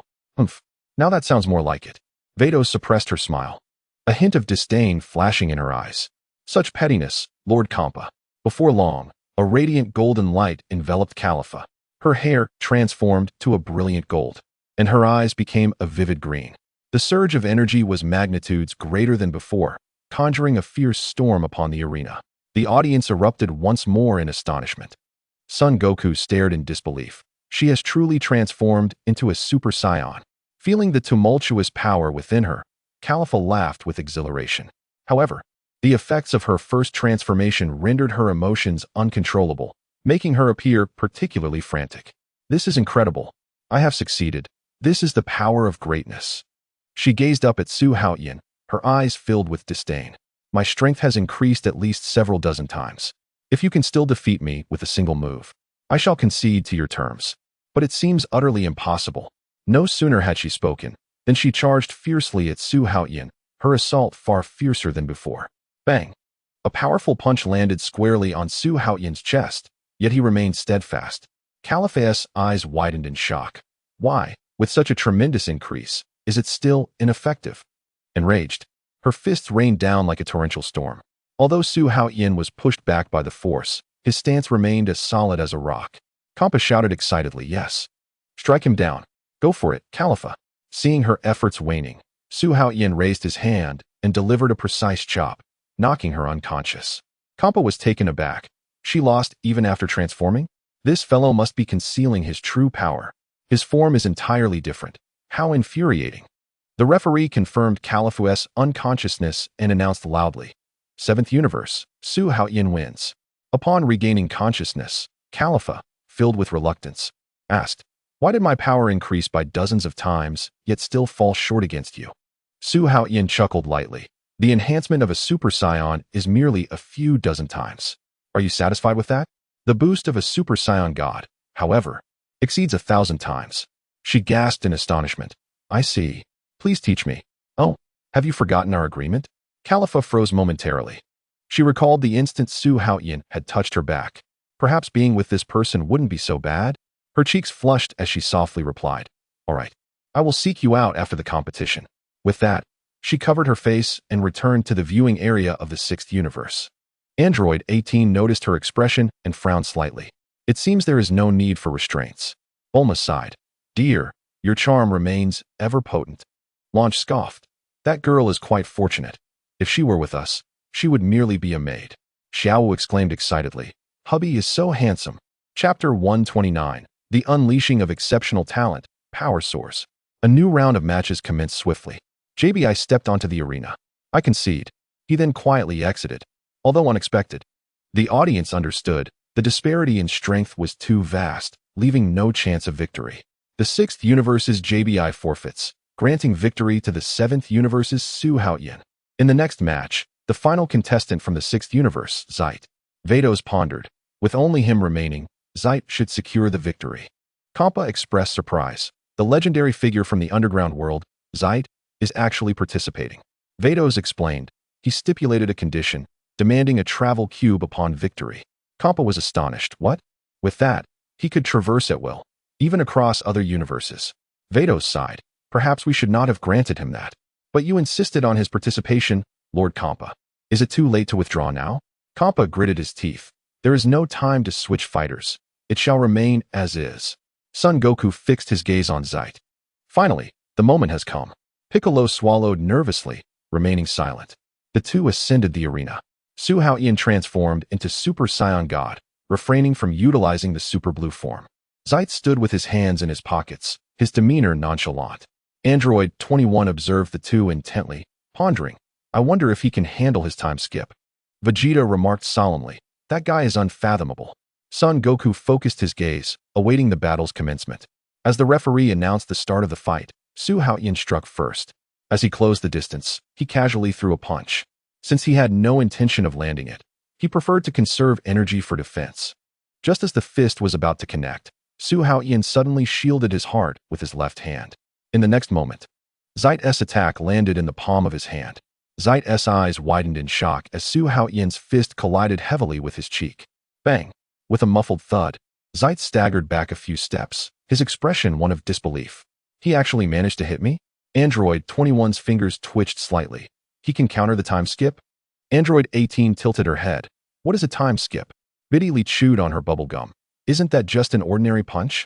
Android 21 lowered her voice. You'll understand as you continue watching. Beerus narrowed his eyes. Whis, did you catch Zite's movements? The angel silently shook his head. With his hands still in his pockets, Zite scoffed. Pure luck.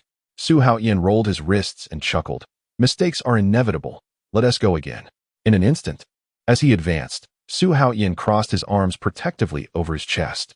In the 0.1 second gap, Zite's fist collided with his blocking arm, but his counterattack merely tore through an afterimage. As the gust of wind surged toward his back, Su Haotian had already retreated 10 meters away using instant transmission. The two faced off from a distance, Zite's chest rising and falling violently. The time skip, which had never failed him, was today completely seen through. The audience erupted in gasps of astonishment. Vegeta gripped the railing tightly. Kakarot, did you see how he moved? Son Goku's pupils trembled.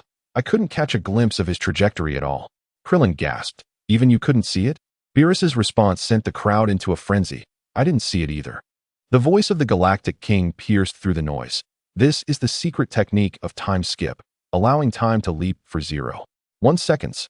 In simple terms, he raises his index finger, and everything except the user must freeze for an instant. Everyone suddenly understood. Zite was indeed formidable. Yet, Su Haotian managed to counter his time skip from the outset. His power was no less remarkable. Beerus furrowed his brow. It seems he knew about Zite's time skip all along. Whis speculated. Perhaps Su Haotian sensed danger and prepared his defense in advance. Son Goku exclaimed in astonishment. He can foresee danger? I merely conjecture. Some individuals possess this innate intuition, allowing them to perceive threats before they materialize. Such perceptual ability is not uncommon. It is commonly referred to as the sixth sense. Son Goku marveled. That is truly astonishing. Whis smiled. What is truly remarkable is Zite. The ability to manipulate time. He possesses powers similar to mine. Beerus replied nonchalantly. No wonder I couldn't discern his techniques. However, it appears there is no need for concern. Su Haotian is certainly not at a disadvantage. This lad always manages to surprise us. Zite gazed at Su Haotian, a smirk playing at the corner of his mouth. You are the first to evade my time skip. However, resistance is futile. It is better to concede. Now, I shall get serious. With that, he withdrew his hands from his pockets and assumed a fighting stance. Khalifa shouted. Zite has taken his hands out. He is going to get serious. Xiang Ponghindao, our universe's trump card, is finally about to reveal its true power. Unfortunately, the rules prevent a fatal strike. Just now, it must have been a mistake due to concern for the regulations. This very rule has bound Shita. Ba Dwasi softly reminded. But these rules were established by you. Isn't that simply adopting your suggestions? I couldn't be bothered with revisions. A new round of confrontation commenced. Su Haotian charged forward, delivering a powerful punch straight to Shita's face, causing him to stagger backward. Shita's pupils contracted. You actually, Su Haotian chuckled lightly. Did you think I was unprepared for your counterattack? Do you believe I lack understanding of psychological warfare? Chapter 78. Using the same tactics again? Shita smirked. Very well. Indeed, the seventh universe is brimming with talent. It seems you have anticipated my actions and discerned my intentions. Allow me to demonstrate true strength. Shita suddenly clenched his fist, his aura surging dramatically. A torrent of energy enveloped the arena. Su Haotian's gaze sharpened. An advanced version of Shan Shigong? I must remain entirely focused. A moment's lapse could render me passive. Although defeat is not imminent, being overwhelmed is far from glorious. After all, I possess infinite stamina and rapid recovery abilities. This tactic is rather rudimentary and painful. Wouldn't it be better to evade the attacks? After completing his enhancement, Shita ceased his defensive posture and charged at Su Haotian. Su Haotian swung his fist in response, yet failed to connect. Conversely, Shita's fist struck Su Haotian with precision. Su Haotian was forced back several steps, but Shita offered no respite, launching another rapid assault. The speed was staggering and difficult to counter. Su Haotian raised his arm to block, opting for a familiar defensive stance. In the moment of deflecting the attack, he swiftly retaliated with a punch, but still missed. Shita's figure seemed to defy existence within this space. Realizing that his opponent had employed the Shan Shi skill once more, Su Haotian decisively unleashed the Shan Xiang Chuan, creating an afterimage that ascended into the air. In an instant, the remaining illusion was struck by Shita. The two figures flickered and intertwined, the battle reaching a stalemate. The audience was left in a daze. Kali Fala marveled. Su Haotian's talent is truly astonishing. Jia Bei echoed. To dodge such an onslaught is indeed remarkable. Su Wukong's eyes sparkled with understanding. I see. While he may not wield Shenron, he is pressuring Shita with extreme speed, forcing him to frequently utilize his ultimate moves, while simultaneously predicting his next actions. Truly brilliant. Vegeta concurred. His reflexes are indeed sharp. Bika analyzed. If not for the overwhelming strength, achieving this would be quite difficult. Su Haotian's advantage lies in absolute power suppression. Wei Si added, that is correct. Shenron is lethal against opponents of equal rank, but against the stronger Su Haotian, its effectiveness is limited. Moreover, the gap is apparent. Shita's Shenron seems to last less than 0.1 seconds. Vegeta pondered. Power is fundamental. I too could manage if I activated Super Blue form. Colleen pointed out, look, Shita is beginning to gasp for breath, while Su Haotian remains calm. The outcome is becoming clear. 18 How remarked, indeed. Gasping is a sign of impending defeat. 21 How remained silent. As Su Haotian grew more emboldened, Shita's Shenron effect gradually weakened. During the ongoing clash, Su Haotian astutely sensed an anomaly. Not only was Shita weakening, but he was growing stronger himself. Frequent hits had activated the Chuan Chao characteristic, causing his combat power to soar from over 2 billion to over 3 billion. His talent was formidable enough to instill fear. Bang! Boom! Crack! Shita's stamina was dwindling, his movements slowing, and Su Haotian seized the opportunity to deliver a punishing blow. The audience witnessed the tide of battle shift from a balanced struggle to a one-sided domination. 21 How solemnly stated, Shita's stamina cannot keep up. His speed has evidently decreased. The winner is clear. Bulma smiled. Though the techniques are obscured, I dare say no one can surpass my husband in endurance. Bidili, Wendy, and Yulin exchanged subtle glances. Yulin blinked. Why don't the three of us team up to challenge him tonight? With a resounding crash, Shita fell heavily to the ground. He sighed deeply. I concede. Victory. Su Haotian triumphed. Chapter 130. Victory and new allies after Shita's concession. The referee announced the final results with a booming voice. 7th Universe. Su Haotian emerges victorious. The champion of this God of Destruction fighting tournament is the 7th Universe. Shita silently exited the arena, speaking to Xiangpa. I no longer want the traveling cube. Take me back.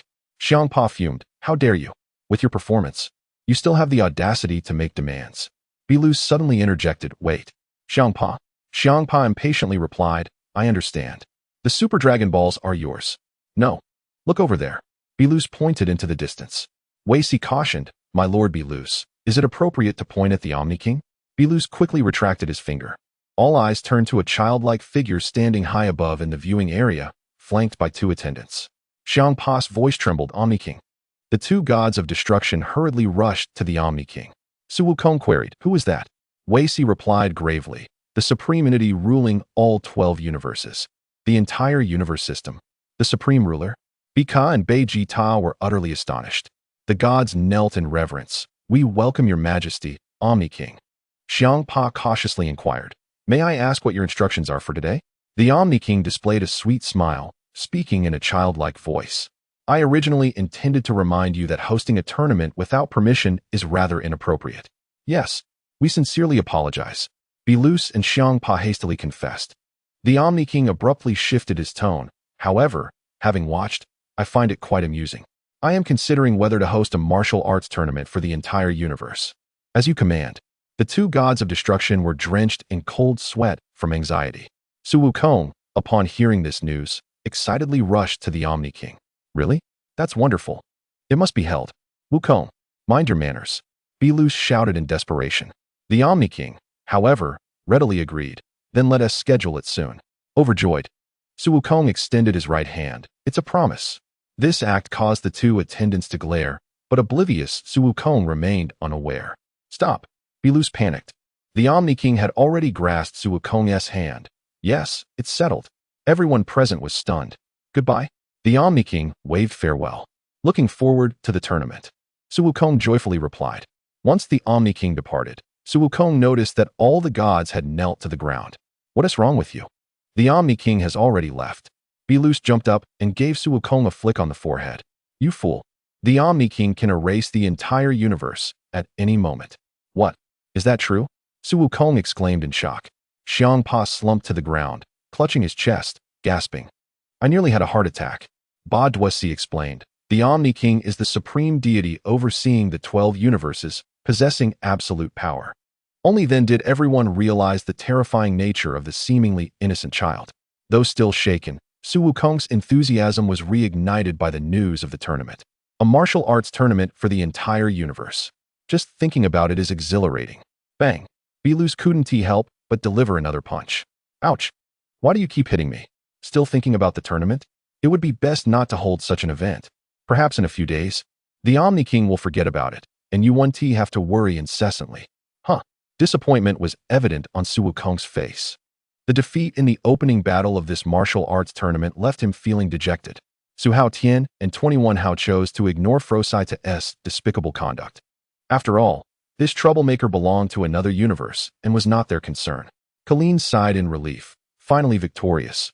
Earth 1T have to relocate. Belus cast a sidelong glance at Xiang Pa. Xiang Pa scoffed. What are you looking at? Xiang Pa, wouldn't he go back on my word? Those 6 Dragon Balls are yours. Ba Duosi, let us go. As the words fell, Xiang Pa and Ba Duosi ascended into the spatial cube, followed in succession by the other warriors. Gabe and Ka Li Fu La carried Frost's stretcher closely behind. However, upon entering the cube, Ka Li Fu La did not immediately activate it, instead engaging in a quiet conversation with Xiang Pa and the others. Moments later, this female Saiyan surprisingly returned, rushing towards Su Haotian and standing directly before him, drawing the attention of the crowd. Clin widened his eyes, muttering to himself, no way. Could a girl from the 6th universe actually come back during the tournament? Vegeta scoffed. Is that all this guy thinks about? Master Roshi gasped, his face a picture of confusion. The girl who was just fighting has now come to embrace him? The thoughts of young girls are indeed difficult to fathom. Goku curiously approached. Aren't you a Saiyan from the 6th universe? Why have you come to our side? What business is it of yours? Ka Li Fu La retorted sharply. Wow, the women from the 6th universe are fierce. Upon hearing this remark, the female warrior immediately assumed a combat stance. What? Do you want to fight? If I can't handle him, can I not deal with you? Su Haotian quickly intervened. Don't be impulsive. He is one of the top masters in our universe. Top master? Ka Li Fu La scoffed. He lost to that despicable Frost. Vegeta snorted. Frost played dirty, using poison needles to take down Kakarot. With Kakarot's strength, he should have been able to avoid that with a little caution. Aside from me, no one can match Kakarot's power. Goku's eyes widened. Huh? He used hidden weapons? No wonder I suddenly passed out. Ka Li Fu La frowned. You say he used poison needles? Impossible. Gabe has always respected him.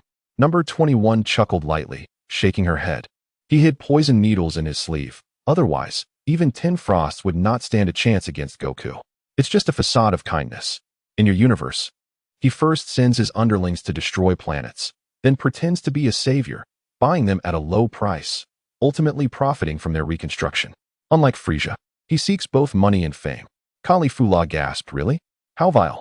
Since you are aware, why not expose him? He should be disqualified immediately. She noticed Vegeta's grim expression and suddenly realized, I understand now. You did it on purpose. No wonder you were so ruthless with Frost. You already knew his tricks. Goku turned sharply to Vegeta. Vegeta, why didn't you say anything earlier? You made me lose the match for nothing. I still wanted to have a proper fight with Hit. Vegeta crossed his arms and laughed. Whose fault is it if you're foolish? Clin quickly tried to smooth things over. As long as we won, let's not argue. Suddenly, Goku jumped up. Wait. There are only 6 Dragon Balls. Number 21. Didn't you say you could find the 7th? All eyes turned to number 21. Only Bulma gazed at Beerus. Lord Beerus, you wouldn't misuse the Super Dragon Balls, would you? Beerus scoffed. Gods don't stoop to making wishes. It's merely an excuse for entertainment. Number 21 activated a 3-dimensional radar projection, revealing the actual number of Dragon Balls. Android 18 exclaimed. Strange. The radar shows 7? Number 21 nodded. Indeed, the planet we just fought on is the 7th Super Dragon Ball. What? Goku leaped 3 feet high, and everyone rushed into the spatial cube. Whis gently waved his staff, causing the soil of the entire planet to instantly disintegrate into cosmic dust. The resplendent Super Dragon Ball revealed its true form. Fantastic. It truly is the last Super Dragon Ball. Clin exclaimed, bouncing with excitement. Beerus glanced at Whis. You can make a wish now. What wish does Lord Beerus wish to fulfill?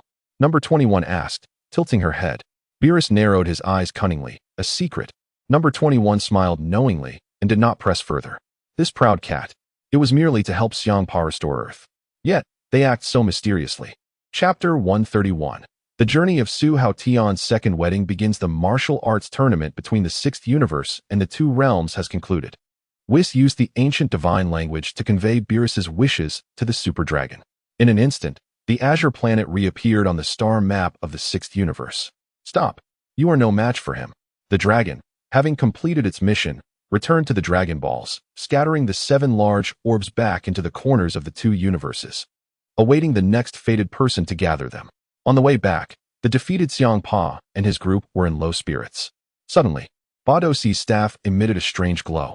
Lord Xiangpa, the Earth and humanity of the sixth universe have been revived. Moreover, civilization has progressed to the stage of cooking delicious food. Could it be the work of Lord Beerus? Xiangpa turned his face away. Humph, meddlesome fool.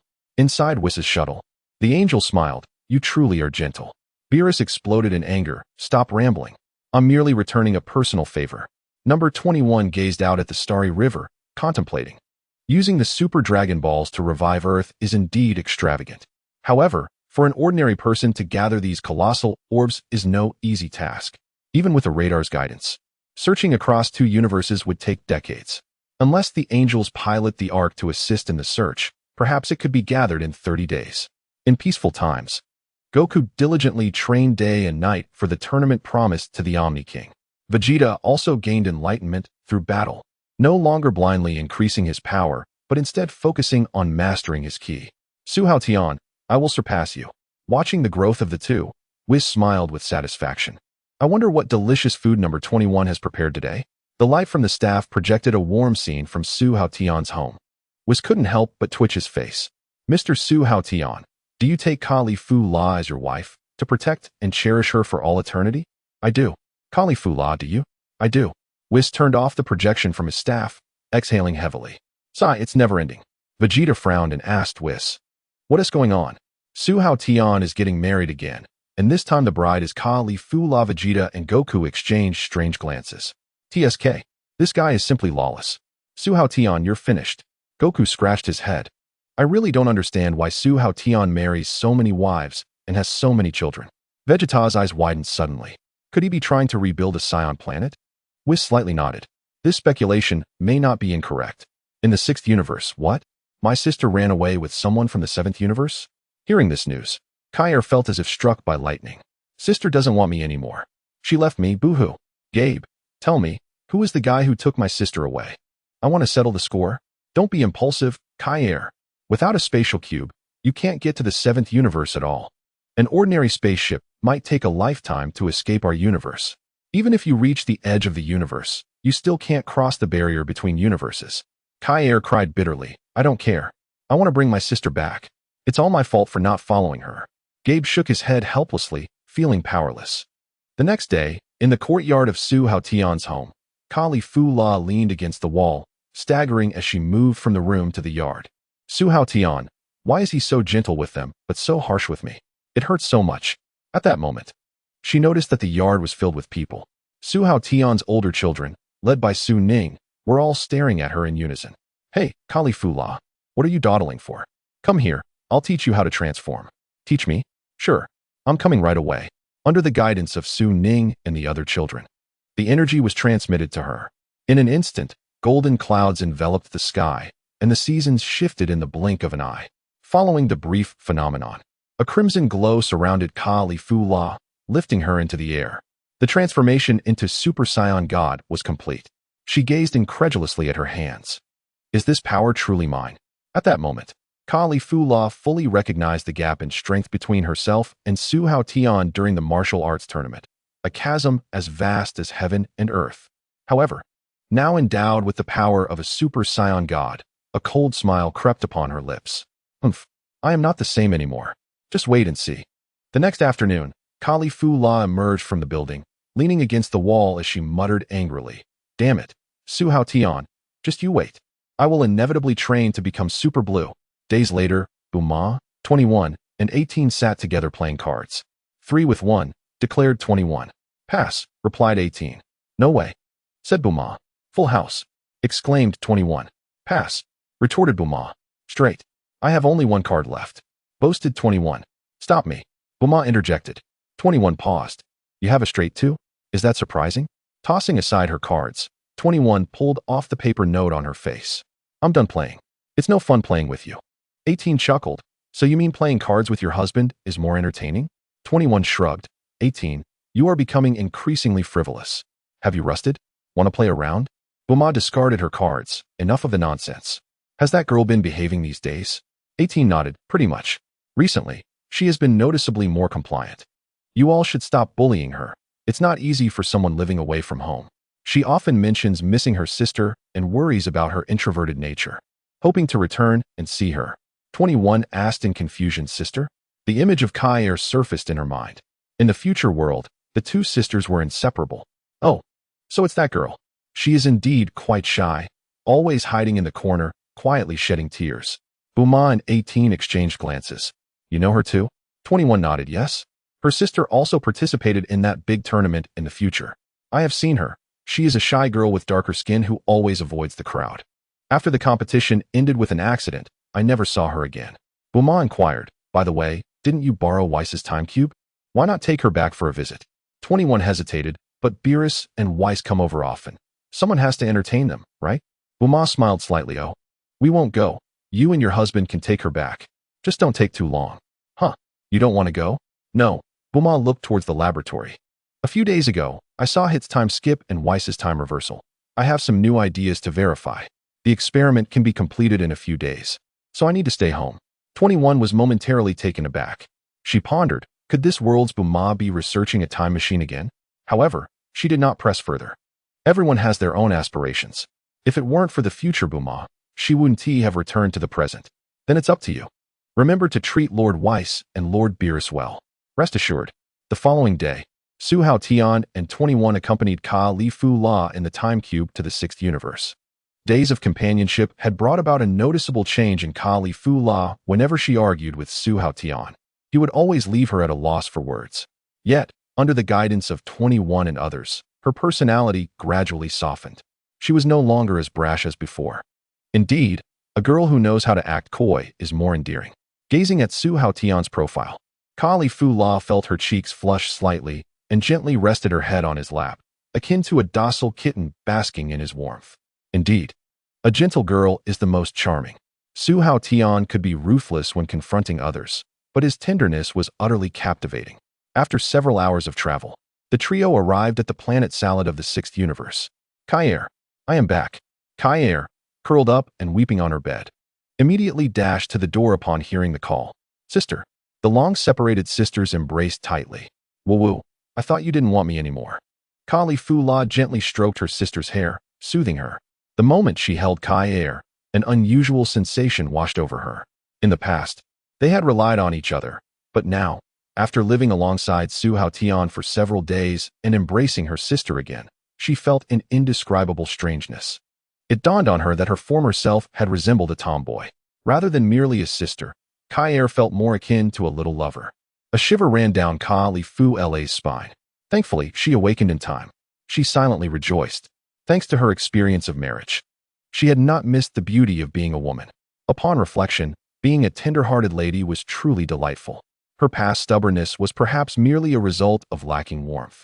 Ka Li Fu La gently released Kair from her embrace and smiled. Kair, this is my husband, Su Haotian, and this is 21. Kair's eyes widened in disbelief. Husband? Ka Li Fu La nodded, her eyes sparkling with happiness. Yes, bless me. I am married now. She lightly caressed her abdomen, her tone softening. Perhaps we will soon have a little baby. Kair's mind felt as though struck by lightning, and tears streamed down her face. Sister is married. Sister chose someone else. Sister no longer needs me. She curled up, clutching her knees tightly, her shoulders trembling as she sobbed. Ka Li Fu La quickly leaned down to comfort her. Don't be sad. This is something to celebrate. Every girl will encounter her own happiness. Kair shook her head vigorously, her voice choked with emotion. I only want my sister. At that moment, her gaze fell upon Su Haotian, and her fury ignited. The once gentle girl now bore a fierce intensity. It's you. You took my sister away. Su Haotian swiftly shielded 21 behind him. 21's lips curled upward. Her eyes filled with reassurance. She was not afraid of confrontation, but the feeling of being protected by her beloved filled her heart with sweetness. Su Haotian remained vigilant. He knew that Kai Er possessed the legendary bloodline within her, and despite her talents being inferior to Broly's, her uncontrolled power was formidable. Kali Fu La attempted to intervene, but Kai Er's fury erupted like a volcano. Black and dark green energy swirled around her, draining the colors from the world. Give me my sister back. Stop. You are no match for him. In a blinding flash, golden and green light erupted from Kai Er's form, her physique expanding dramatically. Her skin turning pale, and her hair transforming into the iconic green of a Saiyan. Her white pupils locked onto Su Haotian, and her raging aura sent Kali Fu La flying. Kali Fu La stumbled to the ground, incredulous, exclaiming, "You can transform without training. But why have I never seen this form before?" The enlarged Kai Er swung her fist at Su Haotian, her roar echoing through the skies. "Su Haotian, give me my sister back." Seeing the urgency of the situation, Su Haotian instantly transformed into Super Blue, firmly blocking Kai Er's mighty punch. "Kai Er, husband." Kali Fu La and 21 stared in shock as Kai Er charged at Su Haotian, anxiety flooding their hearts. "Stay back. Retreat." The energy within Kai Er surged uncontrollably, each strike imbued with immense power, crashing down upon Su Haotian. Though he managed to withstand the onslaught, the ground beneath him shattered, and he was forced to retreat step by step.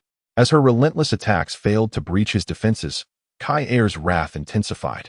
Suddenly, she halted her movements, a thick fog enveloping her. Her violent aura escalated once more, and with a furious roar, red, black, and green energy ripples surged forth. In the next moment, countless dark green energy blasts erupted from her, indiscriminately striking in all directions. Kali Fu La and Kai Er swiftly evaded, but the cataclysmic flames erupting from the impact of the light sphere made them acutely aware of the terror behind this power. "Be careful," Kali Fu La exclaimed urgently. This warning struck a nerve in Kai Er, causing her pupils to dilate sharply as her strength surged once more, crashing towards Su Haotian like a tidal wave.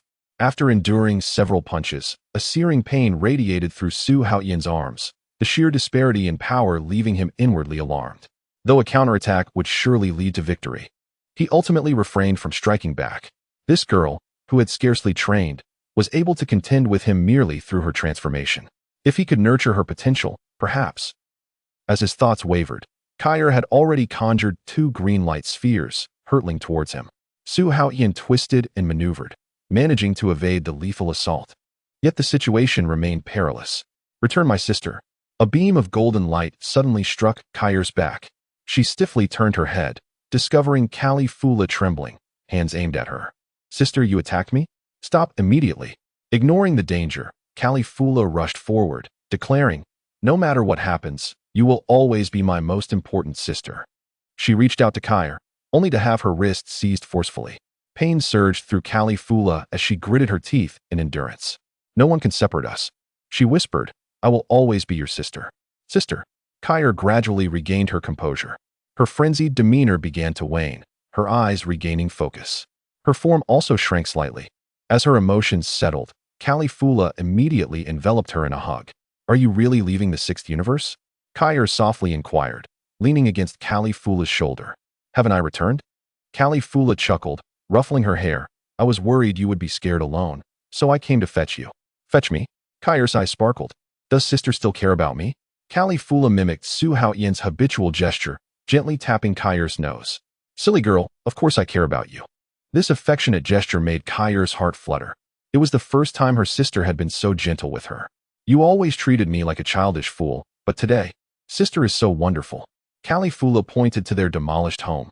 "Look, even the house collapsed when you transformed. Why not come with me to the 7th universe?" "But sister, isn't it already?" Kai Er hesitated. "Getting married is perfectly normal." Kali Fu La winked. "Would you like to join me? This way, we can see each other every day."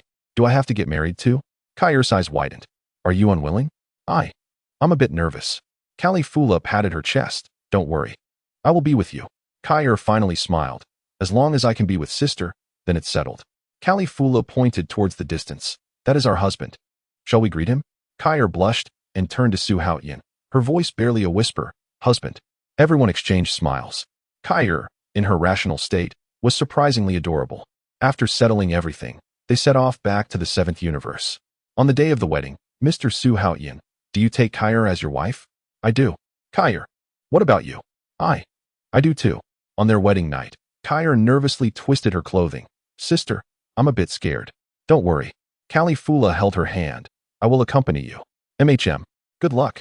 Kair's face instantly flushed red. Sister. Chapter 133. The Call for Help. The Returning Dance. The future Earth lay in ruins. Survivors in the underground city struggled in the shadows. A year had passed since the world had suffered devastation. Su Ning navigated through the dilapidated streets, carefully concealing her presence. The residents of the underground city continued their fierce struggle for survival. Humanity would never easily yield. Their gazes fell upon the time machine, which was charging up. Xiao Wu, bracing against the violent shaking, staggered closer to the machine. The energy reserves are sufficient for a temporal regression. We must depart immediately. A violent tremor swept through the underground space once more. There's no time. Xiao Wu's voice tore through the chaos as the entire city seemed poised to collapse. Su Ning resolutely nodded. This future is not worth clinging to.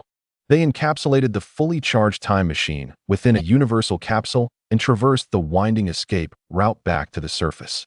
The smoke and dust, blocking out the sun, unexpectedly formed a natural barrier as two figures sprinted towards the horizon. As the sense of crisis behind them gradually dissipated, a scarlet cloak suddenly obscured the sky. Su Ning kicked open the hatch and leaped out. I will hold them off. The Super Saiyan aura ripped through the air, bearing down on Zamas. You are the one who should leave. Xiao Wu pounded on the sealed hatch, her cries drowned out by the enemy's maniacal laughter. You ants shall not. A purple-black energy sphere whistled towards them, intercepted by a golden flash of light. Go seek help. Su Ning's pupils ignited with azure flames. My mother must have a way. Her trembling fingers finally pressed the activation button, and the time machine vanished into the void amidst quantum brilliance. In the haze, countless bullet trajectories emerged as Su Ning propelled herself backward using the recoil. Meanwhile, a feast was being joyously held on Earth. The god of destruction and his disciples returned once more, drawn by the aroma, while the Saiyans, having completed their training, congregated at Su's residence. By the round table, number 17 ladled rich soup, while Piccolo crossed his arms, observing the gluttonous antics of Dent. Sister, this pudding. Kair's ears turned crimson as the silver spoon hovered at her lips. Califula swallowed her 8th meat bun. Does that guy only care about me? Suddenly, she caught sight of Krillin's dropped jaw, his chopsticks frozen in midair. Su Haotian, you really are something. You held a martial arts tournament and somehow brought Califula home. Just when they thought that was absurd enough, a few days later, he returned with yet another girl from the 6th universe. Unbelievable. Vegeta turned to Goku, Kakarot. Haven't you always been looking forward to the martial arts tournament of the 12 universes? Guess how many he can bring back next time? Beerus bellowed. Vegeta, Goku. From now on, do not mention this again. You underestimate the power of Zeno. If he whimsically wagers the vanished universes, you will regret it before you can even cry. Both men broke out in a cold sweat. The stakes were indeed terrifying. No way, Zeno is clearly very amiable. Zeno is the supreme being. His decisions are beyond our comprehension. It is better to maintain a distance. Number 21 prepared a pancake wrapped around roasted duck, garnished with green onions and cucumbers, smeared with sauce, and presented it to Su Haotian. Husband, Number 18 tenderly held a bowl of soup. Husband, drink your soup. Wendy and Yulin offered peeled crayfish. Husband, try this. It's packed with protein. Krillin's eyes widened in disbelief. Now this is what it means to be a winner in life. Just as everyone was enjoying the feast, a time machine suddenly appeared in the sky. Everyone froze. A spaceship? Are aliens coming? Number 21's pupils constricted. This was unmistakably the model of time machine she recognized, emblazoned with the Capsule Corporation's logo. Who could be the visitor from the future? She immediately soared forward. Upon seeing the weak Xiao Wu in the cockpit, she was momentarily taken aback. How could it be her? Su Haotian inquired. Who is it? It's Xiao Wu. Xiao Wu. The bewildered Xiao Wu, still dining, asked me. What are you talking about? Number 21 swiftly opened the hatch. Inside, Xiao Wu lay unconscious. After carrying her out, everyone was stunned. Krillin's eyes widened. Xiao Wu, do you have a twin sister? No. How could this person? Number 21 examined her injuries and shouted urgently, Goku. Use instant transmission to get some Senzu beans. Understood. Goku vanished in an instant. Seconds later, he returned with the Senzu beans. Su Haotian's brow furrowed deeply. Why is it her? 81 shall jointly maintain the cosmic order. After consuming the Xiando, the unconscious Xiao Wu slowly opened her eyes. She surveyed her surroundings and immediately spotted Su Haotian and his companions. Overcome with excitement, she exclaimed, "Wonderful! I have truly traveled back in time." At the dining table, Beerus and Whis lifted their heads at the sound, directing their gaze towards her. Number 21 inquired, "What happened to your time machine?" Xiao Wu swiftly replied, "Su Ning is still alive. She is proficient in computer technology. She utilized the equipment in the underground laboratory to reassemble a time machine. Indeed, Su Ning did not perish." A flicker of joy flashed in number 21's eyes. She was currently engaged in battle with adversaries and urgently needed support. However, the time machine had depleted its energy. Xiao Wu stood up, gazing intently at Su Haotian. "You are Mr. Su Haotian, Su Ning's father, correct?" Only then did Su Haotian come to his senses. In the future, number 18 had turned into an antagonist, and naturally, no one captured Xiao Wu after her defeat. Thus, she was not his wife in that timeline. Nevertheless, she appeared to be in her 20s, likely having reverted to infancy through the Dragon Balls. Su Haotian nodded, affirming, "Indeed, that is correct." It was as Su Ning had mentioned. The most handsome individual in the crowd must be her father. Sun Wukong suddenly interjected, "I see. You, like number 21, have returned from the future, haven't you?" Xiao Wu scrutinized Sun Wukong, somewhat astonished. "You are Sun Wukong? You are still alive?" Wukong grinned widely, haha. "Thanks to number 21 bringing back the special medicine from the future, I was cured of my heart disease over a decade ago." "What? You do not recognize number 21? Xiao Wu shook her head. "I met Su Ning among the survivors. I have yet to see her." "In other words, you do not know Su Haotian as well?" Xiao Wu nodded. "Yes, but I know you. I have had numerous encounters with Pilaf and Ashu." Vegeta interrupted, bluntly asking, "How powerful are the enemies from the future?" Number 21 added, "Exceptionally strong. I fled here to escape them." Sun Wukong instantly grew excited. "I would love to battle such formidable opponents." Whis murmured to himself, "So, this is how the time machine operates. They have interfered with the timeline. I never imagined humanity could create such a device." Bulma proudly lifted her chin. The future version of me is indeed extraordinary, isn't it?" Whis replied sternly, "Bulma, you should be aware that altering time is a serious crime." Bulma hastily waved her hand. "Wait, although I invented the time machine, it is not the current version of me. Even erasing you would not be unjust." Beerus scoffed. Vegeta ignored their bickering and pressed on. "Who is the enemy from the future?" Xiao Wu answered in a grave tone, "Zamasu. That arrogant individual dares to call himself a god, preaching justice while seeking to slaughter the Earthlings. Countless lives across the universe have fallen victim to his malice. We spent an entire year fleeing, and the survivors are few." Beerus raised an eyebrow. "There exists such an audacious god in the universe?" Sun Wukong's gaze fell upon Beerus. Suddenly contemplating, did even Lord Beerus in the future fail to defeat him? Number 21 quietly explained, "After the demise of the Kaishin, Lord Beerus also dissipated and could not partake in that battle." The corner of Beerus's eye twitched. That insufferable waste. 2 hours later, having grasped the situation, Su Haotian made the decisive choice to traverse time and confront Zamasu. Chapter 134. The Mystery of Parallel Universes and the Fallen God to Combat the Future. Zamasu. Su Haotian needed to be fully prepared. Sun Wukong and Vegeta re-entered the hyperbolic time chamber to diligently train in fusion techniques. They even made the worst-case scenario preparations. For the power bestowed by the Super Dragon may be beyond even the Destroyer's capacity to obliterate. Su Haotian made a special visit to the Turtle Hermit's house to study the magic sealing wave technique. Considering that the sealing mechanism might fail over time, he prepared stacks of talismans and multiple sealing containers. Bulma and the others gathered around the future Xiao Wu, listening intently to her tales of the apocalypse. This ordinary girl, having endured much hardship, found herself in stark contrast to number 21's circumstances. Su Haotian's wives tenderly cared for her, allowing her to bask in the warmth of the peaceful era, indulging in exquisite delicacies, luxurious garments, and soft bedding. The ladies simultaneously conceived the idea of keeping her in this timeline, welcoming her as a member of the family. Bulma was simultaneously comparing the time machine data from the two timelines, attempting to unravel the secrets of parallel universes. Whis and Beerus savored their meals, remaining oblivious to everything. For a full belly renders one oblivious. As the group engaged in casual conversation, Jack and Tai Si approached. Number 18 queried, "We have altered so many things. Why has the future not changed? I simply cannot comprehend." The others shook their heads, left only to speculate.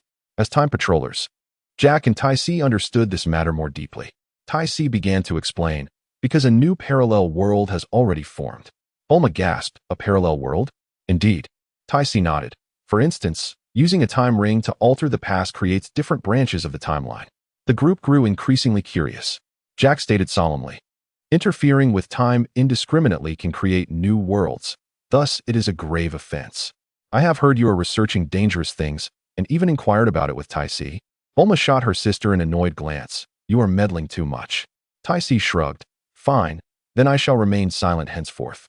Jack stated earnestly, "Bulma, you must cease this research immediately." Bulma chuckled, waving her hand. "Do not worry. That is a matter for the future. It has nothing to do with me now. If the world is at peace, I have no need for such things. Currently, I am researching reproductive technology." Tai Si took over the conversation. "Exactly. How about I share with you the story of parallel universes?" "Sounds good." The group gathered together, attentively listening to her narration. Imagine a boy named Su Ning living in the present. He wishes to bring delicious dumplings to his mother in childhood. So he travels back in time using a time machine. However, an accident occurs, and his mother chokes on the dumplings and dies. As a result, the original timeline is disrupted. Su Ning's mother was supposed to grow up, meet his father, and give birth to him. However, now, his mother has passed away prematurely, making it impossible for Su Ning to be born in this world. Nonetheless, the future Su Ning will not disappear. What has transpired cannot be reversed. A simple dumpling has rewritten the course of history, birthing a new world that Su Ning never existed in. This is how parallel timelines come into existence. Tai Si's succinct explanation enlightened everyone. Number 18 nodded. "Now I understand. Even I can comprehend it.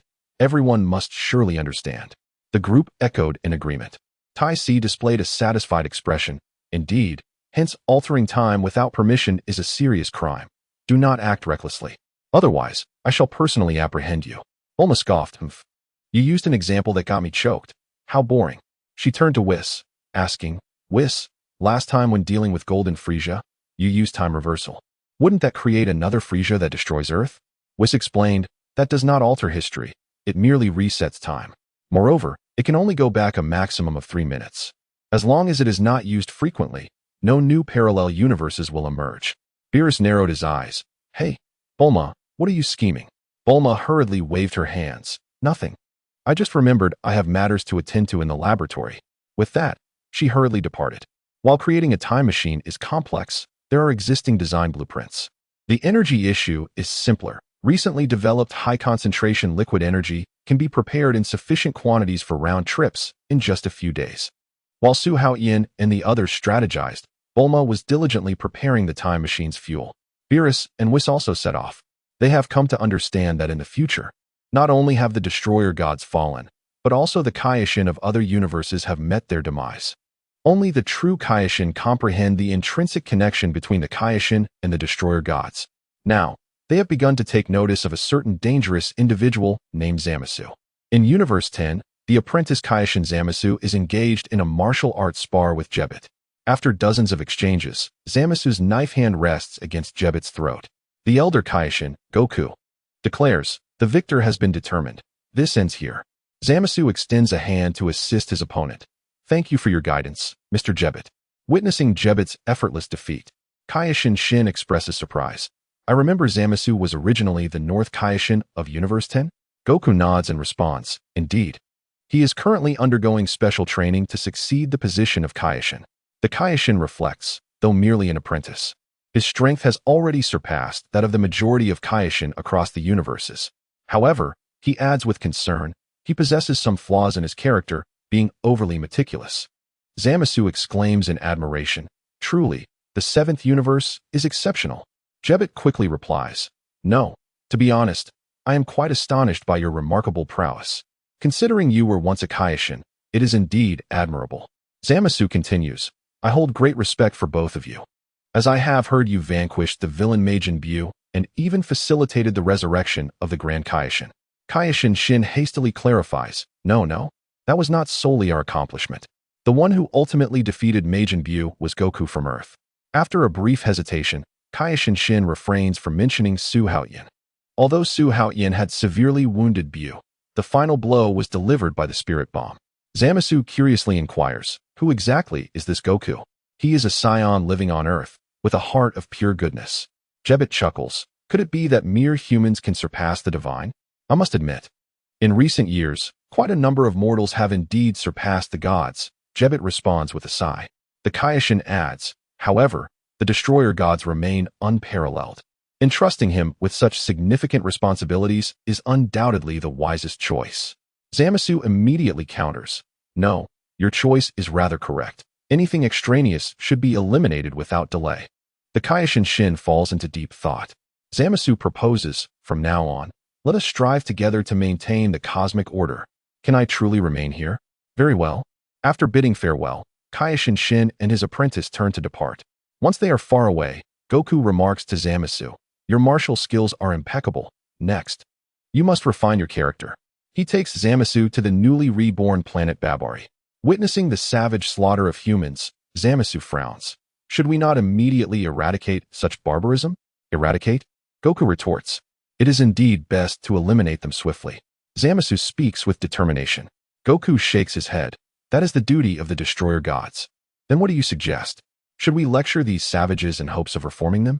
We should observe for a millennium, patiently waiting to see how things unfold. Zamasu sighs. I do not believe they can establish order. Goku questions, what gives you such confidence? Zamasu asserts, of course. I have witnessed countless similar planets during my tenure as Kaishin. How could I not know? If that is the case, let us venture into the future and ascertain their worthiness of our vigilance. Zamasu nods affirmatively. As you command. Goku retrieves a time ring and informs Zamasu, let us traverse time with this. Within the wooden box lies 5 time rings, 1 silver and 4 glowing with a verdant hue. These rings were birthed from the tumult of parallel worlds caused by time travel. Whenever the box nears its capacity, it signifies an impending crisis for all timelines. The Time Kaishin has long resided within the time nest, vigilantly monitoring the movements of various timelines, tasked with eliminating those who disrupt the order of time. Zamasu gazes at the ring, murmuring to himself, so this is what a time ring looks like. It is strictly prohibited to use it. Goku sternly warns. A moment of carelessness could result in the emergence of new parallel universes. Quickly, put it on. Zamasu excitedly asks, will wearing it truly allow us to traverse time? We can only journey into the future, Goku replies, handing him a ring. The past cannot be altered, but we can create a new future. What about these green rings? Zamasu inquires. They serve as keys to the parallel worlds created by historical alterations. Zamasu contemplates, so there exist so many parallel universes in this world. The inhabitants of Universe 12 once employed forbidden technology to alter history. These are the keys to the parallel worlds they have created. Goku suddenly furrows his brow. Wait, why are there now 4? Has someone else disrupted the timeline? After a brief silence, he removes his patera earring from his right ear and hands it to Zamasu. As an exception, I promote you to a temporary Kaishin. Remember to wear it on your left ear. If you mistakenly wear it on the wrong side, we shall permanently fuse and become an invincible Kaishin. Zamasu hurriedly declines, perhaps another time. After donning the earring, Goku instructs, focus your mind and silently utter 1,000 years. A silver light flashes, and the two find themselves instantly transported to Babari a millennium later. The once wild land now boasts orderly villages, civilization beginning to take root. Goku gazes at the inscriptions on a stone tablet, quietly marveling. These markings seem to be forming the early stages of written language. Suddenly, thunderous battle cries pierce the air. They turn to find groups of Babari people engaged in bloody combat, their ferocity intensifying as they wield their weapons. Blood saturates the ground, and corpses pile high. How could this happen? Goku whispers in disbelief. Zamasu's eyes blaze with fury. This is their wretched nature, which has not only remained unchanged but has worsened. Humanity is truly a blight upon the universe. Such a race should not exist. Chapter 135. Xiao Wu persuades her future self just as the two observe the future scene. A massive Babari warrior spots them. It emits a terrifying roar and charges at them frantically. Zamasu raises his hand and unleashes an energy wave, sending the creature flying. Wait! Zamasu! Goku urgently calls out. Yet the injured beast lunges again. Zamasu coldly narrows his eyes, condensing a blade of energy in his palm, swiftly piercing through the monstrous Babari warrior. The surrounding fighters turn to look. Just as Zamasu is about to continue his assault, Goku sternly commands, "Stop! We are leaving." Back in the real world, Goku angrily extends his hand. "Return the Patera earring to me." "Why did you do that? We could have returned directly." Zamasu removes the earring and coldly states, "They are nothing but environmental pollutants, devoid of any value." "Everything has its purpose," Goku sighs, "just as earthworms improve the soil. They are also a part of the food chain. But earthworms do not aspire to become humans. I was merely using an example. Why do you harbor such hatred for humanity? Intelligent humans will ultimately destroy the environment and obliterate our planet. The planet never belonged to anyone. Should we simply allow Babari to run its course? Let us observe further. If they are destined for destruction, let it happen naturally." Zamasu gazes intently at him. "Kaioshin, what exactly is our mission? You know well, it is to protect the balance. When the world deviates from its proper course, we must guide it back to the order it deserves." Zamasu retorts coldly, "Doesn't that seem rather ruthless? We should actively employ our power to eliminate such scum. Those irrational villains deserve to be eradicated. That falls within the duties of the destroyer gods." Zamasu remains silent for a moment. A sense of justice is commendable, but excessive righteousness is akin to pathological cleanliness. You must learn to relax your heart and seek balance within. Zamasu furrows his brow. "Do you mean we should turn a blind eye to all of this?" Gu patiently remarked. "I concede that you indeed possess the strength to punish evil. However, one must never become arrogant or complacent, for such pride will ultimately lead to one's downfall. As the Kaioshin, our sacred duty is to safeguard the world with a peaceful heart rather than through sheer force. Do you comprehend?" Zama's displayed a look of confusion. "What then is the significance of the power I have painstakingly cultivated? Consider it a necessary path of cultivation." Zama's respectfully bowed. "I humbly accept your teachings and feel deeply ashamed. It is of no consequence. Speaking for too long has left my throat parched. Let us prepare some tea." Though hailing from different timelines, Xiao Wu and future Xiao Wu share the same origin yet lead vastly different lives, both filled with curiosity about each other's experiences. Under Bulma's arrangement, they shared a room. In the stillness of the night, they sat at the edge of the bed, exchanging their stories. Upon hearing Xiao Wu recount her experience of being held hostage by Android 18, future Xiao Wu was taken aback.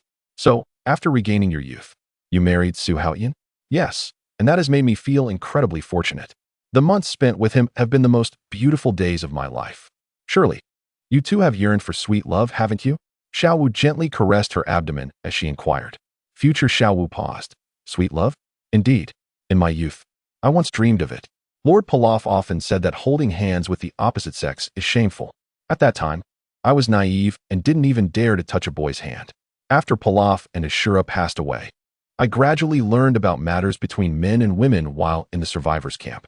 Yet, we spend our days fleeing between air raid shelters and underground cities, living like rats, relying on expired food scavenged from garbage heaps to stave off hunger. Each day, I struggled on the brink of starvation, leaving little room for such thoughts. Nevertheless, companions fell one by one. Some starved, others succumbed to illness. Had my appetite not been small, I might not have made it this far. Today, I believe I have eaten the most substantial meal in a long time. All the scars on my body seem to have vanished, and a sense of comfort flows throughout me. That is the effect of the senzu beans, Xiao Wu said with a smile. They not only heal wounds, but can even regenerate severed limbs. Had it not been for your severe injuries and excessive energy consumption, this bean could have sustained you for 10 days without food. Senzu beans, Su Ning has mentioned them, but I have never tasted them. Speaking of Su Ning, she must be even more formidable in the future, right? In this timeline, her 11-year-old self has already surpassed Cell. Future Xiao Wu sighed softly. Yet, no matter how strong she is, she cannot compete with Zama's. Moreover, with food in short supply, she must carefully manage her training. Every day, she endures hunger to conserve her strength. How did she manage to persevere for over a year? Android 21 mentioned that she was sent to outer space by Yulin. She accidentally stumbled into the demon realm and even taught Demon King Dabura a lesson. However, she found it difficult to adapt to the land of eternal night and soon returned. How intriguing. She dared to strike the Demon King. Wait, wasn't Dabura eliminated by Bu? Do you not remember that he was later resurrected using the Dragon Balls? Dabura narrowly escaped. Upon her return, she brought back a demon girl named Tawa, hoping to keep her father Su Haotian company. Yet, she discovered her homeland reduced to ruins, with no family left. Anger drove her to madness, Zamas. Unfortunately, the opponent is immortal and grows stronger with every battle. Eventually, when she was exhausted and injured, Tawa stole the spaceship and fled. I secretly provided her refuge in the underground city, supplying food and water. This warrior quickly regained her strength and discovered the secrets of time travel in Bulma's lab, which allowed me to arrive here. We had originally agreed to travel together, but Zamas caught on. She stayed behind to hold off that monster. While she could suppress it, she could not completely eliminate it. With our food supply running low, we must hasten to the future. Do not worry, Xiao Wu reassured. We will be ready in a few days, and he will come. Android 21 mentioned that although he has yet to master the power of a god of destruction, his strength already surpasses that of this timeline. If we cannot deal with him, we shall bring Su Ning back instead. My husband has always been a perceptive person. When Su Haotian is mentioned, a sweet smile involuntarily graces Xiao Wu's lips. Future Xiao Wu gazed at her in astonishment, finally whispering, "You have been smiling the whole time. You truly seem very happy." Indeed, I feel the same way. How about this? When Su Ning returns, you should marry my husband as well, and we can be companions together. What? At my age, how is that appropriate? What is inappropriate about it? Xiao Wu dismissed. I too restored my youth with the Dragon Balls. My husband mentioned that this is called a lowly appearance with an elegant heart, one that is more caring. Look at Whis and Lord Beerus. They have lived for trillions of years, yet they still act like children. Future Xiao Wu's lips twitched slightly. However, as she recalled the delicious food she had tasted today, the comforting hot bath she had enjoyed, and the clean clothes she wore, all of it felt as beautiful as a dream. Can I truly stay? Future Xiao Wu hesitantly asked. Chapter 83 Whis, did you call for me? The Omni King wishes to see you. Please proceed to the royal palace immediately. The Omni King? But I am quite busy right now. By the way, what does he want with me?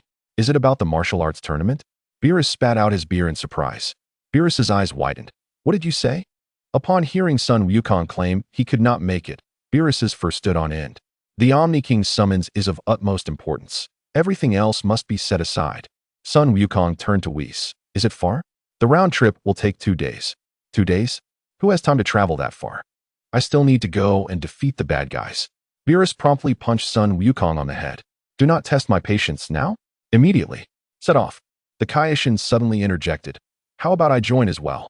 I can use instant transmission to take everyone there. Wukong's eyes brightened. Really?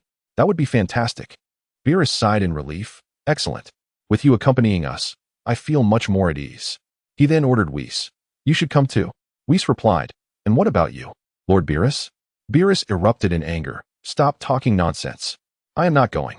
Yet he softened his tone towards Wukong. Wukong, do be mindful of your manners. Your every action affects the entire universe. Wukong nodded. Understood. Let us resolve this swiftly. Off we go, Kaioshin. Beerus called after him. Wait. Are you going in that outfit? Change into something more formal. Wukong frowned. Ugh, what a hassle. Then I want to go. Whis interjected. Since we are in a hurry, I will explain the entire matter. Beerus suddenly turned serious. Also, the matter regarding the future world must remain confidential. Should the Omni King learn of it, he may annihilate everything. Whis acknowledged. Understood. Lastly, there is one more thing. Wukong asked in confusion. What now? It is not for you, but for the Kaioshin. The Kaioshin pointed at himself. Me? Beerus stated emphatically. You must not die. The Kaioshin responded nervously. Of course. He secretly asked Whis. Have I done something wrong? Whis chuckled lightly. Hee, do not overthink it. Outside the Omni King's palace, the Grand Priest had been waiting for some time. Upon the arrival of the group, the Grand Priest smiled. Welcome. Whis and the Kaioshin bowed. It has been too long since our last meeting, Grand Priest. Sun Wukong examined the Grand Priest. This little one is the Grand Priest? The Kaioshin broke into a cold sweat. Yes. Mr. Wukong, please show your respects. The Grand Priest, unfazed, approached Wukong. You are Sun Wukong, correct? Sun Wukong grinned. Yes, I am Wukong. The notice came on short notice, so I did not change into formal attire. The Grand Priest nodded gently. No matter, this outfit suits you better. Haha. You are right. Wukong leaned closer to Whis and whispered, "The Grand Priest's aura is truly unfathomable." Weisu softly replied, "He is the pinnacle of the entire universe." What? Can he confront future adversaries? Angels never engage in battle. That is the rule. Even if the world is on the brink of destruction, I never strike against foes. Teaching you is my only exception. The Kaioshin interjected hastily, "Goku, have you forgotten Lord Beerus's warning?" Goku suddenly covered his mouth. "Oh right. I want he say anything more." The Grand Minister raised a hand to signal, "Please proceed. The Omni King has been waiting for a long time." As they stepped into the hall, the Omni King joyfully waved his tiny hands. "You finally came. I'm so happy." Goku waved back, "Hey. Hello?" The Omni King swayed his feet. "I want a friend. Will you be my friend?" Goku turned and quietly asked the Kaioshin, "What does being friends entail?" The Omni King floated over. "Friends play together." Goku scratched his head. "You call me here just for this? Is that a problem?" "Not really." The Kaioshin was sweating profusely. "This is serious." Goku was still savoring the joy. The Omni King's expression suddenly grew stern. "You're too loud." The Kaioshin fell silent instantly. The Omni King hovered before Goku. "What do you want to say?" "Just call me Goku." "Then give me a nickname too." "What should it be?" Goku tilted his head and pondered. "How about Aquan?" The attendants and the Kaioshin froze. But the Omni King spun around joyfully. "Aquan. I like it." Goku continued. "Aquan, weren't we supposed to discuss the Universe Martial Arts Tournament? Though there are other matters. I really want to play with you." Hearing it was just play, Sun Wukong's enthusiasm waned.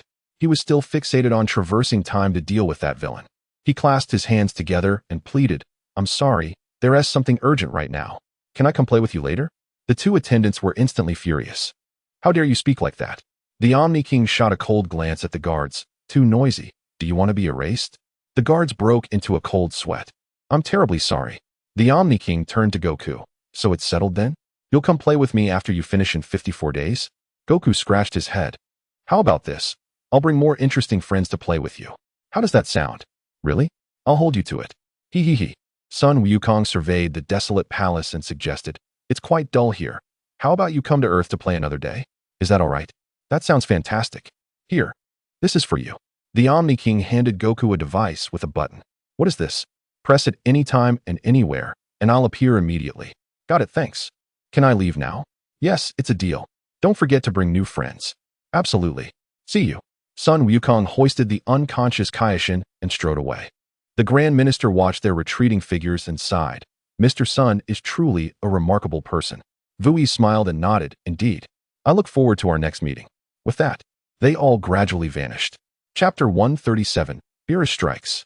Future Black Goku emerges after completing his duties. He called out, "Zamasu, bring the tea." But no one responded. Strange. Where is everyone? At this moment, on Zuno Planet, Zamasu was inquiring about the secrets of the Super Dragon Balls. Zuno elaborated on the powers and uses of the Dragon Balls in detail. Zamasu pressed, "Is it enough to gather 7 of them?" The consultation time was over. A cold glint appeared in Zamasu's eyes. "I am the Kaioshin. With a mere flick of my finger, I can turn you to dust. Let me ask one last time. Gathering 7 Dragon Balls will grant a wish." Zuno hurriedly replied, "Yes. But the Dragon Balls are currently inactive. When can they be used again?" "The lifespan of a cockroach, from birth to death." "Be clearer." "About a year." "Very well. Now tell me the locations of the 7 Dragon Balls." Zuno reluctantly revealed the whereabouts of the Super Dragon Balls. As the Zuno of Universe 7, he immediately notified Jebit. Sun Wukong and the Kaioshin returned to Earth, where Beerus was anxiously waiting. Seeing them return safely, Beerus let out a sigh of relief. The Kaioshin inquired, "Goku, who did you intend to find for the Omni King?" "I didn't specify anyone. You can suggest candidates if you have any." Vui sighed. "So you were just making up excuses?" "Yeah, otherwise how could I have escaped so easily?" The Kaioshin was sweating nervously. "How dare you lie to the Omni King? If discovered, it would be disastrous." Sun Wukong chuckled. "I think Lord Beerus is quite suitable." Beerus retorted angrily, "What are you talking about? I refuse to do it." Sun Wukong waved his hand. "We can discuss it later. With so many children, it shouldn't be hard to find someone to keep the Omni King company." "What nonsense are you spouting?" Vui's interrupted. "Let us put this aside for now. Lord Beerus, shall we investigate Zamasu?"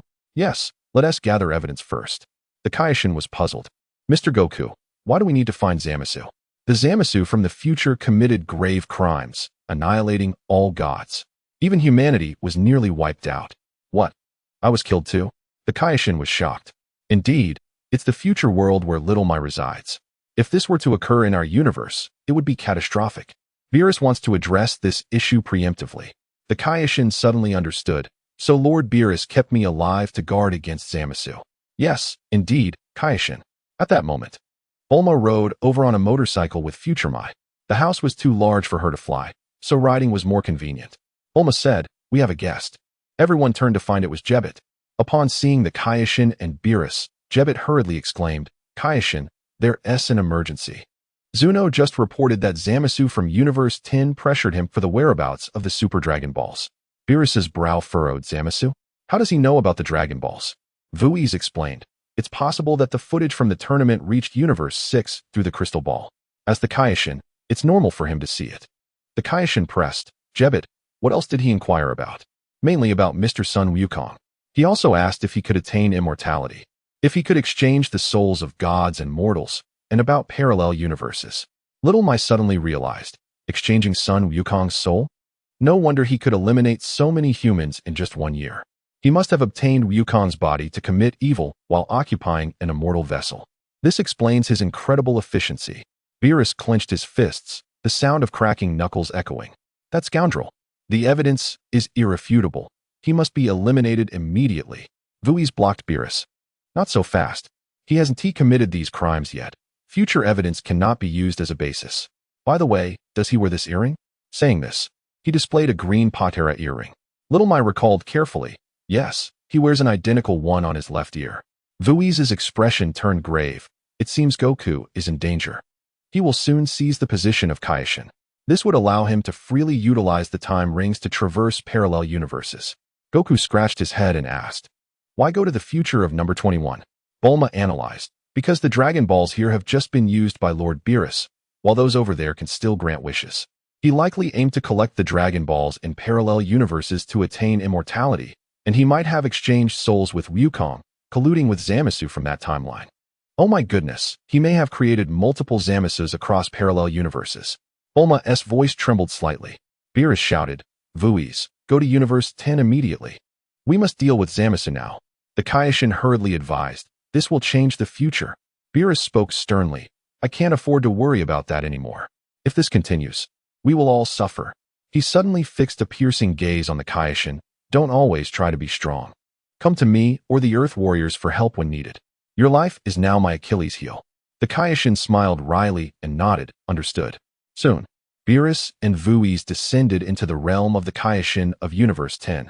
After a brief observation, just as Zamasu was about to strike against Goku, Beerus intervened without hesitation, completely erasing the thwarted Zamasu. Thus, a new future was born, a timeline devoid of Zamasu. In Chapter 85, Su Haotian glanced at the frail individuals surrounding him and tossed out a capsule.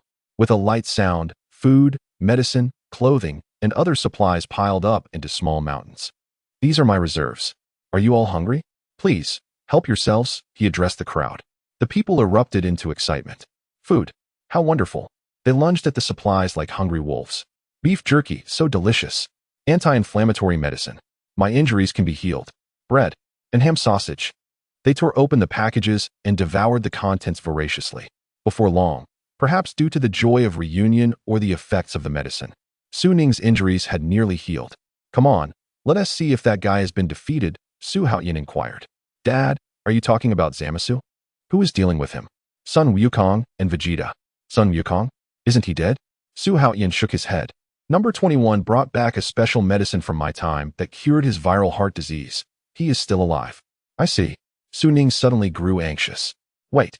Besides Zamasu, there is also Black Wukong who occupies Mr. Wukong's body. He is even stronger. If it weren't for his sneak attack, I wouldn't have been injured. We must help. Don't worry, they are strong enough to handle it. I will use instant transmission to take you there." All right. In a flash, the two arrived at the battlefield. The scene before Su Ning left her in shock. Sun Wukong was overpowering Zamasu, while Vegeta was being held down and beaten by Black Wukong. "Dad, is this what you call strong? Why is Vegeta getting beaten?" Black Wukong's hair had turned a rosy pink, and his aura even surpassed the exhausted Vegeta. Perhaps he is enjoying the battle?" Su Haotian called out. "Vegeta, do you need help?" Vegeta suddenly retreated, wiping the corner of his mouth. "No need. I want to deal with him myself. Before he finished speaking, he unleashed his full power and transformed into Super Saiyan Blue, charging once again at Black Wukong. Watching Sun Wukong repeatedly strike Zamasu, Su Ning frowned. That guy is immortal. He can't be killed. Su Haotian smiled calmly. Defeating an enemy does not necessarily require taking their life. He threw out a universal capsule, and a ceramic jar appeared out of thin air. What is this?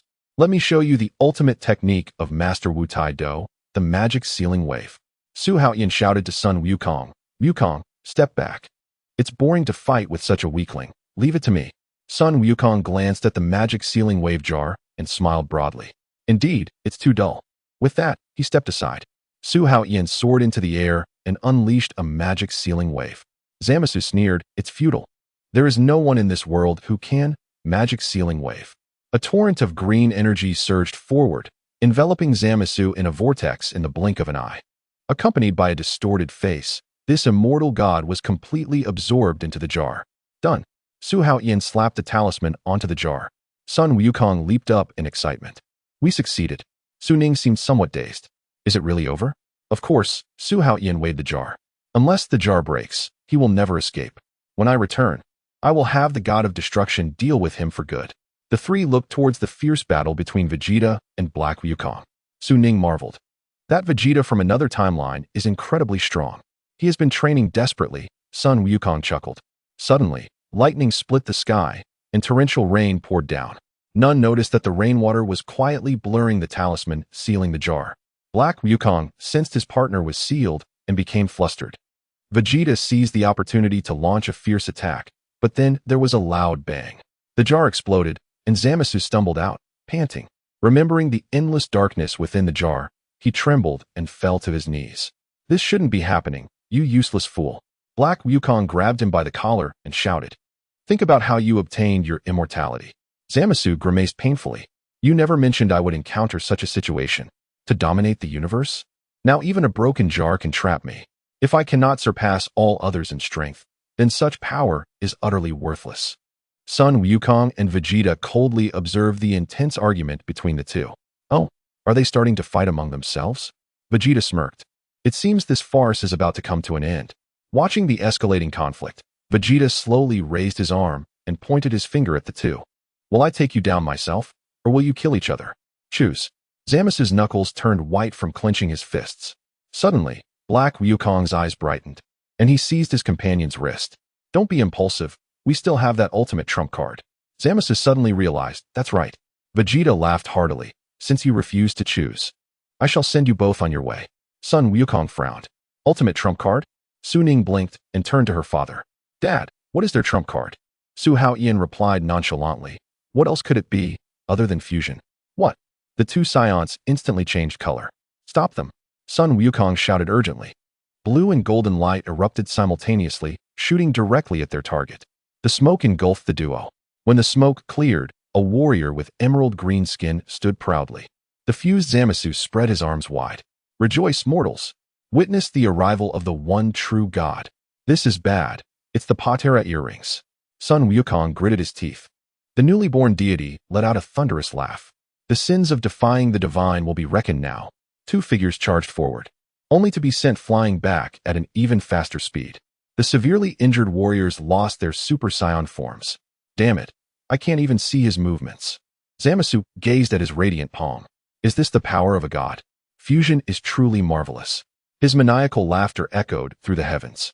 Do you see it, Kaishins? Your decaying reign ends here. Countless energy blasts poured down like a storm, turning the earth into scorched ruins. At this moment, Su Haotian stepped forward to stand before the two Saiyans. Your turn is over. Sun Wukong looked up in disbelief.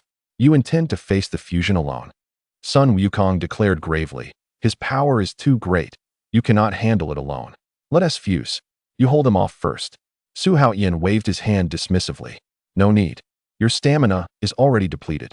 I came prepared, and barring any unforeseen circumstances, I can defeat him. You're the best, Dad. Su Ning shouted without hesitation, cheering for Su Haotian. Su Haotian vanished in an instant, charging towards Zamasu.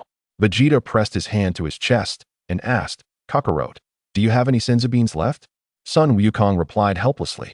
They were stolen and destroyed by Zamasu just now. You fool. Su Haotian intercepted Zamasu's attack, shouting, Zamasu, cease this ridiculous assault. Your end is near. So do not harbor delusions. Zamasu scoffed, just you alone? It seems you still do not understand the situation. Su Haotian ceased his chatter, transforming into Super Saiyan Blue in an instant. He raised his hand and shot a ki blast, piercing through Zamasu's body. However, in the blink of an eye, Zamasu's injuries completely healed. Zamasu laughed triumphantly. It seems my immortality has not vanished with the fusion.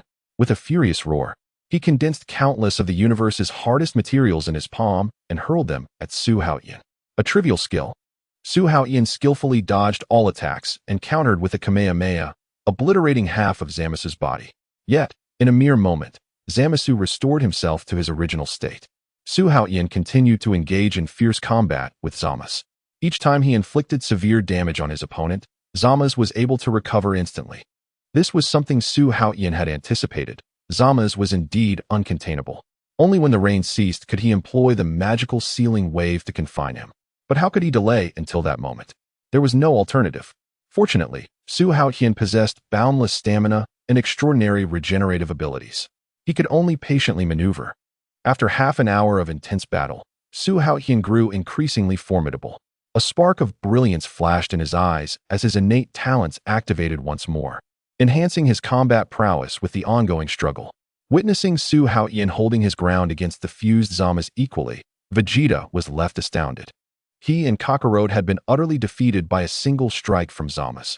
Could it be that the two of them together were inferior to Su Haotian alone? Observing Su Haotian's fighting style closely, Vegeta noted that his aura was restrained, with no energy leaking, starkly contrasting with his own Super Blue state.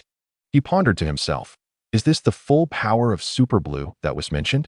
To completely seal one's aura within the body, the power is indeed astonishing. It is no wonder he can contend with the fused Zamasu. Alas, I am still a step behind. Whis was correct. This is indeed a qualitative leap. A minor miscalculation could lead to significant consequences.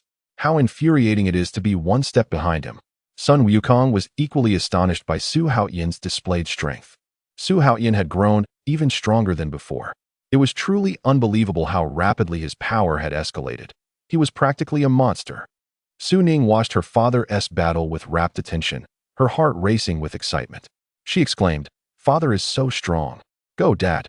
This momentum, this power, this swift movement. It is incredible that even the fused Zamasu is being suppressed." Admiration sparkled in Su Ning's eyes. "Father, you truly are my idol. By the way, I previously helped Dad find a little wife. Unfortunately, she escaped. Once we have completely dealt with Zamasu, I must ensure to bring her back for my father." Originally, Su Haotian's full power in Super Blue was sufficient to steadily overpower the fused Zamasu. However, as his strength continued to rise, the Super Blue form seemed somewhat superfluous. Su Haotian simply transitioned into Super Saiyan God form. Zamasu was taken aback. The aura of this form was noticeably weaker than before. Could it be that he has exhausted his strength? Zamasu realized this and sneered. "Have you finally reached your limit? After all, you are merely a mortal. Your time of demise is upon you." He excitedly launched an even more ferocious assault on Su Haotian. Su Haotian chuckled lightly. "Do not hastily conclude about humans. I am famously known for my incredible endurance and can fight all day long." As soon as the words left his mouth, he quickly corrected himself. Su Ning had grown up, and he could not speak so carelessly in front of her. However, after their exchange, the situation remained largely unchanged. While Su Haotian in Super Saiyan God form did not suppress Zamasu as before, he could still hold his own. Zamasu felt the difference. The pressure was indeed significantly less than before, and he secretly rejoiced. "As long as I wait for your stamina to deplete, it will be your end." Seeing Su Haotian switch from Super Blue to Super Saiyan God, both Vegeta and Sun Wukong were taken aback. This is bad. Does Su Haotian lack strength? Why has he changed to Super Saiyan God? Curse it, Kakarot should not have been given the Senzu beans. This is disastrous. Once Su Haotian's stamina runs out, we are all doomed.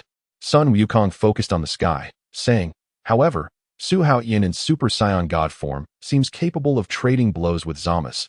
He is truly impressive." Su Ning furrowed her brow upon seeing her father change forms. Chapter 86. Why has Dad reverted to Super Saiyan God? Is maintaining Super Blue too taxing? This is troublesome. She overheard the conversation between Vegeta and Sun Wukong and understood that the Senzu beans had been exhausted, increasing her anxiety. Although she could independently contend with Zama's, the latter's immortality made it impossible to truly defeat him. Due to insufficient supplies, she had been at a disadvantage, while her father was significantly stronger, even able to suppress the fused Zamas. Against infinite regeneration and nearly boundless stamina, her father would eventually succumb. The intense battle had surpassed the comprehension of ordinary beings.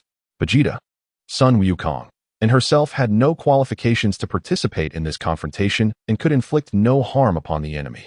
At that moment, the Kaioshin Shin and Gebet suddenly appeared beside Sun Wukong and Vegeta. Kaioshin Shin surveyed the surroundings and found Su Haotian single-handedly facing off against Zama's. Even in such dire circumstances, he was still engaged in a one-on-one battle. Kaioshin realized that his understanding of the Saiyans had been too superficial. These individuals were astonishingly arrogant. Vegeta coldly regarded Kaioshin. Did Lord Beerus not instruct you not to interfere? What are you doing here? Kaioshin replied solemnly. Beerus has eliminated the Zamas from our timeline. However, Goku mentioned that there are two Zamas, both wearing Patera earrings. To prevent them from fusing, we brought another pair of earrings. Patera earrings? Vegeta scoffed. That is inconsequential. With Senza beans, we can also fuse. Gebet shook his head. We do not have Senza beans, but as a servant of the Kaioshin, I can restore your stamina. Goku's eyes widened as he gazed at the battlefield and suddenly narrowed his pupils. Wait, look. That Zamas is wearing earrings on both ears. He is already fused. What? Both Kaioshin exclaimed in shock. It is the fused Zamas. Su Haotian is facing a fused warrior alone? My goodness, his strength is simply unfathomable. Kaioshin pressed his hand to his chest, sighing softly. I thought I had seen through your limits, but Su Haotian, he is truly inscrutable. At that moment, Gebet completed the restoration of stamina for Vegeta and Sun Wukong. Vegeta looked up at the sky and shouted, Su Haotian, you have been fighting for a long time. Let us take over. Su Haotian turned his head, a smile gracing his lips. No need. A true battle should be one-on-one. Do not interfere with me. Even in the face of fused Zamas, his Super Saiyan God form remained untroubled. In resignation, everyone could only grip the earrings tightly, waiting for the opportune moment. Su Haotian spoke again, his tone calm. I could fight for a day and a night without any pressure. Vegeta's eyes widened. This guy has such outrageous stamina? Upon hearing the word stamina, Su Ning's eyes flickered with a peculiar light. She turned to Gebet. I heard you can ignore energy perception and teleport directly? Gebet nodded. Indeed. What is the matter? Su Ning smiled slightly. If relying on herself, traveling by spaceship would take at least several months. However, with Gebet's abilities, even the farthest journey could be completed in just a few days. Let us each do our part. Su Ning proposed. Take me to the entrance of the demon realm. I want to bring back a wife for my dad. Gebet froze in place. Kaioshin's eyes widened. Goku looked on in disbelief. Even Vegeta, who was familiar with Su Haotian, was taken aback. Su Haotian is still seeking a bride. His daughter is even concerned about it. Is this how he operates in this timeline? Su Ning turned to Kaioshin and Goku, speaking decisively. You cannot stay any longer. If something happens, Lord Beerus from another timeline will be in danger. Hurry and leave. My father, Vegeta, and Mr. Wukong are here to hold the fort, so it is very secure. Kaioshin and Goku's faces turned pale, their lips twitching. Yet, despite Su Ning's blunt words, they were not without reason. They truly could not assist, so they departed swiftly. Su Ning also requested Gebet to use instant transmission to send her to the entrance of the demon realm. Chapter 140. Bring back Tao. During the battle, Su Haotian detected an increase in Zama's power. Yet, compared to his own leap, the disparity remained vast. In his Super Saiyan God state, he completely overwhelmed his opponent. Zama's grew increasingly agitated. How infuriating. Why has his stamina not yet been exhausted? This past adversary proves to be remarkably tenacious. Fortunately, I have merged the immortality of the undead with the innate abilities of a Saiyan, growing stronger with each battle. Witness how I shall crush you. Just as Zama's revels in his triumph, Su Haotian's form begins to regress, descending to Super Saiyan 2. Vegeta shouts, Su Haotian, the battle has dragged on too long. Let us take our turn. Su Haotian resolutely declines. I can still continue. Sun Wukong remarks, I never expected Su Haotian's pride to rival yours. Vegeta. Vegeta nods. Today has been quite the revelation. However, he stands no chance against Zama's in his Super 2 state. Indeed, the disparity between Super 2 and Super Saiyan God is vast. and Su Haotian swiftly finds himself at a disadvantage. Zama's cackles, huh? Can't hold on any longer, can you? Prepare to perish. The onslaught intensifies, yet Su Haotian grits his teeth and endures. He senses his base combat power has increased nearly tenfold. Though fatigued, this phase is assuredly profitable. However, the stagnation of power growth in Super 2 reveals that his opponent is insufficiently strong. Pretending to be evenly matched has become meaningless. After a fierce exchange lasting several dozen rounds, the rain subsides. Su Haotian turns to Vegeta and Sun Wukong. Vegeta, Sun Wukong. You distract him while I prepare the magic sealing wave to imprison this fiend. Sun Wukong questions, isn't the vessel for sealing already damaged? Indeed, but I have prepared a dozen substitutes, Su Haotian replies. Sun Wukong's eyes brighten, and he excitedly gives a thumbs up. Suddenly, he ponders, wait. Can you still execute the magic sealing wave? That technique is quite taxing, isn't it? Su Haotian smiles gently. No worries. My recovery speed is rapid. 5 minutes is ample. Vegeta understands full well that with the combined strength of himself and Sun Wukong, they cannot triumph over the fused Zamas. Even transforming into Vegeta or Gogeta would scarcely ensure total victory. The optimal choice remains fusion to subdue him. The two swiftly don their earrings, and in an instant, the legendary King Bee Vegeta descends upon the battlefield. You've worked hard. Leave the rest to me. I won't even need 5 minutes to resolve this. Su Haotian hastily retreats from the combat zone, exclaiming, no, absolutely not. Yet how proud is Vegeta? The King of Bee pays no heed to the warning and charges into a furious assault against Zamas. Su Haotian hesitates no longer, swiftly arranging the sealing vessel and commencing the magic sealing wave. Vegeta, step aside.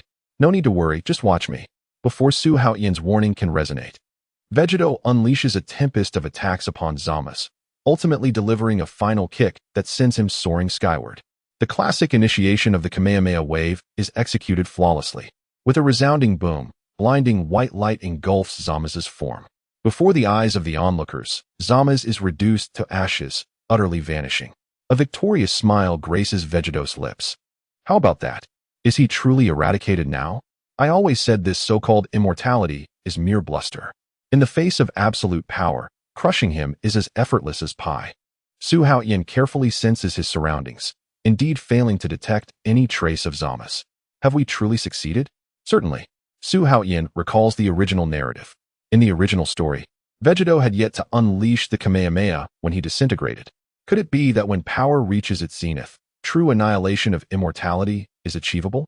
Had I known, I should have exerted my full strength earlier, preventing Vegeta from stealing the spotlight. With the crisis averted, it is time to return home.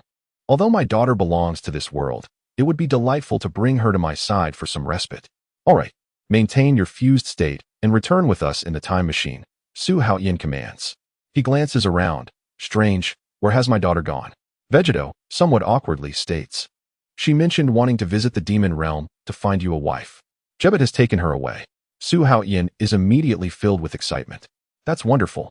My daughter is becoming increasingly thoughtful. Vegeta's cheeks twitch slightly. Without hesitation, Su Haotian touches his forehead, attempting to sense Su Ning's whereabouts. He cannot lock onto her. Could the barriers of the demon realm be obstructing my perception? Just then, 3 figures suddenly materialize. Su Ning appears, escorting a female demon, while Jebet stands to the side, his face flushed. Did you deal with Zamas? Su Ning inquires, surveying the area. Vegeta confidently gives a thumbs up. Of course, that immortal monstrosity has been completely obliterated. Truly the prowess of a fused warrior. Su Ning sincerely praises. To eliminate such a being is remarkable. Her gaze shifts to Su Haotian. Father, are you pleased with this demon girl? If not, I can seek out others. Uncertain if demons can bear offspring, she hopes to provide him with several descendants. Understanding her father's fondness for progeny, Su Ning secretly contemplates the physical endurance of Bulma and others. Su Haotian's pupils constrict suddenly. It is actually Taoa. I never imagined my daughter could capture such an entity. Her strength indeed exceeds expectations. A father's appreciation for his daughter's intentions is naturally received. Su Haotian responds, slightly embarrassed. He retrieves the time machine capsule, but the cramped cabin leaves everyone exchanging glances. I neglected to consider the capacity. Su Haotian's gaze shifts between Vegeta and Jebet. Would you two mind being temporary auxiliary components? That's too much. They both exclaim in unison. Surely my daughter and her future partner cannot be relegated to mere extras? Su Ning aptly suggests, if the time-space energy is sufficient, we can transport in batches. Brilliant idea. Su Haotian realizes, we shall return first and come back for you later. With the sound of machinery whirring, the time machine vanishes into the sky. Upon returning to the modern world, as soon as they step out of the capsule, Su Ning rushes toward Bulma. Mother, I missed you so much. Bulma embraces her daughter, who stands at her height, and joyfully states, welcome home. It seems the mission was a resounding success. Concerned, Bulma asks Su Ning, are you hungry? What would you like to eat? Would you like to take a bath first? Number 21 surveys the surroundings, puzzled. Where are Wukong and Vegeta? Did you win, or did you escape? Why are two of you missing? Su Haotian queries. Is the other time machine fully powered? The previous one was too small to accommodate them. I must go back to fetch them. So it was a matter of insufficient space. Number 21 suddenly comprehends. I'll prepare it right away. It won't take long. With that, she hurriedly heads to the laboratory. Although they had only departed for a few hours, the energy progress indicates that in half an hour, the charging will be complete. Number 21 waits patiently. In the dining hall, Bulma prepares a sumptuous meal for Su Ning and Su Haotian, and the father-daughter duo joyfully indulges in the feast. Android 18 gazes thoughtfully at the bound Tao, pondering, why have I never considered finding a demon girl for my husband? She is truly beautiful. She asks, what is your name? Tawa timidly responds, my name is Tawa. I am the sister of the demon realm's king, Depura. Please do not harm me. Sister of Depura? Android 18 recalls, wasn't he killed by Majin Buu? Yes, but he was later resurrected with the Dragon Balls, freed from Babiti's control, and returned to the demon realm. Android 18 suddenly realizes, so your brother's resurrection was thanks to us. Why not bear my husband 10 or 8 children to repay the favor? Tower is stunned. Have that many? At this moment, Xiaowu approaches and advises, 18, don't frighten her. We are all family now. This isn't appropriate. Tawa finally breathes a sigh of relief. Realizing it was merely a jest, she muses to herself. This Su Haotian is not only handsome and powerful, but also possesses multiple wives. As a formidable being capable of defeating the mightiest Kaioshin, Zamasu, she truly deserves her title as the Demon Princess.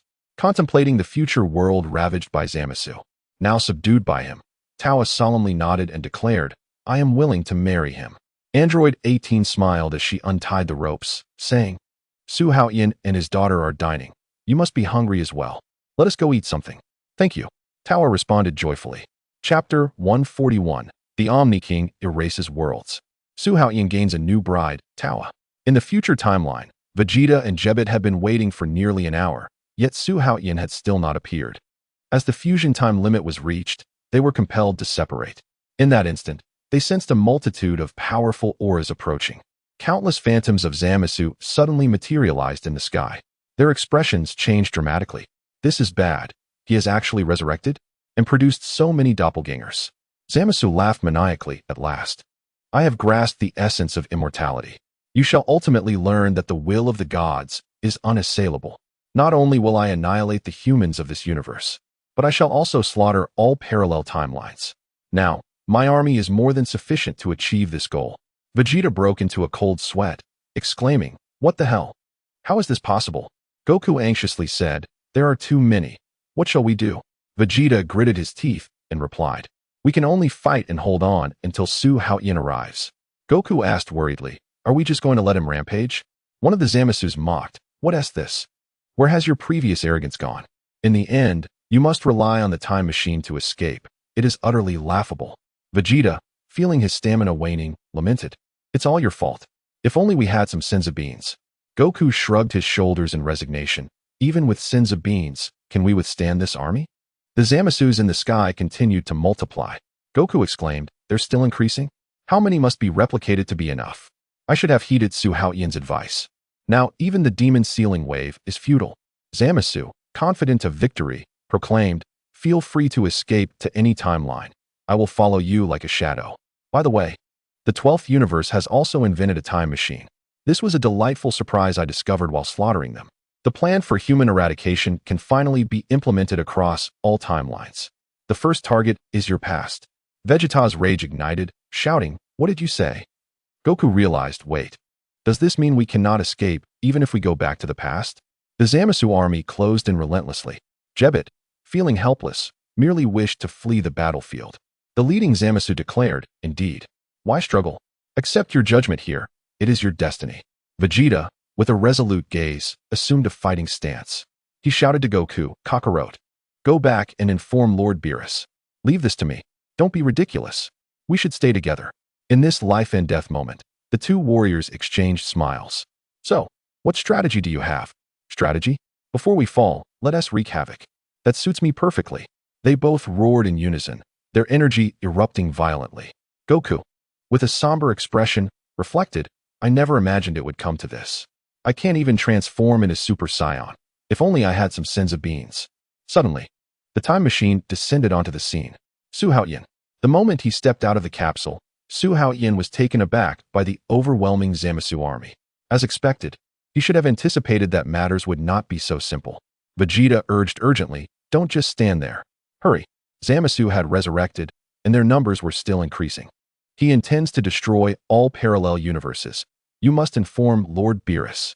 Faced with a tide of enemies, Su Haotian understood that this world was beyond saving.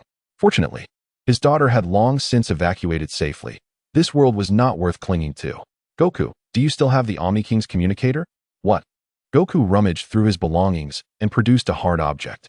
"Is the Omni King still in this world?" Su Haotian affirmed. "Of course, no one can defeat the Omni King." "Then let us give it a try." Goku pressed the button. In an instant, the Omni King appeared out of thin air, stumbling to the ground. He slowly got up, dusting off his clothes. Countless Zamasus instantly froze, cold sweat soaking their backs. "Oh, Omni King." The Omni King tilted his head. "How strange. Why am I here?" "Hi." Goku waved. "I am Goku. The Omni King of other worlds is my friend." "I see." The Omni King surveyed the surroundings, shattered cities, trembling Zamasus, and roiling clouds. "This is terrible. How did this planet come to be like this?" Goku pointed at the group of Zamasus and shouted, "It's them, these villains." "Huh. Why are there so many? Did they really do this?" "Absolutely. These scoundrels are guilty of heinous crimes." Upon hearing Goku's accusation, Zamasu became flustered. "This is bad." A chorus of Zamasus cried out. The Omni King's expression darkened. "This is too much." He pouted. Goku quickly added, "Please eliminate them all.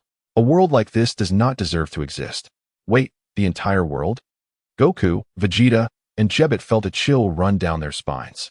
Was he going to destroy the entire timeline? The Omni King began to gather energy in his hands, preparing to erase the entire universe. Su Haotian, already prepared, shouted as soon as Goku successfully persuaded the Omni King, "Goku, Vegeta, Jebet, come over here." The three rushed toward the time machine at the moment the Omni King made his move. Vegeta and Goku swiftly entered the cabin, while Jebet, unable to enter in time, could only cling to the exterior of the time machine. Su Haotian decisively pressed the activation button. The Omni King's erasure power took effect, distorting the Zamasus as the world gradually blurred. In a critical moment, whoosh, the time machine vanished from its spot. All Zamasus turned to dust, and the entire timeline was utterly obliterated. One gem was missing from the Kaioshin realm. Upon returning to the original world, Su Haotian sighed in relief. "At last, we have returned safely." The other three also felt a weight lifted from their shoulders. Goku inquired, "So, Zamasu should be completely finished now, right?" Su Haotian affirmed. "With the Omni King personally intervening, there is no doubt." Bulma, Launch, Android 18, and Android 21 gathered around. Android 21 joyfully exclaimed, "You finally returned." Su Ning surveyed the disheveled Vegeta and Goku, asking, "How did you end up like this?" Su Haotian explained, "Zamasu resurrected, and after a fierce battle, we finally resolved it. Unfortunately, the surviving Earthlings, the Kaioshin, the old Kaioshin, and Whis, along with Beerus, soon arrived." The Kaioshin opened the observation box, shocked. Su Ning's parallel universe has vanished. Su Haotian nodded. "Yes, it was completely erased by the Omni King." "The Omni King?" Beerus exclaimed in horror. The other deities also displayed astonishment. After hearing Su Haotian's detailed account, they could not help but gasp. The Kaioshin sighed. Goku went to the Omni King's palace before and used the Omni King's power to completely eliminate Zamasu. Beerus angrily shouted, "How dare you use the Omni King? Zamasu will eventually pay the price." Goku, chewing his food, replied incoherently, "There was no better way at the time. I truly didn't expect him to erase the entire world. We almost suffered too." Su Ning's expression darkened. It is regrettable that my world has been destroyed. Whis remarked nonchalantly. Having too many parallel universes is not a good thing in itself. Indeed, it is good to tidy things up, Beerus concurred. Bulma interjected. This means Su Ning cannot return. But staying here is not so bad. Suddenly, Sun Wukong clasped his hands together and requested, Bulma, could you please add some fuel to the time machine? Huh, isn't it unnecessary now? Bulma replied, puzzled. There's an urgent need. I implore you. Su Haotian understood Sun Wukong's intention, as he had promised Zeno to find a friend. He nodded slightly at Bulma. Bulma shrugged. All right, fuel is universal, and I happen to have some reserves. After replenishing the energy, Sun Haotian piloted the time machine, traversing with Sun Wukong to a world that had been obliterated, where only void remained. Suddenly, they discovered Zeno floating amidst the emptiness. Lord Zeno. Sun Wukong waved and called out. Zeno turned his head and blinked. Sun Wukong, are you taking me to a fun place? Would you like to join? Really? Zeno exclaimed excitedly, floating over. Of course, let us go. Zeno boarded the time machine, and the three returned to Earth. Upon seeing Zeno, Beerus and the other Kaioshians broke into a cold sweat and hurriedly bowed. We welcome you, Lord Zeno. Sun Wukong turned to Kaioshin Shin. Lord Kaioshin, could you please take us there? In an instant, they arrived at Zeno's palace. Ah, Zeno, I found you a little companion.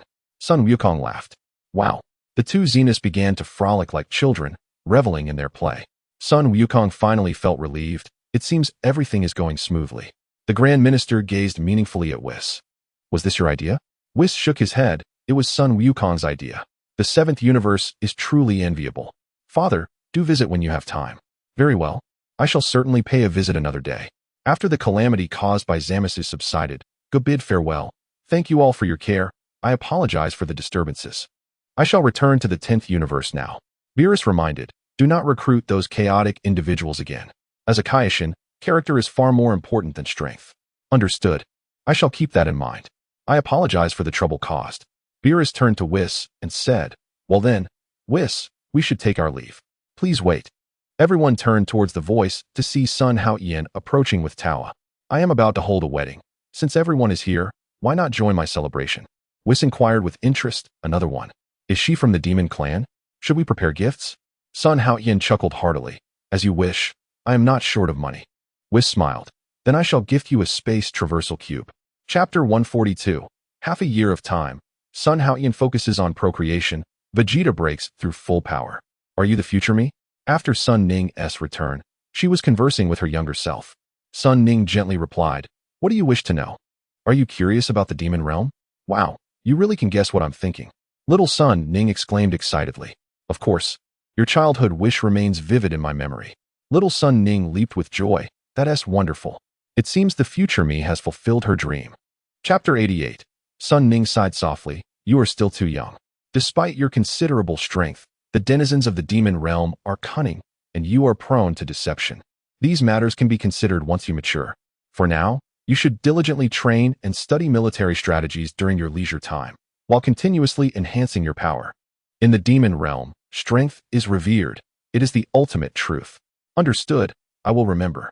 Let us go together when the time comes, shall we? As for me, I do not belong to this timeline. It feels awkward being of the same generation as my parents. In due time, I shall leave the shelter of my parents and will never truly become a formidable warrior. Little Sun Ning gasped. What? You wish to journey alone?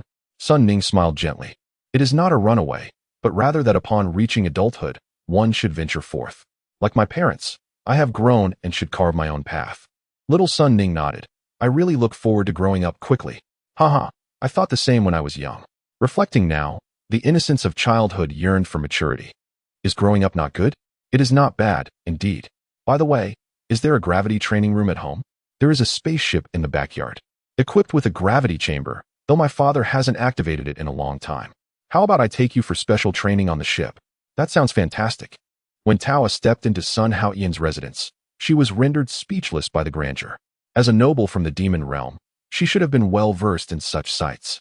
However, the concept of a multiverse had yet to emerge in that timeline. Mechikabura was still in slumber, and dark powers had not yet spread. The might of the demon gods was merely a legend to ordinary demons. Yet this human girl had captured her twice. Depura's power seemed like that of an ant in her presence, and the so-called demon king had no chance of resistance. Only when Zamasu unleashed his calamity did Tawa seize the chaos to flee back to the demon realm. Little did she know that the madman nearly annihilated humanity, and even deities were not spared from his wrath. The demons cowered in their territories, trembling, and unexpectedly, they had brought in reinforcements from another world, only to be captured again right after the war ended. Tawa gazed at her reflection in the mirror. Her appearance was quite ordinary among the demons, and she had yet to be touched by the opposite sex. Would humans find her beautiful? Serving a powerful being was inherently the aspiration of demon women, and she was fortunate to marry the hero who crushed Zamasu. This man, who would soon become her husband, not only traversed time and space with her, but also introduced her to countless legendary beings. Although her brother was the Demon King, he paled in comparison to these true gods. The god of destruction and the Kaioshin followed one after another, and most astonishingly, those deities treated her husband with great respect. Even more incredible was that she had witnessed the supreme Zeno in person. These experiences, which shattered her understanding, left Tawa in a whirlwind of emotions, still striving to adapt. Just as she was lost in thought, number 21 approached gracefully, holding a wedding dress. It's time for the bride to try on her gown. Upon seeing number 21, Tawa was astonished. You are also a demon? Why have I never seen you before? Number 21 smiled and instantly transformed into an elegant figure. Do you recognize me now? You can also use transformation magic? Yes, more or less. Isn't transformation quite common? My husband can transform in several ways, though most just change hair color. All right, don't waste time. Don't keep him waiting too long. Mr. Su Haotian, do you take Tawa as your wife, to love and protect her forever? I do. Tawa, do you take Su Haotian as your husband, to follow him for life, regardless of wealth or poverty? I do. The ceremony concluded. On their wedding night, after seeing off the guests, Su Haotian entered the bridal chamber. The demon woman, with her naturally fiery red lips and captivating gaze, was enchanting. Her form was graceful and alluring. Before long, the two were lost in each other. Throughout the long night, they shared an insomniac companionship. After Zamasu's tumult subsided, Earth returned to tranquility. Su Haotian focused on procreation, and his wives radiated with beauty. Just as Wukong returned home, he was immediately dragged by Chi-Chi to do months of farm work. Vegeta, on the other hand, accompanied Whis to Beerus's planet to continue his training. At this moment, he was sparring with Whis. Observing Vegeta's growing strength, Whis praised, "Well done, Mr. Vegeta. You have reduced unnecessary movements." Beerus, reclining in his chair, yawned. "Ah, how boring." Whis continued to commend. "Mr. Vegeta has made significant progress." Beerus casually remarked, "What is up with this guy? Why is he putting in so much effort?" The prophecy fish interjected, because after the battle with Zamasu, the gap between him and Su Haotian's strength became more apparent. "I see, a dull fight with such poor levels. I can't take it anymore. I need to sleep." "What do you mean they can become my rivals? That prediction is too exaggerated." The prophecy fish insisted. "They will become formidable opponents." "Just those few?" "Indeed," the prophecy fish nodded. Beerus turned to look at Vegeta. "Vegeta, it seems you have made considerable progress." Weiss chuckled. "Oh, Lord Beerus, weren't you supposed to be resting? Changed your mind, have you? How about sparring with me for a while?" "What?" a startled Vegeta exclaimed. Weiss smiled. "This is quite rare, isn't it, Mr. Vegeta?" Vegeta's pupils constricted. Could it be that my strength is nearing that of a god of destruction? Indeed, it must be so. Even Lord Beerus feels a sense of urgency. He has always looked down upon sparring with me and Kakarot. Vegeta nodded solemnly. "Understood. Then I shall not hold back." Beerus revealed a smile. "It has been a long time since I last fought with you. This time, I shall not repeat past mistakes." Vegeta's expression turned resolute. Weiss gazed at the prophetic fish with great interest. "What did you reveal to Lord Beerus?" The prophetic fish replied, "I informed him that the Saiyans on Earth will become formidable opponents." "I see." Both parties assumed their stances, and Vegeta instantly transformed into his Super Saiyan blue form. "Come on, Vegeta." In the blink of an eye, Beerus's fist was upon him. Beerus remained motionless, easily absorbing the blow. Impressive explosive power, my arm is indeed numb. But ultimately, it is merely an advanced form of Super Saiyan God, ineffective against me. Before his words had finished, Beerus retaliated, sending Vegeta sprawling backward. In midair, Vegeta steadied himself and launched an energy blast. Beerus casually swatted the energy sphere away. Unexpectedly, Vegeta had already flashed behind him, launching a fierce attack. Beerus effortlessly leaned back to evade, Yet Vegeta pressed on, forcing him back with a combination of strikes and blows. Just as Beerus was retreating, he suddenly delivered a precise counterattack that struck its mark. Whis gasped. He actually fell so easily. Vegeta plunged into the water. After a brief moment of recuperation, he soared back into the air. Beerus raised an eyebrow. Do you wish to continue? In an instant, Vegeta broke through a certain boundary. A newfound understanding surged within him. When he opened his eyes again, his aura had transformed entirely. Though he retained the Super Saiyan Blue form, his energy was now completely contained. Whis exclaimed, "Is this the full power of Super Saiyan Blue? He has finally broken through." Beerus smiled approvingly. Quite an interesting evolution. Vegeta confidently declared, "What they can achieve, I can certainly attain." Beerus, filled with fighting spirit, responded, "Very well, let us continue." This time, Beerus initiated the assault. His fists and feet struck like a torrential storm upon Bulma, yet he deftly neutralized each attack. Beerus remarked, "Indeed, you have improved, but how long can you hold out?" The intensity of the battle escalated, with both combatants evenly matched. Whis observed with satisfaction. It seems Vegeta has truly grasped the essence of Super Saiyan Blue. He has caught up to Sun Wukong and Su Haotian now. The prophetic fish asked in confusion, "Is Lord Beerus truly giving it his all?" Whis gently shook his head. "No, he is merely toying with him. However, I suggest he focus a bit more, lest he loses control if angered. Let us hope that does not happen. Or he may go berserk once more." Just as his words were spoken, Bulma seized an opening, delivering a powerful punch squarely to Beerus's face. Whis and the prophetic fish exclaimed in unison. "He hit him. This is bad." Beerus suddenly grasped Bulma's wrist, his entire body trembling with murderous intent. "Do not be so arrogant." Feeling the overwhelming pressure, Vegeta's pupils dilated. The prophetic fish urgently cried out, "Whis, activate the protective shield now." "Wait, where did I put my staff? Hurry and find it." Boom.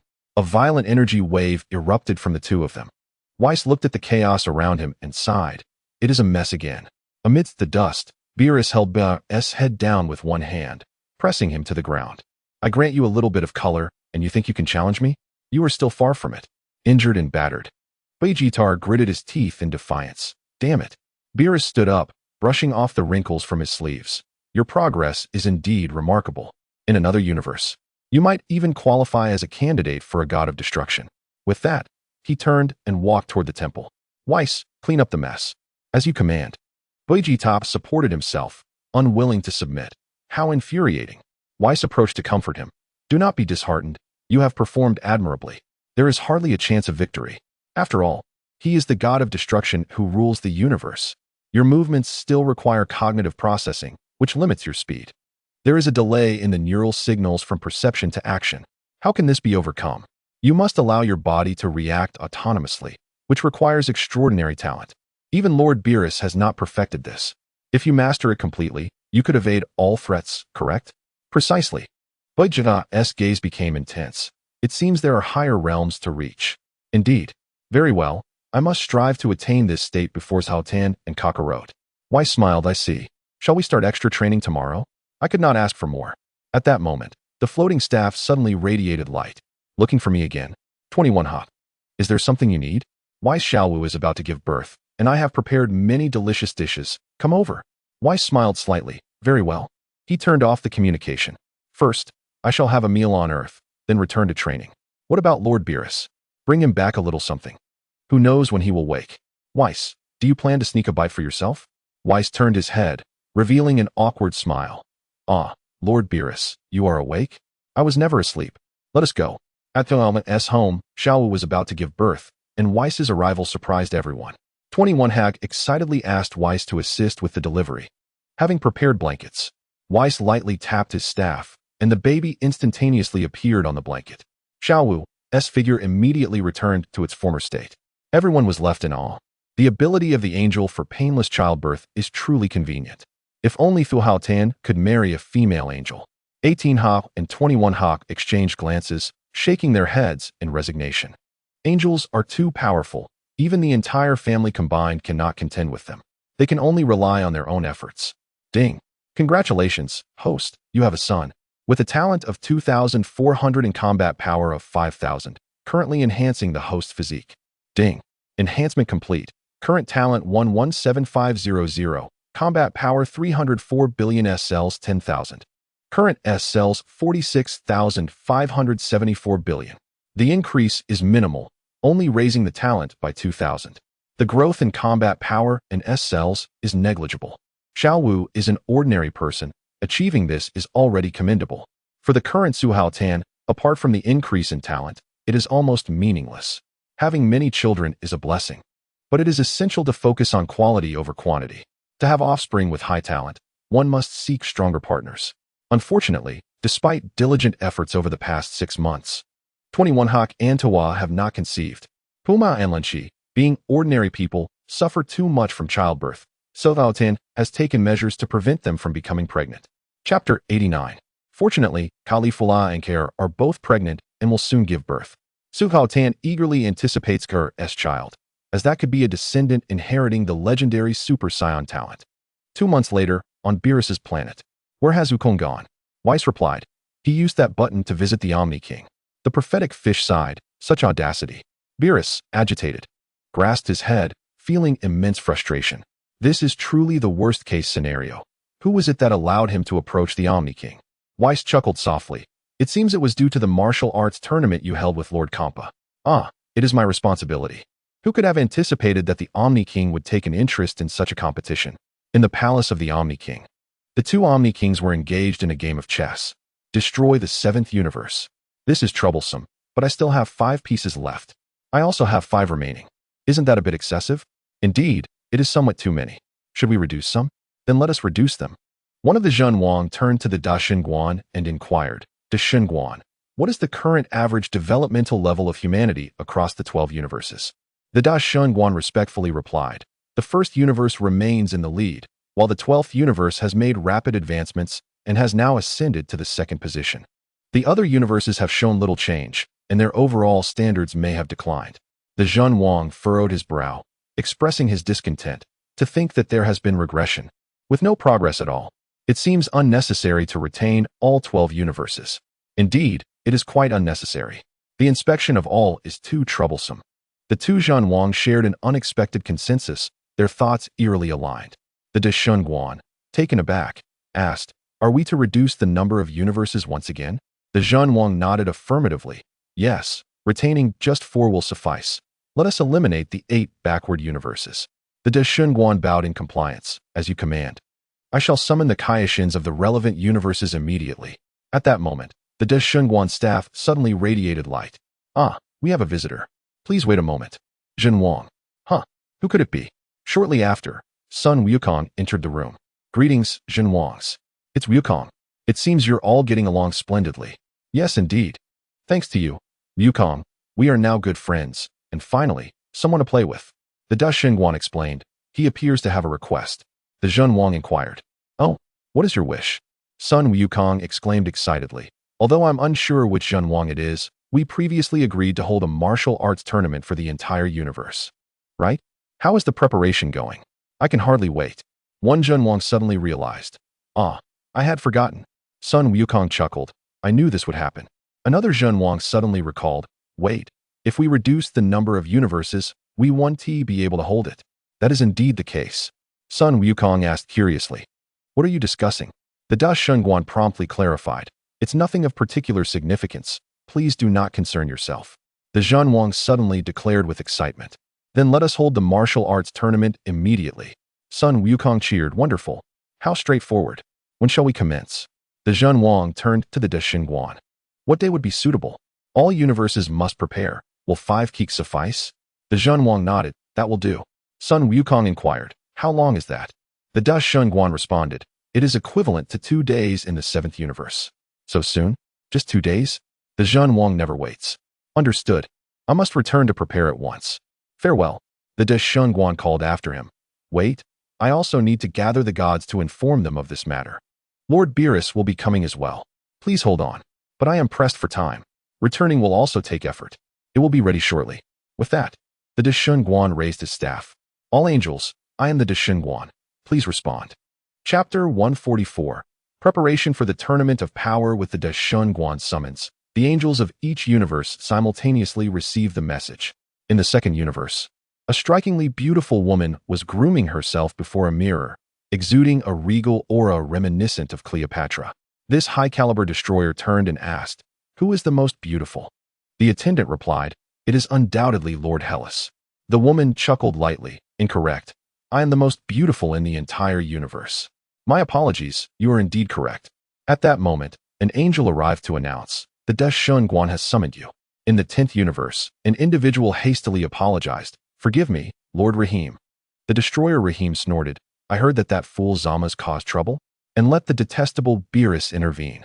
The angel's staff suddenly glowed. "This is dire. The Deshun is contacting us." Both were startled. "What? Damn it. Should we bring gifts? If it's because of Zama's, I will not spare you." In the 9th universe, the Kaioshin and destroyer stood on a desolate planet. The chance of revival was 0. Destroying it would not affect other planets. "It is a pity. This planet must be eliminated." The Kaioshin anxiously asked, "Is there truly no way to save it?" "Do not be delusional, Kaioshin. That is the duty of the destroyer. However, to ensure everything is in order, I will double-check the data." Just then, the angel suddenly transmitted an urgent message. "This is not good, Lord Sidra. We have just received word from the Deshun. Wait, let me finish my calculations first." What did you just say?" In the 11th universe, the whimsical destroyer, Maymede, was leisurely reclining in a chair on a planet. The locals, eager to please him, had arranged for a group of servants to take turns feeding him fruit. "Lord Maymede, please try this grape." Gulp. Delicious. "Now, it is my turn to serve you." "Excellent.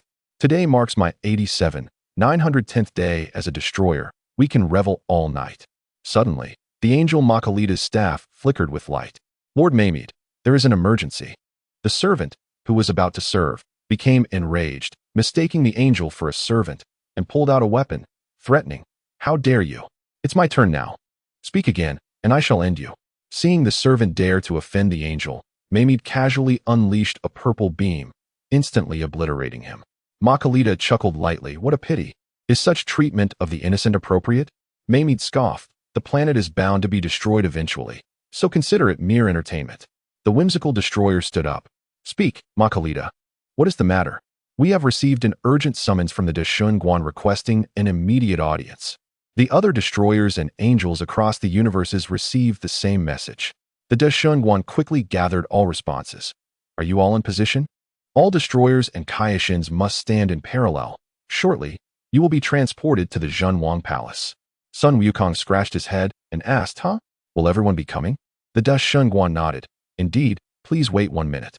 After 60 seconds, he asked, "Is everyone ready?" "Ready," responded the 8th universe angel, Colin, anxiously. "I sincerely apologize. Deshun, the destroyers are in position, but the Kaioshins are currently occupied." "No matter, we shall wait a moment. I appreciate your patience." In an instant, as the Deshun waved his staff, the supreme beings of the 12 universes gathered together. Everyone knelt in reverence to the Zhenwang. As they rose, they momentarily froze in surprise. Hellas questioned, "Why are there 2 Zhenwang?" One Zhenwang waved his hand. "It has been a long time, everyone." The other Zhenwang spoke, "This is my first time meeting all of you." Sun Wukong grinned widely. Beerus gritted his teeth, cold sweat dripping from his forehead, thinking, "That guy Wukong." Zampa turned to Beerus and said, "Hey, Beerus, why are the humans from your universe over there?" Beerus roared, "Don't ask me. I have no idea." Zampa silently pondered. Has he done something foolish again? Then whispered to Beerus, "You always cause trouble for the other universes." The mouse destroyer mumbled quietly, "It's all Beerus's fault." The Zhenwang surveyed the assembly and suddenly asked, "Maymede, who is that behind you?" "Deshun, this is Topo. I plan to resign soon, and he is training to be the next destroyer, so I brought him along to witness this." "I see. Strive to become a destroyer." Once everyone was gathered, I announced the Zhenwang's notification. "The situation is urgent. Please forgive us. In 5 keeks, the tournament of power will commence. Each universe must select representatives to compete in martial prowess." "The tournament of power? A selection match?" Beerus sighed in exasperation. As expected, something has gone awry. Zampa muttered in annoyance. That guy must have urged the Zhenwang to push the plan forward. How infuriating. Time is of the essence. How shall we find someone? The Daishinkan, upon hearing the murmurs of the 3rd universe Kaioshin, inquired, "Is there an issue?" "Ah, the preparation time may be insufficient," replied the king of all, perplexed. What did he say?" For Lord Mosca, the deadline is somewhat rushed. The King of All's expression shifted. Oh, is that so? The Angel Cambry remarked. Lord Mosca has indicated that it can commence immediately. This proposal is indeed splendid. The King of All instantly beamed. Indeed, I can hardly wait to witness it. The King of All from the future, filled with curiosity, tugged at the current King of All, pressing for answers. What is the Tournament of Power? I have never seen it. The Daishinkan, noting the dialogue between the two kings, asked, Is there something amiss? He was somewhat bewildered by the situation. The Daishinkan nodded. Indeed, the future King of All has yet to experience it. Son Goku expressed surprise. Are we starting now? The two kings, however, appeared exceptionally joyful, clapping and cheering. Wonderful. The match is about to begin. The Daishinkan was well aware of the nature of the kings. In the blink of an eye, a brand new arena materialized before everyone. With 12 viewing platforms suspended in the sky, contestants from various universes were promptly transported to their respective platforms. A fierce battle erupted among the gods of destruction. Beerus and Whis showcased astonishing strength, while the performances of the other gods of destruction paled in comparison. Nevertheless, their clashes were exceptionally intense, far exceeding Son Goku's combat prowess. The arena was engulfed in dust and flames, the movements of the combatants too swift to comprehend. Son Goku watched, his blood boiling. The scene was so chaotic that it was impossible to discern who was stronger. To be honest, I can hardly tell who is fighting whom right now. The two kings were equally baffled, appearing somewhat dissatisfied. What are they doing? I cannot understand. The movements are too fast to follow. Indeed, it is incomprehensible. How dull. It is also unbearably noisy. The Daishinkan sensed that the kings were unable to grasp the level of combat being displayed. In that case, I shall have them cease. Just as the gods of destruction were entrenched in their fierce battle, the Daishinkan suddenly appeared in the arena, interrupting the conflict. Lord Daishinkan? Chapter 90. Your battles are too intense. The King of All is not pleased. The match ends here. Please exit the arena. The bruised Kampa let out a sigh of relief. Finally, it's over. The current King of All turned to the future King of All, asking, What do you think? I see no points of interest at all. What shall we do about the tournament? If it is merely this, it would be better to cancel it altogether and eliminate the useless universes. The Daishinkan appeared somewhat astonished. You mean to cancel the Tournament of Power? The voices of the kings were soft, and others did not hear clearly. However, the Daishinkan's words echoed throughout the venue. What? The Tournament of Power is to be cancelled? How splendid, no more fighting. Upon hearing this news, Son Goku immediately grew anxious. Wait, Lord Zeno, please do not cancel the Tournament of Power. What? Goku. Everyone was astonished that Son Goku dared to address the King of All as Lord Zeno. Lord Zeno? Has he lost his mind? Son Goku flew before the King of All. Indeed, the battles of the gods of destruction are overwhelmingly fierce, rendering them indecipherable. However, our fight is different. What do you suggest? Son Goku was taken aback. Me? The Daishinkan smiled. Indeed, that is a brilliant suggestion. Son Goku scratched the back of his head. I don't mind. But facing a god of destruction is truly daunting. That previous match made me realize how far I still have to go. The Daishinkan gently waved his hand. You misunderstood. Your opponent is the human Torpo, which is quite suitable, is it not? Torpo was clearly taken aback. I am to fight. Son Goku's eyes lit up. If I can battle you, perhaps I can unleash my full potential. The Daishinkan inquired for opinions. What say you, Torpo? Please step onto the arena. Whis immediately whispered to Torpo. This is a rare opportunity. Be sure to display the might of Universe 11. As you command, Lord Whis. The two swiftly leaped onto the arena. The Daishinkan supplemented the rules. In accordance with the previous battles, 3 new restrictions have been added. No flight techniques, no weapons, and no knocking the opponent out of the ring. Falling off the stage results in disqualification. This is the decree of the King of All. Son Goku scoffed. TSK. Not even allowed to take to the skies. Such are the rules. Very well. After all, he cannot fly either. The two sides simultaneously assumed their battle stances. Note, an error occurred in today's update. Additional compensation chapters will be added later. Chapter 145. The name that shakes the 12 universes. An angel approached Whis. Is that blue-haired youth one of your Universe 7? Whis nodded. Indeed. Is he being too casual in the presence of the two supreme beings? He hasn't even bowed. Whis apologized. Please forgive me, brother. He once assisted the King of All, hence his demeanor is naturally more relaxed. What? assisted His Majesty the King of all. The gods collectively paled. What sort of being could assist the supreme deity? This relationship is undeniably complex. Countless incredulous gazes instantly focused on the orange-clad warrior in the arena. The atmosphere surged with combat fervor. Hey, are you also a candidate for the god of destruction? Son Goku clashed his fists together. I have no interest in divine duties. I merely wish to surpass my limits. No interest, you say? You are a candidate for the god of destruction? Although I cannot sense your power fluctuations, I can tell you are formidable. You too are concealing your strength, aren't you? Ha ha. The Daishinkan raised his hand, signaling, the match begins. Son Goku let out a low roar, instantly transforming into a Super Saiyan.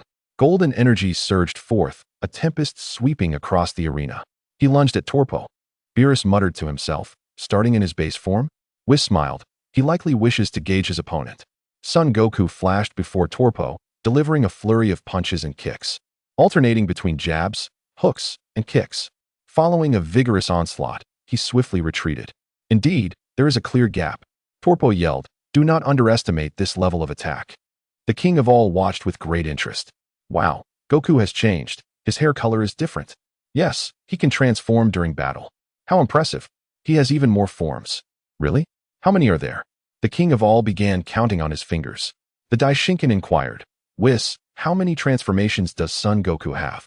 Whis responded, Super Saiyan forms 1 through 3, along with Super Saiyan God and Super Saiyan Blue, totaling 5. The king of all clapped with excitement. 5 forms. How delightful. I wish to see them all. Whis nodded and called to the arena. Goku, the king of all wishes to see all your transformations. Understood. Torpo scoffed. You still have 4 transformations hidden? Hee hee, I hadn't planned to use them. But since the king of all wishes to see Son Goku erupted once more, golden light flaring, lightning crackling, his hair standing even more upright. Super Saiyan 2nd grade.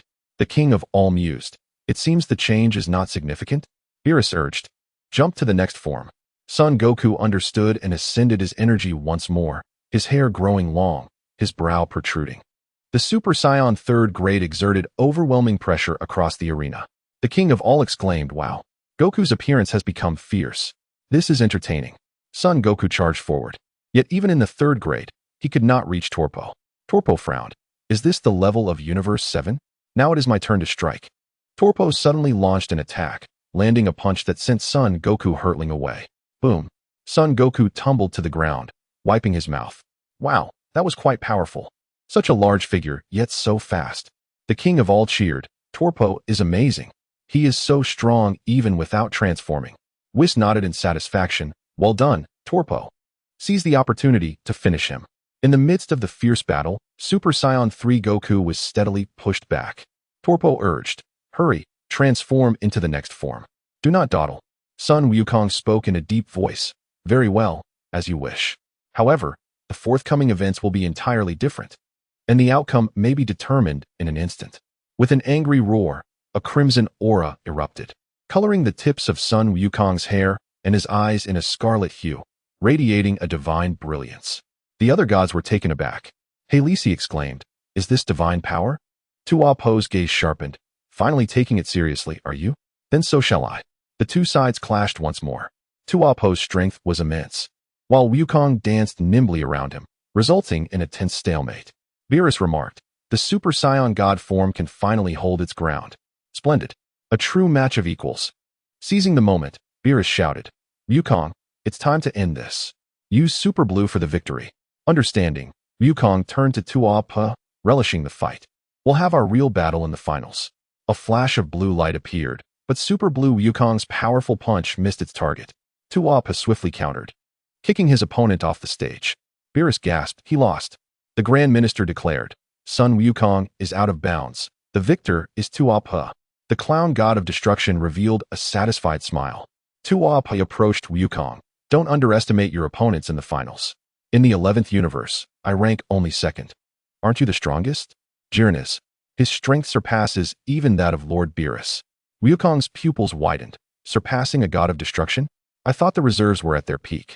Indeed, he, like you, has no interest in the position of god of destruction.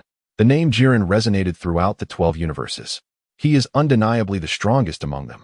Son Wukong smiled calmly.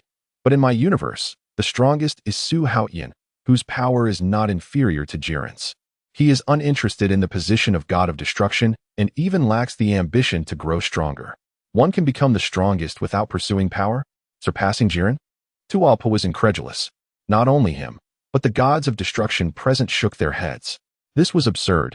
Jiren's strength was recognized by all. Who was this Su Haotian to be stronger than Jiren? What kind of training did he undergo? Sun Wukong pondered briefly before responding. He rarely trains. Most of his time is spent marrying and having children. Yet even so, his strength remains formidable. Su Haotian once single-handedly faced off against the fused Zamasu, possessing near-infinite stamina. Sun Wukong, having faced Su Haotian firsthand, understood his terrifying capabilities. He lost to Tuolpa in Super Blue form. While Su Haotian could contend with the fused Zamasu using only Super Saiyan 2, which had easily defeated him. While he may not surpass Beerus, the gap would not be substantial. As for Jiren, Sun Wukong believed he could not surpass Lord Beerus either. Defeating Su Haotian would be no simple task. Wukong intended to elaborate on Su Haotian's confrontation with Zamasu, but hesitated at the thought of the grave consequences of time travel, abruptly halting his discourse. Thus, the topic shifted entirely to marrying and having children. The gathered crowd erupted in laughter upon hearing about Su Haotian's daily activities. Ha ha ha, marrying and having children? Is that a skill? The Omni King perked up upon hearing Su Haotian's name. Right. I remember him. He is also a Saiyan, isn't he? He fought 4 opponents single-handedly, and it was truly spectacular. Wukong, you must ensure he participates. Sun Wukong cheerfully replied. Rest assured, he will definitely take part. Seeing that the Omni King had some knowledge of Su Haotian, the other gods of destruction, Kaiashins, and even the angels became intrigued. Hey Lisi scoffed disdainfully. This guy sounds like a lecherous fool. Waimita chuckled. Ah, Su Haotian seems to be someone who knows how to enjoy life. Quitella sneered. That guy's reproductive prowess surpasses even our race. Arak rolled his eyes in disdain. Busy marrying and having children, what strength can he possibly possess? Absurd. Legayer narrowed his eyes. Perhaps that's just a facade. Sitter frowned. Is this the topic we are discussing in a meeting? Absolutely ridiculous. Ramushi contemplated. Is he the one who defeated the fused Zamasu? Vados covered her mouth, chuckling. Marrying and having children, huh? They speak of Su Haotian as if he is unworthy. Makalita blinked. I really want to see what this guy looks like. Beerus broke out in a cold sweat. Wukong, shut your mouth. If this continues, the 7th universe will become a laughingstock. Was calmly added. Even stopping now won't salvage the image, will it? Chapter 146. Xiangpa's borrowing and the fury of the twin pregnancies. Beerus felt a heavy heart as he witnessed Sun Wukong's defeat to Tuolpa. Relying on Wukong and Vegeta to claim victory seemed unlikely, but Wukong's words hinted at a key future where Su Haotian would surely demonstrate his strength, potentially surpassing both of them. Could the warning of the prophecy fish be pointing to Su Haotian? A chill ran down Beerus's fingertips. No. At most he could be a rival, not an enemy. After all, that fellow is engrossed in marriage and procreation, showing no interest in power struggles. The Grand Minister suddenly descended. After comprehensive consideration, the rules for the Tournament of Power are as follows. Each universe selects 10 non-god of destruction contestants. And the sole criterion for victory is to knock the opponent off the stage. Wukong scratched his head. What about those who fall? They are to be thrown out. The Grand Minister added, murder is prohibited, and the time limit is 100 tak, 48 minutes. That's too long. The wheel battle will drag on. A loud clap from Beerus interrupted the complaints. Apologize to the Grand Minister. No harm done. The Grand Minister smiled. The match will consist of only one round, a free-for-all. Of course, the battlefield will be exceedingly vast. All contestants will fight together within a limited time, and the universe with the highest number of surviving members will emerge victorious. Chapter 91. If only one person remains when time expires, that contestant's universe will be declared the winner. In other words, a free-for-all format, but each universe has 10 participants, making the scale entirely different. Hence, teamwork becomes crucial. Beerus frowned at Sun Wukong. This seems to be a domain in which Saiyans are not adept. After a brief discussion, the gods were informed by the Grand Minister. Similar to the matches between the 6th and 7th universes, the victors will receive the Super Dragon Balls to fulfill their wishes. He looked at Xiangpa. Please hand over the 3 Dragon Balls you possess. We will collect the rest. Xiangpa was momentarily stunned before agreeing. All right. Damn. I've been schemed against again. The Kaioshin of Universe 3 raised a hand. May I speak? Please go ahead. Thank you. We know the individual rewards. What is the reward for the winning universe?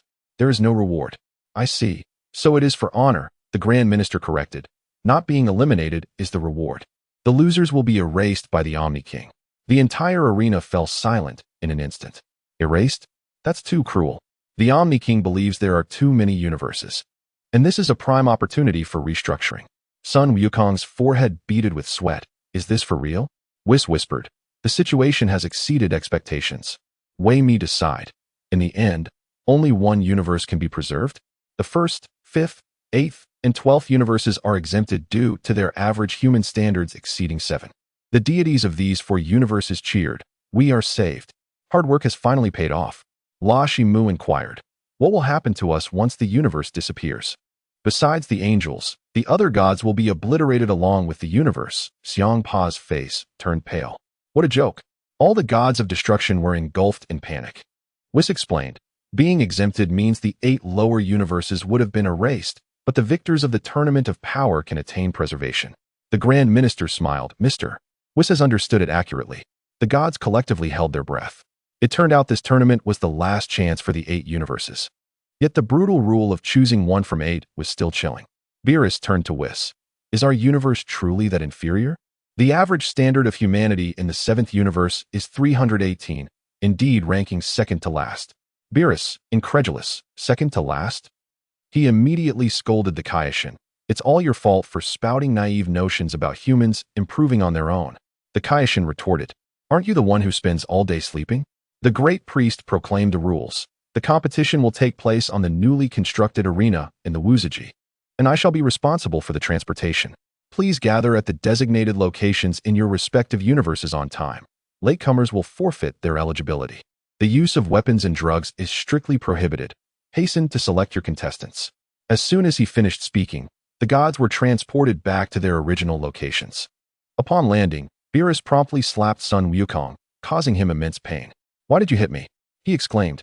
That is the price for your reckless contact with the Xeno. Beerus scolded. You've caused quite the trouble. I did not wish for this to happen, the Kaioshin interjected. If it weren't for Mr. Wukong, we would not even have this opportunity. Beerus furrowed his brow. Perhaps there could have been other solutions? Now it's all ruined. Sun Wukong optimistically replied, if we win, won't that be enough? Easier said than done. You can't even defeat that fellow from Universe 11. Well, he is indeed formidable, Wukong conceded. The Kaioshin anxiously reminded. There is no time for debate. We must finalize the roster and tactics immediately. Sun Wukong eagerly insisted. Hurry and send me back to gather my friends. This is fantastic. Lord Beerus, let us depart quickly and enjoy ourselves before impending destruction. Beerus scoffed. Since you can't die anyway, just go to Su Haotian's place. The Kaioshin interjected. Allow me to transport you. It will be quicker this way. In Universe 6, Xiangpa returned in a flurry, urgently summoning his subordinates. What? That kid Su Haotian has taken away my 2 warriors? Bardos chuckled softly. Did you not already know that Caulifla left with Su Haotian? And you still laugh. We are all doomed. Oh right, you are an angel. You won't be eliminated. Bardos feigned tears. Woe is me. If Lord Xiangpa were to vanish, I would be heartbroken. Stop the theatrics. How many do we have now? Only 8, but I heard that Caulifla and Kale learned Super Saiyan God from Su Haotian. Why not ask Lord Beerus for some leniency? After all, you are brothers. You and Whis are siblings. Why don't you go owe someone a favor? We want to be eliminated anyway, so why bother? Xiangpa replied, but now we are in competition. Lord Beerus may not agree. Moreover, they are now Su Haotian's wives. So the decision may not lie with Beerus. A mere human dares to defy me? I will annihilate him. Immediately go to Universe 7 and retrieve them. 3 hours later, the two appeared at Su Haotian's residence in a rage. Upon seeing the crowded room, Xiangpa shouted, Beerus, where are Caulifla and Kale from our universe? As soon as he spoke, the 2 female scions turned around. Lord Xiangpa is looking for us. Upon noticing their protruding bellies, both Xiangpa and Bardos froze. How can we even fight like this? Chapter 147. The arrival of Ultra Awakening. Beerus licked his lips and glanced sideways. Why are you here instead of preparing for the match? He cast a glance at the 2 pregnant women. Surely you cannot even gather 10 fighters? Xiangpa stomped in anger. What nonsense. Where could I possibly find more fighters in such a short time? Gazing at the round bellies of cauliflower and kale, Xiangpa felt a ringing in his head. Just then, Su Haotian casually sauntered out. Isn't this Lord Xiangpa? What wind blew you here? Su Haotian, you truly have some nerve. How dare you steal our universe's 2 key warriors and have them bear children? Lord Xiangpa, that accusation is quite unfounded. When they left with me, you said nothing. Now that they are in my home, should they not bear children instead of being mere decorations? Bardos gracefully approached the 2 pregnant women, her eyes sweeping over their rounded bellies. How far along are you? Cauliflower replied, I am nearly 9 months along, and Kale is 8.5 months. Bardos delicately tapped her chin. So it seems you are full term. You should be giving birth in the next few days, correct? Indeed, they replied in unison.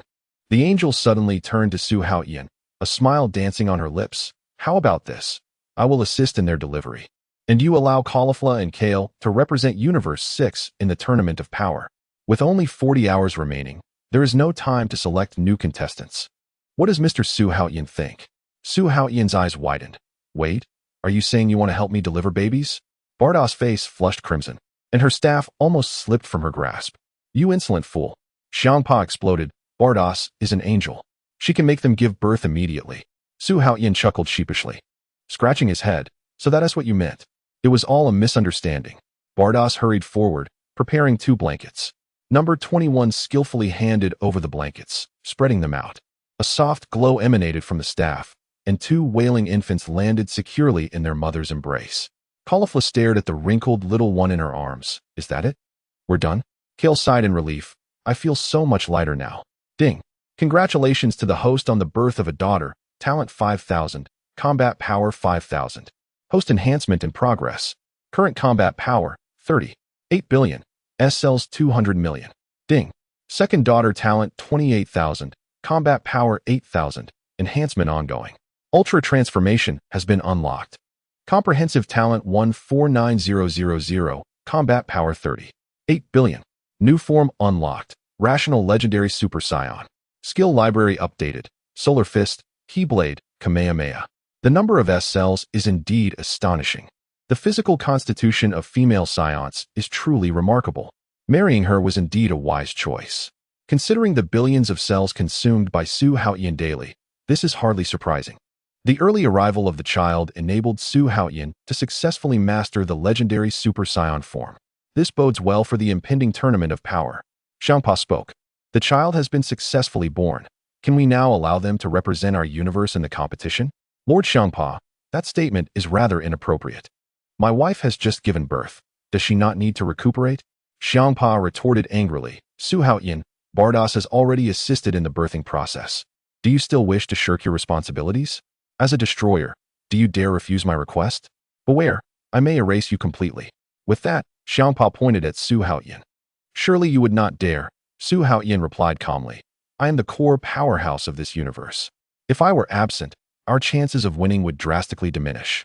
And Lord Beerus would never allow such a scenario. He turned his gaze to Beerus beside him. What do you say, Lord Beerus? The 2 destroyers found themselves momentarily speechless. Suddenly, Xiangpa conceived a plan. Since Bardos had previously promised to grant Hit a space cube as compensation, it was merely a matter of negotiating terms. If they were to lose the competition, their entire universe would cease to exist. What use would those terms be then? How about this? Xiangpa altered his strategy. As long as they represent Universe 6 in the competition, if they win, not only will I use the Super Dragon Balls to restore your universe, but I will also generously provide an additional space cube. Universe 6 winning? That is utterly absurd. They are merely a supporting role. In reality, Whis had long gifted Su Haotian a space cube. With his own strength, Su Haotian was entirely capable of reviving the entire universe. Especially after the battle with Zamasu, his combat power had seen significant enhancement. Coupled with the legendary form unlocked today, his odds of victory were even greater. Even if Jiren's strength exceeded expectations, Su Haotian still had room for growth. Moreover, Sun Wukong and Vegeta could alleviate much of the pressure. There is even a chance that at a critical moment, he could trigger the Ultra Instinct and secure an effortless victory. If the 6th universe is destined to be erased once, then Kali Fu La, being the youngest wife, is unlike the other gentle and considerate wives. There is no way to acquiesce to this demand. After all, the 6th universe will eventually be restored. Perhaps this is an opportunity to seize greater benefits? However, what valuable assistance could Xiangpa possibly offer? The only thing that might pique Su Haotian's interest is assistance in matters of procreation. If only he could encourage Ba Duo-Si to have a child. That child would be innately formidable with the Zi Zai Ji Gong. Yet, Ba Duo-Si's identity is too unique. As an angel, how could she possibly leave her destroyer? Even if Xiangpa commands her, she wouldn't obey him in every regard, would she? Matters of childbirth ultimately depend on personal will. Let's observe further. Su Haotian waved his hand. I already possess a time cube. No need for that. Xiangpa inquired. Then what do you desire? If you lose, you will be erased, so feel free to make demands. Su Haotian nearly blurted out. Let Ba Duo-Si bear me a child. But how could such words be spoken? Never mind, I shall find an excuse. How about this? They need not participate in battle, as they are not top-tier combatants. We have a better chance of winning the tournament. Once victorious, I will use the Super Dragon Balls to resurrect the 6th universe. After that, perhaps Ba Duo-Si could assist me? Chapter 92. Ba Duo-Si blinked. What sort of assistance? Naturally, to have a child, but how could I broach such a subject? Matters of affection, after all, require nurturing. I wish to request Ba Duo-Si to personally guide me in martial arts for 3 months. In truth, if I cannot win her over in a month, 3 months merely provides room for negotiation. Xiangpa frowned. You want her to guide you? Wait, what gives you the confidence to defeat the other 7 universes? Su Haotian chuckled. Well, it's not like I have other choices, is it? Would lending her to you ensure your victory? Xiangpa fell silent for a moment. It wouldn't have much impact. In the last comprehensive tournament, didn't he end up being cannon fodder himself? He is well aware of the 6th universe's foundation. Xiangpa gazed at Su Haotian. Do you know about Jillian from the 11th universe? It is said that his strength surpasses that of a destroyer. Having awakened the Ultra Instinct transformation, what do we have to fear from the Tournament of Power? Su Haotian calmly replied, I am confident. Why don't we spar a little, so you can witness my strength? Chapter 148. Su Haotian defeated Xiangpa, leaving the audience in shock. Xiangpa, hands on hips, roared, You dare challenge me? I am a destroyer. What audacity does a mere mortal possess? Su Haotian shrugged. A destroyer cannot enter the arena. If I can defeat you, I stand a chance against Jillian, don't I? Xiangpa fumed. You think you can defeat me? How arrogant. Su Haotian casually remarked. Could it be that you are afraid? A mere mortal dares to be so boastful. Come, let me show you the terror of a destroyer. Vegeta furrowed his brow. Lord Beerus, do you believe Su Haotian can truly conquer Lord Xiangpa? Beerus replied nonchalantly. I fear not, but I do hope he wins. That would secure our universe. The rules are simple. Destruction of Earth is prohibited, and the use of destructive energy is forbidden.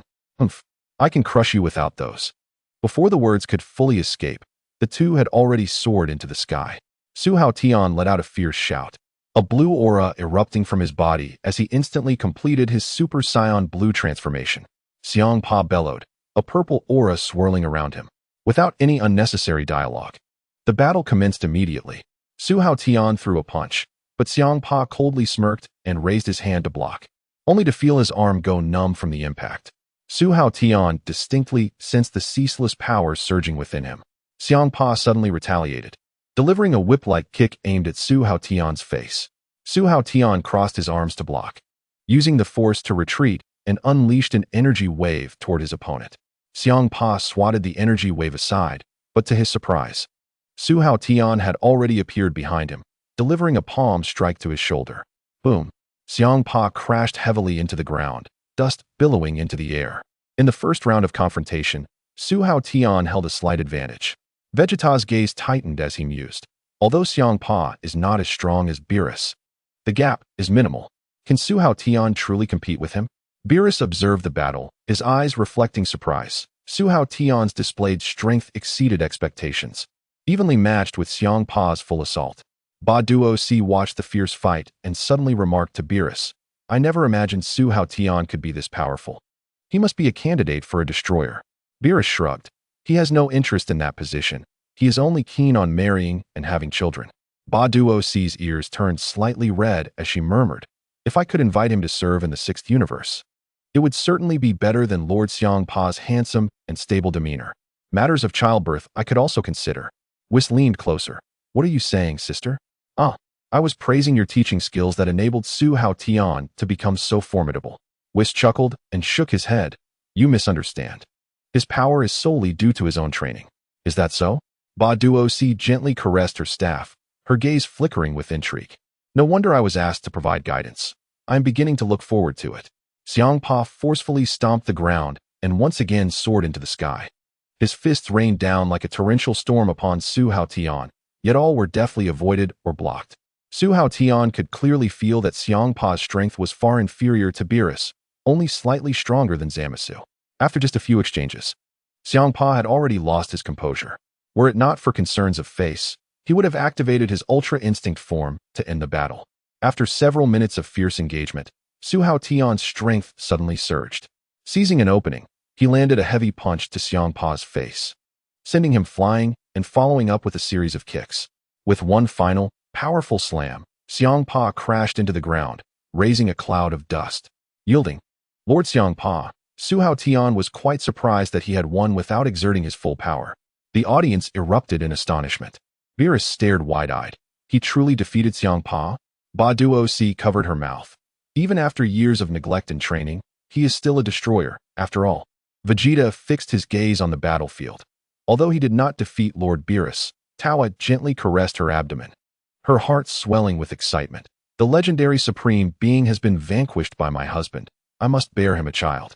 Number 21's eyes sparkled, traveling through time to deal with Zamasu, and now my husband's strength has surpassed comprehension. Kali Fu La and Kai Er exchanged astonished glances. It seems that Hit's defeat was not unwarranted. The wives' chambers buzzed with excitement. To surpass a destroyer, given time, even Beerus would need to regard him with caution.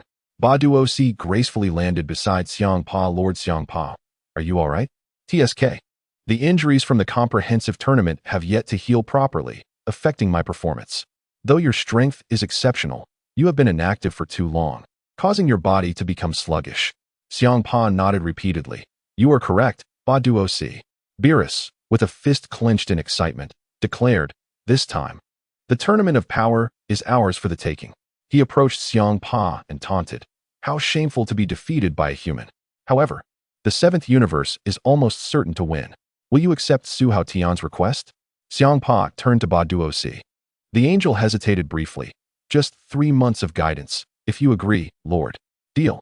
Xiang Pa lowered his voice, but it must remain confidential. I did not use my destroyer powers just now.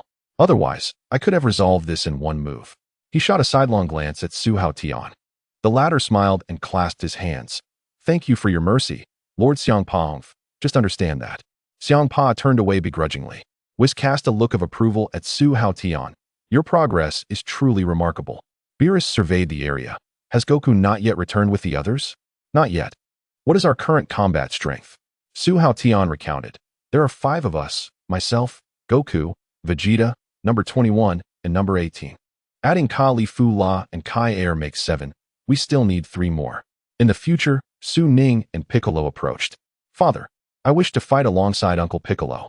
Beerus shook his head. You come from a parallel timeline. It would be unwise to expose yourself. Goku would not simply recruit one person. Then we shall wait. If necessary, I will allow my daughter and Piccolo to take the field. After all, she is a native bloodline and will not raise suspicion. In the 11th universe, Beerus chuckled slyly. Well done, that fellow has a delectable flavor, but in the end, the victor must be us. This time, we have also confirmed the authenticity of the Super Dragon Balls. Makalita toyed with the staff, rumored to grant any wish. The Kaioshin nodded, acknowledging the value of this information. Waimide turned to Tuopo, inquiring whether the Proud Team could assemble 10 members. The team members were scattered. But I will summon them immediately, Tuopo solemnly responded. Waimide emphasized with gravity, insisting that Jillian must participate. The selection of others was inconsequential. Understood, Tuopo took his leave. The Kaioshin expressed concern. Can we rely solely on the members of the Proud Team? Waimide, idly toying with the orb in her hand, asked nonchalantly, is there a problem? Kaioshin, although they uphold justice, their ideologies and methods differ greatly. Can they truly unite?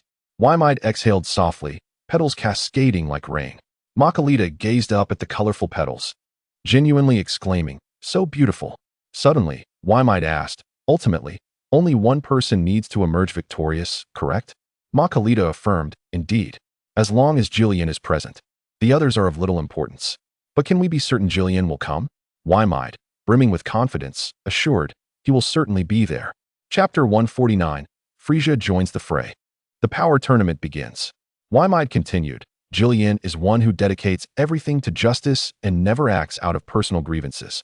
He even refrains from taking the lives of evildoers, adhering steadfastly to this principle. However, there is one matter he is determined to fulfill, even at the expense of his beliefs.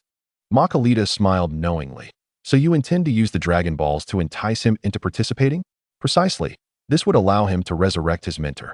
At that moment, the Proud Team was pursuing a galactic fugitive, evacuating civilians under the leadership of Tasipo. Tuopo suddenly appeared.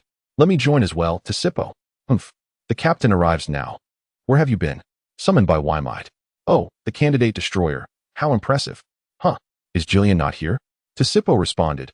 He went to Toalai Star to chase down the fugitive. Suddenly, the fugitive launched an attack. Tuopo gathered energy, ready to obliterate the enemy. Tasipo hurriedly intervened. Stop. It will harm the civilians. At that critical moment, a figure struck the monster down like lightning. Tasipo exclaimed in surprise, It's Jillian. Just in time. Weren't you headed to Toalai Star? Jillian replied calmly. That situation has already been resolved. Tasipo was astonished. So fast? Did you traverse the universe directly? Indeed, this is much quicker. Tasipo marveled. You are truly incredible. Tuopo interrupted. Let us regroup. I have important news to share. Jillian decisively commanded. Evacuate the civilians immediately. Moments later, the crowd was safely withdrawn, and Why-Might made her appearance. She directly explained the details of the power tournament to Jillian. Jillian, participate in the tournament. Winning will grant you the Super Dragon Balls, allowing any wish to be fulfilled. A glimmer of light flashed in Jillian's eyes. I have conditions. If any trouble arises in Universe 11, I must return immediately. No problem. In the depths of hell in Universe 7, Suin Wukong surveyed his surroundings, grinning. Hey, Frisia, hell is more comfortable than I imagined. This place isn't too bad. Bound to a tree, Frisia suddenly looked up, recognizing Suin Wukong, and his anger flared. For me, there is no place more hellish than this. Suin Wukong, what brings you here? I'm offering you a chance. Do you want to step outside for a breath of fresh air? Just for 24 hours. Humph. What are you scheming this time? Beerus frowned. It's dark now, and the power tournament starts tomorrow morning. Where is Suin Wukong? Vegeta crossed his arms. Don't worry. That guy is never late. I'm concerned that the person he finds last minute might not make it. Beerus shook his head. The current lineup is already strong enough. One less person doesn't matter. Don't be overconfident, Beerus said sternly. Su Haotian winning against Jinpa does not guarantee victory. Why-Might's South strength is close to mine, and it is said that Jillian may even surpass him. Vegeta's pupils constricted. Is Jillian really that formidable? Who knows? Vegeta turned away. I'm going to rest and gather my strength for battle. Whis smiled. Tomorrow morning, I will take you to Earth for the assembly. At Su Haotian's home. 18. Here. 21. Present. Califura. Here. Kaya. Present. All right, let us deploy the tactics. Applause erupted. Califura and Kaya teamed up, while 21 and 18 supported each other. 21 said earnestly, My dear, we will give it our all. Su Haotian shook his head. Tomorrow's strategy is to act low profile and avoid drawing attention. The four women displayed puzzled expressions. Chapter 93. He explained, to fish in troubled waters means to conceal one's strength and wait for an opportunity. If the situation is not chaotic enough, we will create some. 80 powerful individuals from different universes will participate simultaneously. Revealing our strength too early will only make us targets. Even if we are strong, it will be difficult to handle a siege. Understood. Su Haotian continued to share intelligence. Aside from our universe, the strongest opponents come from Universe 11, Jillian, Tuopo, and Tasipo. Other universes have opponents skilled in stealth, sound waves, and illusions. We must not let our guard down. The arena is vast, and flying is not permitted, so stay away from the edges. Furthermore, do not engage head-on with strong enemies. Find ways to divert conflicts.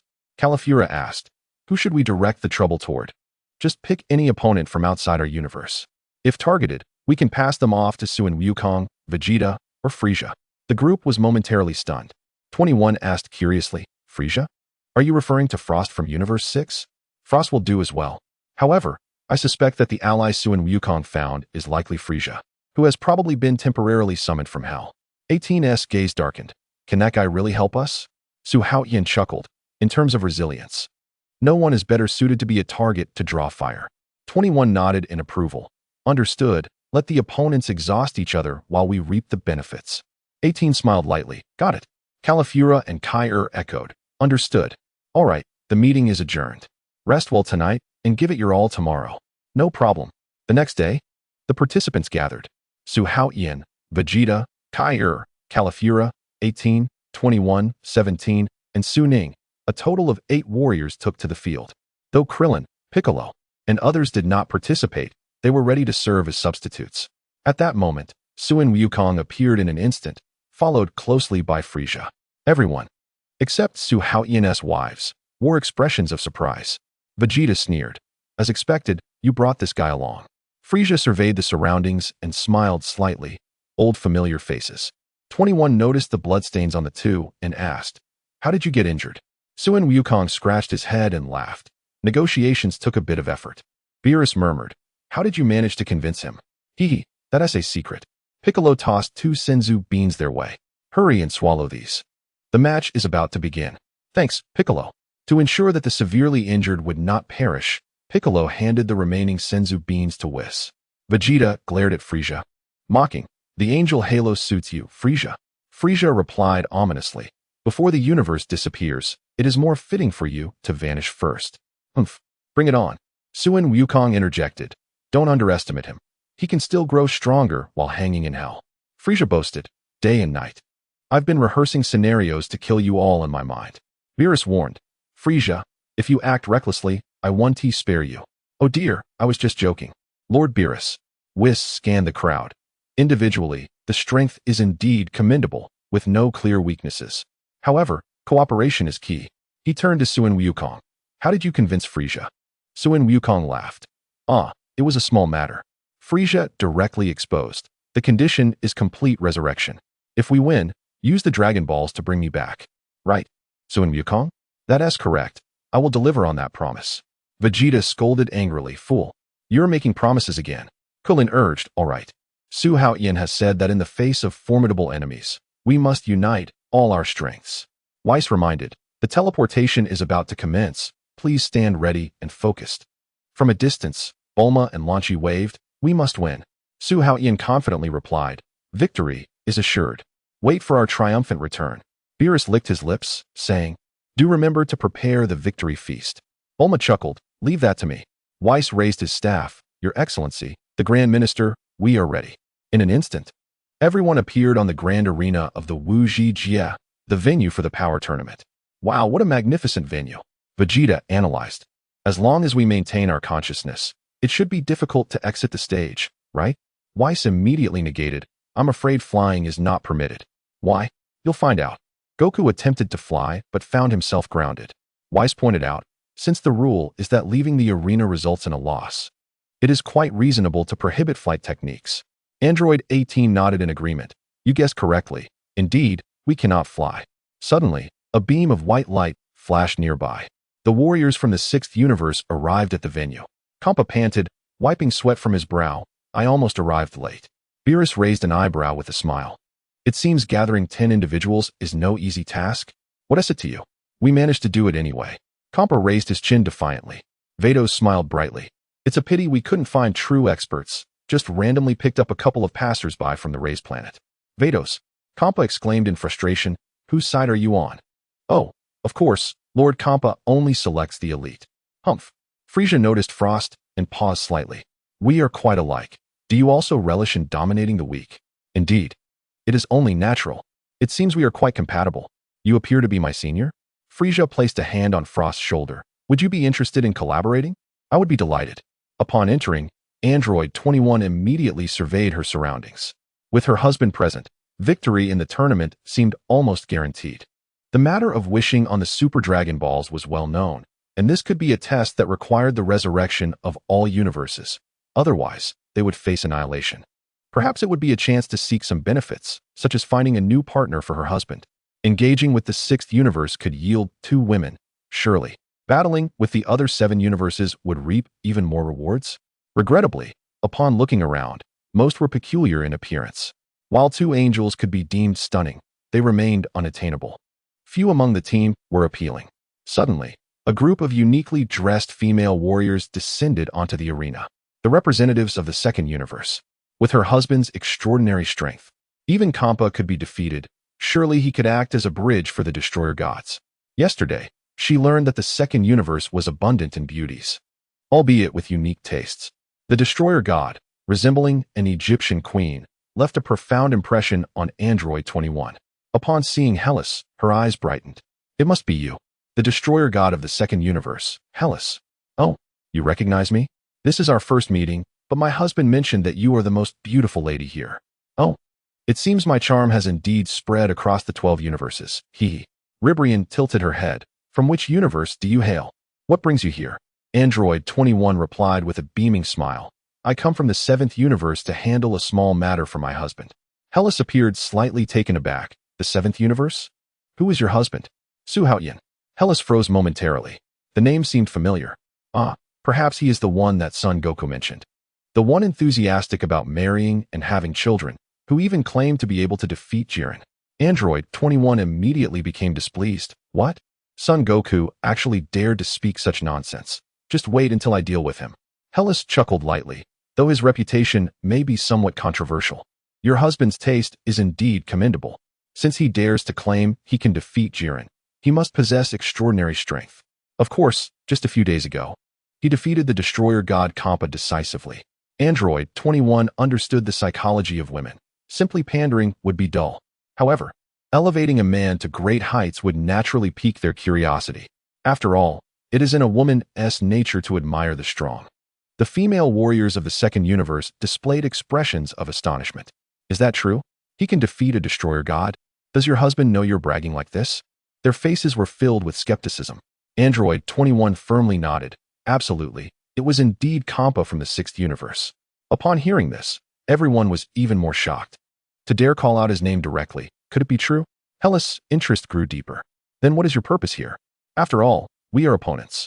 If you consider your husband a significant threat, we shall prioritize attacking you after the battle. Android 21 remained composed. My husband said that such a beautiful and loving world like the second universe would be a pity to destroy. If our universe miraculously wins, we will certainly use the Super Dragon Balls to restore the second universe. Her words elicited varied expressions among the crowd. Hellas, with a half-smile, asked, which one is your husband? Android 21 leaned closer to Hellas, guiding her gaze. Look, that is my husband over there. Everyone turned in unison towards the direction of the 7th universe. Ribrian frowned. How strange.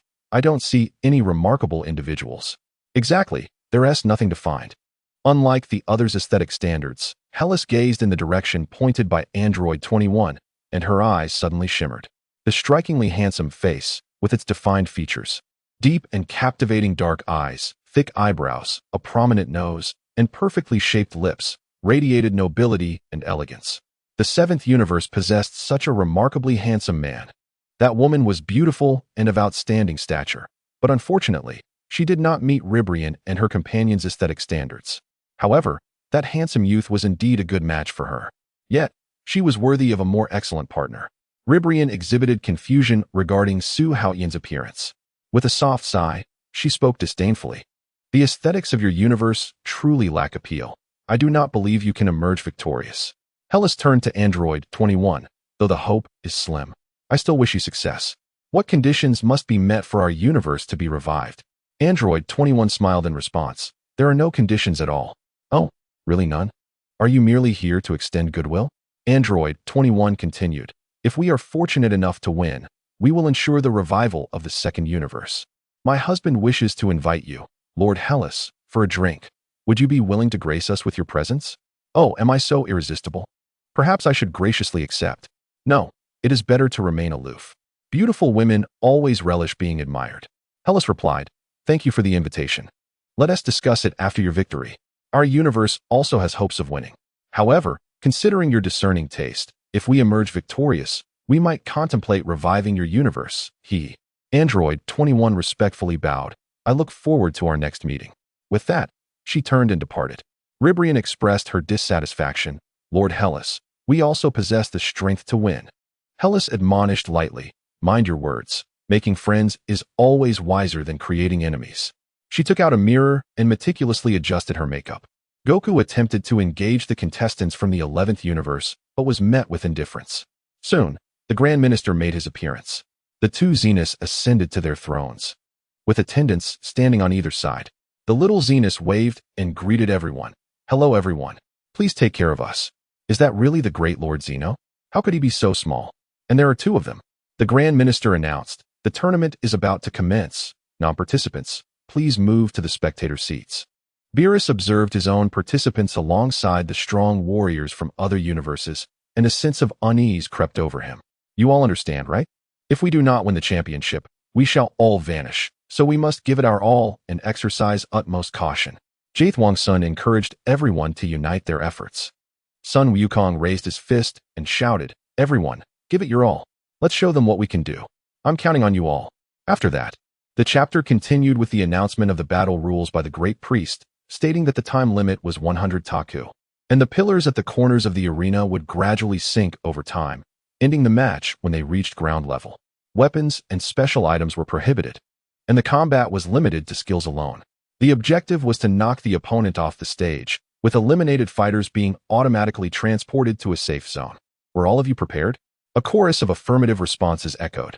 The Tournament of Power was now officially underway. The warriors of the 7th universe immediately scattered.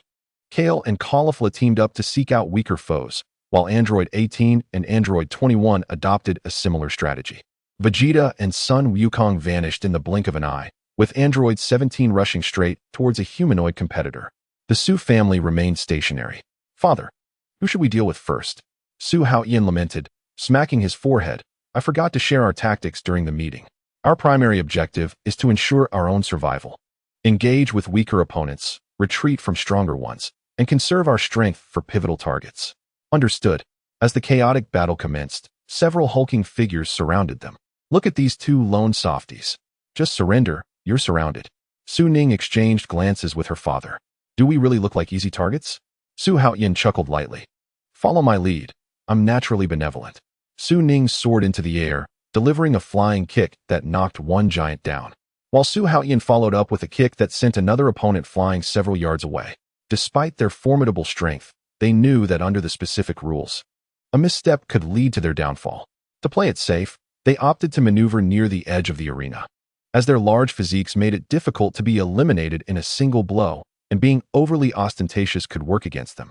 Noticing their impressive skills, the remaining attackers hesitated momentarily. Suddenly, Frieza appeared like a specter, kicking one of them off the stage. Hee, this credit belongs to me. The enraged pursuers quickly shifted their focus towards Frieza. Su Ning raised an eyebrow. Is this what you call borrowing a blade? Su Haotian smiled knowingly. That's about the gist of it. Frieza evaded the attackers with agility, continuing to dart around the battlefield. He casually waved his hands, unleashing a flurry of energy blasts. Anyone who got too close was swiftly avoided, relishing the chaos. Vegeta was equally unconcerned, dispatching the lesser foes without even transforming, cutting through the crowd with lethal precision. Sun Wukong charged directly at the Universe 11's Topo, shouting, Topo, let us have a fight. Before he could finish speaking, he lunged forward. However, another member of the Pride Troopers suddenly intercepted Sun Wukong, and the two became entangled in a fierce skirmish. The Kaioshin sighed. This is utterly chaotic. Such brutes, Beerus remarked. No moves are better than moves. Let us trust in them. Vados added with a smile. As the battle began, the arena erupted with energy, figures darting about. A massive robot from Universe 3 suddenly charged into the crowd, its arms extended and spinning at high speed, sweeping through the arena like a top. Ribrian from Universe 2, along with two companions, attempted to transform but was brutally sent flying, fortunately away from the arena's edge. Hellas exclaimed, how inelegant to complete a transformation mid-attack. Zampa stared wide-eyed. Despicable. That spinning attack is so domineering. The Kaioshin of Universe 3 adjusted his glasses, laughing triumphantly. Ha! The super survival mode is the ultimate strategy. Moscow chimed in exactly. Knock everyone off the stage. Sweep them all away. However, before the robot could delve deeper into the crowd, Hit suddenly appeared, delivering a precise kick that struck its weak point. The giant machine came to a halt and crashed to the ground. Zampa cheered, well done, Hit. The Red Wolf from Universe 9 seized the opportunity, stomping down on the robot's hand. Great job, Bazel. The Kaioshin of Universe 9 shouted in praise. The Kaioshin of Universe 3 lamented, how infuriating. They disrupted our perfect offensive. Zampa taunted, cunning backfired. Serves you right. The Omni King clapped in delight. The plan has failed. What a pity. The strategy has collapsed.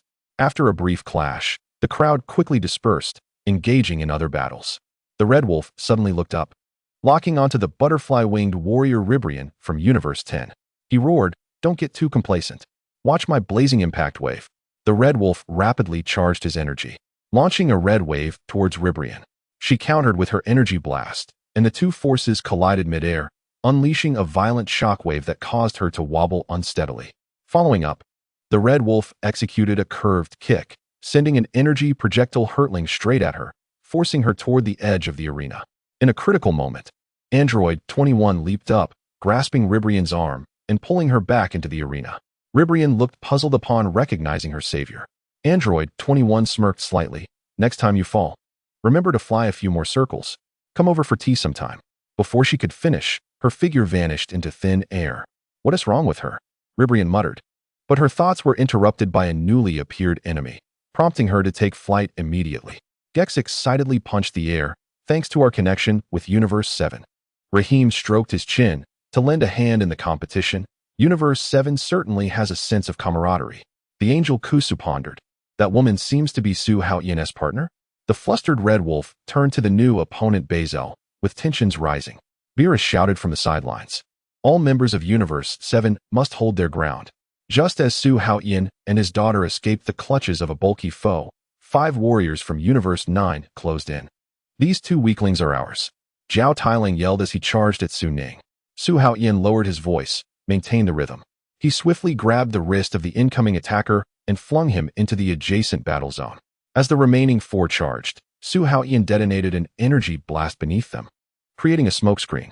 Once the dust settled, the father and daughter had vanished without a trace. They got away. The pursuers turned to see the Frost brothers mercilessly pummeling Zhao Tailang and hurried to assist. Beerus clicked his tongue in dissatisfaction. I should have said that Su Haotian's daughter shouldn't enter the fray. Being so cautious against mere minions is unnecessary. The Kaioshin chuckled. Cautious scions are rare.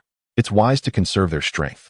Vados lightly waved her staff. The last one standing may not be the strongest, but the one most adept at maneuvering.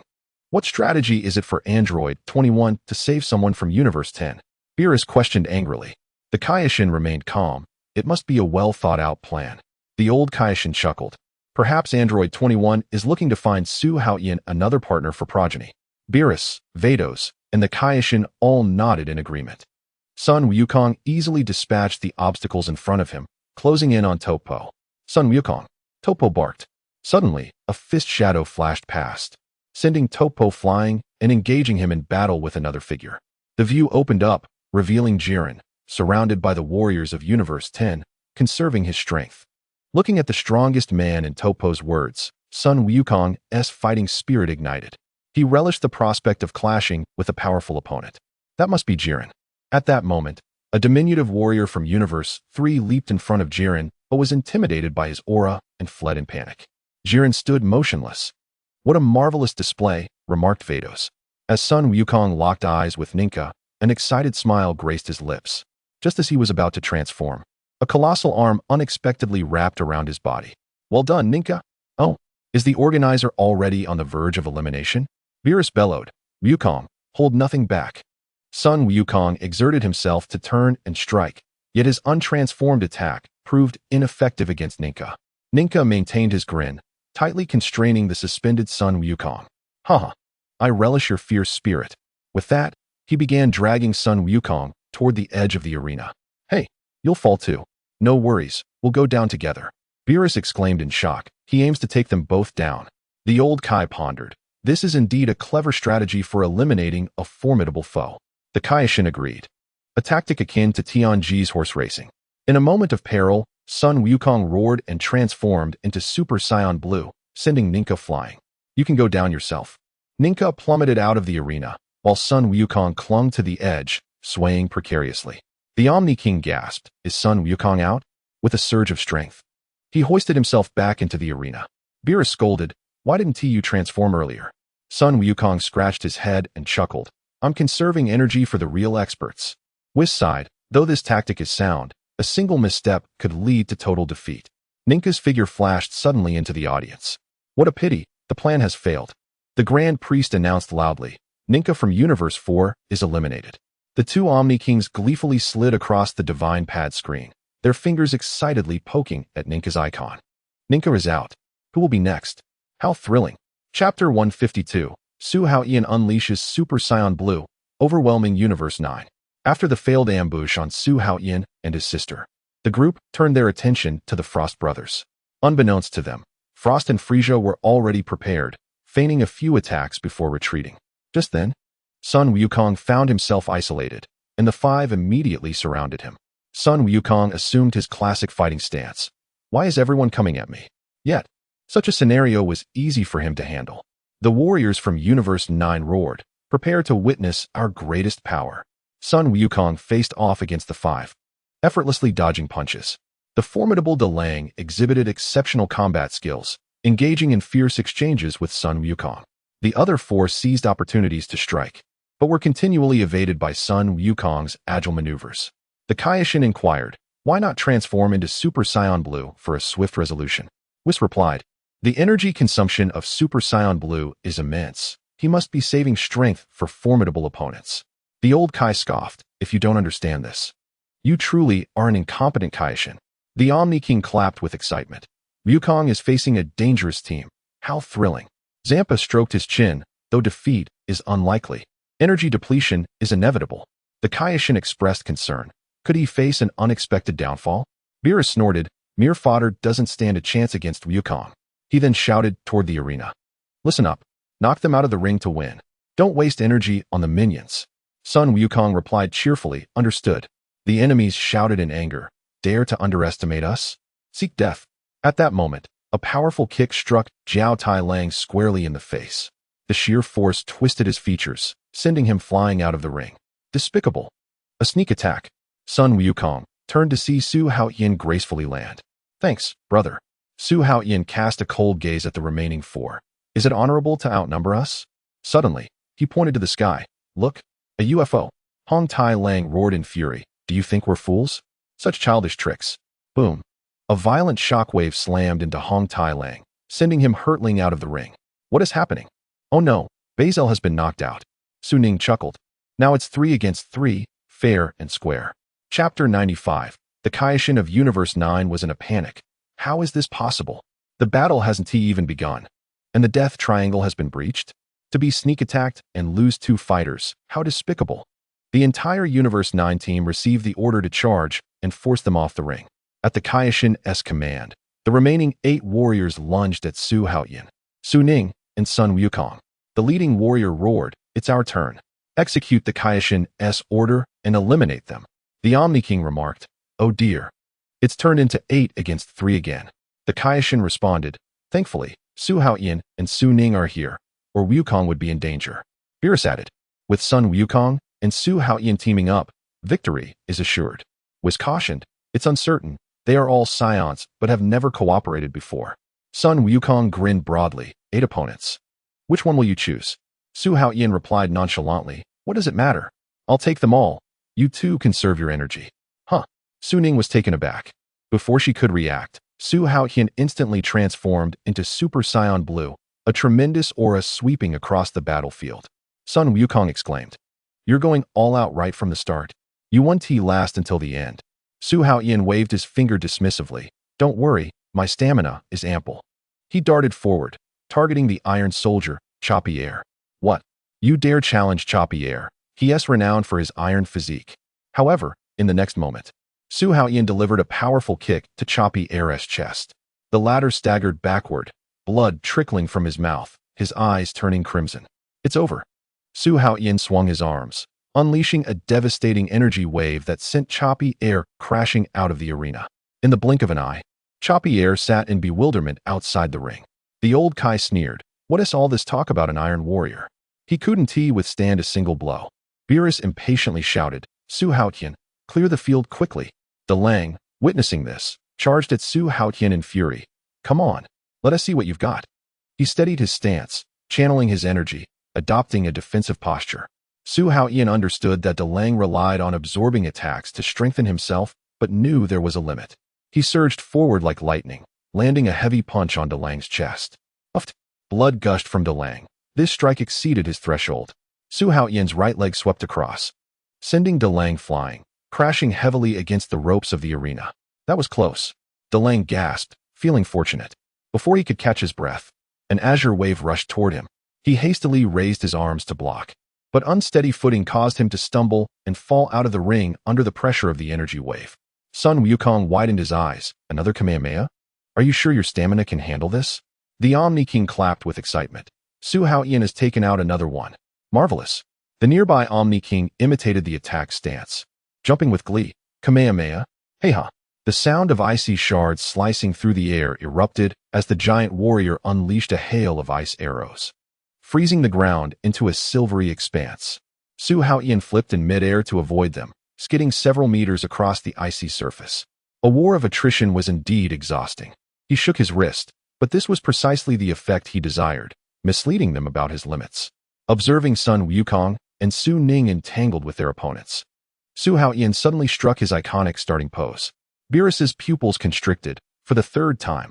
Is this boy reckless? Number 21 gently caressed her red lips, her eyes shimmering. My dear still possesses such formidable strength in every aspect. A radiant orb of energy surged in the palm of Su Haotian, but this time, the wave ascended unusually slowly. The remaining 7 warriors scoffed. What target could he possibly strike with such speed? He has finished. Su Haotian suddenly roared, "Get back!" Before the words had left his mouth, the hovering sphere erupted, transforming into a cascade of meteors raining down. Amidst the gasps, the 7 warriors from Universe 9 were engulfed in the storm of light. Seizing the opportunity, Su Ning executed a series of flying kicks, sweeping the fallen opponents out of the arena. Is this a derivative technique of the solar flare? Beerus wondered with uncertainty. Vegeta frowned. When did he sneakily learn Krillin's moves? The Kaioshin of Universe 9 looked ashen. Total annihilation. The god of destruction trembled as he removed his earrings, exclaiming, "It's over." The angels suddenly squinted. Wait. As the smoke cleared, the cat-eared girl curled up in the fissure of the barrier emerged as the sole survivor of the attack. Number 21 tilted her head in contemplation. So, my husband prefers this type? Her fingertips involuntarily twirled her hair. Su Haotian and Su Ning approached the girl with measured steps. The cat girl let out a furious roar, her claws flashing as countless energy blades shot forth. Su Haotian lightly touched his brow, and in an instant, he vanished. Reappearing behind her, he abruptly seized her tail and hurled her out of the ring. Help me. But her companions from the 9th universe were already gone. Her figure soared through the air before crashing heavily outside the arena. The god of the 9th universe trembled. All 10 contestants have been defeated. What will become of our universe? The Omni Kings clapped joyously, and the emblem of the 9th universe dimmed one after another. Bazel, Lavanda, and Belgimo have been eliminated. Wow. They're all gone. In a pitch-black void, the 9th universe was utterly annihilated. Truly, not a single one remained. Hee hee ha ha ha. The Grand Priest hovered in midair, his voice echoing throughout the arena. All members of the 9th universe have been eliminated, all obliterated. Thus, the 9th universe is on the brink of extinction. Chapter 153, The Unmatched Prodigy. The god of the universe knelt, his roar resonating through the heavens. O Lord Omni King. The 2 Omni Kings faced each other, their palms touching as blinding white light engulfed the venue. As they closed their hands, all from the 9th universe, except for the angels, vanished into oblivion. Beerus was drenched in cold sweat. They really disappeared? He turned to Whis, his voice tense. The 9th universe now. Whis glanced at his staff, chuckling softly. Oh dear, not even a speck of dust remains. It has been completely erased. In the stands, only the angels remained solitary. The arena fell into a deathly silence. The warriors gazed at the empty stage, a chill creeping up their spines. The destruction of the 9th universe unveiled the price of defeat, and the architect of this obliteration was none other than Su Haotian. Countless gazes pierced him like arrows. Healer's knuckles turned white. What number 21 said was not false. He is indeed this powerful? Xiangpia's expression darkened. The Omni King truly obliterated the universe. Bardos fixed her gaze on Su Haotian, a flicker of intensity in her eyes. To defeat someone like Xiangpia, The annihilation of a universe lies within a mere thought. Wide-eyed coldly wiped her monocle. Small fry will always be small fry. No matter how strong he is, he cannot match Jiren. Moreover, with such a waste of stamina, the victor will only be the 11th universe. Makarita stared at Su Haotian's profile, momentarily entranced. He was simply radiant, his brilliant figure akin to fireworks bursting in the night sky. Jiren cast a glance at Su Haotian before closing his eyes once more. Sun Wukong gazed at the heavens, determination shining in his eyes. This is the second time I have witnessed the obliteration of stars. Any target chosen by the Omni King will turn to nothingness. We must defeat all opponents to stand until the end. Vegeta raised his chin. Only I can obtain the Super Dragon Balls. The Angel of the Ninth Universe gently shook his head. It seems I must take my leave first. It is quite reasonable. The God of the First Universe spoke calmly. The destruction of the Ninth Universe was an inevitable sacrifice. Had it not been for Sun Wukong's struggle for survival, none would have escaped. Defeated warriors exit to maintain the balance of the multiverse. This is the essence of the tournament of power. The God of Universe Shin's forehead glistened with fine beads of sweat. The presence of Lore and Sidra has completely vanished. Whis' staff shimmered faintly. To erase means even the underworld has perished. The old Supreme Kai gazed at the spectator platform, whispering, "The Omni King's judgment is never hesitated." Upon hearing the news of the Ninth Universe's annihilation, Xiangpa clicked his tongue. This is the true might of the divine. Bardas suddenly covered her eyes, choking back tears. "I must bid you farewell, Lord Xiangpa. Stop pretending. You clearly won't disappear." Xiangpa stomped his foot in anger. The angel suddenly broke into a smile. "But we still have Su Haotian as our trump card." The warriors on the battlefield gazed at the empty stands, their movements freezing. Frieza fixed his gaze on the Omni King's throne, dark currents swirling deep within his pupils. The innocence in childish voices concealed such cruelty, truly displeasing. He pondered to himself. One day, Android 18 tucked her golden hair behind her ear, while Android 21 glanced sideways. "Are you worried? Who could remain indifferent in the face of the universe's demise?" Number 21 clenched her hand. "With him here, we will surely triumph." Number 17 spoke calmly. "We must utilize the infinite energy of the androids to pave the way for them." Android 18 smiled knowingly. "Understood. I will take the lead." The God of Universe gazed at the arena, murmuring to himself, "The situation has reached a stalemate." Beerus crossed his arms. The warriors of the Ninth Universe charged too recklessly, resulting in their early elimination. Now all universes are aware that the Omni King is serious. Everyone will act with greater caution. Whis gently reminded, but time waits for no one. The Omni King tilted his head curiously. "Why is everyone so still?" The Grand Priest smiled in response. "Please wait a moment. The warriors will soon take action." Sun Wukong approached Su Haotian. "Conserve your strength. We still need you as our secret weapon." Su Haotian shrugged. "I intended to take it easy, but trouble seems to find me. Since it has come to this, I might as well show them some color." Caulifla interjected. "Exactly. Look, no one dares to challenge Jiren. But your face is too likable. Even pretending to be fierce doesn't work." Su Haotian smiled. "Don't worry, my endurance is excellent." At that moment, the Grand Priest's voice resonated throughout the arena. "The match continues. If there are still excess universes at that time, only the one with the most members can survive." This declaration made all warriors realize, only by giving their all can they hope for survival. The fierce battle ignited once more. "There is no time left. I must eliminate you." A warrior of the Feather Clan shot a beam of light at Su Haotian. Unable to fly, Su Haotian deftly dodged, causing dust to swirl around the arena. Before the smoke could dissipate, a beam suddenly countered and struck the opponent with precision. The Feather Clan warrior fell out of the ring, and Rahim angrily slapped his forehead. "Fool, who told you to provoke him?" "I'm sorry." Just as Su Haotian thought he had intimidated everyone, a new opponent appeared. Vegeta and Bottomo from the Sixth Universe approached him side by side. Su Haotian lifted the corners of his mouth slightly. It seems Xiangpa had indeed disregarded his warning, even too lazy to give them a heads up. Beerus shouted from afar, "Su Haotian, that iron lump's weakness is that it cannot tolerate insults. Berate him to death."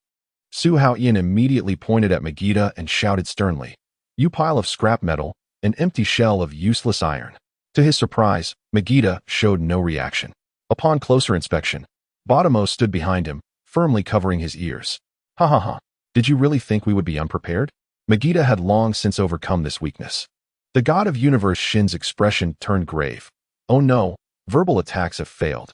Now we have to rely on physical strength. Bottomo strode up to Su Haotian. With an immortal body and a steel will, we are the invincible combination. Come and try us. Beerus glared at Xiangpa. What do you mean? Do you not wish to win the chance for revival? Chapter 96. Xiangpa sneered. Stop using revival as an excuse. You simply cannot bear to lend your strength. Su Haotian is already your last trump card, and now he is out of stamina. It is utterly foolish. Surrender. You have no chance. Su Haotian cast a glance and noticed Jiren standing quietly in the distance. Just as Vegeta charged with Bottomo, he suddenly accelerated towards Jiren, turning to shout at the pursuers. Who dares to touch us? Watching from the stands, Su Ning was dumbfounded. Dad, is he really using the same trick again? However, Bottomo and Vegeta clearly feared Jiren and turned to attack Vegeta instead. Su Haotian gazed at Julian, who remained with arms crossed and eyes closed, and could not help but exclaim, Julian, your face that Dieter strangers has indeed spared you a great deal of trouble. At that moment, Tuapa suddenly descended from the sky, landing directly in front of Su Haotian. Are you the one mentioned by Sun Wukong? You single-handedly defeated the 9th universe. You possess quite the skill, but this is where it ends. Justice shines. With that, he unleashed a dazzling energy blast aimed straight at Su Haotian. Beerus, in a fit of rage, shouted, is it truly justice to take advantage of someone's weakness? Su Haotian, although your strength is nearly depleted, you dare to confront my pupil. Su Haotian smirked and retreated, gathering a brilliant blue orb of energy in his palm. Kamehameha. The two energy waves collided fiercely, with Su Haotian's torrent gradually forcing Tuapa to retreat. Chapter 154. The storm approaches. As ominous clouds gathered, a devastating beam of light suddenly pierced through Tuapa's back. Whoosh. Su Haotian raised an eyebrow in amusement. Interesting, a sneak attack. Tuapa's figure was sent reeling from the impact. Jillian finally took action, striking down to sever Su Haotian's energy flow, instantly dismantling the standoff. The energy core erupted, enveloping the battlefield in dust. When the storm settled, the three figures had vanished. Jillian and Tuapa, being peak-level warriors, would not easily concede defeat. Su Haotian was reluctant to engage prematurely, and the two shared the same sentiment. Even if he appeared exhausted, the ferocity of a cornered tiger surpasses that of a pack of dogs. Hiles observed as Su Haotian unleashed a series of 4 annihilation waves, his pupils slightly trembling. Beneath this exterior lay a truly formidable endurance. The wolf-like warrior lunged at number 18, who, empowered by number 17, transformed into a mere afterimage and sent him crashing underground. Unable to withstand a single blow, she stepped on the wolf's back, feigning defeat. The wolf remained motionless. Weiss gently caressed his staff. Oh dear, perhaps I struck too hard? The Kaioshin broke into a sweat. The rules strictly prohibit fatal blows. The old Kaioshin sighed. It is too late for him. As number 18 leaned down to investigate, her expression changed drastically. In the instant the disguise shattered, the wolf sprang back, unleashing a barrage of energy blasts. Number 18 fell perilously close to the edge of the arena. The god of destruction, Mouse, bellowed with laughter. Xiao Sa's feigned death technique. Beerus, does it hurt? Beerus clenched his fists. This is troublesome. Just as no. 18's outstretched hand was about to touch the void. It was caught by a searing arm. Su Haotian tore through space, reappearing and bringing her back to the battlefield. Don't panic. These fellows are quite resilient. Bardos watched this scene with intrigue, her staff glowing faintly. The coexistence of gentleness and ferocity is truly fascinating. Su Haotian set his companion down and turned towards the snarling wolf. Enjoying the theatrics? The sound of cracking bones echoed as he unleashed a fierce kick, sending the wolf howling as it smashed into a rock pillar. The sound of bones breaking resounded sharply, followed by the wolf's agonizing cries. As he stepped down again, another crisp crack echoed through the air, and the wolf's wails reverberated. Just watching makes my teeth ache. Hiles' eyes sparkled with excitement. Fearing death, he targets the joints, breaking 2 legs, quite ruthless. But I admire it. Makarita scoffed. That despicable coward feigning death deserves to be taught a lesson. Don't provoke that demon. This wave of dog food I can dig into. They are truly a destined pair. Your taste is rather heavy. You actually enjoy watching this. After thoroughly thrashing the wolf, Su Haotian seized its ankle, spun, and hurled it off the stage. Kyra stared at Su Haotian's figure, her cheeks flushing. My husband looks so charming when he fights. Suddenly, a crab-like creature approached her. Although frightened, Kyra mustered her courage and swung her fist. She hit, she exclaimed joyfully. Yet, her punch landed on the creature like a tickle. Little girl, are you giving me a massage? The crab creature retaliated with a punch to Kyra's abdomen, sending her staggering backward, accidentally stepping on a hefty pig's hoof. How dare you step on me? Is this the best the 7th universe can send to compete? Is there no one else? The fat pig roared with fury. Xiang Pa, witnessing Kyra's predicament, felt a sense of relief. It's not a bad thing that Su Haotian took this girl away. In her panic, Kyra was seized by the fat pig, while another crab creature raised its fist to strike. Caulifla burst through the battle to the rescue, delivering a flying kick that sent the fat pig away, protecting Kyra. Sorry, Senior. No worries, you rest for now. Caulifla glared at the two foes. How dare you touch my junior? The fat pig grinned maliciously. Two of you. One punch and you'll be crying for a long time, right? Seeking death. Enraged, Caulifla transformed into a Super Saiyan, her fists raining down with the ferocity of a storm. The fighting style of the Saiyans relies heavily on momentum. However, despite her relentless assault, the fat pig remained unyielding. This sumo expert charged at Caulifla, pushing her towards the edge of the arena. Get out of my way. The fat pig accelerated in a sprint. As Caulifla neared the edge of the arena, her body erupted with a scarlet glow. The power of the Super Saiyan God awakened suddenly. No matter how hard the fat pig tried, he could not budge her even an inch. Caulifla unleashed a fierce kick, sending the fat pig plummeting off the stage. After reverting from her transformation, she swiftly returned to Kyra's side. I've taken care of one. Sister, why not use your full strength? Kyra's cheeks flushed. I want to be held by my husband too. Caulifla was at a loss for words. Enough of this. This is a life or death battle, and he has even more formidable opponents to face. Kyra nodded obediently. Understood, sister. Let's go deal with that guy. The two charged towards the crab creature simultaneously. Sun Wukong had attempted to challenge Jillian multiple times, but was repeatedly thwarted. At that moment, an Ardrakian was entangled with Sun Wukong in a game of instant transmission. No one can catch my movements. He laughed boastfully. Suddenly, Frisia appeared, kicking him away. Thanks. Sun Wukong called out. Frisia continued to navigate the battlefield without looking back, accurately firing death rays. Frost, following behind, marveled at the sight. Once free from entanglements, Sun Wukong refocused on the true powerful foes. He did not wish to waste energy on lesser opponents. Caulifla and her sister were locked in a fierce battle with the crab creature. Kyra, transform quickly, Caulifla urged. I really can't do it, Kyra replied timidly. If only I could control my transformation. Sister, please do it once more for me. Caulifla concentrated her energy, instantly completing her Super Saiyan transformation. Just like that. Focus your power in your back. Kyra tried hard, but still could not succeed. Seizing the opportunity, the crab creature launched a sneak attack, kicking Caulifla away, regaining her balance. Caulifla immediately countered. I'll help you, Kyra shouted, firing an energy blast, but inadvertently hit her own sister. The crab creature cackled with glee. Little girl. Is this weak power for my massage? Caulifla shouted. Kyra stepped back. Let me teach this guy a lesson. She transformed into a Super Saiyan god and charged at the crab creature. Meanwhile, from the 3rd universe, Baranak had set his sights on the lone Kyra. Another lost little lamb. A mechanical iron fist swung towards Kyra. She hastily blocked it, but the tremendous force sent her flying. As she fell, tears welled in her eyes. Even my husband and sister dislike me. The robot advanced closer. Trash like you shouldn't be standing here. Kyra sobbed. As expected, everyone looks down on me. As her cries grew stronger, a green light erupted from within her. 3 colored energy waves exploded, lightning cleaving the sky. Kyra transformed into the legendary Super Saiyan, her body swelling, muscles rippling. The warriors on the entire arena were stirred by this terrifying aura. Vegeta's pupils constricted. Su Haotian's wife possesses such power? This green form. Weiss exclaimed in delight. It is the legendary Super Saiyan. Virus clicked his tongue in surprise. He hadn't anticipated that care would be so deeply concealed. Xiang Pa muttered with irritation. Damn it, the 7th universe has struck gold. Countless energy blasts rained down upon Care, yet she advanced defiantly through the onslaught. A mechanical fist landed squarely on her face, but she did not flinch.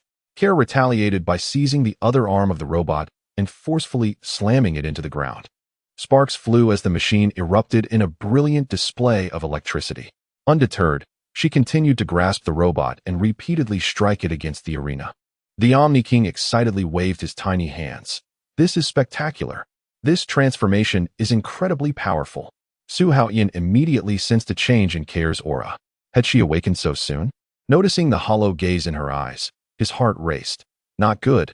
She's lost control again. Please, don't let it lead to any casualties. Injuries among teammates were one thing, but causing death would lead to disqualification. This uncontrollable state was indeed the greatest flaw of the legendary Super Saiyan. Fortunately, their opponent hailed from the mechanical civilization of the Third Universe. As long as the cockpit remained intact, there would be no danger to life. While Kair continued her rampage, Su Haotian teleported to her side.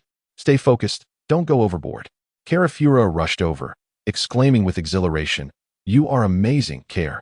I knew you could do it." Kair's expression suddenly calmed, her crimson pupils refocusing.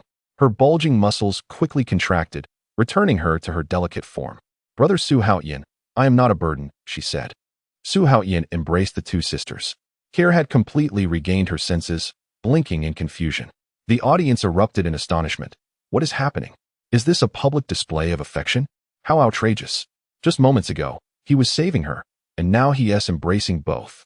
Kair grasped Kair's hand. "Let us continue to fight." Kair nodded earnestly. "Let us give it our all." Su Haotian sighed in relief, realizing they could now manage this state. "If you are tired, step back. Do not push yourselves too hard. The ultimate victory will be mine." A warm current surged through the sisters. Kair thought to herself, how blissful it is to be protected by someone. With her head held high, she declared, "I will fight until the end." Kair resolutely echoed, "So will I." In Chapter 155, the undefeated myth continued as all members of the Seventh Universe stood tall. The proud warriors encircled Kair and Kair. The Seventh Universe remained intact, unscathed. Sun Wukong once again positioned himself before Jiren. "Jiren, come fight." Jiren cast a cold glance at him, remaining silent. Suddenly, Topo materialized, unleashing a righteous flash towards Sun Wukong's face. The barrage of energy blasts sent Sun Wukong crashing into a pile of rubble. After the fierce battles among 8 universe warriors, the arena's surface had become riddled with craters. Topo whispered to Jiren, "I have gathered 5 team members. Let us retreat to conserve our strength." The 2 figures swiftly vanished. Emerging from the dust, Sun Wukong found himself grasping at thin air. "Are you avoiding me again?" He groaned in frustration, raking his fingers through his hair. 5 figures suddenly closed in around him. "Senpai Topo?" Sun Wukong raised an eyebrow. In Chapter 97, Caxier struck an exaggerated pose. Tabar twisted his body and shouted his name, while Zoil flipped into view, and Kokoter kneeled, raising his arms. "The proud warriors are here." Sun Wukong stared at their peculiar stances and asked, "Did Jinyu teach you all these poses?"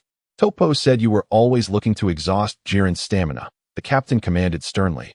"Now face your judgment." As 5 members launched their assault, 2 figures descended from the sky. "Count us in," Kair said, smiling as she draped her arm over Kair's shoulder. Sun Wukong cheerfully remarked, "Kair's transformation was truly exhilarating." The girl bashfully lowered her head, while Kair proudly placed her hands on her hips. "Of course my sister is strong." A chaotic battle ensued, with the untransformed Kair remaining unstoppable, sending the enemy captain flying with a single punch. Kair relentlessly pursued Keter, shouting, "You filthy rat, don't run." Keter retreated while laughing. "First, take a look at your companions." Kair glanced upward, where countless energy blasts hovered above her head, weaving a net of flickering lightning that ensnared her. Keter roared, "Prepare yourself." A torrential downpour of energy blasts descended. Just at that critical moment, Number 17 arrived in the nick of time, deploying a barrier that absorbed all the attacks. Once the chaos settled, Number 17's green shield remained as sturdy as ever. Virus revealed a satisfied smile. "It seems our universe has a great chance of victory. No one has been eliminated yet." The Kaioshin nodded in agreement. The melee has taught everyone the value of cooperation. It is truly heartening. Whis gently reminded, "Do not underestimate them." The 11th universe is also intact. As Kair prepared to pursue another opponent, a magical barrier suddenly rose beneath her feet, trapping her in midair. Kokoter burst into laughter. "Ha ha ha. This is my interdimensional prison. No matter how strong you are, You will not escape. The bespectacled general brushed off the dust from his uniform, approvingly stating, "Well done, Kokotur, the interdimensional magician." However, deploying 5 members of the Proud Warriors to deal with merely 3 seems excessive. Before he could finish, a chilling voice questioned from behind, "What is so funny?" The general turned in shock, only to be met with number 17's flying kick that struck him hard in the face. How frustrating to be repelled twice.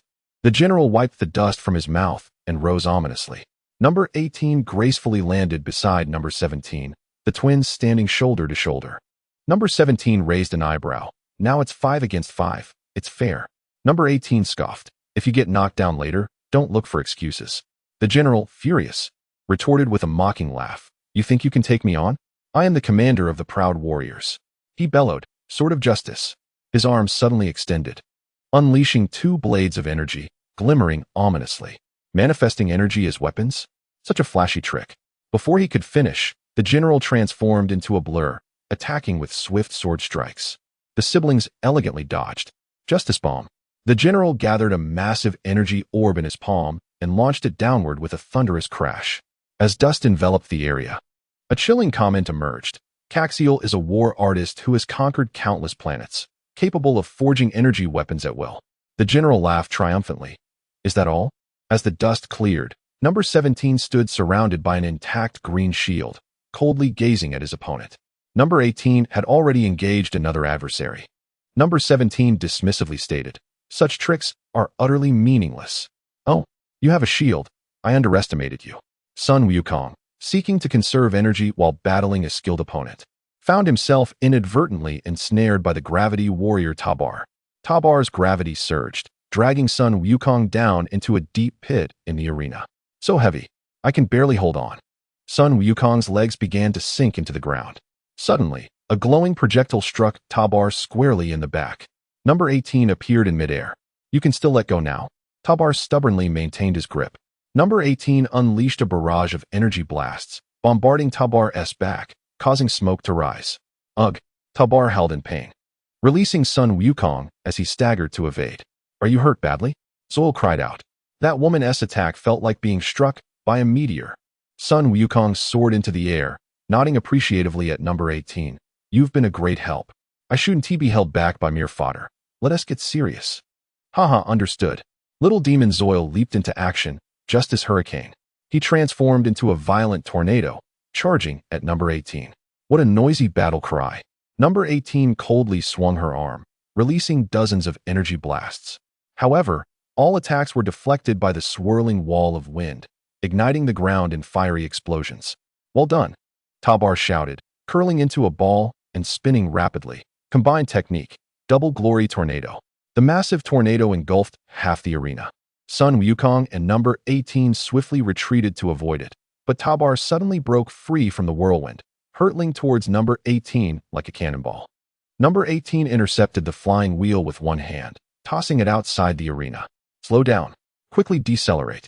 Tabar, in a state of terror, screamed as he spun at high speed, barely regaining his human form at the edge of the arena. Just as he caught his breath, a scarlet wave of energy surged towards him. Number 21, amidst the smoke, withdrew with pride. Number 18 cheered, "Brilliant." Number 21 smirked, "He is merely too foolish." Standing there and inviting his own demise. The omnipotent king lightly touched his divine iPad, declaring, "Taba is eliminated." Sun Wukong turned to Zhua Yilei. "Hey, it's your turn." Seeing Taba's defeat, Zhua Yilei felt a rush of panic, and his form rapidly transformed into a whirlwind. Wukong and the others quickly braced themselves. Unexpectedly, the whirlwind dissipated suddenly. Sun Wukong exclaimed in astonishment. He fled? The general, engaged in combat with number 17, suddenly received urgent news. "General, Taba has been defeated." The general retracted his energy blade, conjuring a golden energy orb in his palm, coldly stating, "Victory and defeat will be determined another day." The energy orb struck the ground, raising clouds of dust, and the general vanished without a trace. He reappeared on the battlefield of Cair and Califa, instructing, "Adjust tactics." His companions questioned, "What happened?" Zhua Yilei hurriedly arrived, panting, "Taba is out." The general gritted his teeth. "First, deal with these two. Keket, deploy the barrier to prevent outside interference." Kekit responded promptly. Kekit Sphere, Extreme Release. In an instant, an interdimensional barrier enveloped Kai'er and Califa. Numbers 17, 18, Sun Wukong, and number 21 were momentarily stunned. Sun Wukong stared at the barrier. What is that thing? Number 17 raised his hand and shot a wave of energy at the barrier, which did not yield in the slightest. Sun Wukong gathered his hands at his brow, cold sweat beading on his forehead. This is bad. I can't sense their energy at all. Number 17 analyzed gravely. It's likely a spatial barrier, impervious to external forces. As everyone was at a loss, Su Haotian appeared in an instant. Who is trapped? Number 17 replied. Your two ladies are currently besieged by 4 opponents. Su Haotian raised an eyebrow. As long as there are no Jillian and Tuapu on the opposing side, the outcome is uncertain. Number 18 crossed her arms and chuckled. They are mere fish. You go about your business. We can handle this. Su Haotian nodded. Number 21 is facing a tough opponent. I will take my leave first. Within the barrier, Kai'er was completely isolated. The 4 enemies charged towards Califa in unison. The general clenched his fist and murmured, as a warrior, I disdain such tactics. But the situation compels it. Zhuo Yilei, deal with her. Zhuo Yilei complied, transforming into a furious tornado that swept toward Califa. Trapped within the barrier, Kai'er let out a heart-wrenching cry, Sister, don't be afraid. I will protect you. Califa responded resolutely, Sister. As the tornado approached, Califa swung her fist to confront it, striking fiercely at the eye of the storm. However, Kai'er's attack proved futile, and she was instead thrown off by the gusts. The remaining team members seized the opportunity to condense energy orbs, bombarding Califa mercilessly.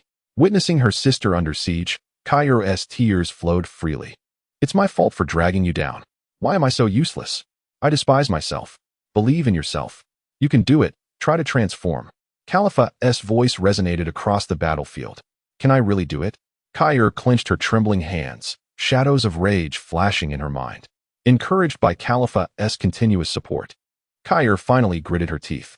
With a roar, her body erupted in a golden-green radiance, a surge of energy erupting like a volcano. The interdimensional prison that confined her shattered, waves of destructive energy cascading outward. Though Kai'er maintained her slender form, the green aura surrounding her was more concentrated than before. She gazed incredulously at her palm. Is this my power? Is this the Kai'er I know? Califa asked joyfully, yes. Realizing she could fully control her form, Kai'er's voice trembled with excitement. I didn't lose control. I really did it. This is amazing. You have finally overcome your inner demons. Califa beamed. I always believed in you. Sister. For figures suddenly descended amid the ruins. The leading general raised an arm and shouted, it's merely a change in hair color. All-out assault. In their comically arranged tactical formation, a torrent of 4-colored energy surged forth. Counterattack together. Califa's golden energy erupted explosively. Hey! Kai'er's crimson glow ignited in response. The 2-colored beams clashed violently with the enemy's energy, an energy contest akin to a mantis attempting to stop a chariot. As the 4 opponents howled, ramping up their output, Califa shouted amidst the energy storm, now is the time. Unleash your full power. Huh. Kai'er's shout transformed into a tremendous surge of energy, completely reversing the tide of battle. Her muscles suddenly swelled, red, black, and green energies swirling again. Her pupils vanished, the golden light morphing instantly into a deep emerald energy. Califa exclaimed, Kai'er, you're incredibly strong. I won't concede either. She unleashed her power, the energy wave swelling dramatically. The 2 energy waves spiraled and intertwined, red and green colliding thunderously against their foes. The collective strength of the 4 was swiftly suppressed, the energy wave bearing down upon them.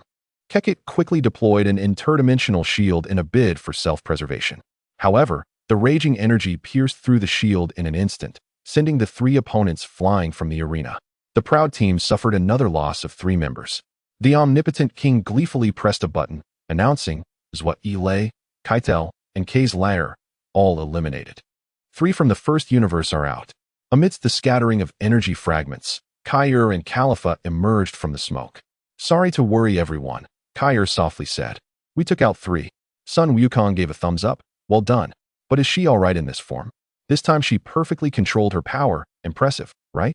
Just as he finished speaking, Kai'er collapsed back to her original form. Sun Wukong shook his head. Her training is still insufficient. The outburst was too intense for her body to handle. Number 18 urged, we should get her to rest. All right. Khalifa lifted Kyr and exited the battlefield. At that moment, Keket, hiding within the interdimensional sphere, suddenly burst into laughter. Ha, you can't harm me here. Number 18 raised the entire energy sphere with one hand.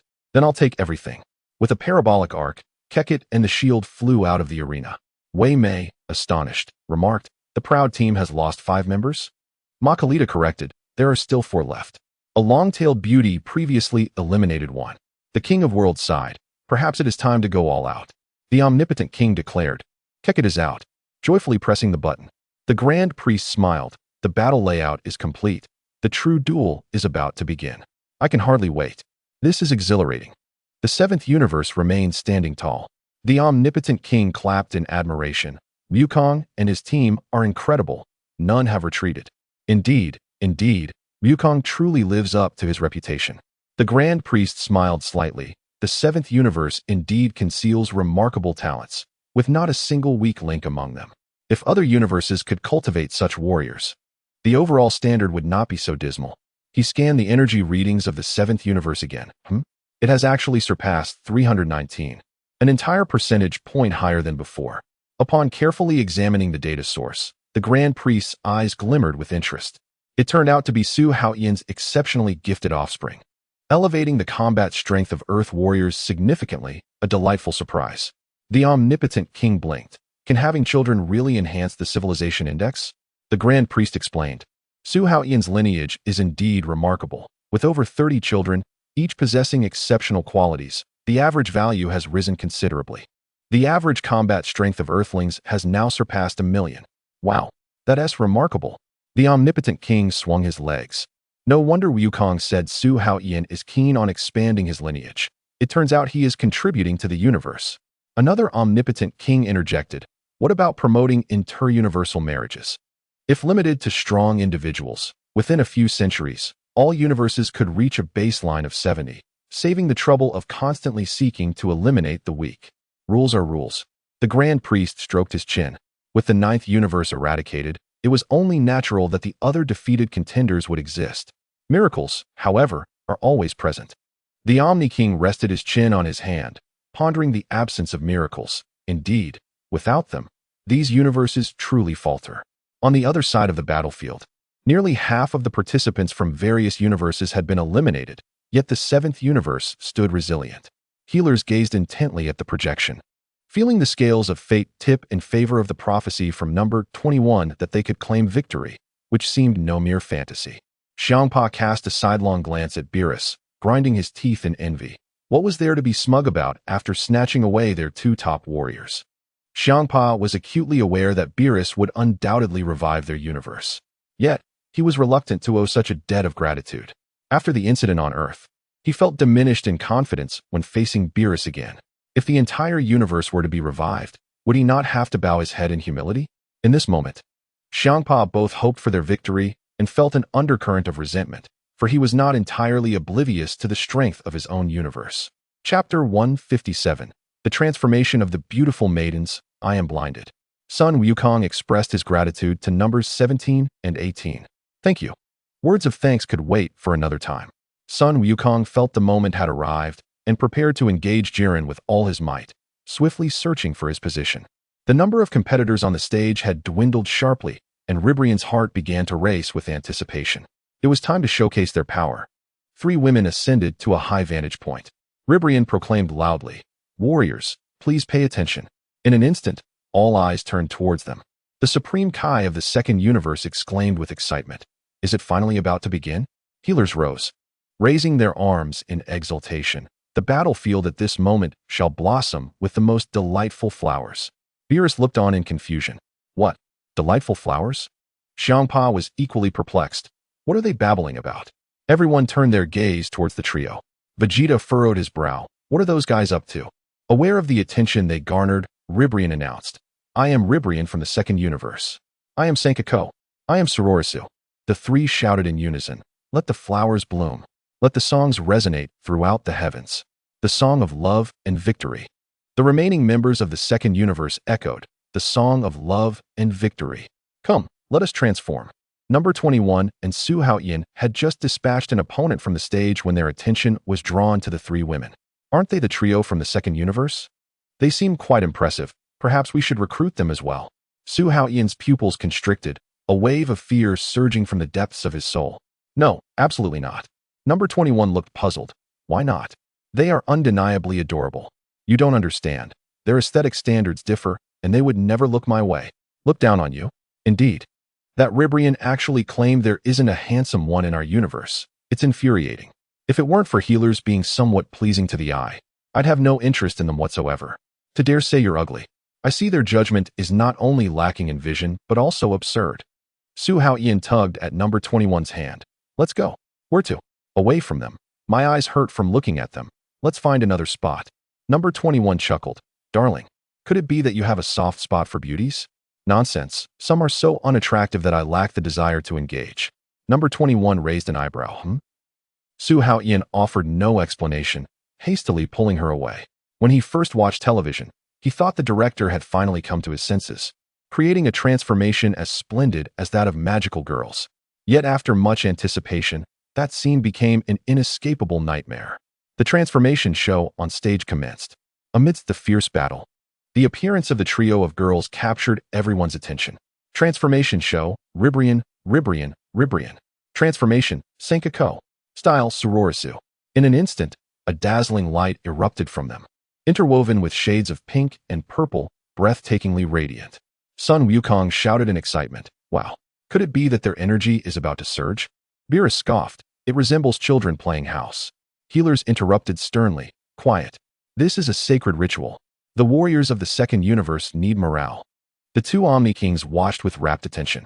Wow, a transformation is about to occur. How thrilling. Hurry, transform.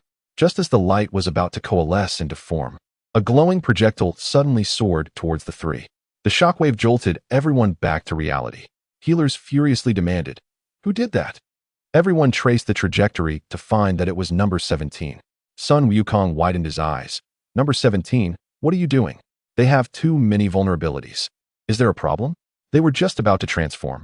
Aren't you curious? Transform. The three girls angrily surrounded number 17. Listen. Every step of the transformation process holds significant meaning. Why interrupt it? Topo rushed over. I can understand. He blocked number 17 and shouted. The honor of a warrior begins with their entrance. You are most disrespectful. Sun Wukong hurriedly attempted to mediate. Let them finish transforming before we unleash our full strength. What a rare opportunity. Number 17 shrugged and stepped aside. Ribrian raised her head. Thank you for your support, but we will not hold back. With that, the three returned to the high platform, resuming their transformation ritual. Topo struck an awkward pose and shouted, do not worry. Unleash your full power. Anyone who dares to interfere will face my wrath. Wukong also raised his arm, declaring, show everyone your true strength. Beerus disdainfully remarked, how foolish. They should have dealt with them before the enemy showcased their strength. Healers gently coughed. Love and justice are about to radiate brilliance. Beerus frowned, interrupting, are we really starting over? This is too tedious. The transformation process began. Following an awkward dance performance, the transformation was complete.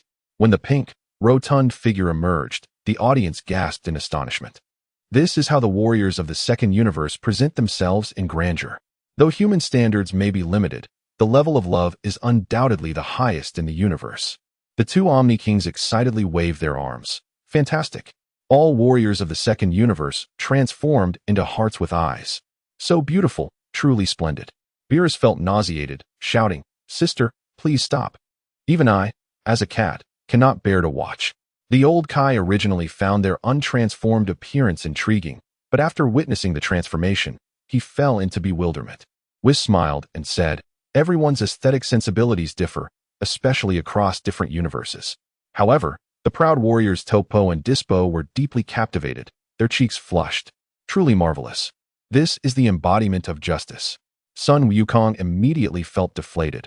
I didn't expect such a transformation style to exist. Vegeta shouted, come on, showcase your power. The three immediately struck what they believed to be the most graceful poses. A multitude of pink energy spheres shot forth, engulfing the stage in a haze of pink. In mere moments, the entire battlefield was enveloped in a mist of pink. Frisia covered his nose, exclaiming, "How unpleasant." Yet Topo blushed, exclaiming, "It smells delightful. I can barely contain myself." Healers warned, "If you are enchanted by this fragrance, it will be dangerous. If you cannot resist, you will be consumed in body and spirit." Number 21 bent over, retching repeatedly. Su Haotian gently patted her back. "Are you okay? Feeling nauseous again? I think it's better not to get too close to healers. They are toxic." The entire 10th universe displayed expressions of rapture. The old Kai lamented, "Oh dear, this tactic is truly indefensible. My eyes are going blind, really." Whis laughed heartily. "It seems everyone can withstand this. Ha ha ha." Beerus marveled, "I never expected the second universe to harbor such terrifying power." Xiangpa remarked, "Although it seems peculiar, it instantaneously altered the course of battle." Hu proudly proclaimed that beneath the charming exterior lies true strength. Let this image be etched in your memory. The Kaioshin, Xian, inquired with curiosity, "Lord Halisi, do you truly find them beautiful?" Halisi cleared his throat and replied, "True beauty resides in the heart." "Ah, I see," came the understanding response. Finally, Vegeta, unable to contain himself any longer, unleashed a powerful attack. Erupting into a cloud of pink smoke. With a cold demeanor, he stated, "Is this your strength after making everyone wait for so long?" Ribrian retorted, "Do not be hasty. That was merely a warm-up. Now the real battle begins. Universe 2, let the combat commence." Vegeta instantly charged at Ribrian. She shouted, "Beautiful girl impact," transforming into a massive sphere, rolling directly toward Vegeta. With a furious roar, Vegeta transformed into a Super Saiyan and threw a punch in response. However, as his fist approached and he caught sight of Ribrian's large face up close, he recoiled in horror, narrowly avoiding contact. He glanced down at his hand, a look of disgust crossing his features. "Fortunately, I didn't touch that. It was so repugnant that my instincts kicked in to evade." Ribrian continued her charge, sending an unfortunate warrior flying off the stage. "The warrior Jirasan from Universe 10 has been eliminated," exclaimed the announcer. Ramsey seized Jirasan and delivered a fierce beating. "You became cannon fodder, seeking your own demise." Ribrian struck a cute pose, proudly declaring, "The beautiful girl has triumphed in her first battle." The Omni King extinguished Jirasan's avatar, marveling, "Wow, the beautiful girl is truly impressive." Halisi chuckled, "The power of love makes the beautiful girl invincible. Did you see that?" Next, Roji will defeat his enemies with peak skills. His punches are swift and fierce, as unpredictable as a girl's thoughts. At that moment, Roji charged towards Son Goku, unleashing a flurry of punches. Goku, not yet transformed, easily dodged them. Realizing his opponent was too weak, he lost interest and stepped back to create distance. Kakunsa launched a sudden attack on Android 17, moving swiftly across the shattered arena with her claws dancing wildly. 17 deftly avoided her assault, but was bitten on the arm. Kakunsa sneered, "Taste my sharp fangs and claws. You are now my prey. This is the price for obstructing me." Android 18 frowned. "You should go get a rabies shot." Whis commented, scratching, biting, leaping, and pouncing. Truly the instincts of a beast. Halisi added, "The rubble-strewn wilderness is Kakunsa's domain. Her relentless assault leaves no escape. Even with great effort to evade, one cannot escape the fate of being hunted." The robust physique of the beast man and the ceaseless barrage of punches will drive the prey to its limits. Before long, 17's clothing bore several tears. Beerus furrowed his brow. Will he be able to hold on? Whis replied calmly, "Android 17 possesses infinite stamina. This is even better, as it suits his style." As 17 pretended to be exhausted, bending down to catch his breath, Kakunsa lunged at him. In that critical moment, a protective barrier suddenly rose. Kakunsa crashed heavily into the shield. "Did you think you seized the opportunity? What? It's a trap?" 17 smirked. "When it comes to stamina, I won't lose. Damn it, I am the hunter. No, you are the prey, and I am the victor." 17 swiftly tossed her aside and pursued her, delivering a final kick that sent her off the stage. Beerus shouted excitedly, "Beautiful! Out of bounds." However, Michael swooped in and caught her. Utilizing her downward momentum, Kakunsa plummeted like a meteor towards 17, raising a cloud of dust. Kakunsa nodded to her companion. "Thanks, Michael." "Kakunsa." The two embraced tightly, oblivious to their surroundings. Halisi reflected, "The bonds of Universe 2 are truly touching." Beerus gagged Whis. "The bag." The Kaioshin frowned, to think they could rescue from outside the ring. The old Kaioshin sighed. Those with wings are indeed troublesome. In Chapter 158, 17 showcased his prowess, swiftly defeating 2 opponents. Android 18 approached and asked, "Are you alright?" "No harm done. Battling beasts reminds me of my days on the island." 17 rose, his gaze sharp as a blade. 18 smiled slightly. "You've changed quite a bit over the years." Baikal spread his wings. "Kakunsa, I will assist the others. Go. The prey belongs to me. Wishing you victory." Before the words left his lips, 17 teleported behind her, delivering a heavy blow aimed at her vital points. Baikal cried out in pain and was struck multiple times, ultimately being sent off the stage. Halisi gasped, "Baikal." The angel shook his head. "The battle is over. Baikal from Universe 2 has been eliminated."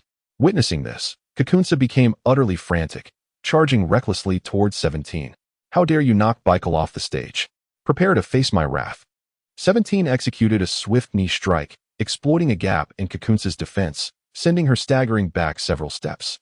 He coolly remarked, "It's best to deal with the troublesome flyer first." "Damn prey." Kakunsa frantically attacked with her claws, but 17 skillfully countered her offensive. Suddenly, a massive pink figure descended from the sky, crashing down between them. "Kakunsa, the beautiful warrior has come to assist." Ribrian declared, "This prey belongs to me. I must avenge Baikal." Kakunsa understood, "Let love guide you." As 17 found himself encircled by 2 beautiful girls, the onlookers were at a loss. Android 21 frowned. "Is it not better not to transform? To think they believe this form is beautiful. Does 17 need assistance?" Su Haotian shrugged. "If Vegeta can't make a move, I certainly cannot." Android 21 gazed at Su Haotian, sighing helplessly, "I feel the same."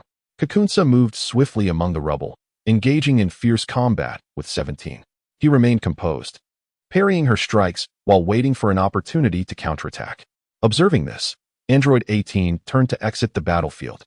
After dozens of exchanges, 17 seized the moment when Kakunsa launched a powerful attack, releasing a dazzling wave of energy that engulfed her, sending her careening off the stage.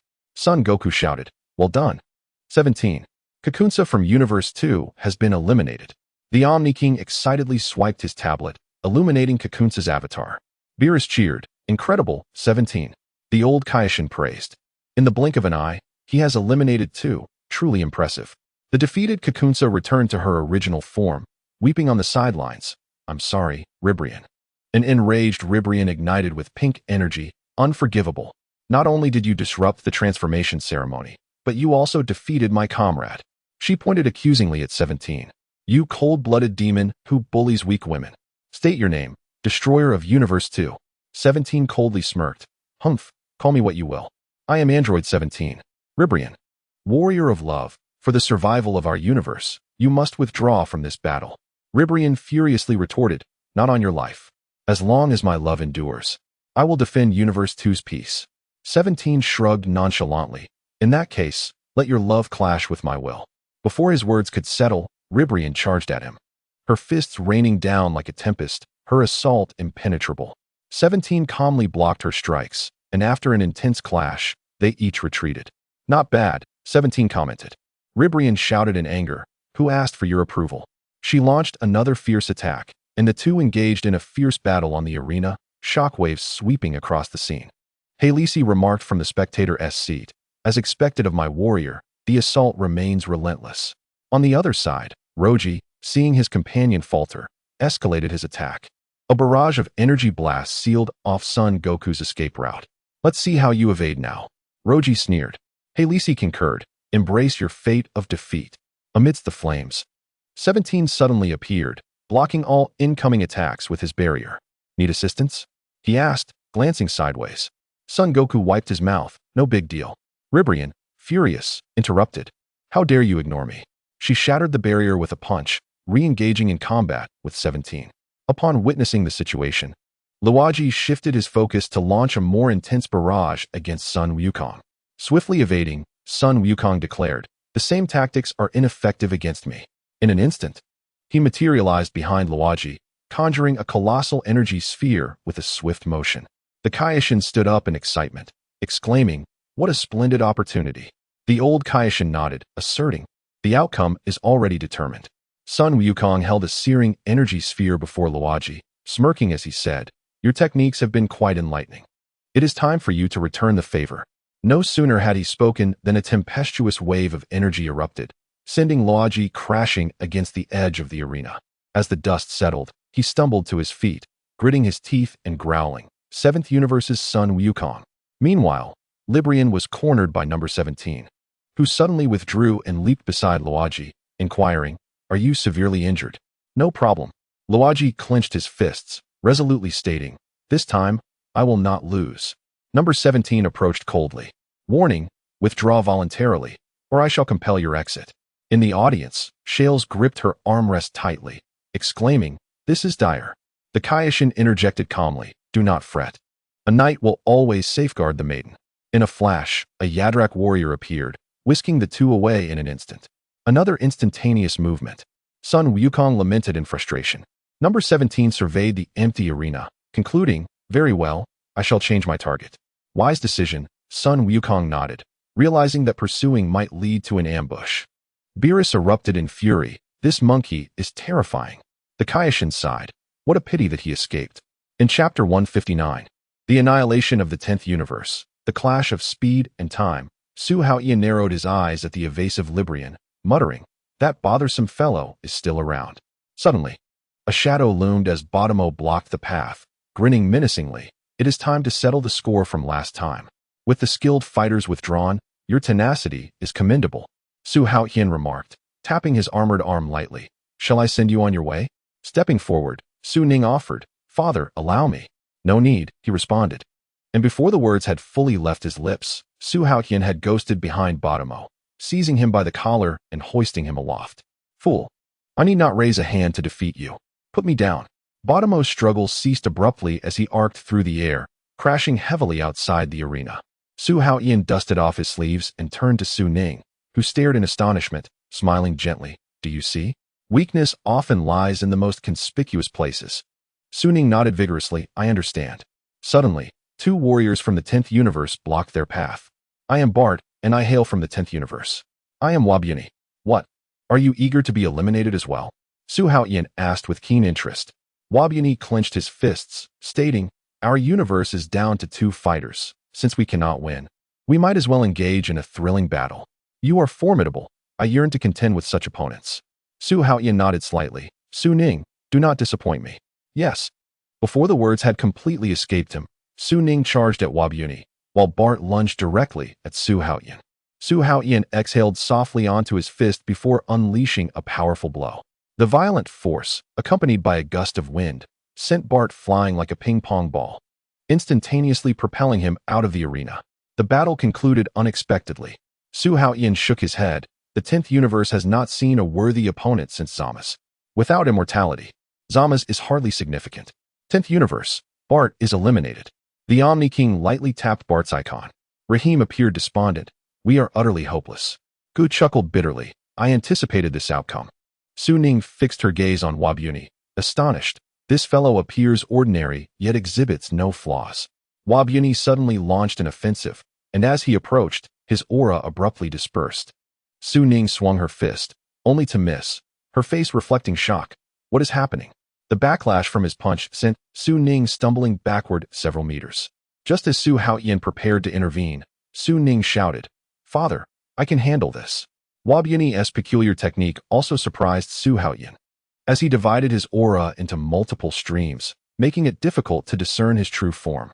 Go, witnessing this, rekindled hope. Perhaps there is still a chance. Wabiani, press on. Kiers mockingly remarked, "Oh, did you not just resign yourself to fate?" Yet when hope emerged, one does not wish to surrender. Whis analyzed, this technique is quite troublesome, particularly for opponents reliant on sensing energy. Wabiani deliberately separated his aura from his movements, disrupting his opponent's judgment. The old Kaioshin added, "He is manipulating his internal energy to create illusions." It appears simplistic, yet it is a more profound application of energy. Beerus raised an eyebrow. The 10th Universe possesses some skills. The Kaioshin dismissed it. They are still far from the experts of our universe. Wabiani's figure flickered in and out, his onslaught relentless, forcing Su Ning to retreat step by step. The Omni King widened his eyes. Is that Su Ning's child? She has undoubtedly inherited her mother's talent. The other Omni King tilted his head, but she is currently being overwhelmed. Will she be defeated? In Chapter 100, after a series of fierce exchanges, Su Ning suddenly transformed into Super Saiyan, the surging energy waves driving Wabyuni back. A true warrior fights until the very last moment. Brace yourself. Wabyuni charged once more. His movements and aura once again misaligned. Nevertheless, Su Ning's fist struck true against his chest. What is happening? Su Ning smirked. Your deliberate creation of energy illusions indeed made it difficult for me to assess. However, my current strength is tenfold yours. In the time it takes you to throw one punch, I can unleash 10. Even without sensing energy, my victory is assured. Your defeat is inevitable. With that, Su Ning unleashed a flurry of punches, sending Wabyuni soaring. Although he was not gravely injured, he was unable to continue the fight. I apologize, but it seems you are the last one standing. Victory must belong to us, so please exit the arena. The final kick sent Wabyuni sprawling out of the ring. He landed on the viewing platform with a forlorn expression. Kir sighed. He is indeed lost. The Grand Priest solemnly announced, Wabyuni of the 10th universe is eliminated. The Omni King clapped joyfully. We found it. We found it. He pressed Wabyuni's icon. The entire 10th universe had vanished. Go whispered, thank you for your efforts, Wabyuni. Su Ning noticed a photograph on the ground, a family portrait of Wabyuni with his wife and child, all smiling brightly. Her gaze shifted momentarily. Every father carries a heavy burden. Some uphold their families, while her father shoulders an even greater responsibility, safeguarding the fate of the entire universe. The Grand Priest's voice resonated throughout the arena. All members of the 10th universe are eliminated. Defeat is declared. Immediate removal of the 10th universe. The two Omni Kings raised their hands simultaneously, and amidst a blinding light, everything pertaining to the 10th universe gradually dissipated. Only the angel Kirs remained, sitting forlornly, whispering, Lord Rangxisi. The photograph also vanished in the brilliance. Su Ning clenched her fists. Father, we will win, right? Su Haotian gently stroked his daughter's hair, assuring her. We certainly will. As the second universe was obliterated, the atmosphere in the arena grew increasingly tense. The countdown column dipped another notch, signaling the impending climax of the battle. Most participants had already exited, and the true contest of strength was about to unfold. Hit gazed at his fists, resolute in his decision. He had learned of the agreement between Xiangpa and Beerus from Bardos. Assisting Su Haotian to secure victory for the 7th universe was his only opportunity. As the premier warrior of the 6th universe, Hit was among the few who understood the secret. Defeating the strongest adversary was the key to the 7th universe's triumph. His gaze unwavering, he strode directly toward Jiren. Suddenly, Dispo materialized before him. You are Hit from the 6th universe? Indeed. I am Dispo from the 11th universe. Here to test your time-skip technique. You are aware of time-skip? For the sake of my universe and team, I must defeat you. Dispo assumed a combat stance. Hit withdrew his hands from his pockets, his expression grave. After a year of rigorous training, he no longer relied solely on time-skip. In the distance, Caulifula and Kyre observed intently. Sister, should we assist him? No, he can easily handle that fellow. Just watch closely. Dispo rushed forward. And Zit activated his time-skip ability in an instant. However, he was still struck back by a punch. Xiangpa was astonished. Zit was actually hit. Bajuos remarked. What a surprise. The Omni King expressed his bewilderment. What is happening? Zit rose to his feet, examining himself. His injuries were not severe. So it seems you indeed possess some skill. Of course. Xiangpa crossed his arms in dissatisfaction. It was merely luck. Bajuos cautioned, Lord Xiangpa. Do not let your temper affect your health. Xiangpa retorted angrily. That guy's face resembles Bylus. It's infuriating. Bajuos smiled. In that regard, you resemble him too. Nonsense. I have a fashionable round face. They have an outdated pointed face. Bylus raised an eyebrow. The strongest of the 6th universe is actually at a disadvantage. The Kaioshin stated, the opponent is an elite from the 11th universe. Do not underestimate him. Tispo chuckled, as expected of Zit, remaining so composed even after taking a hit. However, your overly confident demeanor is quite irksome. Number 21 observed the clash between Tispo and Zit, a flicker of surprise in her eyes. Tispo was able to counter Zit's time skip. His strength was commendable. Su Haotian nodded slightly. His speed is extraordinary. At the moment Zit activated his time skip, he surpassed the speed of light and successfully struck him. I see. The 11th universe indeed harbors hidden talents. Indeed. Should we prepare to face Jillian and Tuopo? There are still too many nuisances on the field. We must prevent unforeseen incidents. However, It will soon suffice to eliminate those unnecessary distractions. Huh. Frieza and Frazit have already teamed up to eliminate over a dozen warriors. They truly make a perfect pair. Once Frazit exhausts his stamina, Frieza will undoubtedly kick him away. Just wait and see. Huh. Only this fool would be used as a pawn by Frieza. In Chapter 160, the most united universe, surrounding Tispo, Zit was struck by Tispo once more, leaving Xiangpa in shock. Twice in a row. I didn't even see the movements. Bajuos, did you catch that? Bajuos nodded gently. I could barely perceive it. Damn it. I can't use that technique again. Zit, can you hold on? Wei Mei let out a cold chuckle. Heh. Xiangpa is flustered. Makalita added. Zit is the core fighting force of the sixth universe, dear. If he is defeated, the entire universe may collapse. Wei Mei glanced toward the fully occupied camp of the seventh universe, indignant. How come no one has been eliminated from Bila's side? It's infuriating.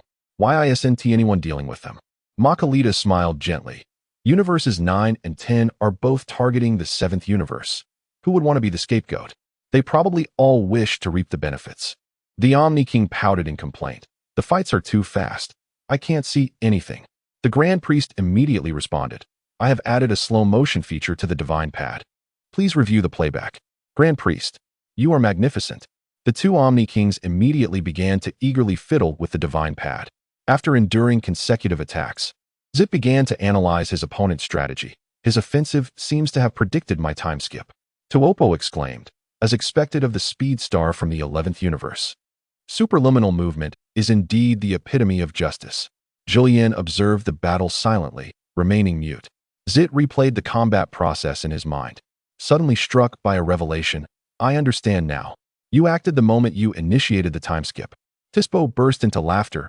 It is indeed you, Zit. I can elevate my speed to astonishing thousands of times. Thus, you will be unable to perceive my movements. You must be wondering how I can accurately pinpoint the moment you activate your time skip. Zit's tone was cold. The answer will soon be unveiled. Before he finished speaking, Zit withdrew his defensive stance. Oh, you dare to be unguarded? Are you underestimating me? Tispo lunged forward, striking Zit once more. Zit slowly stood, a glimmer of understanding in his eyes.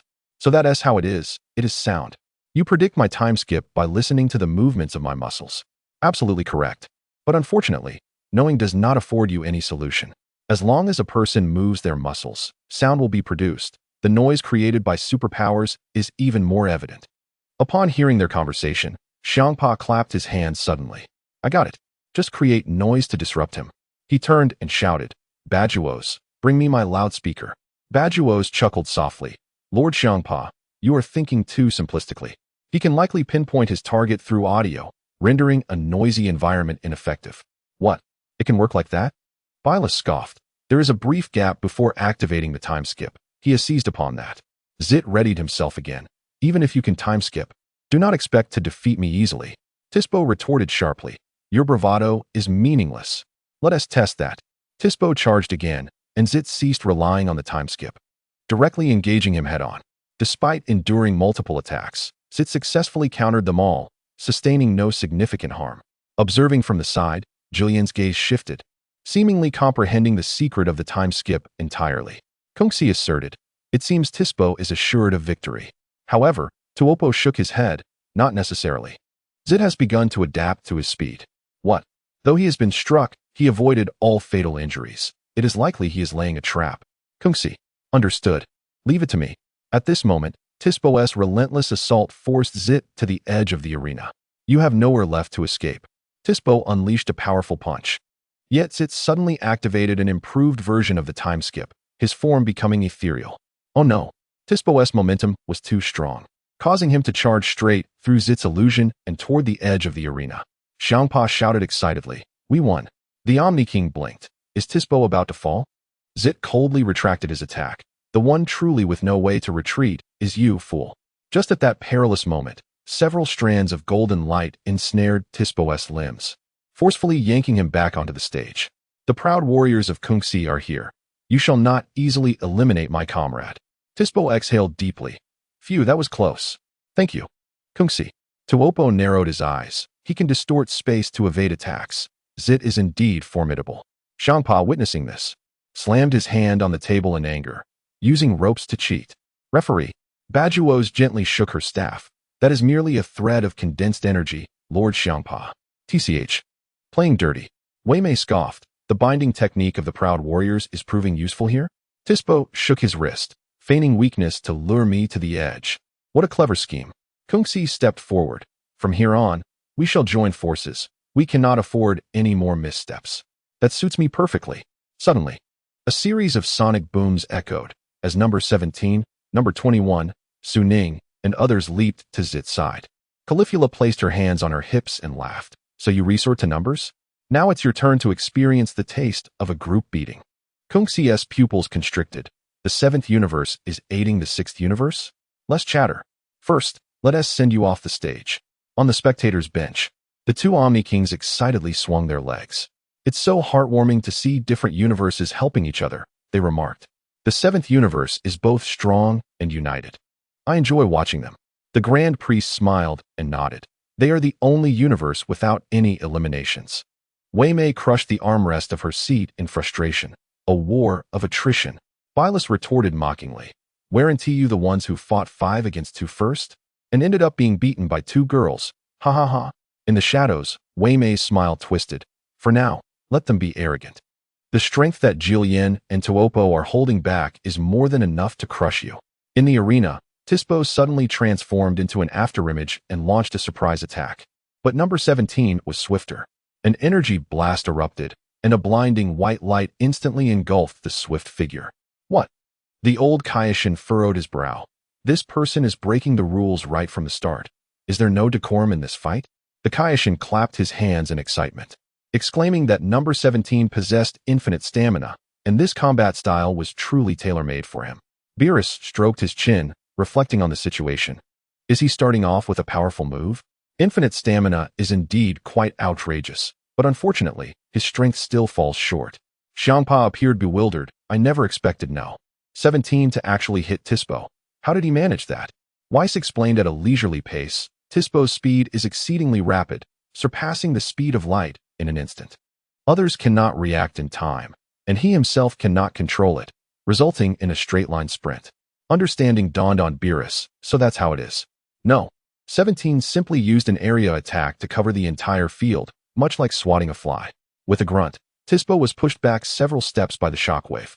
Though it wasn't a charged attack, his injuries were not severe. Quincy seized the opportunity to shoot out energy threads, entangling everyone. Although the threads snapped easily, Tispo managed to escape. The others effortlessly broke free from the threads and slowly closed in on Quincy, who found himself surrounded with only one escape route, jumping off the stage. Khalifa clenched her fists. Since he has escaped, I will take my anger out on you. Quincy, with a glint in his eye, suddenly leaped off the stage while shooting out several energy threads to ensnare Kair, attempting to drag her down as well. Kair panicked as she began to fall. In a critical moment, a figure flashed by. Su Haotian caught Kair at her waist with one hand and grabbed the threads with the other, unexpectedly pulling Quincy back. With a series of ripping sounds, Su Haotian broke the threads and tossed Quincy into the crowd. With a sly smile, he remarked, "This guy dares to bully Kair. How should we deal with him?" The group exchanged glances, and Khalifa was the first to advance with a mischievous grin, delivering a fierce kick. The others quickly joined in, with only Hit remaining stationary. After a flurry of punches and kicks, Quincy, bruised and battered, was kicked off the stage by Su Ning. Xiangpa exclaimed in astonishment. That was ruthless. Beerus gave a thumbs up. Well done. Su Haotian nodded slightly. It makes sense. You can act as bait while we uncover the mastermind behind this. Vegeta frowned. Why not have you be the bait? Let me handle that guy. All right, you go find them, and I'll draw them out. Su Haotian readily agreed. Vegeta, somewhat surprised, asked, Are you really agreeing to this? Is there a problem? Su Haotian countered. No. Su Haotian raised his hand and shot out a wave of light, the intense energy instantly incinerating the surrounding rocks. Soon, lasers began to sweep in from all directions. After setting up the arrangement, he promptly returned to Su Ning's side. Vegeta questioned, Is this what you call bait? Su Haotian confidently replied, Just wait and see. In an instant, a dense web of blue light intertwined. As debris flew and everyone dodged, Su Haotian shouted, Vegeta, why aren't you moving yet? Vegeta's expression darkened as he realized that Su Haotian and Su Ning had already instant transmitted away. He and Goku navigated through a hail of gunfire, while Beerus frowned. This situation is unfavorable. The Kaioshin urged, quickly take Vegeta and retreat. Goku called out, grab onto me. Vegeta sneered, escape? Watch me take out these minions. Goku had no choice but to continue fighting alongside him.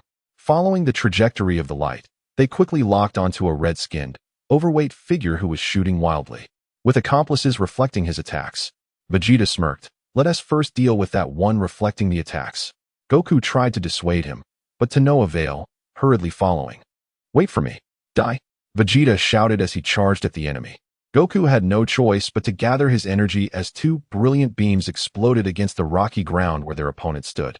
Amidst the smoke, the red figure shouted. What did you say? Ignoring him, Vegeta attacked again, only to have his energy waves completely absorbed. Reflect. The enemy sneered as they retaliated. Vegeta's energy blasts suddenly shot toward Goku and Vegeta. The two quickly leaped up, narrowly avoiding the attack. Impossible. He can actually reflect energy waves. The red figure laughed. Of course, I anticipated you would come for me. I can not only sense enemies, but also reflect like a mirror. What did you say? Vegeta scoffed. Let us eliminate the one firing first. By the time they realized, it was too late. They were doomed. Beerus bellowed. That fool Goku. Why isn't he retreating? The Kaioshin sighed. The Saiyans are charging in recklessly again, even with instant transmission. Suddenly, a distant shooter fired an energy wave that struck the red figure. The light refracted again, heading straight for Son Goku and Vegeta. The two barely dodged the oncoming attack. Vegeta shouted, Kakarot, you deal with this one. I'll handle the other. The red figure laughed maniacally. You won't escape. Hamura, fire. From a distance, Hamura shot once before swiftly repositioning, hiding their figure. The energy beam, reflected by the red figure, once again surged toward the two. Meanwhile, countless particles of light spread around, continuously rebounding the light. Goku and Vegeta found themselves completely ensnared in a web of light. The shooter kept changing positions to launch attacks, their dark complexion and lack of presence making them exceedingly difficult to capture. In a critical moment, Vegeta had a brilliant idea. He lifted a large rock and smashed it down on the red figure. The opponent barely evaded, causing the reflection to momentarily stall. Goku's eyes lit up. Well done, Vegeta. Watch this. The two combined their efforts to throw stones, leaving the red figure too busy dodging to reflect. Hamura, quickly attack me. I can't. I have bigger problems over here. Su Haotian and Su Ning were pressing hard against the shooter, leaving him no time to spare. Beerus sighed in relief. Indeed. Unity is essential for success. That insidious character is truly despicable. The Kaioshin revealed a hint of a smile. I was worried that Su Haotian and the others would retreat outright. The old Kaioshin stroked his beard and chuckled. What are you joking about? Our seventh universe has always been united. The shooter, desperately fleeing, utilized various obstacles to evade attacks. However, Su Haotian and Su Ning's concentrated fire left him with nowhere to hide, and in an instant, the entire area was reduced to rubble. Reaching the edge of the stage, the shooter knelt on one knee, panting heavily. Su Ning shouted, let us finish this. No sooner had she spoken than a beam of energy surged forth. The shooter suddenly grinned menacingly. If I'm going down, I'm taking you with me. He shot a beam into the ground, causing the edge of the stage to collapse. And Su Ning fell along with it. Su Haotian had already anticipated this. Sensing Goku's energy, he instant transmitted to catch Su Ning midair, and the two safely returned to the battlefield. Well done. Su Ning beamed as she high-fived Su Haotian. The Omni King clapped his hands in excitement. Wow. The shooter is out. Hamura is eliminated. With the disruption from the shooter gone, Son Goku and Vegeta easily tossed the red-haired giant off the stage. The spectators erupted in awe. What an incredible confrontation. Those sneak attacks were truly heart-stopping. Son Goku surveyed the area. There are far fewer people now. I really want to have a proper fight with Jiren. Vegeta crossed his arms and snorted. Let us clear out the riffraff first. Victory is within our grasp. Su Haotian cautioned. It's still too early to face them. There are a few tricky opponents lurking in the shadows, and Su Ning and I will handle them. He then turned to Vegeta. You deal with that pink giant. Vegeta grimaced in distaste. TCH, that ugly monster disgusts me. The Omni King fiddled with his god pad, mumbling. How many people are left now? The other Omni King counted on his fingers. 1, 2, 3, 4. Running out of fingers, he tilted his head in confusion. There are still many left. The Grand Priest smiled as he reported. Currently, there are 38 contestants remaining. Universe 2 has 6, Universe 3 has 7, Universe 11 has 3. Universe 4 has 4. Universe 6 has 6. And Universe 7 has all its members intact. The audience erupted in cheers. Goku and the others actually have 0 casualties. They are so strong. Jade Wangsun's voice trembled with excitement. Our universe stands fully prepared. Victory is beckoning us. Vis gently shook his staff. The further ahead we are, the more likely we are to attract attacks. Upon hearing this, Jade Wangsun turned his gaze towards Beerus, only to find the god of destruction wearing a dark expression. What troubles you, Lord Beerus? Beerus's eyes glinted sharply. Did you just mention that the 4th universe still has 4 fighters remaining? Indeed, the Grand Minister did mention it. There are 6 individuals on the bench, which means 4 should still be in play.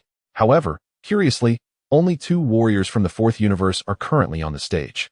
The old Jade Wangsun furrowed his brow. It seems others are hiding in the shadows. Vis sighed softly. This could lead to complications. I have heard that the competitors from the 4th universe possess unique abilities. Perhaps they are lying in wait to launch a surprise attack. Beerus clenched his fists in frustration. Damn it, where could the other 2 have gone? What tricks is Quitella up to now? Vis reassured him. Do not fret, Lord Beerus. Su Haotian and Su Ning surely sensed the anomaly. They have been diligently searching for concealed enemies. Beerus snorted.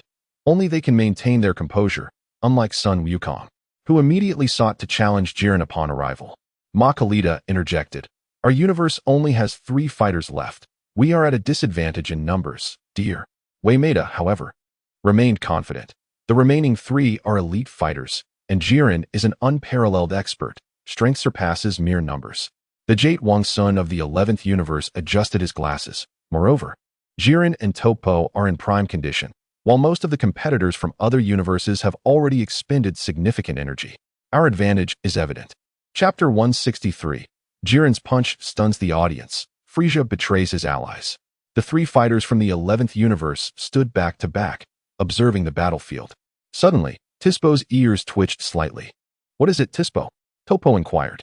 Before he could finish, a blue figure lunged at them with ferocity. Tispo reacted swiftly, stepping forward to deliver a powerful kick that sent the assailant flying. Just as crush, he roared, his hands converging to unleash an energy blast that detonated upon impact with his opponent. Amidst the smoke, the blue figure trembled, half of its body pleading. Please, stop. Topo cautioned. Be careful. This one is peculiar. Understood. Tispo replied coldly. I'll send you packing.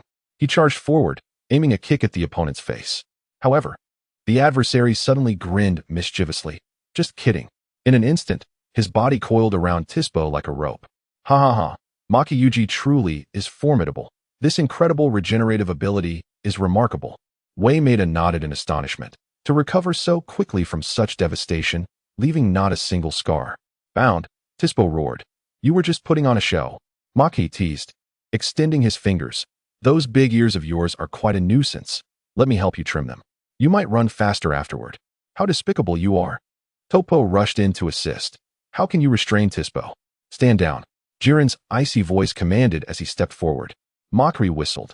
Finally, the trump card is out? Don't be too smug. Seizing the opportunity, Tispo broke free from his bindings. Maki's gaze sharpened. Actually, it's you I wish to confront. The Jade Wangsun of the 3rd universe urged. Makiyuji quickly uncovered Jiren's secrets. His fist suddenly swelled to several times its size, crashing down upon Jiren like a colossal hammer. Jiren effortlessly deflected the blow, sending Mockery hurtling several miles away, crashing into rocky formations and nearly toppling off the stage. The Jade Wangsun of the 11th universe boasted, numbers are meaningless in the face of absolute strength. Maki was reduced to a minuscule size, dejectedly landing atop his Jade Wangsun's head. This is utterly outrageous. The Jade Wangsun fumed. I haven't gathered enough intelligence yet. The Jade Wangsun of the 6th universe panicked. This is a disaster. There's no way to fight back. Xianpa waved his hand impatiently. Enough noise. What is there to fear? But Jiren's power was indeed unfathomable. Xianpa stroked his chin. He is truly impressive. No wonder he is said to surpass the gods of destruction. Chapter 102. Batos pondered to herself. Is this truly the legendary number 1 in the universe? I wonder if Su Haotian can handle this fool. If he were to seek Xianpa's assistance, I would gladly train him in the hyperbolic time chamber. Even though he is a girl. She cast a glance at Xianpa and sighed lightly. Xianpa is notoriously stingy. He probably won't agree even if Su Haotian asks. Virus scrutinized Jiren's formidable fist, sensing the astonishing power and silently assessing. Vis, do you believe Su Haotian stands a chance against Jiren? Vis contemplated for a moment before replying.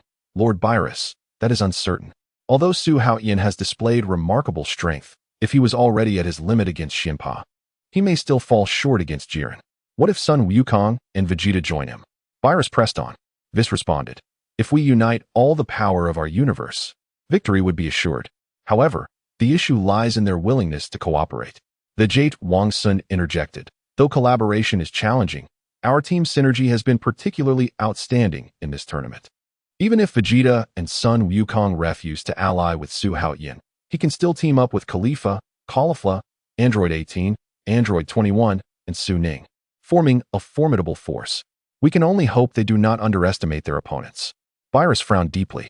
Our universe has faced little adversity thus far. I am concerned they may grow complacent. The old Jade Wang Sun mused. All strong beings possess their pride. Did not Jiren remain indifferent while watching his teammates fall? The other universes had primarily focused on the seventh universe. After Jiren's punch, everyone was astonished, their gazes converging on the silent warrior. The force of his punch sent an opponent careening off the stage, and the audience felt the overwhelming might. Vegeta witnessed Jiren's strike, and a flicker of seriousness crossed his eyes. He was conceited, but not foolish. Even with his mastery of Super Saiyan Blue at full power, he knew he was no match for Jiren. Only by breaking through to a higher realm could he hope for victory. As he pondered, a laser suddenly shot toward him. Vegeta dodged swiftly and looked up. Frost? Your injuries healed quite rapidly. Frost smirked. With ample resources, recovery is but a trivial matter. I have not forgotten the assistance you provided last time. Vegeta scoffed. Despicable tactics backfiring is entirely deserved. The outcome will remain unchanged. You will still be sent flying from the arena. Do not underestimate me. Frost roared, his purple energy surging as his muscles bulged dramatically. This year of hard training has been for this moment. Do you see despair? Vegeta raised an eyebrow, then sneered. Ah, you have made some progress. Yet, this pitiful creature, which should have been eliminated long ago, still flaunts your ridiculous transformation. Get out of my way. Frost bellowed, charging at Vegeta with a punch aimed at his face. Vegeta smirked, transforming into a Super Saiyan in an instant, effortlessly dodging the attack and countering with a heavy punch to Frost's abdomen. Ugh! Frost staggered back, eyes wide in shock. Vegeta, uninterested in further conversation, prepared to continue his assault when suddenly, a loud crash echoed as Vegeta barreled in, his iron fist whistling through the air. You refuse to fade away, you scrap metal. Vegeta roared, his fists raining down like a storm. The sound of metal clashing erupted, sparks flying as Vegeta was forced back several steps. Receive this, you junk. A brilliant blue energy blast erupted from Vegeta's hand, only to be shattered by Vegeta's punch, the shockwave igniting fireballs upon the stage. Frost mocked, such tricks are meaningless against Vegeta. A despicable man and a piece of scrap metal make a perfect pair. Vegeta spat, you talk tough. I want to see how long you can endure. I return your words. In an instant, the three engaged in fierce combat, the shockwaves sweeping through the entire arena. Amidst the rubble and dust, Vegeta suddenly lunged at Frost, but was intercepted by Vegeta. Their four fists collided, causing the stage to crack and collapse under the immense force. In the midst of battling the heap of scrap metal, Vegeta gritted his teeth, sensing a looming crisis as Full Uesite menacingly gathered lethal energy. Despicable. Vegeta's eyes widened in fury, his Super Saiyan Blue aura erupting, yet he found it difficult to escape. In a flash, a golden light pierced the battlefield. Frilicia's energy blast sent Full Uesite hurtling away, and the golden figure swiftly followed up with a devastating kick that sent him soaring into the sky. Before Full Uesite could regain his senses, he crashed heavily onto the spectators' area. The KO Shin was ecstatic, exclaiming, "It's Frilicia. I was worried he would betray us." Su Haotian smirked slightly. Frilicia is now eliminating the useless ones. Full Uesite's expression changed abruptly. You dare? Frilicia sneered. Thank you for taking care of a few nuisances for me. Did you think you were worthy of collaborating with me? Ridiculous. Seizing the opportunity, Vegeta unleashed his full power, delivering a devastating blow that pierced through Vegeta's body. Amidst the sound of metal shattering, Vegeta's earplugs flew off, and his torso caved in. You worthless piece of junk. Vegeta roared. Vegeta crumpled to the ground, being blasted out of the arena by an energy beam. Chapter 164. Confrontation with Julian. The pressure envelopes the arena. Xiangpa fixed his furious gaze on Full Yuicide. Fool. Who told you to provoke Vegeta? In a fit of rage, Full Yuicide attacked Frilisha but was instantly obliterated by two beams of white light. Suin Wukong set his sights on Julian, his fighting spirit igniting. It's time to face him. This overwhelming pressure. Just as he was about to act, Su Haotian urgently called out, "Not so fast. There are enemies lurking." A massive pink shadow suddenly blocked his path, causing Su Haotian to retreat instinctively. Su Ni tugged at his sleeve. "No need to persuade me. We need to clear the area." Libulian charged forward, enveloped in pink energy, declaring, "Beautiful girl impact." Suin Wukong blocked 3 attacks before finally kicking her away. Amidst the raging winds, his attire remained unscathed. "Your strength is quite remarkable," Suin Wukong exclaimed. "Of course. I must win this match and claim the Super Dragon Balls." Halisi stood up excitedly. "Well said, Libulian. You must succeed." Libulian playfully clasped her hands. "For my wish?" "Wish?" Suin Wukong questioned, puzzled. Halisi encouraged, "Quickly share your beautiful dream." Libulian gracefully leapt onto the high platform, arms outstretched, declaring, "I want to become a deity. So the entire universe reveres me as the goddess of love." "Perfect." Halisi cheered. "You are the pride of our second universe. Your spirit moves me to tremble." Suin Wukong chuckled. "That wish is quite unique." What about your wish?" "Me? I haven't given it much thought. I just want to encounter stronger opponents and have an exhilarating battle." Libulian beamed. "Then your wish has already been fulfilled. I am the strongest opponent you seek." As she spoke, she radiated a pink glow of heart-shaped energy. "Shine, Libulian. Conquer your foes with beauty." Halisi and the audience of the second universe waved glow sticks in support. The heart energy flowed throughout the arena. "Go, Libulian." Her hat's antennae danced joyfully, absorbing the energy of the crowd. "I can feel everyone's love." The enormous heart enveloped her like a cocoon. As she broke free, butterfly wings unfurled from her back. Reborn in the power of love. Behold the magnificent transformation of Super Libulian, shining on stage. In the distance, Su Ni tugged at Su Haotian's sleeve. "Father, she has grown wings." Though not particularly beautiful, her movements are quite amusing, Su Haotian replied without turning. "Don't watch this. It's bad for your eyes and mind. Don't emulate it." "Understood." Suin Wukong stated earnestly. "I can sense your immense power. I will give my all." Halisi shouted, "So beautiful, Libulian. Love is power, love is hope. Let those who do not understand love witness it." Libulian leaped down from the high platform. "Prepare yourself. Arrow of love. Zing." An energy arrow shot towards Suin Wukong, who agilely sidestepped it. Libulian relentlessly pursued. Super love meteor shower. Pink energy orbs rained down like a tempest. Suin Wukong nimbly dodged and maneuvered through the barrage. Libulian soared closer. "Can you only hide? How pathetic." Love hurricane arrow. The bowstring trembled as countless heart-shaped energy arrows were unleashed.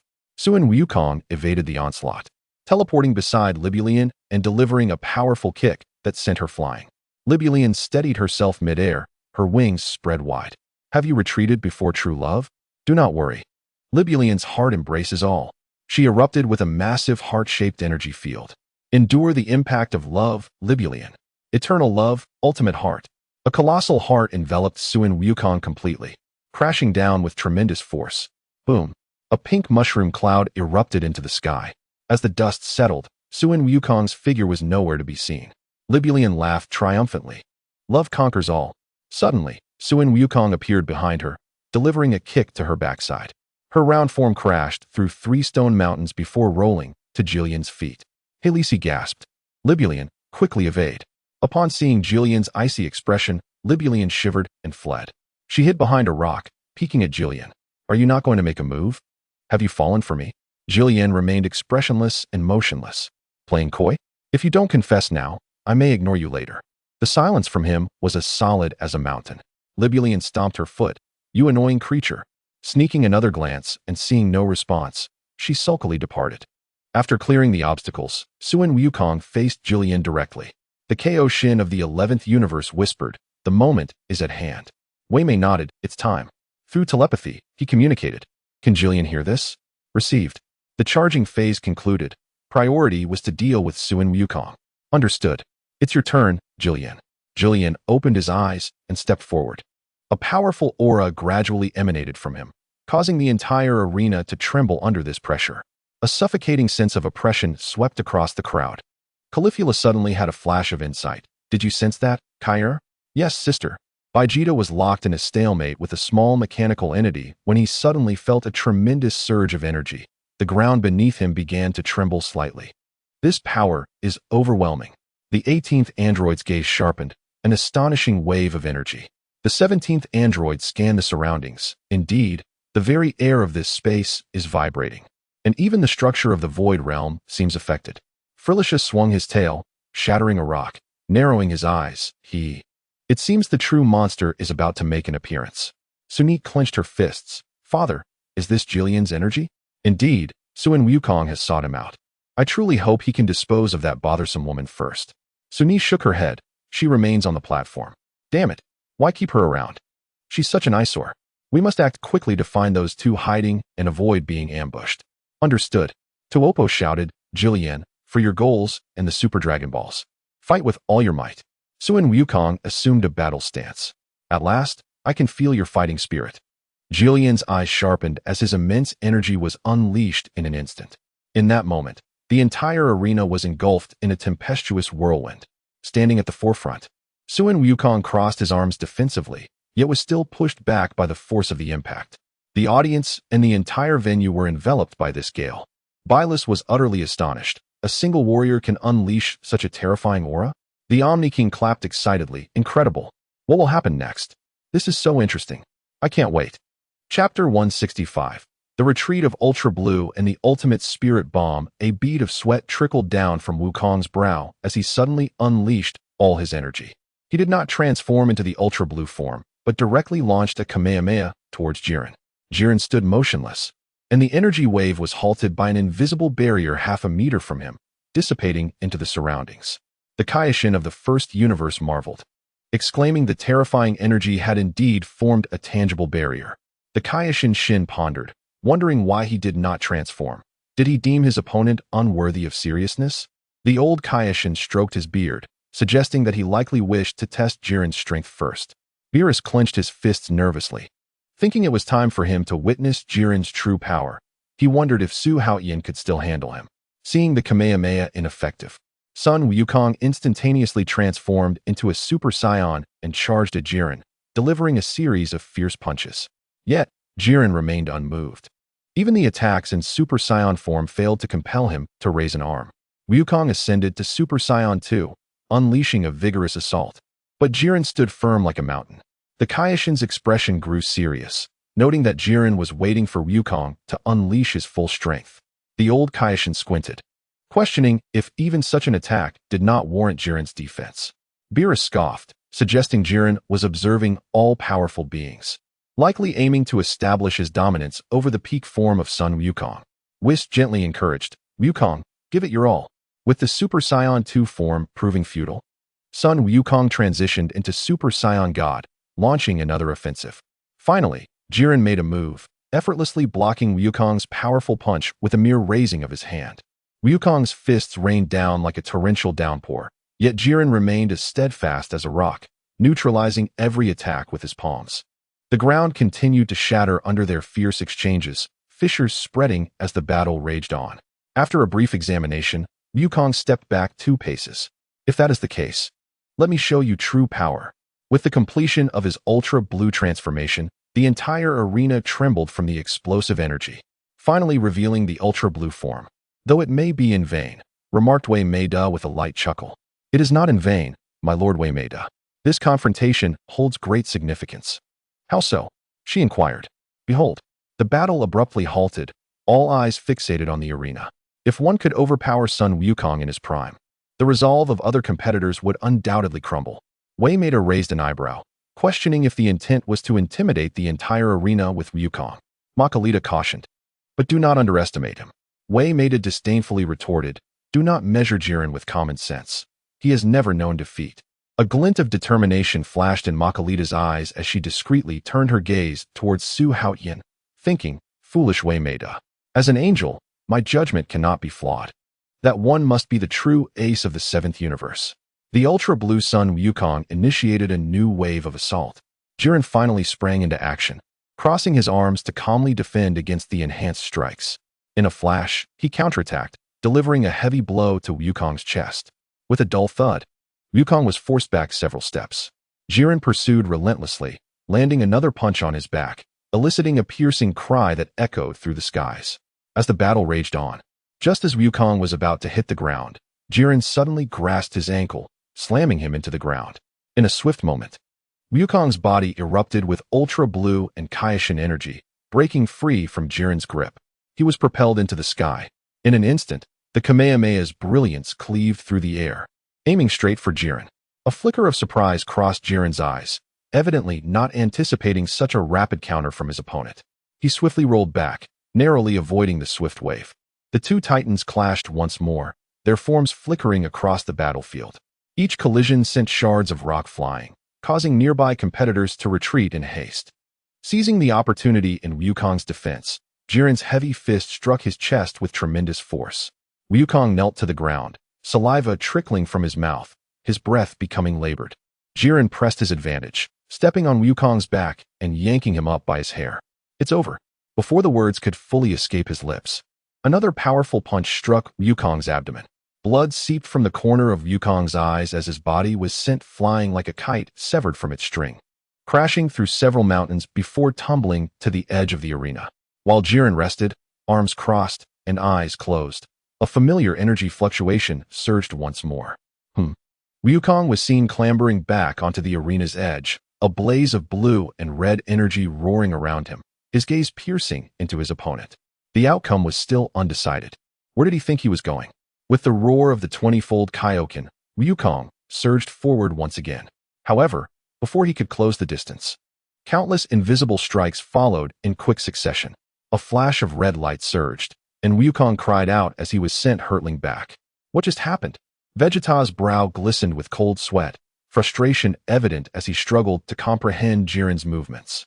Could it be that he unleashed a multitude of attacks in an instant? Number 17 spoke gravely. I didn't even catch a glimpse of his movements. Number 18 exclaimed in shock. Su Ning murmured, Jiren's power is truly terrifying. Can Wukong, utilizing the 20-fold Kaioken, overcome him? Su Haotian surveyed the battlefield intently, noting that is indeed the state of the 20-fold Kaioken. What? Su Ning's voice trembled with unease. Father, do we still have a chance? Should you and Vegeta assist? Su Haotian affectionately ruffled Su Ning's hair once more. The tournament Wukong had eagerly awaited was for this very moment. This was Wukong's opportunity, a long-desired duel, and a contest among the strong. Had he not noticed that even Vegeta had stepped back? Do not worry, I still have a trump card. Victory is assured. Su Ning nodded earnestly. Yes, father is the strongest. The Kaioshin Shin called out. Go for it, Wukong. Beerus shook his head, pressing his temples. There is no hope. The Kaioshin inquired. Why is that? Whis interjected. It appears that Wukong is currently utilizing the ultra-blue 20-fold Kaioken. What? The old Kaioshin and Kaioshin Shin instantly tensed. Su Haotian's ultra-blue form surpassed Wukong's. Yet even with Wukong's activation of the 20-fold Kaioken, he still could not shake Jiren. In fact, he could not even compel Jiren to acknowledge him. The atmosphere in the arena grew increasingly oppressive. Wukong slowly straightened his body. This is quite the challenge. Even the 20-fold Kaioken cannot inflict harm upon you. Having said that, he dispelled his transformation. I have witnessed your strength. Now it is your turn to behold my ultimate technique. Wukong retreated a few steps, leaping onto the high platform, raising his arms high. Everyone, please lend me your energy. I beg you. It was the spirit bomb. Su Haotian was the first to raise his hand, followed closely by Su Ning. Number 17 and number 18 responded eagerly. Use our energy. Feel free to take it. Frieza let out his signature laugh. Oh ho ho. This technique again. Fine. This king will lend you his energy. Vegeta scoffed. Kakarot, do not expect my help. Hit calmly stated, count mine in. Kale chimed in. I will contribute as well.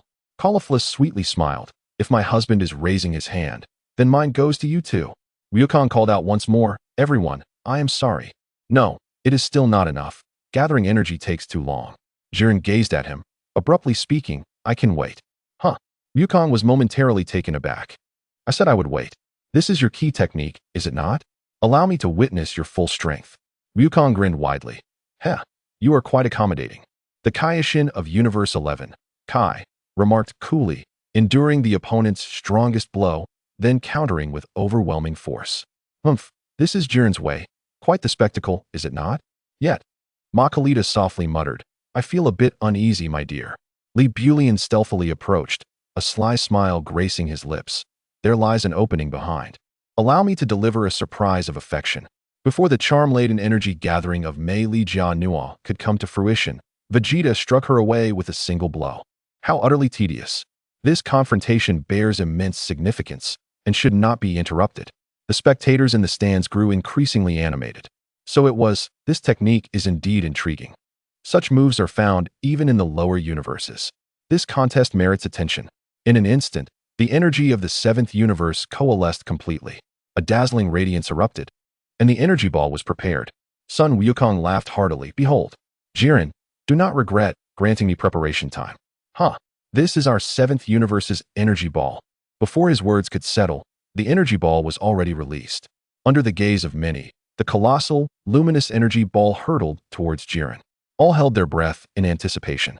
Chapter 166, Stars Shine Brightly, the realm of the gods emerges. Just as the energy ball was half a meter from Jiren, he suddenly raised his hand. The immense energy ball came to a halt in an instant. In the blink of an eye, the energy ball began to rebound. Sun Wukong was astounded. Impossible. How could this be? It has been pushed back. He clearly still possessed strength. Sun Wukong roared, watch me. In that moment, Sun Wukong transformed into his Super Saiyan Blue form, once again propelling the energy ball towards Jiren. Jiren's gaze sharpened, augmenting his force, and pushed the energy sphere back towards his opponent. Tenfold Kaioken. Sun Wukong continued to amplify his power. Yet, Jiren's strength appeared boundless. Despite Sun Wukong exerting all his might, the energy ball still bore down upon him. 20-fold Kaioken. The energy ball was pushed back once more. The Omni King was taken aback. It has rebounded. Incredible. Jiren is truly terrifying. All eyes were fixated on the confrontation between Sun Wukong and Jiren's energy ball. The god of the 11th universe marveled. Sun Wukong's strength is extraordinary. If we lose such a spiritual pillar, the 7th universe will surely collapse. Wei made a sigh. As expected of Jiren, I thought this vast energy would pose a threat, yet to him, it is insignificant. It is called the energy ball, correct? The immense power they have gathered is indeed astonishing. Who would have thought it would ultimately backfire? The god of destruction from the 5th universe, Arak, exclaimed, what astonishing energy. Its might is limitless. The god of the 5th universe remarked, the power of these two individuals is beyond the reach of ordinary training, especially Jiren, who can control the situation merely through his presence. One can sense a force that transcends all beings emanating from him. Jiren let out a roar, his strength surging once more. The energy ball was forcefully pushed towards Sun Wukong. The two sides remained locked in a stalemate, their powers colliding continuously. Under the immense compression of energy, the energy ball began to shrink, shattering the surrounding rocks. Weiss quietly remarked, Wukong has reached his limit. Yet Jiren has yet to exert his full strength. Beerus furrowed his brow, his jaw clenched tightly. The Kaioshin whispered, his strength far exceeds that of any opponent he has faced before. There is no end, only greater strength. Weiss added, if one were to compare, he is on par with the gods of destruction, perhaps even superior. Wei made his lips curled into a smile, unable to hide her delight. Well done, Jiren. Show the entire universe your power. Completely annihilate Sun Wukong. Xiang Pa mumbled. The situation seems precarious. Batos replied calmly. Both sides have reached their critical point. Sun Wukong, exhausted, unleashed a blinding white light, transforming the energy ball into a surging wave of light, engulfing the entire void realm. The brilliance was blinding, forcing many to shut their eyes. Chapter 104. The blinding light dissipated, leaving only scattered energy particles, and a massive pit emerged on the arena. Yet, Sun Wukong's figure had vanished without a trace. The victor is you, Jiren. The Grand Priest nodded slightly. At last, it has come to an end. The spectators were in awe. That power was truly astounding, almost unbelievable. The Grand Priest surveyed the surroundings. The arena remains intact, a stroke of luck, but the two Omni Kings tilted their heads, displaying confusion. Could it have truly ended like this? Did they lose? Beerus suddenly stood, his expression shifting between light and dark. Impossible, absolutely impossible. as he has not been knocked away. He has not stepped out of bounds. Yet his energy has completely vanished. The old Kaioshin sighed. To endure such an impact at such close range, he may have been reduced to ashes. Xiangpa clapped his hands and exclaimed, "So he is dead then. Jiren has eliminated him. The 11th universe has won? They are out." Excitement flickered in his eyes. Batos shook her head. Not necessarily. If his disappearance was due to his own technique, then discussions erupted, and the Grand Priest glided over. What you say holds merit. Regardless, self-destruction is not against the rules. Jiren bears no punishment. The Kaioshin and the god of destruction of the 11th universe bowed respectfully. The Kaioshin coldly declared, "The 7th universe has come to its end. Jiren will completely eradicate them." Wei Maida smiled. "Indeed, victory will ultimately belong to our 11th universe." Jiren stood atop the ruins, bathed in the glory of triumph. Many warriors began to gather around him. Batos quietly reflected. Even though Jiren has displayed unparalleled strength, the other universes have not abandoned their fighting spirit. Xiangpa nodded in agreement. They understand all too well that only by defeating Jiren do they have a chance. Xiangpa suddenly rose, shouting, "What are you waiting for? Concentrate your firepower on Jiren. Move. Defeat him." The Grand Priest's voice echoed throughout the arena. The tournament of power is far from over. As long as this colossal pillar has not sunk, the battle shall not cease, regardless of who falls or which universe disappears. Beerus clenched his fists, murmuring, "Has it truly ended, Wukong?" Su Ning trembled slightly, leaning against Su Haotian. "Daddy, is son Wukong dead?" "Not necessarily. The energy ball contains pure power, and Wukong's nature is pure. This energy may not be able to truly obliterate him. Is he still alive? He should be. But why can I no longer sense his energy?" The two Omni Kings exchanged glances, slowly raising their hands, preparing to press down on Sun Wukong's head. Suddenly, the entire arena shook violently, and the Void Realm quivered in response. What is causing this tremor? Not just the arena, the entire Void Realm is shaking. Could it be that possibility? Number 17 remarked indifferently, as expected. Frisia smirked. It was meant to be. Beerus's expression shifted from shock to delight. "Weiss, what do you think now?" He has returned. From the center of the energy ball's explosion, a brilliant white light shot towards the heavens. Amidst the radiance, Sun Wukong slowly rose. The Omni King's fingers hovered in midair, their eyes wide with disbelief. The crowd erupted in astonishment. Under the astonished gaze of all, Sun Wukong, enveloped in silvery light, re-emerged. He turned his head, locking eyes with Jiren. The silver glow shimmered in his gaze, cold yet resolute. The Omni Kings excitedly waved their little hands. "Wow, Wukong is still alive. Shining Wukong. How amazing. I can't wait." Topo stared wide-eyed. "Sun Wukong, he actually. This is not a mere stroke of luck. What is that radiance?" His entire being radiates high-temperature steam. This aura is terrifyingly calm. Beerus turned to Weiss. "What is this?" Weiss lightly shook his staff. "Let us observe. I am seeing this version of Wukong for the first time." Jiren remained unfazed and launched a powerful punch. Sun Wukong's movements appeared slow, yet were incredibly swift, effortlessly evading. Each motion was refreshingly new, flowing like water and utterly unpredictable. When Jiren struck again, Sun Wukong dodged, as if he were his shadow. Their fists collided, shockwaves surged, and both retreated. Wukong lowered his gaze to examine his arm, intrigued by this peculiar state. His mind, too, deepened and became unfathomable due to the serenity of the Zizai Ji. Su Ning exclaimed, "Father!" Wukong looked so handsome he struck Jiren. Su Haotian's eyes sparkled with excitement. Though it's merely a scratch, he indeed landed a hit. He was utterly captivated by the magnificent Zizai Ji technique. Unlike the violent aesthetics of the legendary Super Saiyan, the elegance of Zizai Ji was truly enchanting. Whether one was powerful or not was of little consequence. This charm alone was worth pursuing. Su Haotian glanced at the angels in the stands and silently vowed, "Angels, I am determined to pursue you. Whether it's Baticus, Makalita, or Keisai, children make choices. I desire them all." Number 17 focused intently on the battlefield, observing, it's not just about speed. One cannot discern the intent behind the attacks. Number 18 concurred, the same applies when dodging. Vegeta watched with crossed arms, incredulous that the naked eye could hardly keep pace. "What on earth is happening, Kakarot?" Topo and Dispo joined the fray. "Surrender, Son Goku. Your defeat is inevitable." Su Ning retorted angrily. That fatso is despicable.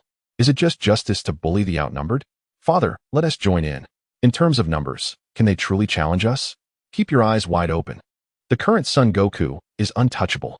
Oh, that certainly is no simple matter. Just as Toppo and Dispo closed in, Goku swung his arm at an odd angle, instantly seizing both and hurling them away with great force. The Kaioshin was left astonished. Incredible. He defeated two strong adversaries with a single move. The old Kaioshin praised. His reflexes are swift, and his movements precise. Whis' eyes glimmered with curiosity. Goku, what has caused this sudden transformation? Toppo roared, just as flash. No sooner had he spoken than he concentrated energy at his fingertips, unleashing a barrage of energy blasts towards Goku.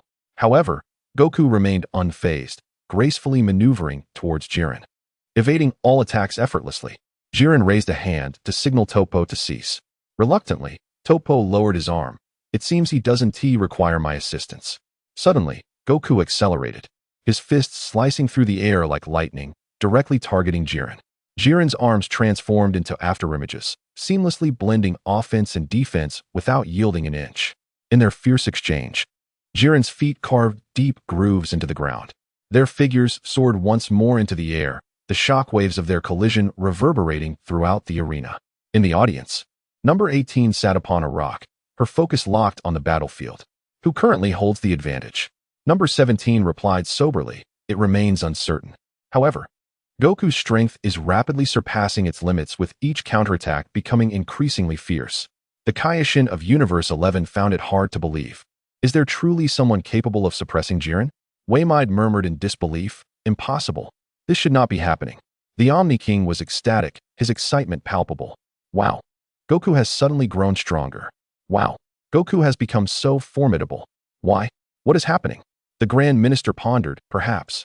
Whis stood as well, commenting to Beerus.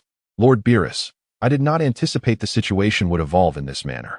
The Kaioshin surveyed the reactions of the other gods, speaking gravely. It appears that Zizai Ji is not a secret among the deities. The old Kaioshin scoffed. Enough nonsense, you naive fool. Beerus furrowed his brow. But how did that fellow suddenly? Whis interjected. Perhaps the spirit bomb was the catalyst. The Kaioshin, puzzled, queried. But even if Goku absorbed the energy of the spirit bomb, he shouldn't be able to stand toe-to-toe with Jiren, should he? The spirit bomb may have provided a temporary boost, but the crux of the matter lies beyond that. The energy that surged into Goku from the spirit bomb clashed intensely with his own power, ultimately shattering his limitations. This is my hypothesis. Shattering limitations? Progress is promising. But how long can this fervor sustain? Goku and Jiren were locked in a fierce battle, their fists intertwining, radiant light bursting forth. Jiren's eyes burned like the blazing sun, while Goku's silver pupils sparkled like stars. Both were utterly focused, as numerous warriors held their breath in anticipation. Amidst the collisions of energy, thunder roared, shaking the heavens. Suddenly, Goku's pupils constricted. He let out a furious roar, pushing Jiren back, and his palms gathered a dazzling wave of energy. Jiren, unyielding, retaliated fiercely. The clash of their powers unleashed a cataclysmic shockwave. As the dust settled, Goku surged forward. The ultimate confrontation unleashed a tempest, waves of energy soaring. Jiren sneered. Saiyans are indeed fascinating. But is this truly your limit? That strike had been Goku's utmost effort. As the silver light faded, his aura weakened. Jiren concentrated energy in his palm and unleashed a powerful blow. In the ensuing sound, Goku was sent flying, crashing heavily to the ground. The Kaioshin of Universe 11 sighed. It seems this was merely a fleeting moment. Waymide scoffed. Naturally, mortals cannot easily touch the realm of the divine. Just as Goku began to falter, Hit's figure shot forth from the air. Zampa shook his head in disappointment. He actually missed? Batticus remarked. Deadly flaws always emerge in the moment of attack. Yet Jiren completely evaded. Jiren cast a cold glance at Hit. From Universe 6, do you have business here? Come to claim your life? Vegeta hoisted the unconscious Goku and retreated from the battlefield, placing him in a secure location. Vegeta, unable to suppress his impatience, asked, Kakarot, what was that move just now? Goku, gasping for breath, struggled. Let me recover, my strength is depleted. Stop the nonsense. I don't understand. Stop wasting time. Suddenly, Ribrian charged in with a roar. Vegeta cursed softly, swiftly dodging, redirecting her away from the scene. Meanwhile, Frieza quietly appeared beside Goku, his fingertips coalescing purple energy aimed at the weakened Saiyan. Unable to evade. What a fortuitous opportunity. Goku sensed the danger. What do you want? Frieza grinned. Fortunately, this is a blind spot for the surveillance. A blinding torrent of energy suddenly pierced through Goku's body. Amidst his heart-wrenching scream, the purple energy seeped into him. Goku was astounded to feel power surging back. Now I can move? You've shared some energy. With your constitution, you will recover swiftly. Chapter 105. Thank you, Frieza? Don't get me wrong. I am well aware of the difference between permanent resurrection and temporary revival. Give it your all in battle. Especially against a monster like Jiren, this arduous task is better left to you. By the way, have you heard the gods discussing? I didn't pay attention. They referred to your earlier state as Zaiji. Before he could finish, Frieza had already soared away.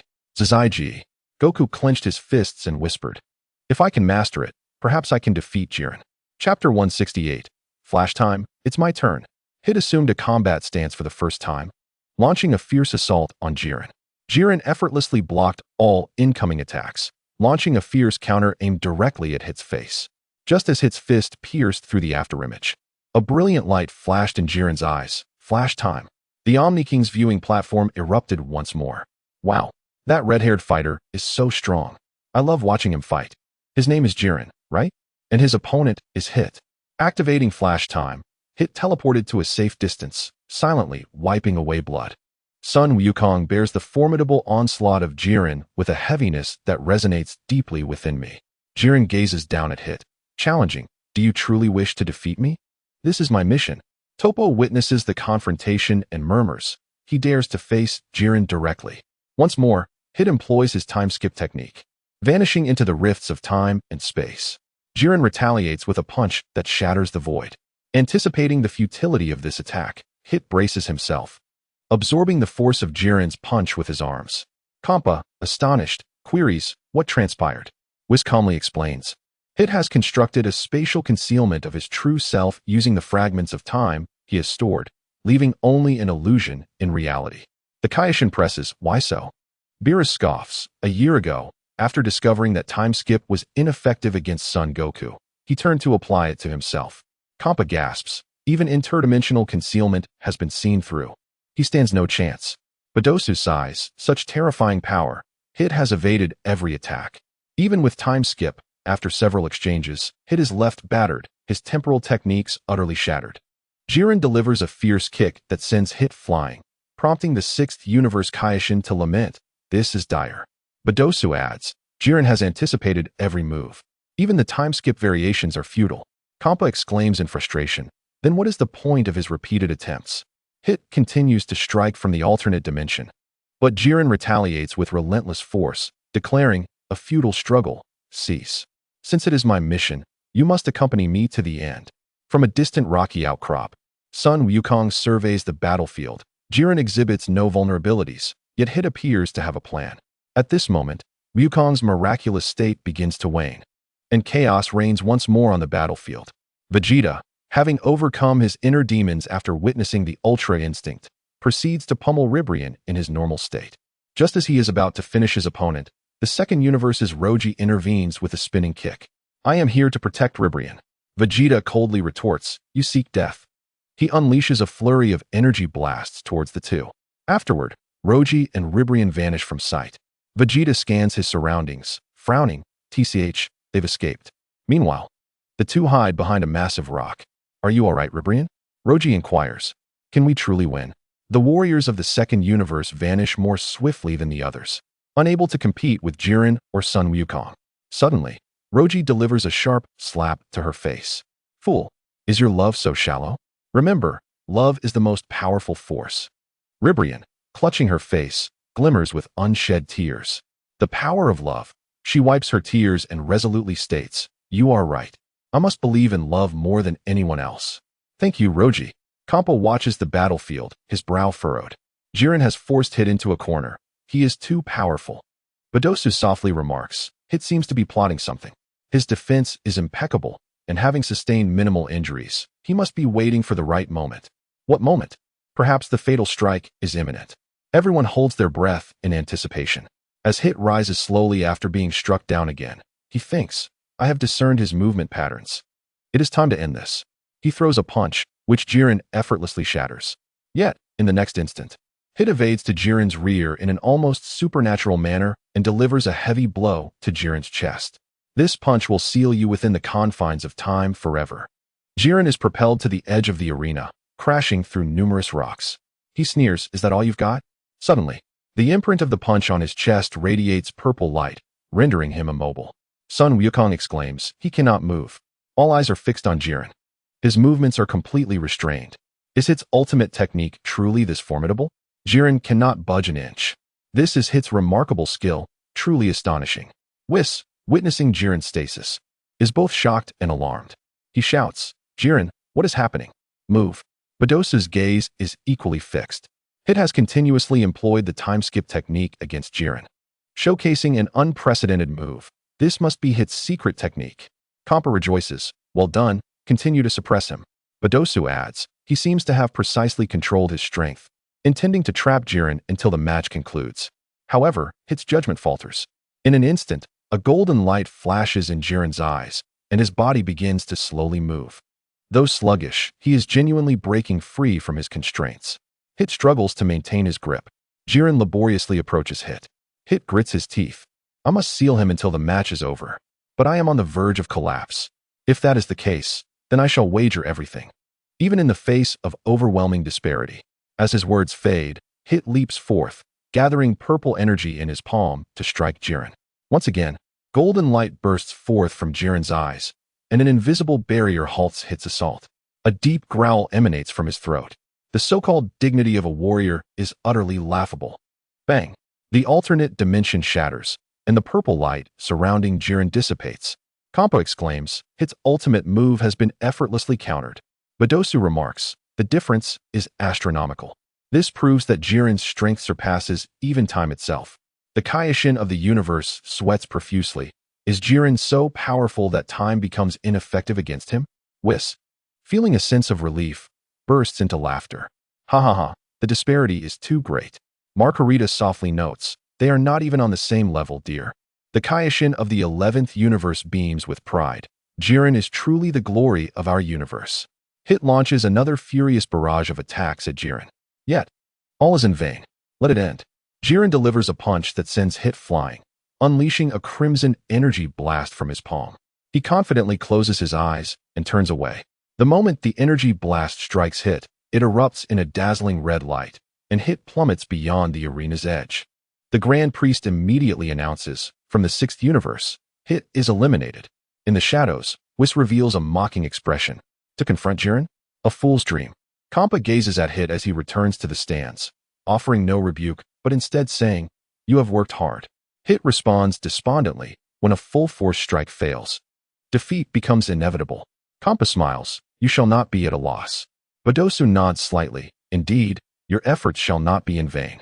The Grand Priest's voice echoes at this moment. The time for the Tournament of Power has reached its midpoint. Just then, Su Haotian teleports to the side of Kale and Caulifla. What are you doing? If you don't clear the weaklings, it will be troublesome if we are ambushed. Kale looks puzzled. Weaklings? The warriors of the 4th universe, and there are hidden foes. There are clearly 6 of them in the stands. Yet they are nowhere to be seen on the arena. Some of them can turn invisible, so stay away from the edges. Be wary of ambushes. Caulifla retorts angrily. How despicable. Is this what qualifies as a warrior? Cowards who hide. Their god of destruction is a treacherous scoundrel. Kale clenches her fists. We shall root them out. Then it is left to you. Is that all right? Caulifla questions. What about you, Su Haotian? Su Haotian gazes toward the distant Jiren. A spark of battle igniting in his eyes. It is time to confront him. Chapter 169. This is the true transcendental transformation, the pinnacle of violent aesthetics. Frisia, upon hearing the Grand Priest's countdown, wears a sardonic smile. Only half the time remains. How exhilarating. Topo and Dispo approach Jiren. 50 Taka remains, just over half. Jiren. Jiren responds nonchalantly, understood.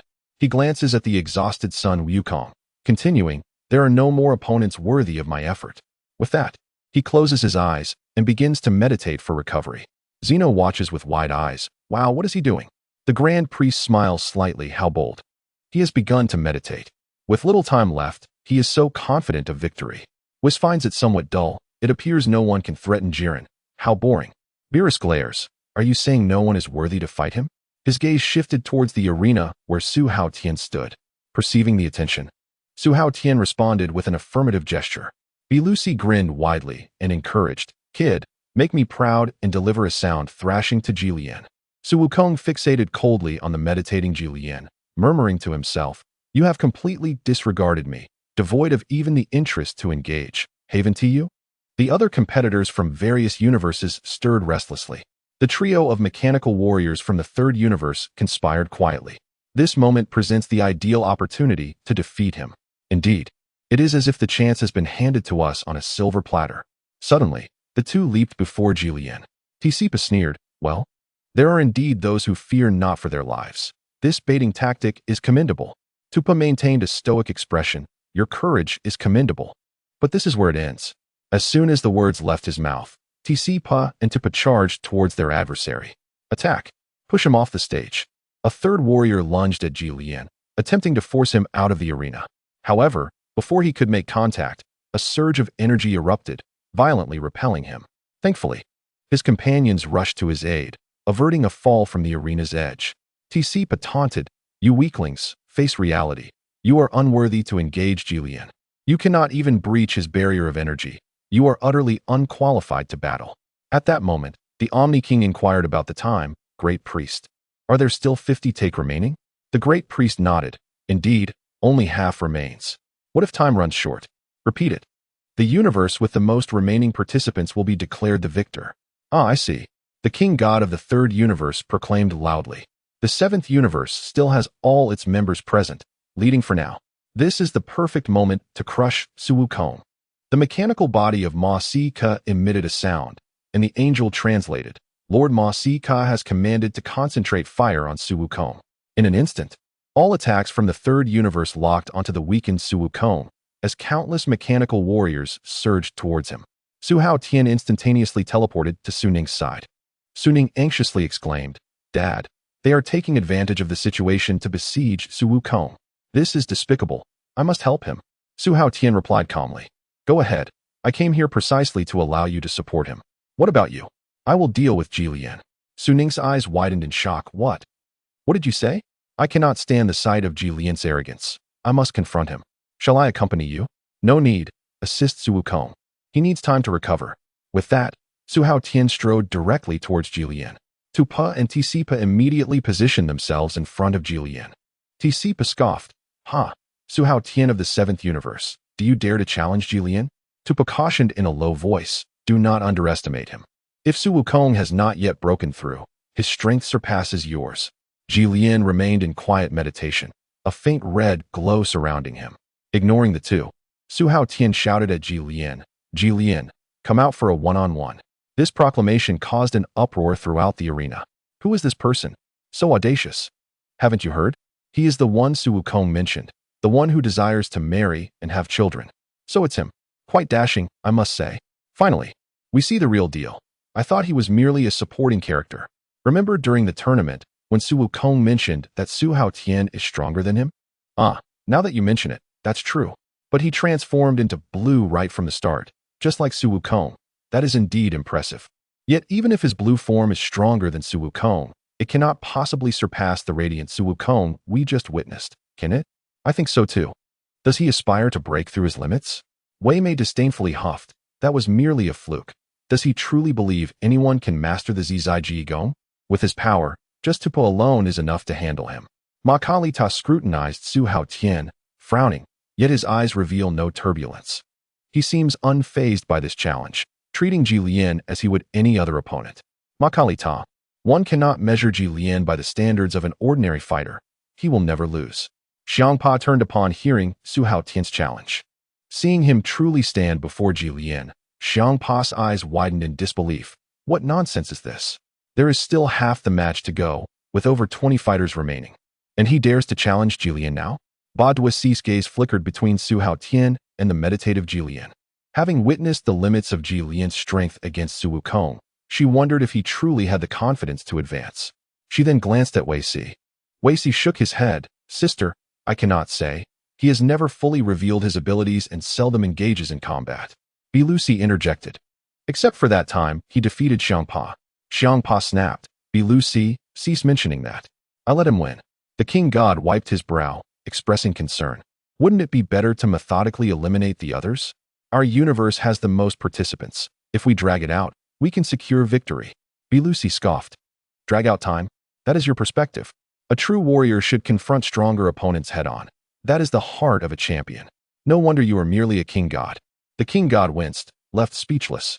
The Omni King, witnessing Su Haotian's renewed challenge to Jilin, waved his tiny hands excitedly.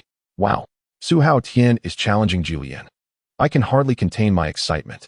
Number 17 and number 18 paused their battle, and their opponents too fell back to observe. Vegeta, currently under attack, intended to follow Su Wukong in invoking the Zai Ji Gong. With a fierce shout, Su Haotian transformed into a Super Saiyan Blue, sending his immediate foe flying with a single punch, then fixing his gaze on Jilin. Is he attempting to learn from Kaka Luata and breach a new realm? Ka and Ka Li Fula, who had been observing from a corner, stood up immediately upon hearing Su Haotian's challenge. Ka Li Fula exclaimed eagerly, "Is my husband finally making his move? Is he really going to challenge Jilin?" Ka nervously rubbed his hands together. Jilin's strength is unfathomable. Can my husband truly succeed? Do not bolster the confidence of others. Ka Li Fula raised an eyebrow.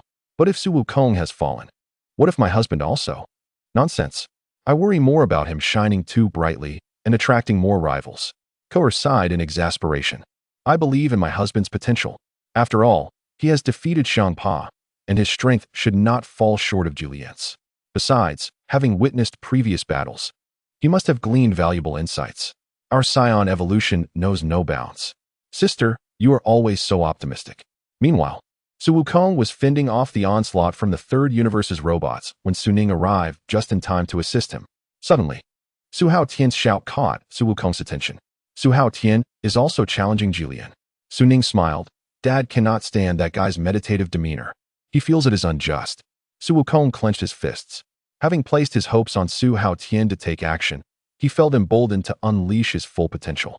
If Su Haotian were to be defeated, the Seventh Universe would be in peril. If it weren't for Frieza sharing his energy, he would be struggling to remain standing. The Third Universe seized the opportunity to launch a surprise attack, but thanks to Su Ning's timely intervention, disaster was averted. Yet in this moment, a spark of hope reignited in Su Wukong's eyes. As fellow Saiyans, if he can achieve it, so can I. Perhaps he can indeed create a miracle. The entire battlefield fell silent once more, all eyes fixated on Jilin. The king god of the Third Universe smirked. Let us hope they both suffer defeat. Tuppa stood resolutely in front. You wish to challenge Jilin? First, you must get past me. Not wishing to engage with a subordinate, Su Haotian declared. You can both come at me. Audacious. Seeking death. Tcpa and Tuppa surged towards Su Haotian in unison. Su Haotian's eyes narrowed, and an iridescent emerald light erupted from his entire being. In an instant, the winds shifted, and a tempest of energy surged, rippling with red, black, and green hues. The terrifying aura escalated dramatically, summoning a devastating whirlwind. In the blink of an eye, Su Haotian's form expanded several folds, his hair standing on end, dyed in a vibrant green. The raging energy continued to wreak havoc, growing ever more fervent, as if it would never cease. With a thunderous roar, countless dark green energy orbs erupted from within Su Haotian, scattering in all directions. Every luminous projectile that descends to the ground unleashes a cataclysm, transforming the arena into a molten purgatory. The combatants, embroiled in fierce conflict, hastily evade the indiscriminate and terrifying shockwaves. The might of this force surpasses that of Jilin's previous outburst, and it continues to intensify. The terrifying energy wave engulfs the arena, compelling even the watching deities to raise their hands in defense. The ground fractures, mountains crumble, and all coverts are reduced to mere dust. The insectoid lurking at the edge of the arena, poised for a sneak attack, is swept away by the violent winds. Just as Librian attempts to launch a surprise assault on Su Haotian, he is sent flying dozens of meters by a detonating energy sphere. Helaze is left in shock, unable to close her mouth. She never imagined that the Su Haotian spoken of by number 21 possessed such divine power, even eclipsing that of a god of destruction. The realm of nothingness trembles violently under this force. At the forefront, Tuapa and Tcpa struggle to withstand the onslaught. Yet they are pushed back 100 meters. In meditation, Jillian suddenly opens his eyes. On the stance, Beerus's eyes gleam with intensity. So this is the true strength of Su Haotian. The Kaioshin is ecstatic. This aura rivals that of Jillian. Victory is within reach. Whis gasps. It is indeed the legendary Super Saiyan bloodline. No wonder. Beerus urgently inquires. No wonder about what? No wonder he can surpass Goku and Vegeta without training. Once this bloodline awakens, its combat power increases, growing stronger with each battle. Beerus squints slightly. Kaior's transformation seems similar to his. Indeed, however, the individual talents, physiques, and limits vary. The Kaioshin states solemnly that the crucial factor is how far Su Haotian's limits can extend. Vegeta once claimed that Saiyans are boundless. Before the Kaioshin finishes speaking, Beerus's eyes widen in astonishment. The prophesied Super Saiyan God must undoubtedly be him. The seventh universe holds a winning ticket. Xiang Pa wipes the cold sweat from his brow. Your seventh universe is replete with anomalies. Witnessing Su Haotian's metamorphosis, Kaior is momentarily dazed. Why does my husband's form resemble mine? Kale sharply interrupts. Entirely different. His aura is powerful enough to instill terror.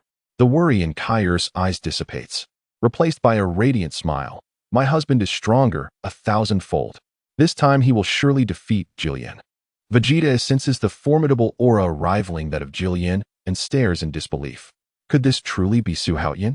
How could he master such a form? Is this the true visage of a Saiyan? What terrifying power, so starkly different from Kakarot's state. It is nearly suffocating. Damn it.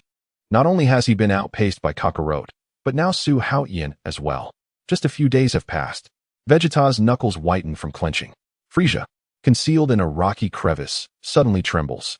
The onslaught of wind and pressure sends shivers down his spine. Another monster has awakened. He gazes in horror towards the source of the aura.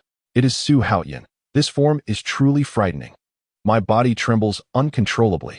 Wei Mei is left speechless, her pupils constricting rapidly. Impossible. His transformation should be blue. This is not a power that mere mortals can possess. Margarita exclaims, the previous super blue state was merely a facade. This is his true strength. The Kaioshin of Universe 11 is drenched in cold sweat. Could Jillian possibly be defeated? Chapter 170. Surpassing the power of destruction, the gods are shocked. Jillian strides steadily towards Su Haotian, the two titans confronting each other across the battlefield. Tuape and Tc Pa harbor reluctance in their hearts, but a mere transformation renders them unable to approach. In that fleeting moment, Tuapa recalls his past battle with Sun Wukong. I am not the strongest in the seventh universe. The true powerhouse is Su Haotian. He is not devoted to training, but rather to marriage and procreation. It turns out that was no mere boast. Every word was true. At this moment, facing this terrifying pressure is far more daunting than the overwhelming scorching sea of stars, instilling a sense of despair. Tuapa grips Tc Pa tightly, silently withdrawing from the battle. As a substitute god of destruction, he understands that Jillian and Su Haotian have already surpassed the divine realm. Such a confrontation is beyond his reach. This strength is awe-inspiring, akin to Jillian, seemingly unattainable. Jillian states solemnly, aside from Sun Wukong, there exists another expert in the seventh universe. Indeed, I had not anticipated the destruction of two universes. Yet, there are always bothersome beings that persistently linger, preventing a moment's peace. Why must I toil so, while you remain at ease? I can only ask you to exit the stage. Bring it on. The two assume their fighting stances. Su Haotian bellows, launching a powerful punch directly at Jillian. Jillian's eyes flicker as he crosses his arms to block. The ferocious force sends him retreating hundreds of meters, leaving deep marks on the ground. Behind him, the rocky terrain shatters in succession. And only after 3 massive boulders collapse does Jillian manage to halt his retreat. Meanwhile, Su Haotian wears a playful smile. This strike is evidently just a probe, not his full strength. The sheer might of Su Haotian's punch is astonishing. What extraordinary power! The dominating aura, the overwhelming force, is truly terrifying. To repel Jillian with a single blow is almost unfathomable. Wei Mei, witnessing this, cannot help but scream in disbelief. Impossible. How could anyone possess strength surpassing Jillian's? Margarita's pupils shrink. Unlike Sun Wukong's enigmatic movements and mysterious aura, Su Haotian displays pure, unadulterated power. Wei Mei ceases her whispering, shouting loudly, Jillian, fight with all your might. Crush him. Jillian's previously impassive expression finally reveals a flicker of emotion, his lips curling into a fierce battle spirit. Retracting his arms, he suddenly unleashes a heavy punch from afar. A colorless energy wave howls forth. Su Haotian casually swipes, dispersing the energy wave effortlessly. In the blink of an eye, Jillian has flashed in front of him, his lightning-fast fist aimed directly at Su Haotian's face. Su Haotian retaliates fiercely, his fist slicing through the air towards Jillian. Each collision sparks dazzling fireworks, and the solid arena floor fractures into deep crevices. Although no energy is emitted, the shockwaves cause the entire arena to tremble. The terrifying aura forces Tuapua and Tcu to retreat repeatedly, too fearful to approach the battlefield. The Omni King's eyes widen, his small face flushed with excitement. Su Haotian's new form is simply magnificent,